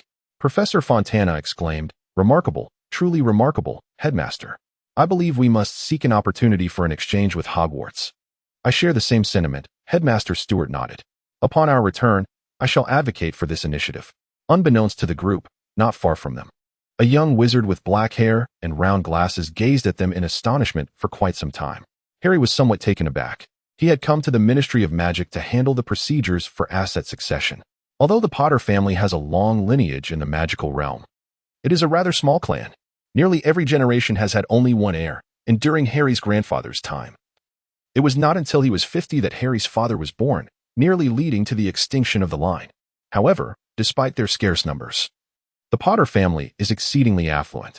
Even though Harry's father could be described as a spendthrift and had no income throughout his life, he still managed to preserve the family's vast fortune. Harry has currently acquired hundreds of thousands of galleons, which constitute merely a modest fraction of the entire Potter family's wealth. He also possesses an ancestral castle estate and 2 villas. following the tragic demise of Harry's parents at the hands of Voldemort. A substantial portion of their assets was temporarily sealed off, enchanted with magical barriers. These seals can only be unlocked by the bloodline of the Potter family. Presently, Harry, alongside Fred and George, is engaged in research concerning magical production lines and requires a suitable space. Consequently, Harry has resolved to unseal one of the villas in advance. This undertaking necessitates registration with the Ministry of Magic, which is not particularly cumbersome. Harry swiftly completes the necessary procedures. All that remains is to travel to Godric's Hollow, lift the magical seals there, and establish new Muggle-repelling charms. As Harry had just completed his task and was preparing to depart, he noticed a group of young wizards, clearly not clad in Hogwarts uniforms, gathered around a basilisk specimen borrowed from Hogwarts, prominently displayed in the center of the square. He couldn't help but eavesdrop on the speculations of two adult wizards leading the group, which left him utterly astonished. The female wizard articulated her observations with remarkable precision. The basilisk's brain, internal organs, and a considerable amount of blood and venom had been extracted. What an impressive witch! Could she be part of the American exchange group? While Harry pondered this, the Asian girl from before suddenly turned her gaze toward him. "Hey, are you a student at Hogwarts?" The Asian girl approached Harry with an exuberant greeting. Yes. Harry thought to himself how friendly Americans seemed. Still, he nodded, feeling a sense of pride in being a Hogwarts student. "My name is Ming." The dark-haired girl extended her right hand while introducing herself. "I am a second-year student at Ilvermorny School of Witchcraft and Wizardry in America." "Oh, but I am Canadian." Ming? Harry was taken aback. Being proficient in Chinese, he instinctively translated the name into its Chinese equivalent. "Ming Yuchen?" Ming blinked, then almost instinctively replied in Chinese. "You can speak Chinese?" "Yes," he responded, noting that her accent was far more authentic than his own. Harry acquired his proficiency in Chinese through the fragmented soul of Zhou Yan, which, in all honesty, is quite commendable, at least among those in England who speak the language. However, the individual before him, Ming, clearly possesses a mastery of Chinese within its authentic context, rendering Harry's skills somewhat inferior. Feeling a touch embarrassed, he switched back to English, shook Ming's hand, and said, "I only know a little. Hello, I am Dudley Dursley, a student at Hogwarts, currently in my second year." Harry wished to conceal his identity, thus adopting his cousin's name. He spoke falsehoods with an air of nonchalance, his eyes betraying no flicker of guilt. "Hello, Dudley." Ming, upon hearing Harry switch to English, seamlessly transitioned as well, responding with equal fluency, "Do you know the circumstances surrounding the capture of that serpent monster?" She gestured towards the serpent creature, Amber, not far away. "Not a clue." Harry promptly shook his head. Only Potter and his companions witnessed Professor Flitwick dealing with the serpent monster. The rest of us merely heard tales. "Is that so? Truly unfortunate." Ming's face displayed a moment of regret, but her demeanor swiftly transformed into excitement. "Dudley, would you mind if we sparred a little?" Observing the not-so-tall boy hastily retreat. The students of Ilvermorny School of Witchcraft and Wizardry wore expressions of bewilderment. Morning Ming stood there, dazed and somewhat disheartened, her hands empty, her wand lying several meters away on the ground. Ming had never anticipated her defeat, let alone such a swift one. Her spells had been easily evaded by her opponent, who then counterattacked with remarkable force, causing her to lose her wand after merely 2 exchanges. It was all too rapid. In school, even against 4th or 5th-year students, she could hold her ground. "Ming, you were too careless." Professor Fontana waved his hand, summoning the wand from the ground, which soared into his grasp before he returned it to Ming. "Your initial spells were far too casual. The moment you hesitated after your opponent dodged was fatal. Otherwise, you wouldn't have fallen so swiftly." "Professor," Ming replied with a hint of defiance, "I simply let my guard down. I never expected someone who appeared so delicate to be so proficient in combat, capable of evading magic. I was merely taken aback." Professor Fontana waved his hand dismissively. "A loss is a loss, and I could tell that boy was not even exerting himself fully." He glanced back towards Harry's direction, only to find that Harry had vanished beyond the entrance, shaking his head. "What did he say his name was?" Dudley Dursley." Ming pouted, somewhat begrudgingly complying with the professor's inquiry. "Dursley, is there truly no wizarding family in England without that surname?" Professor Fontana mused, casting a questioning glance at Principal Stewart beside him. "Perhaps a mixed blood family. His father could be a Muggle, perhaps," Professor Stewart replied calmly. "It seems our decision to forego communication with Hogwarts was truly a grave error." "Then, Principal, what of the second semester?" Fontana inquired tentatively. We are set to attend Durmstrang next semester. That is a confirmed matter.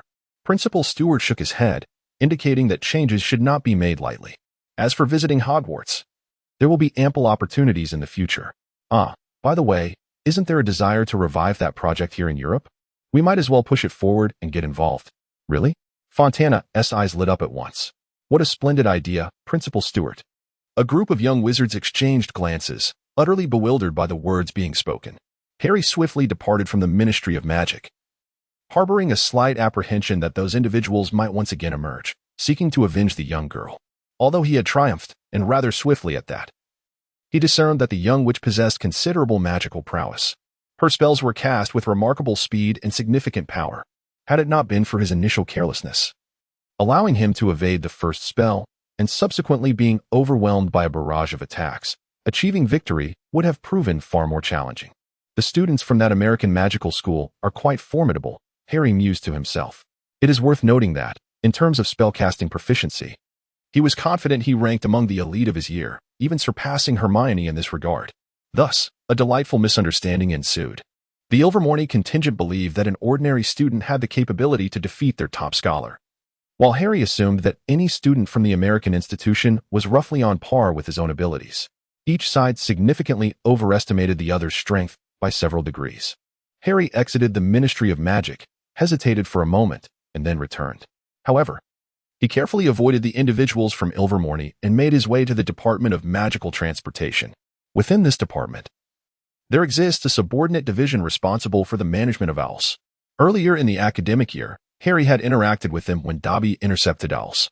Yet, this time, Harry's purpose was not to revisit that matter, but rather to enlist their assistance in delivering gifts. Tonight is Christmas Eve, and he had yet to send out his presents. Relying solely on Hedwig would surely exhaust the owl. Harry inquired about the services provided by the Department of Magical Transportation. This year, he prepared gifts for nearly everyone he knew and had a decent relationship with. Although these gifts were not particularly valuable, they were heartfelt tokens of appreciation. Notably, he paid special attention to the gift for Dumbledore. Harry fulfilled last year's promise by gifting him a dozen pairs of woolen socks. Exiting the Ministry of Magic once more, Harry twirled and entered a rather inconspicuous CAF. The twin brothers had been waiting there anxiously and jumped up upon seeing Harry enter. So, did you manage to sort it out? They asked eagerly. Harry beamed as he retrieved a rolled-up parchment from his pocket. Done. Let's go. Fred exclaimed with a sense of urgency. Today, the two of them donned sweaters adorned with initials, a cherished tradition of the Weasley family, as Mrs. Weasley crafted a new one for each of her children every year. This year, however, Harry, Hermione, and Neville were also included. With their sweaters, Harry could easily distinguish between the two. Let's go, Harry said, gazing at the fireplace before him, feeling a twinge of hesitation. The unpleasant experience from before lingered in his mind, casting a shadow of apprehension. Fred, with a cheerful grin, boldly stepped into the fireplace, grasped the nearby flue powder, and called out clearly, Godric's Hollow. After you, Harry. George chimed in with a smile. Just in case you end up in the wrong place again. I can always come and find you. Harry shot George a disapproving glance before stepping forward and clearly proclaiming, Godric's Hollow. George, remaining in place, shook his head and remarked, what a pity, before also stepping into the fireplace. Diagon Alley, Ollivander's wand shop. A rather special guest. Old Ollivander expressed his surprise as he replaced Ron's trial wand with the ninth one. It seemed all wands could work, yet they each fell slightly short of perfection. Let us give this one a try. Each wand Ron tested operated smoothly, with summoning spells flowing effortlessly. However, in the discerning eyes of Ollivander, the wand expert, there still seemed to be something lacking. Oh, is this indicative of a natural talent for magic? Mrs. Weasley remarked with astonishment, as if meeting her youngest son for the very first time. Indeed, this was a clear sign of a high affinity for magic. Rare, exceedingly rare. Mr. Ollivander nodded in agreement and procured the 10th one for Ron. At that moment, the shop door swung open, and the slender figure of Mr. Weasley peeked in. Molly, is Ginny here? Mrs. Weasley gasped in surprise, rummaging through her bag while exclaiming, wasn't Ginny with you?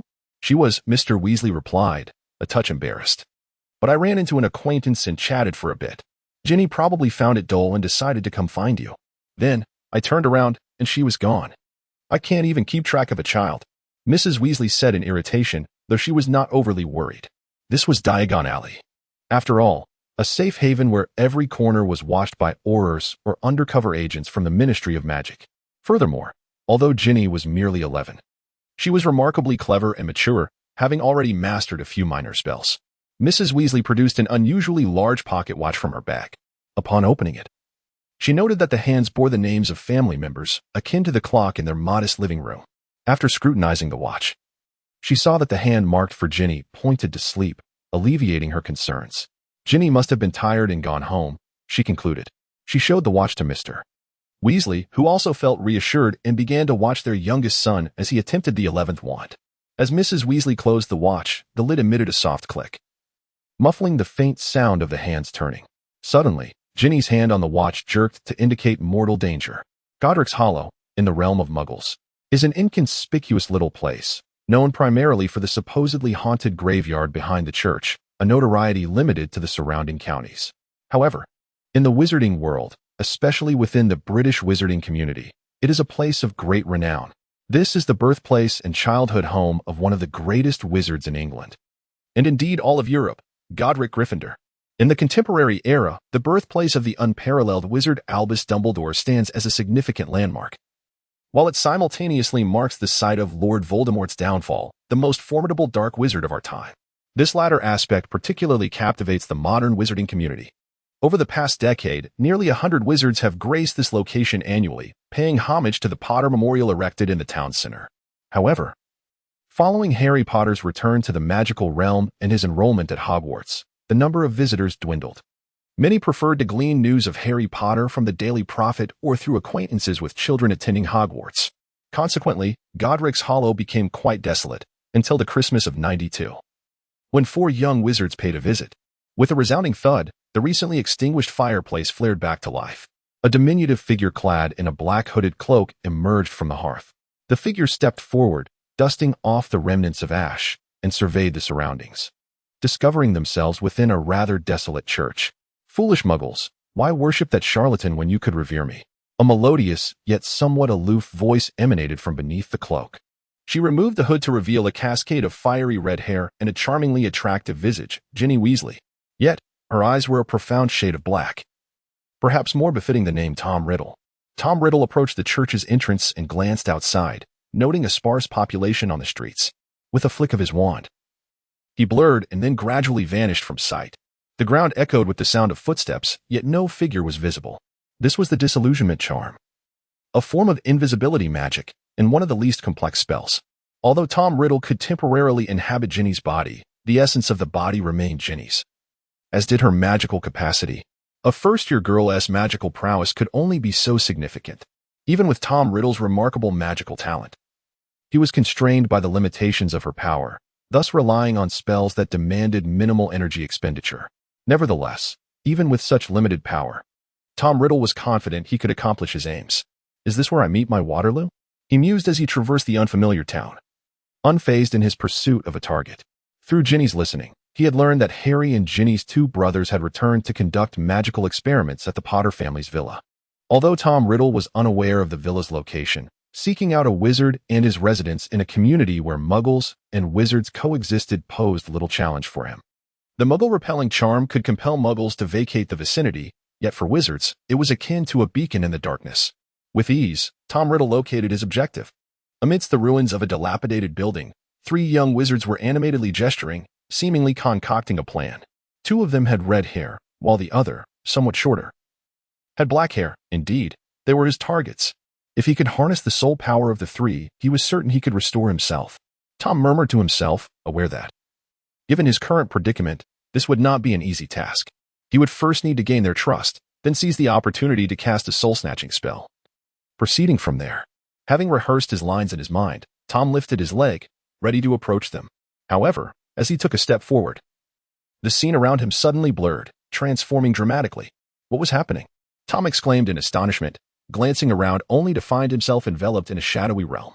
Although, upon closer inspection, everything appeared to be the same quaint town, it was all shrouded in an eerie gray darkness. How intriguing. I have never witnessed this before. The fragments of a soul can naturally evolve to this extent without possession. A mocking voice echoed as a figure cloaked in black slowly materialized. His emergence was so surreal, as if he had coalesced from the inky backdrop, transitioning from the ethereal to the tangible. He possessed exquisite features. Yet his skin was an unadulterated black, not the hue of African descent, but a shade akin to ink or the depths of the night sky. Adorned in a long robe of the same profound blackness, he surveyed Ginny with an expression of keen interest. "Who are you?" Tom furrowed his brow, raising his wrist to summon his wand. With the wand in hand, a flicker of confidence surged within him. "You cannot bear my name." The figure in black chuckled, shaking his head.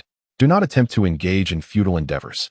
Before he could finish, Tom flicked his wand, conjuring a dark wave that sliced through the air with an almost imperceptible swiftness towards the figure. The distance between them was merely a few paces, leaving no room for escape. In truth, the figure did not evade the attack, whether it was a matter of inability or unwillingness. Only he knew. The dark wave struck the figure and silently vanished into his form, leaving even his robe unscathed. "Do not attempt futile endeavors."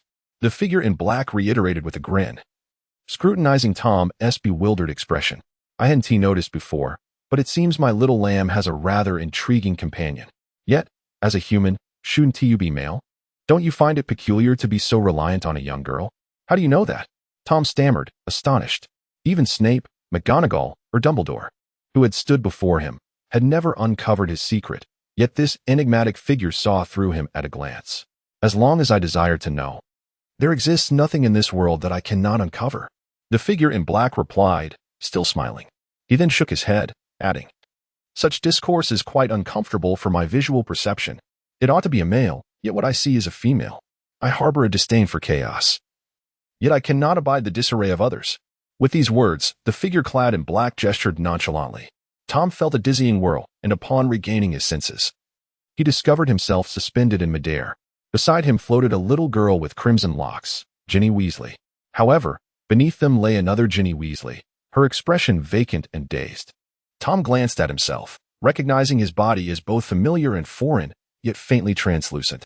Compared to Ginny, however, he appeared far more substantial. Her form resembled a mere wisp of mist, her features somewhat blurred. This was a state of the soul, the distinction being that his soul's intensity far surpassed that of Ginny, manifesting in a clarity and solidity that she lacked. "What is happening? Why am I here?" Ginny exclaimed, bewildered, her mind swirling with confusion as she instinctively panicked at the unfamiliar surroundings. She attempted to move, only to find that while she could exert control, she remained suspended in the air. Ginny's anxiety intensified as she turned to the tall, handsome figure beside her, instinctively seeking his help. "Tom, where are we? Is this inside the diary?" "No, this is not within my diary." Tom's expression darkened, though he could not comprehend how it had come to pass. He understood that their souls had been effortlessly extracted from Ginny's body by the figure in black. What on earth is happening? Ginny's gaze fell upon the other version of herself below, fear etched across her features. "We are currently in a state of our souls." Tom's voice trembled as he regarded the ominous figure before them. The ability to extract souls was indeed terrifying. Yet, even more alarming was the fact that their souls appeared entirely unscathed. Tom knew that no magic he was aware of could achieve such a feat. He had never even heard of a technique akin to this. Emotions were laid bare in the realm of the soul, and upon grasping this dreadful truth, a profound fear washed over Tom's countenance. "Little girl," the figure in black purred with a sinister smile. "Do you realize that this charming young man may engage in some rather peculiar activities with your body while you slumber?" Ginny's cheeks flushed crimson in response. Tom, though gripped by intense trepidation towards the figure, found himself rendered speechless by Ginny's reaction. "Where has your mind wandered, little one?" The figure in black seemed equally taken aback.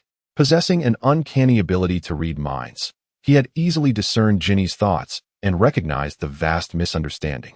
Yet, to offer an explanation now would only diminish his stature. With a casual flick of his wrist, he remarked, "It appears he intends to deal with that little friend," gesturing towards the distance. In an inexplicable manner, space seemed to fold, and the distant forms of Harry, Fred, and George were abruptly drawn closer. However, they seemed completely oblivious to the scene unfolding around them, continuing to gesticulate and converse among themselves. Yet, the specifics of their discourse remained inaudible to both Tom and Ginny. "Harry, Fred, George, help me," Ginny cried out. But to no avail, Harry and the others offered no response. "It's futile. We are now in different realms." Tom's voice echoed, his emotions stabilizing somewhat. Although the dark figure before them was terrifying, it appeared to harbor no immediate intent to obliterate him. "Different realms?" Ginny pondered. bewildered and unable to grasp the meaning of such a concept. In any case, they cannot see us, hear us, or even touch us. Tom continued to elucidate. Why is this happening? Ginny's face was etched with a profound sense of injustice. Yet as a soul, she could not shed tears. Suddenly, a realization struck her, and she glared at Tom with fierce determination. You intend to harm Harry. Tom instinctively sought to fabricate a lie, but soon discovered that in his spectral state, deception was beyond his capabilities. He could only grit his teeth and declare, I merely wish to enhance myself, to strengthen my essence. A flicker of relief crossed Tom's face as he noted that while he could not lie, he could still be ambiguous. So, it was you who opened the chamber and attacked moaning Myrtle and Colin. Ginny pressed once more. Indeed, there was no room for ambiguity in such a matter. And Tom reluctantly conceded. Well, what is there to be so troubled about? The dark figure observed the two with a mischievous grin, clearly finding their predicament amusing. Little ones, is it truly entertaining to deceive a young girl? Yet, one-sided deceit lacks the thrill. The figure stroked its chin thoughtfully. I prefer something a tad more intriguing, yes. Much more captivating. What do you intend to do? Tom suddenly felt a surge of dread. Ah, this shall suffice. The dark figure chuckled, extending a slender finger towards the two in the air. Ugh! Both Ginny and Tom uttered simultaneously as an extraordinary sensation blossomed within their hearts. Almost concurrently, Tom sensed his internal power dissipating rapidly, akin to a deflating balloon. What are you doing? Tom exclaimed in shock. Just achieving a bit of balance. The dark figure replied cheerfully. Balance makes it all the more enjoyable. In the air, Tom, once vividly defined, began to fade, while Ginny grew increasingly distinct and corporeal. After several breaths, the clarity of their spectral forms became strikingly identical. Tom stammered, his anger rising, yet he dared not unleash his fury, fearful of provoking this formidable entity. In stark contrast, Ginny felt unexpectedly invigorated, her essence brimming with newfound strength, despite her current state as a spirit. Tom felt as if he might bleed from indignation. Had he possessed a physical form, he surely would have. All the power he had painstakingly accumulated over decades, drawn from the likes of Lucius, had been nearly halved in an instant. The dark figure observed the two souls suspended in the air and suddenly shook his head, exclaiming, My little lamb possesses the gift of clairvoyance. This would be far too easy to expose. Ah, yes, this makes it all the more intriguing.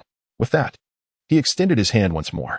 Tom felt an indescribable pain emanating from an unknown source, and then his form in the air began to twist and gradually shrink, transforming before their very eyes. In mere moments, he morphed into another Ginny. Tom gazed at his hands, tugging at his hair in disbelief. He was well versed in various transformation spells, and his proficiency in transfiguration was commendable.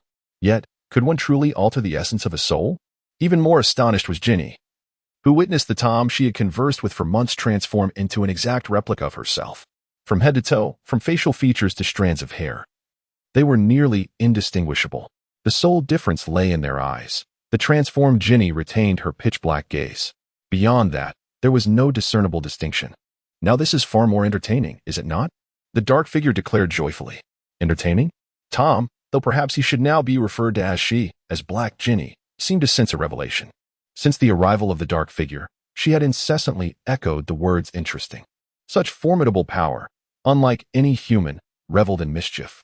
Black Ginny's expression darkened significantly as her inky eyes fixed intently on the dark figure. A flash of an ancient forbidden text surged through her mind, conjuring a name, Nyarlathotep. The moment she uttered the name, her soul and body contorted, distorting the very fabric of space around her. The obsidian world flickered momentarily, causing the other Ginny to flinch in fear. Yet the dark figure remained unfazed, a faint smile gracing his features. I do not favor that name. I am not him. At least not entirely. He cast a glance at the now-recovered Black Ginny, who appeared utterly fatigued, and with a mocking tone, added, Strange, is it not? The tome explicitly states that one should not chant my name. At your level, you are utterly incapable of bearing its weight. What do you intend to do? Black Ginny inquired, her realization of his true, terrifying nature extinguishing any thoughts of resistance. Given her inability to oppose him, she resigned herself to whatever fate he had in store. I merely wish to witness a grand spectacle. The dark figure chuckled. From this moment forth, every ounce of your enhancement will be evenly distributed to that young girl. Therefore, should you desire to grow stronger, you must exert double the effort. Black Ginny fell silent, her face contorted with distress. While she could mask her emotions on a spiritual level, Resignation and fury were entirely different matters. Observing her expression, the dark figure seemed to revel even more in her dismay. But that is not all. There is even more amusement to come. Any action taken by either party while exerting control over the body must be agreed upon by the other. If there is opposition, the endeavor cannot be achieved. Black Ginny's expression grew even more dismal. Therefore, dear child, foster a good relationship with your new roommate. The figure in black chuckled, gesturing once again, causing Ginny and Black Ginny to spin through the air before swiftly entering Ginny's original body from above. Suddenly, Ginny opened her eyes, and an eerie phenomenon occurred. Her eyes had transformed into one bright brown and one pitch black. Merely a suggestion, a pure suggestion. Observing the current state of Ginny, the smile on the figure's face remained unchanged. As you prepare to venture out, it is advisable to discuss who will lead and who will observe. Otherwise, well, you may wish to experiment. It should prove quite amusing. With that, the figure in black stepped back, merging into the darkness behind as he had appeared. In the next moment, the surrounding dark landscape collapsed, and Ginny found herself once more standing on the streets of the small town. The street was sparsely populated. Yet there were a few passers-by. They glanced curiously at the red-haired girl in a black cloak standing at the edge of the street, her expression shifting rapidly as she muttered to herself, I must tell Harry, inform my parents, and notify Dumbledore. Hey, dear Ginny, do you wish for Harry to know that you nearly killed Mrs. Loris and Colin? Well, it was indeed you who caused their demise. That is not entirely incorrect.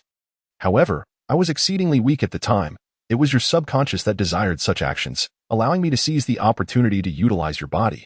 Thus, it was still your own intention. You speak nonsense. Is that so?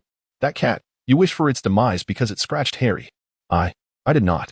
That little boy, he took a photograph that embarrassed Harry. Furthermore, you envied him for capturing Harry's image.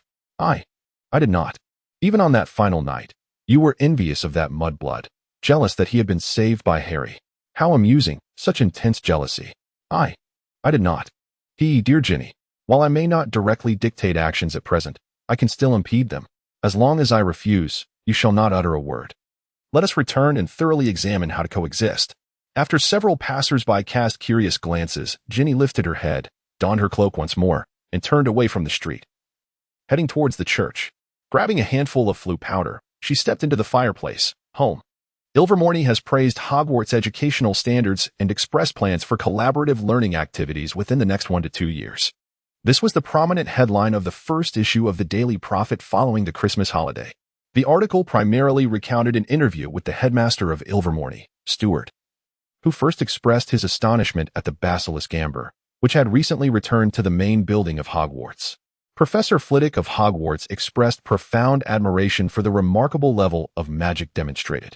Moreover, it was mentioned that the top student of her school's second grade was effortlessly defeated in a duel by an ordinary student from Hogwarts. Professor Stewart opined that this student, named Dudley Dursley, possessed the prowess of a top-tier student even if he were in the 3rd or 4th grade at Ilvermorny. ISNT Ilvermorny also divided into 4 houses? So, is this top student the head of a particular house or the entire grade? Harry, intrigued as he perused the newspaper, inquired, What do you care about their top student? Hermione gazed at Harry as if he were foolish. Shouldn't you be wondering who this Dudley Dursley is? I remember the names of all the students in the school, and there is certainly no one named Dudley Dursley. I don't recall any surname of Dursley. That name does not exist in the magical community. Ron nodded in agreement, absent-mindedly toying with his wand.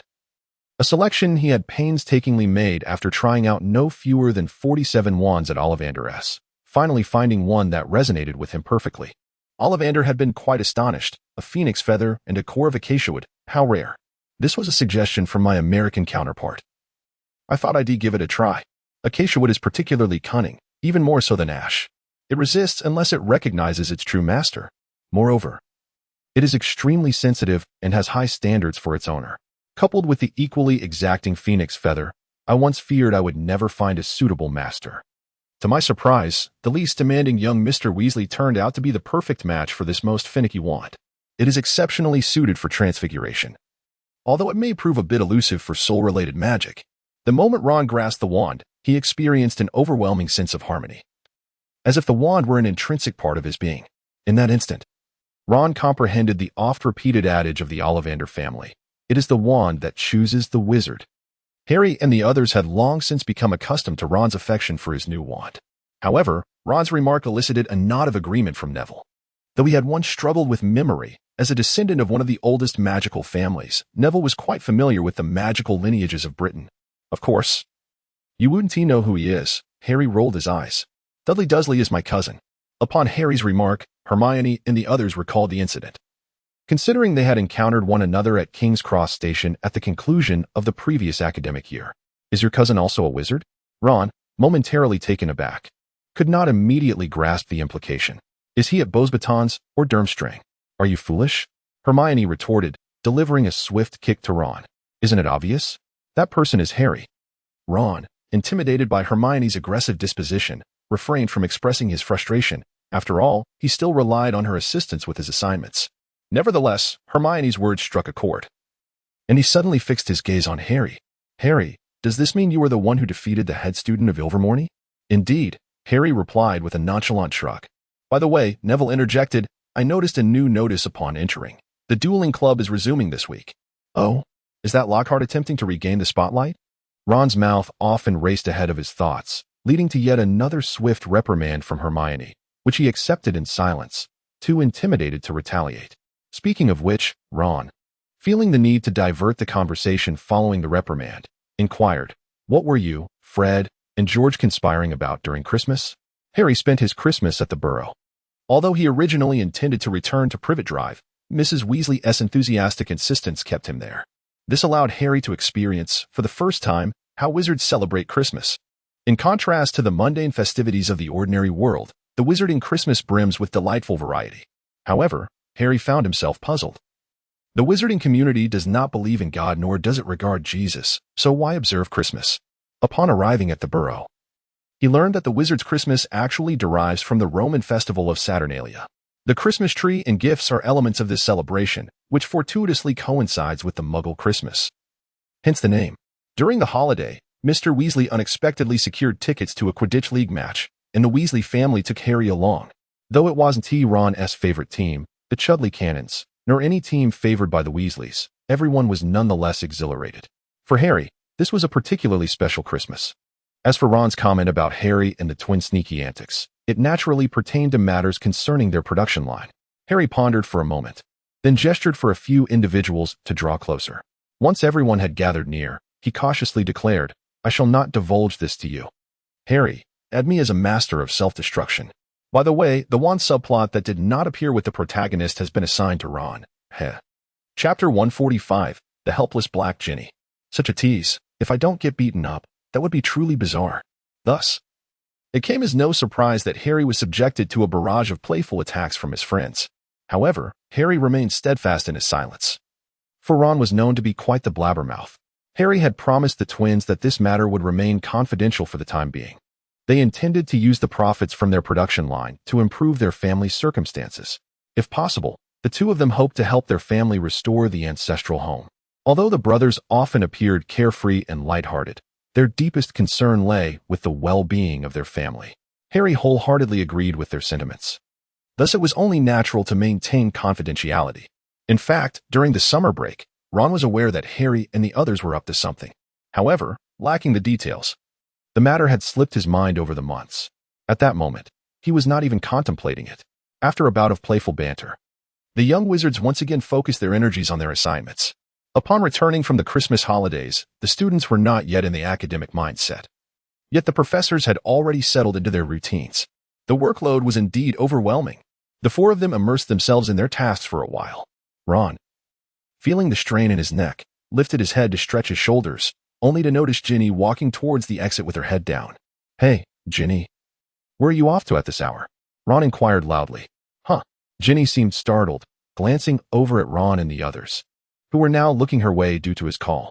A flicker of annoyance crossed her face, but it was quickly replaced by a smile. I think I've misplaced something in the library. I can't sleep until I find it. Oh, well, you'd better hurry. Curfew is approaching. With that, Ron fell silent and returned to his work. Shall I accompany you? Hermione stood up to ask. The castle's corridors and staircases can be quite disorienting. You might get lost. Harry had initially intended to voice this thought, but considering Ginny was a girl, he felt it would be somewhat inappropriate to accompany her. Now that Hermione had spoken, he refrained from doing so. Unexpectedly, Ginny declined. No, thank you, Hermione. You should tutor Ron with his homework instead. Otherwise, he'll end up scolded by the professor. As she said this, she mischievously made a face. You little rascal. Ron's expression turned comically distorted. Harry and Hermione could not help but chuckle.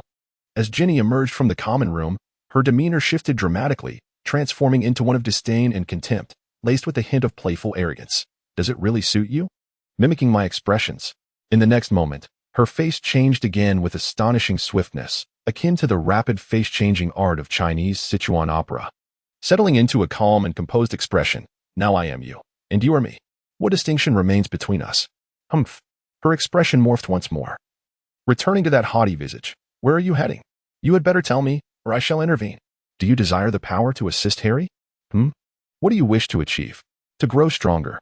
I will not permit you to harm others. Naturally. I also wish to avoid engaging in outrageous acts beneath Dumbledore's watchful gaze. Thus, their dialogue continued, yet Ginny did not make her way to the library. Instead, she ventured to a deserted, half-abandoned corridor on the third floor, arriving at the entrance of a lavatory, the lavatory of Myrtle.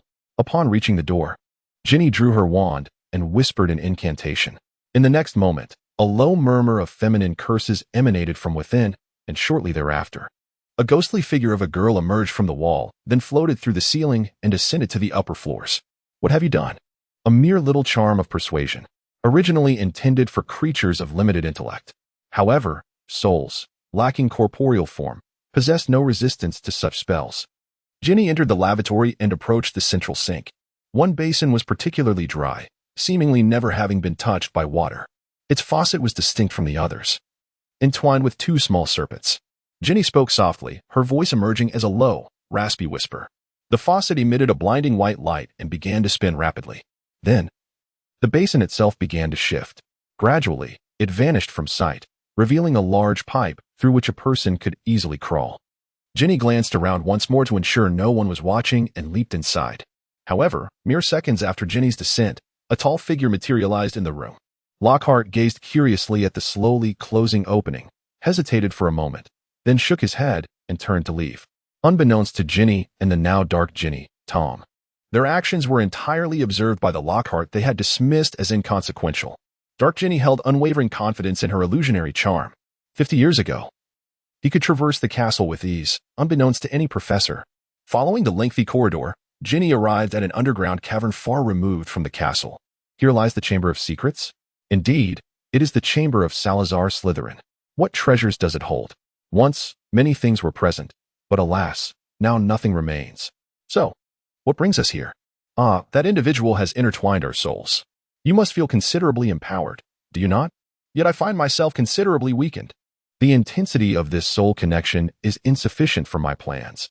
I must fortify it. Souls? Fortification? What are your intentions? Fear not, I shall not take a life. If I wish to kill, would you not be able to intervene? With an eerie swiftness, Ginny glided through the cavern and soon arrived at a grand palace constructed of stone. At the center of the palace stood an unsightly, aged visage, an effigy of Salazar Slytherin. Ginny approached the statue, her expression a tapestry of emotions. Drawing her wand, she began to chant an elaborate incantation. The tip of her wand, in harmony with her recitation, erupted with a crimson liquid that exuded a faint, metallic odor, the unmistakable scent of blood. This blood was evidently drawn by arcane forces, weaving a vast and intricate magical circle in the air. Having completed the ritual, Ginny appeared somewhat fatigued, yet satisfaction adorned her features. She slowly parted her lips, emitting a low, raspy sound.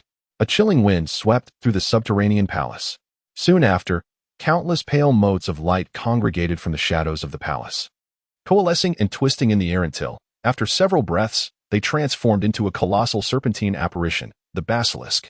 Indeed, the soul does not rest in its place of repose, but rather in that which it cherishes. This basilisk remains eternally bound to Salazar Slytherin. A hint of mockery graced Ginny's smile. Before her smile could fade, Ginny opened her mouth, producing an inexplicable and potent allure. The ethereal basilisk was drawn to this force, swiftly being absorbed into her, though it attempted to resist.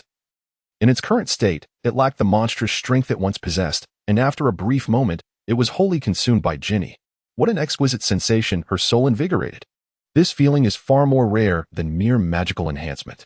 A look of ecstasy illuminated Ginny's face, yet it was swiftly followed by a shift in her expression. If only Harry were here, and happenstance led him to wield his soul vision, he would witness an extraordinary sight at that moment. The soul projection behind Ginny transformed into two entities. One surged, rapidly growing from less than 2 feet to nearly its original height, only to begin shrinking dramatically in an instant. Concurrently, the other began to expand. In less than 3 breaths, the two souls had equalized in size, both standing at just under 4 feet tall. The same sound evokes entirely different sensations. The sharing of souls.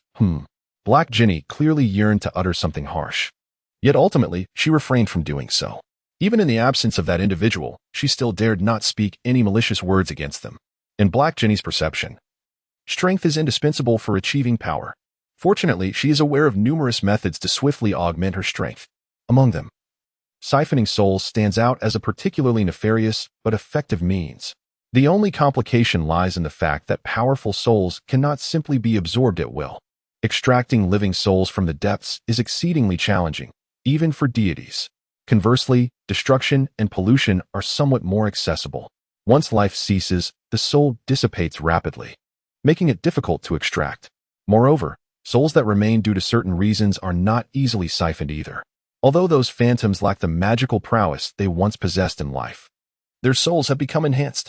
Attempting to absorb them might result in losing control over one's own essence. However, at this moment, there exists a soul within Hogwarts that is perfectly suited for Black Ginny's absorption, the recently deceased basilisk soul. Even the formidable Professor Flitwick and Professor McGonagall, along with the highly skilled Severus Snape in dark arts, possess a limited understanding of souls. Thus, despite having vanquished the basilisk, they remain unaware that its soul has yet to dissipate. At that time, concealed in the shadows, Black Ginny, then known as Tom Riddle, discovered this fact. As a spectral entity, he possesses a heightened sensitivity to souls. The soul of the basilisk is not meant to endure for long. Typically, it will dissipate within a few months, during which it cannot accomplish much. After all, a creature's primary abilities lie within its physical form and magical power. Strength in the realm of souls does not translate into application. Thus, this fortunate turn of events benefits Black Ginny. Yet, what leaves her somewhat displeased is the inevitable need to share this boon with Ginny. Suppressing her thoughts, Black Ginny retraced her steps. As she traversed the cavern, she collected several enormous basilisk skins that had accumulated in the passageway, stowing them away in a tattered small bag. The bag had evidently been enchanted with a spatial extension charm, allowing the considerable basilisk skins to fit easily within. What do you intend to do with these repulsive items? Naturally, to exchange them for some coin. I need to expedite my ascent to power. Surely, you wouldn't permit me to grow stronger through slaughter, would you? Absolutely not. I will not allow you to engage in wrongdoing. Exactly. Since I cannot resort to violence or nefarious deeds, I must find a way to acquire some funds. A rare hint of emotion, tinged with helplessness, colored Black Ginny's tone. Let us give Tom, no, Black Ginny, some additional character development. Chapter 146, New Abilities Following Christmas. With the return of classes came the Quidditch matches. In the first half of the semester, Gryffindor achieved 2 victories. However, due to Harry catching the golden snitch in both matches rather quickly, their overall score remains low. Consequently, they currently trail Hufflepuff by 20 points, despite both teams having secured 2 wins. However, prior to the Easter holiday, Gryffindor is set to engage in back-to-back matches against Hufflepuff.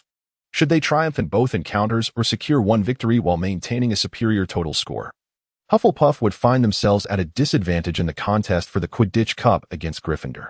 Conversely, the reverse holds true. Consequently, the Gryffindor Quidditch team, from top to bottom, is fervently training, to the extent that Harry and Ron have little inclination to assist Hermione in her pursuit of uncovering the identity of the heir of Slytherin and the opening of the Chamber of Secrets. Nevertheless, while their interest wanes, Hermione remains undeterred. Her Polyjuice potion has been successfully brewed, and she now requires mere components, such as hair from her target, to complete the transformation. This task is not particularly arduous, for the time for the dueling club has arrived. On the first Friday evening following Christmas, the Great Hall, much like before, served dinner an hour earlier. The 4 long tables vanished, replaced once again by the arena's layout. This time, to the delight of nearly all students, Professor Flitwick took on the role of host and instructor for the dueling club. The enormous serpent statue at the entrance of the hall showcased the formidable prowess of the Ravenclaw head. Professor Snape was notably absent. Yet the unabashed Gilderoy Lockhart reappeared at Professor Flitwick's side. Many wizards often believe that immense magical power equates to a wizard's strength. However, I contend that this notion is flawed, at least partially. In the arena, Professor Flitwick, with a beaming smile, shared his insights on dueling with the young witches and wizards below. Some minor spells, when employed appropriately, can indeed counter more powerful magic, including dark arts. As he spoke, Professor Flitwick flicked his wand, conjuring a wooden figure wielding a wand. This is the dueling dummy I requested from Professor McGonagall. It can cast one or two specific spells. In this instance, I have chosen the Dark Storm and the Infectious Flame, both of which are formidable dark spells. However, these spells share a common trait. Their incantations are relatively lengthy, and their initial movements are considerable. Thus, in the face of such magic, minor spells can prove to be exceedingly effective. As he spoke, Professor Flitwick gestured towards the dummy, which immediately began to sway its arms like a genuine wizard, directing its wand towards Flitwick, the tip emitting a faint green flame. However, the flame failed to materialize. Flitwick, with a deft flick of his wand, cast a disarming charm just as the dummy's wand began to spark. The wand was promptly ejected from the dummy's grasp, and the spell was consequently interrupted. A round of applause erupted from the young witches and wizards below, with the Ravenclaw eagles clapping particularly vigorously. I overheard Professors Lockhart and Snape mention that in the previous lesson, they had already taught everyone the disarming charm. In truth, it is a remarkably simple yet effective spell, boasting a brief casting time and excellent projectile speed. As long as one masters it well, there exists the opportunity to interrupt numerous spells. Professor Flitwick continued with a smile after the applause from the students subsided. So, Professor Lockhart, would you care to demonstrate for the students? Lockhart, who had been striking poses in the background to enhance his presence, seemed utterly unprepared for Flitwick to call upon him at that moment. Upon comprehending Flitwick's words, his expression changed dramatically. However, Lockhart quickly burst into laughter. "Ha, Professor Flitwick, what a splendid idea. But if you ask me, wouldn't it be better to provide the students with more opportunities to practice? Such trivial matters are far too simple for me. Yes, far too simple indeed. Let's allow the students more chances." Professor Flitwick, known for his amiable disposition, couldn't help but roll his eyes, a scene that caught Harry's attention, prompting him to chuckle audibly. Yet, in a twist of misfortune, he soon found himself noticed by Lockhart, who was searching for a substitute. "Oh, Harry, yes. Come on, it's your turn. Step up and demonstrate for everyone." Lockhart called out exuberantly, even jumping down to seize Harry's arm, forcibly pulling him onto the stage. Professor Flitwick observed Lockhart and the unwilling Harry being dragged along, hesitating slightly as he remarked, "After all, we are confronting dark magic. Wouldn't it be more appropriate to let the older students handle this? The first and second years have yet to learn how to defend against dark magic, it seems." Upon hearing this, Harry rolled his eyes. What does it mean to not have learned to resist dark magic? Over the past 2 years, he had hardly learned anything substantial in defense against the dark arts. "No matter, Harry, it's all right." Gilderoy Lockhart laughed heartily, patting Harry's shoulder vigorously. "Flitwick, you may not be aware, but Harry possesses remarkable talent in this area. During the last event, he effortlessly defeated Mr. Malfoy in the corner of the Great Hall." Draco was slowly having a question mark appear above his head. How is it that I, lying this far away, am still getting hit? Beside him, Pansy Parkinson couldn't help but snicker, but immediately felt it was inappropriate and quickly covered her mouth. However, Crabbe and Goyle, who were nearby, erupted into laughter. Their laughter was not born out of the audacity to mock Malfoy, nor was it due to a low sense of humor. It was purely a consequence of their sluggish wit. Typically, they were slow to catch on to their classmates' jokes, resulting in them laughing long after everyone else had finished. After being the subject of ridicule on numerous occasions, they had developed a new skill, laughing along with others. Among the Slytherins, the most intelligent and top-performing students were Blaise Zabini and Daphne Greengrass, yet they did not associate closely with Malfoy's group. Although Pansy's grades were not as high as theirs, she was certainly a step above Crabbe and Goyle. Thus, the two of them simply laughed along as they observed Pansy. Just moments ago, Pansy had snickered, and the two assumed a joke was being told, prompting a wave of laughter from them. "What are you two idiots laughing at?" Draco, feeling embarrassed and enraged, jumped up to strike his two lackeys. At this moment, they realized they had misstepped. understanding they had fallen out of sync and could only cower and plead for mercy. The combatants on the platform hardly noticed the scene unfolding in the corner. Flitwick was still hesitant, yet Lockhart confidently asserted that Harry would be fine. Flitwick couldn't disregard his colleague's confidence and reluctantly advised Harry. Potter, the Dark Tempest is an extension of the hurricane spell, a dark magic that conjures a storm filled with poisonous sand. If you cannot interrupt it, make sure to evade it promptly. Otherwise, being struck by the toxic sand will be quite painful. The corrupting flame is somewhat easier to manage. It manifests as green fire, possessing both heat and toxicity, and cannot be extinguished by ordinary water or magic. However, this spell requires time to inflict significant harm, and I will be nearby, so there is no need for concern. Of course, it is always best to avoid it if you can. Harry nodded, feeling a sense of helplessness and reluctance to perform on the stage. However, at this moment, he had no other choice. Very well, do exercise caution, Professor Flitwick replied, gesturing for Harry to maintain his distance from the enchanted puppet. Once Harry signaled his readiness, the puppet was set into motion. This time, the puppet swung its arms horizontally, a departure from its previous behavior, causing Harry to momentarily pause in surprise. This delay rendered his disarming spell sluggish, and before he could cast it, a fierce gust of wind, laced with darkness, surged towards him. The red disarming spell was rendered ineffective as it passed through the black wind, although the wand in the puppet's grasp was sent flying. The dark wind still struck Harry with force. In an instant, Harry felt as if countless searing steel needles pierced his entire being. A multitude of points ignited with excruciating pain, and with a pain scream, Harry collapsed to the ground. Suddenly jolted awake, he opened his eyes. "All right, you must be cautious," Professor Flitwick warned, gesturing for Harry to maintain distance from the enchanted doll. "What is this?" Harry was somewhat bewildered, for this scene seemed to mirror the one that had just transpired. Or rather, was the earlier event merely a replay? He could still faintly sense a subtle burning pain upon the surface of his skin. "Harry, are you prepared?" Flitwick signaled, and after Harry nodded, he activated the enchanted puppet once more. Harry squinted slightly, and indeed, the magical puppet once again swung its wand horizontally, conjuring a dark tempest. Disarm. This time, at the very moment the puppet brandished its wand, Harry mirrored the action, his disarming spell executed with swifter precision than the dark storm that loomed. A crimson beam of light struck the puppet's hand, causing the wand to fly from its grasp and land some distance away. Remarkable, truly remarkable, for a second-year student. It was nothing short of astonishing. Professor Flitwick's voice resonated through the hall in admiration. It was not only him. A throng of young witches and wizards below erupted in exclamations. The speed of Harry's reaction was something many upperclassmen believed they could not replicate. Only Harry appeared bewildered, pondering the nature of what had just transpired. Had he momentarily returned to the past, or glimpsed into the future? "Harry, what's wrong?" Ron's voice roused him from his reverie. Harry lifted his gaze to meet Ron and Hermione, who looked at him with concern, and he shook his head. "I'm fine. I just didn't expect that to go so smoothly."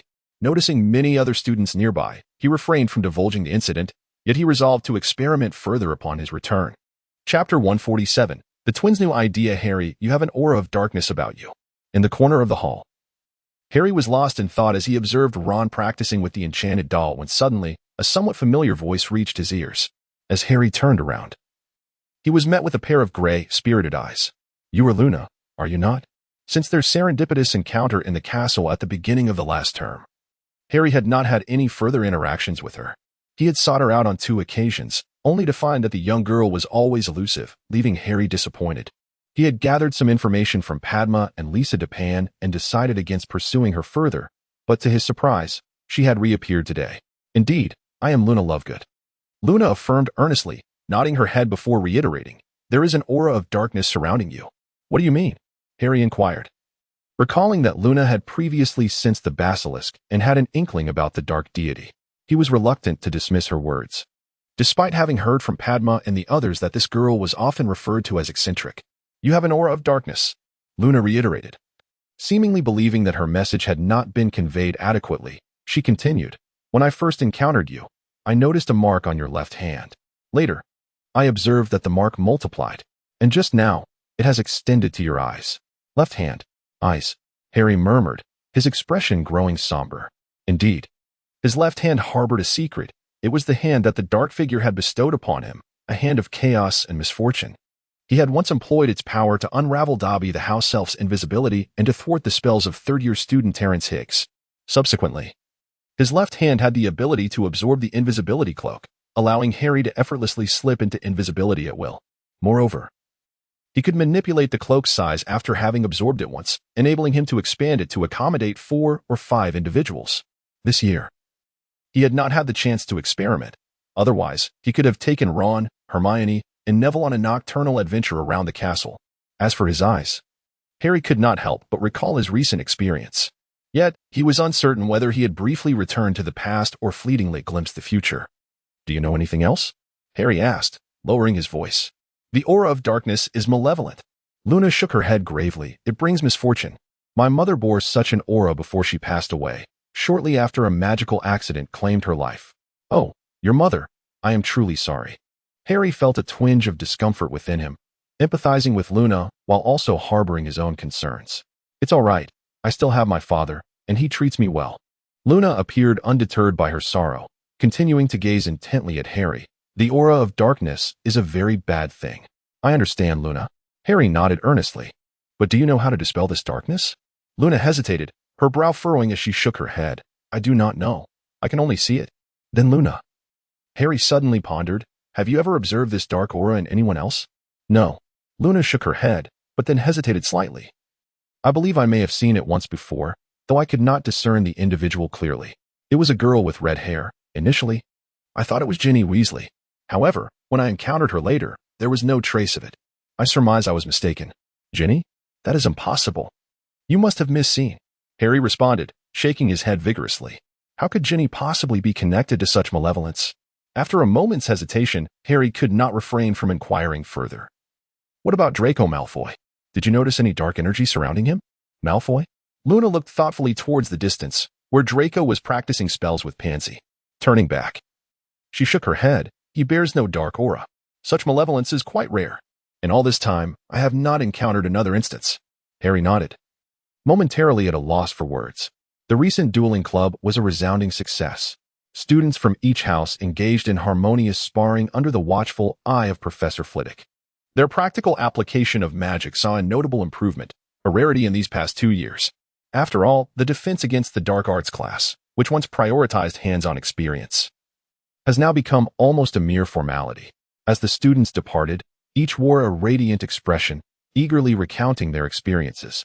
Harry found himself somewhat distracted, lost in contemplation of his own experiences and Luna's words, when suddenly he was embraced from behind, a grip around his neck. From the posture and the action, he instinctively recognized it was either Fred or George without needing to turn around. Indeed, the familiar voice echoed in his ear. "Harry, I've conceived a brilliant idea that will enhance the efficacy of our devices." "Oh?" Harry raised an eyebrow, instantly casting aside his earlier worries. "Do tell." The device in question, as mentioned by Fred or George, referred to the potion and joke product manufacturing apparatus they had procured from Uncle Vernon. During the Christmas holidays, they had nearly completed the modification of the equipment. However, the current issue was that the magical energy they infused into the devices would only sustain operations for approximately a week. Yet, the materials they could place on the apparatus could only last about 3 days at most, not to mention that some materials had to be freshly processed. If they equipped the device with all functionalities, the complexity would exceed Fred and George's current capabilities. Hogwarts, being a full-time institution, prohibited students from returning home on weekends. Although they could visit Hogsmeade on specific weekends, they were still confined to the school. This predicament meant that after the term commenced, the devices would inevitably remain idle for extended periods, a prospect that Harry and his companions, who eagerly anticipated their galleons, found difficult to accept. Thus, upon hearing Fred or George had a brilliant notion, Harry was naturally intrigued. "Potter, what do you think about creating a few magical dolls to assist in production?" Fred or George suggested, their eyes gleaming with excitement. Magical dolls? Harry paused, then recalled the magical dolls Professor Flitwick had used for demonstrations. The one used in the dueling arena could perform 2 dark spells, while the dolls meant for student practice only executed a disarming charm. "Yes, magical dolls." The other twin joined in, nodding earnestly. "We can't make them cast spells. That would be too intricate. However, if they merely need to place materials onto the devices, that shouldn't be too difficult. I believe we can explore this idea." "Indeed," That's a splendid suggestion. Harry nodded vigorously. At the very least, it would ensure the device operates at full capacity for a week. Yet, when the notion of a week was mentioned, a hint of disappointment clouded their expressions. By the way, when can we launch our first batch of products? Harry inquired, sensing the atmosphere grow somber and wishing to shift the conversation. How about Easter? The twins perked up once more. By the time we return, we will have calibrated all the devices. They should have been operational for 3 to 4 days. I reckon we'll have around 70 or 80 pieces of each product. Including the trial run, we should have about 100 of each. If we sell them all, we'll recoup most of our initial investment. By the summer, we can do it again, and then we should be nearing profitability. If we can make progress with the magical dolls before Easter, the pace will be even swifter. The other twin added something. Cool. Harry couldn't help but whistle. This was a new habit he had acquired along with the twins. He was certain that if Dudley were to whistle at home, Aunt Petunia would give him a severe reprimand. On the vast, frigid tundra of the far north, an ice house stood abruptly against the icy expanse. As far as the eye could see, there was only this solitary ice house. Unlike the typical ones, this ice house featured a large telescope protruding from its apex, pointing towards the profound starry sky. Inside the ice house, a pot simmered over a fire, filling the air with a tantalizing aroma of meat stew. However, the occupant of the room seemed completely oblivious to it. The owner was a woman with chestnut hair, her thick fur coat failing to conceal her delicate figure. At that moment, her hair was disheveled, and her robe was stained, giving her an appearance of disarray. She occasionally glanced through the telescope's eyepiece while swiftly sketching star charts on paper. Simultaneously, she muttered softly, "Strange, this is illogical." On the table and the floor lay a chaotic scattering of dozens of star charts, adorned with dense markings and trajectories that would leave an untrained observer utterly bewildered. Suddenly, a figure materialized within the ice house. What a delightful aroma!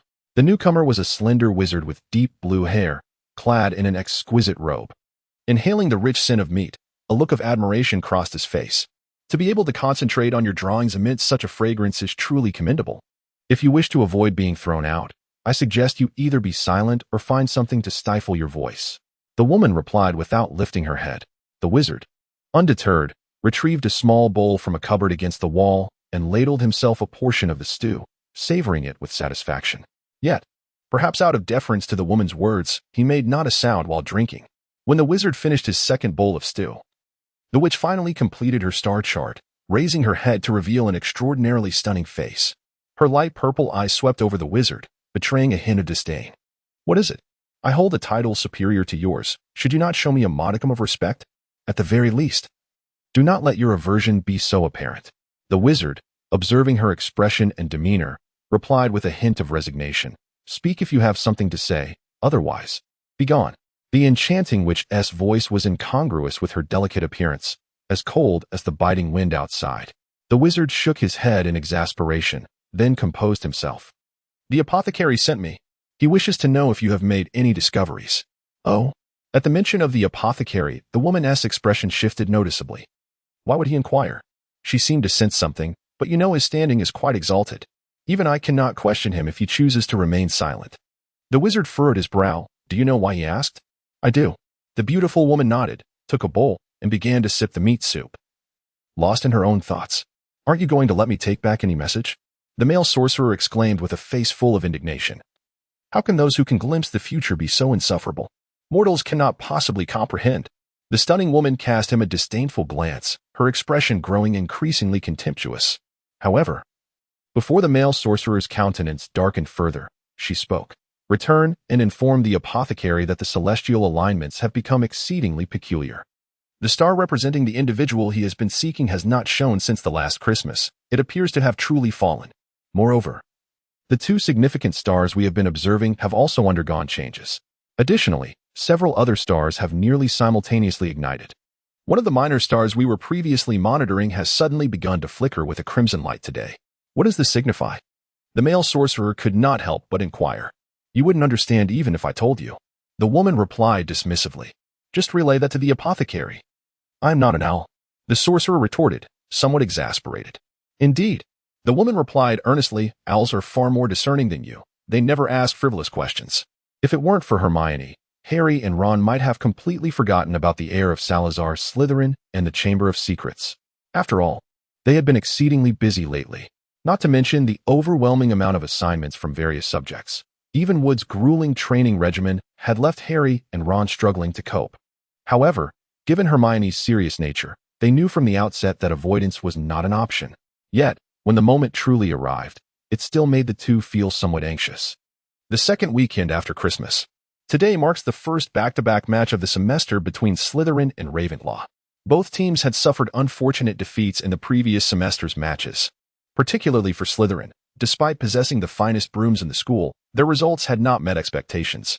In the first match against Gryffindor, Harry managed to seize the golden snitch even while being pursued by a rogue bludger. The second match was more straightforward, as Hufflepuff's new seeker, Cedric Diggory, outperformed Draco and captured the snitch first. With consecutive losses due to the opposing team capturing the golden snitch, Draco's position within the Slytherin Quidditch team had suddenly become precarious. Although everyone was equipped with brooms sponsored by his father, the glances directed at him had taken on an oddly scrutinizing quality. Fortunately, this situation would be somewhat alleviated after today, as Draco was unable to participate in the match due to illness. Is there not a flu going around in the school? Ron remarked in confusion regarding Draco's illness at such a time. Wizards seldom fall ill, as only a handful of viruses affect them. However, these viruses are often highly contagious, causing illness to spread rapidly among wizards, particularly among young ones. After all, it was my potion. Hermione replied casually to Ron's remark. Ron? Harry? Neville? Why? Harry wore an expression of disbelief. We must hurry, or we'll miss our chance, Hermione stated matter-of-factly. Only during Quidditch matches do all of Slytherin descend to the pitch instead of remaining in the castle. It is only at such times that we can conveniently extract information from Malfoy. But will Malfoy go to the pitch? Neville hesitated, though he is unwell and cannot play. That doesn't mean he cannot watch. This brings us to my understanding of Malfoy. Hermione beamed with pride. Malfoy is rather proud.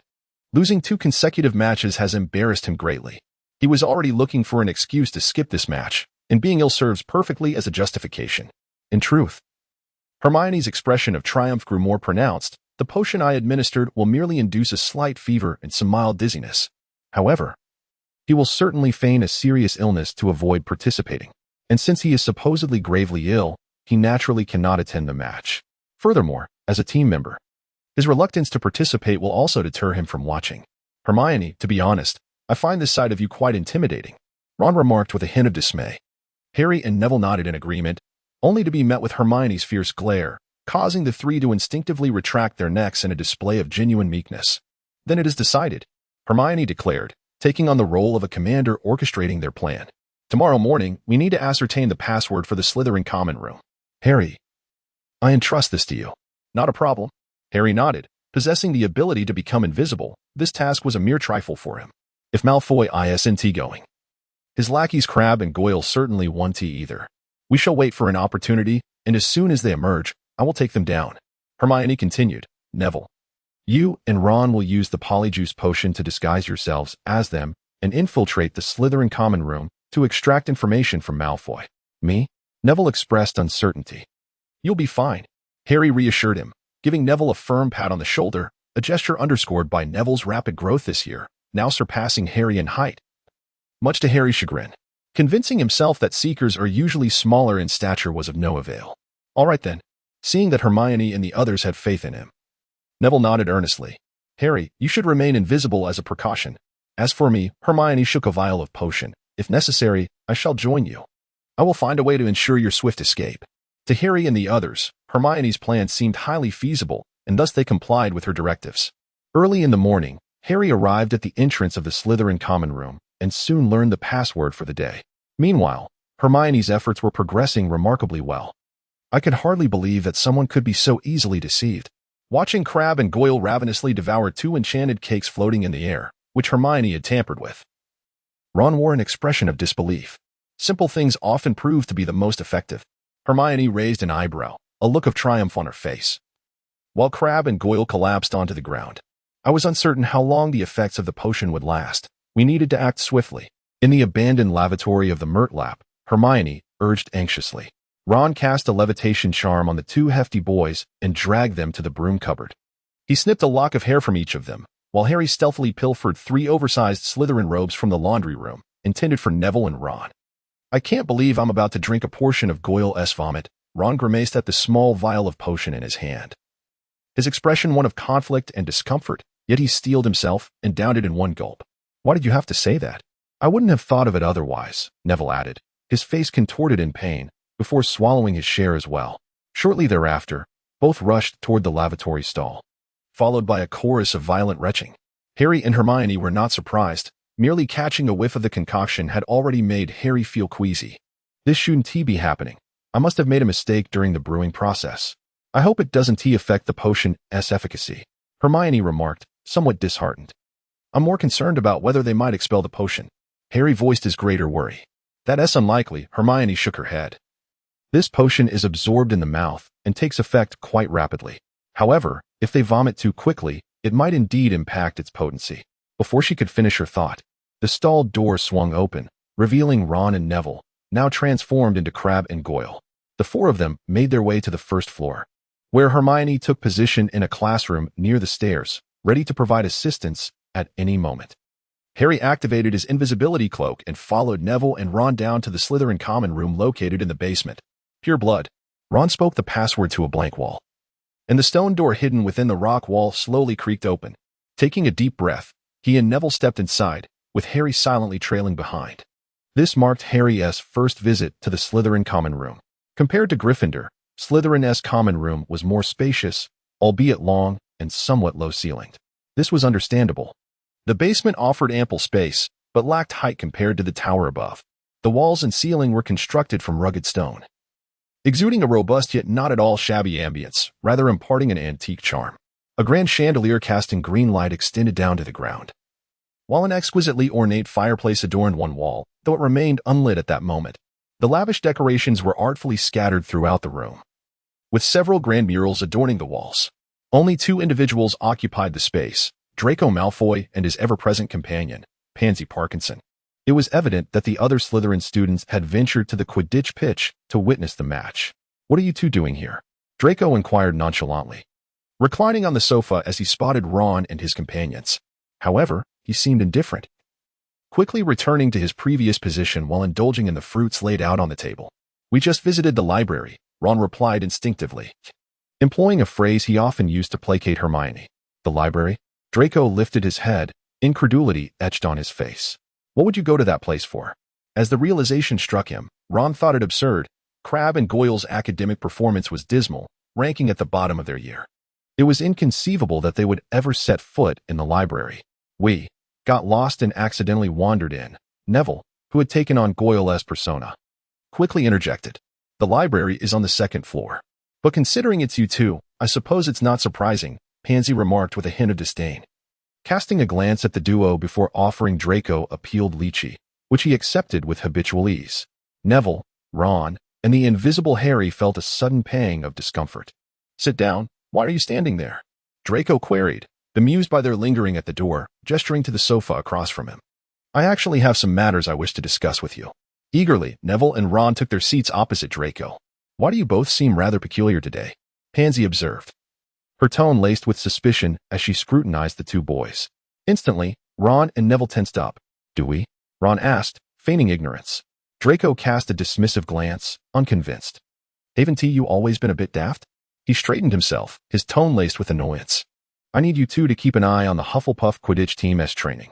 I want to know their status, and you two will go unnoticed. Why? What is the reason behind this? Ron questioned, puzzled. Draco paused, his gaze intensifying on Ron and Neville. You two truly seem a bit off today. Under Draco's penetrating stare, the less adept liars, Ron and Neville, froze, beads of sweat forming on their brows. Well, that is more like it. Draco chuckled, a playful grin spreading across his face. I thought you had suddenly become clever, but it appears you're still as foolish as ever.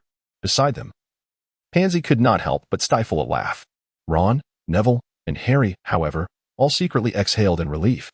Draco and Pansy were evidently oblivious to the fact that the two before them were imposters and had no inkling that Harry was cloaked in invisibility nearby. Although it was quite vexing to contemplate Hufflepuff winning the Quidditch Cup, it was still somewhat more palatable than the thought of Gryffindor triumphing. Draco said with a hint of resentment, Gryffindor, and that Potter. Oh, Potter, the saintly Potter, the one who excels at everything. Harry, concealed in his invisibility, rolled his eyes. While he knew Draco had always harbored disdain for him, he had not anticipated such a profound level of animosity. Ron, however, brightened at the opportunity, exclaiming, "Exactly. What is that Potter, really? Can you believe some people think he is a descendant of Salazar Slytherin? It's utterly absurd." Draco, astonished, gazed at Ron, who had transformed into crab. Ron barely restrained himself from sputtering, thinking, is this really the crux of the matter? But soon after, Draco nodded in agreement. Indeed. How could someone who associates with mudbloods possibly be a descendant of Slytherin? He is supposed to be a pureblood wizard. What a disgrace to purebloods. And that Weasley, it's incomprehensible how they can frolic so merrily with that arrogant mudblood. Harry, Ron, and Neville frowned simultaneously, deeply irked by Draco's disparaging remarks about Hermione. In another context, Harry would have undoubtedly used his fist, as large as a cooking pot, to teach Draco a lesson about the beauty of flowers. However, circumstances forbade such action at present. Ron and Neville seemed to share this sentiment. Neville promptly followed up on Draco's taunt, inquiring, "Then you must know who the true heir is, right? And who opened the Chamber of Secrets?" "I've told you I don't know," Draco retorted, his dissatisfaction evident as he pouted. "Must I repeat myself? My father knows a bit, but he refuses to divulge anything. That was 50 years ago. Unfortunately, only one mudblood perished then.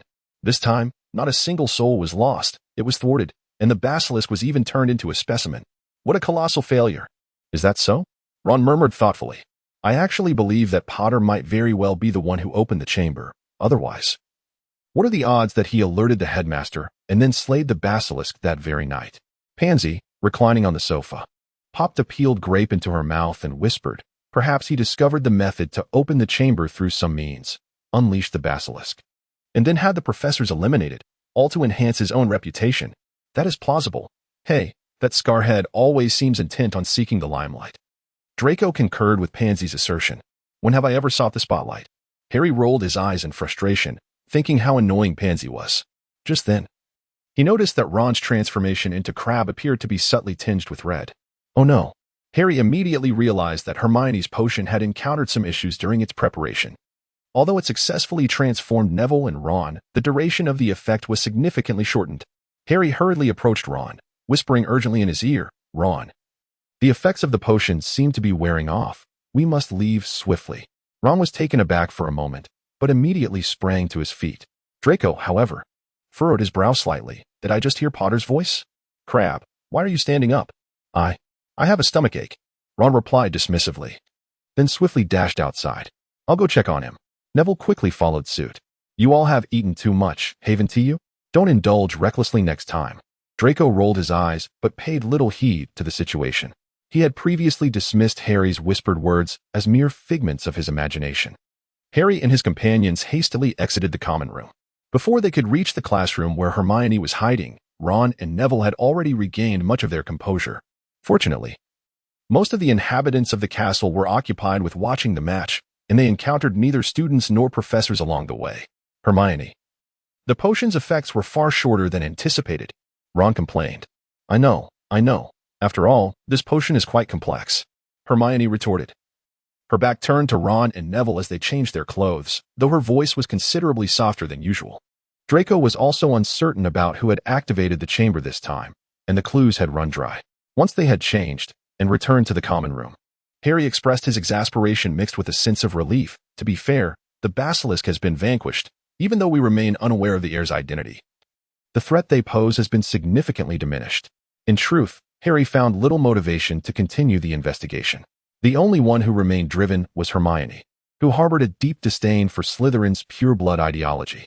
Hermione pouted but reluctantly nodded in agreement. "If it weren't for Draco, we would be utterly clueless." The only remaining possibility was to wait for Colin to awaken and see if he had glimpsed the heir's visage. However, according to Professor Sprout, the current batch of mandrakes in the college would not mature completely until June. Only fully matured mandrake roots could concoct a restorative potion potent enough to counter such severe petrification. As they spoke, the entrance to the common room swung open, and a throng of people rushed in. "Honestly, that Ravenclaw seeker is dreadful," exclaimed the twins along with Lee Jordan. "Exactly. They should have put their substitute girl on the field ages ago," one twin added. "That girl is incredibly skilled, and quite beautiful too, wouldn't you agree?" Alicia Spinnet, walking beside them, shot them a disdainful look. Upon hearing their remarks, Harry quickly deduced that Slytherin had likely triumphed in the match. This was not surprising. As although Ravenclaw's current team was competent, they were merely adequate, on par with Slytherin's players but lacking in broom quality. Their seeker was still using an old comet model. Under such circumstances, losing the match could hardly be deemed a fault of their own. Wood, who entered shortly after, spotted Harry and the others with a look of surprise. "Harry, Ron, what are you doing here? I wondered why I didn't see you at the match. Why didn't you go watch?" Ron hesitated. "We had some homework we couldn't figure out, which took quite a while, so we had to ask Hermione for help." Harry fabricated a lie effortlessly. Without a moment's pause, Wood nodded, understanding that Harry and Ron were diligent during training, and missing one match was not a significant issue, so he said nothing further. However, the vice-captain, Angelina, approached Harry. With her arm resting on Harry's shoulder, Angelina spoke earnestly. "Harry, you need to be cautious. Higgs has returned to his position of seeking the seeker. His skills surpass those of Malfoy by a considerable margin. At this moment, with the Nimbus 2001 in play, even you must approach with utmost seriousness." "I am well aware of that." Harry nodded earnestly. Angelina, satisfied, nodded in agreement before taking her friends, Aaliyah and Katie, to depart. This week, they planned to visit Hogsmeade, intending to spend the afternoon at Honeyduke's candy shop purchasing sweets. "George, Fred, are you heading to Hogsmeade this afternoon?" Harry called out as the twins prepared to return to their dormitory. "Indeed we are. What is this? Are you planning to bring back more desserts?" one of the twins casually inquired. "Well, 5 servings. No, make it 6. Harry responded. Ever since he had promised to bring sweets for Padma and her friends, he had entrusted the twins with the task of procuring candy on every Hogsmeade visit. Besides Padma and Lisa Turpin, there was also a portion for Padma's sister, Parvati. Naturally, Hermione's share could not be neglected either. Thus, including his own, he would always ask the twins to bring back 5 servings. However, this time, Harry intended to request an additional serving for Luna. After all, Luna had reminded him several times, albeit without any real necessity. Of course, considering Luna's erratic whereabouts. Should he fail to locate her, Harry would not mind indulging in a bit more for himself. An extra portion for whom? It can't possibly be for me and Neville. "Harry, you aren't that generous." "Admit it, it's for some girl." Ron keenly observed Harry's request for an additional serving, immediately adopting a teasing tone. Neville and Hermione perked up, intrigued, as everyone loves a bit of gossip. "A Ravenclaw girl named Luna. She has assisted me with a few matters in the past," Harry replied, rolling his eyes in exasperation. That eccentric girl, Luna? Ron and Neville were unfamiliar with Luna, but Hermione, now a repository of knowledge, recognized the name. What could she possibly help you with? Harry hesitated for a moment, but ultimately brushed it off. He always felt that the information regarding those dark gods was not something beneficial, knowing it might even bring about adverse consequences. "Hi, Ginny." Neville suddenly looked up and greeted. The other 3 followed suit, and indeed, they spotted a timid Ginny passing by them. As she noticed their gazes, Ginny's cheeks flushed, and she greeted them with a somewhat trembling voice. "Hi, everyone. Hi, Harry." "Hi, Ginny." Harry responded with a smile. Ginny's face reddened further, and she replied in a voice barely louder than a mosquito's hum before turning and fleeing. "Why does my sister only greet you?" Ron smirked mischievously at Harry, who merely rolled his eyes in response. They were oblivious to the fact that Ginny, upon turning away, wore a sullen expression on her face. "Ah, it's so vexing that no one notices." Chapter 150. Heartbeat. In the 3rd week after Christmas, Ron accumulated points for Gryffindor for the 4th time in Transfiguration class. This astonishing feat left both Harry and Hermione utterly astonished. It is worth noting that prior to this, Ron's performance in Transfiguration had languished at the bottom of the class. The only one who could match his poor performance was Neville. It seems that the wand truly has a significant impact on magic. Ron had switched to a new wand, and his fortunes had dramatically changed. Harry couldn't help but feel a twinge of envy. Based solely on his performance in Transfiguration, Ron had now surpassed both him and Hermione. Even Professor McGonagall's smiles directed at Ron had noticeably increased. After class, Ron, grinning foolishly, followed Harry, Hermione, and Neville towards the library. As they walked, Harry and Hermione engaged in a discussion about some of the complexities from that day's lesson, only to suddenly realize that Neville had been silent the entire time. "What's wrong, Neville?" Harry inquired with concern upon noticing Neville's downcast gaze and the myriad expressions crossing his face, seemingly wrestling with some internal conflict. Ron, Hermione, and Neville had shared a harrowing adventure with Harry in their first year, safeguarding the Philosopher's Stone, They were indeed bonded by the trials of life and death. Since then, they had faced every challenge together, making Neville one of Harry's closest friends. Observing Neville's unusual demeanor, Harry felt a pang of worry. "Harry, I'm contemplating whether I should acquire a new wand," Neville finally spoke up, his tone laced with uncertainty. Harry had previously gleaned that Neville's wand was not his own. Much like Ron's earlier predicament, Neville was using a wand that belonged to someone else. However, while Ron used his brother's wand, Neville wielded his father's. The former's situation stemmed from the Weasley family's financial constraints, whereas the latter was influenced by the hopes of grandmother Longbottom for her grandson to carry on his father's legacy. Harry was aware that Neville's father was an Auror who had been tortured by dark wizards, resulting in his vegetative state, lying in St. Mungo's hospital for over a decade. The elderly Mrs. Longbottom, having effectively lost her son in his prime, naturally felt a profound sorrow. It was thus understandable that she wished for Neville to inherit his father's wand.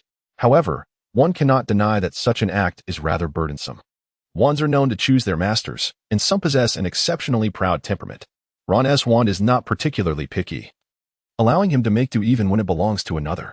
In contrast, Neville's wand appears to have a distinctly strong personality, making it exceedingly difficult for him to wield. In fact, to this day, Neville has never successfully performed magic during the first lesson. He must practice several times more than his peers after class just to keep up. After Ron switched to a new wand, his magical abilities underwent a remarkable transformation, so it is no wonder that Neville began to entertain similar thoughts. "Personally, I am in full agreement," Harry nodded, recalling Mr. Ollivander's words. "Wands choose wizards." "Indeed," Ron chimed in, vigorously nodding.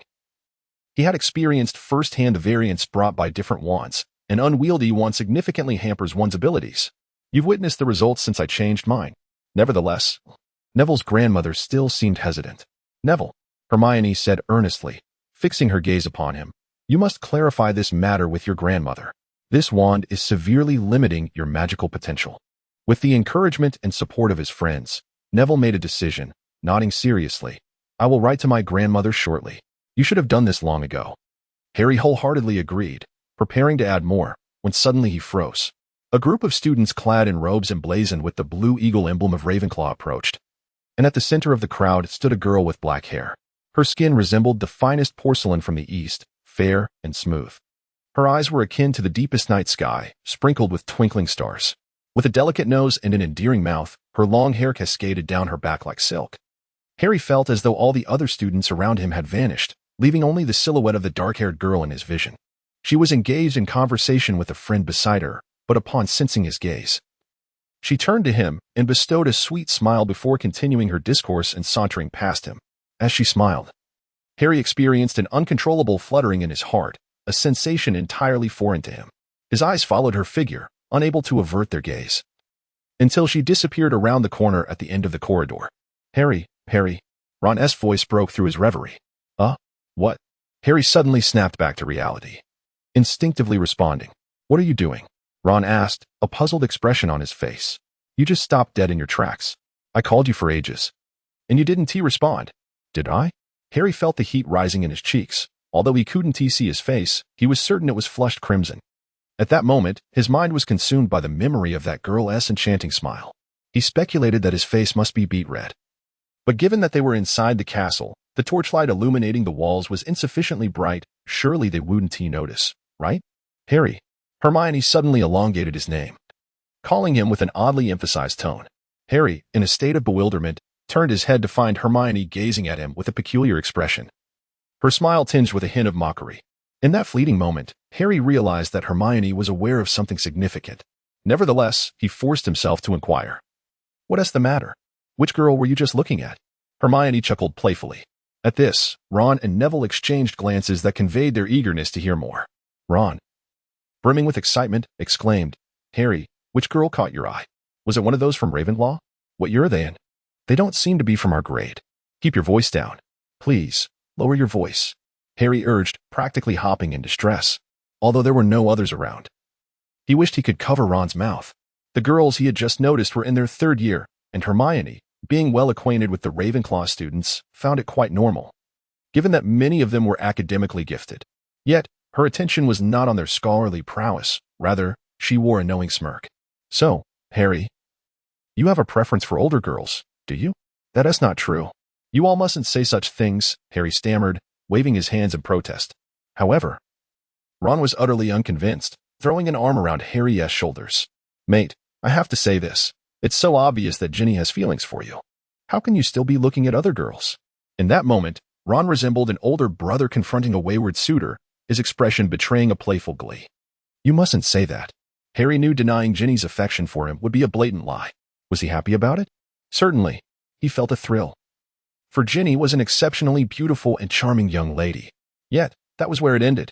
Harry had not understood this feeling before, but just moments ago. He suddenly grasped what it meant to have a crush on a girl. All right, I won't say anything more. Ron released Harry, nodding seriously. Yet, his next words took a turn. Just tell me which girl you were looking at. Get lost, get lost. Harry had no desire to engage with his mischievous friends and hurriedly made his way to the classroom for the next lesson. Meanwhile, at the entrance of the Charms classroom, first-year Ravenclaw students were preparing to enter. Today's lesson was shared with Hufflepuff, taught by Professor Flitwick, the head of Ravenclaw. This year's Ravenclaw house was notably imbalanced, with an overwhelming majority of 8 girls, while Hufflepuff boasted 7 girls. A large group of girls chattered excitedly, leaving the 5 boys shivering in their wake. Oh dear. This weekend Gryffindor is going to compete against Hufflepuff, one Ravenclaw girl remarked. Indeed, it's quite a dilemma. Another Hufflepuff girl responded. A dilemma? Why? Asked a Ravenclaw girl, puzzled. Because, you see, Mona is unsure whom to cheer for, another Hufflepuff girl giggled. This comment left several of the nearby Ravenclaw girls perplexed. In the match between Gryffindor and Hufflepuff, should Hufflepuff be torn over whom to support? However, a quick-witted girl soon seemed to grasp the situation. Yet, the Hufflepuff girls were even quicker to voice their thoughts. Monet, should we cheer for Hufflepuff or for Potter? Oh dear, how annoying. The Hufflepuff girl named Monet bashfully swatted at her friends. There is only one Potter at Hogwarts, and even if there were a second, no one would misunderstand. The one who inspires admiration and adoration among the girls is, of course, the legendary figure who supposedly vanquished the Dark Lord, subtly known as the Chosen One, and who displayed remarkable magical prowess in the dueling club, the youngest seeker in a century, Harry Potter. His legendary lineage, exceptional magical abilities, and outstanding Quidditch skills could enchant any young girl, not to mention that Potter himself is quite handsome. It is not surprising that first-year girls, as well as those from second year and beyond, have a fondness for Harry. Adoring Potter is hardly a novel sentiment. A bespectacled Ravenclaw girl, exuding a rational and composed demeanor, remarked, I too have a fondness for Potter. Alas, it seems he is quite close to a senior from our house. You mean Padma Patil, right? A nearby girl immediately chimed in. Harry often studied in the library with Padma, primarily because she assisted him with his potions lessons. Snape's disregard for Harry resulted in his struggles in that subject. Hermione found it quite challenging to manage Ron, Neville, and, on top of that, Harry. Since Padma was indifferent and even willing to help Harry with his studies, Hermione was more than happy to lighten her load a bit. I've seen Potter and Senior Padma Patil together in the library several times, remarked a Hufflepuff girl, her tone tinged with melancholy, inadvertently revealing her own identity as one of Harry's admirers. Oh, Senior Padma is so beautiful. It's only natural for Potter to like her, commented another girl from Ravenclaw. Suddenly, a gasp echoed through the room. The girls and the boys, who had been shoved aside, turned to see a golden-haired girl sprawled on the ground. It was Luna Lovegood, a first-year student from Ravenclaw. Harry's heart stirred slightly earlier this time, perhaps a year ahead of schedule. Chapter 151. Another incident? Has Luna been cursed? Harry's expression was one of disbelief. Indeed, this morning, just before the second period, she suddenly collapsed in front of the Charms classroom. Surrounding her were first-year students, all thoroughly frightened. Had it not been for the timely presence of Professor Flitwick, who happened to be conducting 2 classes in that very room, the situation could have been perilous. I heard that it was a particularly powerful curse, one that even the headmaster struggled to break. In the library, Padma Patil recounted the day's events to Harry, still shaken. What is Luna's condition now? Harry inquired with concern. Although not particularly close, he and Luna were acquainted. She has been taken to the hospital wing and placed in a secluded room for observation. She should still be unconscious, Padma replied, shaking her head. Currently, we cannot ascertain who cast the curse on her, so she must be kept safe to prevent further harm. I wonder, Padma mused, if perhaps she inadvertently provoked something while experimenting with some obscure magic. Lisa Dupin, nearby, clearly held a differing opinion. That girl is always so peculiar. And I've heard that her mother died while studying strange magic. Surely not. Padma disagreed with her friend. She is merely a first year. How could she have studied any magic that would attract a curse? Who knows? Lisa shrugged. Some entities can sense their name being uttered. Otherwise, why are the names of demons and dark deities considered taboo, rarely appearing in most texts? It is to prevent careless wizards from accidentally invoking them. Even for documentation, they are often referred to by special titles. Lisa's words struck a chord with Harry. The particular names of entities he was aware of indeed resembled titles rather than conventional names. For instance, he recalled the dread of the mountains and the sovereign of the abyss. However, while Luna was knowledgeable about these beings, she was also acutely aware of their dangers. Harry did not believe she would provoke such entities. Although Lisa was not entirely incorrect, Luna did exhibit a certain eccentricity at times. I heard from Senior McAvoy that Professor Flitwick and Madame Pomfrey suspect it was human-made. Padma hesitated before divulging the details she had learned. The senior was assisting Madame Pomfrey in the hospital wing, so her information should be reliable. Human-made? Harry furrowed his brow. As far as I know, Hogwarts' protective enchantments are capable of isolating it from external dark magic, correct? Indeed, Padma proclaimed proudly, with Lisa sharing a look of shared pride. Hogwarts' magical barriers were designed and established by Rowena Ravenclaw, one of the 4 founders of Hogwarts. Rowena Ravenclaw was one of the most brilliant alchemists of her era, possessing profound understanding and knowledge of magical formations. Although this barrier has been refined numerous times by the exceptional wizards of subsequent generations over the course of a millennium, its foundation was laid by Rowena Ravenclaw herself. Thus, when Ravenclaw's students speak of it, they do so with immense pride. Harry felt a sense of helplessness. Were the wizards truly so naive? Was this a moment of triumph? Reluctantly, he redirected the conversation. The barrier can isolate external curses, which means that only those within the castle can cast such spells. Inside the castle, there is currently an individual who is capable of cursing the students. Padma and Lisa were taken aback, their expressions swiftly darkening as they realized the gravity of the situation. Who could that person be? Lisa asked timidly. I don't know. But Harry appeared to be deep in thought. Harry, if you have any insights, please share them promptly, Padma chided gently. Playfully punching Harry's arm, we shared everything we know. Why are you being so evasive?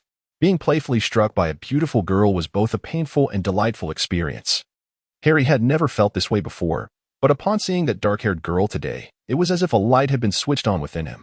Now, being playfully nudged by the equally enchanting Padma made him feel as though he might just lift off the ground. Harry was aware that he had not been subjected to the levitation charm. He recognized it as a mere psychological response, suppressing the impulse to display a foolish grin. He voiced his conjecture. Do you think it could be the heir of Salazar Slytherin?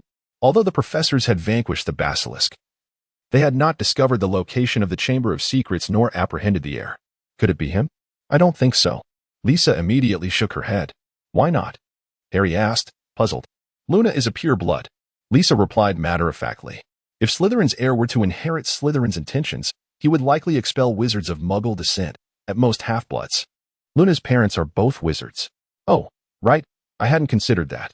Harry realized, recalling the information they had gathered. Indeed, both the girl who was murdered 50 years ago and Colin, who had been attacked this year, came from Muggle families. In fact, there had not even been records of attacks on half-bloods. However, if it were not Slytherin's heir, then who could it be? Harry fell into contemplation. Don't dwell on that. Your understanding of potions is clearly flawed. Padma pulled Harry from his reverie, initiating their tutoring session for the day. On the 3rd floor of the castle, at the end of a seldom-used corridor, lay an almost abandoned classroom. An invisible magical barrier enveloped the room, preventing sound from escaping. And most probing spells were unable to discern what transpired within. You deceived me. Ginny shouted angrily at the mirror hanging on the wall. You said it would only be a minor lesson. I never anticipated that a trivial gathering of dark spirits would yield such significant consequences, replied the black-haired Ginny, who bore an uncanny resemblance to her, nonchalantly shrugging. The soul of that little girl is exceedingly sensitive and easily attracts dark spirits. It was an accident. You're lying. You almost got her killed. Ginny retorted furiously. I will seek out Dumbledore and have him expel you. My dear, you seem to be mistaken, the black-haired Ginny replied coolly. It was you who wished to teach that little girl a lesson, was it not? You embraced the suggestion I made, but I had no idea it would lead to such grave consequences. Ginny's voice dwindled, her tone faltering. Nevertheless, this was ultimately your intention. The black-haired Ginny insisted. refusing to relent. Putting aside my disagreement, you cannot report me to Dumbledore. Even if you did, would that absolve you of guilt? I shall reiterate, this was your idea. Ginny stomped her foot in frustration. The black-haired Ginny seemed to sense the need for moderation and offered a timely apology. Of course, I too have my shortcomings. I did not foresee that the little girl would possess a mediumistic nature. Initially, that spell was merely intended to give her a few days of nightmares. Next time, I shall ensure clarity. Such an oversight shall not occur again. Is there truly to be a next time? Ginny's annoyance was palpable, yet her tone softened. Alas, whether there will be or not is not solely within my purview, is it not? Black Ginny shrugged, stating, I cannot deceive you, nor can I beguile you. However, you possess the power to halt my actions. Should you disagree with my methods, you may intervene at any moment, cannot you? This was genuinely an accident. I cannot speak to you, as you are aware.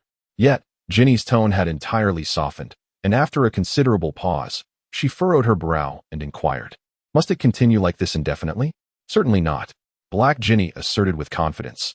I have been devising ways to extricate myself from our current predicament. Yet, that entity you have also encountered, its methods are not easily unraveled. This is precisely why it views everything as a game. Otherwise, even if all the wizards in the world united, they would not stand a chance against a mere finger of its might. Of course, it cannot wield its full capabilities. For this world imposes numerous constraints upon such an existence. How much longer must we endure this? Ginny was evidently reluctant to mention that entity. Coming from an ancient magical lineage, she had always known that some entities should be spoken of with utmost caution. I shall hasten, but this requires your cooperation. We must elevate our powers as swiftly as possible. Black Ginny urged, you ought to assist me. With greater strength, you could also captivate Potter, could you not? The greatest allure of a wizard lies in their formidable magic, does it not? What nonsense are you spouting? Harry interjected. As Ginny's fair visage betrayed a blush she could not control. Your blush holds no value for me, Black Ginny retorted. Observing Ginny's demeanor with a hint of indignation, I am now akin to a specter, entirely devoid of interest in young maidens. Humph. Black Ginny's words provoked Ginny's ire. With a scoff, she removed a mirror from the wall and stowed it into a small bag containing a black notebook. With a flick of her wand, the barrier that had enveloped the room dissipated silently. Look, how much your magical prowess has improved due to my influence.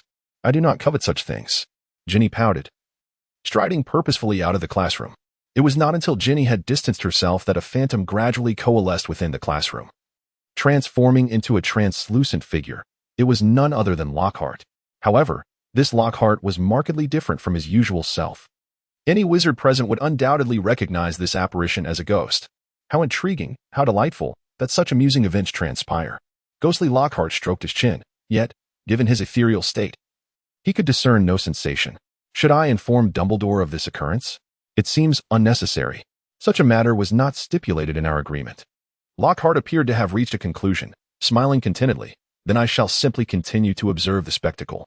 Unbeknownst to us, the hand behind this occurrence remains a mystery. As Lockhart has silently vanished from the classroom, Ginny huffed. Chapter 152, The Beautiful Senior and the Enchanting Professor. The incident involving Luna being cursed by her peers did not stir much commotion within the academy. For, merely the following afternoon, she reappeared at the dining table in the Great Hall, appearing entirely unperturbed. According to her account, although she had fainted at the time, she was utterly oblivious to what transpired. Upon regaining consciousness, she felt no discomfort whatsoever. It was Madame Pomfrey who ultimately provided clarity on the matter. Despite Luna's alarming condition, the curse was not as perilous as it seemed. After thorough investigation, Madame Pomfrey deduced that it was a dark spell known as Gathering of Malevolent Spirits. Rather than a true dark art, it resembled a mischievous charm with distinctly sinister characteristics. Madame Pomfrey stated that although this spell could summon malevolent spirits within a certain radius to exert minimal influence on the target's mind and soul, the effects were rather subtle. Typically, it merely induced several nights of nightmares, disrupting the target's sleep and resulting in a few days of dark circles beneath the eyes, this being the most common direct consequence of the enchantment. However, it appeared that Luna Lovegood possessed a rather unique constitution, rendering her particularly susceptible to such spells, hence her sudden fainting spell. As the school nurse of Hogwarts, Madame Pomfrey's expertise in herbology, potions, and counter-curses is profoundly esteemed. Her words bear significant credibility. Given this perspective, is it possible that someone played a prank? Harry remained somewhat skeptical. Unlike Harry, Luna seemed to wholeheartedly believe Madame Pomfrey's explanation. People often play tricks on me. My belongings frequently vanish only to reappear after some time. However, I'm uncertain whether it is humans or the Nargles responsible. What are Nargles? Harry inquired, unable to resist asking about this peculiar name. Despite feeling it was an inopportune moment. A magical creature residing in Sweden, Luna replied, her enthusiasm for this topic surpassing her previous concerns about the curse. As she spoke, she gestured with her hands, describing its curved horns. But I'm unsure if it has one horn or two. I believe it should have two. They can be quite large, yet can also shrink. I suspect they sneak beside people while they sleep and steal their belongings, hanging them on their horns. Harry listened, utterly bewildered, convinced that such a creature could not possibly exist. However, Luna's unwavering confidence left him uncertain. Suddenly, she shifted the conversation. I heard you have a crush on a senior from our house? Harry's confusion deepened. How could such news have reached Luna, who had been confined to the infirmary all day? Observing Harry's expression as if he had encountered a ghost, Luna remained unfazed. I heard from the senior that yesterday morning you were staring at a certain senior in the corridor, drooling. I was not drooling. Harry protested loudly. So you did stare off into space. Luna noted with clarity, swiftly identifying the crux of the matter. Not really. Harry attempted to refute, but as he recalled the moment, his voice dwindled. After all, he had gleaned from Ron and Hermione that he had indeed been lost in thought for quite a while. Which senior was it? Luna continued, undeterred by Harry's mood. Pressing on with her inquiry. There were 6 seniors there, all quite attractive. Why should I tell you? Harry rolled his eyes, musing that it was no wonder someone had cast a hex on her. She could be rather irksome. Is it really acceptable to ask so directly? I could tell you the name of that senior. Luna replied matter-of-factly, offering a compelling reason. That's quite persuasive. Harry found himself momentarily speechless, genuinely curious about the senior's name. Don't you want to know? Luna tilted her head in puzzlement, sensing his silence. When you like someone, shouldn't you be eager to learn more about her? That's what the books say. All right. What kind of books are you reading? Harry quickly interjected, though they were in a secluded courtyard with few people around. He felt this topic was not suitable for prolonged discussion. Just some novels. I have many books at home, both wizarding and muggle. Luna replied earnestly. Harry rolled his eyes. It seemed that this young girl truly possessed a way of thinking that deviated from the norm. Are you going to speak? If not, I shall take my leave, she remarked, reminding him of the 2 days' worth of assignments that were outstanding. Observing Harry's silence, Luna pretended to depart. Harry felt a surge of conflict within him. Just as Luna was about to exit the courtyard, he prepared to call out to her. However, Luna paused, turning back to look at him with a hint of suspicion. You seem off, she remarked. The book indicates that in this situation, you should call out to me and then pose a question. Harry acknowledged that whatever book Luna was reading indeed contained valid information. Autumn Zhang, a third-year Ravenclaw student, was the name he learned from Luna. She was indeed of Chinese descent. Harry nodded quietly, recalling that among Uncle Vernon's colleagues, numerous individuals were of Asian heritage, though most were of Japanese or Korean descent. The serene demeanor of that girl was distinct from those he had encountered before. Yet, if she was of Chinese descent, it made perfect sense. Even Harry, who had limited knowledge of China, understood that it is the cradle of Eastern culture, a fact that held true even within the magical community.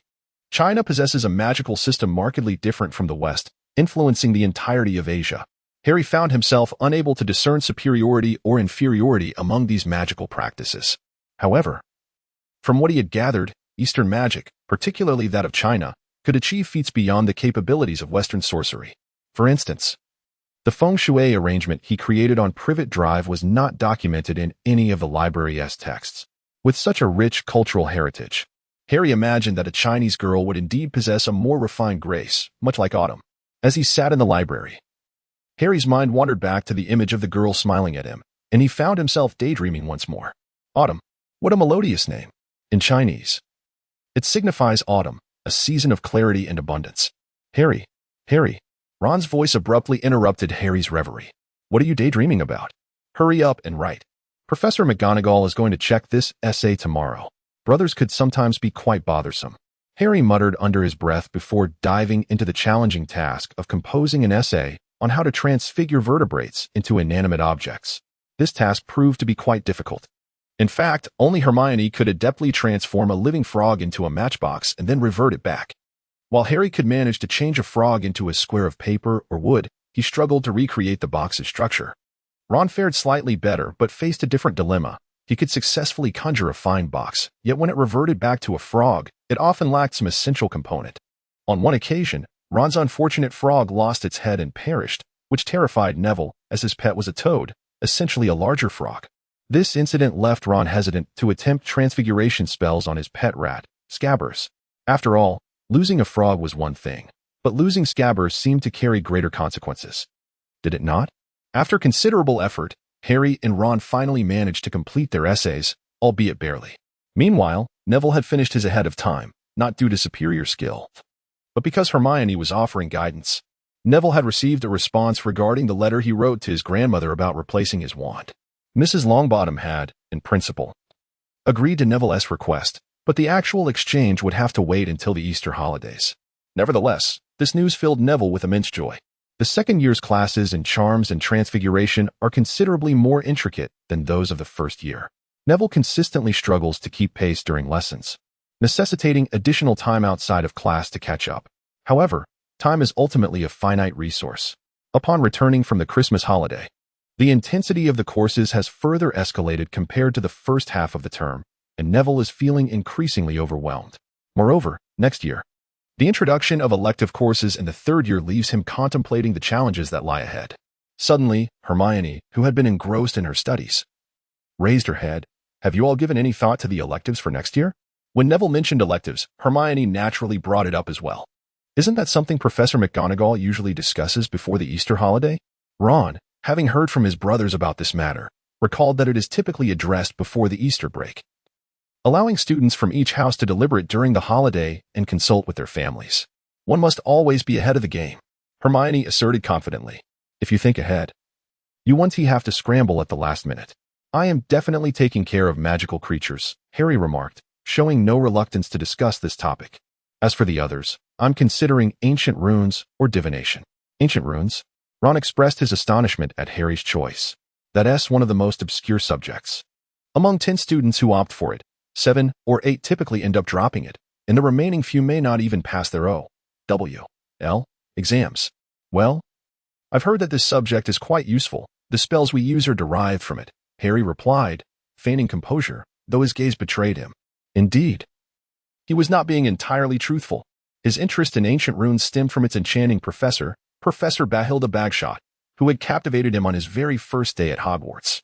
Although Harry had recently found himself attracted to Ravenclaw's Cho Chang, the allure of that enchanting professor had never waned. As he mentioned, ancient runes is the very foundation of modern spells, and mastering this knowledge is essential for aspiring to be an excellent wizard. "Ah, Harry, you make a valid point." Hermione, rather oblivious to Harry's underlying thoughts, nodded affirmatively. "Ancient runes is also a subject I intend to select without hesitation." Yet, the thought of attending classes with Hermione under the instruction of the captivating professor and the possibility of daydreaming or embarrassing himself in her presence made Harry suddenly feel a twinge of unease. Luna chimed in, "I am, in fact, rather clever." "Harry, I am utterly flustered." Chapter 153, Gryffindor vs. Hufflepuff. Cedric Diggory, a fourth-year student from Hufflepuff, is regarded as the finest student the house has seen in 50 years and is also the most remarkable seeker in a century.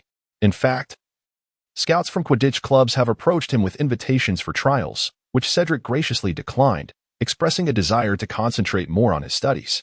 Nonetheless, the club representatives remain hopeful that Cedric will consider attending trials during the summer after completing his O.W.L. examinations in his 5th year. This aligns perfectly with Cedric's intentions. Not only does he excel academically and possess remarkable Quidditch skills, but Cedric is also strikingly handsome. Among the Hogwarts girls, there exists an unofficial ranking of the most popular boys. Currently, Roger Davies, the captain of Ravenclaw's Quidditch team and also a 4th-year student, holds the top position, with Cedric following closely in 2nd place.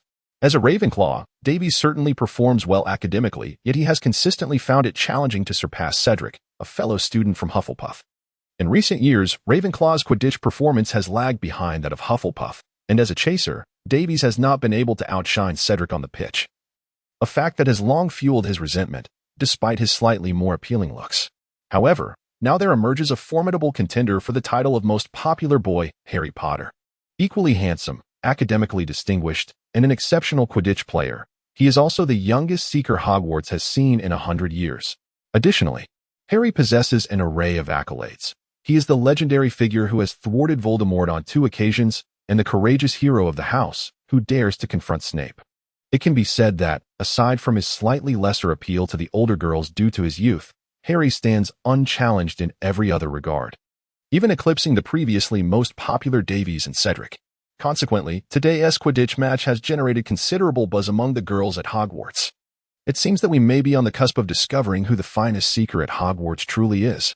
Before the competition, Harry was unaware of these extravagant matters. However, just prior to the start, Angelina Johnson and Alicia Spinnet encouraged him, saying, "Come on, Harry. We all support you. Indeed, Harry. Show through your performance that you far surpass Cedric." "Harry, sisters, what are you discussing? The competition is about to commence. Could you refrain from speaking in a manner that is incomprehensible to me?" Angelina seemed to realize that this was merely a saying circulating among the girls. Completely unbeknownst to the boys, she promptly offered a brief introduction, and it must be noted that while our Miss Johnson is indeed a beauty, she possesses a rather tomboyish demeanor. She displayed no sense of discretion when it came to divulging her friends' private conversations, which prompted the other 2 girls beside her to roll their eyes in exasperation. Harry felt a wave of confusion wash over him. However, under the eager gazes of the 3 senior sisters and 3 senior brothers, he could only nod and say, "I understand. I will certainly do my best." As the moment of the competition arrived, the contestants from both sides entered the arena. Miss Witchy blew her whistle, and the competition officially commenced. Harry maneuvered the Nimbus 2000, soaring to a lofty height, where he surveyed the entire pitch from above. Opposite him, Cedric, clad in the yellow team uniform, made an identical choice. Previously, Harry seldom paid attention to the members of the opposing team. However, today, spurred by Angelina and the others' remarks, he made a conscious effort to observe Cedric across the field. "Pretty boy," was Harry's assessment of Cedric. Although Harry had always been aware of his own attractiveness, evidenced by the fondness of the girls in his class and neighborhood prior to his arrival at Hogwarts, he remained grounded. While he considered himself to be quite handsome compared to most, he felt markedly inferior when juxtaposed with Cedric. Not only was Cedric taller and more robust, a testament to their age difference, but his fair complexion, pronounced nose, deep-set eyes, and chiseled jawline were qualities that Harry lacked. Harry had heard from Hagrid and several professors that his facial features closely resembled those of his father, albeit with a rounder face akin to his mother's. His mother was undeniably beautiful, and inheriting her facial shape naturally conferred a softer outline. While this may not necessarily be deemed an advantage for a gentleman, Harry found himself envious of Cedric's chiseled features, particularly as Harry sought the golden snitch during the match. He wore a pair of glasses with a slightly stronger prescription than usual, as magical items were prohibited. Consequently, he had an exceptionally clear view and could discern the exquisite smoothness of Cedric's skin. Was he using magic for skincare? Harry pondered silently, despite his wandering thoughts. Harry's eyes remained vigilant, scanning the field for any sign of the elusive golden snitch, yet thus far, there had been no trace. Meanwhile, Cedric remained still, seemingly oblivious to the search. While the 2 seekers stood idle, the other 12 competitors had already engaged in fierce combat. The Hufflepuff chasers were on par with Gryffindor, and the goalkeepers displayed comparable skills. However, a disparity emerged in the beater positions. George and Fred, blessed with remarkable talent, had become starting players for Gryffindor in their second year. After over 2 years of honing their skills, they were now exceedingly adept. In the words of their captain, Wood, they were akin to 2 flying bludgers. The twins darted across the field, frequently intercepting the quaffle and targeting their opponents with precision. In a match where other positions were evenly matched, this slight edge could significantly sway the outcome. Within less than 10 minutes, Gryffindor had already claimed a lead of 3 goals. Although the game appeared visually favorable for Gryffindor, neither Harry nor his teammates dared to grow complacent. After all, the golden snitch was worth a staggering 150 points. Should they falter and allow the opposing team to seize it, their current lead would be rendered insignificant. With this thought in mind, Harry began to circle the pitch, attempting to locate the golden snitch, which remained hidden from view. Cedric, noticing Harry's movement, mistakenly assumed he had spotted the snitch and immediately urged his broom closer. However, upon realizing that Harry was merely circling in search, he too began to follow suit. "What are you following me for? I'm no enchanting damsel," Harry secretly grumbled while his mind began to race with analysis. Cedric was using the same broom as he was, the Nimbus 2000. In terms of skill, He appeared to be on par with Harry. Moreover, Cedric's stronger physique would grant him greater power. If they were to discover the golden snitch simultaneously, Cedric would have the upper hand in the chase. He needed to locate the snitch first, or Harry made a decisive judgment, and his posture in pursuit of the golden snitch began to take on a more assertive demeanor. His performance also instilled a sense of urgency in Cedric, prompting him to accelerate his pace. Harry accelerated his broom to a remarkable speed, soaring around the pitch with reckless abandon. Although Cedric had not spotted the golden snitch, he was evidently concerned that Harry might seize the opportunity first, trailing him closely from a distance. This was splendid. A glimmer of determination flashed in Harry's eyes behind his glasses as he suddenly veered his broom downwards, hurtling towards the ground. Harry was on the move. He was diving, when he finally caught sight of the golden snitch. Lee Jordan, the commentator who had been narrating the fierce contest among the chasers, evidently noticed Harry's unusual behavior and exclaimed loudly, "What are you doing? By shouting like that? The other side will know too. Are you even on our team?" Harry couldn't help but curse under his breath. Thinking that Lee Jordan was indeed a liability for their house, it was no wonder he couldn't catch up to Angelina. He was destined to be single for life. In truth, Lee Jordan's shouts were unnecessary, as Cedric had been keenly observing Harry's movements. Upon seeing Harry dive, he immediately followed suit without hesitation. Although he had yet to spot the golden snitch, it was perfectly normal not to see the small golden ball amidst the thick grass and the flurry of players. In such a scenario, pursuing Harry was undoubtedly the wisest choice. Catching sight of Cedric closing in from the corner of his eye, Harry smirked and increased his speed once more, charging towards the ground amidst the gasps of the crowd. Cedric dared not lag behind, matching Harry's acceleration. His skills were truly exceptional, and given their initial proximity, he managed to reach within a mere 5 meters of Harry before the ground. However, at that moment, Harry showed no signs of slowing down or altering his course, continuing his headlong plunge. Cedric, on the other hand, felt a pang of caution. At this distance, the speed of their brooms could lead to a disastrous collision with the earth. Despite the protective enchantments on Quidditch players' uniforms, a crash like that could easily result in broken bones. Most concerning was that Cedric still had not spotted the golden snitch. Reluctantly, he decelerated, taking the lead. Meanwhile, amidst the crowd's astonished gasps, Harry plunged downward. Yet, contrary to expectations, a collision did not occur. Just a meter from the ground, Harry abruptly altered his broom's trajectory, maintaining his speed and carving a wide arc above the earth. The gust of wind sent the grass below swaying. Then, with a sudden upward thrust, he shot skyward, instantly widening the gap between himself and Cedric. "Did you see that feint?" "That was a feint," Lee Jordan exclaimed in awe. "My goodness! Merlin above." Remember, Potter is only in his second year. The astonishment was palpable, not only from Lee but also among the students and professors in the stands, who were equally amazed by the display. The feint was a tactic commonly employed by seekers in Quidditch, dashing towards the ground or a wall to bait their opponents into misjudging their position. While such maneuvers were commonplace in formal matches, they were typically executed by professional players, whose flying skills were often the finest among their ranks. This action, commonly observed among professional seekers, appears remarkably striking when executed by a student player. Indeed, in the past decade, no one at Hogwarts has demonstrated such a feat. Nevertheless, Harry remained oblivious to the astonishment expressed by the commentators and the audience. In that moment of elevation, his peripheral vision caught a glimpse of a dazzling golden hue, the brilliance of the golden snitch. At that moment, Harry's eyes sparkled with excitement. The golden snitch was closer to him than to Cedric, presenting a favorable situation. With certainty, Harry made a swift decision, accelerating on his broomstick towards the elusive snitch. Cedric, having been outmaneuvered by Harry's Lansky feint previously, hesitated for just a moment before he too spotted the golden snitch and immediately surged forward in pursuit. Thus, the disparity in their skills became vividly apparent. At the age of 12, Harry was merely in his second year, while Cedric, just 2 years a senior, had already reached the age of 15. In contrast to the youthful Harry, Cedric had matured into a young man. In terms of physical prowess and control, Cedric surpassed Harry at this stage. Furthermore, Cedric had become a substitute seeker for Hufflepuff's Quidditch team in his second year, diligently training with the team for 3 years now. Compared to Harry, who had only begun his training last year, Cedric's experience was considerably greater. Consequently, the spectators observed Cedric gradually closing the gap between himself and Harry. The golden snitch seemed to sense the approaching seekers, darting swiftly into the sky.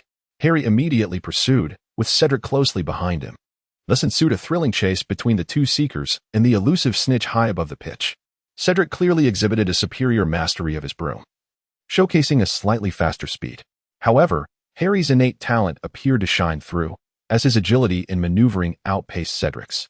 The golden snitch did not fly in a straight line. Thus, while Harry was gradually reducing the distance to the snitch, Cedric was unable to further close the gap between himself and Harry. Harry was less than 2 meters away from the golden snitch, while Cedric still lagged a full 5 meters behind in his pursuit. Although the chasers below were desperately striving to score, the attention of the entire audience had converged upon the two seekers. Commentator Lee Jordan was utterly exhilarated, vociferously cheering for Harry with unabashed enthusiasm, displaying a complete lack of impartiality. Harry is about to catch the golden snitch. Come on, Harry, just a little more," Lee Jordan exclaimed, his excitement palpable. Meanwhile, Professor McGonagall, equally engrossed in the moment, overlooked any thoughts of reprimanding him, as she too intensely focused her gaze on Harry soaring through the air. 1 meter, half a meter, 30 centimeters. Harry extended his hand, his fingertips almost brushing against the golden snitch. Yet, at that very moment, a dark shadow suddenly intruded upon Harry's line of sight. It was a wooden ball, slightly smaller than a human head, the bludger. In an instant, Harry's mind registered the impending danger, yet his body was unable to respond in time. The quaffle struck him squarely in the face with tremendous force. The impact was so powerful that Harry felt his head jerk back violently, accompanied by a sharp crack from his shin. Harry was on the verge of seizing the golden snitch. "Come on, Harry, you're almost there. Just a little more." Harry was suddenly taken aback. The golden snitch hovered before him, less than 1 meter away, half a meter, 30 centimeters. Could it be that new ability had manifested once more? Harry suddenly lowered his head, and indeed, the black bludger was hurtling towards him, aimed directly at the position of the golden snitch. He even caught a glimpse of the Hufflepuff beater, who had just swung his bat with great force, managing to intercept the twins. However, despite his mental preparation, Harry, in his high-speed dash, found himself unable to alter his course in time.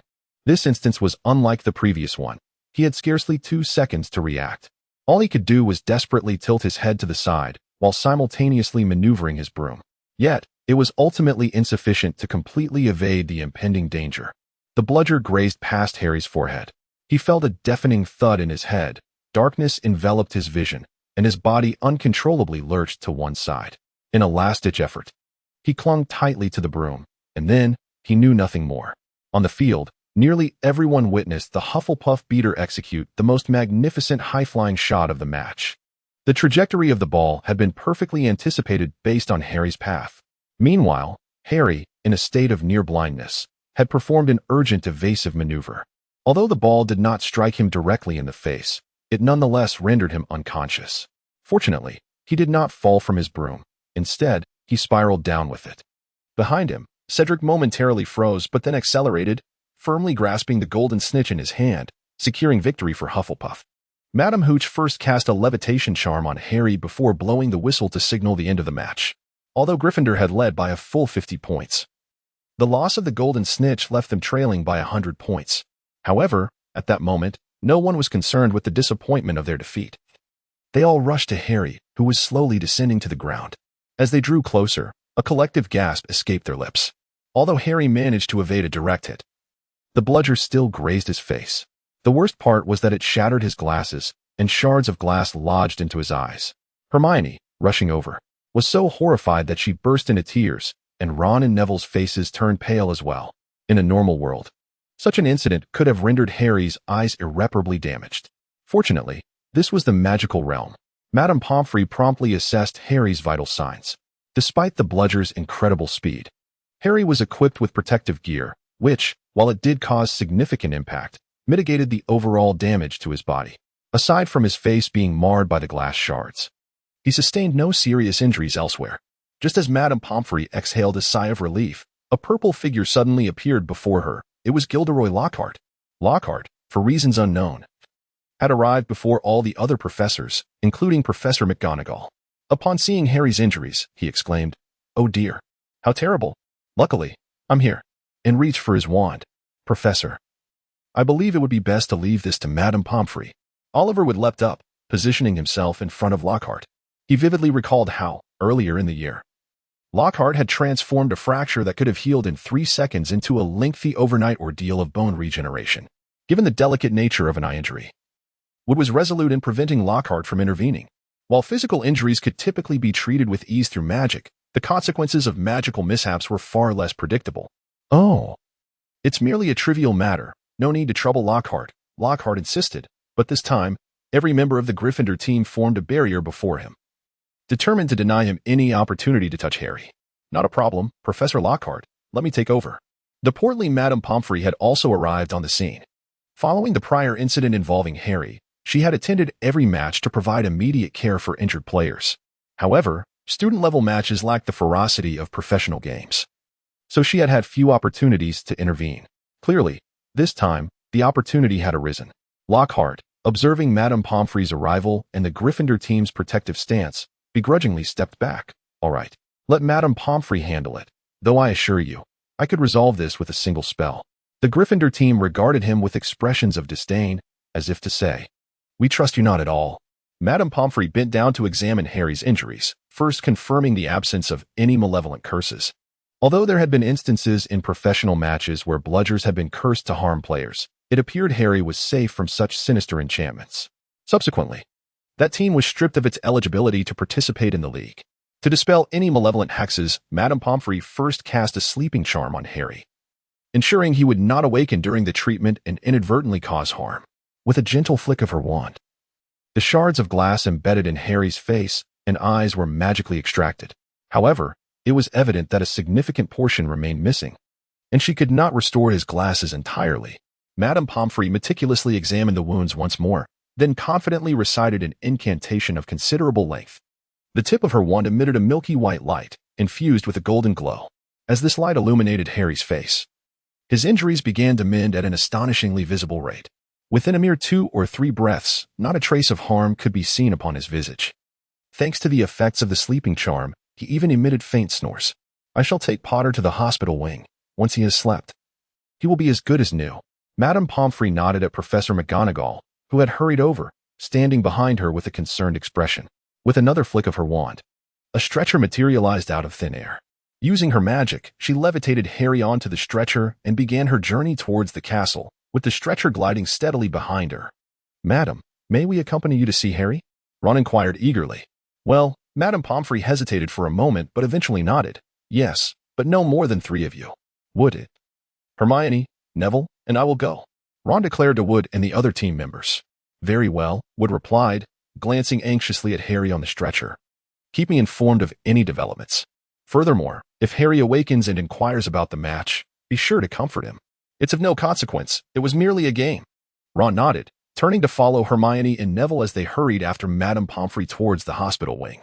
On the edge of the pitch, Ginny stood in the shadows, her expression dark and brooding as she gazed at the members of the Hufflepuff team on the opposite side of the field. Her eyes were fixed upon one particular batsman, the very player who had struck Harry with the bludger. When Harry awoke, only Ron and Neville were at his bedside, as Hermione had gone to fetch their lunch. Typically, the meals at Hogwarts are not permitted to be taken out of the Great Hall. Once they leave, the food disappears. However, in truth, as long as one informs any professor, they will notify the castle as house elves, thus preventing the food from vanishing. Hermione had informed Professor McGonagall and received permission. So shortly after Harry regained consciousness, Hermione appeared in the infirmary with an abundance of food. To his astonishment, Harry discovered that his eyes had changed. Harry possessed a mild case of myopia, a consequence of his previous indulgence in novels, comics, and gaming sessions with Dudley. In contrast, Dudley, who exclusively engaged in gaming and comic reading, had escaped the clutches of nearsightedness, a fact that left Harry enviously contemplative. However, upon awakening this time, Harry found himself without his glasses. The remnants of the shattered lenses lay on his bedside, clearly unwearable. Nevertheless, he discovered that he could effortlessly perceive his surroundings with greater clarity than ever before, surpassing even the vision he had while wearing his glasses. When Hermione returned, he was animatedly discussing this remarkable occurrence with Ron and Neville. "I suspect that Madame Pomfrey may have treated you while you were unconscious." Hermione offered a highly plausible explanation. "Just look at the numerous professors in our school. One would assume they have read extensively, yet aside from Dumbledore, none wear spectacles." Ron interjected, "But Professor McGonagall wears glasses." Hermione shook her head. Professor McGonagall has excellent eyesight. I often seek her guidance outside of class, and she never wears glasses. She reads books and newspapers without any difficulty whatsoever. Harry and Ron reminisced, recalling their several visits to Professor McGonagall outside of class. It was indeed true that she did not wear glasses. As Neville pondered, he remembered that during their encounter with the basilisk, Dumbledore, too, had been without his spectacles. Harry nodded in agreement. Yes, Dumbledore also lacked glasses that time. It seems wizards possess remarkable vision, Hermione reflected. I don't recall anyone wearing glasses, Ron shrugged. I can think of one. Harry scratched his head. My father. In the album Hagrid gave me, my father is wearing glasses. Could it be some magical item? Ron questioned. Slightly skeptical, considering that Harry's father had left him an invisibility cloak. It wouldn't be entirely impossible for there to be other magical artifacts as well. Unfortunately, there is no way to ascertain that. Harry shrugged. Oh, I apologize. Ron immediately felt that his remark was inappropriate and quickly expressed his regret. It's all right. I've grown accustomed to it over the years. Harry smiled, attempting to comfort Ron. By the way, Hermione suddenly lowered her voice, ensuring no one else was around before continuing. Harry, do you think this incident could be similar to the last one, perhaps orchestrated by that house elf?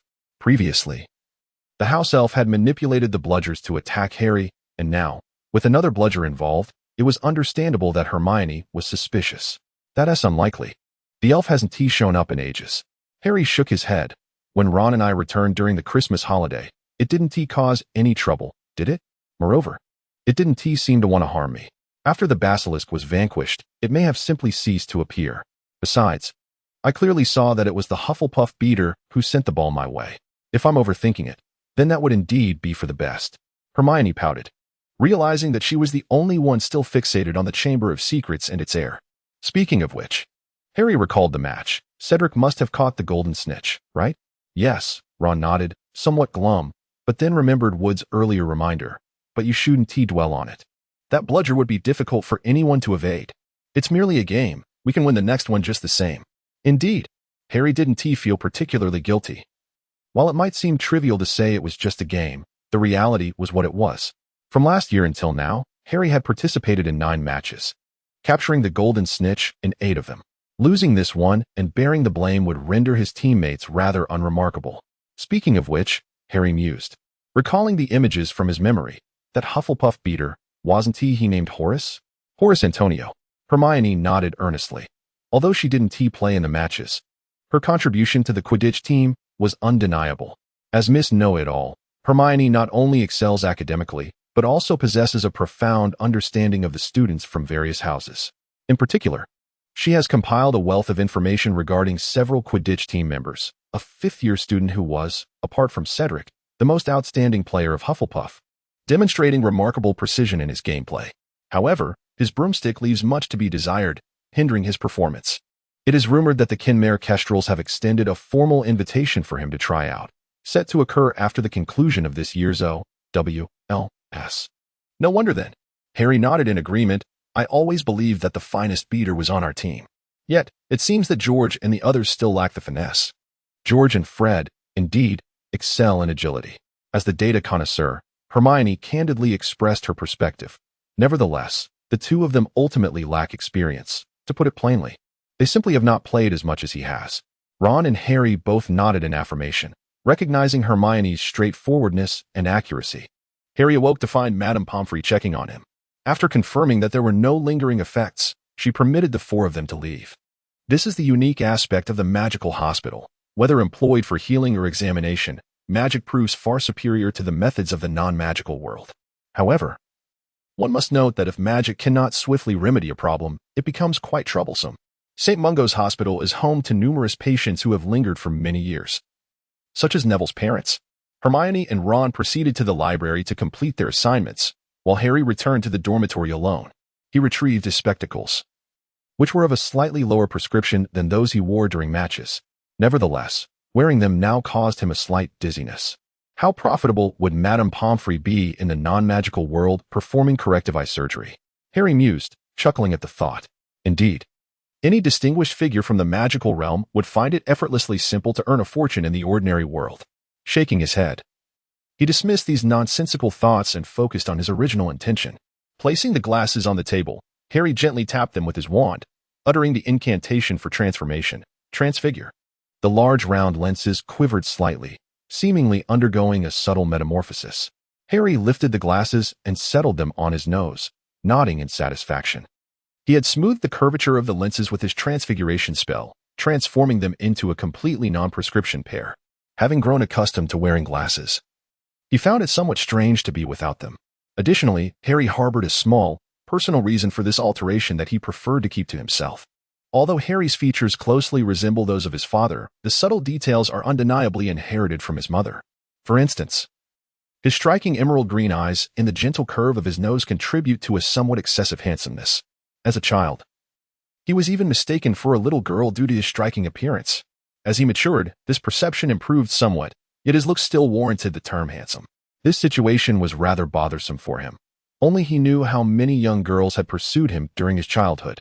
It wasn't until he developed nearsightedness from reading too many magazines, donned glasses, and found himself overshadowed by more boisterous peers in academic and extracurricular pursuits like football and baseball, that this attention began to wane. Nevertheless, Harry still vividly recalls the fear of being dominated by the neighborhood girls of his youth, and he continues to prefer the concealment offered by his glasses. Moreover, as a boy, he is somewhat conscious of his overly delicate features. Despite England's reputation for its liberal attitudes, it seemingly had no impact on Harry. Adjusting his glasses, he nodded in satisfaction, admiring himself in the mirror when suddenly a soft sound echoed behind him. Harry suddenly turned around and found a house elf named Dobby standing behind him, clad in a tattered pillowcase. Upon seeing him, Harry offered a faint smile, remarking, "I was wondering if you would come. Do you have something to say?" Yes, Harry Potter," Dobby timidly responded. Dobby wishes to convey that this time, it was not Harry's doing. "I know," Harry nodded as he sat on the bed. "So, can you share with me about your master and his plans?" Dobby cannot say. Dobby is merely afraid that Harry Potter may misunderstand. The monster has already been slain, and Harry Potter is far more cautious than Dobby had imagined. However, Dobby must warn that dark forces still linger at Hogwarts. Dobby cannot say more. Dobby must leave. With that, Dobby snapped his fingers and vanished from the dormitory. Honestly, it was always like this. Harry shook his head in resignation, not attempting to restrain Dobby. The magic of house elves is quite formidable. Yet they are bound by certain constraints that prevent them from opposing wizards or taking action against them. Given Harry's current abilities, he could not hope to stop Dobby. Nonetheless, Dobby's arrival provided some tentative conclusions to Harry's earlier speculations. Firstly, it was clear that the bludger was not the handiwork of Dobby, and it appeared there were no ulterior motives at play. Secondly, Hermione's concerns were likely valid. As Dobby indicated, dark forces still resided within the castle. The heir of Slytherin had yet to be discovered. The heir of Slytherin, what a nuisance. Harry scratched his head, pondering his thoughts with a hint of frustration. Yet, moments later, his mind shifted to another matter. During this match, his predictive ability had resurfaced once more. Otherwise, Harry was uncertain whether Madame Pomfrey could have saved him had the bludger truly broken his neck. However, why had the previous instance lasted half a minute while this one was a mere 2 seconds? What exactly was the nature of this ability? How was it triggered? It seemed to activate in moments of danger.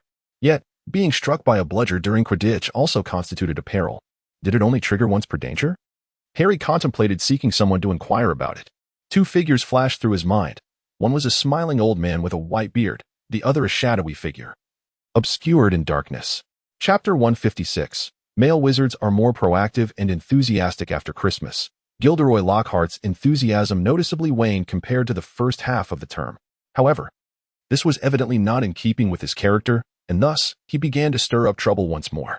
On February 14th, Valentine's Day arrived. Previously, Harry had never celebrated Valentine's Day, nor had he ever desired to. He had no interest in the girls, so how could he possibly think about Valentine's Day? However, this year, a certain transformation has transpired. On the eve of Valentine's Day, as Harry lay in bed, the enchanting figure of Autumn Zhang from Ravenclaw incessantly invaded his thoughts, rendering him restless and unable to sleep. Ultimately, he was compelled to intensify his mental barriers to empty his mind and drift into slumber. Yet, unbeknownst to him, whether due to a decline in the efficacy of his mental shielding or a threshold of proficiency that no longer hindered him, Harry dreamt that night. And the dream featured Autumn Zhang. When awakened by the blaring alarm, Harry lingered in bed for a full half-minute, savoring the remnants of his dream. until a flush crept across his cheeks.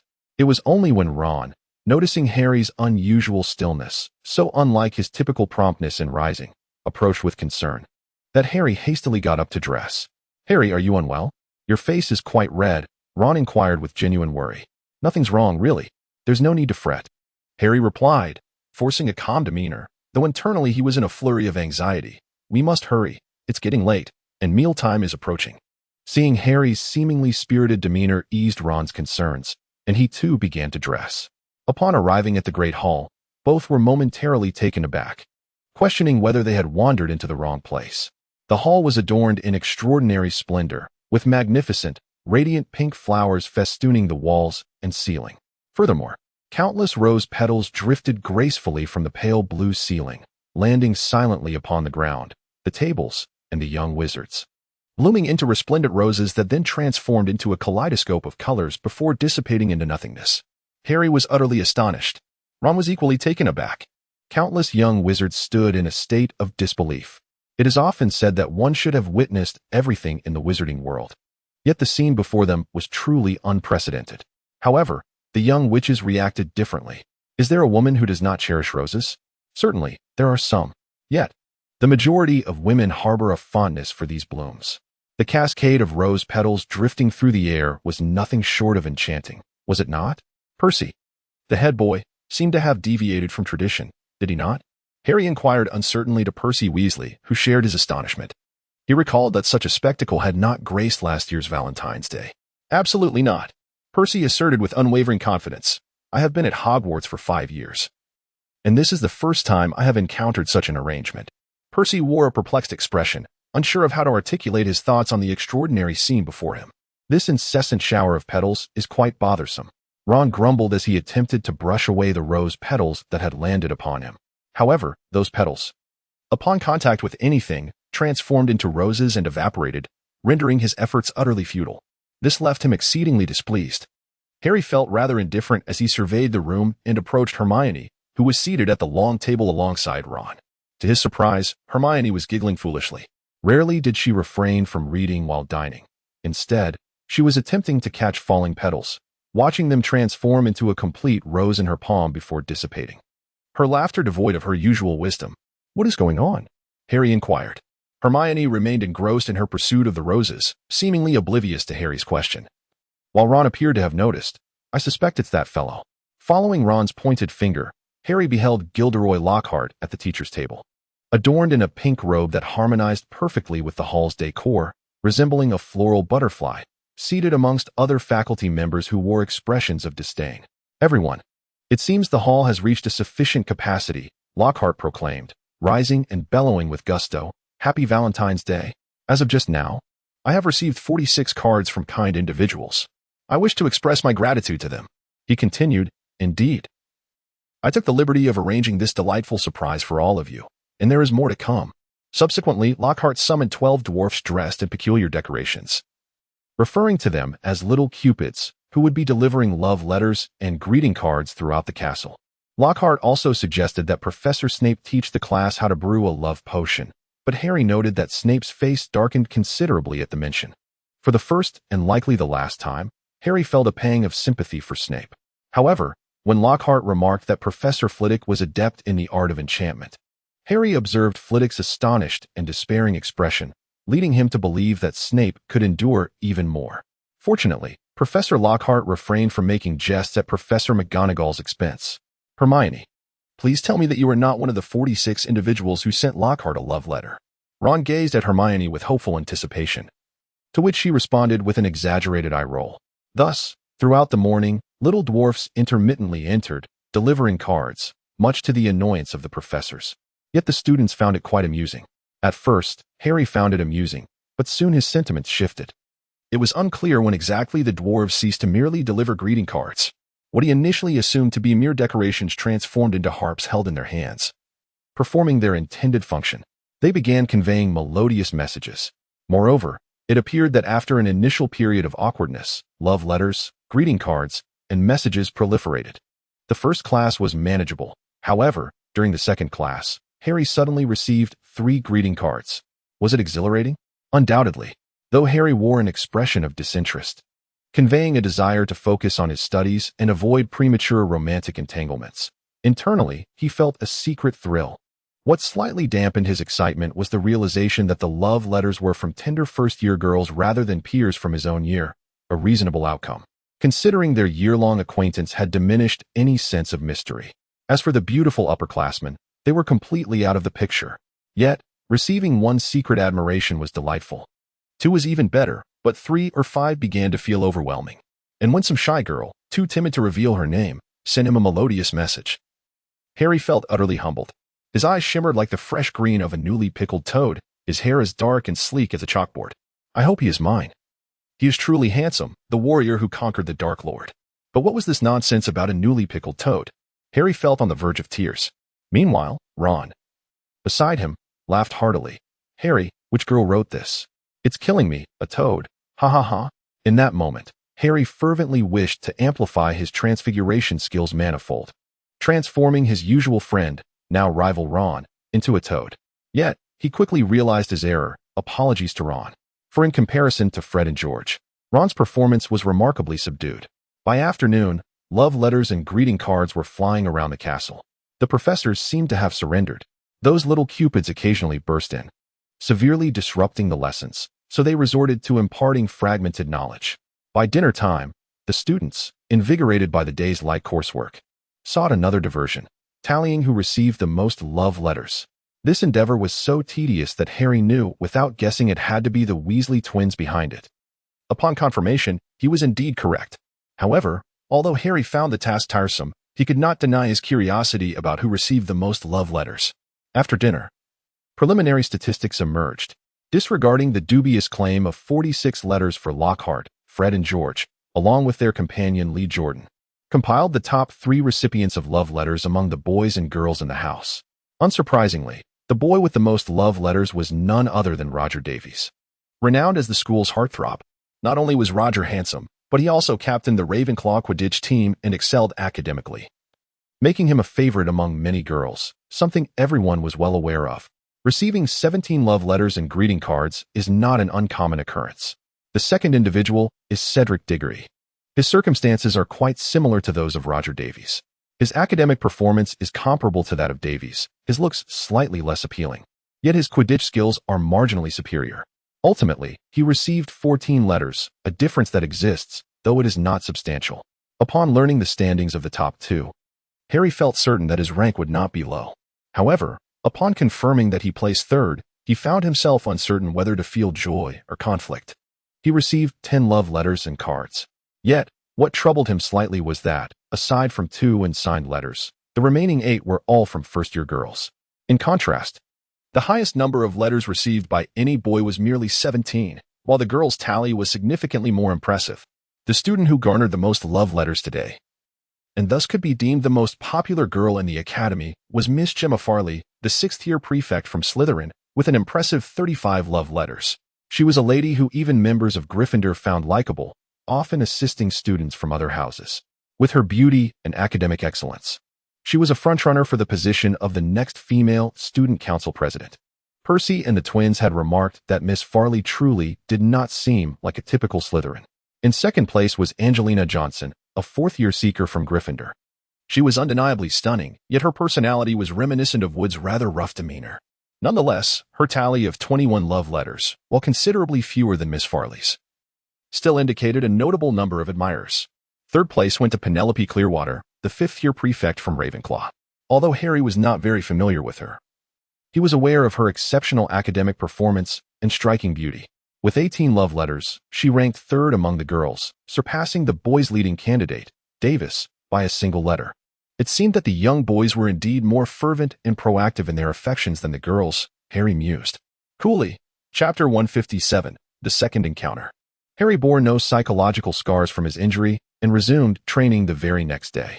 The team was solely concerned about his physical well-being, with nary a mention of their previous defeat. Yet, while the earlier match was left unspoken, the upcoming game commanded everyone's attention.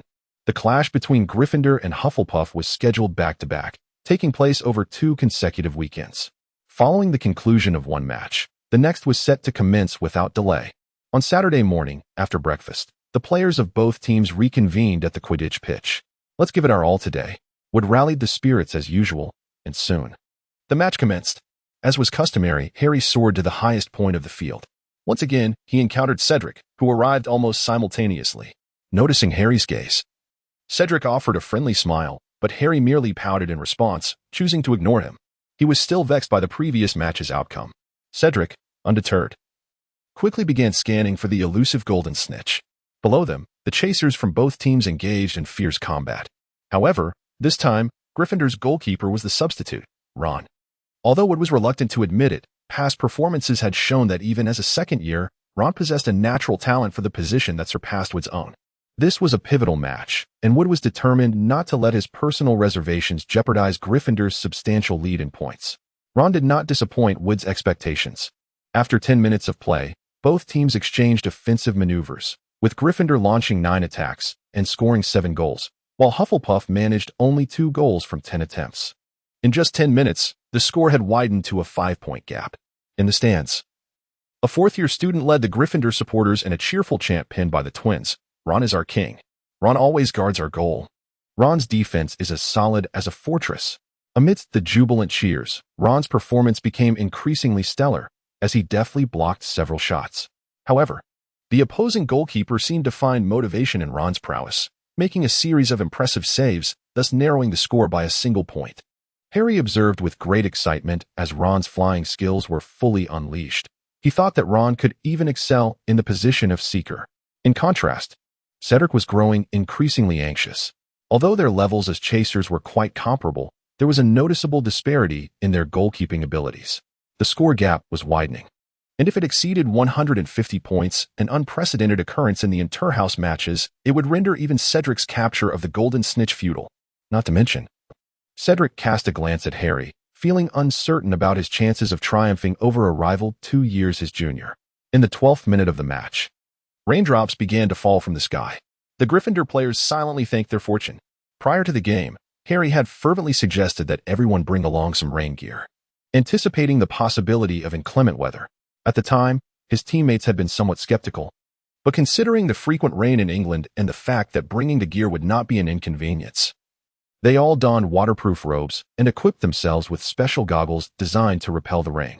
Harry displayed a satisfied smile, his eyes enchanted with a waterproof charm, a spell not prohibited in the match as it bore no direct impact on the game. The rain posed no hindrance to him. In fact, his glasses served, to some extent, as protective goggles. He had possessed the ability to predict the weather since his early childhood. His only concern was whether he and Cedric would capture the golden snitch too early, potentially concluding the match before the rain had fully set in. However, it was evident that the golden snitch had ventured off to some unknown location, as it had yet to reveal itself. As the rain intensified, the well-prepared Gryffindor players remained largely unaffected, while the Hufflepuff players struggled.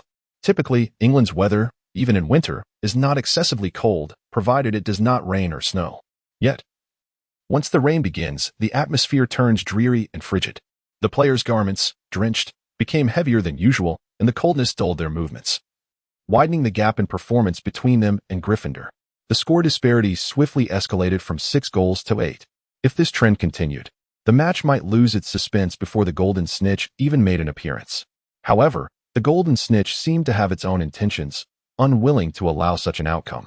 As Gryffindor scored their 23rd goal, bringing the score to 230 to 140, a flash of lightning streaked across the sky. From a shadow close to the ground, Harry glimpsed a glimmer. There it was, the golden snitch. Yet, unlike the previous occasion, this time the snitch was slightly farther from him than from Cedric. If he rushed towards it directly, he risked alerting Cedric, who might seize it first.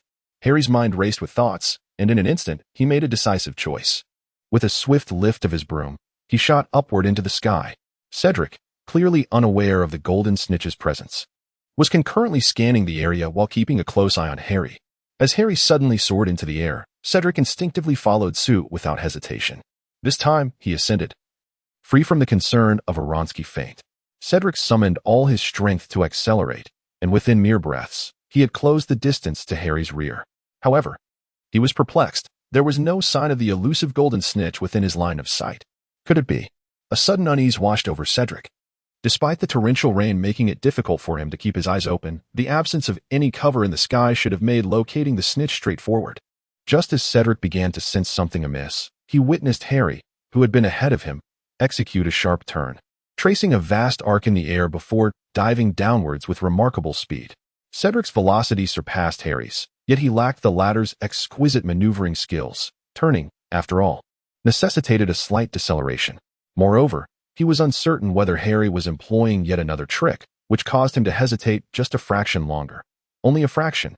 Nevertheless, this brief delay compounded with his previous reduction in speed resulted in a widening gap between them. As of now, Cedric still had not caught sight of the golden snitch. Harry was accelerating with all his might, his eyes fixed intently on the shadow nestled between the ground and the spectators' stands. The golden snitch was right there. The snitch? The golden snitch. Harry had spotted the golden snitch. Lee Jordan, without a hint of Gryffindor restraint, shouted once more. Due to the angle, his position allowed him to clearly see the golden snitch hovering 2 or 3 meters above the ground, swaying left and right, but only moving slightly. Cedric had finally noticed the golden snitch as well and was desperately pursuing it.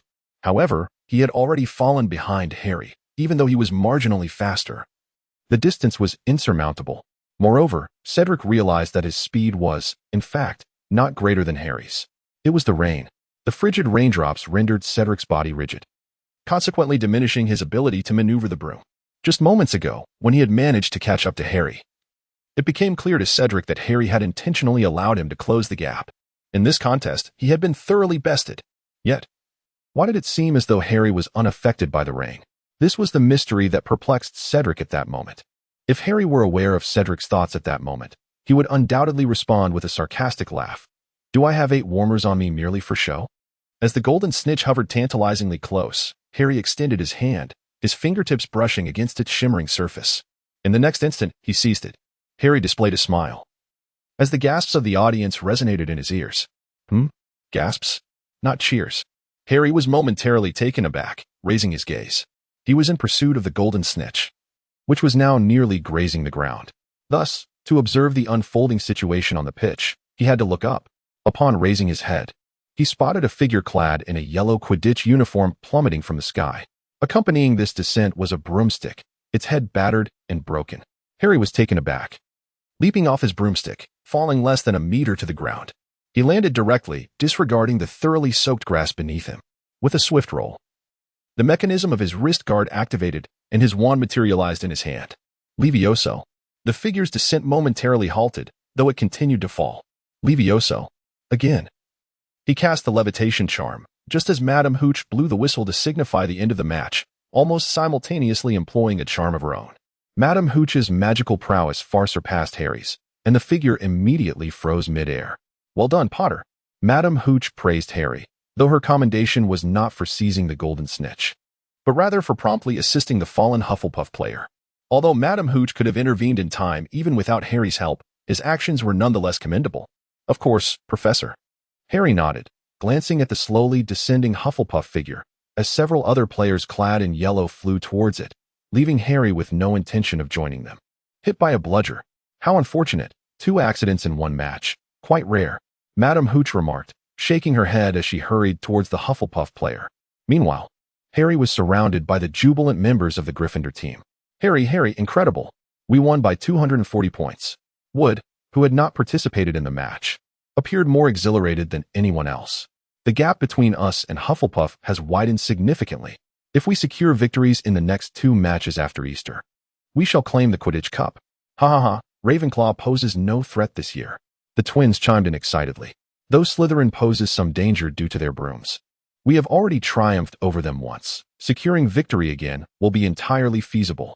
A throng of jubilant players rushed towards the castle, undeterred by the persistent rain. Yet, even the cold, drenching downpour could not extinguish their enthusiasm. Your prediction was spot on, Harry, Angelina exclaimed, equally thrilled. Indeed, it rained. You should consider taking divination next term. I believe you possess a gift for it. Harry, unable to restrain his curiosity, asked, what happened to that Hufflepuff player? How did he fall? Chapter 158, The Injured Beater Potter, come with me. Professor McGonagall called out to Harry, who had been diligently working on his assignments in the library.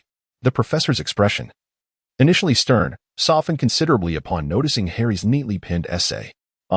Harry was taken aback for a moment but quickly stood up. Where are we going, Professor? Just follow me for now, McGonagall replied without elaborating, leading Harry directly out of the library, disregarding the puzzled expressions of Hermione, Ron, and others nearby. Harry felt a twinge of anxiety. Being summoned by a professor was rarely a harbinger of good news, a fact in which the twins were quite seasoned. Each time Professor McGonagall came calling, it typically heralded a confinement of 1 to 2 days. Yet, he pondered, he had not engaged in any wrongdoing recently. His time had been devoted either to diligent study or fervent practice of Quidditch, much like the majority of his fellow team members. What set him apart, however, was the mysterious Book of Thieves' Notes he currently possessed. While this tome contained numerous sophisticated spells, it bore no traces of dark magic. Nor did it encompass any forbidden enchantments. Harry was still lost in thought when he realized that Professor McGonagall had brought him to the door of the headmaster's office. Even upon reaching the headmaster's chamber, his first thought was why, during the journey with Professor McGonagall, there had never been any disorienting staircases or corridors. It always seemed so remarkably straightforward to arrive at their destination. Did the castle only jest with its students? Caramel macchiato.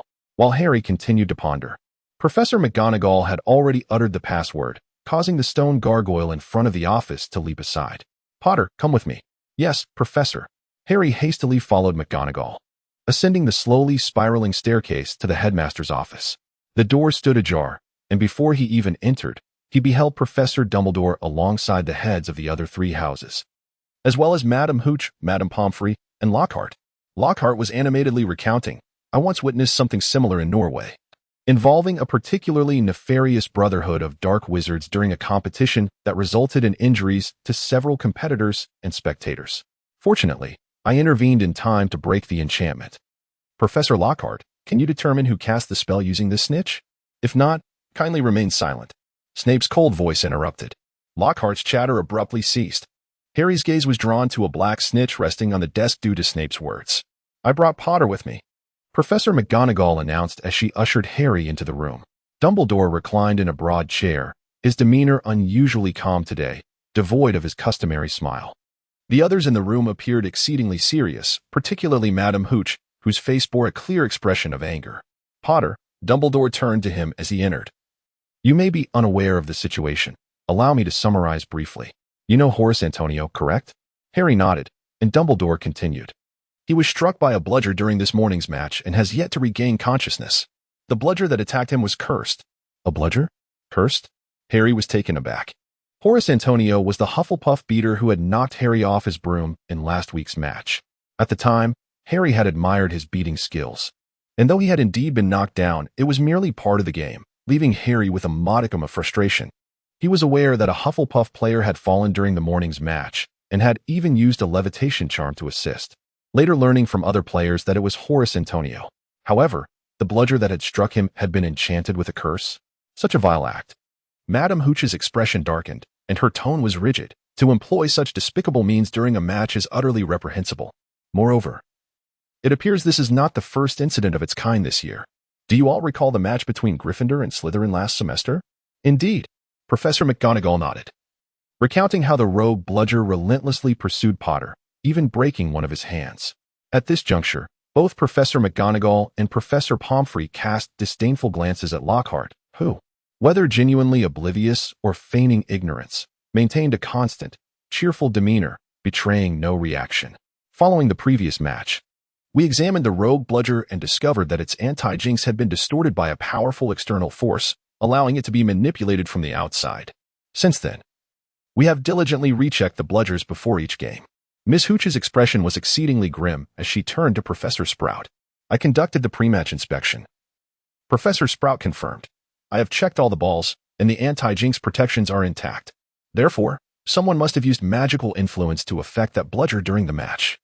Is such a thing possible? Miss Pomfrey queried uncertainly. While she excelled in anti-jinxes, she was not as well versed in curses themselves.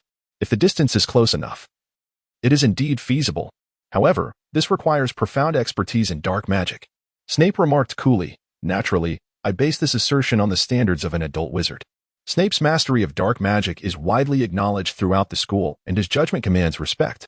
I beg your pardon, Professor, Harry spoke up, somewhat bewildered. Why was I summoned?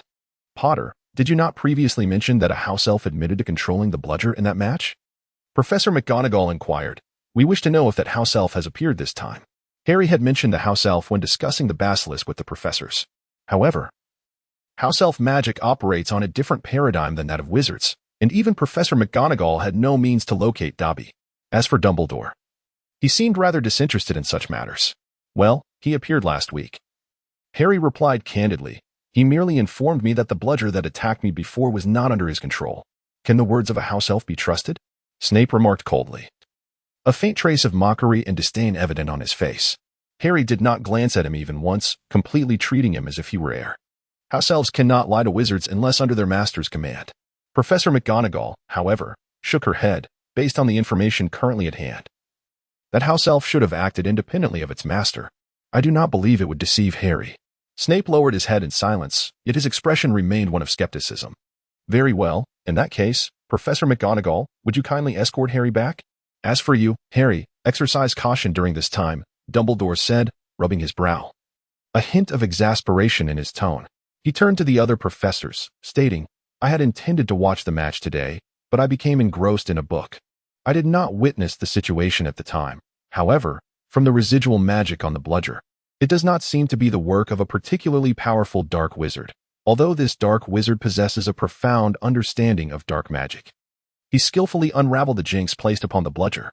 After exiting the headmaster's office with Professor McGonagall, Harry could not restrain himself and asked, Professor, is Horace's condition serious?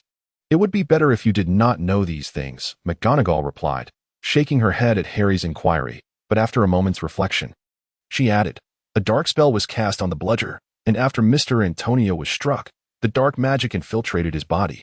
While there is no immediate danger, it seems he will likely spend the rest of the semester in the hospital wing. With that, Professor McGonagall shook her head in regret. Is it certain that this was aimed at Horace? Or was it an indiscriminate attack? Harry could not help but press on. McGonagall furrowed her brow. The previous incident with the basilisk had led her to believe that Harry and his friends were quite adept at reasoning, so she asked, What is it, Mr. Potter? Have you discovered something? Not yet, Professor. However, there is a distinction between indiscriminate harm and targeted harm. The former is unavoidable, while the latter may allow us to deduce the motives of the perpetrator. Harry articulated his thoughts. Oh, McGonagall, clearly less versed in this area, found it reasonable. Although she was exceedingly wise, her energies were devoted to the study of magic, leaving her little experience in deduction. Hearing Harry's well-structured analysis, she inquired, Please elaborate. Professor, if we can ascertain that Horace is the intended target, we can analyze the motives behind it. For instance, who might harbor a desire to harm him? Perhaps jealousy. Or a vendetta. Harry suddenly paused, contemplating whether he himself might be considered an adversary to Horace. During the previous match, Horace had struck him from his broom with the bludger, causing him significant injury and resulting in their loss. This line of thought had ensnared him. What is it? Harry did not continue, prompting a look of confusion from McGonagall. Harry lifted his head, a bitter expression upon his face. Professor, from a motivational standpoint, I appear rather suspicious. Professor McGonagall was momentarily taken aback, then burst into laughter. It was a rare occurrence for her to smile, as she usually maintained a very serious demeanor. At that moment, her laughter made her seem considerably younger. However, she quickly subdued her mirth, shook her head, and spoke. The rogue bludger was enchanted with 2 spells. One allowed it to be controlled, accurately shattering Mr. Antonio's broom and rendering him unable to evade. The other was a dark curse that meant Mr. Antonio would be confined to the hospital wing for several months. Both types of magic are far too advanced for second-year students. Even exceptionally gifted pupils would not encounter such complexities until 5th year or beyond. Although Professor McGonagall had reined in her smile, her tone was noticeably gentler than usual.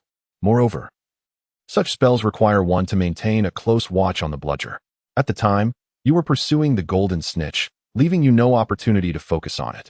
Thus, your suspicion is alleviated. Ah, that is a relief. Harry responded, his face flushed with embarrassment. Well, your reasoning is commendable. I shall discuss this with Headmaster Dumbledore upon my return. As she spoke, Professor McGonagall led Harry back to the library entrance. Before departing, she added, As Headmaster Dumbledore mentioned previously, be cautious in the coming days. I must say, while the castle appears tranquil, there are undercurrents beneath the surface.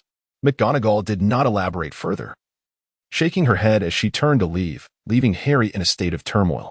Let us strive to conclude this chapter of the story. Chapter 159, The Easter Holiday Dark Magic? Rogue Bludger? Ron and Hermione looked on in astonishment. Harry was not one to conceal matters. Yet the fact that the Hufflepuff batter was cursed with dark magic was hardly a grave concern.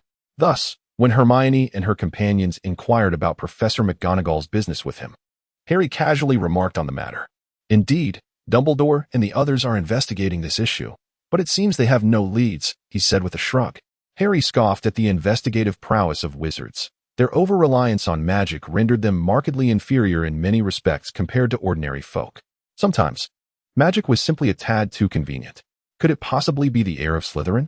Hermione asked almost instinctively. Hermione, have you lost your mind? Ron rolled his eyes in response.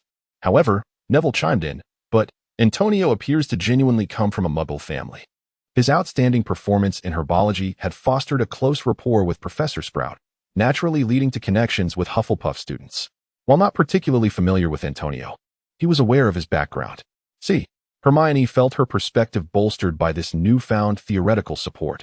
The moment she learned that Antonio was indeed a Muggle-born, Harry found himself wavering in his previous certainty. After all, the heir of Slytherin had yet to be apprehended. Yet, Harry pondered, previously, he had relied on the basilisk for his murders, even 50 years ago. Why resort to curses now? Ron, however, remained skeptical of this assertion. Is it possible he needs time to amass power? Hermione, also hailing from a Muggle household and having seen such themes in books and television, spun her thoughts into a web of conspiracy. 50 years ago, due to the loss of life, the institution reacted disproportionately, and the then heir, Voldemort, ceased his endeavors. Now, 50 years later, the new heir was first discovered and vanquished along with the basilisk. Following a brief period of silence, perhaps due to insufficient strength, he appears to have resurfaced with renewed vigor. I suspect he is also a student. This new heir seems less patient than Voldemort, and now that he has gained some power, he has begun to act again. Well, when you put it that way, it does seem plausible, Ron admitted, somewhat bewildered by Hermione's reasoning. Harry, however, remained unconvinced. While he could certainly conjure such speculations off the top of his head, a little contemplation could yield similar conclusions. These were merely conjectures, after all, and could be interpreted in myriad ways. Of course, Harry would never voice such thoughts. Little did he realize that although Hermione had misjudged the reason, she had indeed identified the target correctly. Are you certain that Hufflepuff Seeker will not suffer any lingering effects? In the Gryffindor common room, Ginny hid in a corner feigning interest in a book, while in truth, she was conversing with her dark counterpart. It's merely a basic dark curse, one that induces a month of vomiting, diarrhea, and fatigue, after which the afflicted will be none the worse for wear. The voice of Dark Ginny was indistinguishable from Ginny's own, yet there was an unmistakable difference that could be discerned. I cannot deceive you. You know this. Very well. That is reassuring. Ginny nodded with satisfaction, oblivious to the fact that the dark entity residing within the depths of her psyche was immensely pleased, gradually reshaping her thoughts. Initially, Ginny was reluctant to harm others, but now, her perspective had shifted to a more pragmatic stance, where as long as no severe harm was inflicted, she was less concerned. This was a promising direction. By the way, we will return for Easter, right? Dark Ginny suddenly inquired. Currently, there are no such plans. Why? I intend to sell some items in Nocturne Alley and purchase a few as well. Our progress in strength has been rather sluggish. Surely, you too yearn to rid yourself of me and gain greater power to assist Harry. Ginny hesitated momentarily but ultimately acquiesced. I will write to my mother. Hermione suspected that the heir of Slytherin was poised to commence another round of mischief. However, a month passed without incident, rendering her stance somewhat untenable. Yet, she remained steadfast in her belief that the heir should be unearthed post-haste. Despite this, even Harry had begun to pay less attention to her concerns. In comparison to the heir, Harry was far more preoccupied with the burgeoning business he shared with Fred and George. During the Christmas holidays, they had completed the final adjustments to their equipment. Before returning to school, they had already commenced operations, and as the Easter holidays approached, they planned to retrieve the products produced during this time and sell them. If all went smoothly, this batch could allow them to break even. Next, they could start turning a profit. Most wizards possessed little concept of money, as survival posed little pressure for them. Even the twins' love for gold stemmed primarily from their need for sufficient galleons to support their various whimsical magical experiments. Only Harry, having emerged from a Muggle background, truly understood the value of money. Before the Easter holidays, Professor McGonagall concluded the final Transfiguration class by discussing the elective courses available for third year. You must select at least 2 from the following 5 subjects.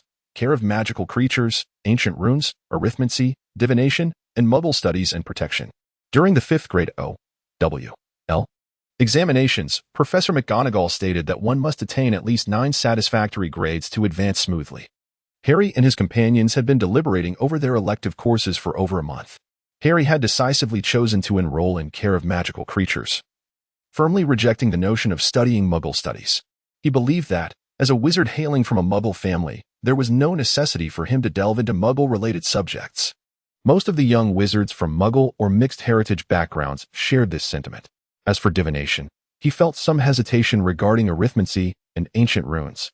While he was keen to register for ancient runes, his inquiries revealed that this subject was notoriously challenging, rivaling transfiguration in difficulty, and often bewildering. The majority of students who attempted this course did not manage to endure even a single term before abandoning it. Furthermore, despite ancient runes being a theoretical cornerstone of modern magic, its practical application was seldom required. Most spells, including both dark and protective magics, could be executed without any understanding of this discipline. Upon learning this, the number of students willing to enroll dwindled even further. Harry received news that in Fred and George's year, there were initially 9 students who chose to study ancient runes, comprising 7 boys and 2 girls. Now, only 3 remained, 2 girls and 1 boy, all hailing from Ravenclaw. In the 3rd year, the cohort that includes Katie Bell, the seeker for the Quidditch team, began with 11 students, 8 boys and 3 girls. Presently, only 5 persist, 2 boys and 3 girls, among whom 4 are from Ravenclaw and 1 from Slytherin.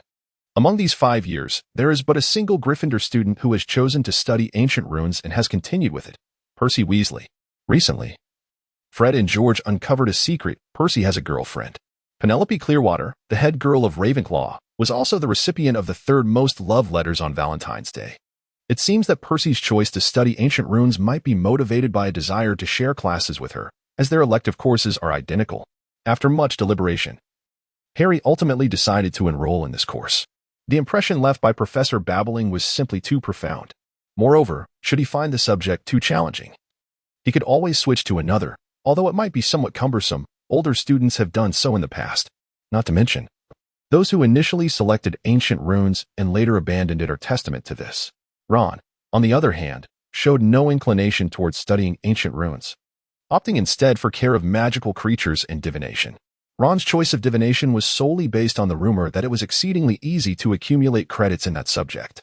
Among the past 10 years of students, it is said that none scored below an A in the O.W.L. examinations for divination, with many achieving E and O. Most importantly, the final exam for divination at the end of the term is reputed to be graded more leniently. Harry had indeed been quite eager to enroll in divination, as he believed he possessed a certain prophetic gift. Not to mention, his ability to predict the weather had been evident since childhood. Unfortunately, according to the 3rd-year timetable he had received, the timing for divination seemed to coincide with ancient runes, leaving him with a choice to make. What baffled Harry, Ron, and their other companions was Hermione's decision to take all 5 elective courses. Hermione, in addition to her original 7 subjects, now found herself with a total of 12 courses. Upon learning of this, Ron wore an utterly perplexed expression, especially since several of the courses overlapped. "I know," Hermione replied dismissively. "But the timetable doesn't state that one cannot choose all, nor does it impose any limitations on selection times. I am certain the school must have a solution." Harry felt compelled to express that it was implausible. However, considering that he was in the magical realm, he ultimately refrained from voicing his thoughts. Upon learning that the twins, along with Ginny, intended to return home during the Easter holiday, Ron was somewhat taken aback.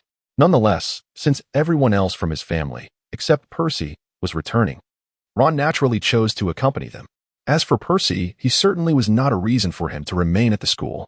Hermione hesitated for a moment, but ultimately decided to stay behind to review for her examinations. "Do you still need to prepare for exams?" was Ron's reaction upon hearing Hermione's decision. "I possess some knowledge, but it is not yet solidified, so I need to study diligently," was Hermione's response. Harry and Ron both wore expressions of exasperation.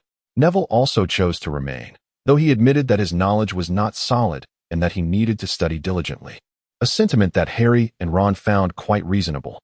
It was indeed quite absurd.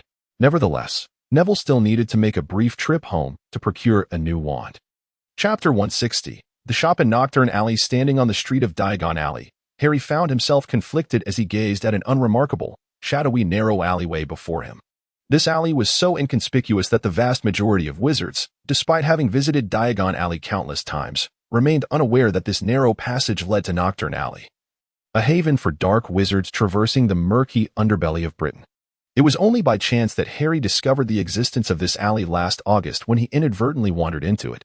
Harry hesitated for quite some time, ultimately donning a cloak and a mask that concealed much of his face before stepping into the alley.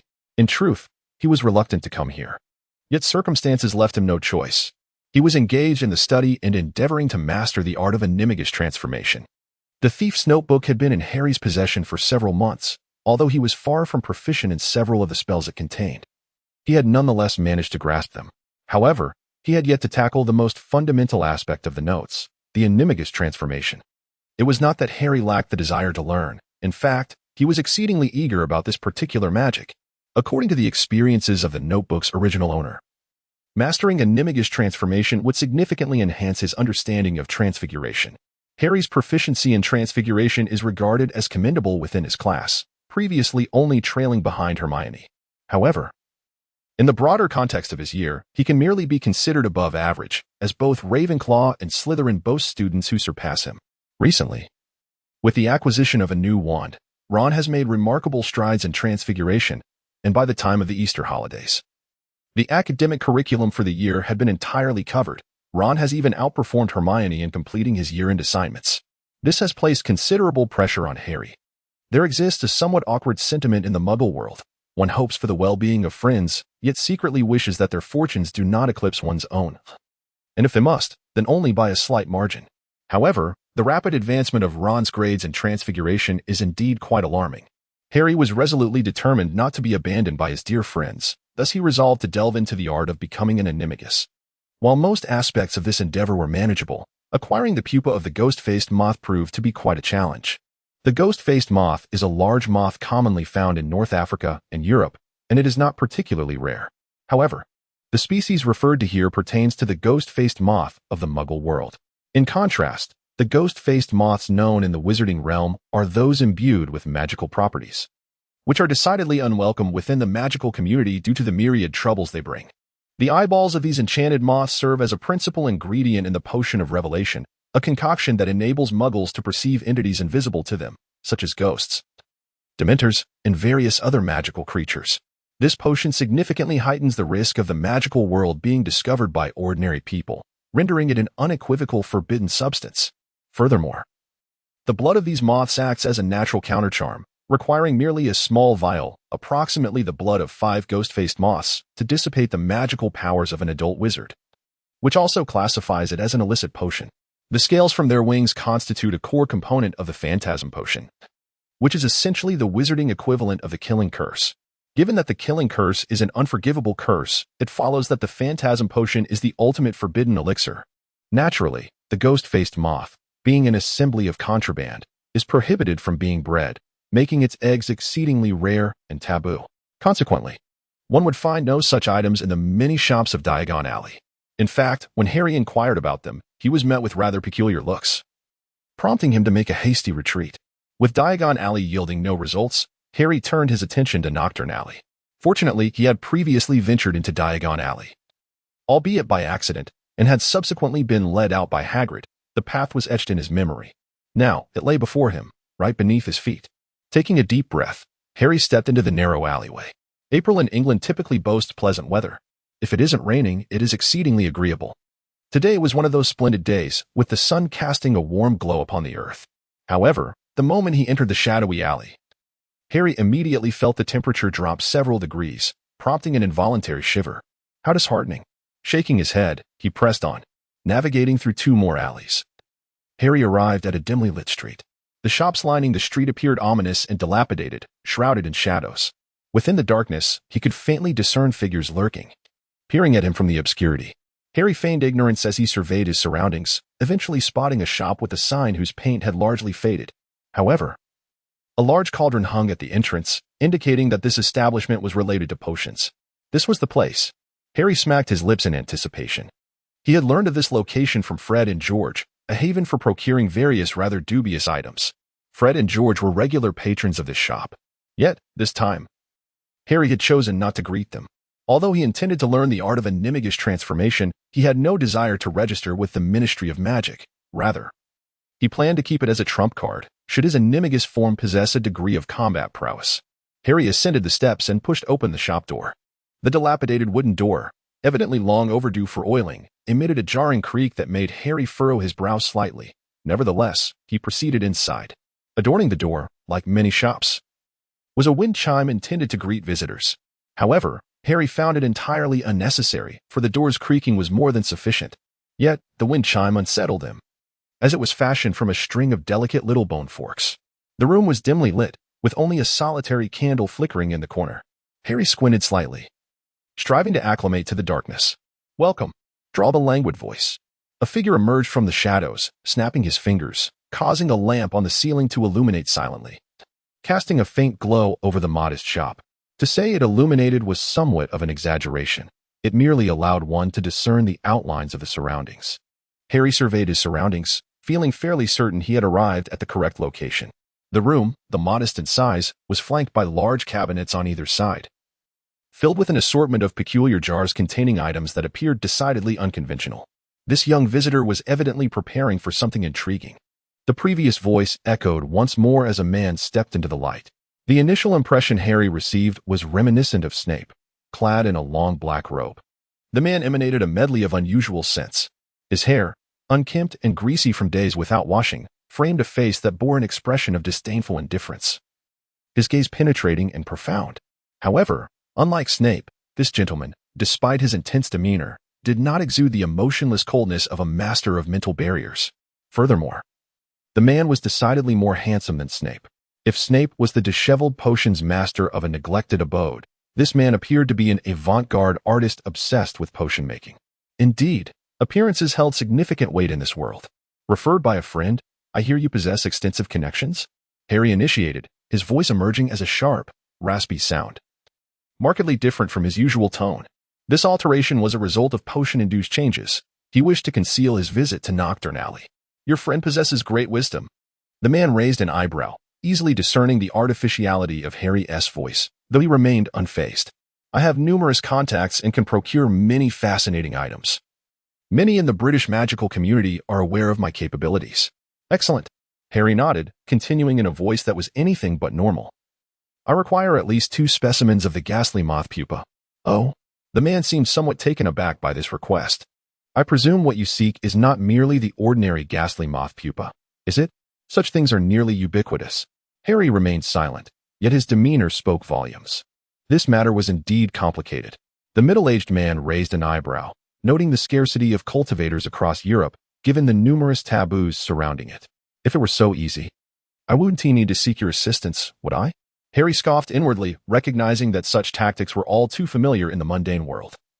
It was merely a ploy for exorbitant prices. That much was true. The man chuckled softly, seemingly aware that Harry was not easily deceived, and thus, he refrained from beating around the bush. 5 gold galleons. I can procure 3 for you. What do you say? Fair price, wouldn't you agree? Fair, my foot. Harry cursed silently, realizing that this sum was enough to purchase 2 pounds of dragon blood. The demiguise may be elusive in Europe, but in Africa, where black magic thrives, they are abundant. Over there, a single silver sickles could easily fetch 10. Nonetheless, it's settled. Harry refrained from further discourse. After all, this was Europe, and he had to endure the circumstances. When can I expect delivery? 1 week, I suppose, as there are certain customs hurdles to navigate. The middle-aged man replied cheerfully. However, how shall I deliver it to you? Shall you provide a shipping address, or should I return in a week to collect? Harry placed a gold galleon on the table, a deposit. Very well. Upon seeing the money, the man's smile widened. Customers like you are the most welcome in my humble shop. Rest assured, my establishment boasts the finest reputation throughout all of England. Harry nodded, having learned from Fred and the others that despite being a shop for contraband, it had an impeccable reputation. Once the transaction was confirmed, he turned away without a second thought, ignoring the middle-aged man's attempts to sell him other peculiar items. After Harry exited and disappeared from the view of the shop window, the man's smile gradually faded. He has left. No sooner had he spoken than a hidden door in the inner wall suddenly revealed itself. through which emerged a figure clad in a black robe, notably shorter and seemingly female. This figure wore a silver mask, with only a few strands of fiery red hair visible at the edge of her hood. "I have no recollection of our acquaintance," the middle-aged man remarked with a curious expression. "Yet, you appear to be quite familiar with my establishment. Do not inquire about matters best left unasked." The diminutive figure replied in a low, distinctly artificial voice. "How long until I receive what I desire? Acquiring what you seek poses a considerable challenge." The man responded with a hint of exasperation. "It requires a degree of fortune. It will take at least 2 weeks, and regarding the price," the petite figure remained silent, raising a hand to reveal a massive, semi-transparent leather object on the ground. The man's face displayed sheer astonishment. A basilisk shedskin? This immense specimen must be at least 7 or 8 centuries old. You may ask what is appropriate. Do not inquire about matters best left untouched. Chapter 161. The end of the academic year so much? Harry gazed in disbelief at the lengthy string of zeros on the Gringotts check before him. This was the first payment received after the twins sold their novelty products to Zonko's joke shop. The amount exceeded their original expectations by more than 20%. Our design was greatly appreciated by Zonko's, and given the stable quality, the price reflected that. The twins exclaimed excitedly. "If we managed to sell potions as well, we could directly attain a surplus." Harry's enthusiasm matched theirs. "How much surplus might we expect?" "Oh well, I suppose I shall calculate it myself." Fred and George exchanged awkward glances. While both were adept in potions, transfiguration, and charms, their arithmetic skills were somewhat lacking compared to their peers in the wizarding world, particularly when juxtaposed with ordinary children of the same age. Despite being 2 years older, they found themselves outmatched by Harry in this regard.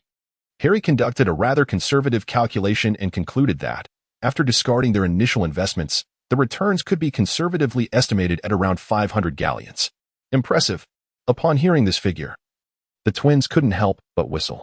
Their father, who serves as the second-in-command in a minor department of the Ministry of Magic, earns merely 60 galleons a week, which is already considered a decent income in the wizarding world, amounting to just over 200 galleons a month. At first glance, 500 galleons seems merely twice that amount, yet it must be divided among 3 individuals. However, the reality is far more complex. This profit must account for the expenses incurred in purchasing equipment and conducting preliminary research, which is no trivial sum. If we exclude these costs, the profit, even when shared among the individuals, would still exceed Mr. Weasley's annual salary. "Quickly prepare the materials. Let us commence the second phase." Fred and George exclaimed with uncontainable excitement.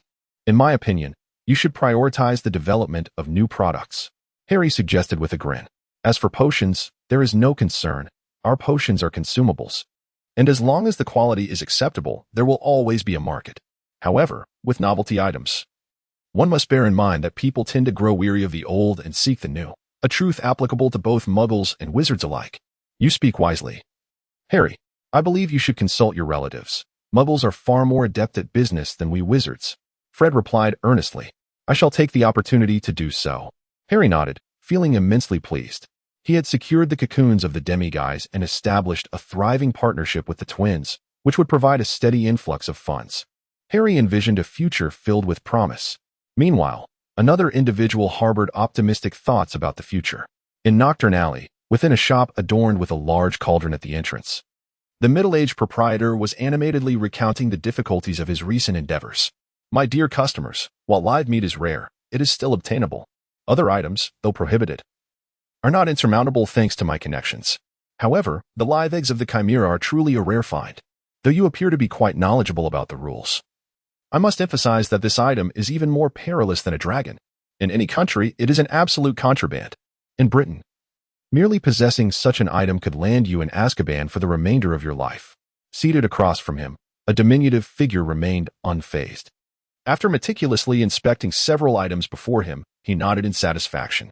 Extending a hand clad in dragonhide gloves, he placed the items into a leather pouch, lifted it, and rose to his feet, saying in a low voice, "It has been a pleasure collaborating with you. You are far more reliable than that Boggenbach fellow. I shall keep you in mind for future valuable acquisitions." "Very well. I look forward to our next collaboration, esteemed customer." The middle-aged man evidently perceived that the other party was disinclined to engage in conversation, thus he refrained from speaking further. As the diminutive figure exited the doorway, the man gazed through the window, only to witness the figure flicking a wand and vanishing into thin air. Had I misjudged? I initially thought it was a child.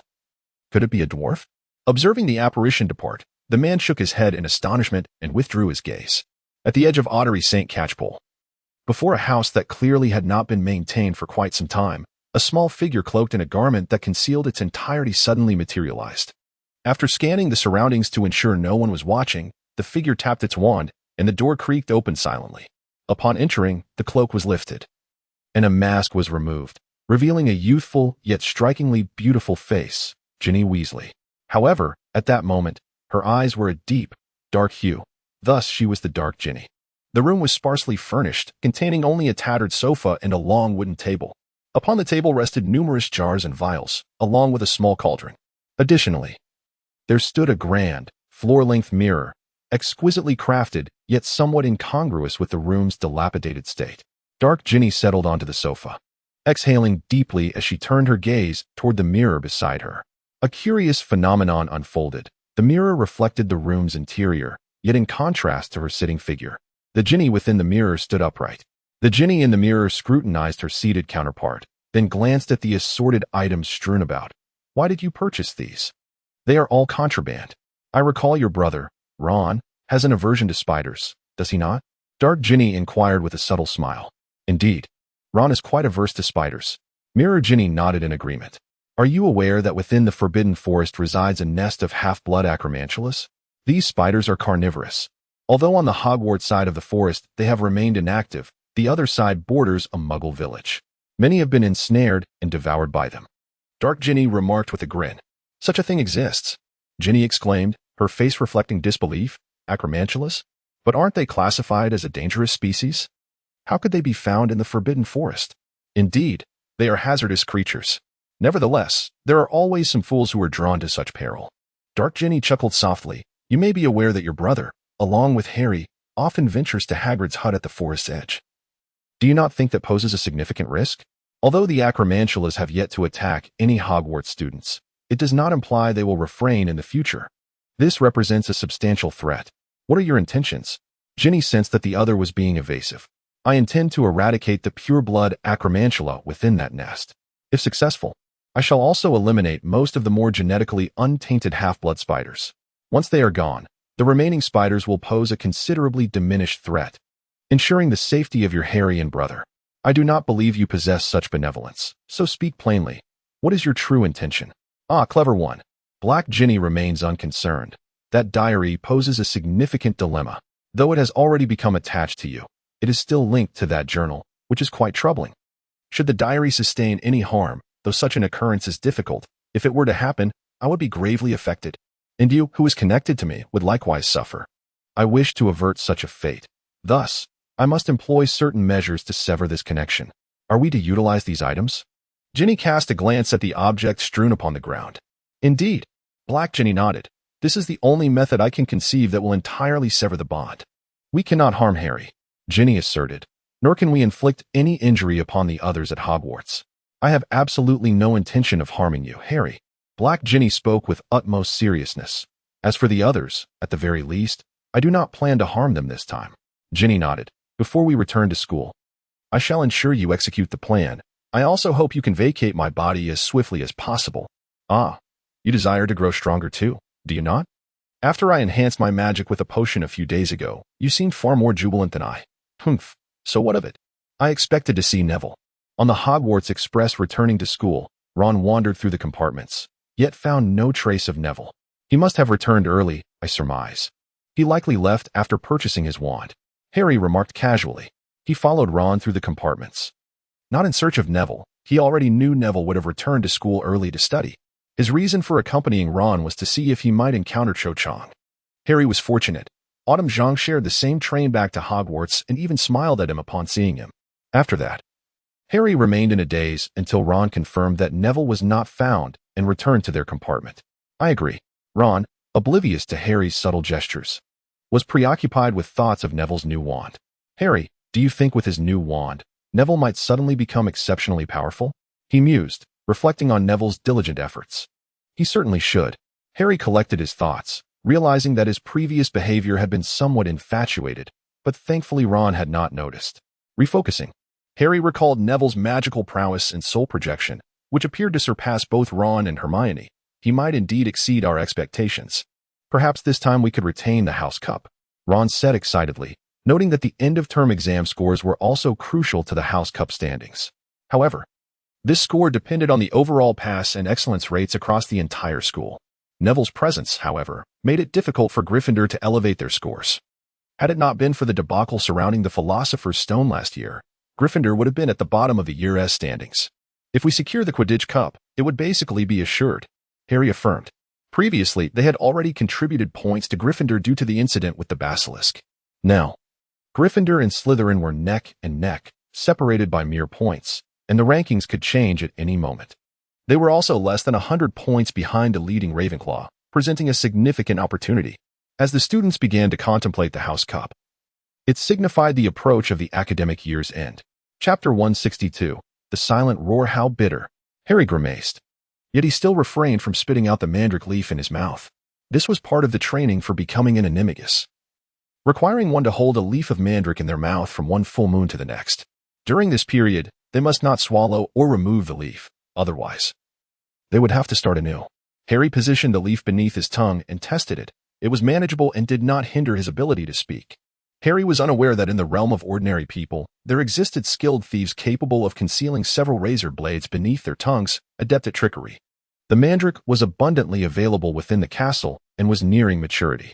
Soon, Professor Sprout would select the most aesthetically pleasing or least pleasing specimens, peel them, and extract their juice for Professor Snape to concoct restorative potions, aiding Madame Pomfrey and Colin in their recovery from petrification.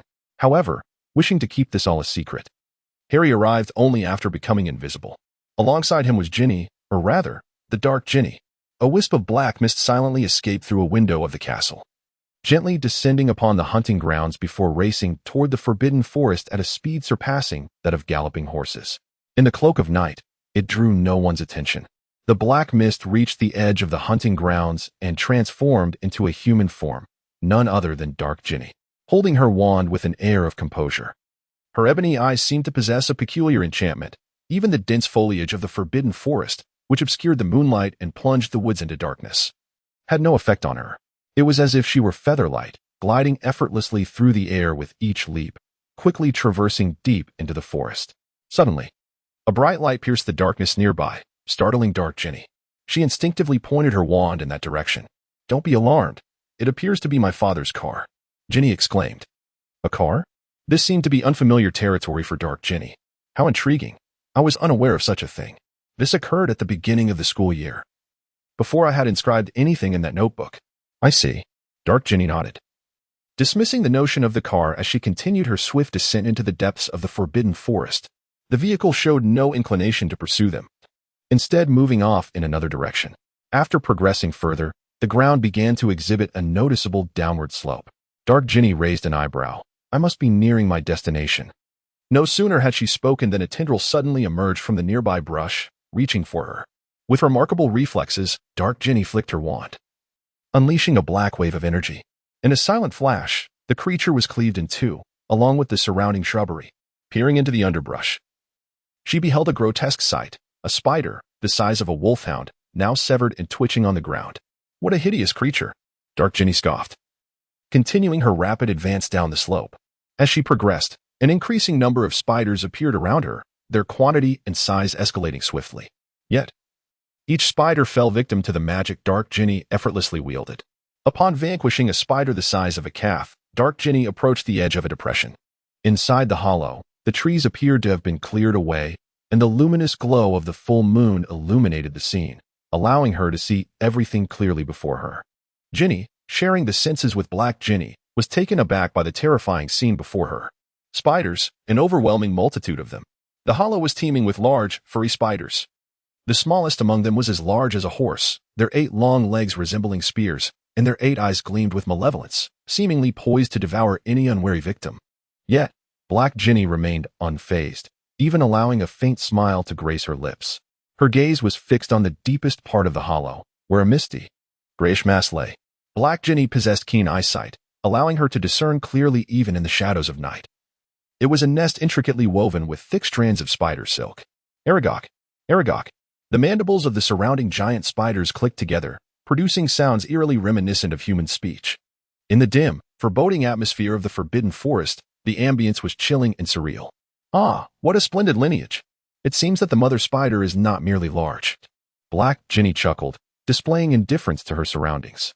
Slowly emerging from the misty web nest was a spider as large as a rhinoceros. Its body and legs bore a dark gray hue, and each eye on its grotesque, pincered head was clouded with a film of white. It was blind. What is happening? The emerging spider inquired, its pincers clicking, yet its speech was remarkably clear. A human, responded a particularly enormous spider. Is it Hagrid? The giant spider asked. It is a stranger, another spider replied. Kill him, commanded the giant spider, its tone tinged with irritation. Kill me? Black Ginny laughed mockingly. You see, I told you this fellow was not to be trusted. Now, you have no moral qualms, do you? Among the surrounding spiders, those with enough intelligence appeared perplexed, having only seen one person and unaware to whom the girl was speaking. However, before their dim-witted minds could comprehend further, Black Ginny sprang into action. With a flick of her wand, a swirling vortex of darkness formed around Ginny, and a dozen of the approaching spiders were instantly shattered by the black wind. Huh.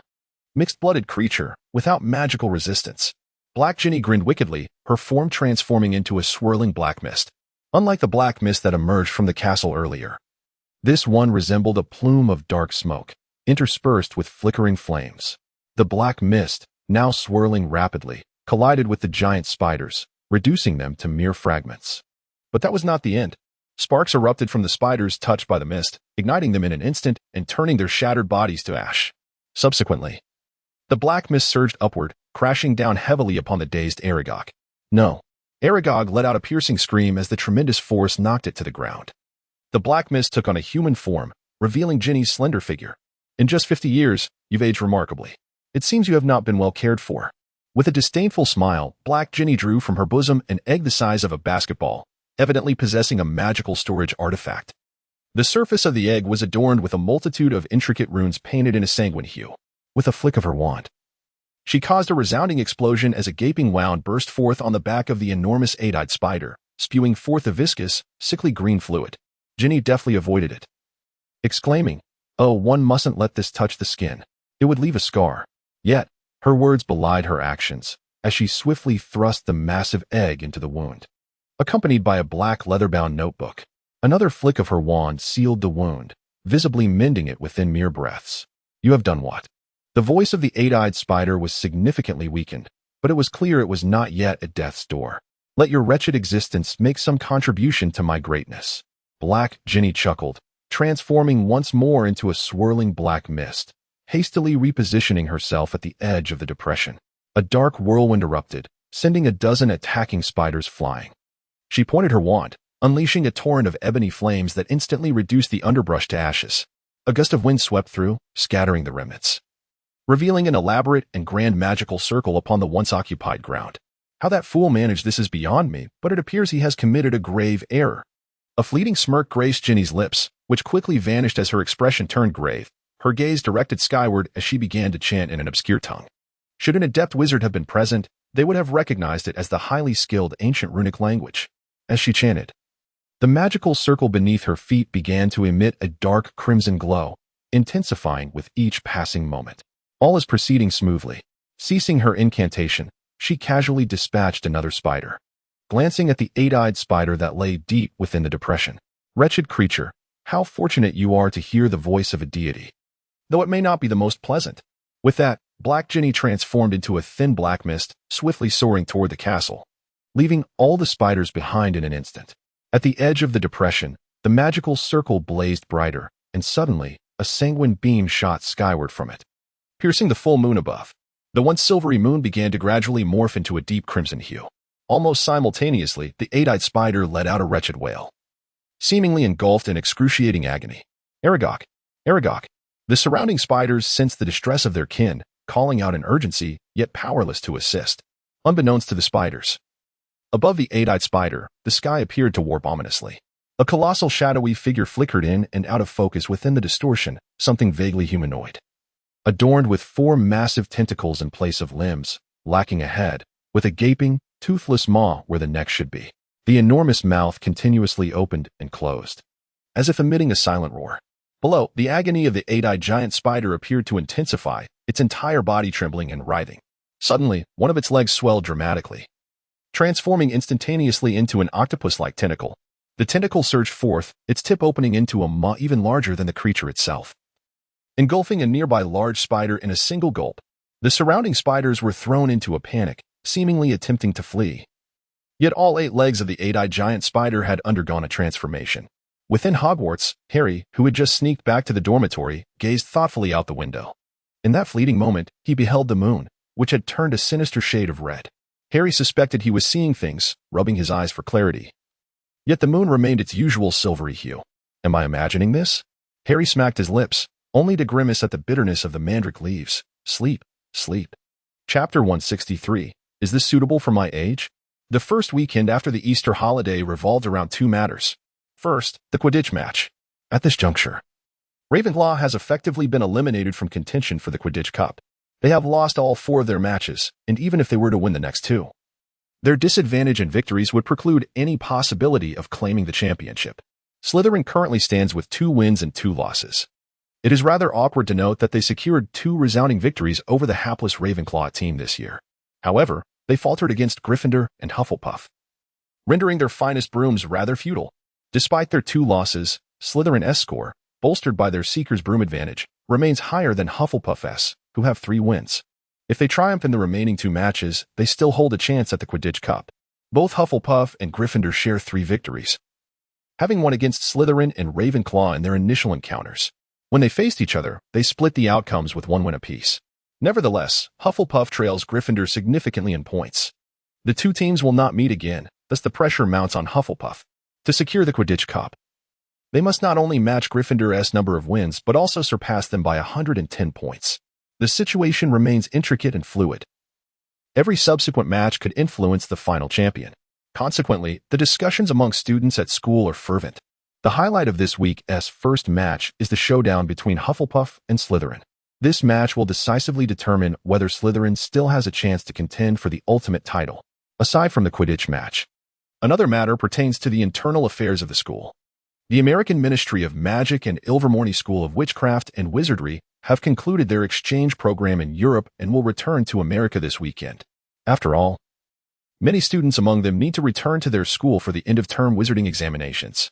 As a prominent figure in the British and European wizarding community, Dumbledore received warm invitations from several European ministries of magic, including those of England, France, and Germany, to participate in the farewell ceremony. The American Magical Congress is also eager to meet this legendary wizard before his departure. Unable to decline, Dumbledore reluctantly agreed to travel to London for the farewell ceremony over the weekend. He seldom leaves the school, and when he does, he often remains out of sight from the students, with most internal affairs managed by Professor McGonagall. Thus, although there was some discussion regarding Dumbledore's brief absence, it did not garner significant concern among the students. However, while most remained indifferent, there were still those who took note. Dumbledore is not at the school. During breakfast, the news that Dumbledore was not at the school startled Ginny, who appeared visibly anxious. However, when her friends inquired about the matter, she merely shook her head, unwilling to elaborate, and hastily departed after finishing her meal. With Dumbledore absent, could that thing wreak havoc? Ginny whispered urgently in a deserted corridor of the castle. I cannot be certain, came the deep voice of Dark Ginny. Dumbledore's departure at such a time is indeed unexpected. Nevertheless, we cannot afford to wait. That creature grows at an unimaginable rate. It could devour all surrounding spiders in a single night. If it were granted another day, or even more time to consume magical beings from the Forbidden Forest, I cannot fathom how powerful it would become. We must act swiftly while it remains weak. With 4 heads of houses present, there should not be too much trouble. Is this truly not your plan? Ginny asked, somewhat indignantly. Of course not. You are fully aware of my actions. Why would I have the authority to dictate Dumbledore's movements? Dark Ginny's tone conveyed utmost innocence. The longer we delay, the greater the danger that creature poses. I understand. Then let us proceed as originally planned. Ginny exclaimed, stamping her foot in frustration. Excellent. That is a wise choice. At the Quidditch pitch, the match between Slytherin and Hufflepuff was about to commence, with players already airborne, awaiting Madame Hooch's toss of the quaffle. Just then, a distant rumble echoed ominously. Is that thunder? Harry and the other members of the Quidditch team seated in the stands exchanged puzzled glances toward the horizon. Yet, the sky above revealed no storm clouds. It can't be. Hermione, sitting beside Harry, shook her head, straining to see, but her vantage point offered no clarity. What is that? Draco exclaimed, who was again playing as seeker in this match, soaring at the highest altitude. He pointed towards the forbidden forest, shouting in alarm. Before the spectators and players could comprehend what Draco had seen, Cedric echoed the cry, "Monster, monster." Without waiting for others to react, a tremendous crash resounded. A force of extraordinary strength breached the towering wall surrounding the Quidditch pitch, kicking up a cloud of dust. The wall, adjacent to Ravenclaw's stands, was compromised. With half of it crushed, leaning precariously yet not collapsing entirely, eliciting gasps from the young witches and wizards below. What is happening? Professor Sprout, the head of Hufflepuff, suddenly rose, her usually cheerful demeanor replaced by a grave expression. Meanwhile, on the Slytherin side, Severus Snape, clad in his dark robes, also stood. Both heads of houses, along with all other faculty and students present, were struck with alarm as they fixated on the swirling dust. In the next moment, astonishment spread across the faces of the two professors and everyone else in attendance. A ferocious monster emerged from the swirling clouds of dust. Harry had never encountered such a creature. The lower half resembled that of a colossal spider, its size dwarfing even that of an elephant. A coat of long black hair enveloped its massive form, while the abdomen bore a ghastly visage crafted from white fur, resembling a monstrous face. As if it were silently roaring with an open maw. Were it merely a large spider, even one larger than an elephant, it would hardly instill fear in so many wizards present. Of course, Ron would be an exception, as the sight of such a gigantic arachnid would likely render him weak in the knees. What truly horrified the wizards was the creature's upper half. Rising from the thorax of the spider was a gigantic humanoid figure. It was a woman, and even in her half-formed state, she stood over 5 meters tall. Her skin as pale as snow, bare from the waist up. Her cascade of raven-black curls was adorned with a pair of goat-like horns. Below them was an exquisite face. With ruby-red lips, pearly teeth, and high cheekbones, her large eyes strikingly innocent. Those watery, doe-like eyes resembled a crystal-clear spring, unfathomably deep and filled with a childlike naivety. Her arms, resembling delicate lotus stems, were undeniably works of art, yet at the wrists, the aesthetic abruptly shifted. What should have been slender? Graceful hands transformed into a pair of grotesque pincers, akin to those of a scorpion or crab, creating a jarring dissonance against her otherwise perfect limbs. Adorning her smooth back were immense, translucent wings, reminiscent of magnified dragonfly wings. At the juncture where the human form met the spider's body, a toothless mouth gaped open, surrounded by dozens of writhing tendrils that evoked immense discomfort. What on earth is this? Hermione gasped in astonishment. Harry and Ron were equally astonished. Yet their gaze was directed towards an unexpected focal point. Harry found himself utterly unable to control his gaze, captivated by the imposing figure of the creature before him. Could one of my age truly behold such a sight? Unnoticed by anyone, in the corner of the Gryffindor stands, Ginny trembled yet wore a faint smile. Silently, she healed a shallow wound on her finger. The creature charged into the arena, its exquisite face adorned with innocence, its clear eyes scanning the surroundings as if in search of something. Upon failing to find it, a flicker of anger crossed its visage, and its unrestrained mouth opened, releasing heavy gasps. Suddenly, Harry experienced a sharp, stabbing pain in his head, rendering him dizzy and nauseous. Yet he was relatively better off.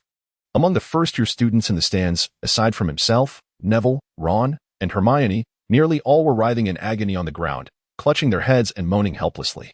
Even Harry and his trio, alongside the older students, displayed unmistakable expressions of distress. A soul attack. Snape's expression shifted dramatically. He transformed into a wisp of black smoke and rushed towards the creature. However, as he approached, the creature swung its massive pincers with ferocity. With a resounding thud, Snape was sent flying back, though he emerged from the smoke encased in a layer of black shield, appearing unscathed despite the blow. Stupefied, Snape halted, his wand flicking with no illumination, yet several deep gashes instantly appeared on the creature's body. The creature emitted a muffled groan, seemingly in pain, with a hint of allure lacing its sound, causing a shiver to run through the unaffected professors in the audience. All faculty, upperclassmen, evacuate the younger students immediately. Move quickly, Snape shouted, an unprecedented urgency and panic resonating in his voice. He had noticed that the wounds on the creature were visibly healing at an alarming rate. While others remained oblivious, Snape understood all too well. His spell was a formidable dark magic, and the injuries it inflicted were notoriously difficult to mend. Typically, only he could heal such wounds with specific incantations, though a particularly powerful wizard might dispel the negative effects. However, for a mere creature to counteract such profound magical repercussions was indeed alarming. Snape sensed that confronting this bizarre creature alone would prove exceedingly challenging. Chapter 164. A formidable adversary relying on the upperclassmen to escort the younger students was evidently an unreliable strategy. At that moment, the younger students lay scattered on the ground, some already unconscious. While many upperclassmen remained standing, their faces were pallid, and they found themselves incapacitated. Thus, the only hope lay with the faculty of the academy. However, the number of students at Hogwarts was few, and the instructors even fewer. At this moment, not all were present at the Quidditch pitch. Moreover, the use of apparition was prohibited within the confines of Hogwarts, rendering it impossible to swiftly evacuate the students. Consequently, all the remaining conscious students could do was languish in their seats, watching Professor Snape combat the monstrous creature. The beast endured a powerful spell yet. After merely a few breaths, it completely restored itself. Nevertheless, it still exhibited overwhelming fury. With its 8 swift and powerful spider legs, it rapidly approached Snape, its pincers lunging towards him with ferocity. Snape, however, stood undaunted. With a flick of his wand, a shimmering shield enveloped him. The creature's pincers collided with the barrier, producing a thunderous sound that reverberated violently. Cracks appeared upon the surface, yet the shield did not shatter. Snape furrowed his brow. The protective barrier, meant to be all-encompassing, had cracked from such a mundane impact. Before he could contemplate further, the creature's other pincer descended with brutal force. With a resounding crash, the shield shattered, prompting Snape to transform into a wisp of black smoke, swiftly evading to the side. He turned and with a flick of his wand uttered, "Stupefy." In his first year, Harry's stunning spell had merely caused the troll to stagger, dazed. Yet Snape's incantation struck the monstrous creature, which was several times larger than an elephant, sending it hurtling backward for over 10 meters, crashing through the wall behind it. The creature emitted a faint groan of pain, its human-like face contorted in evident rage. It opened its maw, unleashing a beam of grayish-white light. Snape, caught off guard, was ensnared by a web, enveloping him entirely. Even in such dire circumstances, Harry and Neville could not suppress their laughter upon witnessing Snape trapped in the spider's web. Severus Snape had just escorted several students outside the pitch when he beheld Snape ensnared, exclaiming in astonishment, "No worries, protect the students," Snape retorted. And with a flick of his wand, green flames erupted around him, incinerating the web instantaneously. In the brief moment it took to utter that phrase, the creature lunged once more, its colossal pincers snapping towards him. Snape executed a roll to evade, countering with another powerful spell. This time, however, it struck the creature's lower spider legs. With 2 sharp cracks, one of the legs, as thick as a bucket, was severed cleanly. Impressive. Harry's eyes lit up. Snape's magic was indeed formidable. Not only did it lack any illumination or warning, but its potency was astounding. Such a robust leg was cleaved in a single spell. Harry mused that the spell he had learned from the thief's diary, known as the lightsaber charm, paled in comparison to this. Yet, in the next moment, an even more astonishing scene unfolded before Harry's eyes. The creature emitted another groan of pain, but astonishingly, the severed legs swiftly regrew with a whoosh. The newly emerged spider legs were still stained with a pale green fluid, yet they moved with remarkable agility. What a monstrous creature, Snape muttered under his breath, rolling away just in time to evade the web spewing forth from the creature's gaping maw. With a flick of his wand, a spark ignited at its tip, and after a gentle breath, a magnificent, clawed fire dragon emerged.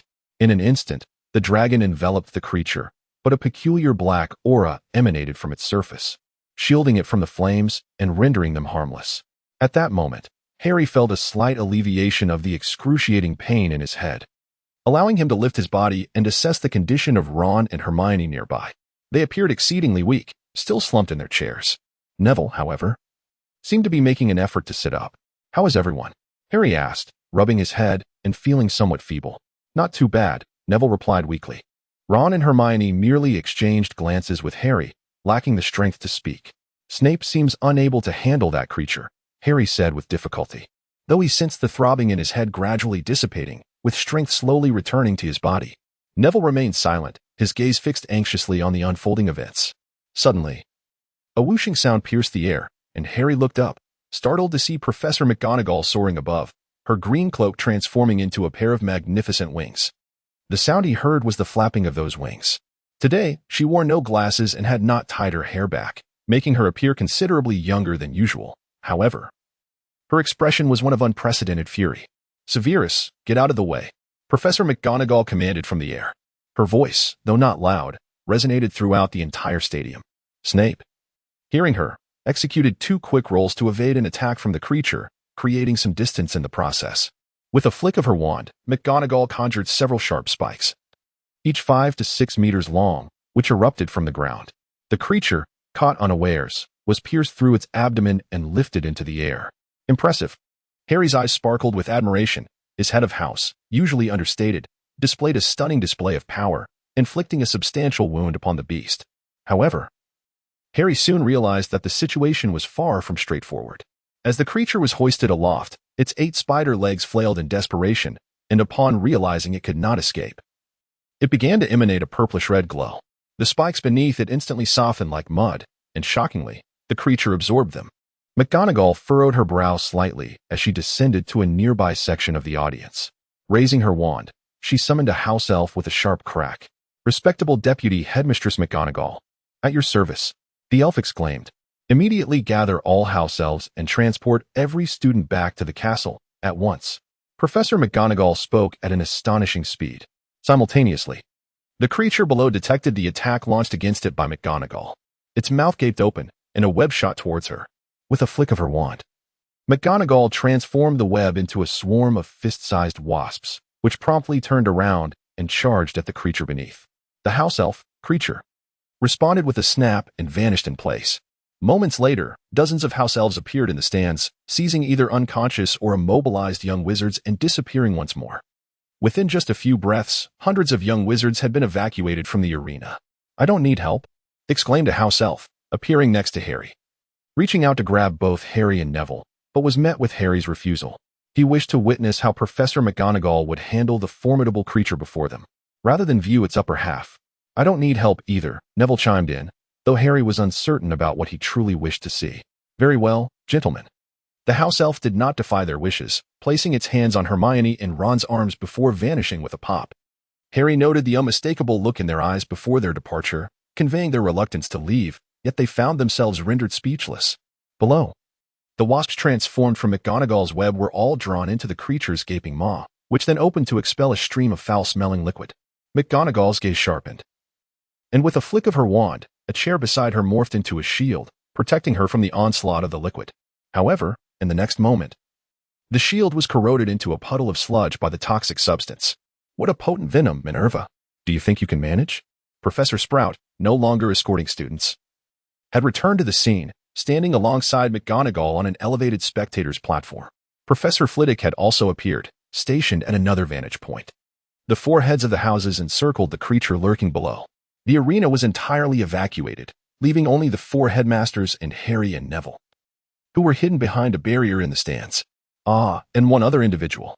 Harry noticed a purple figure lurking in the corner of the faculty area. It was Gilderoy Lockhart. However, Lockhart was desperately attempting to conceal himself, which perplexed Harry. Given Lockhart's powerful magical aura and soul projection, Harry had always believed he possessed formidable abilities. Yet, until now, his performance had been rather dismal, leaving Harry bewildered about Lockhart's current intentions of hiding. Still unclear about the nature of this creature, McGonagall replied to Professor Sprout. "It is swift, has considerable destructive power, and employs various methods of attack.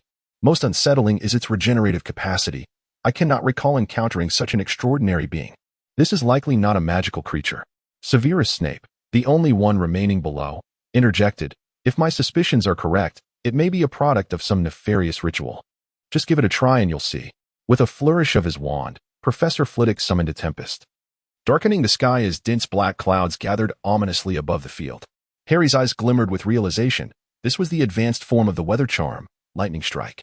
Indeed. In the next moment, a flash of lightning illuminated the dark clouds, followed by a deafening roar as a bolt of lightning, as thick as a barrel, descended from the heavens, striking the creature's exquisite head with tremendous force. The powerful lightning instantly charred the creature's visage, yet astonishingly, it did not suffer further damage. Moreover, With a moan of pain, the creature's scorched head began to visibly restore itself. There was no doubt. Such regenerative prowess could only be the result of a dark deity or demonic ritual.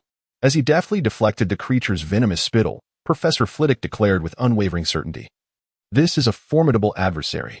Chapter 165. The tenacious beast. At that moment, Harry clearly grasped the vast chasm between spells and incantations.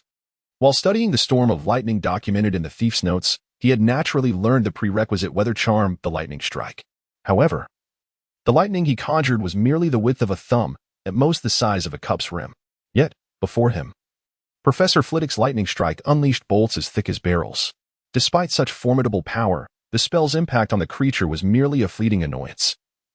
It swiftly recovered from its injuries and retaliated. "Severus, we have a predicament." Professor McGonagall, having inflicted considerable damage to the creature, was compelled to alter her strategy after witnessing its rapid recovery.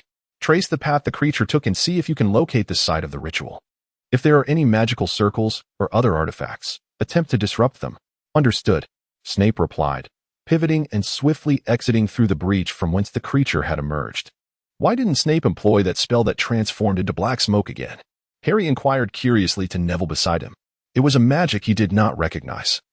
Yet he found its effects remarkably effective and was puzzled as to why Snape had refrained from using it after his initial 2 attempts. "That spell is not one to be used indiscriminately," Neville replied softly. His grandmother was a seasoned Auror, and their home was filled with numerous notes and tomes on dark magic. Previously, Neville had struggled to focus and lacked the energy to delve into them. However, since last year, when he began practicing mental occlusion and soul interpretation alongside Harry, his memory had significantly improved. During the summer, he managed his assignments with relative ease, affording him the opportunity to explore those notes. Thus, his understanding of various dark magics had even surpassed Hermione's. This was an inevitable circumstance. Hogwarts did not teach dark magic, and the entirety of Britain maintained a negative stance towards it, leaving Hermione with little opportunity for exploration. "What do you mean?" Harry's interest was piqued. He had an insatiable curiosity for learning about new and powerful magics. "It is a dark spell known as Smoke Sparrow." Neville spoke softly. "This spell requires the prior creation of a smoke sparrow, which must be activated when needed, allowing one to transform into black smoke. In addition to possessing agile flight capabilities, it also boasts considerable destructive power. However, the crafting of the smoke sparrow necessitates the demise of a sentient magical creature. Or perhaps something else?" Harry instinctively inquired. Yet even as the words left his lips, he comprehended the implication. Indeed, Neville's expression darkened as he continued. "Or, it may entail the killing of a person. It does not necessarily have to be a wizard. Muggles will suffice." Previously, many dark wizards have slaughtered muggles for the purpose of creating smoke sparrows, as muggles are far easier to kill than magical creatures, and they are also more readily available. Harry's countenance also darkened, as uncertainty gripped him regarding the source of Snape's 2 smoke quails. Were they conjured from magical creatures or fashioned from human essence?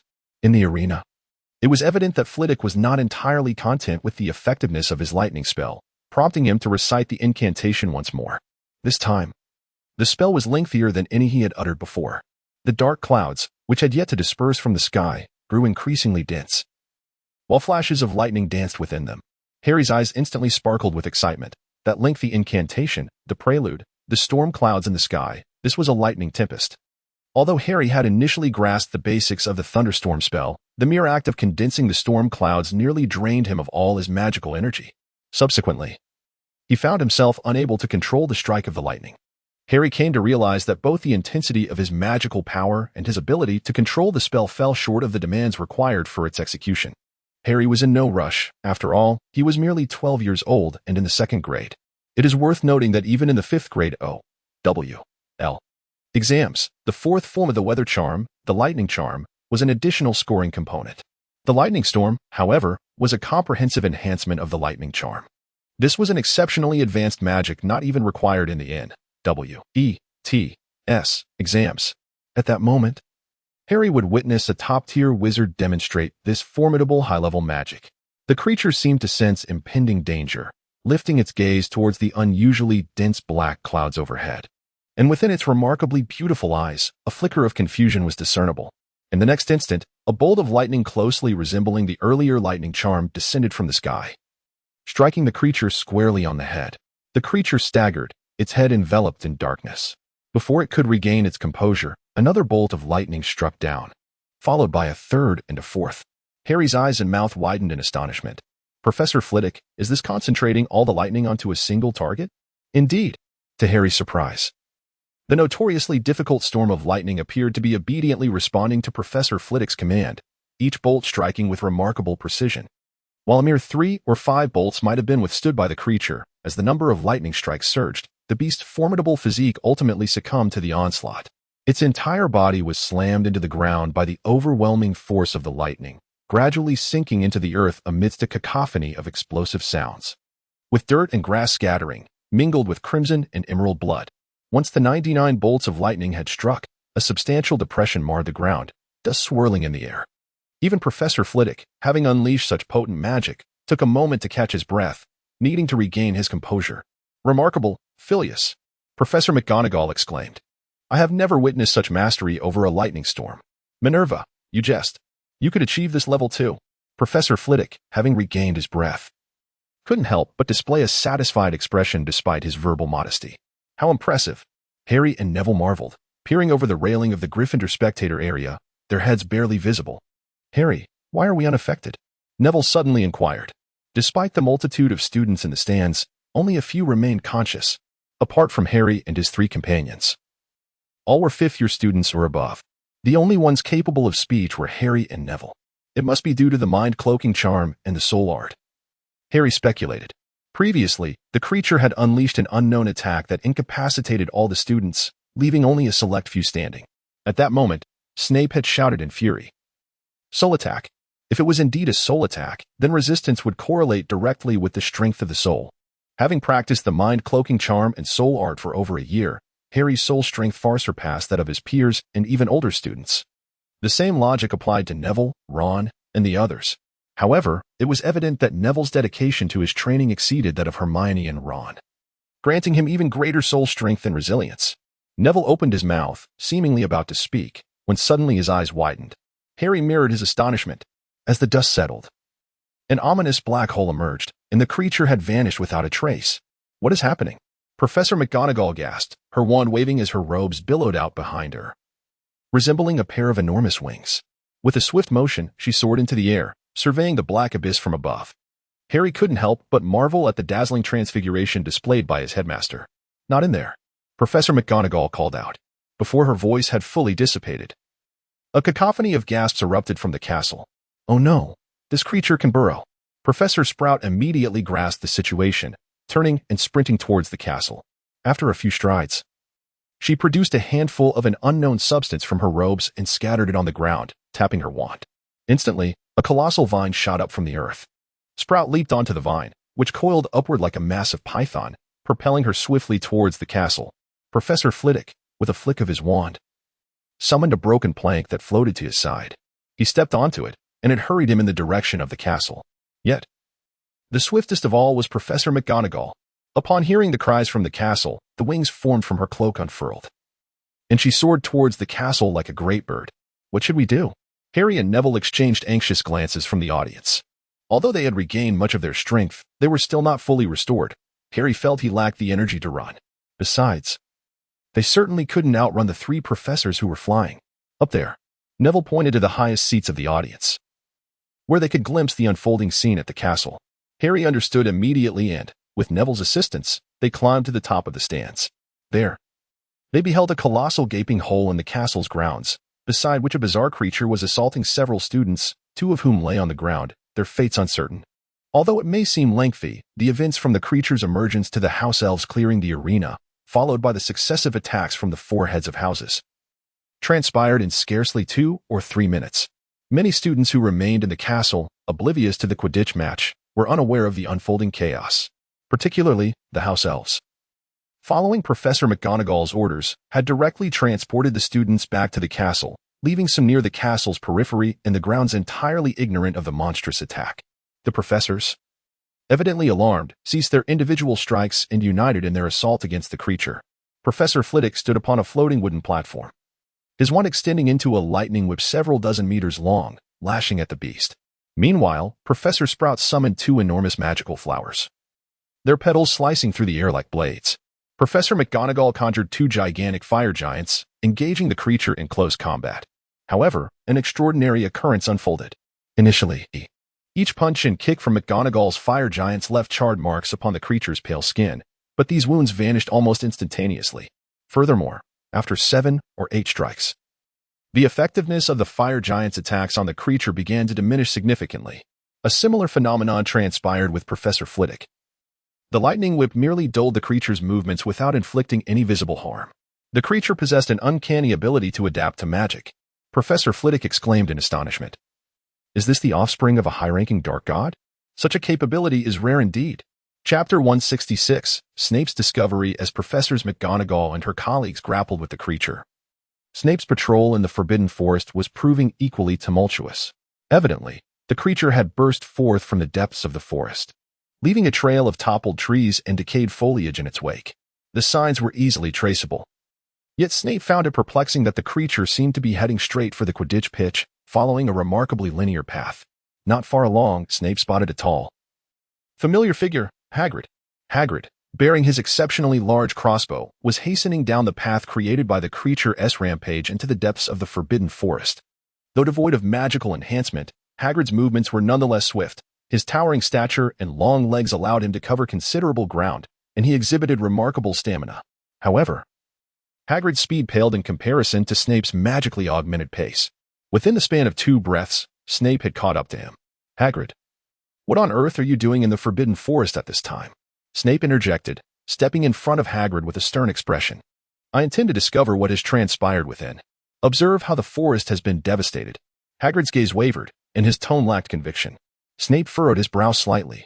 Hagrid, you must understand that my legilimency is exceptionally potent. Do not attempt to deceive me. You cannot invade my thoughts. Hagrid retorted, visibly annoyed. I have many acquaintances in the Forbidden Forest. If something has occurred, it is only natural for me to investigate. Acquaintances? Snape scoffed, but quickly restrained himself. His voice returning to its customary chill. Hagrid, I must caution you. A grave incident has unfolded at the castle. You would do well to hope this matter does not involve you. Otherwise, Azkaban shall certainly have a room reserved for you. Having said this, Snape disregarded Hagrid and glided along the traces deeper into the Forbidden Forest. Hagrid's expression darkened, particularly upon hearing Snape utter the word Azkaban. With a firm stomp of his foot, as if arriving at a difficult decision, Hagrid trudged forward into the depths of the forest. Unbeknownst to Snape, Hagrid had followed him. But he paid it no mind. Draped in his black robes, he moved swiftly through the woods, like a specter. He was alarmed to discover that a multitude of plants along his path had withered, and, moreover, he encountered no sign of any creatures. Not even the chirping of insects or the songs of birds could be heard. It was, after all, a forest, and currently April, the season of vibrant life. The plants, along with the surrounding absence of insects and birds, were likely affected by that monstrous entity. Recalling the sight of the toothless maw beneath the creature, devouring Professor McGonagall as transformed hornet, Snape was seized by a foreboding sense of dread. While Snape harbored only a sense of impending doom within the Forbidden Forest, Professor McGonagall and her companions were confronted with a truly horrific scene at the castle's edge. After enduring multiple assaults from the fire elemental giant, the creature appeared immune to the flames. The giant's fiery attacks merely forced it back slightly, leaving no trace of injury upon its pale skin. More terrifying still, the vast maw underneath it, surrounded by tendrils, suddenly elongated, ensnaring one of the fire elementals before pulling it close. That mouth, originally no longer than a foot, grew to a size surpassing that of its entire body, swallowing the fire elemental whole. In the next moment, the creature's dragonfly-like wings quivered and then ignited, transforming into 2 pairs of flaming wings. Not only did it exhibit magical adaptability, but it could also enhance itself through consumption. Professor McGonagall's countenance darkened considerably. The creature's tenacity exceeded her expectations once more. We may not be able to wait for Snape. We must employ powerful magic to attempt a direct annihilation. Shall we resort to dark magic? Professor Flitwick hesitated, glancing towards the castle. All the windows and balconies of the castle were teeming with young wizards, eager not to miss such a rare spectacle of combat. The protective enchantments of Hogwarts significantly diminished the efficacy of dark magic. Moreover, if indeed a scion of the dark god were present, the potency of such magic would likely be severely compromised. Professor Sprout calmly analyzed the situation, This creature appeared to have a vulnerability to purely physical attacks. Minerva, let us give that a try. That? Professor McGonagall paused for a moment, then quickly grasped the idea. What an excellent notion. Let us proceed. Harry and his companions were naturally unable to hear the conversation between Professor McGonagall and the others. Upon witnessing the creature devour McGonagall's fiery giant, which then sprouted flaming wings, they couldn't help but feel a sense of panic. The fiery giant was evidently a manifestation of highly advanced magic. Yet, even so, it proved ineffective against the creature, which merely consumed it to augment its own strength. Before they could ponder further, they observed Professor Sprout scattering some substance onto the ground. And with a flick of her wand, it seemed as if a golden rain began to fall from the heavens. Amidst this deluge, tendrils as thick as a human arm erupted from the earth. Harry and Neville empowered themselves with an eagle-eye spell, enabling them to perceive distant scenes with clarity. The vines resembled those of roses, laden with thorns. Fire could not penetrate them. Could the thorny vines? Neville, possessing exceptional knowledge in herbology, immediately recognized that Professor Sprout was utilizing a type of moderately advanced magical plant known as the thorny vine. The advantage of this vine lay in its rapid growth, capable of forming extensive networks, and its ability to entangle. However, it was not particularly resilient. In Neville's understanding, it struggled even against the larger giants. Before Neville could ponder further, the vines swiftly ensnared the creature. Yet, as Neville had feared, the thorns on the vines failed to pierce the creature's hide. In fact, as the creature thrashed about, some of the thorns began to warp, seemingly on the verge of snapping. In the next moment, Professor McGonagall waved her wand. The vines binding the creature instantly thickened. Not only that, a shimmering light enveloped the vines, imparting a metallic sheen. The thorns, especially, glistened menacingly, sharp and dazzling. Transfiguration. A transformation of essence. Harry, excelling in transfiguration, quickly discerned the underlying principle. Professor McGonagall had transfigured Professor Sprout's vines into metal. The creature emitted a groan of pain, its surface marred by countless wounds inflicted by the thorns. Blood gushed from its upper body, mingling with a gruesome green ichor from below. It was effective. Professor McGonagall's eyes sparkled with triumph. With another flick of her wand, the thorns elongated and sharpened, sprouting additional minute barbs. Meanwhile, Professor Sprout directed the vines to constrict further. With Professor McGonagall's transfiguration enhancing the vine's tenacity, the creature, despite its formidable strength, found itself utterly unable to break free. So that was it. Professor Flitwick, realizing the situation, retracted his lightning whip and waved his wand, causing the creature to levitate. I have made it float. This way, its strength will be less impactful. Let us see if you can shatter it directly, Professor Flitwick suggested. Professors McGonagall and Sprout, already in sync, summoned more thorny vines, and in an instant, the creature was enveloped like a dumpling. The vines continued to constrict, red and green blood seeping through the cracks, though the creature was obscured from view. The sight of the blood horrified Harry and Neville, their expressions turning pale. The scene was unsettling. As Professors McGonagall and company made progress, Professor Snape arrived at the site of the creature's attack. It was a hollowed area devoid of vegetation, littered with remnants of severed spider limbs and webs. Spiders? Snape frowned slightly, surveying the surroundings, and then spotted a patch of scorched earth at the edge of the hollow. Despite the destruction, Snape discerned the faint outline of a magical circle. Was it crafted by humans? Upon seeing the magical sigil, Snape's countenance darkened ominously. Although the creatures may communicate with the dark gods and even partake in sinister rituals, only wizards possess the ability to wield magical circles. Even though elves and fairies are adept in magic, their abilities stem more from innate talent rather than skill in magical formations, which are exclusive to wizards. At that moment, Hagrid came running, panting heavily. Upon witnessing the scene before him, his expression darkened considerably, murmuring, "Aragog, Aragog?" Hagrid's voice, though faint, was still caught by Snape. For the surroundings were eerily quiet. Snape quickly advanced to stand before Hagrid, tilting his head to glare at him. "What do you know?" Hagrid stammered, hesitant to speak. "Let me inform you, there is a monstrous creature summoned by an evil ritual within the castle. Summoning such a creature will undoubtedly result in imprisonment in Azkaban. If you refuse to speak, you will be the prime suspect." Snape threatened. I didn't conduct any evil rituals." Hagrid hurriedly waved his hands.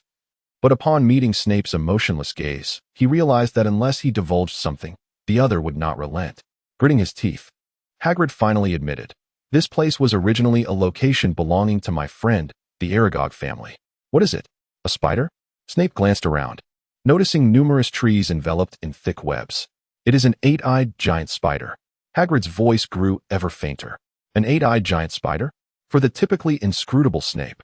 This moment elicited a rare display of amusement. Rubius Hagrid, do you comprehend the classification of an eight-eyed giant spider? You fool, do you have any notion of its peril? You have chosen to harbor one. Oh no. Snape surveyed the vicinity. A nest of eight-eyed giant spiders? No, it cannot be. Hagrid stammered increasingly. Aragog has not harmed anyone. Has not harmed anyone. Are you certain? Perhaps the one you are raising is harmless. But can you guarantee that this entire brood is as well? Snape's voice grew increasingly menacing. Hagrid, uncertain, found himself at a loss for words. When Dumbledore returns, you can explain it to him. I dare say. You may be destined to spend the remainder of your life in Azkaban.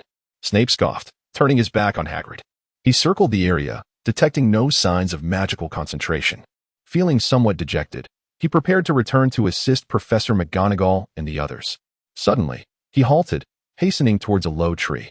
Upon that tree, there was a long strand of red hair. Chapter 167, Unexpected Changes Above the Castle's Hunting Grounds. Professors McGonagall and Flitwick had just begun to display signs of relief when Professor Sprout's expression suddenly shifted. Immediately, white smoke began to slowly seep from the iron thorn vines tightly ensnaring the monster, and the lower part of the cocoon formed by the iron thorns rapidly corroded, creating a large hole through which a mass of mangled flesh tumbled out. Oh, in the distance. Harry and Ron were overcome by waves of nausea at the sight before them. The grotesque pool on the ground was truly revolting. Many little wizards, who had been secretly observing from within and outside the castle, shared the same reaction. The expressions of the three battling professors were equally grim. A highly corrosive venom. Can it really erode even metal thorns? Professor McGonagall said, astonished. However, it seemed that the creature was also suffering from the encounter. Professor Flitwick discerned another aspect. Indeed, the mass of flesh and blood on the ground appeared utterly dreadful, had it not been for its continued writhing and contracting. The three professors might have thought the creature was already dead. What shall we do next? Professor Sprout furrowed her brow as she regarded the gruesome sight, suggesting, if all else fails, Minerva, perhaps you could try the vanishing spell? Or Phileas, why not attempt the fiend fire? Vanished without a trace. McGonagall said, and without hesitation, she cast the vanishing spell. However, the spell struck the mass of flesh, creating a large indentation, only for it to rapidly recover like a water surface disrupted by pebbles. As we anticipated, the worst-case scenario, McGonagall remarked with a hint of resignation in her tone, it is likely the offspring of an evil deity. Ordinary magic cannot achieve the desired results against it, as it possesses formidable resistance. If all else fails, we must resort to fiend fire. Before McGonagall could finish her thought, the pulsating mass of flesh suddenly contracted and then shot upwards, twisting and contorting in midair before landing heavily on the ground, now transformed. At first glance, the creature resembled a much larger centaur. Its upper body remained that of a strikingly beautiful woman, with flames appearing to enhance her wings. However, this time, her hands had morphed into menacing claws. The lower half had taken on the form of an animal, either a horse or a goat, yet sprouted 8 spider-like legs. A long, spiked tail extended behind. At the center of the horse's chest was the same toothless maw encircled by tentacles.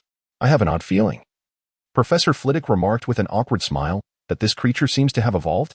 No sooner had he spoken than the creature's form shimmered, and in an instant, it was before Professor Sprout. Amidst the incredulous gasps of Harry, Ron, and the other students, the spiked tail pierced through Professor Sprout's body with a sickening thud. In the Forbidden Forest, Snape was hastening towards the castle. Suddenly, he halted, noticing a petite figure cautiously peeking from behind a large tree. Professor Snape? It was Ginny Weasley, her face betraying trepidation. Snape regarded her with a frown, his usual cold tone cutting through the air. Students are strictly prohibited from entering the Forbidden Forest, especially at this hour. You had better explain why you were here. I saw the trees here were damaged, so I came to take a look, Ginny stammered, her gaze fixed on her shoelaces, unable to meet Snape's eyes. Is that so? Snape narrowed his eyes slightly, his gaze fixed upon Ginny's cascade of fiery red hair. Indeed, Professor, Ginny's voice diminished to a whisper, I am merely curious. Gryffindor has always been plagued by foolish curiosity. Snape let out a derisive chuckle. Now, return to the castle with me. This is no place for a student of your caliber. Very well, Professor, Ginny acquiesced obediently, carefully trailing behind Snape. As Snape strode ahead, Ginny stealthily lifted her gaze, her eyes gleaming with a dark intensity. Suddenly, with a flick of her wand, a silent beam of black light surged towards Snape. Yet, as if he possessed eyes in the back of his head, Snape whirled around, countering with a spell of his own. In the hunting grounds, Professor Sprout was hoisted into the air by the monster's tail, which then transformed her into a flurry of leaves that scattered across the ground. A few paces away, Professor Sprout re-emerged, her expression now tinged with gravity. The onlooking young wizards gasped in astonishment, particularly the Hufflepuff students, who were especially taken aback. Their head of house rarely revealed her magical prowess. Today, not only had she collaborated with Professor McGonagall to conjure an iron thorn barrier, but her recent display of leaf transfiguration was truly remarkable. It has accelerated, Professor Sprout warned. No sooner had she spoken than the creature lunged at her once more. Its massive claws aimed menacingly at her. This time, Professor Sprout was evidently in her true form. She raised her wand, conjuring a protective shield before her, while a colossal vine erupted from the earth beneath her feet, propelling her swiftly backwards by several dozen meters. Indeed, the barrier merely delayed the inevitable, shattering with a resounding crack. Had Professor Sprout not retreated swiftly, she would have surely been ensnared. The monster, intent on pursuing her, suddenly found its feet off the ground, thanks to Professor Flitwick's levitation charm. Unable to touch the earth, the creature could not execute its rapid movements, or so Professor Flitwick presumed. However, the ensuing scene revealed his miscalculation. Suspended in midair, the creature's alluring human visage turned towards the floating Professor Flitwick. With a powerful flap of its fiery wings, it broke free from the levitation spell's constraints, charging towards Professor Flitwick at a speed surpassing that of the ground below. In her youth, Professor Flitwick had been a master duelist with lightning-fast reflexes. As the monster barreled toward her, she deftly cast a stunning spell. Although it was a fundamental incantation, its potency was undeniable. The creature was struck by a fierce red light, plummeting from the sky and creating a small crater upon impact. Yet, the stunning spell, intended to induce unconsciousness and disorientation, failed to incapacitate the creature. It shook its head, and with its human face agape, unleashed a grayish-white web towards the airborne Professor Flitwick. With a quick flick of her wand, Professor Flitwick conjured a burst of flame that incinerated the web to ashes in an instant. With a swift motion, a golden wave-like blade of magic descended. The wave cleaved through the creature, slicing it into two segments, which astonishingly dissipated into thin air. It was but a phantom. The true form of the monster had already arrived before Professor McGonagall, who stood resolutely on the ground, as its two enormous, menacing claws lunged toward her. Undeterred, Professor McGonagall waved her wand, and her cloak transformed once more into colossal wings, propelling her into the air. Simultaneously, she uttered an incantation with great speed. The ground beneath the creature suddenly erupted, as a stone spike, as thick as a water barrel, shot forth from the earth, lifting the monster into the air once again. Phileas, Pomona, I am summoning the war puppet. Please, hold it off for a moment, Professor McGonagall declared as she floated backward. Understood, replied Professors Flitwick and Sprout in unison. Professor Sprout scattered a handful of seeds, and moments later, a plethora of bizarre plants emerged from the ground, while Professor Flitwick unleashed a continuous stream of minor spells. Meanwhile, Professor McGonagall, creating distance, retrieved a palm-sized metallic figure from her pocket and hurled it into the air. With a flick of her wand, a beam of white light struck the airborne figure. All the while, she recited her incantation without pause. The metallic figure in the air began to expand in size, and after several seconds, it had grown from the size of a palm to over 3 meters tall, still continuing to swell. Harry and his companions gazed in astonishment at the towering metallic figure that had transformed into a giant. It resembled the ornate armor typically displayed in the castle corridors, albeit more robust. The armor was exquisitely crafted, adorned with numerous sharp blades. At what should have been its hands, 2 gleaming serrated swords glimmered ominously. The metallic being exuded an air of formidable presence. Within the castle, Ron, who had recovered and was now observing the battle alongside Hermione, stared wide-eyed at the 4-meter-tall metal giant. A war golem, Hermione exclaimed with palpable excitement. I've read Professor McGonagall's biography. She was quite fond of dueling in her youth. She participated in the International Wizard Duel Championship held by the Wizarding Federation. Her favorite spell was a type of magical puppet known as a war golem, nearly unbeatable in combat. Indeed, it certainly looks impressive, Ron remarked, nearly drooling at the sight.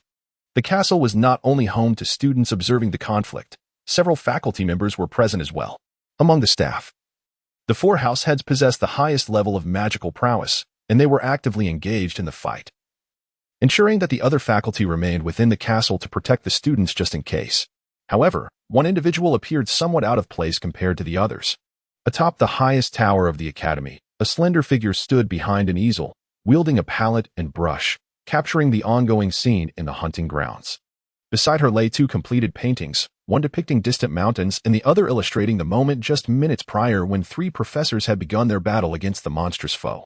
Is it truly acceptable to merely observe?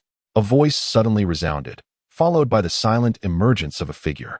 To call it a figure might be misleading. It was a translucent apparition. This specter was none other than Lockhart, as the ethereal form turned, revealing a strikingly beautiful visage. It became apparent that it was Professor Babbling from the Ancient Runes Department. Upon seeing the ghostly Lockhart, Professor Babbling displayed no sign of surprise. Instead, she calmly remarked, "You have yet to intervene, have you? I'm not proficient in dealing with such monsters." The ghostly Lockhart replied, raising his hands in resignation. "In terms of magical prowess, the three below surpass me. My presence would serve little purpose. Moreover, Dumbledore brought me here merely to bide my time for a year, and this task was not included in my duties." Professor Babbling maintained her placid demeanor, stating matter-of-factly, "My responsibilities do not encompass confronting such abominable entities either. I am merely an ordinary educator who earns a living through teaching." Yet, Lockhart raised an eyebrow. "Aren't you tempted? This is precisely your area of expertise." Chapter 168, Assassination. "Oh dear, Professor Snape, I sincerely apologize." In the Forbidden Forest, Black Ginny looked at the pallid-faced Snape with a mocking expression. At that moment, Snape pressed his left hand against his right shoulder, which was now eerily vacant. With her wand in hand, Ginny's right hand fell to the ground a few steps away. In that fleeting moment, she launched a surprise attack, yet Snape was already prepared, swiftly turning to counter. However, Snape misjudged Ginny's strength. In his estimation, how powerful could a first-year student be, no matter how exceptional their talents? What formidable magic could they wield? Even managing to cast a simple stunning spell would be an impressive feat. It is worth noting that neither Dumbledore nor Voldemort could engage in genuine magical combat at the age of 11, simply because their magical capacity was insufficient to sustain it. The methods for enhancing magical power in the wizarding world are exceedingly rare and arduous.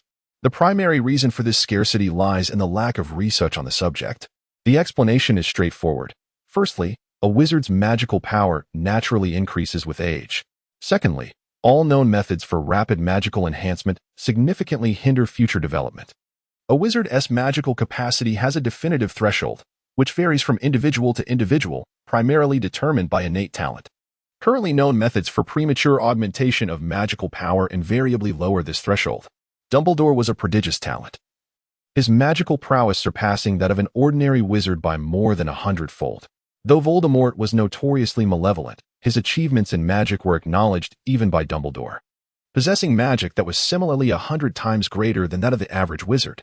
Yet, even they could not match the magical capacity of a typical 17-year-old wizard at the age of 11. According to the prevailing theories in the magical community, the growth of magical power occurs in 5 stages. Before the age of 9, growth is exceedingly slow. Those who experience a slightly faster increase often struggle to control it, resulting in the most troublesome phenomenon in the magical realm, uncontrollable bursts of magic. From ages 9 to 12, there is a relatively rapid growth phase, during which most young wizards begin to perceive the forthcoming limitations of their abilities. Between the ages of 13 and 18, the majority of wizards experience their most accelerated growth in magical power. The foundation of their magical skills is established during this period. For instance, Dumbledore, by the age of 18, possessed the capability to defeat some adult wizards, a rarity in the magical world. From 18 to 28, magical power enters a phase of relatively slower but stable growth. By the age of 28, most wizards can be considered fully matured. Typically, the so-called elite wizards are around 30, at the pinnacle of their physical and mental faculties. After the age of 30, for the majority of wizards, magical power enters a period of very slow growth. Even those who live into their 70s or 80s may only see their power increase by a mere 20 to 30% compared to when they were 30. However, exceptions exist. A select few, either exceptionally gifted or having transcended their limitations for various reasons, may experience another rapid growth phase after 30. Those who can still grow significantly during this stage are invariably legendary figures etched in the annals of magical history, be they evil or noble. Yet nearly all possess a formidable reputation. Dumbledore, Voldemort, and the former Grindelwald exemplify this phenomenon. At the age of 11, Ginny had yet to even enter her first accelerated growth phase of magical power. In Severus Snape's estimation, the magical prowess of wizards at such a tender age, even when directed at oneself, might yield minimal effect.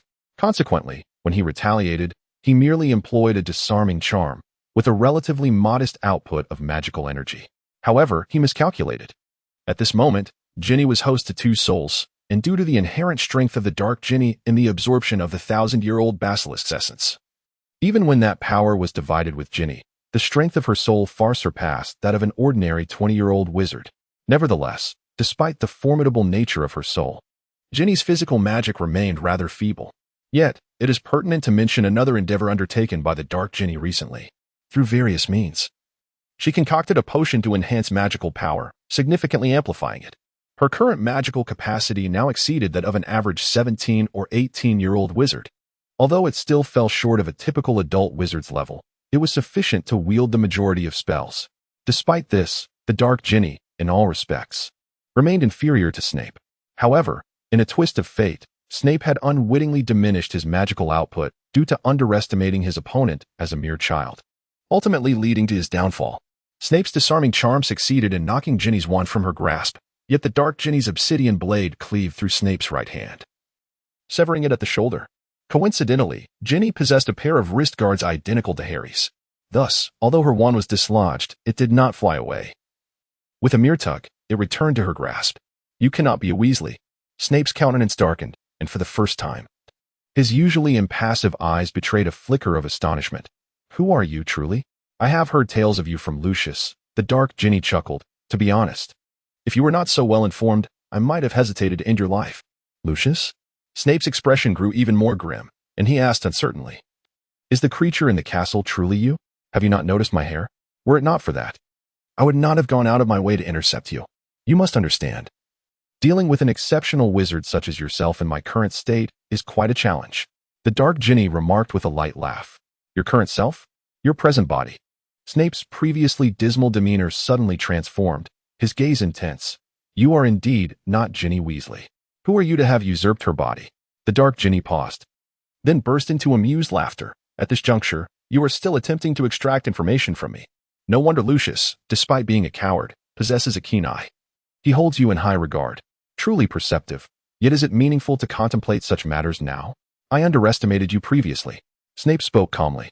"Though I do not know your identity, I indeed misjudged your capabilities based on a first-year student's standards. However, you have also underestimated me." Before he finished speaking, Snape's left hand shot upward with sudden force. The Dark Ginny's eyes narrowed, her expression shifting dramatically as she swiftly darted aside. A tree, thick enough to be embraced by a person, snapped in two behind her with a resounding crack. A most extraordinary form of magic, one that remains unseen and can be executed silently and without a wand. Black Ginny gazed at Professor Snape in astonishment, exclaiming, "Professor Snape, you truly astonish me."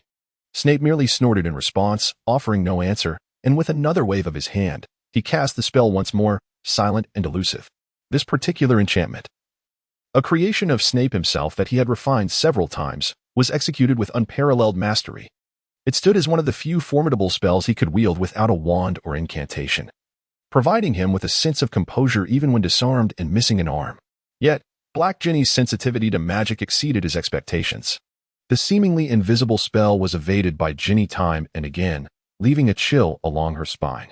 Although she had never encountered this spell before, its potency was undeniably formidable. As she deftly avoided the curse, she retaliated with a dark spell of her own.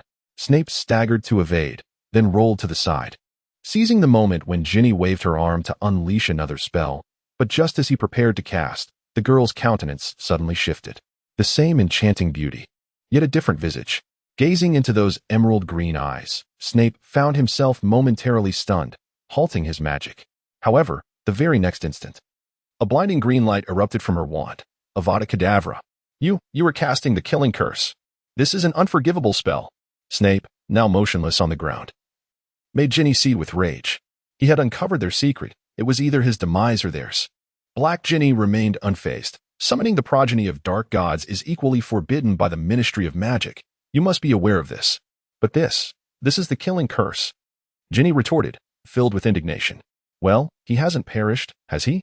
Black Ginny remarked, somewhat exasperated. In that critical moment, Ginny had forcefully interrupted the spell's execution.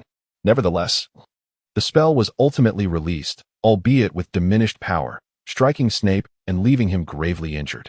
The killing curse directly impacts the soul, capable of tearing it asunder, which is its most nefarious trait. Ginny's interference had prevented Black Ginny's curse from reaching its full potential. While it severely damaged Snape's soul, it did not completely obliterate it.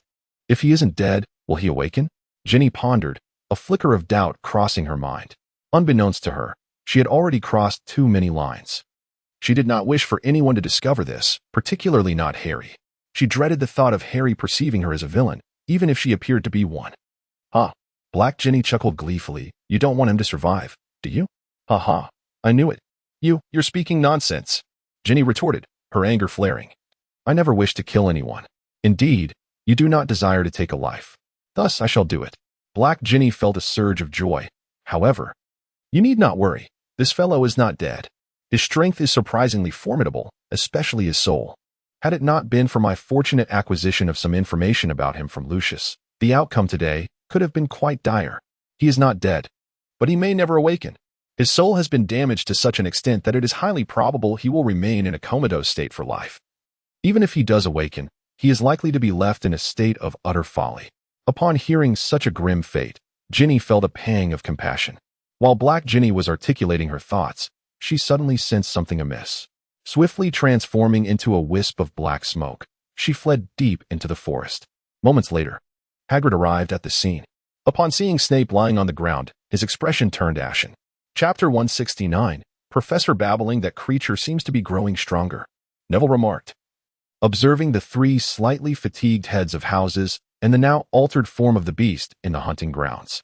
Just moments prior, the creature had nearly been torn apart by the 5-meter-tall, blade-covered metal war puppet summoned by Professor McGonagall. Yet, no matter how severe the injuries, the creature managed to recover within mere breaths. Moreover, its speed was increasing exponentially. Initially, the metal war puppet could keep pace with the beast, inflicting damage with its deadly blades. However, as the creature's speed escalated, the war puppet gradually fell behind, eventually unable to even graze the creature's edges. Following this, the creature launched a counterattack. Its massive claws possessed destructive force akin to that of metal, and after a fierce battle, it dismantled the colossal metal puppet into a heap of fragments. How could it possibly have such stamina after such an extended battle? Harry pondered, entirely bewildered by the creature's endurance, even after sustaining numerous near-fatal injuries. Even the bosses from the games he played with Dudley would have perished long ago under such relentless pressure. The heads of houses and nearly all the observing students shared a similar sentiment. This cannot continue, Professor McGonagall lamented, gazing at the scattered parts of the metal puppet with a tinge of sorrow. This puppet was the result of her painstaking craftsmanship over many years. Not only was it swift and powerful, but it also boasted a robust anti-magic coating, proving highly effective against wizards. To Professor McGonagall, this war puppet was less a weapon and more a cherished collectible. Had she known this would occur, she might have summoned the Stone Guardian of the Academy, which was far more resilient. She mused inwardly, though she recognized that the Stone Guardian represented Hogwarts' ultimate protective force, accessible only to the headmaster and deputy headmaster. While the Stone Guardian may not match the speed of McGonagall's war puppet, its strength and resilience were superior, making it exceptionally well-suited for confronting large beasts, such as giants and trolls. When Hogwarts was established, many giants roamed the continent. The primary adversaries faced by these Stone Guardians are indeed the giants. It is true that this relentless exchange of blows may very well deplete our magical reserves before we can vanquish them. Professor Sprout furrowed her brow in contemplation. At present, only Professor Flitwick was engaged in a fierce struggle with the creature. His mastery of spells was nothing short of astonishing. A series of minor incantations, though not particularly potent, left the monster dazed and disoriented. Naturally, more powerful spells had been attempted, yet even the gravest injuries were swiftly mended, rendering high-cost magic rather impractical. Let us observe and see if Severus discovers anything of note. If we could ascertain the identity of the malevolent deity's offspring, we might find a more effective remedy. Professor McGonagall, her gaze fixed intently on the fray, spoke in readiness to provide assistance at a moment's notice. At that moment, a slender and graceful figure floated swiftly from the direction of the castle, landing deftly beside Professor McGonagall. "Deputy Headmistress, might I lend a hand?" came a melodious voice. "Bida?" Professor Sprout exclaimed, a touch surprised. It was none other than Professor Bida Babbling, the instructor of ancient runes. Professor Babbling was a unique presence at the academy. Her age was comparable to Severus, making her one of the younger professors at Hogwarts. Her striking beauty attracted many students, who opted for the challenging ancient runes course merely to catch a glimpse of her. However, such impetuous choices, driven by youthful hormones, often led to disappointment, despite her allure. Professor Babbling was exceedingly discreet, rarely seen outside of her classes. Her office often remained unoccupied, leaving students unable to seek her counsel and compelled to wait until class time. Even during various festive gatherings, she was remarkably elusive, only making an appearance at the annual welcome feast, where she would occupy the least conspicuous corner of the faculty table. Professor Babbling was an alumna of Hogwarts, having spent a considerable time abroad after her graduation before returning to England a few years ago to apply for a teaching position. Her appointment was personally vetted by Dumbledore. Professor McGonagall had once taught Bida and recalled her as an exceptionally beautiful student, endowed with magical talent that matched her looks. Moreover, she possessed an unparalleled diligence and dedication, as evidenced by her ability to master the intricate and esoteric ancient runes. However, Professor McGonagall was uncertain of Bisida's current magical prowess, with only Dumbledore privy to that knowledge. Bida, Professor McGonagall hesitated, observing her former student. Bisida's beauty had only intensified since her student days. Now imbued with a mature charm and serene grace. "Professor, I possess some knowledge regarding the malevolent deity." Babbling revealed a smile so enchanting that it could make 100 flowers blush. She stepped forward, and a wand, resembling pure jade, appeared in her hand. With a delicate flick and a recitation of an exceedingly obscure incantation, she conjured a spell. On the pitch, Harry, endowed with the Eagle Eye spell, clearly observed the captivating professor, who had once captivated his attention and appeared in the Mirror of East, gracefully descending from the astronomy tower and landing beside Professor McGonagall.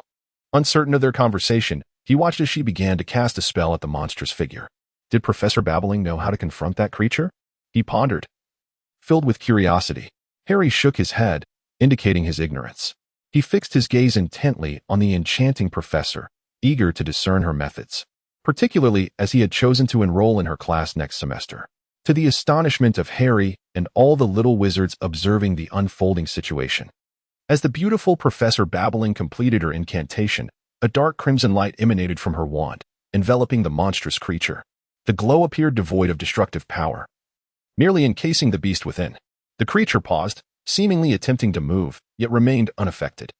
Just as Harry and his companions presumed this spell to be as ineffective as the previous ones, they witnessed the creature's movements visibly slow down. Gradually, its actions diminished to a crawl, and within less than 10 breaths, it became completely still, maintaining a precarious, unnatural stance. What kind of magic is this? Harry marveled, astonished that a creature which had withstood the combined efforts of the 3 heads of houses could be subdued by this captivating instructor with a mere flick of her wrist. However, it was evident that Professor Babbling was not without her own struggles. Her wand remained pointed at the creature, and a faint flush appeared on her pale face, quickly fading to an ashen hue, resembling a sheet of paper devoid of color. Beads of sweat began to form on her forehead. "I have it under control, Professor McGonagall." Professor Babbling's voice sounded strained, as if she were exerting tremendous effort. "There must be something within it, a tether. If we can extract it, it will lose its regenerative abilities." "Oh, very well. Hold on." At once, Professors McGonagall and Flitwick comprehended the urgency. With a flick of her wand, McGonagall summoned a blade from the metallic puppet lying on the ground, directing it toward the creature. Meanwhile, Professor Flitwick conjured a gleaming knife out of thin air, joining McGonagall in the endeavor. The creature's eyes reflected sheer terror, yet it was utterly immobilized, unable even to emit the pained groans it had previously uttered. From a distance, Harry, unaware of the conversation between the professors, suddenly felt a wave of discomfort wash over him. His left hand and arm felt exceedingly uneasy. In an instant, he realized that it was his hand of chaos and calamity expressing its discontent. The power coursing through his arm recoiled, seemingly wary of the force that Professor Babbling was wielding. Suddenly, an uncontrollable impulse surged within him. compelling Harry to use his clairvoyance to glimpse the current state of Professor Babbling. As he activated this ability, in a fraction of a second, perhaps even less, he collapsed to the ground, convulsing and frothing at the mouth. This alarmed Neville, who, neglecting to observe the ongoing battle in the arena, hurriedly bent down to check on Harry. On the opposite end of the pitch, in the faculty's spectators area, Gilderoy Lockhart, who had remained motionless in a corner, suddenly lifted his head and glanced toward the Gryffindor stands, curling his lip in disdain. Such abilities still exist. No wonder Dumbledore holds such high expectations of him, even assigning me to undertake this task. However, this little rascal exhibits an audacity that is rather excessive. He dares to gaze upon anything. Dumbledore must surely enhance his foundational education. At this juncture, Lockhart shook his head and offered a self-deprecating smile. How absurd it is that I even dare to criticize others for their boldness. With that, he retreated once more into the corner. In the hunting grounds, Professors McGonagall and Flitwick nearly dismembered the creature, and at last, at the junction where the human form met the lower body of a goat, they discovered a black leather notebook. The notebook was riddled with numerous veins, one end affixed to it, the other extending into the creature's body. McGonagall and Flitwick instantly recognized that this was the object of their quest. McGonagall deftly wielded her blade, swiftly severing all the veins connecting to the notebook. Flitwick attempted to extricate it with a summoning charm, but alas, the spell bore no fruit. The notebook was impervious to magic. Flitwick exclaimed, "Do not touch it directly." As McGonagall spoke, she flicked her wand, causing the earth to swell and, in the blink of an eye, transform into a monkey. The monkey grasped the notebook with its forepaws and tugged vigorously. The creature emitted a single syllable, the only genuine sound it had uttered, distinct from its previous groans. Many students were baffled, yet the professors, especially McGonagall, comprehended it well. It was the ancient Neolithic word for no. Immediately thereafter, the creature's body appeared to collapse like an excavated dune, disintegrating into a pool of blood. However, its final utterance emanated a tremendous force. It was not a physical shockwave, but an intangible impact. The three nearby heads of house staggered backward, their figures swaying precariously, and Professor Sprout's complexion turned ghastly pale. Professor Babbling, on the other hand, doubled over, spewing blood and collapsing to the ground, her face ashen. From a distance, nearly all the students felt their minds cloud over. Though none fell outright, they stumbled and fell to the ground in a daze. A greater number of younger students succumbed entirely to unconsciousness. At that moment, the number of individuals still standing within Hogwarts could be counted on one hand. Chapter 170. A sight to behold, I swear. I absolutely cannot, under any circumstances, dare to employ that wretched clairvoyance to gaze upon anything unfamiliar. Despite the profusion of expletives woven into his thoughts, Harry's frustration remained unabated. Not even a glance. He felt his soul shudder violently, and then he lost all awareness. In the fleeting moment before unconsciousness enveloped him, Harry caught a glimpse of Professor Babbling's breathtaking figure, surrounded by a magical flame slightly less potent than McGonagall's, and behind her, a soul projection equally stunning in its beauty. Yet, looming behind it was an enormous, indeterminate shadow. The shadow seemed to dominate all spatial realms, exuding an oppressive aura that bordered on madness. It resembled a spherical entity, upon which there faintly lingered an eye. Harry had no time to observe any details before he succumbed to unconsciousness. When he regained consciousness, he found himself in the infirmary of the school. It is fair to say that Harry was somewhat of a frequent visitor to the infirmary. While perhaps not as often as Seamus, he could certainly be considered a regular. However, the scene before him was unlike anything he had ever witnessed. The infirmary room had expanded to a staggering hundredfold. Originally housing a dozen beds, it now accommodated hundreds, each occupied by an individual. Beside Harry lay Neville, who at that moment still appeared pallid and completely unresponsive. What on earth was happening? Harry attempted to sit up, but the intense headache thwarted his efforts. After several attempts at deep breathing, he gathered his strength and managed to rise once more, this time successfully. Leaning against the headboard, he gazed around the infirmary with a sense of bewilderment. He suspected that nearly all the students of Hogwarts might be present, even if some remained. There could hardly be many. "Oh, Mr. Potter, you are awake," exclaimed Madame Pomfrey, who had been pacing the infirmary. She approached him with a look of astonishment, remarking that she hadn't expected a second-year student to be the first to awaken. "What happened?" Harry asked, somewhat confused. As he spoke, he realized that his voice was hoarse. Soon, an overwhelming thirst struck him. "Is there any water?" Madame Pomfrey raised an eyebrow and with a gentle flick of her wand, The kettle on the bedside table floated up and poured a glass of water. The cup gradually drifted to Harry's side. "Thank you, Madame Pomfrey," Harry said as he accepted the cup and drank it all at once, feeling his throat ease slightly. "No need to thank me, Mr. Potter." Madame Pomfrey nodded. "There are some biscuits on the bedside table. You may have a few once you regain your strength.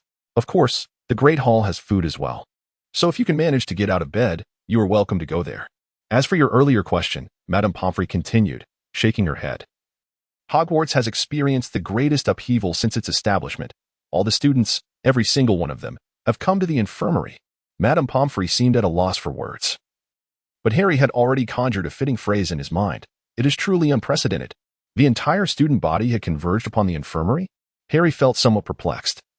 His last memory was of Professor Babbling subduing the sudden appearance of a monstrous creature.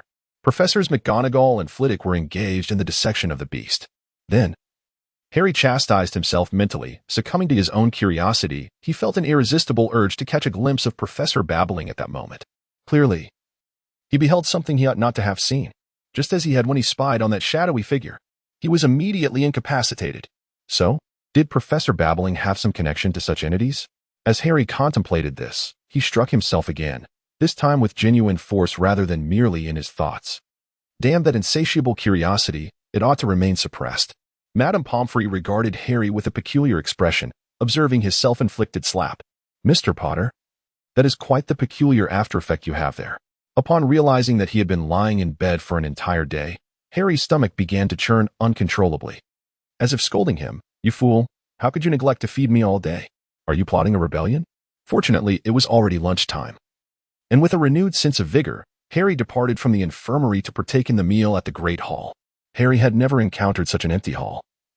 Neither students nor teachers were present, leaving him utterly alone in the vast space. He understood that the faculty could have their meals delivered to their offices by house elves. So their absence did not particularly surprise him. The 4 long tables were devoid of life, and after a moment's hesitation, Harry took a seat at the Gryffindor table. Moments later, a modest yet varied spread of food appeared before him, consisting entirely of his favorite dishes. It was simply marvelous. How delightful it would be to have a house elf of my own, Harry exclaimed joyfully before indulging in a feast. One day without food was hardly a burden for his stomach, and he ate with exuberance. He felt as though he had consumed at least 3 times his usual portion before finally pausing to allow his stomach a brief respite. As he rubbed his round belly, contemplating whether to indulge in the remaining pudding, a tall figure strode swiftly through the hall's entrance. It was Professor McGonagall. "Mr. Potter, you are awake?" Though it was evident she had come to see him, her surprise upon finding Harry seated at the table, dining, was apparent. "Ah." Harry quickly swallowed the food in his mouth and stood up. "Professor McGonagall, I am awake." He had already learned from Madame Pomfrey the reason all the students had been taken to the infirmary, although she had not participated in the battle. It seemed she had ultimately borne the greatest burden. The monster had perished once the notebook detached from its body. However, its final outburst had unleashed a powerful shockwave upon the souls nearby. McGonagall and her colleagues had felt the effects acutely, not to mention the students. Even those positioned much farther away were nearly all incapacitated. The reason for the word nearly was that 2 Ravenclaw students had stayed up too late studying the previous night and had not risen from their beds that morning. They were still asleep. Unexpectedly, this had allowed them to evade the soul-shattering shock. While in deep slumber, the soul is reclusive, making it easier for certain magic to take effect. In the case of a soul shockwave, the damage was significantly mitigated. "Well then, there are some matters you should be informed about," Professor McGonagall nodded. "Follow me." Harry obediently followed, and without any suspense, the 2 arrived at Dumbledore's office. Today, the office appeared to have been magically enlarged by Dumbledore. A curtain separated a section.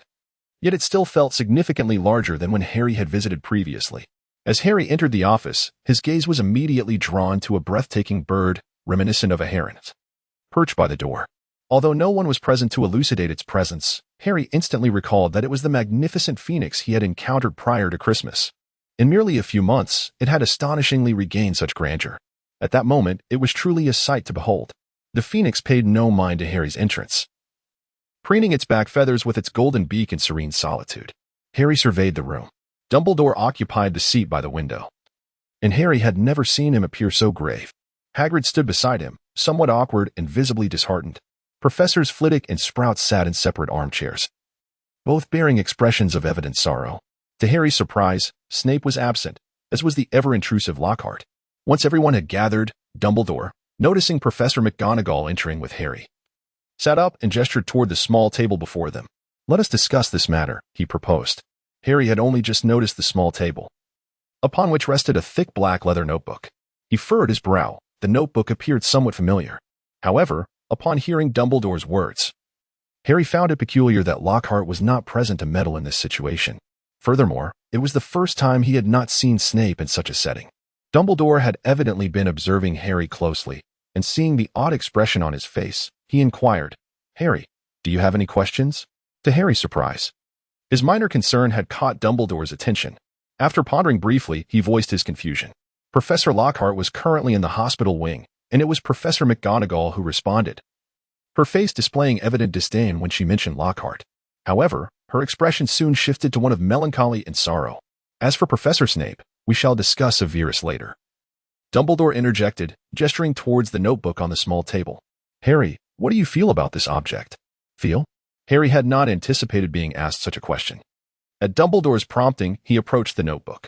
As he neared within a meter of it, Harry immediately sensed a slight sting in his forehead scar. And by the time he stood beside the table, the pain had intensified to a searing throb. "Ouch!" Harry exclaimed, clutching his forehead, his gaze wavering. "Professor, my scar hurts. It aches when I get close to this thing." It seemed the situation was unfolding as they had previously surmised. Dumbledore raised his gaze to McGonagall and the others, their faces all appearing quite grim. He then turned back to Harry. "Harry, do you recall the events from last year when you faced Quirrell and Voldemort?" Harry nodded. Having only a year passed, how could he possibly forget? "We wish to revisit that memory," Dumbledore declared. "Huh?" Harry replied, looking bewildered. "How do we accomplish that?" Chapter 171. Horcruxes. Harry had mastered a new spell that allowed him to extract a segment of memory. He had also learned to utilize a new magical device, the pensieve. He found this ability immensely useful, particularly when he struggled to recall the content of his lessons. Consequently, Harry, accompanied by the 4 professors present, revisited a memory from approximately the same time the previous year. Here, Dumbledore, manipulating the pensieve, froze the scene. The image captured was that of Harry's right arm being severed by a dark wave. Upon witnessing this, despite the injury having long since healed and leaving no lasting effects, Harry felt a twinge of discomfort in his right shoulder. He could not comprehend why Dumbledore lingered on this particular moment. Dumbledore concluded the image and addressed Harry. "Did you not just inquire about Professor Snape? He is right here." He gestured towards a section obscured by a curtain. As the curtain was drawn back, Harry glanced inside and was rendered speechless. Behind the curtain lay a bed, upon which Severus Snape, clad in black robes, lay motionless. Beside him rested a severed right arm. Initially startled, Harry's first reaction was to think that Snape was dead. However, he soon noticed the faint rise and fall of Snape's chest, a clear indication that he was indeed still breathing, albeit weakly. "Professor," Harry exclaimed, his expression one of disbelief as he looked at Dumbledore and then at the other professors, finally grasping the sorrow reflected in their faces. "Snape, shockingly, what dark magic could have caused this?" Professor McGonagall shook her head, a hint of despair on her countenance. "It is undoubtedly a vile form of dark magic. Professor Snape's soul has sustained severe trauma. We have no idea how to awaken him, nor do we know if he can ever be revived. However," she continued, "the wound on his shoulder is identical to the one you suffered last year. The injuries are precisely the same." Dumbledore interjected, "This type of wound, caused by this particular spell, is one I have only witnessed twice before, once on an Auror slain by Voldemort, and once on you, Harry. Now, this marks the 3rd instance. I have never encountered such a curse before." Professor Flitwick chimed in. As the master of dueling and head of charms, his expertise in spells was unquestionable. If he had never seen it, then it must be exceedingly rare, perhaps even unique. "Dumbledore, what are you implying?" Professor McGonagall furrowed her brow, suggesting that the one responsible for Snape's condition was indeed connected to Voldemort. Dumbledore nodded affirmatively, hesitating briefly before pointing to a black notebook. "If I am not mistaken, that notebook appears to be a Horcrux." "A Horcrux?" Professors McGonagall, Flitwick, and Sprout were all taken aback, disbelief etched on their faces. "A Horcrux?" Harry echoed, bewildered. "Indeed. A Horcrux." Dumbledore nodded slightly, then succinctly introduced Harry to the origin and function of Horcruxes. Harry was utterly astonished. The notion of a torn soul being sealed within an object to evade death seemed exceedingly sinister. However, a sudden thought crossed his mind. and his expression shifted to one of profound peculiarity. Even that individual, the idea of a Horcrux is somewhat hard to fathom, Professor McGonagall remarked, her face reflecting disbelief. Indeed, I find it rather difficult to believe as well, or perhaps, Filius, would you care to confirm? Professor Dumbledore turned towards Professor Flitwick. I think it is unnecessary. Professor Flitwick replied, shaking his head. Dumbledore, you could never be mistaken in this regard. Professor McGonagall and the others nodded in agreement. Such blind faith is unwise. Dumbledore said with a hint of exasperation, yet he did not press the professors to further examine the notebook. Professor Sprout rubbed her temples. Please share your thoughts, honestly. With such events transpiring, my mind is a muddled mess, and we desperately require your wisdom. Deduction is not my forte, Dumbledore replied, smiling as he turned to Harry. Harry, now is the time to showcase your talents, just as you did in the first half of the semester. Let us witness another brilliant deduction. Harry appeared bewildered. Was this an invitation for him to assume the role of Sherlock Holmes? Ah, I understand. Dumbledore interjected, raising a finger. Deduction requires clues, does it not? The current clue is this Horcrux. He gestured towards the black notebook, which seemed to have been nurtured over time, possessing magical and soul powers beyond the ordinary. It might even possess the capability to influence the external world and act autonomously. To think we are engaging in deduction within the magical realm? Harry felt rather awkward and began to contemplate deeply. Everyone else waited in silence. After a considerable pause, Harry raised his head once more. I can only present my conjecture, he said hesitantly, pointing at the notebook. This notebook appears to be of a very antiquated design. I suspect it was crafted during Voldemort's youth. According to Headmaster Dumbledore, it has been nurtured for a long time, which implies he must have entrusted this, Horcrux to a trusted confidant. And this confidant, I surmise, must have placed the notebook within the castle recently, perhaps during the first half of the year. The notebook possesses its own ability to act, yet at that time, its power was insufficient. Thus it could only open the Chamber of Secrets and release the basilisk until it was vanquished by Professor Flitwick. Why recently? Professor McGonagall questioned skeptically. This leads to another piece of information I possess, Harry continued. At the beginning of the academic year, I visited the Weasley household, where I heard that the Ministry of Magic was conducting a massive raid on contraband. I suspect that the custodian feared this item would be discovered and thus sought to conceal it within the castle. After all, who would have imagined that Voldemort's relics would manifest within the walls of Hogwarts? It scarcely makes sense. Professor Flitwick pondered for a moment and nodded in agreement. And what followed? I surmise that this notebook may have regained its power during this time. Previously, Horace Antonio was attacked by the rogue bludger. I suspect this was an attempt made after it acquired strength. Of course, this is merely conjecture, yet I believe the likelihood is substantial.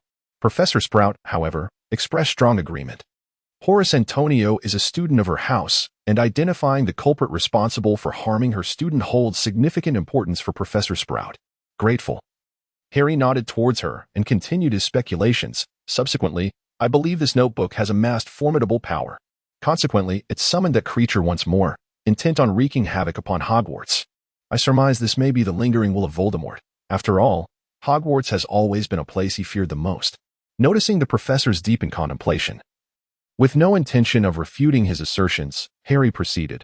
According to Headmaster Dumbledore, this Horcrux is capable of independent action. Might we then consider that the fragment of soul within it could acquire its own corporeal form? Simultaneously, it could manipulate the monster through the notebook. I suspect that it may have discovered, through some means, that Headmaster Dumbledore was absent from the school that day, thus choosing to strike then. However, it was ultimately vanquished by the professors.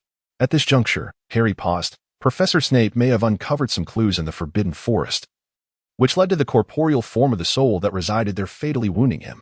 What Potter posited holds considerable plausibility. Professor McGonagall turned to Dumbledore. In truth, had it not been for the intervention of Basilisk, I, along with Filius and Pomona, would have found it exceedingly challenging to contend with that demigod. Dumbledore regarded Harry, momentarily silent, before eventually stating, I concur that Harry's reasoning possesses substantial merit. Therefore, let us provisionally accept this premise. Professor McGonagall, if you would be so kind as to draft a letter to the Ministry of Magic detailing the circumstances here, based on Harry's deductions. Very well, Dumbledore. Professor McGonagall nodded. Dumbledore then turned back to Harry, addressing Professors McGonagall and the others. Professors, please proceed with your duties. I have some matters to discuss with Potter. Oh, Filius. Could you kindly escort Severus to St. Mungo's Hospital? I believe you will have a better chance of recovery there. The three professors acknowledged and departed the headmaster's office, bearing the unconscious Snape with them. Harry sat upright, his expression one of innocence. Harry, it seems you have something on your mind that you have yet to articulate. Dumbledore remarked, flicking his wand towards a corner and conjuring 2 cups of red tea, one of which floated gracefully to Harry. Thank you, Professor. Harry received the tea, contemplating for a moment before speaking. Professor, if our conjectures hold true, and this Horcrux has a fragment still lingering outside, how might we go about locating it? Ah, that is a simple matter. Dumbledore chuckled lightly. All we need to do is destroy this notebook. Although the essence of a Horcrux is the soul, it is ultimately anchored to an object. Once the object is obliterated, the soul shall meet its demise as well. However, it is worth noting that the Horcrux itself is an exceedingly powerful magical artifact, and conventional methods may prove inadequate for its destruction. Surely you can manage it, Professor. Can't you? Harry inquired. Well, I do possess certain techniques, Dumbledore replied with a calm smile, though the mirth of his former demeanor seemed diminished. For instance, the potions classroom currently houses a significant quantity of basilisk venom, which would be quite effective against a Horcrux. I also know several spells that can dismantle a Horcrux. While they may be troublesome, they are certainly not insurmountable. Then, Professor. Harry hesitated for a considerable time before finally lifting his gaze to meet Dumbledore's. Is there a way to destroy only the soul without harming the object? Chapter 172. The Shape-Shifting Lucius. Why do you ask? Dumbledore inquired, his interest piqued. There are indeed methods, but they are considerably more complex. After a moment of hesitation, Harry, recalling Dumbledore's remarkable powers of insight, decided to speak candidly. It seems there is a fragment of Voldemort's soul buried deep within my own. Upon uttering these words, Harry fixed his gaze intently on Dumbledore, eager to gauge his reaction. To Harry's surprise, Dumbledore maintained a calm demeanor, exhibiting no sign of astonishment. Professor, you already knew? Harry ventured cautiously. Ah, yes, I surmised it roughly a decade ago. Dumbledore replied with a nod. Before I entrusted you to your aunt and uncle. After all, you had just survived that dreadful ordeal. And I needed to ensure your well-being. This much you can understand, I trust? Seeing Harry nod in acknowledgement, Dumbledore continued, at that time. I sensed that your soul was quite peculiar, nothing akin to that of an ordinary infant. Hence, I speculated whether Voldemort, for some reason, had anchored a part of his soul to you. To that end, I observed you for a period. Harry nodded, showing no surprise at all. Now, let us return to the previous inquiry. How can one destroy the fragments of the soul contained within a Horcrux? Dumbledore gazed at the black diary before him. If it must be done, it is certainly feasible, though it requires a series of highly complex rituals. Such rituals are inherently malevolent. However, Dumbledore's gaze shifted to Harry. If you are contemplating the fragment of your own soul, the process becomes considerably simpler. Oh? Harry's eyes suddenly sparkled with intrigue. In truth, it is not overly difficult. Dumbledore continued. If it were an adult wizard with a sufficiently robust soul, such a fragment would be absorbed autonomously. Yet, your soul is not strong enough. That said, it poses no significant issue. By the time you reach 30, your soul will be potent enough to absorb that fragment. However, Harry mused silently, given the current circumstances. I might not live to see 30. Dumbledore seemed to perceive Harry's thoughts, even without employing legilimency or any other spells. Indeed, Harry, your soul is quite formidable. Although I cannot ascertain its exact strength at present, it certainly surpasses the typical level for someone of your age. Perhaps you will not need to wait until 30. Maybe by 25 or even 20, you will possess a powerful soul. The prospect of 20 seemed somewhat distant, yet Harry felt a flicker of hope. At least more than waiting until 30. Naturally, he believed that if he devoted himself to mastering the mental occlusion and the art of soul interpretation, that timeline could be further accelerated. By the way, Professor, Harry pondered for a moment before continuing, should we not hasten the destruction of this Horcrux? After all, part of it still resides outside, and if it were to cause further disturbances during this period, it would be quite problematic. Truthfully, instigating such a commotion as before is not easily accomplished, Dumbledore chuckled. This endeavor likely required considerable preparation on its part. I strolled through the forbidden forest and discovered that the colony of giant spiders that once inhabited it has vanished. I suspect that all the vitality of those spiders converged to create the subsequent creature. Nonetheless, Harry, you are correct. It would indeed be prudent to eliminate it sooner rather than later. As Dumbledore spoke, he reached out to grasp the air beside him, although there appeared to be nothing. By the time he concluded the gesture, a resplendent golden sword adorned with jewels materialized in his hand. "What a beautiful sword!" Harry exclaimed, his eyes gleaming with admiration. "And a powerful one." Dumbledore nodded with a smile. "This is Godric Gryffindor's sword from ages past." He extended the sword to Harry, allowing him to inspect the hilt, which bore the name of Godric Gryffindor inscribed in an ancient script. Crafted by goblins, this sword is not only exceptionally sharp but also possesses remarkable power. It can absorb anything that enhances its strength. Dumbledore spoke slowly. "This sword can destroy Horcruxes?" Harry inquired. "Not at the moment," Dumbledore replied, shaking his head. "However, if it were to absorb something more potent, it might be possible." "Like basilisk venom?" Harry interjected. "Indeed," Dumbledore nodded, raising a finger, causing a note to drift across the table. As the note floated closer, additional text appeared upon it. "Please provide Mr. Potter with a small amount of basilisk venom." Dumbledore took the note, conjured a quill with a flourish, and inscribed his name upon it. A remarkable phenomenon occurred. The name he penned appeared to writhe and flicker like flames, a mesmerizing spectacle of chaos. Harry gazed at Dumbledore with a look of astonishment. "Just a little trick." Dumbledore chuckled softly, handing Harry a note. "Older individuals often prefer to take the easy route. Harry, would you be so kind as to make a trip to the potions office for me? I shall leave the door ajar, allowing you to return shortly." "Of course." Harry felt it was impossible to decline. Clutching the note, he departed from the headmaster's office. As he exited, the water goblin had indeed not shut off. Upon arriving at the potions classroom, he noticed the peculiar expression on the face of the instructor, Kinsandymone. He served as Snape's assistant, typically teaching only a few classes. Although he had heard from upperclassmen that he had expressed a desire to teach more, it was certainly not the entirety of the curriculum. Naturally, he was also aware of Snape's circumstances. If Hogwarts could not secure a new potions professor before the next term commenced, he would be obliged to teach all the classes himself. This was evidently a dire situation. Merlin knew how monumental it was for one individual to handle 7 years of instruction. Harry had no inclination to discuss the pressures of the upcoming potions class with Kinsandi. He merely sought to retrieve the basilisk's venom.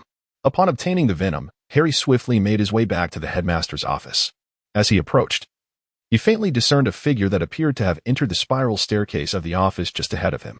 Harry did not mind either, quickly advancing towards the source of the commotion. As he approached, he overheard an irate roar.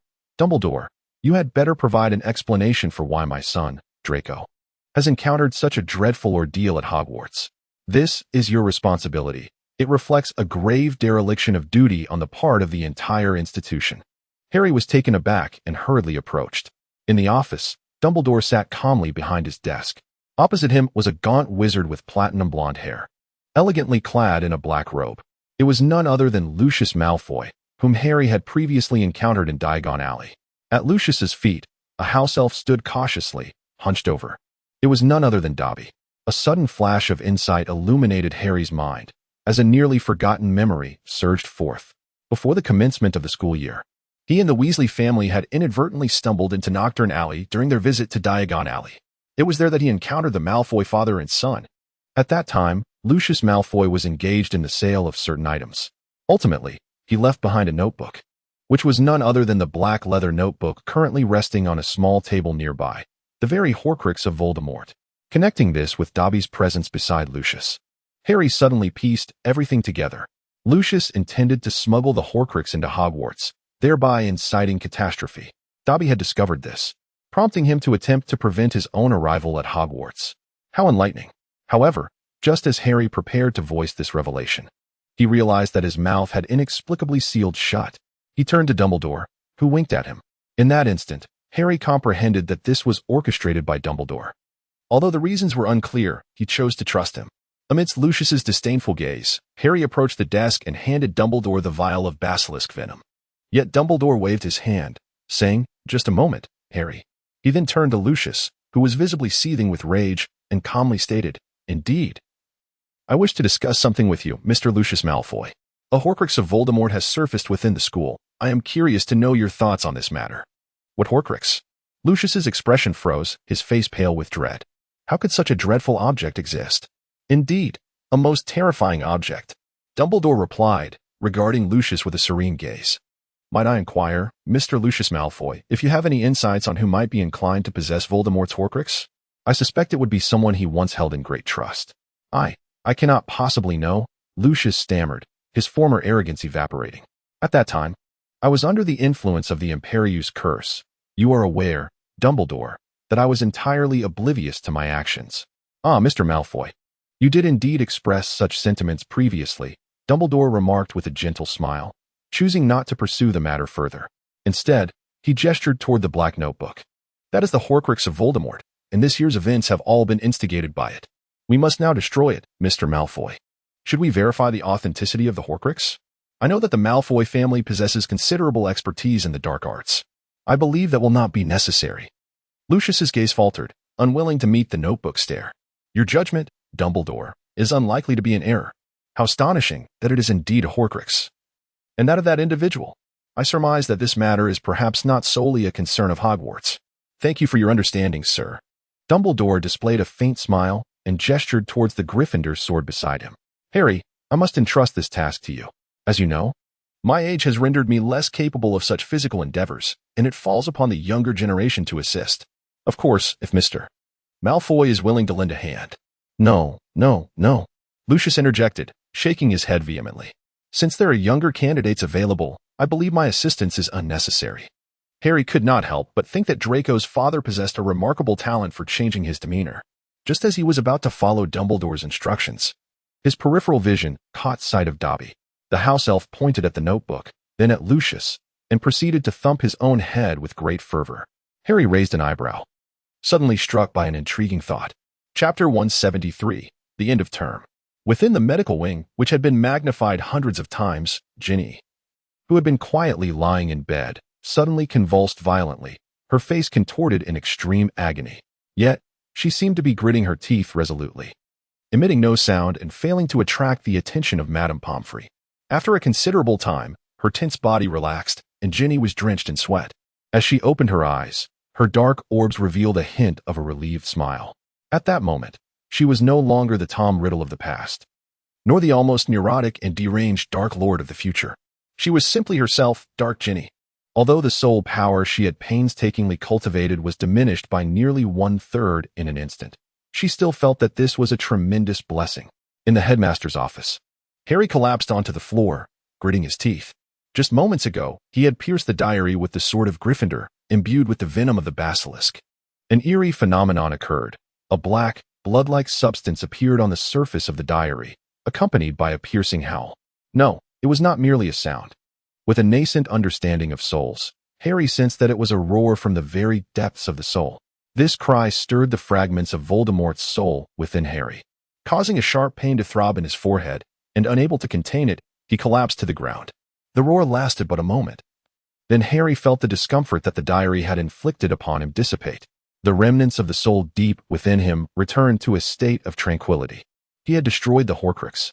Harry gazed at Dumbledore, who responded with an approving smile. Lord Lucius Malfoy, I kindly ask you to refrain from disseminating any materials from Voldemort's school days within your circle, Dumbledore remarked softly, casting a knowing glance at Lucius. It would be quite troublesome if the Ministry were to discover it. Wouldn't you agree? Ah, indeed, Lucius replied, feigning composure as he nodded. I will mention it within my circles. However, I cannot ascertain who among them is responsible for this matter. With that, he evidently wished to disengage from further discourse with Dumbledore. Turning away, he kicked at the nearby Dobby in a fit of irritation. Let us depart. We have no business here. Dobby, having been kicked, could only emit a subdued grunt, dutifully leading the way ahead. Harry furrowed his brow as he gazed at the notebook, which had been pierced through. Professor, may I borrow this? I believe I might know to whom it ought to be returned. The timing, of course, could not be more perfect, could it? Dumbledore displayed a smile reminiscent of his former self and nodded in agreement. Harry, with a puzzled expression, suddenly felt as though all his thoughts had been eerily anticipated by Dumbledore. Shaking his head to dismiss the strange notion, he picked up the notebook and hurried after Lucius, who had exited the headmaster's office. Mr. Malfoy, Harry called, finally catching up to Lucius in the castle corridor. Lucius turned around, his brow slightly furrowed upon recognizing Harry. Harry Potter? Yes, sir, you forgot this. Harry replied, thrusting the black notebook into Lucius's hands. At that moment, the notebook was smeared with a dark, viscous liquid, remnants of the creature from which it had been extracted, appearing disturbingly filthy. Lucius recoiled as if stung, immediately tossing it to the side to Dobby. his expression marred by disdain. "What nonsense are you spouting? How could this possibly belong to me? I saw you with that very item last August in Diagon Alley," Harry retorted, raising an eyebrow. It was during that altercation with Mr. Weasley. A glint of coldness flickered in Lucius's eyes, though it quickly vanished, replaced by a derisive snicker. "Preposterous. If what you claim is true, why did you not speak of it before Dumbledore? Or perhaps you should inform the Ministry of Magic. There's no need for that," Harry replied, grinning as he turned to Dobby. "Dobby, would you care to open that notebook?" The fact that Lucius Malfoy could not best a mere house elf was a revelation that took Harry by surprise. Was it due to Dobby's formidable strength, or Lucius's incompetence? Harry could not ascertain, nor did he particularly care. As Dobby expressed his heartfelt gratitude, Harry graciously accepted it and inquired whether Dobby intended to seek new employment. When Dobby indicated a desire for a paid position, Harry tentatively proposed a weekly wage of a galleon, to which Dobby readily agreed. The business venture of Harry, Fred, and George had long been in need of an individual to assist them externally, and Dobby's arrival perfectly addressed this issue. This was precisely what Harry had envisioned, and everything unfolded as anticipated. However, there was one matter that caused Harry a degree of unease: Dumbledore's demeanor. Harry conceived the ingenious plan to grant Dobby his freedom through the use of a sock upon witnessing Dobby gesturing towards him, indicating a connection between the notebook and Lucius. At that moment, Dumbledore's words remained unspoken, allowing Harry's subsequent actions to unfold naturally. However, intriguingly, Dumbledore initially prevented Harry from revealing the notebook's association with Lucius. Had he not done so, the ensuing events would not have transpired as seamlessly. Yet, at the time Dumbledore intervened, Harry had yet to formulate this plan. This raises a perplexing question. Did Dumbledore foresee that Harry would devise this plan, or was it under Dumbledore's influence that Harry arrived at this notion? At that moment, Harry felt no influence of magic on a spiritual or soulful level, thus making Dumbledore's prediction seem more plausible. For a wizard of Dumbledore's extraordinary caliber, it appears quite reasonable to possess the ability to prophesy. Harry pondered for a moment, allowing himself to accept the situation. Ultimately, as long as the outcome was favorable for him, that sufficed. In the following days, students at Hogwarts gradually awoke. Although the creature's final surge had a wide radius, its power was not particularly overwhelming. Most 7th-year students regained consciousness approximately half a day after Harry, while those in 5th and 6th year awoke on the same day. Except for the 1st and 2nd years, all students roused the next day. The younger students were the last to awaken, primarily the day after Harry, which marked the 3rd day since the creature's incident. However, there were exceptions. Neville, for instance, woke up on the very night Harry regained consciousness. Ron and Hermione also stirred the following morning, rising earlier than many of their upperclassmen peers. Harry was certain this phenomenon was linked to their soul strength. The reason the quartet possessed a stronger soul force than most upperclassmen was undoubtedly tied to the mental shielding techniques and fundamental deductive reasoning Harry had imparted to them. Harry had initially believed that after such a significant upheaval, the students would surely react with great fervor, perhaps even staging a walkout. However, his expectations were dashed. Upon awakening, the young wizard's first reaction was one of excitement. They eagerly engaged in animated discussions, meticulously exchanging every detail of the day's events, their joy surpassing that of a festive celebration. Only a handful of students from ordinary families expressed some grievances at first, but soon, swept up by the collective enthusiasm, they joined the discourse, forgetting their earlier complaints. Harry confirmed his suspicion. The young witches and wizards possessed remarkably resilient spirits. As the students roused from slumber, the Mandrake finally reached maturity. Consequently, both Filch's cat and Colin awakened as well. Although Snape was no longer present, there were others within the academy capable of concocting restorative potions. Thus, the last remnants of gloom that had shrouded the school year dissipated. Subsequently, the academy issued 2 announcements, once again stirring considerable reactions within the castle. Due to the monster attack incident, this year's Quidditch Cup competition was suspended. Reactions to this news within the academy varied. The members of the Quidditch teams were initially disheartened, and those who felt their house had a strong chance of victory were likewise displeased. Which houses felt particularly confident about their prospects this year? Gryffindor, Slytherin, and Hufflepuff all believed they had a good shot at the title, leading the 3 houses to scoff at their competitors, proclaiming, "You simply had luck on your side. Otherwise, you would have had to witness our triumph."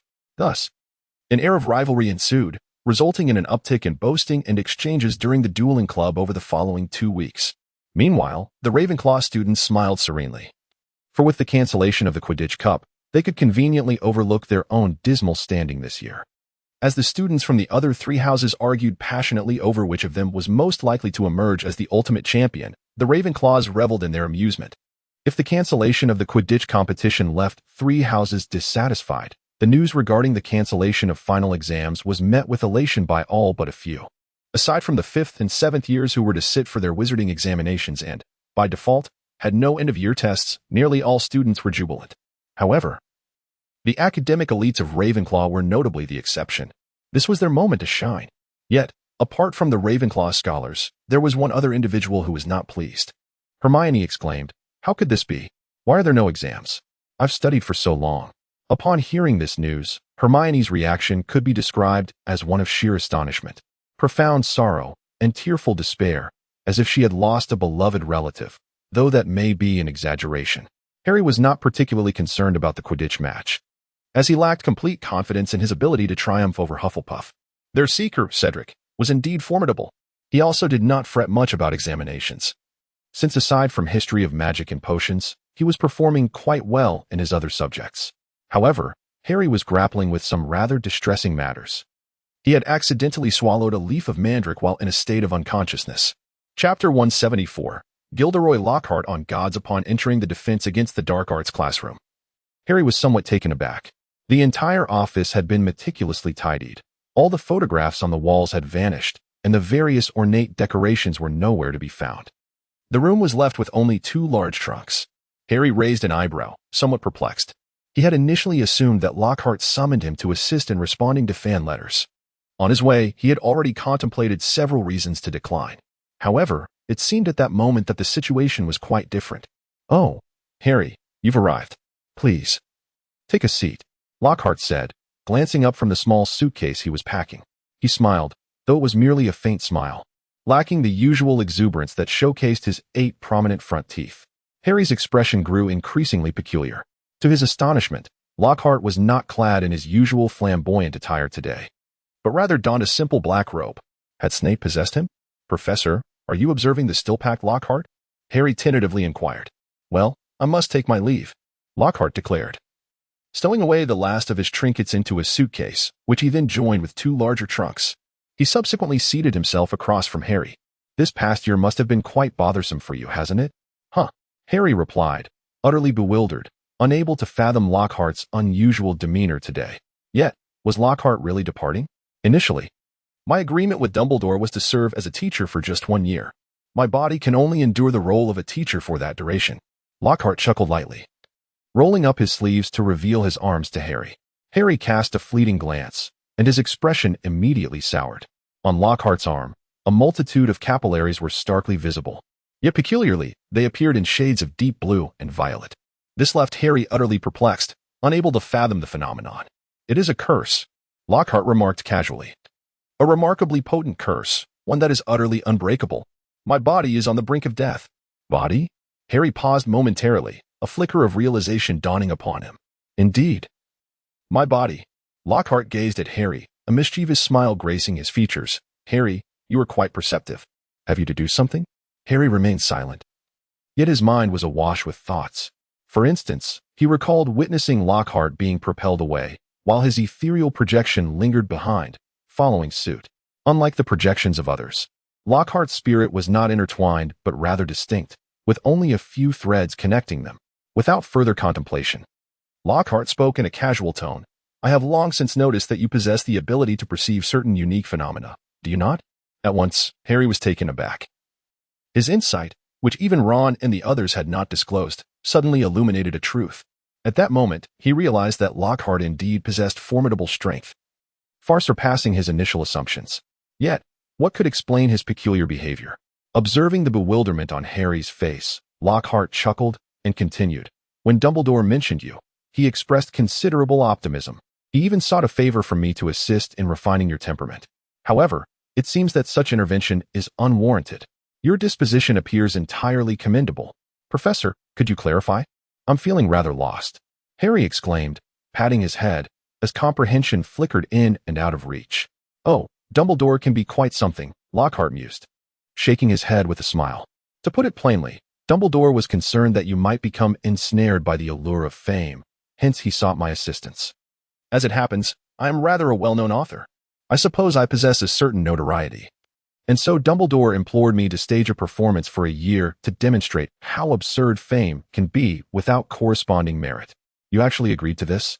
Harry responded. Incredulity etched on his face. It was well known that during the past year, Lockhart had become a figure of ridicule among most students. Alas, Lockhart shrugged. My mentor and Dumbledore are old acquaintances. I felt compelled to grant him this favor. Moreover, my time is fleeting. Fame holds little value for me now. Wouldn't you agree? So, Professor, are you nearing the end of your life? Harry inquired once more. Why is it that you can broach such a melancholy topic so nonchalantly? Lockhart feigned a wistful demeanor, though his pretense was glaringly transparent. Lacking the finesse of his usual theatrics. Noticing Harry's persistent skepticism, Lockhart shrugged again and said, that is somewhat accurate yet not entirely so. My body may be on the brink of demise, but my spirit may very well achieve immortality. It's rather ironic, isn't it? Many seek eternal life and fail, while I, with no such aspirations, may inadvertently attain it. Are you suggesting a ghost? Harry quickly responded, recalling the numerous specters residing at Hogwarts, some of whom had existed for centuries. The conditions under which wizards became ghosts had long been a profound enigma within the magical community, yet progress remained elusive.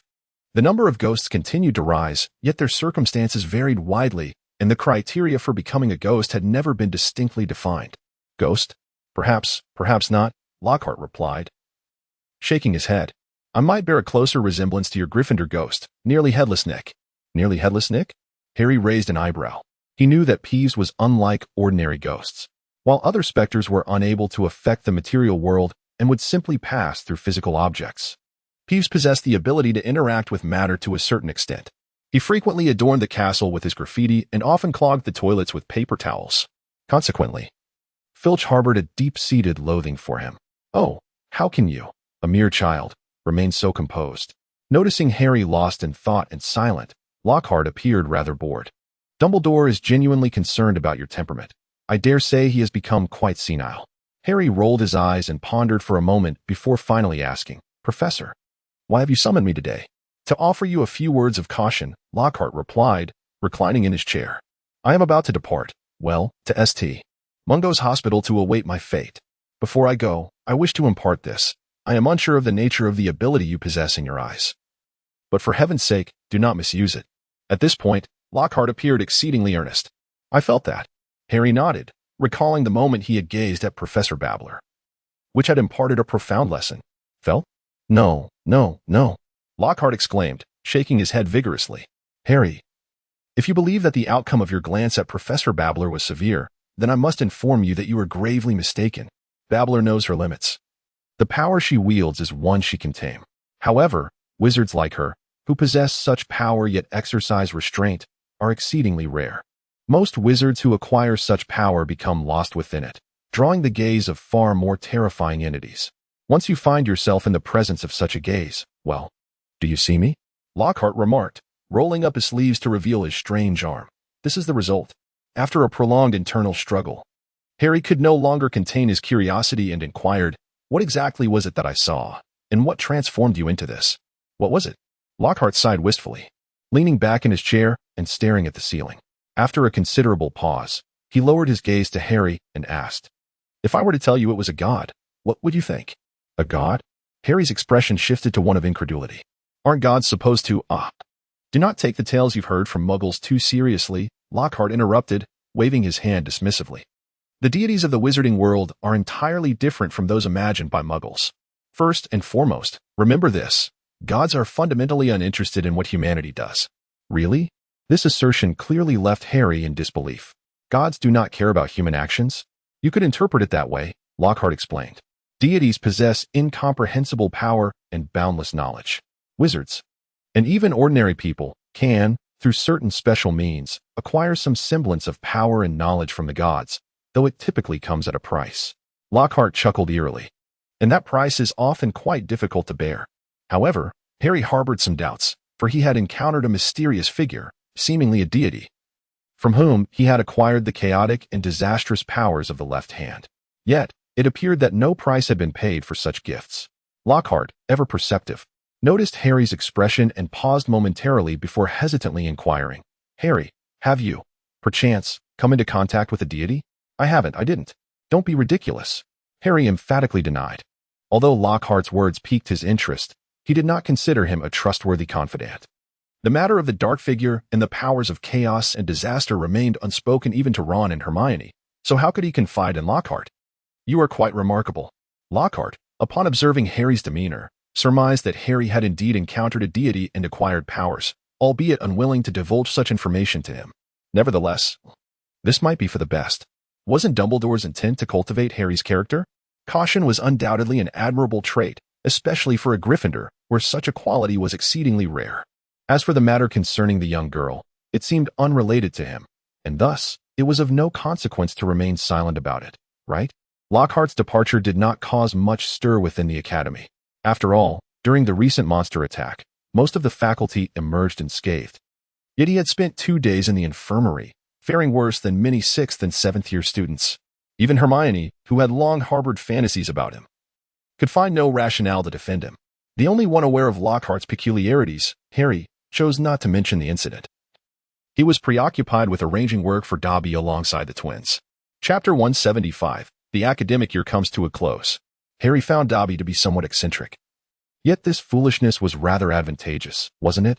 A weekly payment of 1 galleon may not have seemed like a trifling sum to Harry and the twins at this moment, but it certainly wasn't substantial either. However, the contributions made by Dobby were exceedingly significant. He frequented both Hogwarts and Godric's Hollow, assisting Harry and the twins in maintaining their equipment and handling materials, thereby propelling their business into a flourishing state. In the final 2 weeks, Dobby delivered potions and prank products produced by their equipment, which sold like hotcakes. Although the potions were basic, the most fundamental items also garnered the highest sales. Their potions were of exceptional quality and priced lower than the market rate, prompting numerous organizations, large and small, to earnestly submit partnership requests. Meanwhile, the prank products also performed splendidly at Hogwarts. As direct descendants of one of the oldest wizarding families, the Weasley twins possessed a network of connections that Harry, lacking parents, could only envy. They could effortlessly distribute their goods across the entirety of Britain and beyond. In just 2 weeks, their initial investments had been fully recouped, yielding a significant profit. Harry mused that at this rate, within a year, the inheritance left by his father, now more accurately referred to as his assets, would likely double. During this period, Harry and his companions also participated in a rather peculiar event. Although Harry had never attended a funeral, he had certainly encountered them in films and television. Thus, when Hagrid announced his intention to hold a funeral for his dear friend, the Acromantula Aragog, Harry found the notion of hosting a funeral for an animal somewhat odd. Yet he joined Ron and the others in attendance. However, upon discovering that the grave they were attending was a tomb adorned in formal attire, Harry was utterly taken aback. Establishing a grave for a spider was already peculiar enough, but a formal tomb for an arachnid was simply beyond the realm of oddity. This bizarre situation rendered Harry incapable of expressing even a modicum of sorrow during the funeral, despite Hagrid's tears flowing freely. While Harry managed to conceal his sadness, Ron's overt display of joy was rather excessive. Yet, Ron had a profound aversion, or rather, a deep-seated fear of spiders. Harry and the twins often speculated about venturing into the Forbidden Forest, but Ron never engaged in such discussions, as he was well aware that Hagrid kept a considerable number of spiders there. Ron deemed it utterly bizarre that anyone would choose to raise spiders, especially the large variety. The very idea of nurturing them and aiding in their reproduction was simply preposterous. Although this sentiment had been shared among Harry, Ron, and the twins, they had never voiced it to Hagrid, knowing full well that it would be utterly futile. After all, what could be more astonishing than a person who would raise dragons? Now, however, the entire Forbidden Forest had undergone a transformation. While one could not claim that not a single spider remained, the once thriving colony of giant spiders had vanished entirely. According to Harry and his friends' conjecture, the Horcrux was likely a sinister ritual that summoned that terrifying creature using Hagrid's giant acromantula as a sacrifice. Although Harry had accidentally overheard the professors refer to it as a bloodline, the meaning of that term eluded him, and he continued to refer to it simply as the monster. It seemed that the creature had consumed a significant portion of its entire spider tribe to exhibit the dreadful power that subsequently manifested before the onlookers. Harry thought that next semester, He must venture into the Forbidden Forest with Fred and George. For Ron, the absence of spiders in the Forbidden Forest was a tremendous relief. And there was more good news in store for him. Harry, such a monumental affair, and you didn't even inform me. On the last day before vacation, the twins presented their younger siblings with a Gringotts check, the amount of which nearly caused Ron to exclaim in shock. I intended to tell you sooner, but Fred and George insisted on surprising you. Harry chuckled, deflecting the blame. Haha, that is not all. There will be even more surprises ahead. The twins ruffled Ron's hair, leaving it in disarray.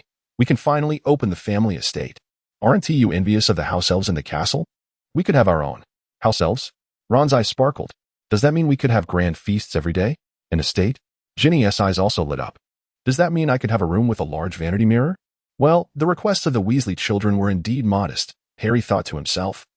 Contemplating that if he were to reopen the Potter estate, he would undoubtedly construct a private Quidditch pitch first. The following morning, Harry and his friends set off on their journey home, carrying the belongings they had organized after the previous night's festivities.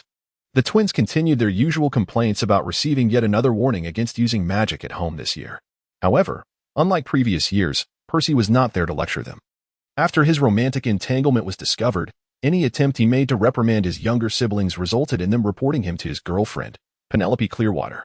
Whenever Penelope looked at Percy with that bemused expression, he would retreat without a hint of resistance. This provided ample amusement for Harry and the others for quite some time. Just one more month, Fred joyfully remarked to Harry. Then we'll have enough to reopen the estate. And Harry, you must be our very first guest. You'll have to wait for me. As you know, I must first reside with my aunt for a month and a half. Harry responded with a broad smile. Amidst the laughter and cheer of the young wizards, the train departed from Hogwarts. On top of one of the castle's towers, Dumbledore gazed at the receding train, remaining in a contemplative stance for quite some time, until the train vanished from sight. Dumbledore turned and approached the sofa by the fireplace, casually flicking his wand, causing the flames in the hearth to blaze up fiercely. However, they soon subsided to a mere flicker, yet they continued to burn steadily. Sitting on the sofa, Dumbledore quietly observed the flames. After a full minute, the flames suddenly surged again, filling the entire fireplace and forming a wall of fire. The walls simmered for a moment and then abruptly stilled, transforming into a red, mirror-like surface. This mirror gradually became polished, and slowly, images began to materialize upon it. The scene depicted a humble room, featuring a worn-out sofa directly opposite, a large bed in the distance, and a desk beside it. Amidst a chaotic array of books and papers strewn about, the papers appeared to be filled with bizarre writings and illustrations. On the sofa facing the image sat a man, clearly of advanced age, yet devoid of a beard. His disheveled, grayish-white hair was short. Dressed in a gray robe, the man reclined casually on the sofa, his expression calm as he gazed towards Dumbledore. Despite the numerous wrinkles and age spots on his face, the sharp contours still hinted at the vigor of his youth. The elderly man seemed lethargic, with eyes that occasionally narrowed, flashing with an unsettling brilliance when widened. "Ah?" the man exclaimed, whistling in a manner incongruent with his years. "Isn't this the great, illustrious, and revered Albus Percival Wulfric Brian Dumbledore? How extraordinary that you would engage in conversation with one such as me. A wicked and fallen soul." Dumbledore chuckled lightly, his demeanor relaxed. "There is no need for such dramatics each time, is there? It hasn't been long since our last exchange, has it? If you consider 372 days and 17 hours not long, then I suppose you are correct," replied the elderly man, raising an eyebrow, his tone rife with mockery. "Indeed, I maintain it has not been long." Dumbledore nodded earnestly. "Albus." The man opposite seemed to grow irate, suddenly rising and pointing an accusatory finger at Dumbledore, exclaiming loudly, "It has been an entire year, a full year without a single word from you. I am quite upset." All right, it is my fault." Dumbledore continued to smile, unfazed. "Do sit down, at your age. Your temper remains rather volatile. I am quite vexed by your demeanor. You were never like this before," the elderly man retorted, though he eventually returned to the sofa. "After all, we are both over 100 years old, are we not?" Dumbledore continued to smile warmly as he spoke. "All right. I do not need you to remind me of my age." The elderly man opposite him muttered in dissatisfaction before tilting his head, casting a sidelong glance at Dumbledore. "Let us hear your matters first. You do not seek me without a reason. Is that so?" Dumbledore replied, a hint of confusion crossing his features. "I believed I had been concealing my intentions quite well." "Nonsense." Dumbledore shrugged. "There are two matters at hand. The first concerns Lockhart. He was admitted to St. Mungo's yesterday and, according to him, intends to spend the remainder of his days there. Silence enveloped them for a lengthy moment before the elder spoke. That is the path he has chosen for himself. I do not wish to comment further. When he initially sought that kind of power, he should have anticipated such possibilities. Moreover, I would argue he is somewhat fortunate. At least he has experienced glory. A slight, involuntary smile tugged at the corners of the elder's mouth as he mentioned glory. I had presumed your sources of information were rather limited. It appears you are quite well informed. Dumbledore shook his head. This wretched place may monitor my corporeal form. Yet it cannot restrain my spirit. The elder wore an expression of self-satisfaction, which seemed more fitting on a youth than an elderly gentleman, creating a slight dissonance. Dumbledore chuckled softly and shook his head. The old man quickly moderated his demeanor. What is the second matter? How much do you know about Horcruxes? Dumbledore inquired. Horcruxes? The elder was taken aback, then erupted into laughter, unable to contain himself until tears streamed down his face. What is this? Are there still fools researching Horcruxes? Apparently so. Dumbledore nodded. Who is it? Oh, do not tell me. Allow me to guess. You seem particularly lively at this moment. Could it be my protégé? What was his name again? Voldemort. Dumbledore affirmed with a nod. Well then, it seems I alone can discuss this matter with you. What do you know? The elder inquired. Aside from the methods of creation, Dumbledore replied. You even know the methods of creation. This surprises me. The elder chuckled, while Dumbledore regarded him with mild indifference. Finding the exchange somewhat tedious, after a moment of contemplation, he began, to speak of Horcruxes, one must start with the despicable Tom Riddle. You know, that madman. Chapter 176, Fire Dragon? Cat God? On a day of torrential rain and thunder in a remote area by a coastal town in England, Harry stood amidst the torrential downpour. Exhilarated as he gazed at the sky, where flashes of lightning intermittently illuminated the darkened heavens, Dobby stood at his feet. Unfurling a moderately sized transparent dome that enveloped both Harry and himself, shielding them from the relentless rain. Harry retrieved a small box from his pocket and unlatched it. The box sprang open, revealing a significantly larger box, at least 10 times its size. Upon opening the larger box, Harry discovered yet another, even grander box within. This process continued 3 more times, until finally, he extracted a crystal vial containing a little less than half of a red liquid, sufficient for a single sip. This was the potion of animagus transformation. Dobby, if I happen to transform into some magical creature, you must ensure to stun me at the very first moment. Can you do that? Harry inquired of Dobby, who stood by his side. Yes. Dobby will certainly fulfill Harry Potter's request. Dobby responded with unwavering determination. Good job, Dobby. You are wonderful, Harry praised, adding, moreover, should I turn into an animal and cause chaos or run amok, you must also stun me, understand? Indeed, Harry Potter. Dobby can manage that, Dobby exclaimed, visibly thrilled by the praise, nodding affirmatively. Harry, feeling quite satisfied, extracted his wand and pointed its tip at his heart. Amato, Animo, and Amato. Animagus.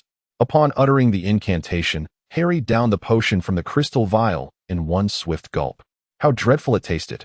Harry harbored a silent grievance. However, before he could further voice his complaints, he felt an excruciating pain coursing through his bones and muscles, as if something were attempting to break through his very flesh. His heart began to pound violently, and he sensed not just one heartbeat, but multiple. Excellent. Everything is proceeding smoothly.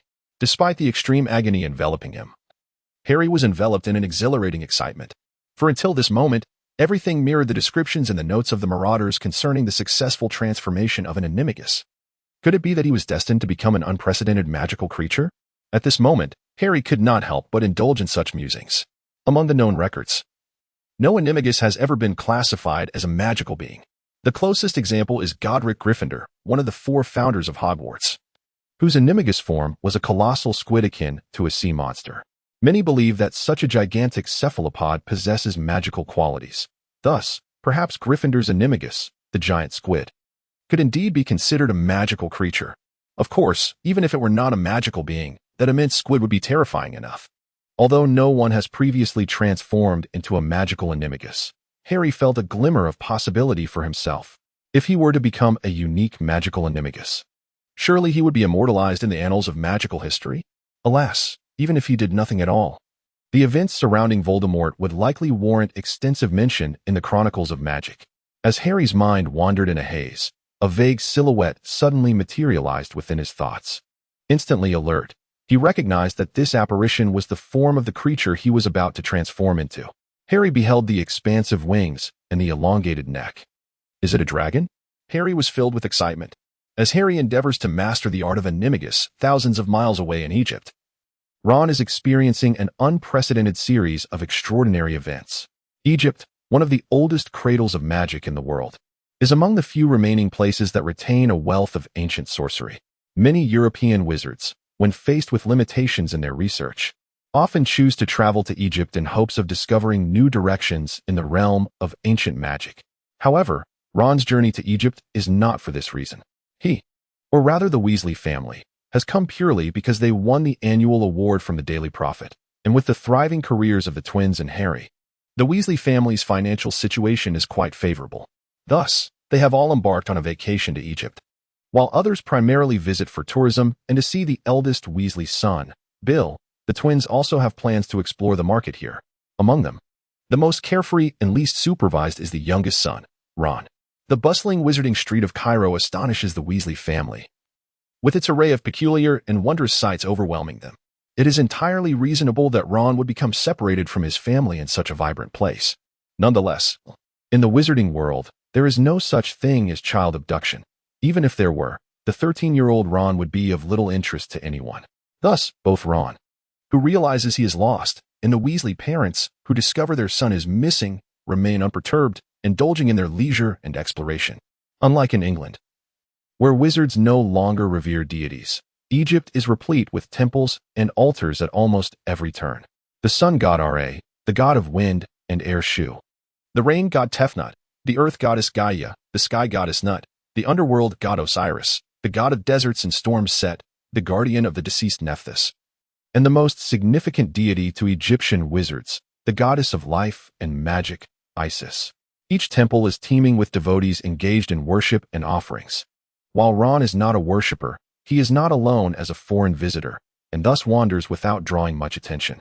As he meanders, he inadvertently finds himself in a secluded alleyway. Within this alley, there is a modest shrine, likely overlooked due to its remoteness, devoid of any offerings. Truly, deities abound. Amused, Ron chuckles and, after some contemplation, retrieves an apple from his pocket and places it before the shrine. Only after doing so does he discern that the deity enshrined within is a figure with the body of a woman and the head of a cat. After a moment of reflection, he recalls that this is the Egyptian household guardian, Baudet, although not one of the supreme 9 deities. She is nonetheless a well-known figure in Egyptian mythology. What strikes Ron as peculiar is that, in his mind, deities are typically portrayed with a dignified demeanor.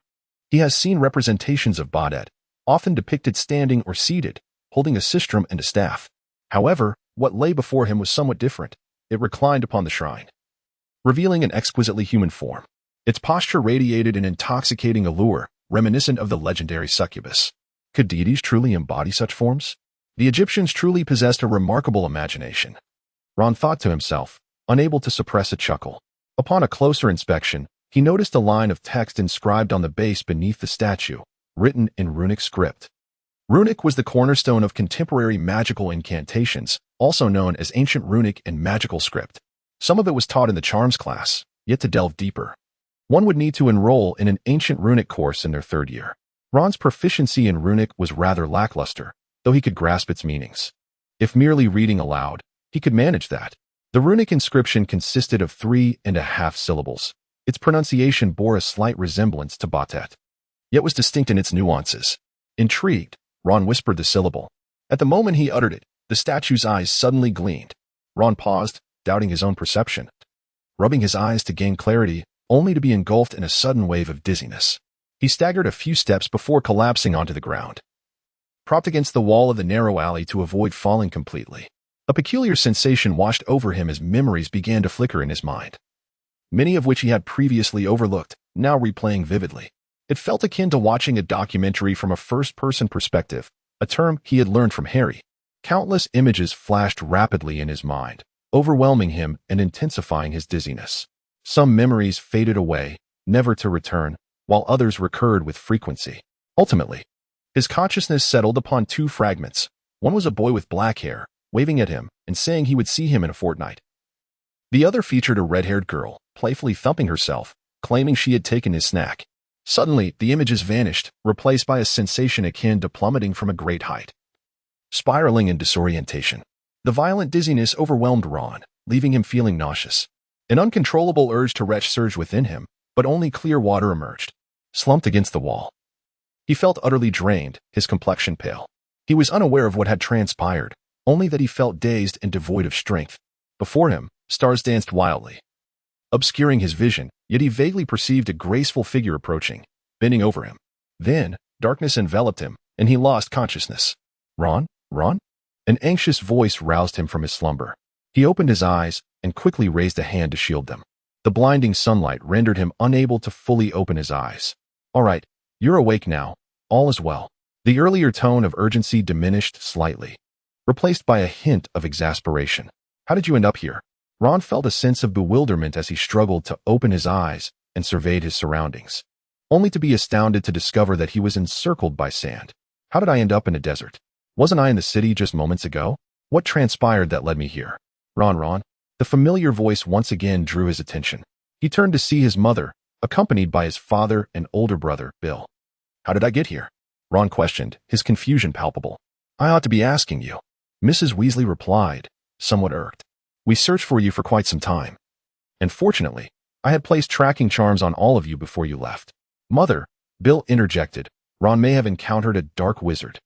The mention of a dark wizard shifted Mrs. Weasley's expression dramatically. Do not worry, dark wizards typically do not harm fellow wizards. They tend to engage in mischief instead. However, for safety's sake, let us take Ron back to the hotel, and I shall examine him, Bill suggested. Well, as everyone understands the circumstances, this book concludes here. There will be opportunities for continuation in the future. Thus, to my limited readership, farewell until we meet again in the world beyond.